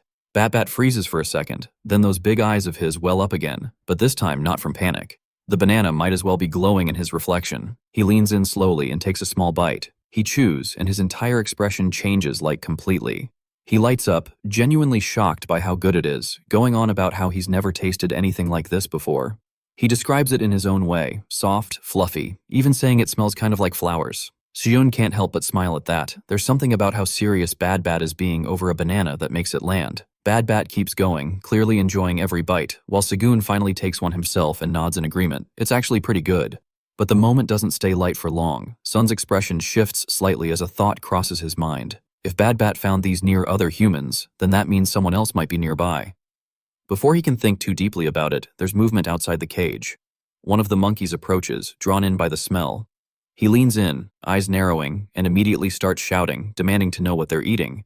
His tone turns aggressive fast, throwing insults at Babat, calling him a little furball and accusing him of hiding food. Both Sigun and Bat freeze. Bat lets out a small panicked cry, instinctively shrinking back. Shun reacts instantly, pulling Bat behind him and positioning himself in front like a shield. His body tenses, ready to act if things go south, even thinking about using his thunder ability if it comes to that. But then something weird happens. The monkey suddenly stops mid-rant. His expression shifts, his eyes literally turning into the shape of bananas. All that anger gone, replaced by pure, overwhelming awe. He starts trembling, then hopping slightly, completely losing composure as he stares at the banana like it's some kind of sacred object. His voice changes tone entirely as he starts praising Sigwon, calling him something along the lines of a chosen figure tied to bananas, like this is some long-awaited prophecy. Sigwon just stares, not even reacting at first. And before he can question it, the monkey drops flat onto the ground in full prostration, bowing with absolute devotion, continuing to chant in praise like he's witnessing something divine. The shift is so sudden, it doesn't even feel real. Inside the cage, Sigwon slowly crouches down, still holding the banana in his hand, staring at the scene in front of him like his brain is trying and failing to process how things escalated from getting bullied to being ripped in under 10 seconds. The scene opens on the 99th floor of the Black Tower and everything about it feels harsh and empty. Wind sweeps across the ground, kicking up dust. And in the distance, there's this massive jagged spire rising up near a glowing transfer point that hums with energy. Near that structure, a Minotaur guard steps forward and announces that visitors from the farm have arrived to see the boss. Right behind him, Kwang is standing there with this absurdly oversized backpack strapped to his back. Beside him are Theo and Garen, both facing forward as they wait. Kwang calls out warmly toward the throne, greeting the Bull King like he's meeting an old friend. Up above, seated high on his throne, Uma looks down at them. He doesn't react immediately, just studies them for a second before asking in a calm but firm tone, "What brought them all the way here?" Theo steps forward to answer. Keeping things direct, he says they need to use the transfer point. Then he quickly adds the important part. Chairman Park Siduan has been teleported to the 77th floor and they need to go after him right away. Uma's expression shifts almost instantly. There's no hesitation. He agrees without questioning anything further, making it clear that he owes Parks a debt he hasn't forgotten. Then, almost as if it is the most natural thing, he decides to help more directly. He signals that he'll send some of his own subordinates along with them. Two mentors step forward, a female and another male, and they greet Kwang casually. The moment they notice his backpack, though, they can't help but laugh a little at how ridiculously huge it is. Kwang, completely proud of it, explains that the rabbit uncles packed it full of snacks for him. No embarrassment, just pure confidence. With everything settled, Theo claps things into motion, rallying everyone to head out immediately. They all gather in front of the transfer point, a towering blue crystal swirling with energy. It hums louder the closer they get, the light reflecting across their faces. Without wasting time, the group jumps in together. One by one, they disappear into the swirling blue light. Kwang, Theo, the two Minotaurs, and then Garen doesn't. Instead of vanishing with the others, he suddenly tumbles backward like he hit an invisible wall. He lands awkwardly and bounces across the floor, letting out a confused little ha as he rolls up on the throne. Uma watches this happen, clearly not expecting it. His expression shifts from calm authority to genuine confusion as he leans forward slightly, trying to figure out what just went wrong. Garen finally comes to a stop, sitting there on the ground, looking completely lost. He scratches his head, still processing why everyone else disappeared, and he didn't. Uma keeps watching, now more curious than anything, silently wondering why this little guy can't seem to use the transfer point like the others. The scene cuts now on the 77th floor. The portal flashes again, and Theo, Kwang, and the two Minotaurs step out from the glowing light. The transition is quick, but the environment is completely different. Heat hits immediately. They're standing in what looks like a desert city. Dry air, sun beating down, sand stretching out between structures. Theo takes the lead right away, moving forward while reminding everyone that Chairman Park is somewhere on this floor. As they walk, he pulls out the compass, checking it carefully while keeping his pace steady. Behind him, the female Minotaur wipers sweat out and already complains about how unbearably hot it is. They keep moving until they suddenly stop. A massive gorilla steps into their path, blocking away completely. The tension spikes immediately. Theo's eyes flick around for a second, and that's when he notices Garen isn't with them. Before he can react to that, more movement. Two more gorillas appear, forming a group of three. They loom over the team, cracking their knuckles, clearly ready for trouble. One of them demands to know where they came from, voice low and aggressive. Kwang, completely unfazed, just looks up at them and asks in the most innocent way possible if they've seen his papa. The lead gorilla doesn't even answer properly. Instead, he leans forward slightly, sniffing the air, and his expression changes into something greedy. He mutters that they smell good. Theo quickly steps in, trying to smooth things over. He introduces himself calmly as a traveling merchant of the tower, clearly aiming to avoid a fight, but the gorilla cuts him off mid-sentence, raising his voice and declaring that they'll just hand them over to the tribe chief. And then he lunges fast. Theo doesn't even get time to react properly. He just lets out a sharp, startled scream as the attack comes in. But before it lands, impact. Both minotaurs step forward at the same time. Their punches connect almost instantly, each strike heavy and precise. The force sends the attacking gorillas flying backward like they weigh nothing. Bodies lifted clean off the ground. The movement is so fast it barely registers. One of the remaining gorillas freezes, staring in disbelief as his companion is launched through the air. The lead gorilla is now visibly shaken. Sweat starts forming as the confidence drains out of him. Then a voice cuts in, cold, impatient. It demands the same question again, this time with zero tolerance. The minotaurs step forward, their presence completely dominating the space now. Their eyes glow faintly, their massive frames casting long shadows over the gorillas. Even Theo, standing behind them, looks slightly uneasy at how intense they suddenly feel. At the very front, though, Quain steps forward, small compared to everyone else, but completely steady. He looks up at the gorillas, face set with pure determination, and asks again, clear, direct, no hesitation, have they seen his papa or not? Quang stands right in the middle of the village square with Theo and the two minotaurs beside him, staring down a gorilla who suddenly looks way less confident than before. Quang looks up at him with those big, innocent eyes and asks the same question he's been asking everyone. Have you seen my papa? The gorilla immediately panics. His whole face tightens and he starts stuttering out a rushed answer, loudly insisting that he hasn't seen anyone at all. Theo blinks in surprise at how suspicious that sounded, but Quang catches it instantly. He narrows his eyes, grips his wooden club tighter, and bluntly calls him out for lying. Then, before anyone can react, Quang jumps straight up with an angry shout. He swings his club down in a fierce overhead strike and smacks the gorilla directly on the head while yelling that he never even described what his papa looked like yet. The hit sends the gorilla crashing face first into the stone ground. Completely out cold, Theo immediately starts sweating. He throws his paws up in panic and yells that there was absolutely no need to hit the guy like that. Meanwhile, Quang lands calmly beside the unconscious gorilla and proudly declares club still raised. That liars deserve spanking. That entire scene causes instant chaos in the village. Voices start shouting from every direction, demanding to know who dared to cause trouble there. Quang and Theo both freeze for a second as a massive shadow suddenly falls over the plaza.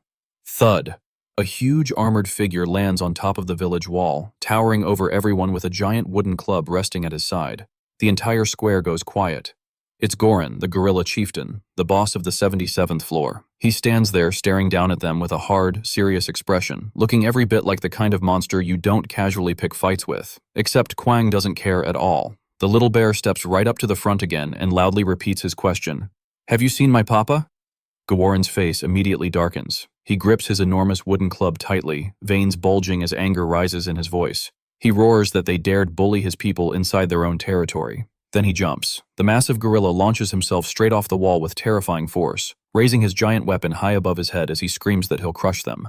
The attack comes down fast, but the male minotaur reacts instantly. He steps forward and intercepts the blow head-on. Boom! The collision sends a shockwave exploding through the plaza, rattling the stone streets beneath them. Then the female minotaur rushes in from his blind spot. Her fist shoots toward his side with incredible speed. At the last possible second, Goran ducks low, barely avoiding the punch. Before sliding backward across the stone ground, he catches himself in a crouch, glaring up at them in disbelief. His eyes narrow as he realizes these aren't ordinary opponents. He mutters in shock about their power and speed, asking if they came down from the upper floors. The female minotaur casually explains that they didn't come there looking for a fight. That makes Gon pause. His grip loosens slightly. The anger on his face shifts into suspicion instead as he slowly stands back up, muttering thoughtfully that maybe that's true. Then suddenly he changes stance. Goran pulls out a massive wooden fan, holding it behind him while gathering strength. Theo's eyes widen as he blurts out in confusion, asking what that thing even is. Goran answers by roaring for them to get out of his territory. And then he swings. One swing. That's all it takes. A monstrous gust of wind explodes outward instantly, ripping across the village with overwhelming force. The air twists violently, and within seconds the blast becomes a full tornado. The minotaurs get swept away first, spinning helplessly through the storm alongside flying vegetables and debris. Theo gets caught immediately after. He screams in pure terror, tears flying from his eyes while getting tossed around inside the tornado, like laundry. Even random vegetables are flying through the air beside him. Far above the village, their voices start fading into the distance. A tiny, desperate meow echoes from the sky as the entire group disappears like shooting stars blasting off into the horizon. Back on the ground, Goran folds his fan shut with a smug little huff. He casually mutters that they weren't anything special after all. Then he notices someone still standing there. Kwang the little bear somehow resisted the tornado completely. Go and stares at him in surprise, but Kwang isn't focused on the fight anymore. He's standing there clutching his wooden club with tears forming in his eyes. His voice trembles as he sadly mutters about his brothers and sisters. Goran just blinks in confusion, having absolutely no idea what's happening emotionally right now. Then Kwang looks down at the ground and finally reveals the true tragedy. His snacks are gone. The tornado blew them away too. The betrayal in his face is devastating. Meanwhile, Goran completely misunderstands the situation. Instead of seeing an emotionally destroyed child mourning snacks, he sees a tiny warrior who withstood his ultimate attack through sheer strength. Slowly, respect begins forming in his eyes. He lifts his massive wooden beam onto his shoulder and admits that Kwang may be small, but he's clearly extraordinary, fueled by warrior pride. Now, Goran charges forward with a huge battle cry, yelling that he'll fight seriously this time. Kwang slowly raises his club. A dark, dangerous aura starts radiating from his tiny body. His expression hardens into a furious pout. "You're bad." Goran swings first. His gigantic beam crashes downward in a blinding flash, but Kwang stops it effortlessly. The tiny wooden club blocks the massive strike dead in place. The impact shock alone sends cracks through the ground. Goran's eyes widen so hard a shock yell bursts out of him. His full power attack did absolutely nothing. Then Kwang changes. His eyes begin glowing with fierce white light as his body enlarges, power swelling around him. Now he's glaring directly at Goran with pure rage, not because of the attack, not because of the village, but because of the snacks. In a low, terrifying growl, Kwang declares that Goran is even worse than a liar. Then he swings.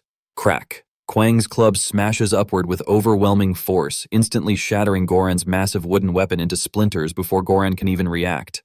Wham! Kwang's gigantic club slams directly into his head. The gorilla chief then crashes hard onto the ground, completely knocked unconscious. Silence. Kwang stands over him, still gripping his club tightly, while his enlarged form slowly shrinks back down. He pants heavily through his nose, cheeks puffed slightly in anger as he glares at the defeated gorilla below. Meanwhile, Goran lies flat on his back with a gigantic steaming bump sticking out from the top of his head. Sigwan is completely lost right now. Sweat drips down the side of his face beneath his straw hat as he awkwardly looks around, trying to process the insane situation he somehow ended up in, sitting on a rough stone throne with Bot perched on his arm holding bananas like some royal assistant. Sigun slowly mutters, "So what exactly happened here?" And the moment he asks that, the monkeys below him bow even lower. An entire crowd of monkeys is literally prostrating themselves at his feet like he's some legendary king. The monkey chief kneels at the front with his forehead pressed to the ground. His voice trembles as he desperately explains their situation. According to him, their tribe has been suffering for a long time because of a horrible drought. The scene shifts upward toward the sky. The monkey chief explains they haven't seen proper rain in ages. Not even a single cloud passed overhead recently. The entire tribe has been slowly starving. Then the chief carefully pulls out an old stone tablet and explains that even during the drought, the tribe continued protecting an ancient prophecy passed down through generations. The tablet reveals a strange carving etched into the stone. The chief then reads the final line of the prophecy out loud.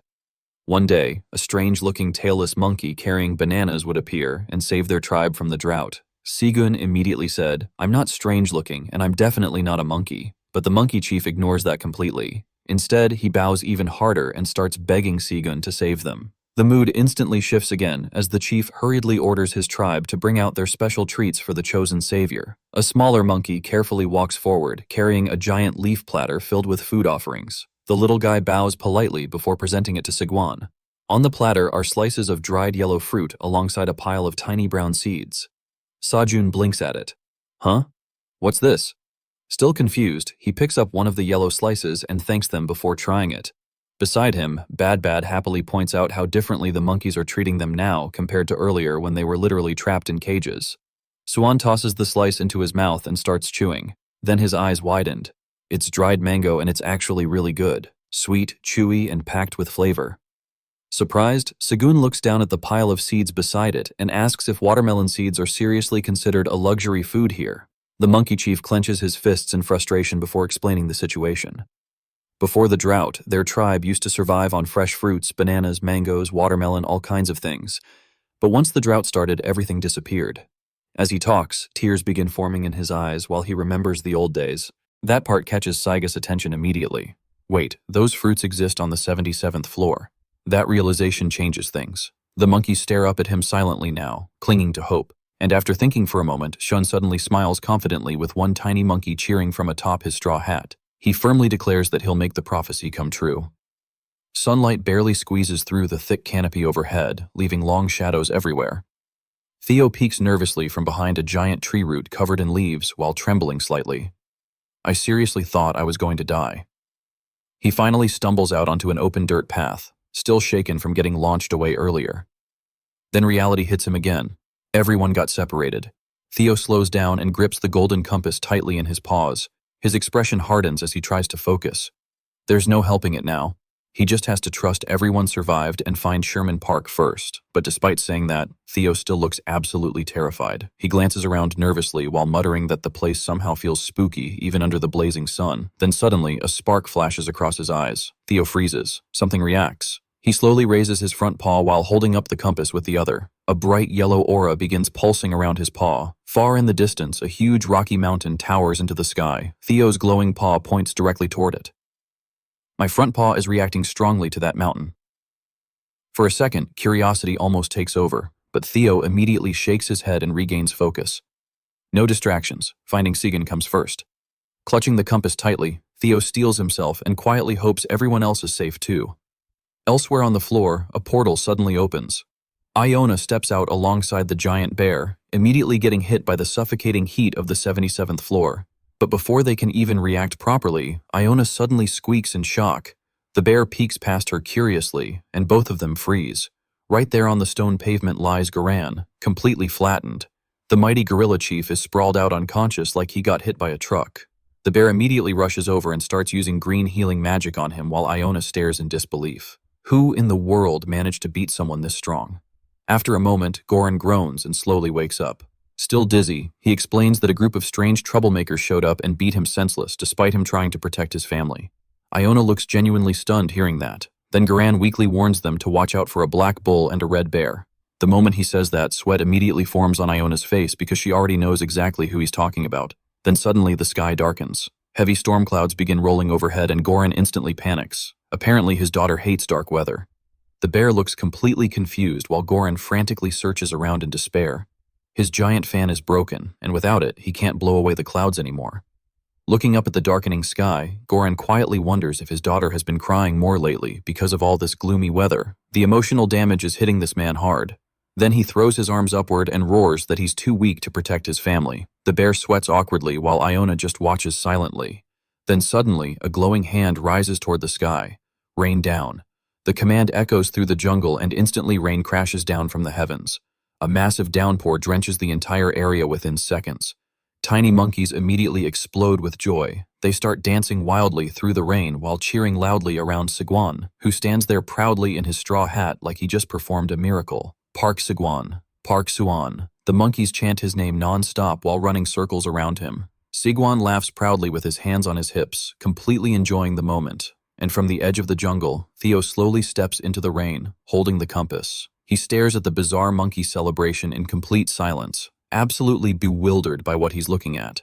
Rain pours steadily over the monkey village as Sigun stands there in his straw hat, actually enjoying the cool weather for once. Around him, monkeys dance and cheer in celebration after finally getting rain again.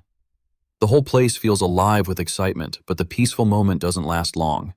Two monkey guards suddenly rush forward with spears in hand, looking alarmed as they point their weapons ahead and aggressively demand to know. Shun flinches in confusion with a confused little ha. Theo immediately panics, holding his compass defensively. The traveling cat merchant hurriedly introduces himself, practically yelling that he's the tower's wandering merchant and not an enemy. Before things escalate, Sigan quickly steps in between them and raises a hand to stop the guards. He tells them to wait because Theo is his friend. The second Theo hears that, his eyes instantly turn watery with relief. His whole face lights up as he cries out, "President Park!" in the most emotional voice possible. Without hesitation, Theo launches himself straight into Sigan's arms. While Bat Bath flutters happily nearby, Sigan catches him with a soft smile, clearly relieved to finally see a familiar face after all the chaos. He asks Theo how he even ended up here on the 77th floor in the first place. Still comfortably snuggled in Sichuan's arms, Theo explains everything while holding up the special compass Kaiser gave him. He says he used it to track Sigun down and came together with Kwang and 2 minotaurs. But then things went completely wrong after some guerrilla chief swung a giant fan one time and blasted everybody away in different directions. Shu's expression immediately changes in shock after hearing that everyone got separated. At the same time, one tiny monkey clings tightly onto Sigun's leg, while one of the monkey guards explains that the one responsible was definitely Goran, the chief of the guerrilla tribe. Theo finally starts calming down as Sigun gently pats his head, telling him he's really been through a lot. Theo instantly melts into the affection, practically purring from happiness. Nearby, Bat nervously asks what they should do now. Shun hums thoughtfully for a moment, trying to organize the situation in his head. Then he suddenly calls over a group of monkeys and says he needs their help. The monkeys react instantly, like loyal followers answering a king's command. They eagerly tell him to just give the order. Shud explains that 2 of his friends, a black bull and a red bear, are somewhere on this floor, and he asks the monkeys to spread out and search for them. The monkeys immediately scatter in every direction without wasting even a second. Theo, now sitting comfortably in Suwon's arms, suddenly looks curious and asks the obvious question that's been bothering him this whole time. How exactly did Sigun become the god of the monkeys? Sigwan just grins and casually says he has his ways. Right after that, a system notification appears. It explains that the monkeys illegally occupying the farm have now officially agreed to follow Sigwan after a friendly negotiation. Because of that, the ownership dispute is resolved. Sigun is recognized as the proper landowner, and a new skill called Farmland Information LV Max activates. Sjun quietly acknowledges the notification and checks the information window. A huge overview screen appears in front of him. The farm is revealed to be around 20,000 pyong in size. And just for reference, 1 pyong equals about 35.58 square feet. The farm contains over 5,000 banana trees. But there's one massive problem. The system states that almost all the banana trees are sick and dying. Worse, they only have around 30 days left before completely withering away. The only upside is that there are now 749 monkeys available as workers. Sigun looks out across the enormous banana plantation stretching through the jungle while Theo sits nearby with Bat and the little monkey watching him closely. Despite the terrible condition of the farm, Shun confidently declares that they're going to bring the trees back to life. He walks up to one of the banana trees and places his hand against the rough trunk. A notification immediately appears saying the banana tree is sick and lacks the energy needed to grow. Then another notification pops up. A brand new class quest appears before Sigun. His task is simple. Give energy to the banana trees and help them overcome the disease. The reward is a new class skill called Farmers Won't Touch, but failure means the trees die permanently. Instead of feeling pressured, Sjun gets excited immediately. He starts wondering what kind of useful farming skill he's about to unlock this time. The only problem is how exactly is he supposed to give energy to a tree? That's when Theo confidently jumps in with maximum self-confidence. Theo proudly announces that giving energy is actually his specialty. He dramatically raises his adorable pink paw pads like he's unveiling some legendary technique. Then he walks up to the banana tree and starts kneading the trunk with his paws while chanting motivational nonsense about his golden paw and telling the tree to stay strong. For a second, it almost looks convincing. Then Theo accidentally scratches the bark way too hard. Wood chips explode everywhere. Theo freezes in confusion. Immediately, a system notification appears saying the banana tree became irritated from the excessive stimulation and actually lost even more energy. Sigwan instantly loses patience and yells at him for being an idiot. Meanwhile, Theo, now sweating nervously, tries defending himself by saying, "President Park normally loves palm massage." That line immediately makes Sigun cough awkwardly in embarrassment because honestly, Theo isn't completely wrong. Trying to help, Sigun awkwardly mutters that maybe the palm massage idea wasn't entirely terrible. Then Bat suddenly flies forward with sparkling eyes and suggests something wholesome instead. Why not sing a supportive song for the banana tree?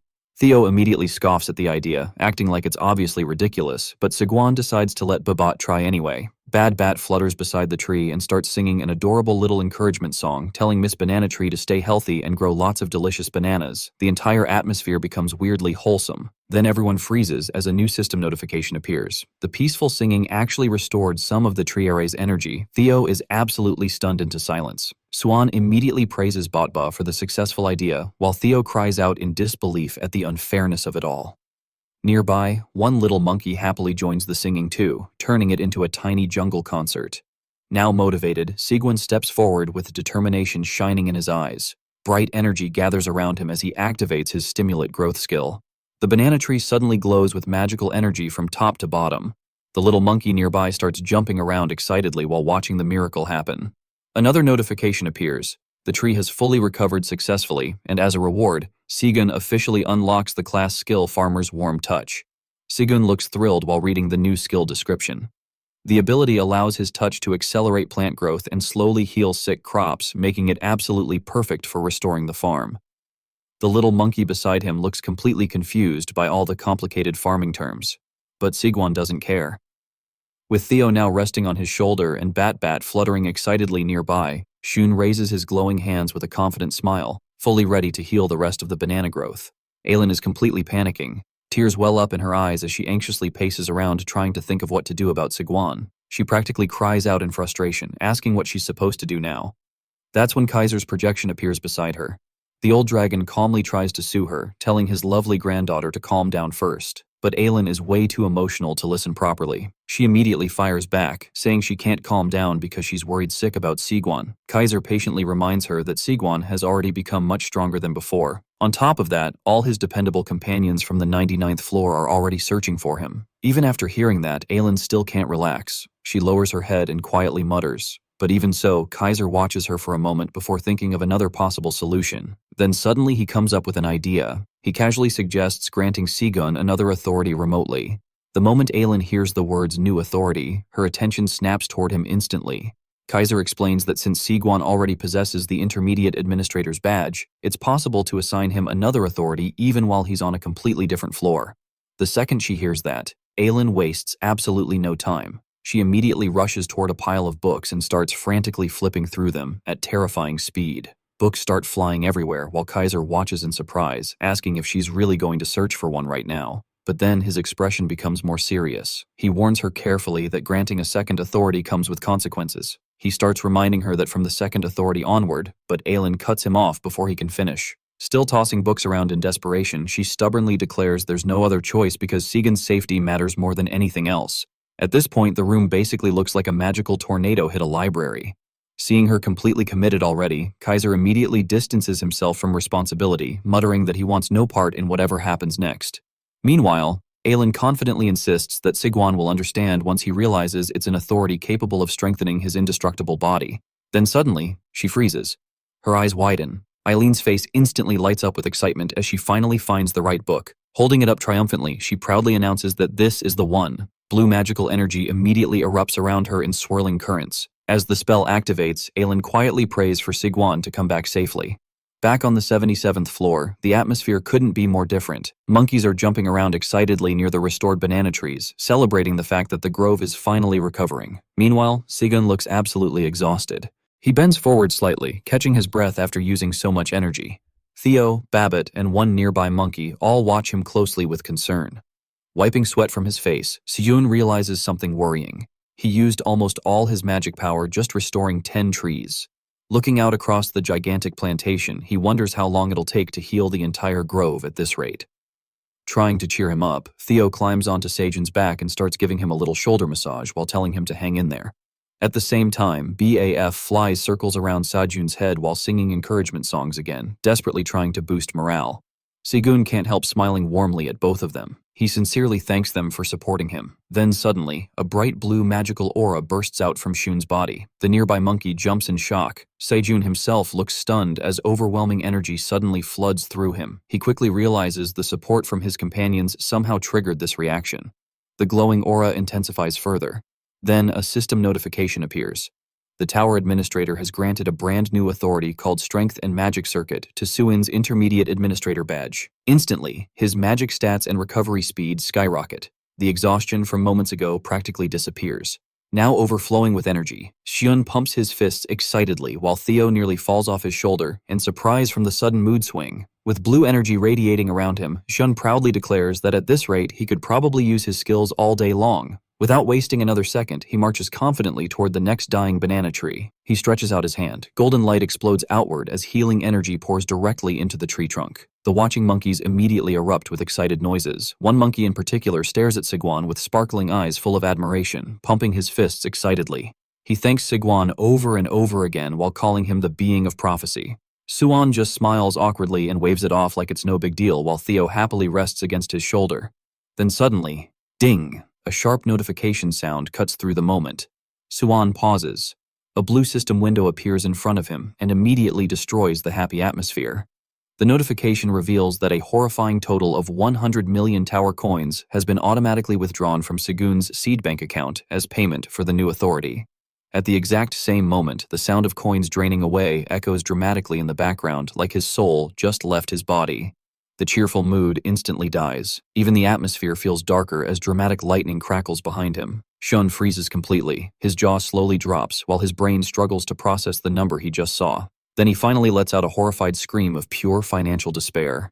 Meanwhile, far away from the banana grove, the scene shifts toward a gigantic rocky mountain stretching high into the pale blue sky.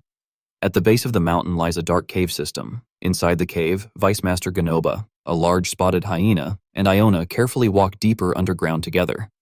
Goa explains that this cave used to be a magic stone mine because countless waves of magical energy overlap here. It's supposedly the perfect hiding place for a sacred stone. As they continue deeper into the darkness, Goa mentions that the Magic Association is completely certain the sacred stone exists somewhere underground here. Iona listens carefully and quietly agrees. The tunnel grows darker and colder the farther they travel. Eventually, Iona raises her glowing staff to illuminate the path ahead. While walking, a thought suddenly crosses her mind. Technically, the sacred stone belongs to the Magic Association, but wouldn't it honestly be more useful if it ended up helping Mr. Saigon instead? The thought catches her off guard immediately. She vigorously shakes her head, scolding herself internally for even considering something like that as the president of the Mage Association. Looking around nervously, Iona notices something strange. Despite the burning heat outside, the air inside the cave feels unnaturally cold. The atmosphere becomes increasingly eerie. Peering deeper into the pitch-black tunnel ahead, Iona turns and asks Inoba if he's all right. No response comes back. Iona pauses. Then she calls out again, but her voice only echoes through the massive empty cavern. Suddenly, the scene cuts back near the cave entrance. There, Ganoba stands alone. A glowing red aura begins surrounding his body while his expression grows dark and grim, sharp teeth slightly visible. Goa quietly apologizes to Lady Iona. Then without warning, a massive explosion of fire and light erupts behind him. The blast violently engulfs the cave entrance while Ganoba remains standing perfectly still, completely unfazed. Slowly, a menacing grin spreads across his face. His yellow eyes glow ominously in the darkness as he proudly declares that from this moment onward, Goa is the new master of the Gravity Magic Tower. Why is Segan looking the shocked? And why is Kwang crying his eyes out? The reason is a lot crazier than you'd expect. Let's start from the beginning where the scene opens in the security office. An older employee lets out a long, exhausted sigh before complaining that this is honestly ridiculous. He grumbles that in all his years working there, this is the first time he's had to check security footage just because a few bananas disappeared. Usually, people investigate missing treasures, artifacts, or something important, not stolen fruit. Aaron, however, isn't backing down. He cheerfully insists that it will only take a second and asks him to keep looking. The old man reluctantly rewinds the footage to the moment when Aaron was about to hand Moonlight a cup of coffee. As the recording plays, a sudden burst of golden light flashes across the screen. Aaron immediately points at the monitor and excitedly tells him that's the part he wanted to see, but unfortunately, Moonlight's head is blocking most of the view. Scratching his head in frustration, Aaron admits that Moonlight is standing right in the way, making it hard to tell what actually appeared. The old man squints at the screen for a few seconds before looking completely unconvinced. He asks what exactly he's supposed to be seeing here. Since nothing obvious appears, he casually tells him that if he's finished, he should probably get back to work, but Aaron quickly stops him. He asks him to check yesterday's footage too, promising it'll be the last request. The old man immediately starts grumbling again. He complains that he just got back from lunch. He's exhausted, and now he's making him dig through even more recordings. Aaron laughs awkwardly and quickly offers a bribe in the form of coffee, promising to buy him a cup later if he helps. That finally gets him to cooperate. The footage rewinds to the previous night. The office is completely quiet and empty. Then suddenly that same golden light appears again. Both Aaron and the old man freeze.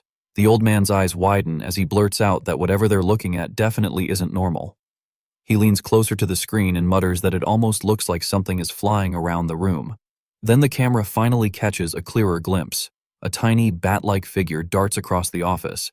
Aaron is left speechless. Meanwhile, the old man practically jumps out of his chair. He loudly demands to know what in the world that thing is. The footage continues rolling. They watch the tiny creature swoop down, grab food from a desk, and zip away. Aaron stares at the screen and cautiously asks if that's actually a bat before either of them can process it. Another flash of golden light erupts, and just like that, the creature vanishes, gone. Aaron and the old man slowly turn to look at each other. Neither of them has the slightest clue what they just witnessed. The old man's expression basically screams, "You drag me here to watch a teleporting banana-stealing bat." Back on the 77th floor, things are somehow even more chaotic. Kwang trudges along a muddy path with his shoulders slumped. The little bear looks absolutely miserable. His snacks are gone, every single one. His stomach growls loudly as he drags his feet through the dirt, looking like he's one sad thought away from crying. Still, after a moment, he clenches his little paws. He reminds himself that he has an important mission. No matter how hungry he is, he still has to find his dad. Fired up again, Kwang raises his wooden stick high into the air and marches forward with determination. Unfortunately, something else notices him first. Behind him, a gigantic green snake silently slithers through the grass. The predator creeps closer, then suddenly launches forward with a vicious hiss. Kwang turns around, looks at it, and simply tilts his head in confusion. The snake doesn't even get time to attack. Whack! Kwang's wooden stick crashes straight into its face. The hit is so fast and so hard that the giant snake immediately collapses. It's completely senseless. Kwang casually looks down at the defeated monster and asks if it has seen his dad. The snake naturally is in no condition to answer with a disappointed sigh. Kwang continues walking. Behind him, the enormous predator remains twitching helplessly on the ground. A few moments later, another hunter spots him. Hidden among the trees, a massive black panther stalks the little bear, then explodes from the shadows with a fierce roar. The panther's attack lasts approximately 1 second, maybe less, before it can do anything. Smack! Kwang swings his branch. The panther receives an express delivery straight to the face. The beast immediately crashes into the dirt. Now both the giant snake and the giant panther are lying unconscious somewhere behind him. Kwang, meanwhile, doesn't even seem to realize these were supposed to be dangerous predators. He simply turns toward the panther and politely asks whether it knows where his dad is. No answer, just another unconscious animal. At this point, Kwang finally reaches his emotional limit. His eyes begin watering, his lower lip trembles, then he starts crying. He sobs that he misses his dad. Meanwhile, the black panther lies there bruised, battered, and probably wondering why the creature that beat it up is somehow the one crying. Kwang stands alone on the path, sniffling sadly. His stomach growls again, louder this time. The hunger is becoming impossible to ignore. Then his nose twitches. A scent drifts through the air. Kwang freezes, sniffs again. His eyes suddenly light up. The sadness disappears almost instantly. He recognizes that smell. It's something delicious. Without wasting another second, Kwang takes off, running down the path as fast as his little legs can carry him. Behind him, the snake and panther remains sprawled across the dirt like casualties of an extremely one-sided misunderstanding. While Kwang follows the wonderful scent deeper into the forest, the celebration continues across the banana grove. The once-sit banana trees are now standing tall again, their leaves bright green and healthy. Seeing the grove restored, 2 little monkeys practically bounce with excitement. They cheer loudly and race through the trees, celebrating that the bananas have finally regained their color. Nearby, the Monkey King is overwhelmed with gratitude. He bows deeply and sincerely, thanks Seguan, calling him a great black dragon who saved their tribe. Suan immediately looks embarrassed by the praise. With a small wink and a friendly smile, he tells the Monkey King there's really no need to thank him so formally. If anything, he says he should be thanking them instead. As he speaks, warm, magical energy glows around his hands. Shun proudly explains that healing all these banana trees helped him level up his new skill, Farmer's Warm Touch, all the way to level 3. It's a huge improvement. But then his smile twitches. He clenches his fist. His entire body trembles. Not from excitement, from financial pain.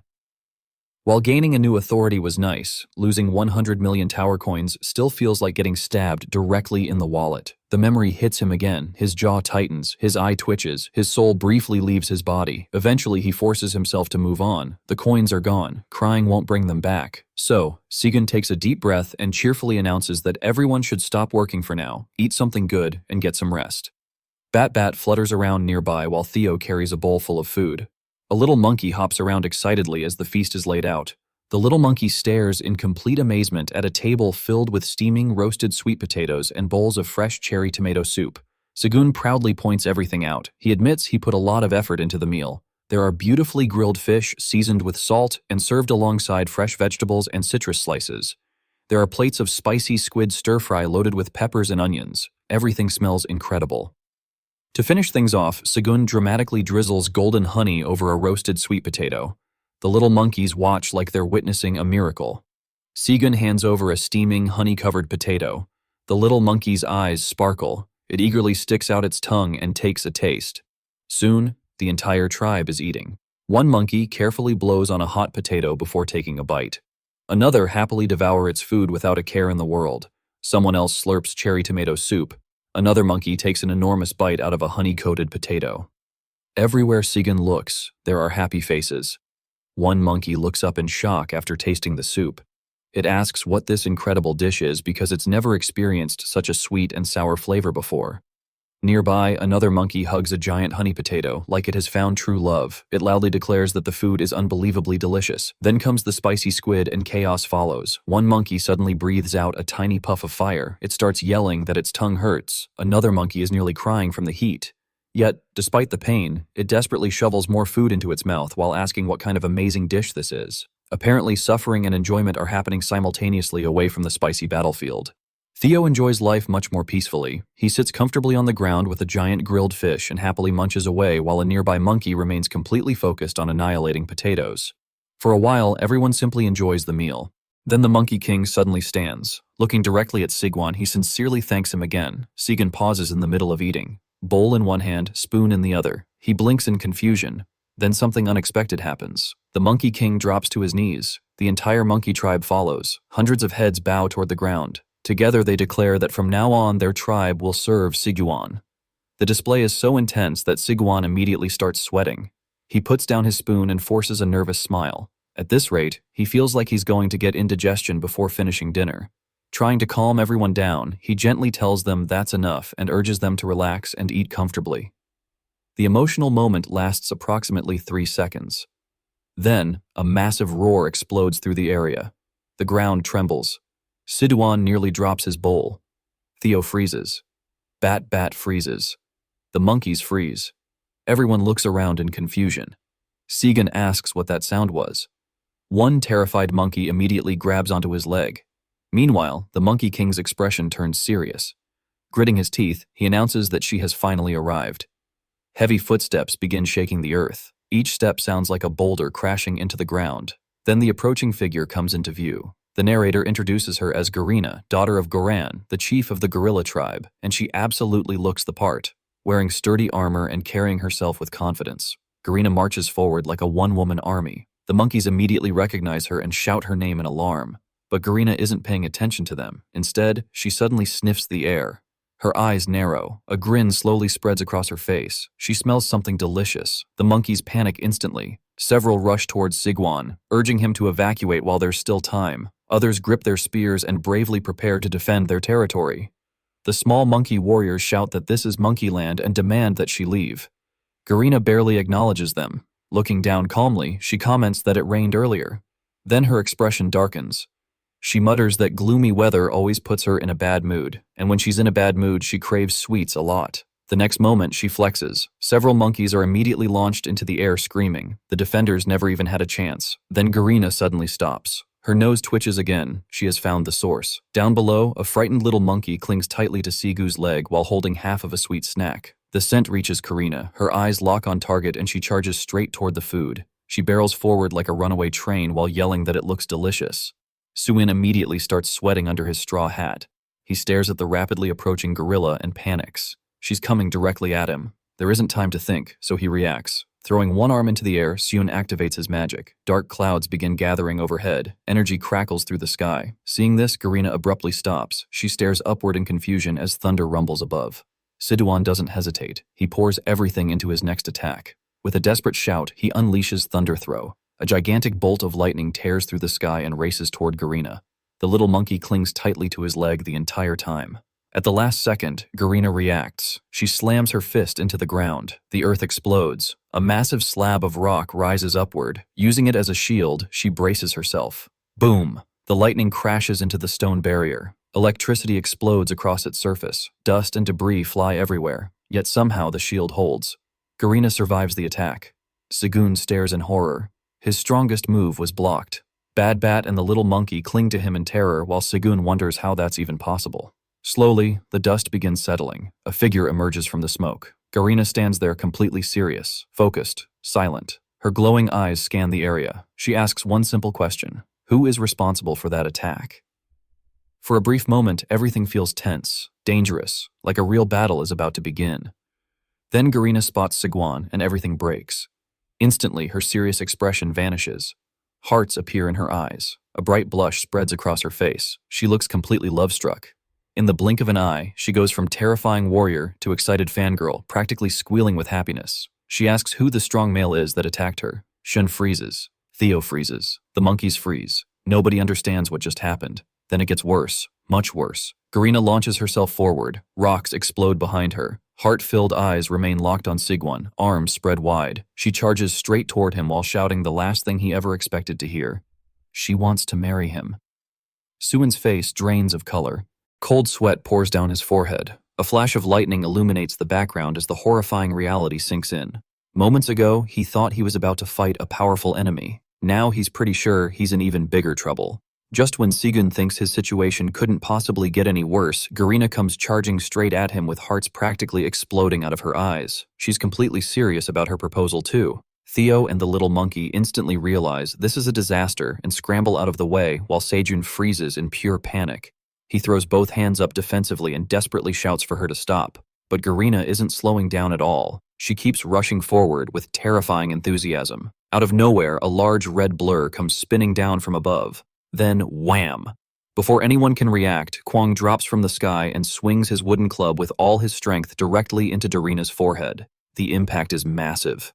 Garina's eyes spin immediately as she stumbles backward, completely dazed from the unexpected hit. For a second, Sigun can only stare. He's too shocked to even process what just happened. Theo, on the other hand, recognizes the newcomer instantly and excitedly announces that their little bear hero has finally arrived. Meanwhile, Kwang lands safely on the ground, gripping his club proudly. The little bear raises it high above his head with a huge grin plastered across his face. Mission accomplished. He finally found them. The moment Sigun sees him, his face slides up. He immediately opens his arms and happily calls Kwang over. Kwang doesn't need a second invitation. He charges forward at full speed while Theo, Bat, and the nearby monkeys watch. Sigun scoops him up into a warm hug. For a brief moment, everything feels peaceful. Sigun closes his eyes and smiles softly while holding his adorable companion. Unfortunately, Kwang is a little too excited. The little bear squeezes Sigwan with all his strength. An emergency system notification immediately pops up as Sigu's indestructible body authority activates to keep him from getting crushed. Theo, Bat, and the monkey all panic while Kwang remains completely unaware that his hug nearly became a lethal attack. Still excited, Kwang proudly holds up several yellow mangoes. He happily explains how delicious they are. Nearby, a group of monkeys bow respectfully before him. After all, this tiny bear just knocked out the terrifying arena with a single swing. To them, he's practically a legendary warrior. Kwang simply smiles and tells everyone that the monkeys are their friends. Theo, casually holding a fish skeleton from his snack, asks an important question. If Kwang didn't have a compass, how did he manage to find them all the way here? Kwang cheerfully reveals the answer. He followed the smell, specifically the smell of Sigu's honey potatoes. Theo immediately accepts that explanation because honestly, it sounds exactly like Kwang. Sigun then asks whether Kwang came all the way to the 77th floor because he was worried about him. Theo grins and points out that Kwang has always been ridiculously good at tracking down delicious food. Sigu kneels down and picks up the little bear again. This time, he smiles warmly and praises Kwang for being so dependable. Kwang giggles happily. It's a wholesome moment for about 3 seconds. Then Sigun tries lifting him properly. Crack! A sharp sound echoes from his back. Sigwan immediately lets out a strange cry. Kwang just looks at him innocently. The little bear has absolutely no idea what happened. Meanwhile, Sigun realizes a horrifying truth. Kwang has gotten incredibly heavy. Years of enthusiastic eating are finally catching up to him. Another system notification appears, confirming that his indestructible body authority activated once again to save his poor spine. Nearby, Theo continues snacking on his fish like none of this is unusual. He casually asks whether they're heading back to the 99th floor now. Sigwan looks out across the vast banana farm. Rows upon rows of healthy green trees stretch across the landscape. After a moment, he shakes his head. They can't leave yet. They haven't even restored half of the farm. Pointing toward the flourishing grove, Sigun declares that the banana farm on the 77th floor belongs to him now. Since it's his responsibility, he's going to restore every last tree. A small monkey happily climbs onto his shoulder. The monkey key's cheerful expression mirrors Sujun's own. Sigun gently pets the little guy, while explaining that he also wants to live up to the expectations the monkeys have placed on him. Then he smiles at everyone and asks if they should give it everything they've got and continue restoring the farm. Everyone seems ready.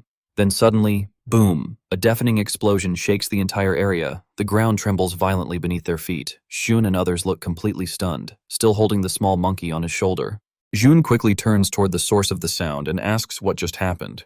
Theo immediately stands upright. His merchant instincts kick in at once.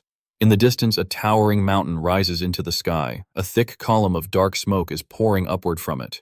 Theo stares at it seriously and reports that the explosion came from that mountain. The shockwave was so powerful that even his paws reacted to it. The scene shifts back to Iona, and things are not looking great.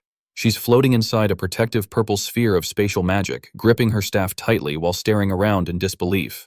The mine is completely collapsed. For a moment, she just processes what happened. Thankfully, her spatial isolation magic activated in time and protected her from being crushed. Without it, she would have been in serious trouble. Even so, something doesn't sit right with her. Iona starts thinking through the possibilities. Maybe the abandoned mine collapsed because of unstable magic stones left underground. That would make sense.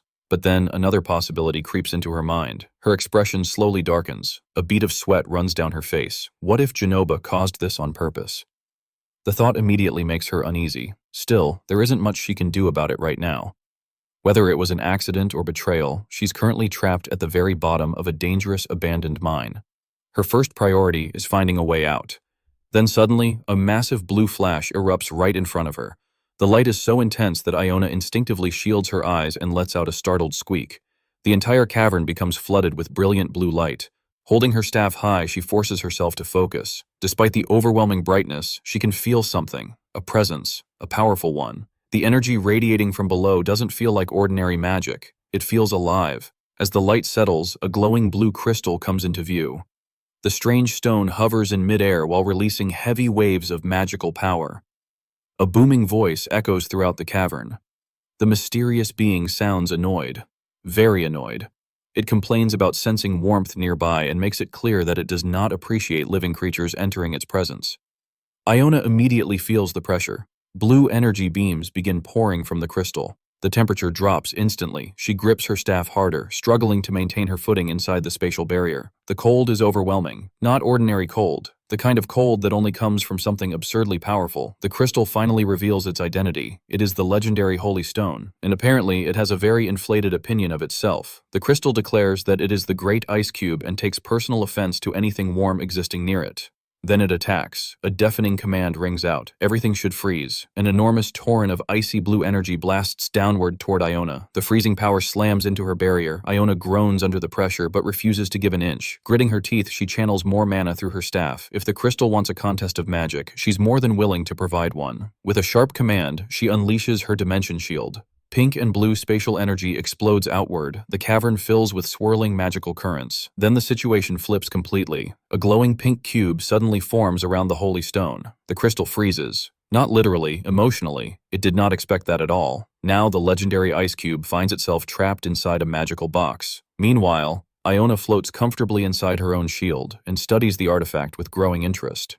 Realizing what she's looking at, she remarks that it's actually a fragment of a star. The crystal immediately starts protesting. It demands to know whether she seriously believes such a simple prison can contain it. Then it launches into a grand speech. According to itself, it was born alongside the creation of the universe. It is the supreme ruler of cold, the absolute ice cube, the greatest being ever. Unfortunately for the crystal, Iona is not impressed. The pink barrier starts tightening. Slowly, deliberately, the crystal immediately begins complaining loudly. Iona smirks. Then she delivers the most disrespectful response possible. Instead of treating it like a legendary cosmic artifact, she casually describes it as basically an ancient rock filled with outdated magic. The Holy Stone looks personally offended. Iona continues anyway. Holding her staff confidently, she explains that magic hasn't remained stagnant all these years. It evolved. Countless generations of mages refined it, improved it, and pushed it further. Compared to modern magic, this ancient relic is operating with technology from another era. Then she tightens the barrier even more. The crystal lets out an agonized scream. The mighty ruler of cold is suddenly having a very bad day. Iona calmly informs it that modern magic has advanced far beyond anything it could have imagined. The pressure keeps increasing. The crystal finally breaks completely. Gone is the arrogant cosmic overlord. Now it's a panicking blue rock sweating bullets. The Holy Stone desperately begs her to stop. It promises it understands. It gets it now. Please stop squeezing. Floating above it with an extremely satisfied grin, Iona lets out a smug little laugh. Then she officially announces that the ice cube now belongs to her. The crystal gasps in pure horror. Far away from the mine, two miners continue searching through the dense jungle. The male minotaur is already exhausted. Sweat pours down his face as he struggles to keep up. Meanwhile, the female manure keeps moving forward and calls for him to hurry up so they can stay together. The poor guy tries his best, but clearly isn't enjoying the pace.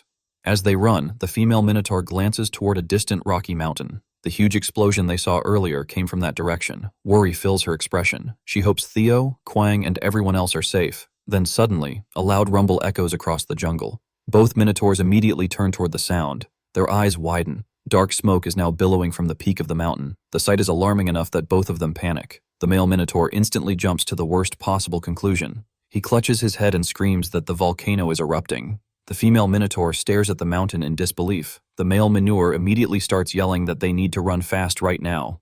But before he can bolt, the female miner grabs his shoulder. Something else caught her attention. The male miner can't believe she's distracted at a time like this. He practically shouts at her, asking what could possibly be more important than escaping a volcanic eruption. She points ahead. Something shiny is flying toward them. Fast, very fast. High above them, Iona streaks through the sky wrapped in a brilliant blue aura. In one hand, she holds the captured holy stone. The male mentor looks up. Then he starts panicking again. A new problem has appeared. Whatever is flying toward them is approaching at terrifying speed. A second later, Iona crashes directly toward him. Thankfully, his reflexes kick in. He catches the incoming projectile safely in both hands. Looking down, he freezes. Nestled in his palms is a tiny, cloaked hamster. His eyes go wide. He immediately recognizes her. Before he can finish speaking, an icy chill shoots through his hands. The holy stone's freezing energy is still leaking out. The male minotaur yelps and drops her instantly. The female manure finally recognizes the tiny mage too. Shocked, she blurts out Iona's name. Meanwhile, Iona simply floats there inside her glowing blue aura. She tilts her head slightly, confused by all the commotion, while the stunned minotaurs stare at her and wonder how she ended up here. Swan stood looking toward the distant mountain where dark smoke continued to rise into the sky. The sudden tremors from earlier were still fresh in everyone's mind, and even he looked a little unsettled. Around him, a few small monkeys hurried across the cracked ground, clearly nervous after feeling the shaking. After thinking about it for a moment, June let out a small sigh and figured it was probably just the warning signs of a volcanic eruption somewhere far away. One of the monkeys quickly tried to reassure him. The monkey explained that the volcano was extremely far from their territory, so even if it really erupted, it shouldn't affect them here. That helped calm things down a little. Meanwhile, Theo stood nearby, staring toward the mountain with a confused look. He couldn't stop wondering why his paws had reacted so strongly to that place in the first place. Whatever was over there felt strange, and the fact that his instincts reacted so intensely made him even more suspicious. Still, there wasn't much they could do about it right now. Swan pushed the thought aside and turned back toward the banana grove with a bright smile. Work came first. Behind him, Quang happily munched on a banana while Bath fluttered nearby. Theo and one of the little monkeys also watched as Segun prepared to continue restoring the farm. Walking up to a cluster of sick banana trees, Sajun planted his feet firmly and took a deep breath. Then he got to work. Golden light suddenly burst from both of his hands. He pressed his palms against the thick trunks, channeling his power directly into the trees. Warm energy flowed through the bark and spread upward into the giant leaves overhead. The entire grove seemed to glow. Theo's eyes widened. A little monkey beside him stared with complete amazement. Unable to contain himself, Theo excitedly asked if Sigyn could now use the skill with both hands at the same time. Sigjun grinned proudly. He explained that his mana capacity had increased and that he had become much more proficient with the skill. Right on cue, a glowing system notification appeared, confirming that his farmer's one-touch skill had reached level 3. Sigwan looked extremely pleased with himself. Feeling confident, he clapped his hands together and declared that if things continued like this, he would simply restore the rest of the farm the same way. Unfortunately, he didn't even get to finish the sentence. A frantic voice suddenly interrupted him. Someone came running toward them at full speed. The monkey was completely panicked. Breathing heavily, he shouted that there was a huge problem. Sigwin immediately froze. The monkey frantically explained that terrifying invaders had appeared. Not only that, they were supposedly even worse than Darina. According to him, these newcomers were far beyond anything the monkeys could possibly handle. Deep, ominous sounds seemed to echo in the background as tension filled the air. Sigwan immediately started sweating. At this point, he looked genuinely exhausted by all the unexpected disasters. With a nervous expression, he wondered what it could possibly be this time. Meanwhile, Quain simply stood there holding his banana and looking completely innocent. Then the supposed invaders finally appeared, and instead of enemies, two familiar minotaurs walked into view. The giant pair calmly raised their hands and quickly explained that they had no intention of fighting. The monkeys were absolutely stunned. Several of them dropped their damaged spears right onto the ground.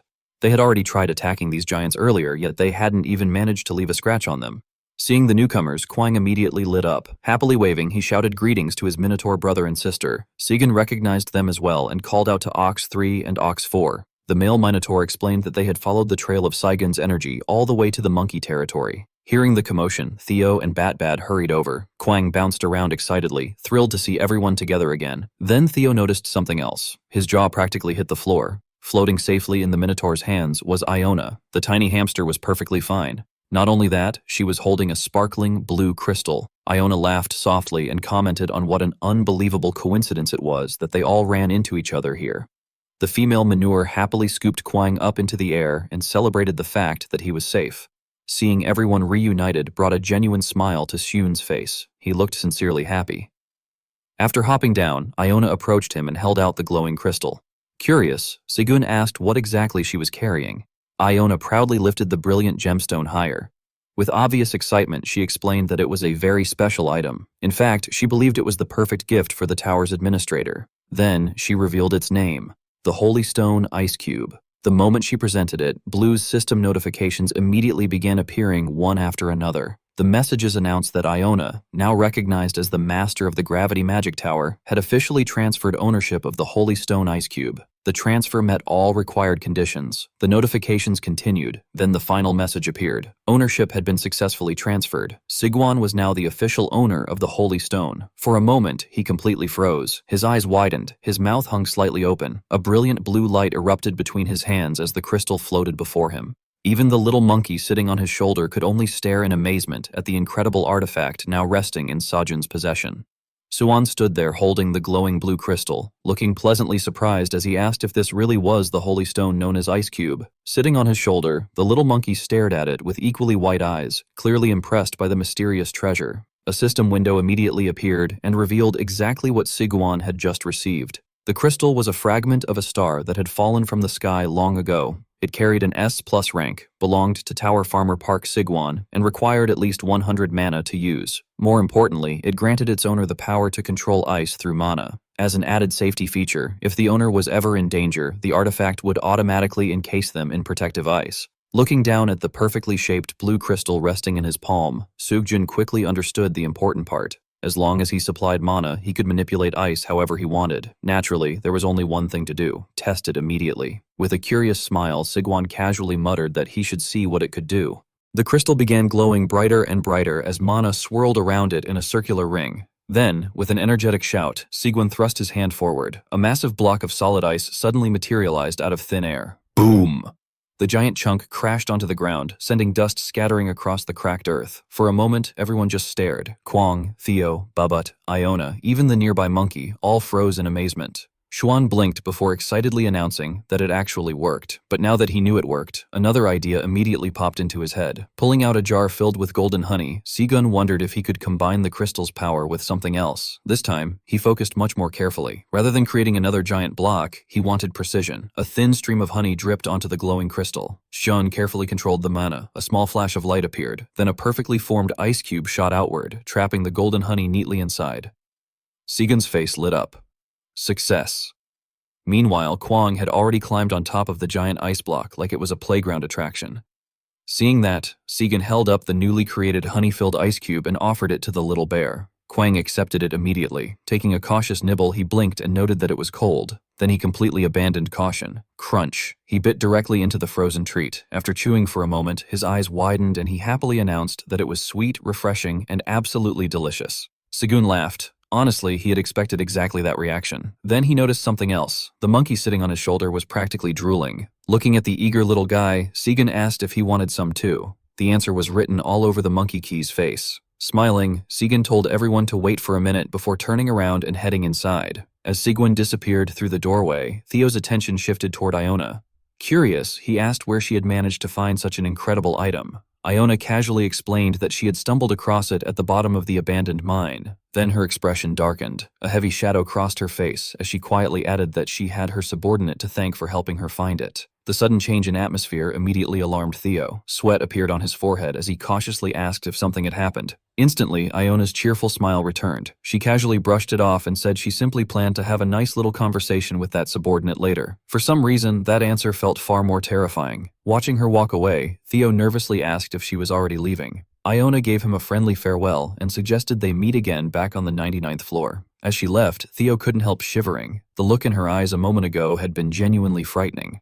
Right then, Segan returned carrying a basket. Calling everyone over, he revealed what he had been working on. Floating in front of him were several beautiful frozen treats. Each crystal-clear ice cube contained colorful slices of fruit suspended inside like tiny works of art. The reaction was immediate. Quang, Bat, the little monkey, and even the female minotaur all stared with sparkling eyes. Someone let out an excited cheer. The monkey proudly raised a fruit-filled ice cube above its head in celebration. Bat happily licked another one. Quang, however, immediately suffered the consequences of eating frozen food too fast. His eyes squeezed shut as a brutal brain freeze struck him. The sight was both tragic and hilarious. Not wanting to be left out, Theo bounded forward with a huge grin and begged Chairman Park to make frozen chew retreats next. Far away from the cheerful gathering, the story shifted to a far darker location. Under a gloomy sky stood the Gravity Magic Tower on the 90th floor of the Black Tower. Its ominous structure floated among the clouds, casting a shadow over the barren landscape below. Inside a dim council chamber, several animal mages sat around a large circular table. The atmosphere was tense. Shocked murmurs spread throughout the room as news circulated that Lady Iona might be dead. Standing before them, Goa looked devastated. Sweat covered his face as he explained what had supposedly happened. According to him, unstable magic stones inside the abandoned mine had triggered a catastrophic chain reaction. The resulting explosion collapsed the entire mountain, and in the process, Lady Iona had sacrificed herself to save his life. The room fell into stunned silence. One lizard mage immediately panicked, unable to believe that the strongest mage in the Black Tower could really be gone. Goa sadly insisted that it was true.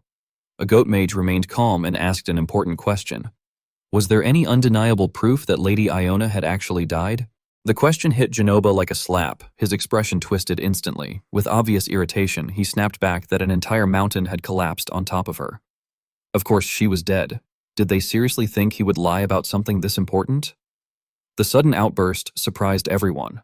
The goat mage quickly tried to calm the situation, explaining that nobody was accusing him of lying. After a long sigh, Genoba stood from his seat. He claimed he needed to report the tragedy to the Mage Association as quickly as possible. As he walked away from the table and headed toward the dark corridor beyond, he glanced back over his shoulder. For just a moment, a sly look appeared on his face. Internally, he reflected that while the situation was tragic, someone still needed to take responsibility. Someone needed to become the new Tower Master of Gravity, and that someone would be him. After bidding the others farewell, Genoba disappeared down the corridor. The remaining mages watched him leave in silence. The moment he was gone, the lizard mage turned eerily toward the goat mage and suggested they should begin preparing a coronation immediately. If Genoba was going to become the new Tower Master, perhaps they should start making arrangements now. The goat mage didn't react. His face remained completely unreadable. Calmly, he advised that there was no need to rush. They should take their time. Sitting quietly beside the large black crystal ball at the center of the chamber, the goat mage stared into the distance. Then he repeated those same words to himself. They should take their time. And judging by the suspicious look in his eyes, he clearly wasn't convinced that the story Goa told was the whole truth. The miners are enjoying themselves in the restored banana grove, happily munching on fresh leaves and practically praising how good they taste. Nearby, Segan looks energized and ready to work. With an encouraging grin, he announces that snack time is over and it's time to get back to reviving the farm. Behind him, Babat and a little monkey are still busy finishing their own treats. Without wasting time, Segun gets to work. He raises his hands and channels his magic into the grove. Bright energy flows from him as more banana trees begin recovering under his care. While Segun focuses on healing the farm, Theo quietly glances around and then slips away without drawing attention. As Theo scurries down a forest path, he mutters to himself that he knew something was strange. Eventually, he stops and looks toward the enormous rocky mountain visible in the distance. He lifts his front paw, and sure enough, it starts glowing. Theo's eyes immediately light up. His treasure-sensing ability is still reacting to that mountain. The cat merchant quickly becomes convinced there's valuable treasure hidden somewhere nearby. A huge grin spreads across his face as he starts imagining the possibilities. In his mind, if he finds the treasure first, Chairman Park will surely praise him. Maybe he'll even get all of Chairman Park's affection for himself. Naturally, Theo begins laughing like a tiny villain plotting world domination. Unfortunately for him, his sneaky solo mission lasts about 5 seconds. A voice suddenly appears behind him. Kwang is standing there. Theo nearly jumps out of his fur. The little bear innocently asks if Theo is looking for treasure. Now sweating nervously, Theo immediately wants to know when Kwang started following him. Meanwhile, Kwang is already excited. Treasure hunting sounds fun. After a brief moment, Theo realizes having company isn't actually a bad thing. The forest is pretty creepy, and he was honestly a little nervous about exploring it alone anyway, so he quickly changes his attitude. With a bright smile, he suggests they work together and find the treasure as a team. Kwang loves the idea. The little bear cheers enthusiastically, and the two set off toward the mountain together. Back at the grove, Sigun suddenly remembers something important. The monkeys had mango and watermelon seeds, and he wanted to ask Theo about them. He looks around. No Theo. BB Bat notices something else. Not only is Theo gone, but Iona and Kwang have also disappeared. The little monkey doesn't know where any of them went. Suan tilts his head and wonders if they're all just sleeping somewhere, maybe inside the storage room or another building nearby. Meanwhile, far from the grove, Theo and Kwang continue their adventure. Theo stops again and extends his glowing paws. The golden light reacts strongly. He's completely certain now that a real treasure is somewhere ahead. Then Kwang suddenly holds something up. With an excited expression, he asks if he found it. Theo turns around. Nope, it's just an ordinary magic stone. Theo explains that stones like that can be found almost anywhere and contain only a tiny amount of mana. Kwang immediately looks disappointed. Trying to keep the treasure hunter spirit alive, Theo reassures him that the real treasure must still be somewhere ahead. That works instantly. Kwang throws the stone away and charges off again. Not long later, he comes running back proudly carrying a giant bone. He asks if this one is treasure. Theo stares, then sigh. No, that's just a monster bone. Kwang happily throws it away and rushes off again. A little later, he returns carrying a strangely shaped rock. Theo barely even looks at it before informing him it's just a rock. Away it goes. Then Kwang disappears again, and somehow his next discovery is even worse. This time he comes back proudly holding an enormous cobra. Theo completely loses it. His eyes nearly pop out of his head as he screams for Kwang to throw the thing away immediately. Kwang immediately launches the snake into the sky. The poor snake probably has no idea what just happened. Afterward, Kwang admits that treasure hunting is actually pretty difficult. Meanwhile, Theo looks exhausted. He explains that if treasure were easy to find, everyone would already have it. But Kwang isn't discouraged at all. Instead, he smiles brightly and says he's having fun because he gets to search together with his big brother. The words hit Theo completely out of nowhere. For a moment, the usually dramatic merchant cat just freezes. His expression softens. You can practically see his heart melting. Then suddenly, his paws start glowing intensely. Theo gasps. This time, the reaction is different. Much stronger, much closer. He immediately realizes they've finally found something real. Following the signal, Theo approaches a massive stone boulder and places his glowing paw against it. The reaction becomes even stronger. Now he's completely certain this is the spot. Turning toward Kwang, Theo confidently declares that the treasure is hidden inside the rock. Then he asks the most obvious person possible to solve the problem. Can Kwang break it? The little bear doesn't need to be asked twice. He plants his feet firmly, tightens his muscles, and prepares to strike. Then boom! Kwang slams down with overwhelming force. The impact is so powerful that the enormous boulder splits cleanly in half. Even Theo looks shocked by how effortlessly he did it. As the stone separates, something hidden inside becomes visible. Theo's eyes widen, then his entire face lights up. Inside the boulder is a beautiful treasure deposit filled with glittering purple crystals and glowing gem-like spheres. The entire interior sparkles brilliantly. They actually found it. Theo excitedly announces that this is the real treasure. Kwang immediately starts jumping around in celebration. Theo joins him proudly declaring that their treasure hunt was a complete success because they found it together. Holding one of the glowing purple gems carefully in his paws, Theo beams with satisfaction. More than anything, he's excited because he's certain Chairman Park is going to love this treasure. The scene shifts all the way to Kenya, where a blue helicopter flies low across the open grasslands before touching down smoothly. As the rotors whip up dust everywhere, a man in a suit steps out.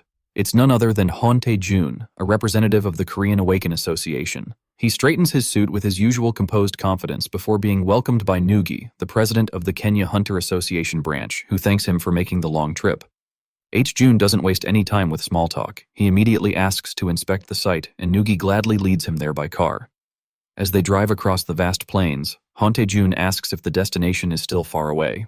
Nugi explains that the area is under strict security, so access is heavily restricted. He also takes the opportunity to sincerely thank South Korea, saying their support prevented the crisis from spiraling completely out of control. Hearing that, Hunt-jun quietly lets out a relieved sigh. Just then, Guji announces they've arrived. The two step out of the car and Gugi gestures toward the enormous field ahead. Looking at the unbelievable sight, he can't help but ask where they even managed to get something like this. Stretching as far as the eye can see is a massive field of towering green onions, while countless dead locusts lie piled up all around them. Nugi explains that the swarm attacked the crops, but instead of destroying them, the insects simply drop dead on the spot. Hante-jun freezes for a moment. His thoughts immediately drift back to the mysterious Park Sigwon. A bead of sweat rolls down his face as one question refuses to leave his mind. How did Sigu know an omen of destruction would appear on the other side of the world? That information was classified at the highest level, known only to a handful of the world's most powerful people. Then the scene shifts back to the 77th floor where Saijun looks up at the now lush banana grove with a huge smile on his face.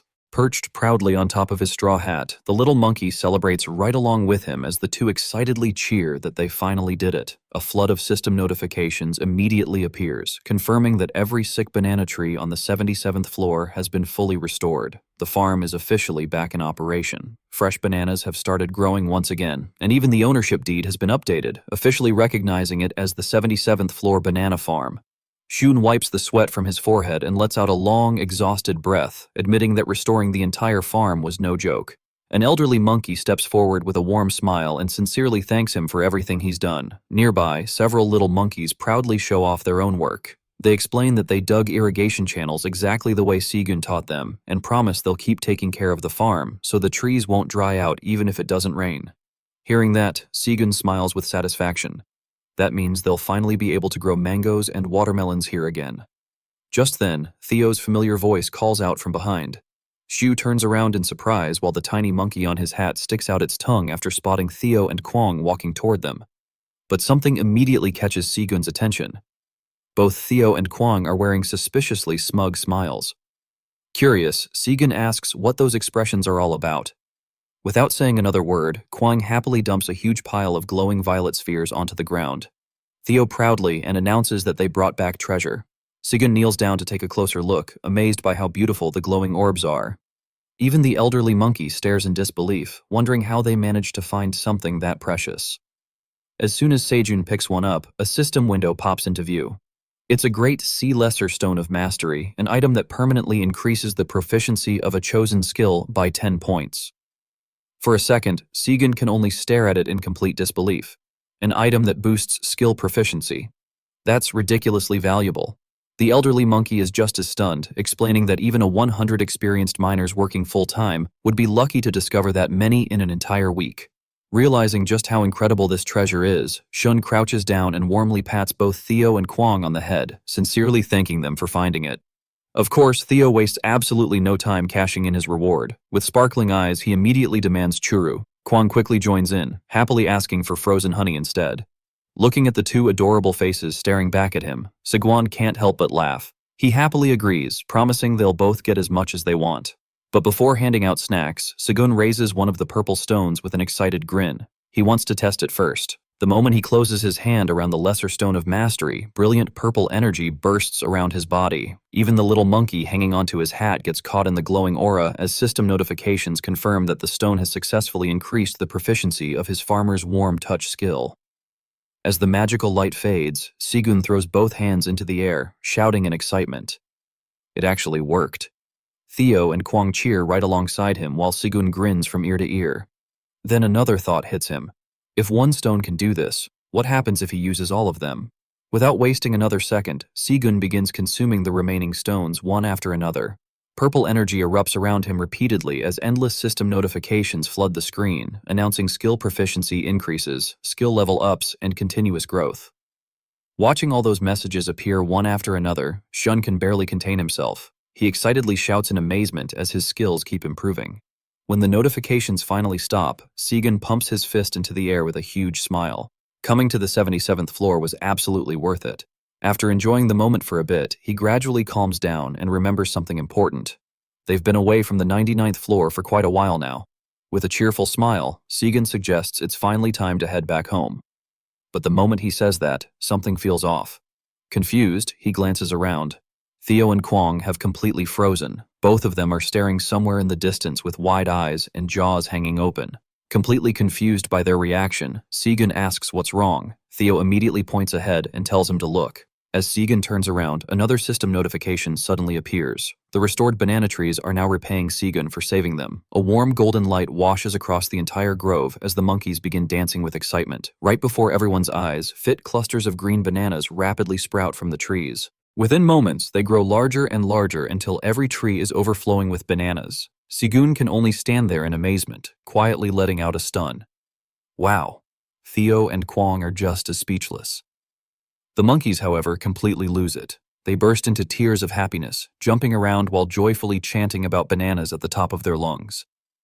The elderly monkey rushes over, grabs Siga's arm with both hands, and tearfully thanks him from the bottom of his heart. Then, overflowing with gratitude, he insists that Sigwan take the bananas along with all of their precious mango and watermelon seeds as a gift. Sigun smiles peacefully beneath his straw hat while the little monkey relaxes comfortably on top of his head. The scene then shifts to the grand headquarters of the Mage Association on the 91st floor. Outside, the elegant building stands beneath a gloomy gray sky, giving the whole place an uneasy atmosphere. Inside a lavish meeting room, lit only by candles, several hooded figures are already gathered around the long table. As the doors open, one of them smirks and welcomes the newest arrival, calling him the star of the evening. Genoba walks in his expression calm and confident. One of the mages greets him as the new Tower Master of Gravity. Goa humbly laughs it off, saying, "None of this would have been possible without everyone's help." The meeting introduces the powerful figures sitting around the table. One is the stoic Rhino Tower Master of Destruction, another is the sly Raccoon Tower Master of Meteor, and the last is the grinning Horse Tower Master of Flame. With everyone present, the conspirators begin congratulating Genoba. The Horse Mage praises him for pulling off such an incredible achievement. The Raccoon can't hide his excitement, saying he never imagined Genoba would actually eliminate someone as powerful as Iona. The Rhino speaks more seriously. He admits he never agreed with Iona's leadership in the first place. As president of the Mage Association, she should have been protecting the interests of mages, but instead she constantly cooperated with the Wandering Merchant Association, an organization that already held enormous influence throughout the tower. The Raccoon eagerly agrees, arguing that she had become far too friendly with them. The horse lets out a satisfied chuckle, saying he's simply glad everything has finally been put back in order. Genoba listens quietly before steering the conversation toward what really matters. With ambition burning in his eyes, he calmly announces that he'll clean up everything I left behind as the new president of the Mage Association. The room immediately falls silent. The Rhino slowly turns toward him, clearly caught off guard, and repeats the title in disbelief. The new president of the Mage Association, Goa, simply answers, "Yes." Then his expression hardens. Looking around the table with a cold, intimidating stare, he asks if anyone has a problem with that. The pressure in the room instantly becomes overwhelming. The Rhino, who had questioned him just moments ago, breaks into a nervous sweat. The Raccoon reacts even faster. Throwing up both hands, he hurriedly insists that of course they have no objections. In fact, he says someone as capable as Lord Goa is the obvious choice to become the next president. Not wanting to be left behind, the Horse Mage immediately joins in, enthusiastically, agreeing that no one else could possibly be more qualified. Sensing the tension, he quickly changes the subject altogether. With an exaggerated smile, he announces that he's prepared a special feast to celebrate this historic occasion and calls for the food to be brought in. A white dog chef wheels over a luxurious golden serving cart carrying a covered silver platter, a bottle of expensive wine, and several glasses. The moment the platter is placed before him, Goba's intimidating expression melts into a smug grin. Laughing modestly, he pretends the celebration is unnecessary. The horse personally uncorks the wine and carefully fills Genoba's glass, flattering him by saying it's the least they could do after all his hard work. Clearly enjoying every second of the attention, Genoba raises his wine glass. With complete satisfaction, he proposes a toast. The other Tower Masters immediately lift their own glasses, thanking him for everything he's done. Then Genoba delivers one final toast. Looking down at the swirling red wine, he mockingly wishes Lady Iona eternal rest, making sure to emphasize that she should get some good rest. The conspirators clink their glasses together, sealing their alliance. After taking a long, satisfied drink, Goba lets out a contented sigh before reaching eerily for the meal prepared in his honor. Grinning greedily, he lifts the silver lid from the serving platter and instantly freezes. Instead of food, Iona is casually sitting on the platter. She lounges comfortably beside a bunch of grapes, happily eating as though she were the guest of honor instead of the meal. For several long seconds, Genoba can only stare at her in complete disbelief. Still chewing calmly, Iona lets out a cute little laugh before smiling at him. With perfect timing, she thanks him for the good rest and addresses him by his full title, Vice Tower Master Genoba. The room goes completely silent. The rhino's face drains of all color as he stares at Iona in absolute horror. Completely unfazed, Iona casually reaches over, grabs another grape, and pops it into her mouth. Then the atmosphere changes. A dark, overwhelming aura begins spreading from her tiny body. She slowly taps her chin, fixes Goba with a piercing stare, and calmly asks if she heard correctly. Was he saying he was the new president of the Mage Association? In an instant, every bit of confidence disappears from Goa's face. His smug smile vanishes. Cold sweat pours down his forehead as his eyes widen in pure terror, and he lets out a horrified scream. The Rhino Mage can barely believe what he's seeing. Covered in cold sweat, he points at the tiny hamster sitting comfortably beside a bunch of grapes and stammers in disbelief, asking how Lady Iona could possibly still be alive. Meanwhile, Iona looks completely relaxed, as if she has simply shown up for dinner. She casually turns toward Goa, with an almost friendly smile, and asks if he's been pulling some cute little tricks behind her back. The way she says it is so calm that somehow it feels even more threatening. Genoba, on the other hand, is drenched in sweat. His confident smile disappears completely as the pressure starts crushing him from the inside. Realizing his entire plan has collapsed, Genoba grits his teeth so hard they almost crack. Then, completely losing his composure, he jumps out of his chair, points his wand straight at Iona, and desperately screams for everyone to kill her. The order catches the other conspirators off guard for a split second, but they quickly understand there's no turning back now. One after another, they raise their wands and prepare to bombard the tiny hamster with magic. Iona doesn't even flinch. Instead, she calmly begins chanting a gravity spell. The room suddenly fills with dense purple mana before she raises her staff and unleashes gravity control. The effect is immediate. An overwhelming force slams every single traitor face first into the table and floor. Candlesticks, dishes, and furniture crash everywhere while the mage is groan in pain, completely unable to lift so much as a finger. Meanwhile, Iona floats effortlessly above the wreckage, looking down at them almost curiously as she asks whether they really wanted her position that badly. Then with an unbelievably cheerful smile, she casually says she's perfectly willing to hand over both of her titles. The president of the Mage Association and the Tower Master of Gravity. She pauses just long enough for hope to appear in their eyes before asking if they're actually prepared for everything that comes with those titles. A playful little cuckoo escapes her mouth as she warns them that they may end up having nightmares every single night. Pinned helplessly under the crushing gravity, the conspirators immediately start turning on each other. The horse mage desperately blames everything on Goa, insisting they were manipulated from the beginning. The rhino mage angrily calls everyone incompetent, but Iona cuts through all of it with one cold sentence. It doesn't matter anymore. Floating gracefully in the air while pink magical energy spirals around her, she smiles sweetly and repeats that she'll gladly give them exactly what they wanted in exchange for one small condition. The atmosphere instantly changes. The room darkens into a deep crimson and Iona's voice echoes with absolute authority as she reveals the true burden behind her position if they want her titles. Then first they have to face the ancient demon king sealed inside her inner world. Every conspirator goes completely pale. The rhino mage finally realizes why Iona has always been so overwhelmingly powerful. She didn't simply defeat an ancient demon king, she sealed it inside herself. The tiny raccoon mage trembles in horror as everything suddenly makes sense. Still smiling as innocently as ever, Iona explains that she chose to shoulder this burden herself because someone had to protect the Black Tower.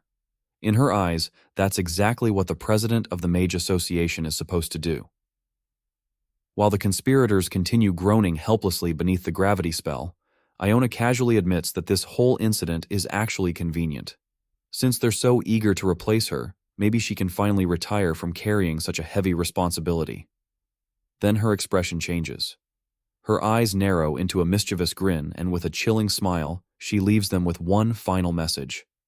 When they meet the Demon King, tell him she said hello. A brilliant flash erupts across the room. Crimson mist floods every corner as her magic completely engulfs the conspirators, banishing them into her inner world. In the next instant, they find themselves standing inside a dark, barren wasteland. The ground is cracked and lifeless. Endless darkness stretches in every direction. Clutching their wands, they nervously look around while one of them asks where they even are. The Rhino Mage slowly pieces it together and realizes they're actually inside Iona's inner world. The Horse Mage can only mutter a terrified curse as the horrifying truth sinks in. Then, a deep, monstrous growl echoes through the endless darkness. Every mage freezes. A gigantic shadow slowly emerges before them. Its hollow black eyes stare straight into their souls, while its enormous mouth hangs open in a terrifying scream. Massive, ghostly hands reach toward them as the entire wasteland trembles beneath its presence. Refusing to surrender, Genoba steps forward. He roars the name of his spell and unleashes a violent bolt of black lightning straight into the creature's chest. Goa mocked the creature. For a brief moment, the raccoon mage mistakes the situation entirely, believing Genoba is somehow powerful enough to stand against the monster. That admiration lasts only seconds. Reality quickly catches up and every conspirator suddenly realizes they're trapped here because Genoba completely failed to kill Iona. Immediately, they all start blaming him. The raccoon mage furiously accuses him of dragging everyone into this nightmare. The horse mage reminds him that he confidently claimed Iona was already dead. Cornered from every direction, Goa finally snaps and screams at all of them to shut up. A deep voice calmly observes that none of them are Iona. The entire group slowly looks upward. Cold sweat runs down every face. They're finally hearing the voice of the ancient demon king himself. Then another horrifying realization hits them. Iona isn't even here. She's left them alone with this monster. Rather than backing down, Genoba lets his ambition take over once again. Pointing his wand at the darkness, he boldly declares that he's stronger than Iona and demands the Demon King's power, arrogantly offering to become his new master instead. Even the Rhino Mage is stunned by how fearless or reckless that statement is. A deep, mocking laugh echoes across the wasteland. The sky suddenly tears apart. Jagged cracks spread through the darkness itself as horrifying clay-like creatures begin bubbling up from the ground. The Demon King coldly tells them they've become far too arrogant. Iona was never his master. She simply agreed to become his playmate, endlessly enduring this nightmare to keep him sealed away. The horrifying truth drains every bit of color from the conspirators' faces. Then comes the final sentence. Since Iona isn't here, they'll take her place instead. Instantly, countless shadowy monsters rise from the earth and rush toward the trapped mages. Complete chaos erupts. The creatures swarm them from every direction, dragging them toward a burning abyss. While desperate screams echo across the wasteland, fire bursts around them as every conspirator struggles helplessly against the overwhelming horde. As shadowy hands begin reaching for him, Genoba's confidence finally shatters. For the first time, he understands exactly what Iona has been carrying all this time.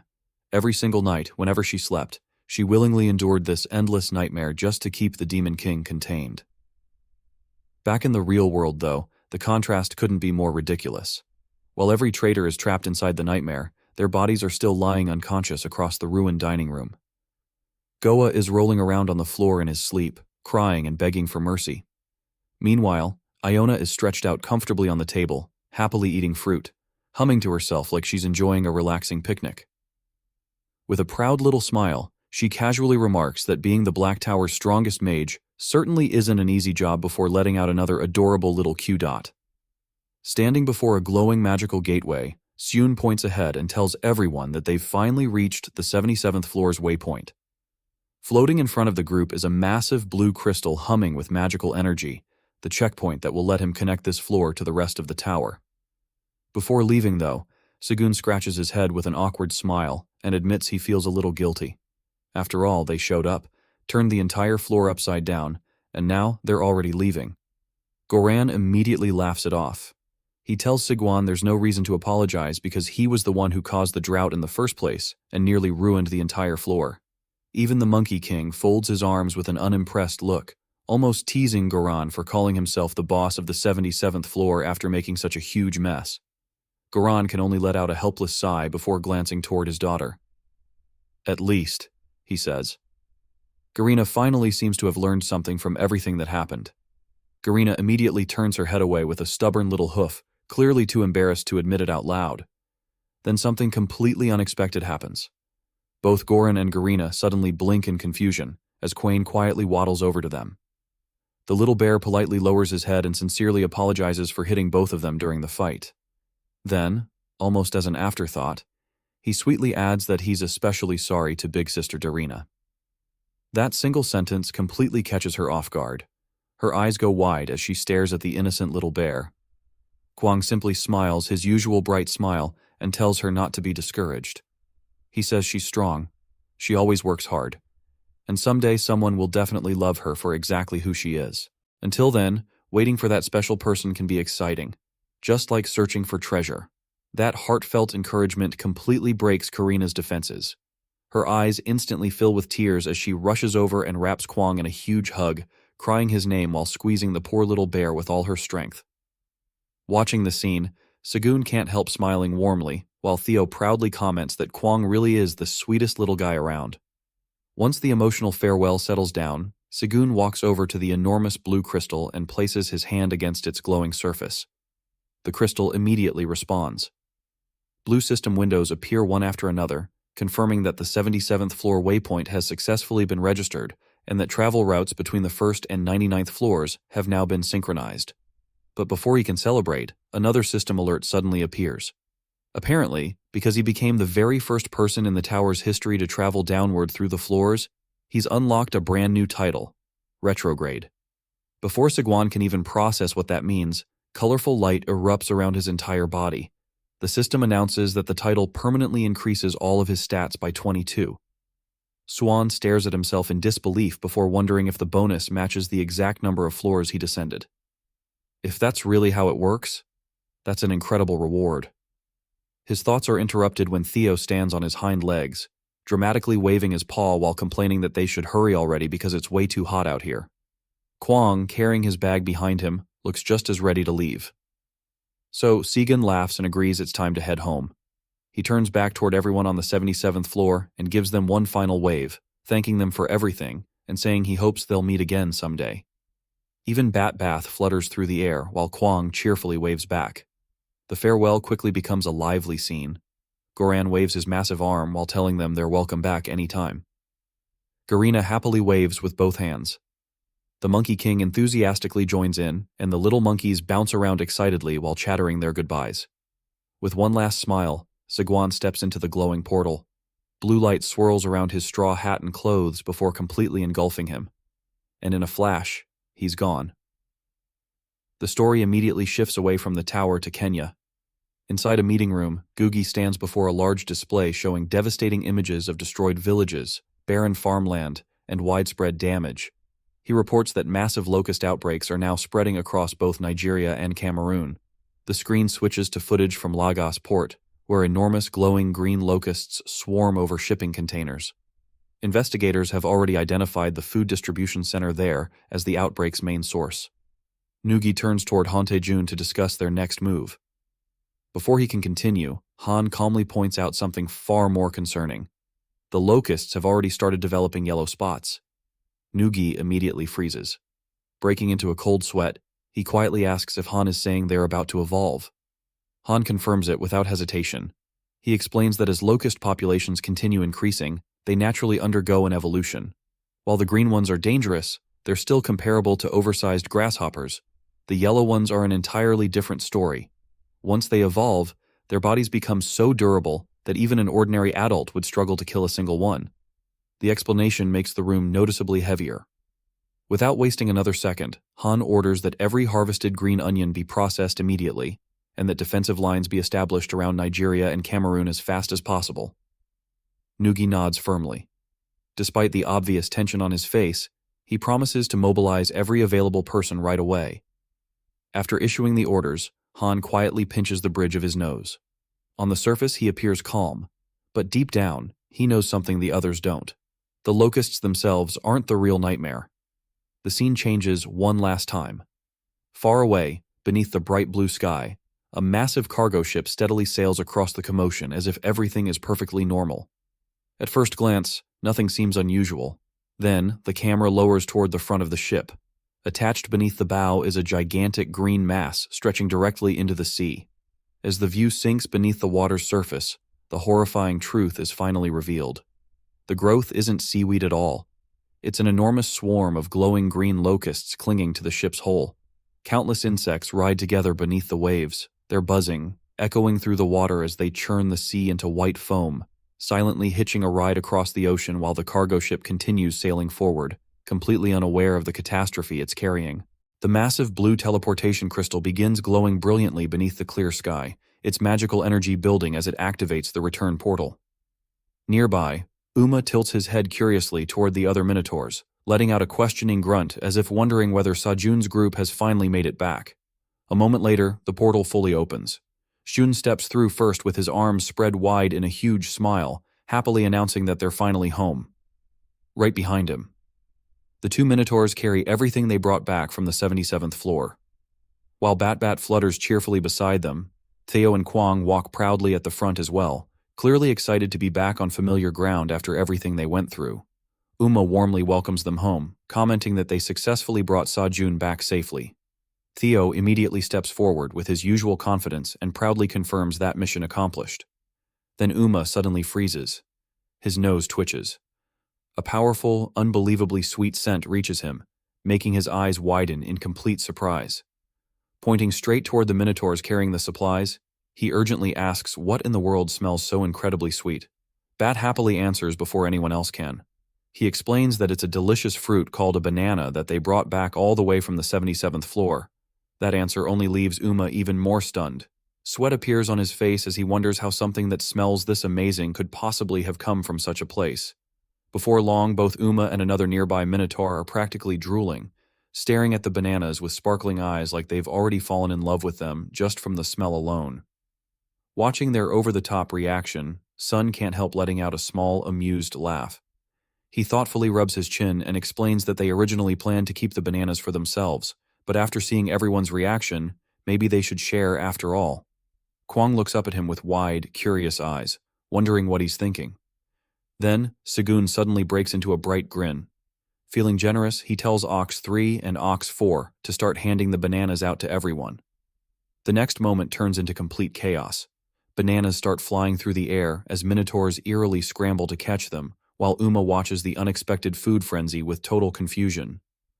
Kwang, on the other hand, immediately panics, watching his precious bananas disappear one after another. He starts sweating and desperately shouts for everyone to leave some for him. Shun simply smiles before gently patting the little bear on the head. He reassures Kwang that there's no need to worry anymore.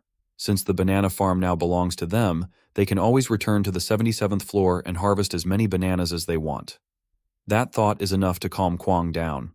With that settled, Sun smiles to himself and says they've been away from home long enough, so it's finally time to get back to work. Just then, a bright blue notification suddenly appears in front of him. Far away in her room, Eileen's face pops up through the magical communication orb. The moment she sees Sigwan, her eyes light up with relief as she happily cheers that he's finally back. Sigwan smiles warmly and greets her right away, assuring her that he returned safely without any problems. Hearing that, Eileen visibly relaxes before immediately leaning closer and asking whether anything happened during the trip. Shun lets out a small, tired sigh and honestly admits, "A lot happened." That answer instantly catches Eileen off guard. Seeing her reaction, Sujun quickly smiles again and explains that everything turned out fine because everyone helped him along the way. Behind him, the minotaurs continue passing bananas around while Theo and Kwang happily enjoy the fruits of their adventure. Aylin proudly points out that she helped too before curiously asking whether Segun checked out the new authority she bought for him. Segun happily nods.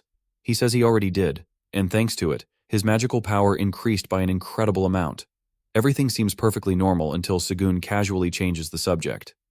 With a slightly mischievous smile, he mentions noticing that a huge amount of his tower coin savings disappeared to pay for that authority.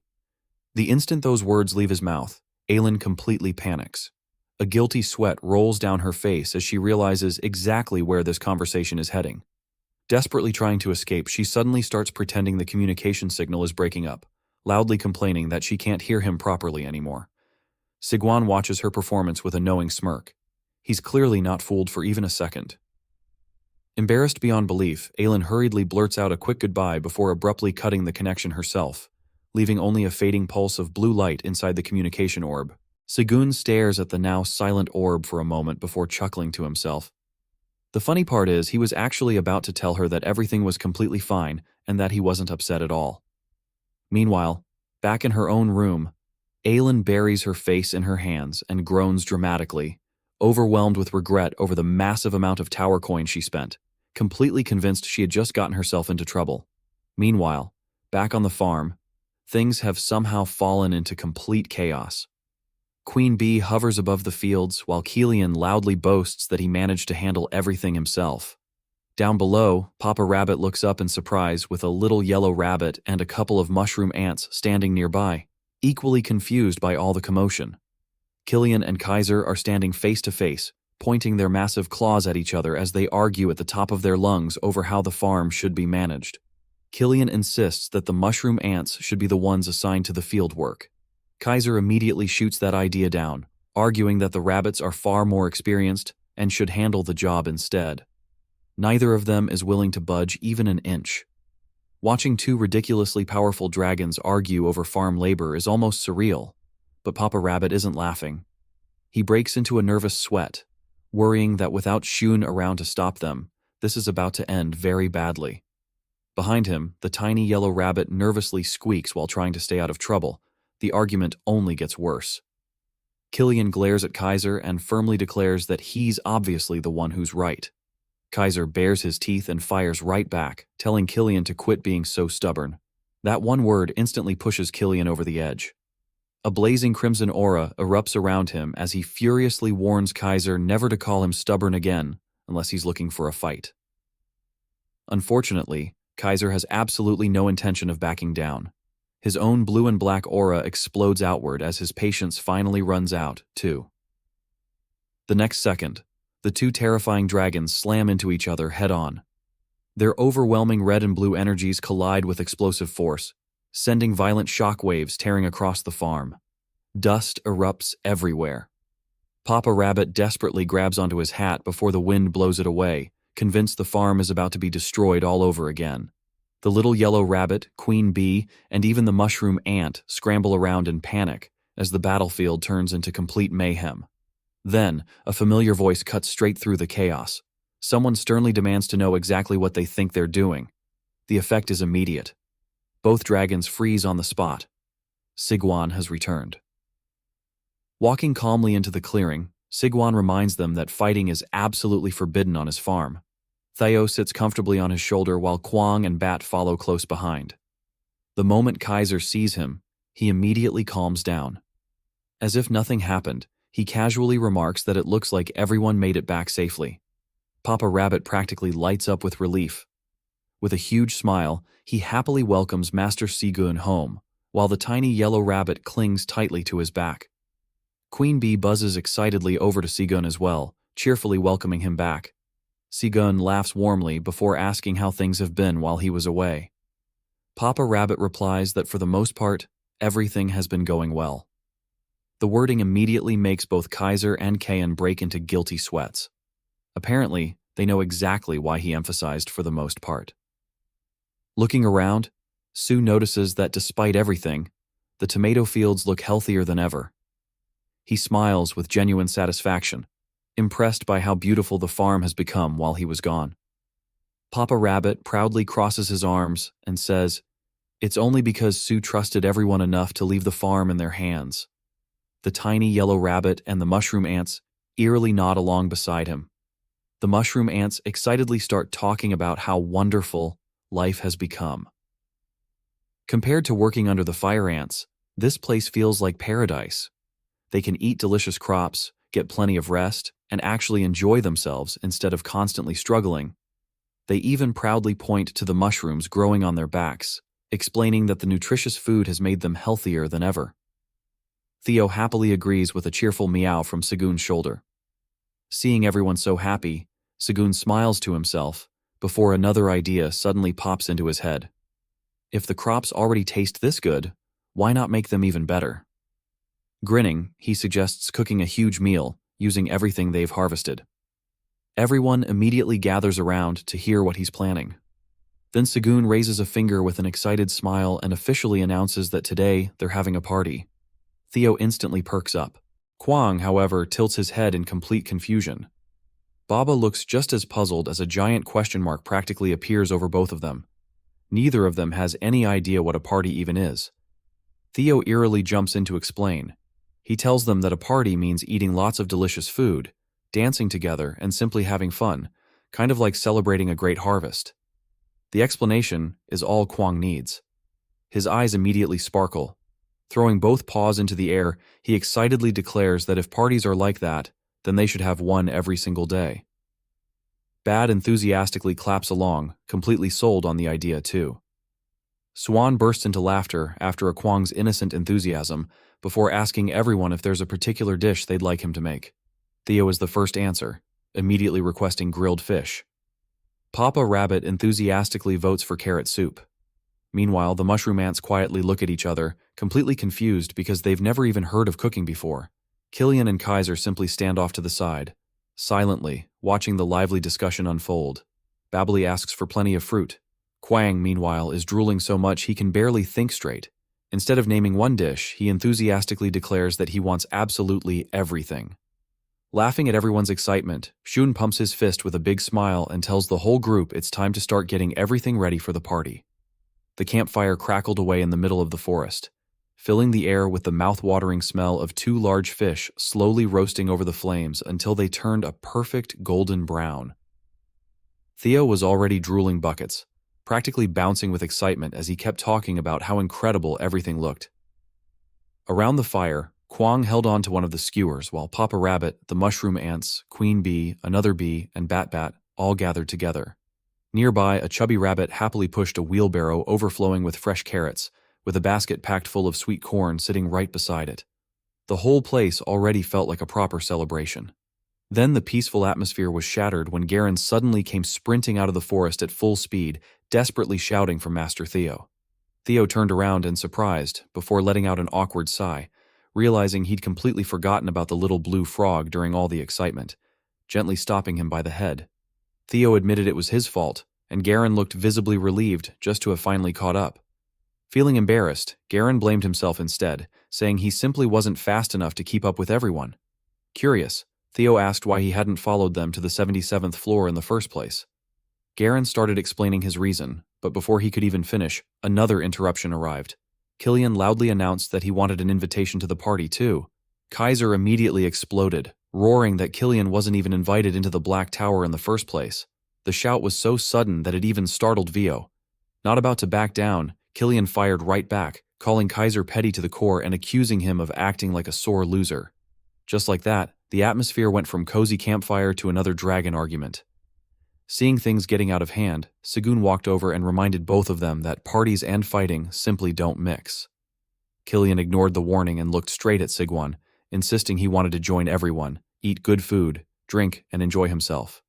Swan admitted he wasn't convinced yet, pointing out that Killian still seemed far too hostile toward everyone else. That answer clearly frustrated Killian. After grumbling to himself for a moment, he suddenly barked at Sigwan to take this, unleashing a blinding burst of red magical energy.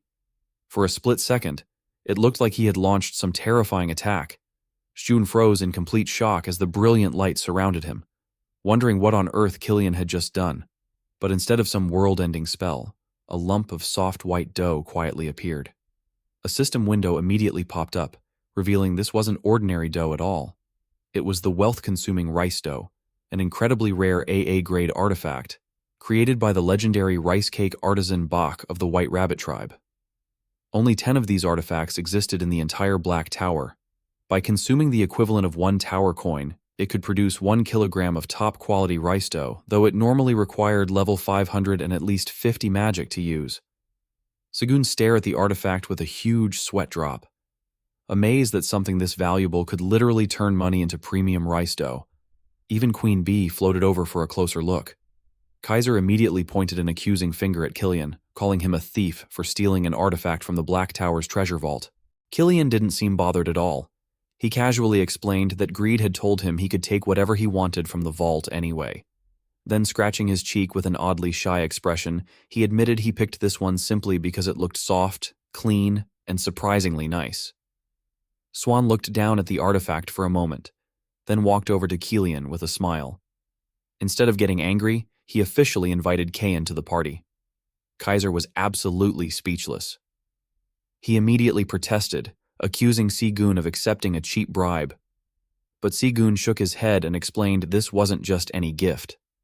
Thanks to this artifact, they could finally make unlimited rice dough again, which meant they could produce gretio and masiali just like the raccoons used to sell. The moment everyone realized what that actually meant, the argument vanished instantly. Kaiser and Kayan forgot they had been ready to fight just seconds earlier. Their eyes lit up with excitement as they enthusiastically cheered for the delicious food waiting ahead. While Kwang, Garen, Theo, and Queen Bee happily danced together, already looking forward to the feast, Killian's eyes lit up the moment Sigun mentioned they could keep making macchiali. Leaning in with obvious excitement, he asked if that was really possible, and Sigun happily confirmed it while holding up the mysterious rice dough artifact. The explanation immediately gave Killian an idea. If the artifact only needed tower coins to work, then money wasn't going to be a problem. Sigun had absolutely no clue where this was going, but Killian suddenly erupted with a blazing red aura and proudly declared that he'd invest 10 million tower coins on the spot. The next second, the sky literally started raining money. An endless torrent of gold coins poured down from above, completely burying Sigun beneath the mountain of wealth before he even had time to react. Only one lonely hand stuck out from the pile, desperately waving around while muffled squeaks came from underneath. Even Queen Bee just hovered there in stunned disbelief, wondering how anyone could possibly end up getting crushed by money.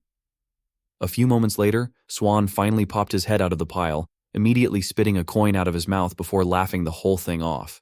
He reassured everyone he was perfectly fine, joking that he'd never expected to experience an actual cash shower. Queen Bee, however, was far less amused and kept anxiously checking whether he was hurt. While Theo and Garen watched the ridiculous spectacle from a safe distance, then the laughter came to an abrupt stop. The enormous mountain of coins suddenly began trembling. Shun stared in confusion just as the harmless-looking rice dough artifact suddenly opened an enormous mouth and started devouring the entire fortune like a hungry black hole. Sigun instantly panicked, desperately yelling at it to slow down, but it ignored him completely. Within moments, nearly every single coin had disappeared into the artifact, which swelled into an enormous bloated blob that looked ready to burst. Theo rushed over in a complete panic, asking what they were supposed to do now as the oversized dough wobbled and squished around, making strange noises while processing the absurd amount of wealth it had just consumed. Then everything happened at once. The giant blob rapidly compressed inward before erupting upward like a rocket, blasting into the sky. Everyone could only stare in shock as it floated overhead before expanding once again into an enormous sphere. Xuan looked up in horror, realizing the gigantic ball was now falling straight back toward them. Theo completely lost it, running around in circles while screaming that the thing was about to crush everyone. Kaiser, meanwhile, looked thoroughly unimpressed. Muttering that the foolish white lizard had caused yet another disaster, he spread his massive wings and launched into the sky. Gathering an overwhelming vortex of blue energy into his claw, Kaiser calmly uttered a single command. Annihilate. A blinding explosion lit up the sky as his attack smashed straight through the gigantic dough ball, erasing it completely. As the brilliant light slowly faded away, Sigwan, Theo, and Kwang looked up in amazement, relieved that the looming disaster had vanished before it could hit the farm. Killian, however, looked absolutely heartbroken, lamenting the loss of his tower coins. Kaiser wasted no time reminding him that those coins were never his to begin with, bluntly accusing him of stealing them from the 55th floor's treasure vault. Anyway, back on the ground, Theo and Kwang discovered the rice dough artifact lying there completely deflated like an exhausted balloon. Sigwan picked it up inside, realizing he'd have to be incredibly careful whenever he decided to use this artifact again. Before long, the atmosphere shifted back to something much more relaxing. A cozy campfire crackled in the clearing while fish roasted over the flames and several sweet potatoes cooked beneath green leaves. Theo sat eerily beside the fire, impatiently asking Kwang if dinner was finally ready. Kwang picked up one of the steaming hot sweet potatoes, carefully blowing on it before breaking it cleanly in half. After inspecting the inside, he disappointedly concluded that it still wasn't fully cooked. Then, without warning, both halves floated right out of his paws. Wrapped in glowing purple magic, the sweet potatoes drifted into the air as a familiar voice calmly instructed him to hand them over. Everyone looked up to see Iona floating above them. With effortless grace, she raised her staff and cast a simple fire spell, bathing the sweet potatoes in perfectly controlled flames. Kwang hurriedly grabbed them back, only to immediately regret it as the scorching heat made him frantically hop around, yelling that they were burning hot. Theo, on the other hand, lit up with excitement. "Iona, you're back." Looking around the lively farm, Iona smiled softly and remarked that things seemed unusually lively today. In every direction, everyone was busy preparing food. Scythe Rabbit was working away. Mushroom ants carried baskets full of sweet potatoes. Rabbits loaded carts with supplies, and the entire farm buzzed with activity. Theo proudly explained that Chairman Park was throwing a celebration for everyone's safe return from the 77th floor. Nearby, Segun enthusiastically experimented with his new abilities, using an ice cube to instantly freeze honey into neat golden blocks. The perfectly frozen cubes landed on the grass, drawing amazed applause from Queen Bee and the nearby rabbits. Unfortunately, Sigwan immediately started fumbling them, slipping around while trying to juggle the frozen honey. Watching from behind, Iona couldn't help sweat dropping as she silently questioned why someone was using an incredibly valuable holy stone for something so ridiculously chaotic. Theo then asked if there was anything Iona wanted to eat, confidently promising that Chairman Park could cook whatever she liked. Iona honestly admitted she couldn't think of anything. Theo immediately dug through his oversized bag before pulling out a handful of shelled peanuts, proudly saying he'd had a feeling she'd enjoy these. Iona cautiously picked one up and took a tiny bite. Her eyes instantly sparkled. A huge smile spread across her face as she happily declared them delicious, asking for more. Theo burst into laughter, delighted to see such an adorable reaction from the normally composed hamster mage. But her peaceful snack break lasted only a few seconds. A thunderous roar suddenly echoed across the farm. Park, Sigwan. Kilian's gigantic figure towered over the clearing, loudly, demanding to know whether the food was finally ready. The unexpected roar startled Iona so badly that she immediately pulled out her staff and gathered purple magic, wondering why there was a white dragon standing in the middle of the black tower. Theo practically screamed as he frantically waved both paws, assuring her that everything was completely fine. Meanwhile, Segun simply pointed straight at the enormous dragon and firmly scolded him. He reminded Kilian that parties were supposed to be enjoyed together, not by someone selfishly demanding food before everyone else.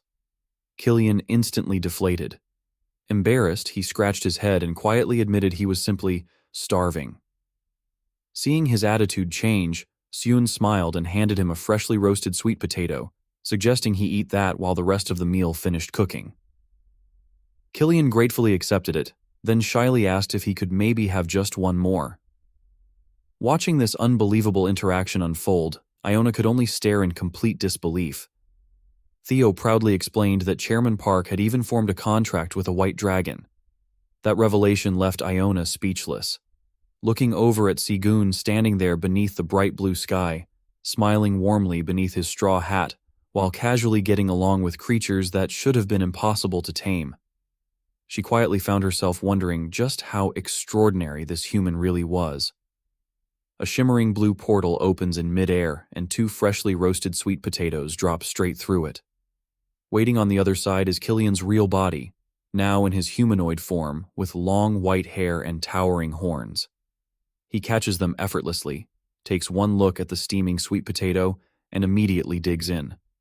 The first bite is enough to make him grin with satisfaction before he suddenly calls out for Ajax to come over. A glowing portal opens again, and Ajax comes running out looking like he's been through a rough day. Covered in dirt and clearly exhausted, he asks his grandfather why he called him over. Then, almost defensively, he points out that he's been extremely busy working on his farm. Kilian raises an eyebrow with a teasing smirk and asks a simple question. "So, can you show me even one crop you've successfully grown?" That question instantly corners Ajax. He awkwardly pouts, breaks into a nervous sweat, and mumbles that, "Well, it isn't harvest season yet." Killian lets out a tired sigh before asking why Ajax insisted on becoming a tower farmer in the first place. Looking away in embarrassment, Ajax quietly admits he honestly believed he'd naturally be good at everything simply because he's a mighty white dragon. Trying to defend himself, he explains that the problem isn't him. The crops just can't handle his overwhelming dragon energy. A quick flashback even shows him standing in a barren field, confidently pointing at a patch of dying sprouts while commanding them to grow faster, only for absolutely nothing to happen. Seeing his grandson looking so discouraged, Killian's expression softens. He hands Ajax one of the roasted sweet potatoes and tells him to give it a try, explaining that it's a crop called a sweet potato. Ajax curiously repeats the unfamiliar name as he studies the warm food in his hands. After a brief moment, he takes a huge bite. The reaction is immediate. His eyes shoot wide open in complete disbelief. With genuine excitement, Ajax blurts out that it's unbelievably delicious. Watching his grandson enjoy it so much, Killian can't help smiling warmly. He gently pats Ajax on the head and encourages him to eat plenty, regain his strength, and someday grow crops just as amazing himself. Ajax eerily agrees, happily continuing his meal while Kian watches with quiet satisfaction, clearly proud of him. Meanwhile, back at Sagun's farm, preparations for the party continue without slowing down. Near the campfire, 3 rabbits and a mushroom ant gather around 2 enormous blocks of ice with golden honey frozen inside. Nearby, Sagun samples the large pot of simmering purple soup with a wooden ladle. After tasting it, he nods in satisfaction. The soup is coming along nicely. Holding up another spoonful, he happily mentions that he added lots of carrots just like Papa Rabbit requested, making Papa Rabbit squeak with excitement. Then, Sagun remembers Bat-Bat's earlier request. Smiling, he asks if they should finally go pick the fruit Bat-Bat wanted so badly. Bat-Bee immediately flutters around excitedly, practically vibrating with happiness. The group soon arrives at a beautiful pineapple field. Golden pineapples cover the area, and Sagun crosses his arms with an impressed smile, commenting that these finally look like the pineapples he's familiar with. Theo sits comfortably on his shoulder while Kwang happily cheers nearby. As Hyun walks deeper into the field, one especially enormous pineapple catches his attention. He leans in for a closer look, amazed by just how massive it is. Without hesitation, he decides that's the one he'll harvest. Gripping the fruit firmly, Sagun pulls it free and proudly lifts it over his head, celebrating his very first successful pineapple harvest, while Theo, Bat-Bat, and Kwang cheer beside him. Almost immediately, a blue system notification appears. It announces that Sagun has successfully harvested a screaming pineapple, rewards him with job exp, and increases his harvesting proficiency to level 6. Sagun and Theo immediately freeze. Both of them stare at the notification with matching confused expressions. "I screaming pineapple." Before either of them can even begin to process that ridiculous name, the pineapple suddenly starts changing. Still resting in Sichuan's hands, a long, horizontal slit slowly splits open across the middle of the fruit. Then, it takes a deep breath.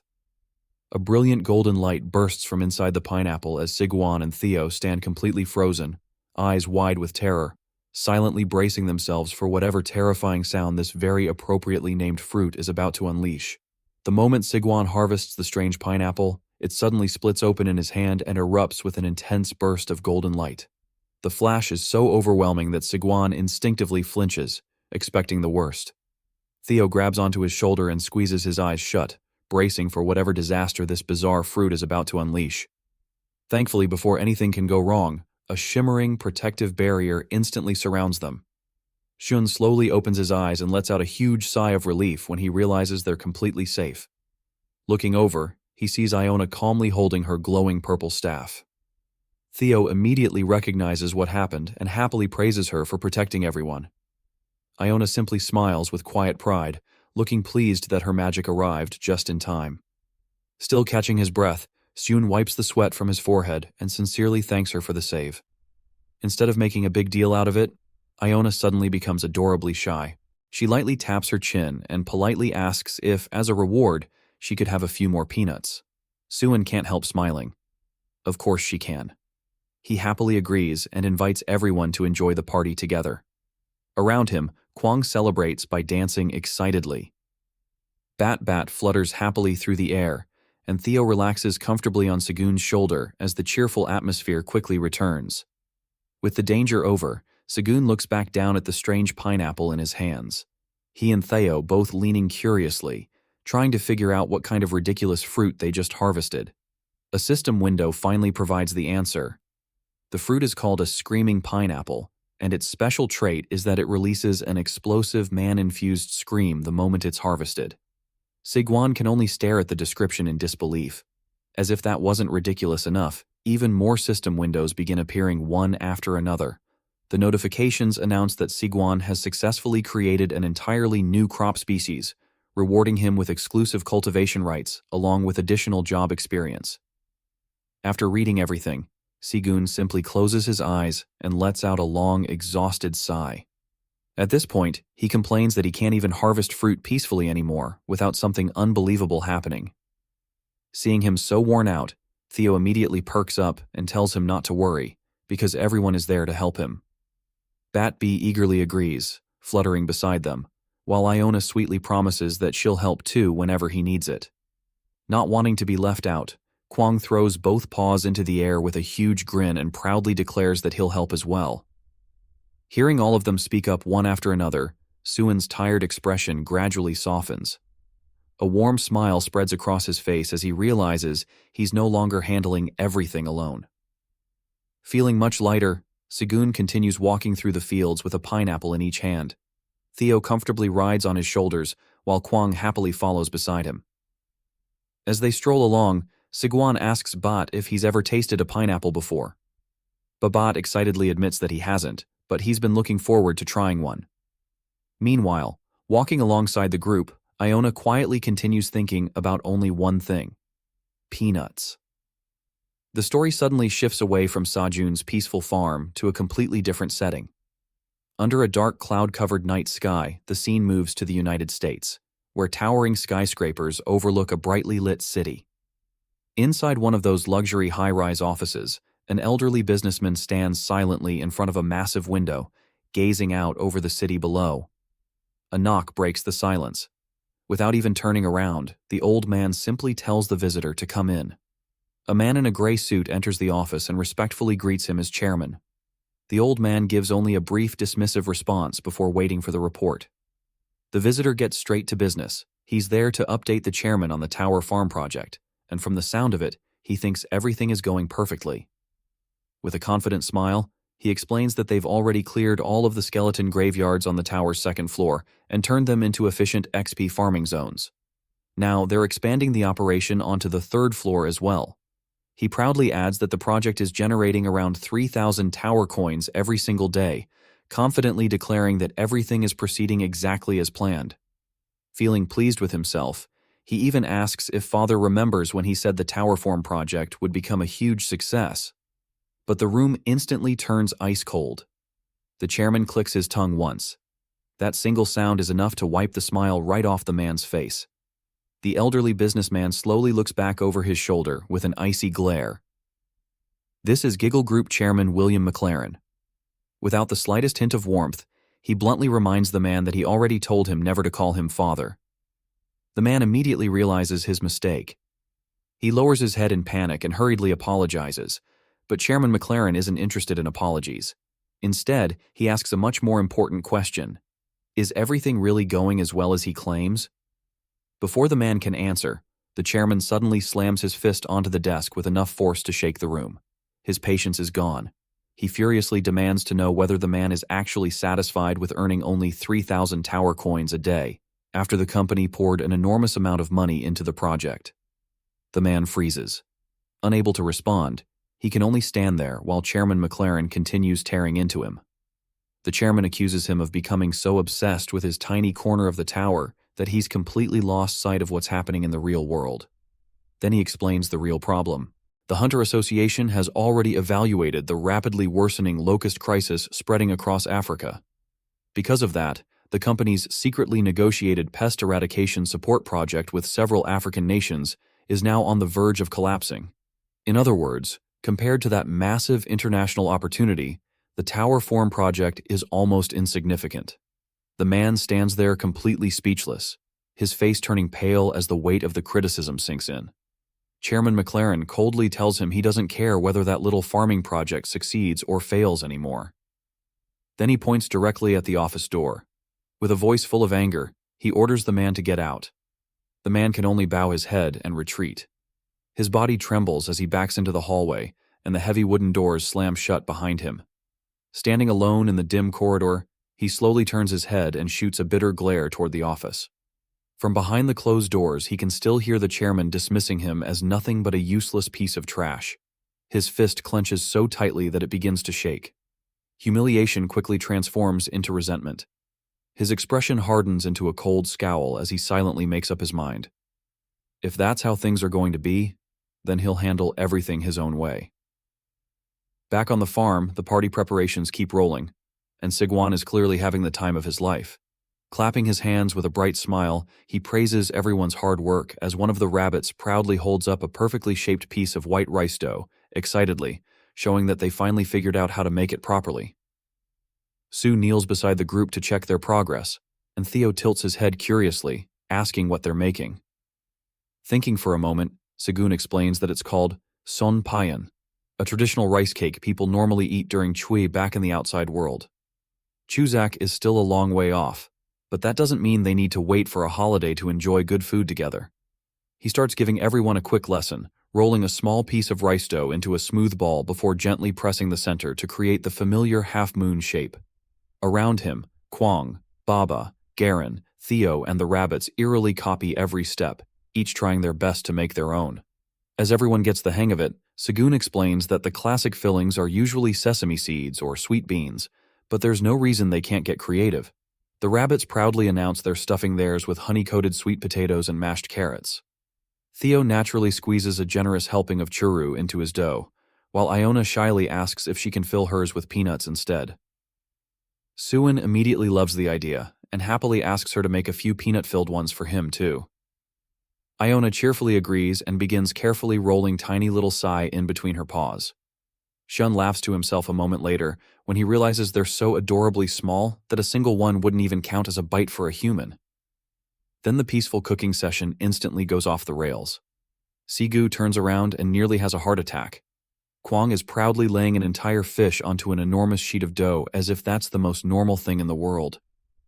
Before Suan can even process that disaster, he notices something even worse. Two rabbits are happily wrapping Garen inside a giant piece of dough, while the little blue frog excitedly announces that he's becoming a songpine himself. Sigwan immediately rushes over in complete panic, yanking Garen back out before he actually gets steamed with dinner. Watching everything unfold through the communication orb, Aelin can't stop laughing at the ridiculous chaos. Once Garen is safely rescued, Sigu notices a system message saying that the tower manager would like to try some pine too. Smiling, he happily agrees to save some for Aelin as well. Setting Garen back down, Xion looks around at the bustling farm. What started as a simple welcome home party has somehow grown into something much warmer. Everywhere he looks, everyone is busy together. Kwang, Theo, Iona, the mushroom ants, and the rabbits are all making songpine, while others gather fresh strawberries, and for a moment, it genuinely feels less like a celebration and more like spending a holiday with family. That thought brings a bittersweet smile to his face. He quietly wishes White Rabbit, Black Rabbit, and the Wolf Tribe children could have been there too.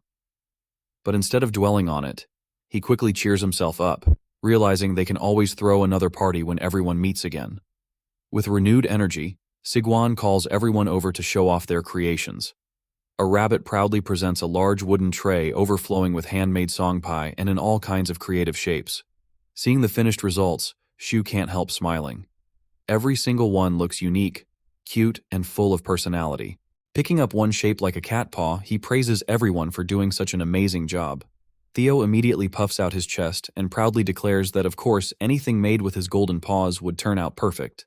Satisfied with everyone's work, Sigun announces that it's finally time to steam them. The entire group erupts in excited cheers as Queen Bee buzzes happily overhead. Bat Bath flutters around. Garen hops excitedly, and even the mushroom ants celebrate. Siguan carefully places the large steamer over the roaring fire, and before long, Kwang comes bouncing over, already impatient to eat. Grinning, Shuan tells him he has another important job, while the Songpine cooks his next mission, making Gary talk. Segun sets up a massive mortar filled with rice dough and explains that the more it's pounded, the chewier and better it becomes. Kwang peers inside and asks if he should really hit it as hard as he can. Shun confidently tells him yes. That turns out to be a terrible choice of words. Kwang's eyes light up as he suddenly grows into his gigantic form, gripping the huge wooden mallet like he's about to fight a final boss. He proudly declares that he's going to pound it with absolutely everything he has. Sigu's confidence evaporates instantly. The little bear leaps high into the sky, raising the enormous mallet overhead while spinning like a living tornado. The pressure alone sends powerful shockwaves across the field, and Sigun suddenly realizes Kwang isn't about to make rice cakes. He's about to accidentally demolish the entire floor. Frantically waving both arms, Shun screams at him to stop before the whole place collapses. But just as Kwang brings the hammer down, a small black figure suddenly rockets into the sky. Black Rabbit appears out of nowhere, swinging his own tiny hammer with perfect timing. The two hammers collide mid-air, unleashing a tremendous shockwave that ripples across the farm. Swan can only stare in complete disbelief at the unbelievable clash overhead.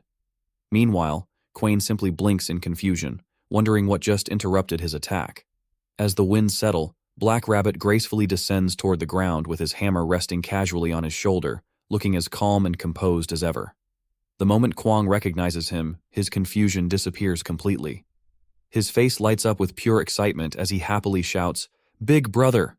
Turning around, Shun lights up with surprise as Black Rabbit has finally returned and he happily welcomes him back.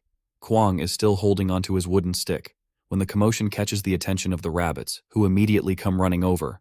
The moment Mama Rabbit sees her son, she calls out to him and rushes forward. She wraps Black Rabbit in a warm hug, clearly overwhelmed with relief, and asks how he's been, admitting that she had been worried about him. Black Rabbit looks a little embarrassed by all the attention, but it's obvious he's happy to be home. Theo takes a good look at him and proudly points out that Black Rabbit seems to have matured quite a bit. Black Rabbit scratches his head modestly, almost unsure whether to believe the compliment, and asks if Theo really thinks so. Shun crouches down so he's at Black Rabbit's level and asks about everything happening on the 55th floor, especially White Rabbit and the Wolf Tribe. Black Rabbit explains that everyone is currently busy rebuilding the Red Ribbon Kingdom. Unfortunately, the job hasn't exactly been easy because greed left the kingdom in complete chaos before everything fell apart. Black Rabbit's shoulders drop as he admits how difficult the reconstruction has been. But Mama Rabbit gently places a paw on him and reminds him how proud she is of everything he's doing. Sigun can only sympathize, recognizing that Black Rabbit has clearly been through a lot. Then Black Rabbit reaches into his pouch and pulls out something small. He carefully hands Sigun a strange little rabbit-shaped statue, and the moment Sigun examines it, a system window appears. It's a guardian rabbit statue originally created by dwarves for the royal family of the Red Ribbon Kingdom.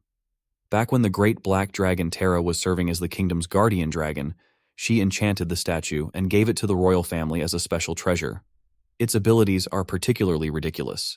It can directly insert items into or extract items from the kingdom's treasury, meaning Sigwan has essentially been handed a remote connection to the 55th floor treasure vault. Sigun stares at the statue in disbelief. Something this valuable obviously isn't the kind of thing he can casually accept. So he asks Black Rabbit if he's really allowed to use it. Black Rabbit explains that Theo already found the key to the treasury, while White Rabbit is grateful to everyone on the 99th floor, so they've basically given Sigun permission to use the treasury whenever necessary. Sigun finally understands. So that's what happened. Naturally, he immediately wants to test the new toy.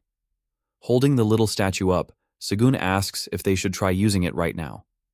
Kwang instantly gets excited and wonders what kind of treasure they're going to pull out, while Suan decides to go big and asks the statue to extract the largest item in the treasury.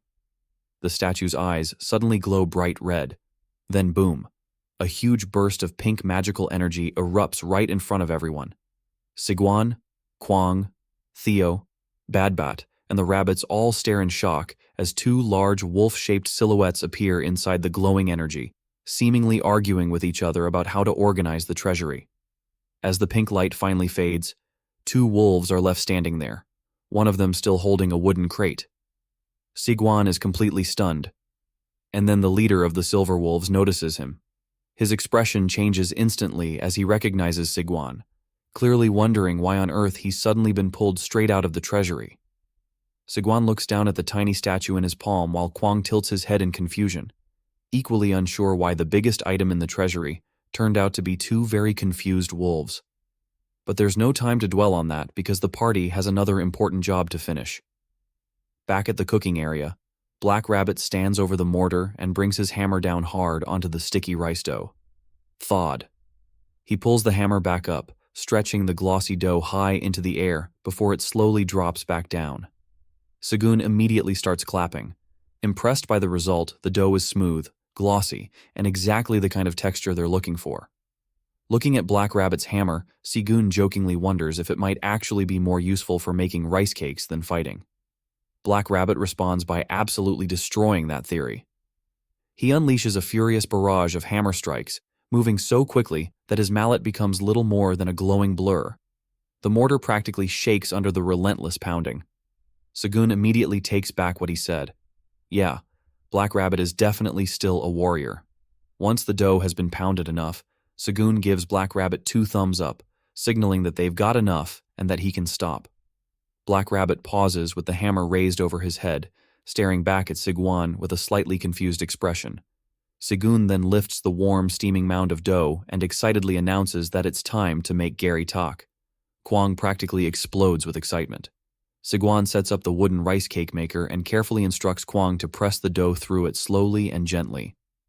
Queen Bee hovers nearby while Theo and Black Rabbit watch closely, waiting to see if their hard work actually turns into proper rice cakes. Kwang carefully pushes down, and sure enough, a long, smooth strand of fresh Gary teach begins sliding out of the machine and into the basket below. Theo's eyes widen as he watches the rice cake coming out in one perfect piece. Swan gives everyone an enthusiastic thumbs up, praising the group for their hard work and complimenting the tool for doing its job beautifully. One of the rabbits even celebrates with an energetic little beep as everyone admires their handiwork. Then the system provides the official verdict. The finished product is slightly chewy Gary teak made from top-quality rice dough and pressed under high pressure. Segun is listed as the chef, while Black Rabbit is also credited as a warrior and clumsy rice cake artisan because of his contribution to pounding the dough. Xuan immediately finds that title hilarious. Black Rabbit, meanwhile, just scratches his head with an innocent, slightly embarrassed expression, apparently unsure why becoming a rice cake artisan is somehow a thing now. With the cooking finally complete, Segun picks up a large wooden bowl and announces to everyone that it's time to eat. The entire group happily follows him like a little food parade with Kwang, Theo, Black Rabbit, Queen Bee, Bat, and the rabbits all gathering around the feast. The main attraction is a huge pot of steaming mushroom hot pot, packed with colorful vegetables, mushrooms, and tender slices of meat, floating in a rich broth. Theo sits comfortably on Sejun's shoulder and immediately notices that the soup looks even better than before. Shun proudly confirms that they've upgraded the menu with a proper mushroom hot pot, then holds up one of the freshly harvested mushrooms. These are ordinary mushrooms anymore. Because the mushroom ants have been eating such nutritious food on Saigun's farm, the mushrooms growing on their backs have absorbed enough high-quality nutrients to reach their peak condition. The system has even classified one as an elixir mushroom ant's mushroom or rare delicacy that tastes and smells excellent and can permanently increase all stats by 1 when eaten. Segan looks at the mushroom with a pleased smile, already imagining how much better the hot pot is going to taste with an ingredient like that. And judging by everyone's reaction, he's absolutely right. Kwang proudly holds up a long spiral of freshly made gurk and calls for everyone to eat together, officially kicking off the feast. The farm immediately turns into a food festival. Bad Bat happily nibbles away. Black Rabbit checks out a plate overflowing with Sinan. Garen munches on an enormous green onion like it's completely normal, and Papa Rabbit settles down comfortably with a steaming bowl of soup. Queen Bee shares fresh strawberries with one of the mushroom ants, while Iona sits peacefully on the grass, completely focused on eating her song pine. For a moment, everything is calm. Then a thunderous roar completely destroys the peace. Iona nearly jumps out of her fur and drops her food, immediately demanding to know who could possibly be shouting like that. The answer is unfortunately obvious. Killian is standing there holding a tiny piece of sign and loudly demanding to know who made the sweet potato-filled ones. A terrified rabbit slowly raises its head. Killian's enormous gaze locks onto the little chef, and the rabbit probably thinks it's about to be eaten by a dragon. Instead, Killian's expression suddenly transforms. Splendid. The sweet potato sign is apparently incredible. Killian loudly praises the flavor, calling the decision to fill rice cakes with sweet potatoes an absolute stroke of genius. The little rabbit practically sparkles with pride, clearly delighted that its cooking has received such a powerful endorsement. Unfortunately, Killian is still shouting every single word. Kaiser finally has enough and bonks him on the head, ordering him to stop yelling. The tiny rabbit just stands there silently watching the whole thing unfold like it has absolutely no idea what is happening anymore. Meanwhile, Kwang spots his mother and happily runs over with a piece of food raised high, calling her over so they can eat together. His giant crimson mother joins the feast, making the already crowded gathering even more lively. Shun finally gets a chance to sit down and enjoy the food himself. He lifts his wooden bowl and takes a long, satisfying drink of a hot broth, and it's fantastic. He finishes the entire bowl, leans back with a deeply satisfied expression, and lets out an appreciative sigh about how amazing it tastes. Theo is comfortably settled in his lap, happily nibbling on his own food, while Kwang dances nearby with his meal in hand. And beside them, Iona has apparently decided that the proper way to enjoy a feast is to shove as much pine into her mouth as possible, leaving her looking even more ridiculously adorable. While everyone around her continues enjoying the party, Segun leans toward the glowing pink communication orb with a friendly smile. Eager to hear what Aelin thinks of the feast, he asks how she's enjoying the chef's soup, especially after adding the highly nutritious mushrooms. Aelin cradles her warm bowl and immediately lights up. She tells Segun that the song pine was already delicious, but this soup is something else entirely. The flavor is amazing, and more importantly, she can actually feel her mana filling up much faster than it does when she eats Segun's other dishes. Sigwan is genuinely happy that she likes it. But before he can say much more, a system notification appears announcing that the administrator of taste is highly satisfied. Apparently, Segun's cooking has officially received another very important review. Then Kwang suddenly looks up in distress. The reason becomes obvious when his giant crimson mother holds up a tiny piece of food between her enormous claws. Kwang points out the obvious problem. The bite is simply way too small for his gigantic mother to eat properly. Siguan looks at her for a moment and realizes he's going to need a much bigger solution. So, he turns toward one of the mushroom ants and asks for a single mushroom. The helpful little ant happily hands one over, and Siguan immediately activates his crop giantization skill. Blue magical energy swirls around the mushroom and Siguan watches closely as the spell begins taking effect. Then, a system notification appears explaining that because the mushroom is actually an elixir, its enormous nutritional value significantly boosts the effect of crop genization. Sigur's eyes widen. The mushroom doesn't just grow a little, it starts expanding at an absurd rate, rapidly, becoming larger and larger until it towers above them like an enormous tree. Segan stares straight up at it in disbelief. He knew the skill would make the mushroom bigger, but apparently nobody warned him it could turn a mushroom into a landmark. The crimson mama bear, however, seems perfectly satisfied. She looks up at the gigantic mushroom, raises her claws, and happily thanks Siguan before swinging her massive paw through it. Slash. The enormous mushroom is sliced apart and huge chunks immediately begin crashing toward the ground. Siguan and Theo freeze in horror as the pieces come tumbling down, while even the mama bear realizes she may have slightly underestimated the size of what she just cut. One enormous slice comes straight towards Segun and Theo, but before it can flatten them, Garen suddenly leaps forward and shields them beneath his massive head. Swan immediately recognizes their unexpected savior and calls out to Garen in relief, while Theo happily praises the blue frog for coming through at exactly the right moment. The mama bear sheepishly apologizes, explaining that she only meant to cut the giant mushroom into smaller bite-sized pieces. Segun quickly reassures her that it's fine and admits he was just caught off guard by the sheer size of the mushroom. And honestly, the danger turns out to have been worth it. Kwang immediately dives onto one of the freshly cut mushroom pieces and starts enjoying himself. Black Rabbit touches the surface and is surprised by how incredible it feels.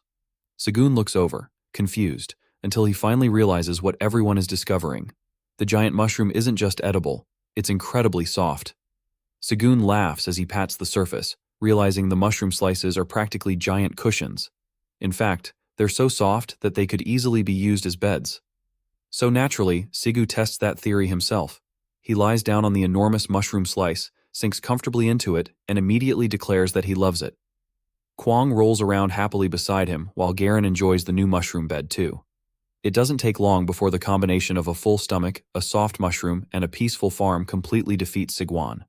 His eyes slowly close as he admits that he's getting sleepy. And then he's already asleep. Kwang stares at him in disbelief, basically wondering how someone can fall asleep that quickly. Nearby, the crimson mama bear is much more practical, happily munching away on her own giant mushroom slice. The scene becomes even more peaceful when Island watches through the magical orb. Sigwan is fast asleep on his back with his straw hat resting on his chest, while Theo is curled comfortably on top of him and Iona is snuggled nearby. Island covers her mouth and quietly giggles at the adorable sight. For a moment, she's simply enjoying the peaceful scene. Then she suddenly stops. Her expression changes as something catches her attention. At the same time, Iona's ears perk up. The little hamster senses something strange in the air and quietly questions the unfamiliar energy. She turns toward the horizon, focusing on where the presence is coming from. Then she realizes it. It's coming from the south. Far away from the peaceful farm, something much darker is already moving. The ground begins to tremble as enormous crimson mandibles tear through the soil, and from beneath the forest floor, a terrifying swarm of ants begins emerging. Thousands upon thousands of them pour out and advance together, their presence completely changing the atmosphere. Iona stares toward the approaching threat, her expression becoming serious as she realizes that whatever is coming, it's heading straight toward them. A massive swarm of fire ants suddenly pours out of the southern forest, charging towards Segun's farm like a living crimson tide. There are so many of them that it looks like the entire forest floor is moving. Then, just as the ants are about to reach the farm, the leading ant stops as if it senses something terrifying overhead.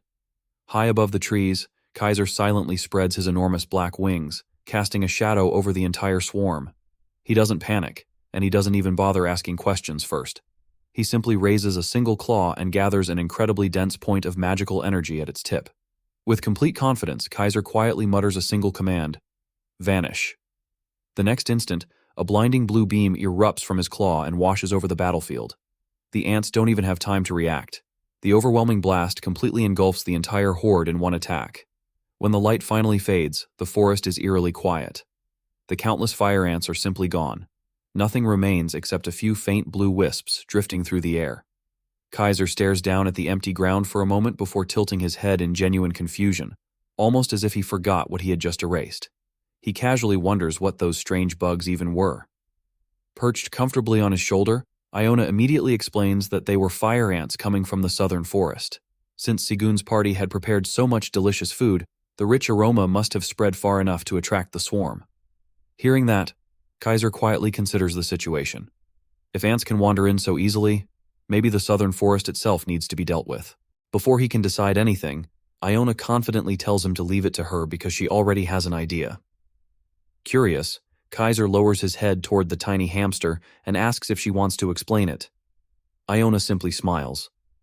Kaiser nods in approval, deciding her plan sounds good enough. Meanwhile, while powerful beings casually discuss defending the farm, Swan remains completely unaware of everything. He's still fast asleep on the giant mushroom bed with his straw hat resting on his chest, while Black Rabbit sleeps beside him, and Theo has somehow rolled over until he's comfortably sprawled across Segun's legs. Theo stretches in his sleep with a satisfied little murmur, looking far too comfortable to wake up anytime soon. Seeing everyone sleeping so peacefully, Iona can't help smiling. She pops up beside Theo with a cheerful laugh before deciding she's earned a nap, too. Since she'd already finished talking with Lord Black Dragon, there wasn't anything urgent left to do. She snuggles herself right against Theo's incredibly fluffy belly, thinking that is the perfect place to sleep. Before she can even finish the thought, her eyes slowly close.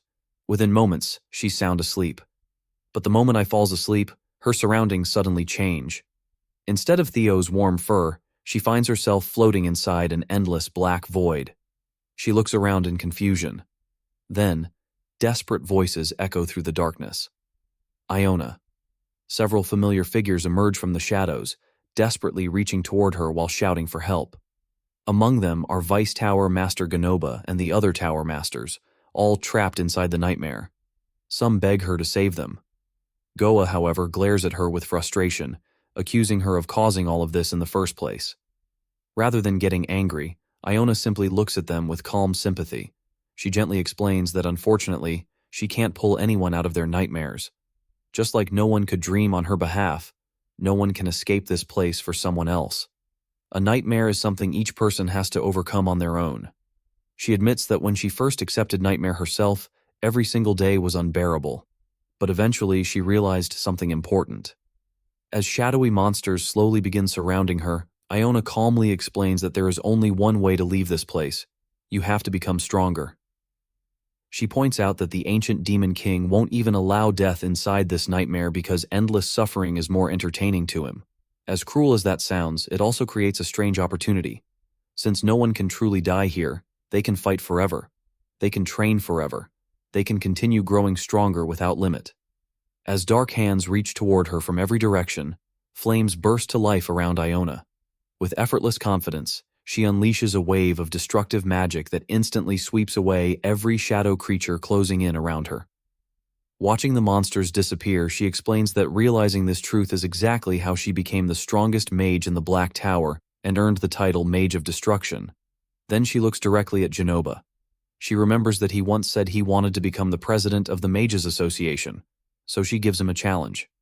If he truly wants that position, then surpass her, become stronger than the Mage of Destruction herself. If he can actually accomplish that, she'll gladly hand the position over. The scene then quietly shifts back to reality. Theo slowly wakes up from his nap, stretching lazily before suddenly frowning. Something feels unusually heavy. Still half asleep, he mutters that it almost feels like someone's crushing him. Looking down, he finally notices the culprit. Iona is sleeping peacefully on top of his fluffy belly. Smiling helplessly, Theo carefully picks her up without waking her and gently places her on top of Sigun's stomach instead. The extra weight immediately makes Sun groan in his sleep, but he's far too exhausted to wake up. Around them, Kwang, Black Rabbit, and Garen are all still sleeping peacefully as well. Theo looks around at everyone and can't help wondering if today somehow became official nap time. Then he quickly shakes that thought away, puffing out his chest proudly. Theo reminds himself that the greatest wandering merchant can't spend all day sleeping. With renewed determination, he declares that it's time for him to get back to work. A short while later, the scene shifts to the wandering merchant headquarters on the Black Tower's 75th floor, where Theo confidently marches up to the grand reception desk.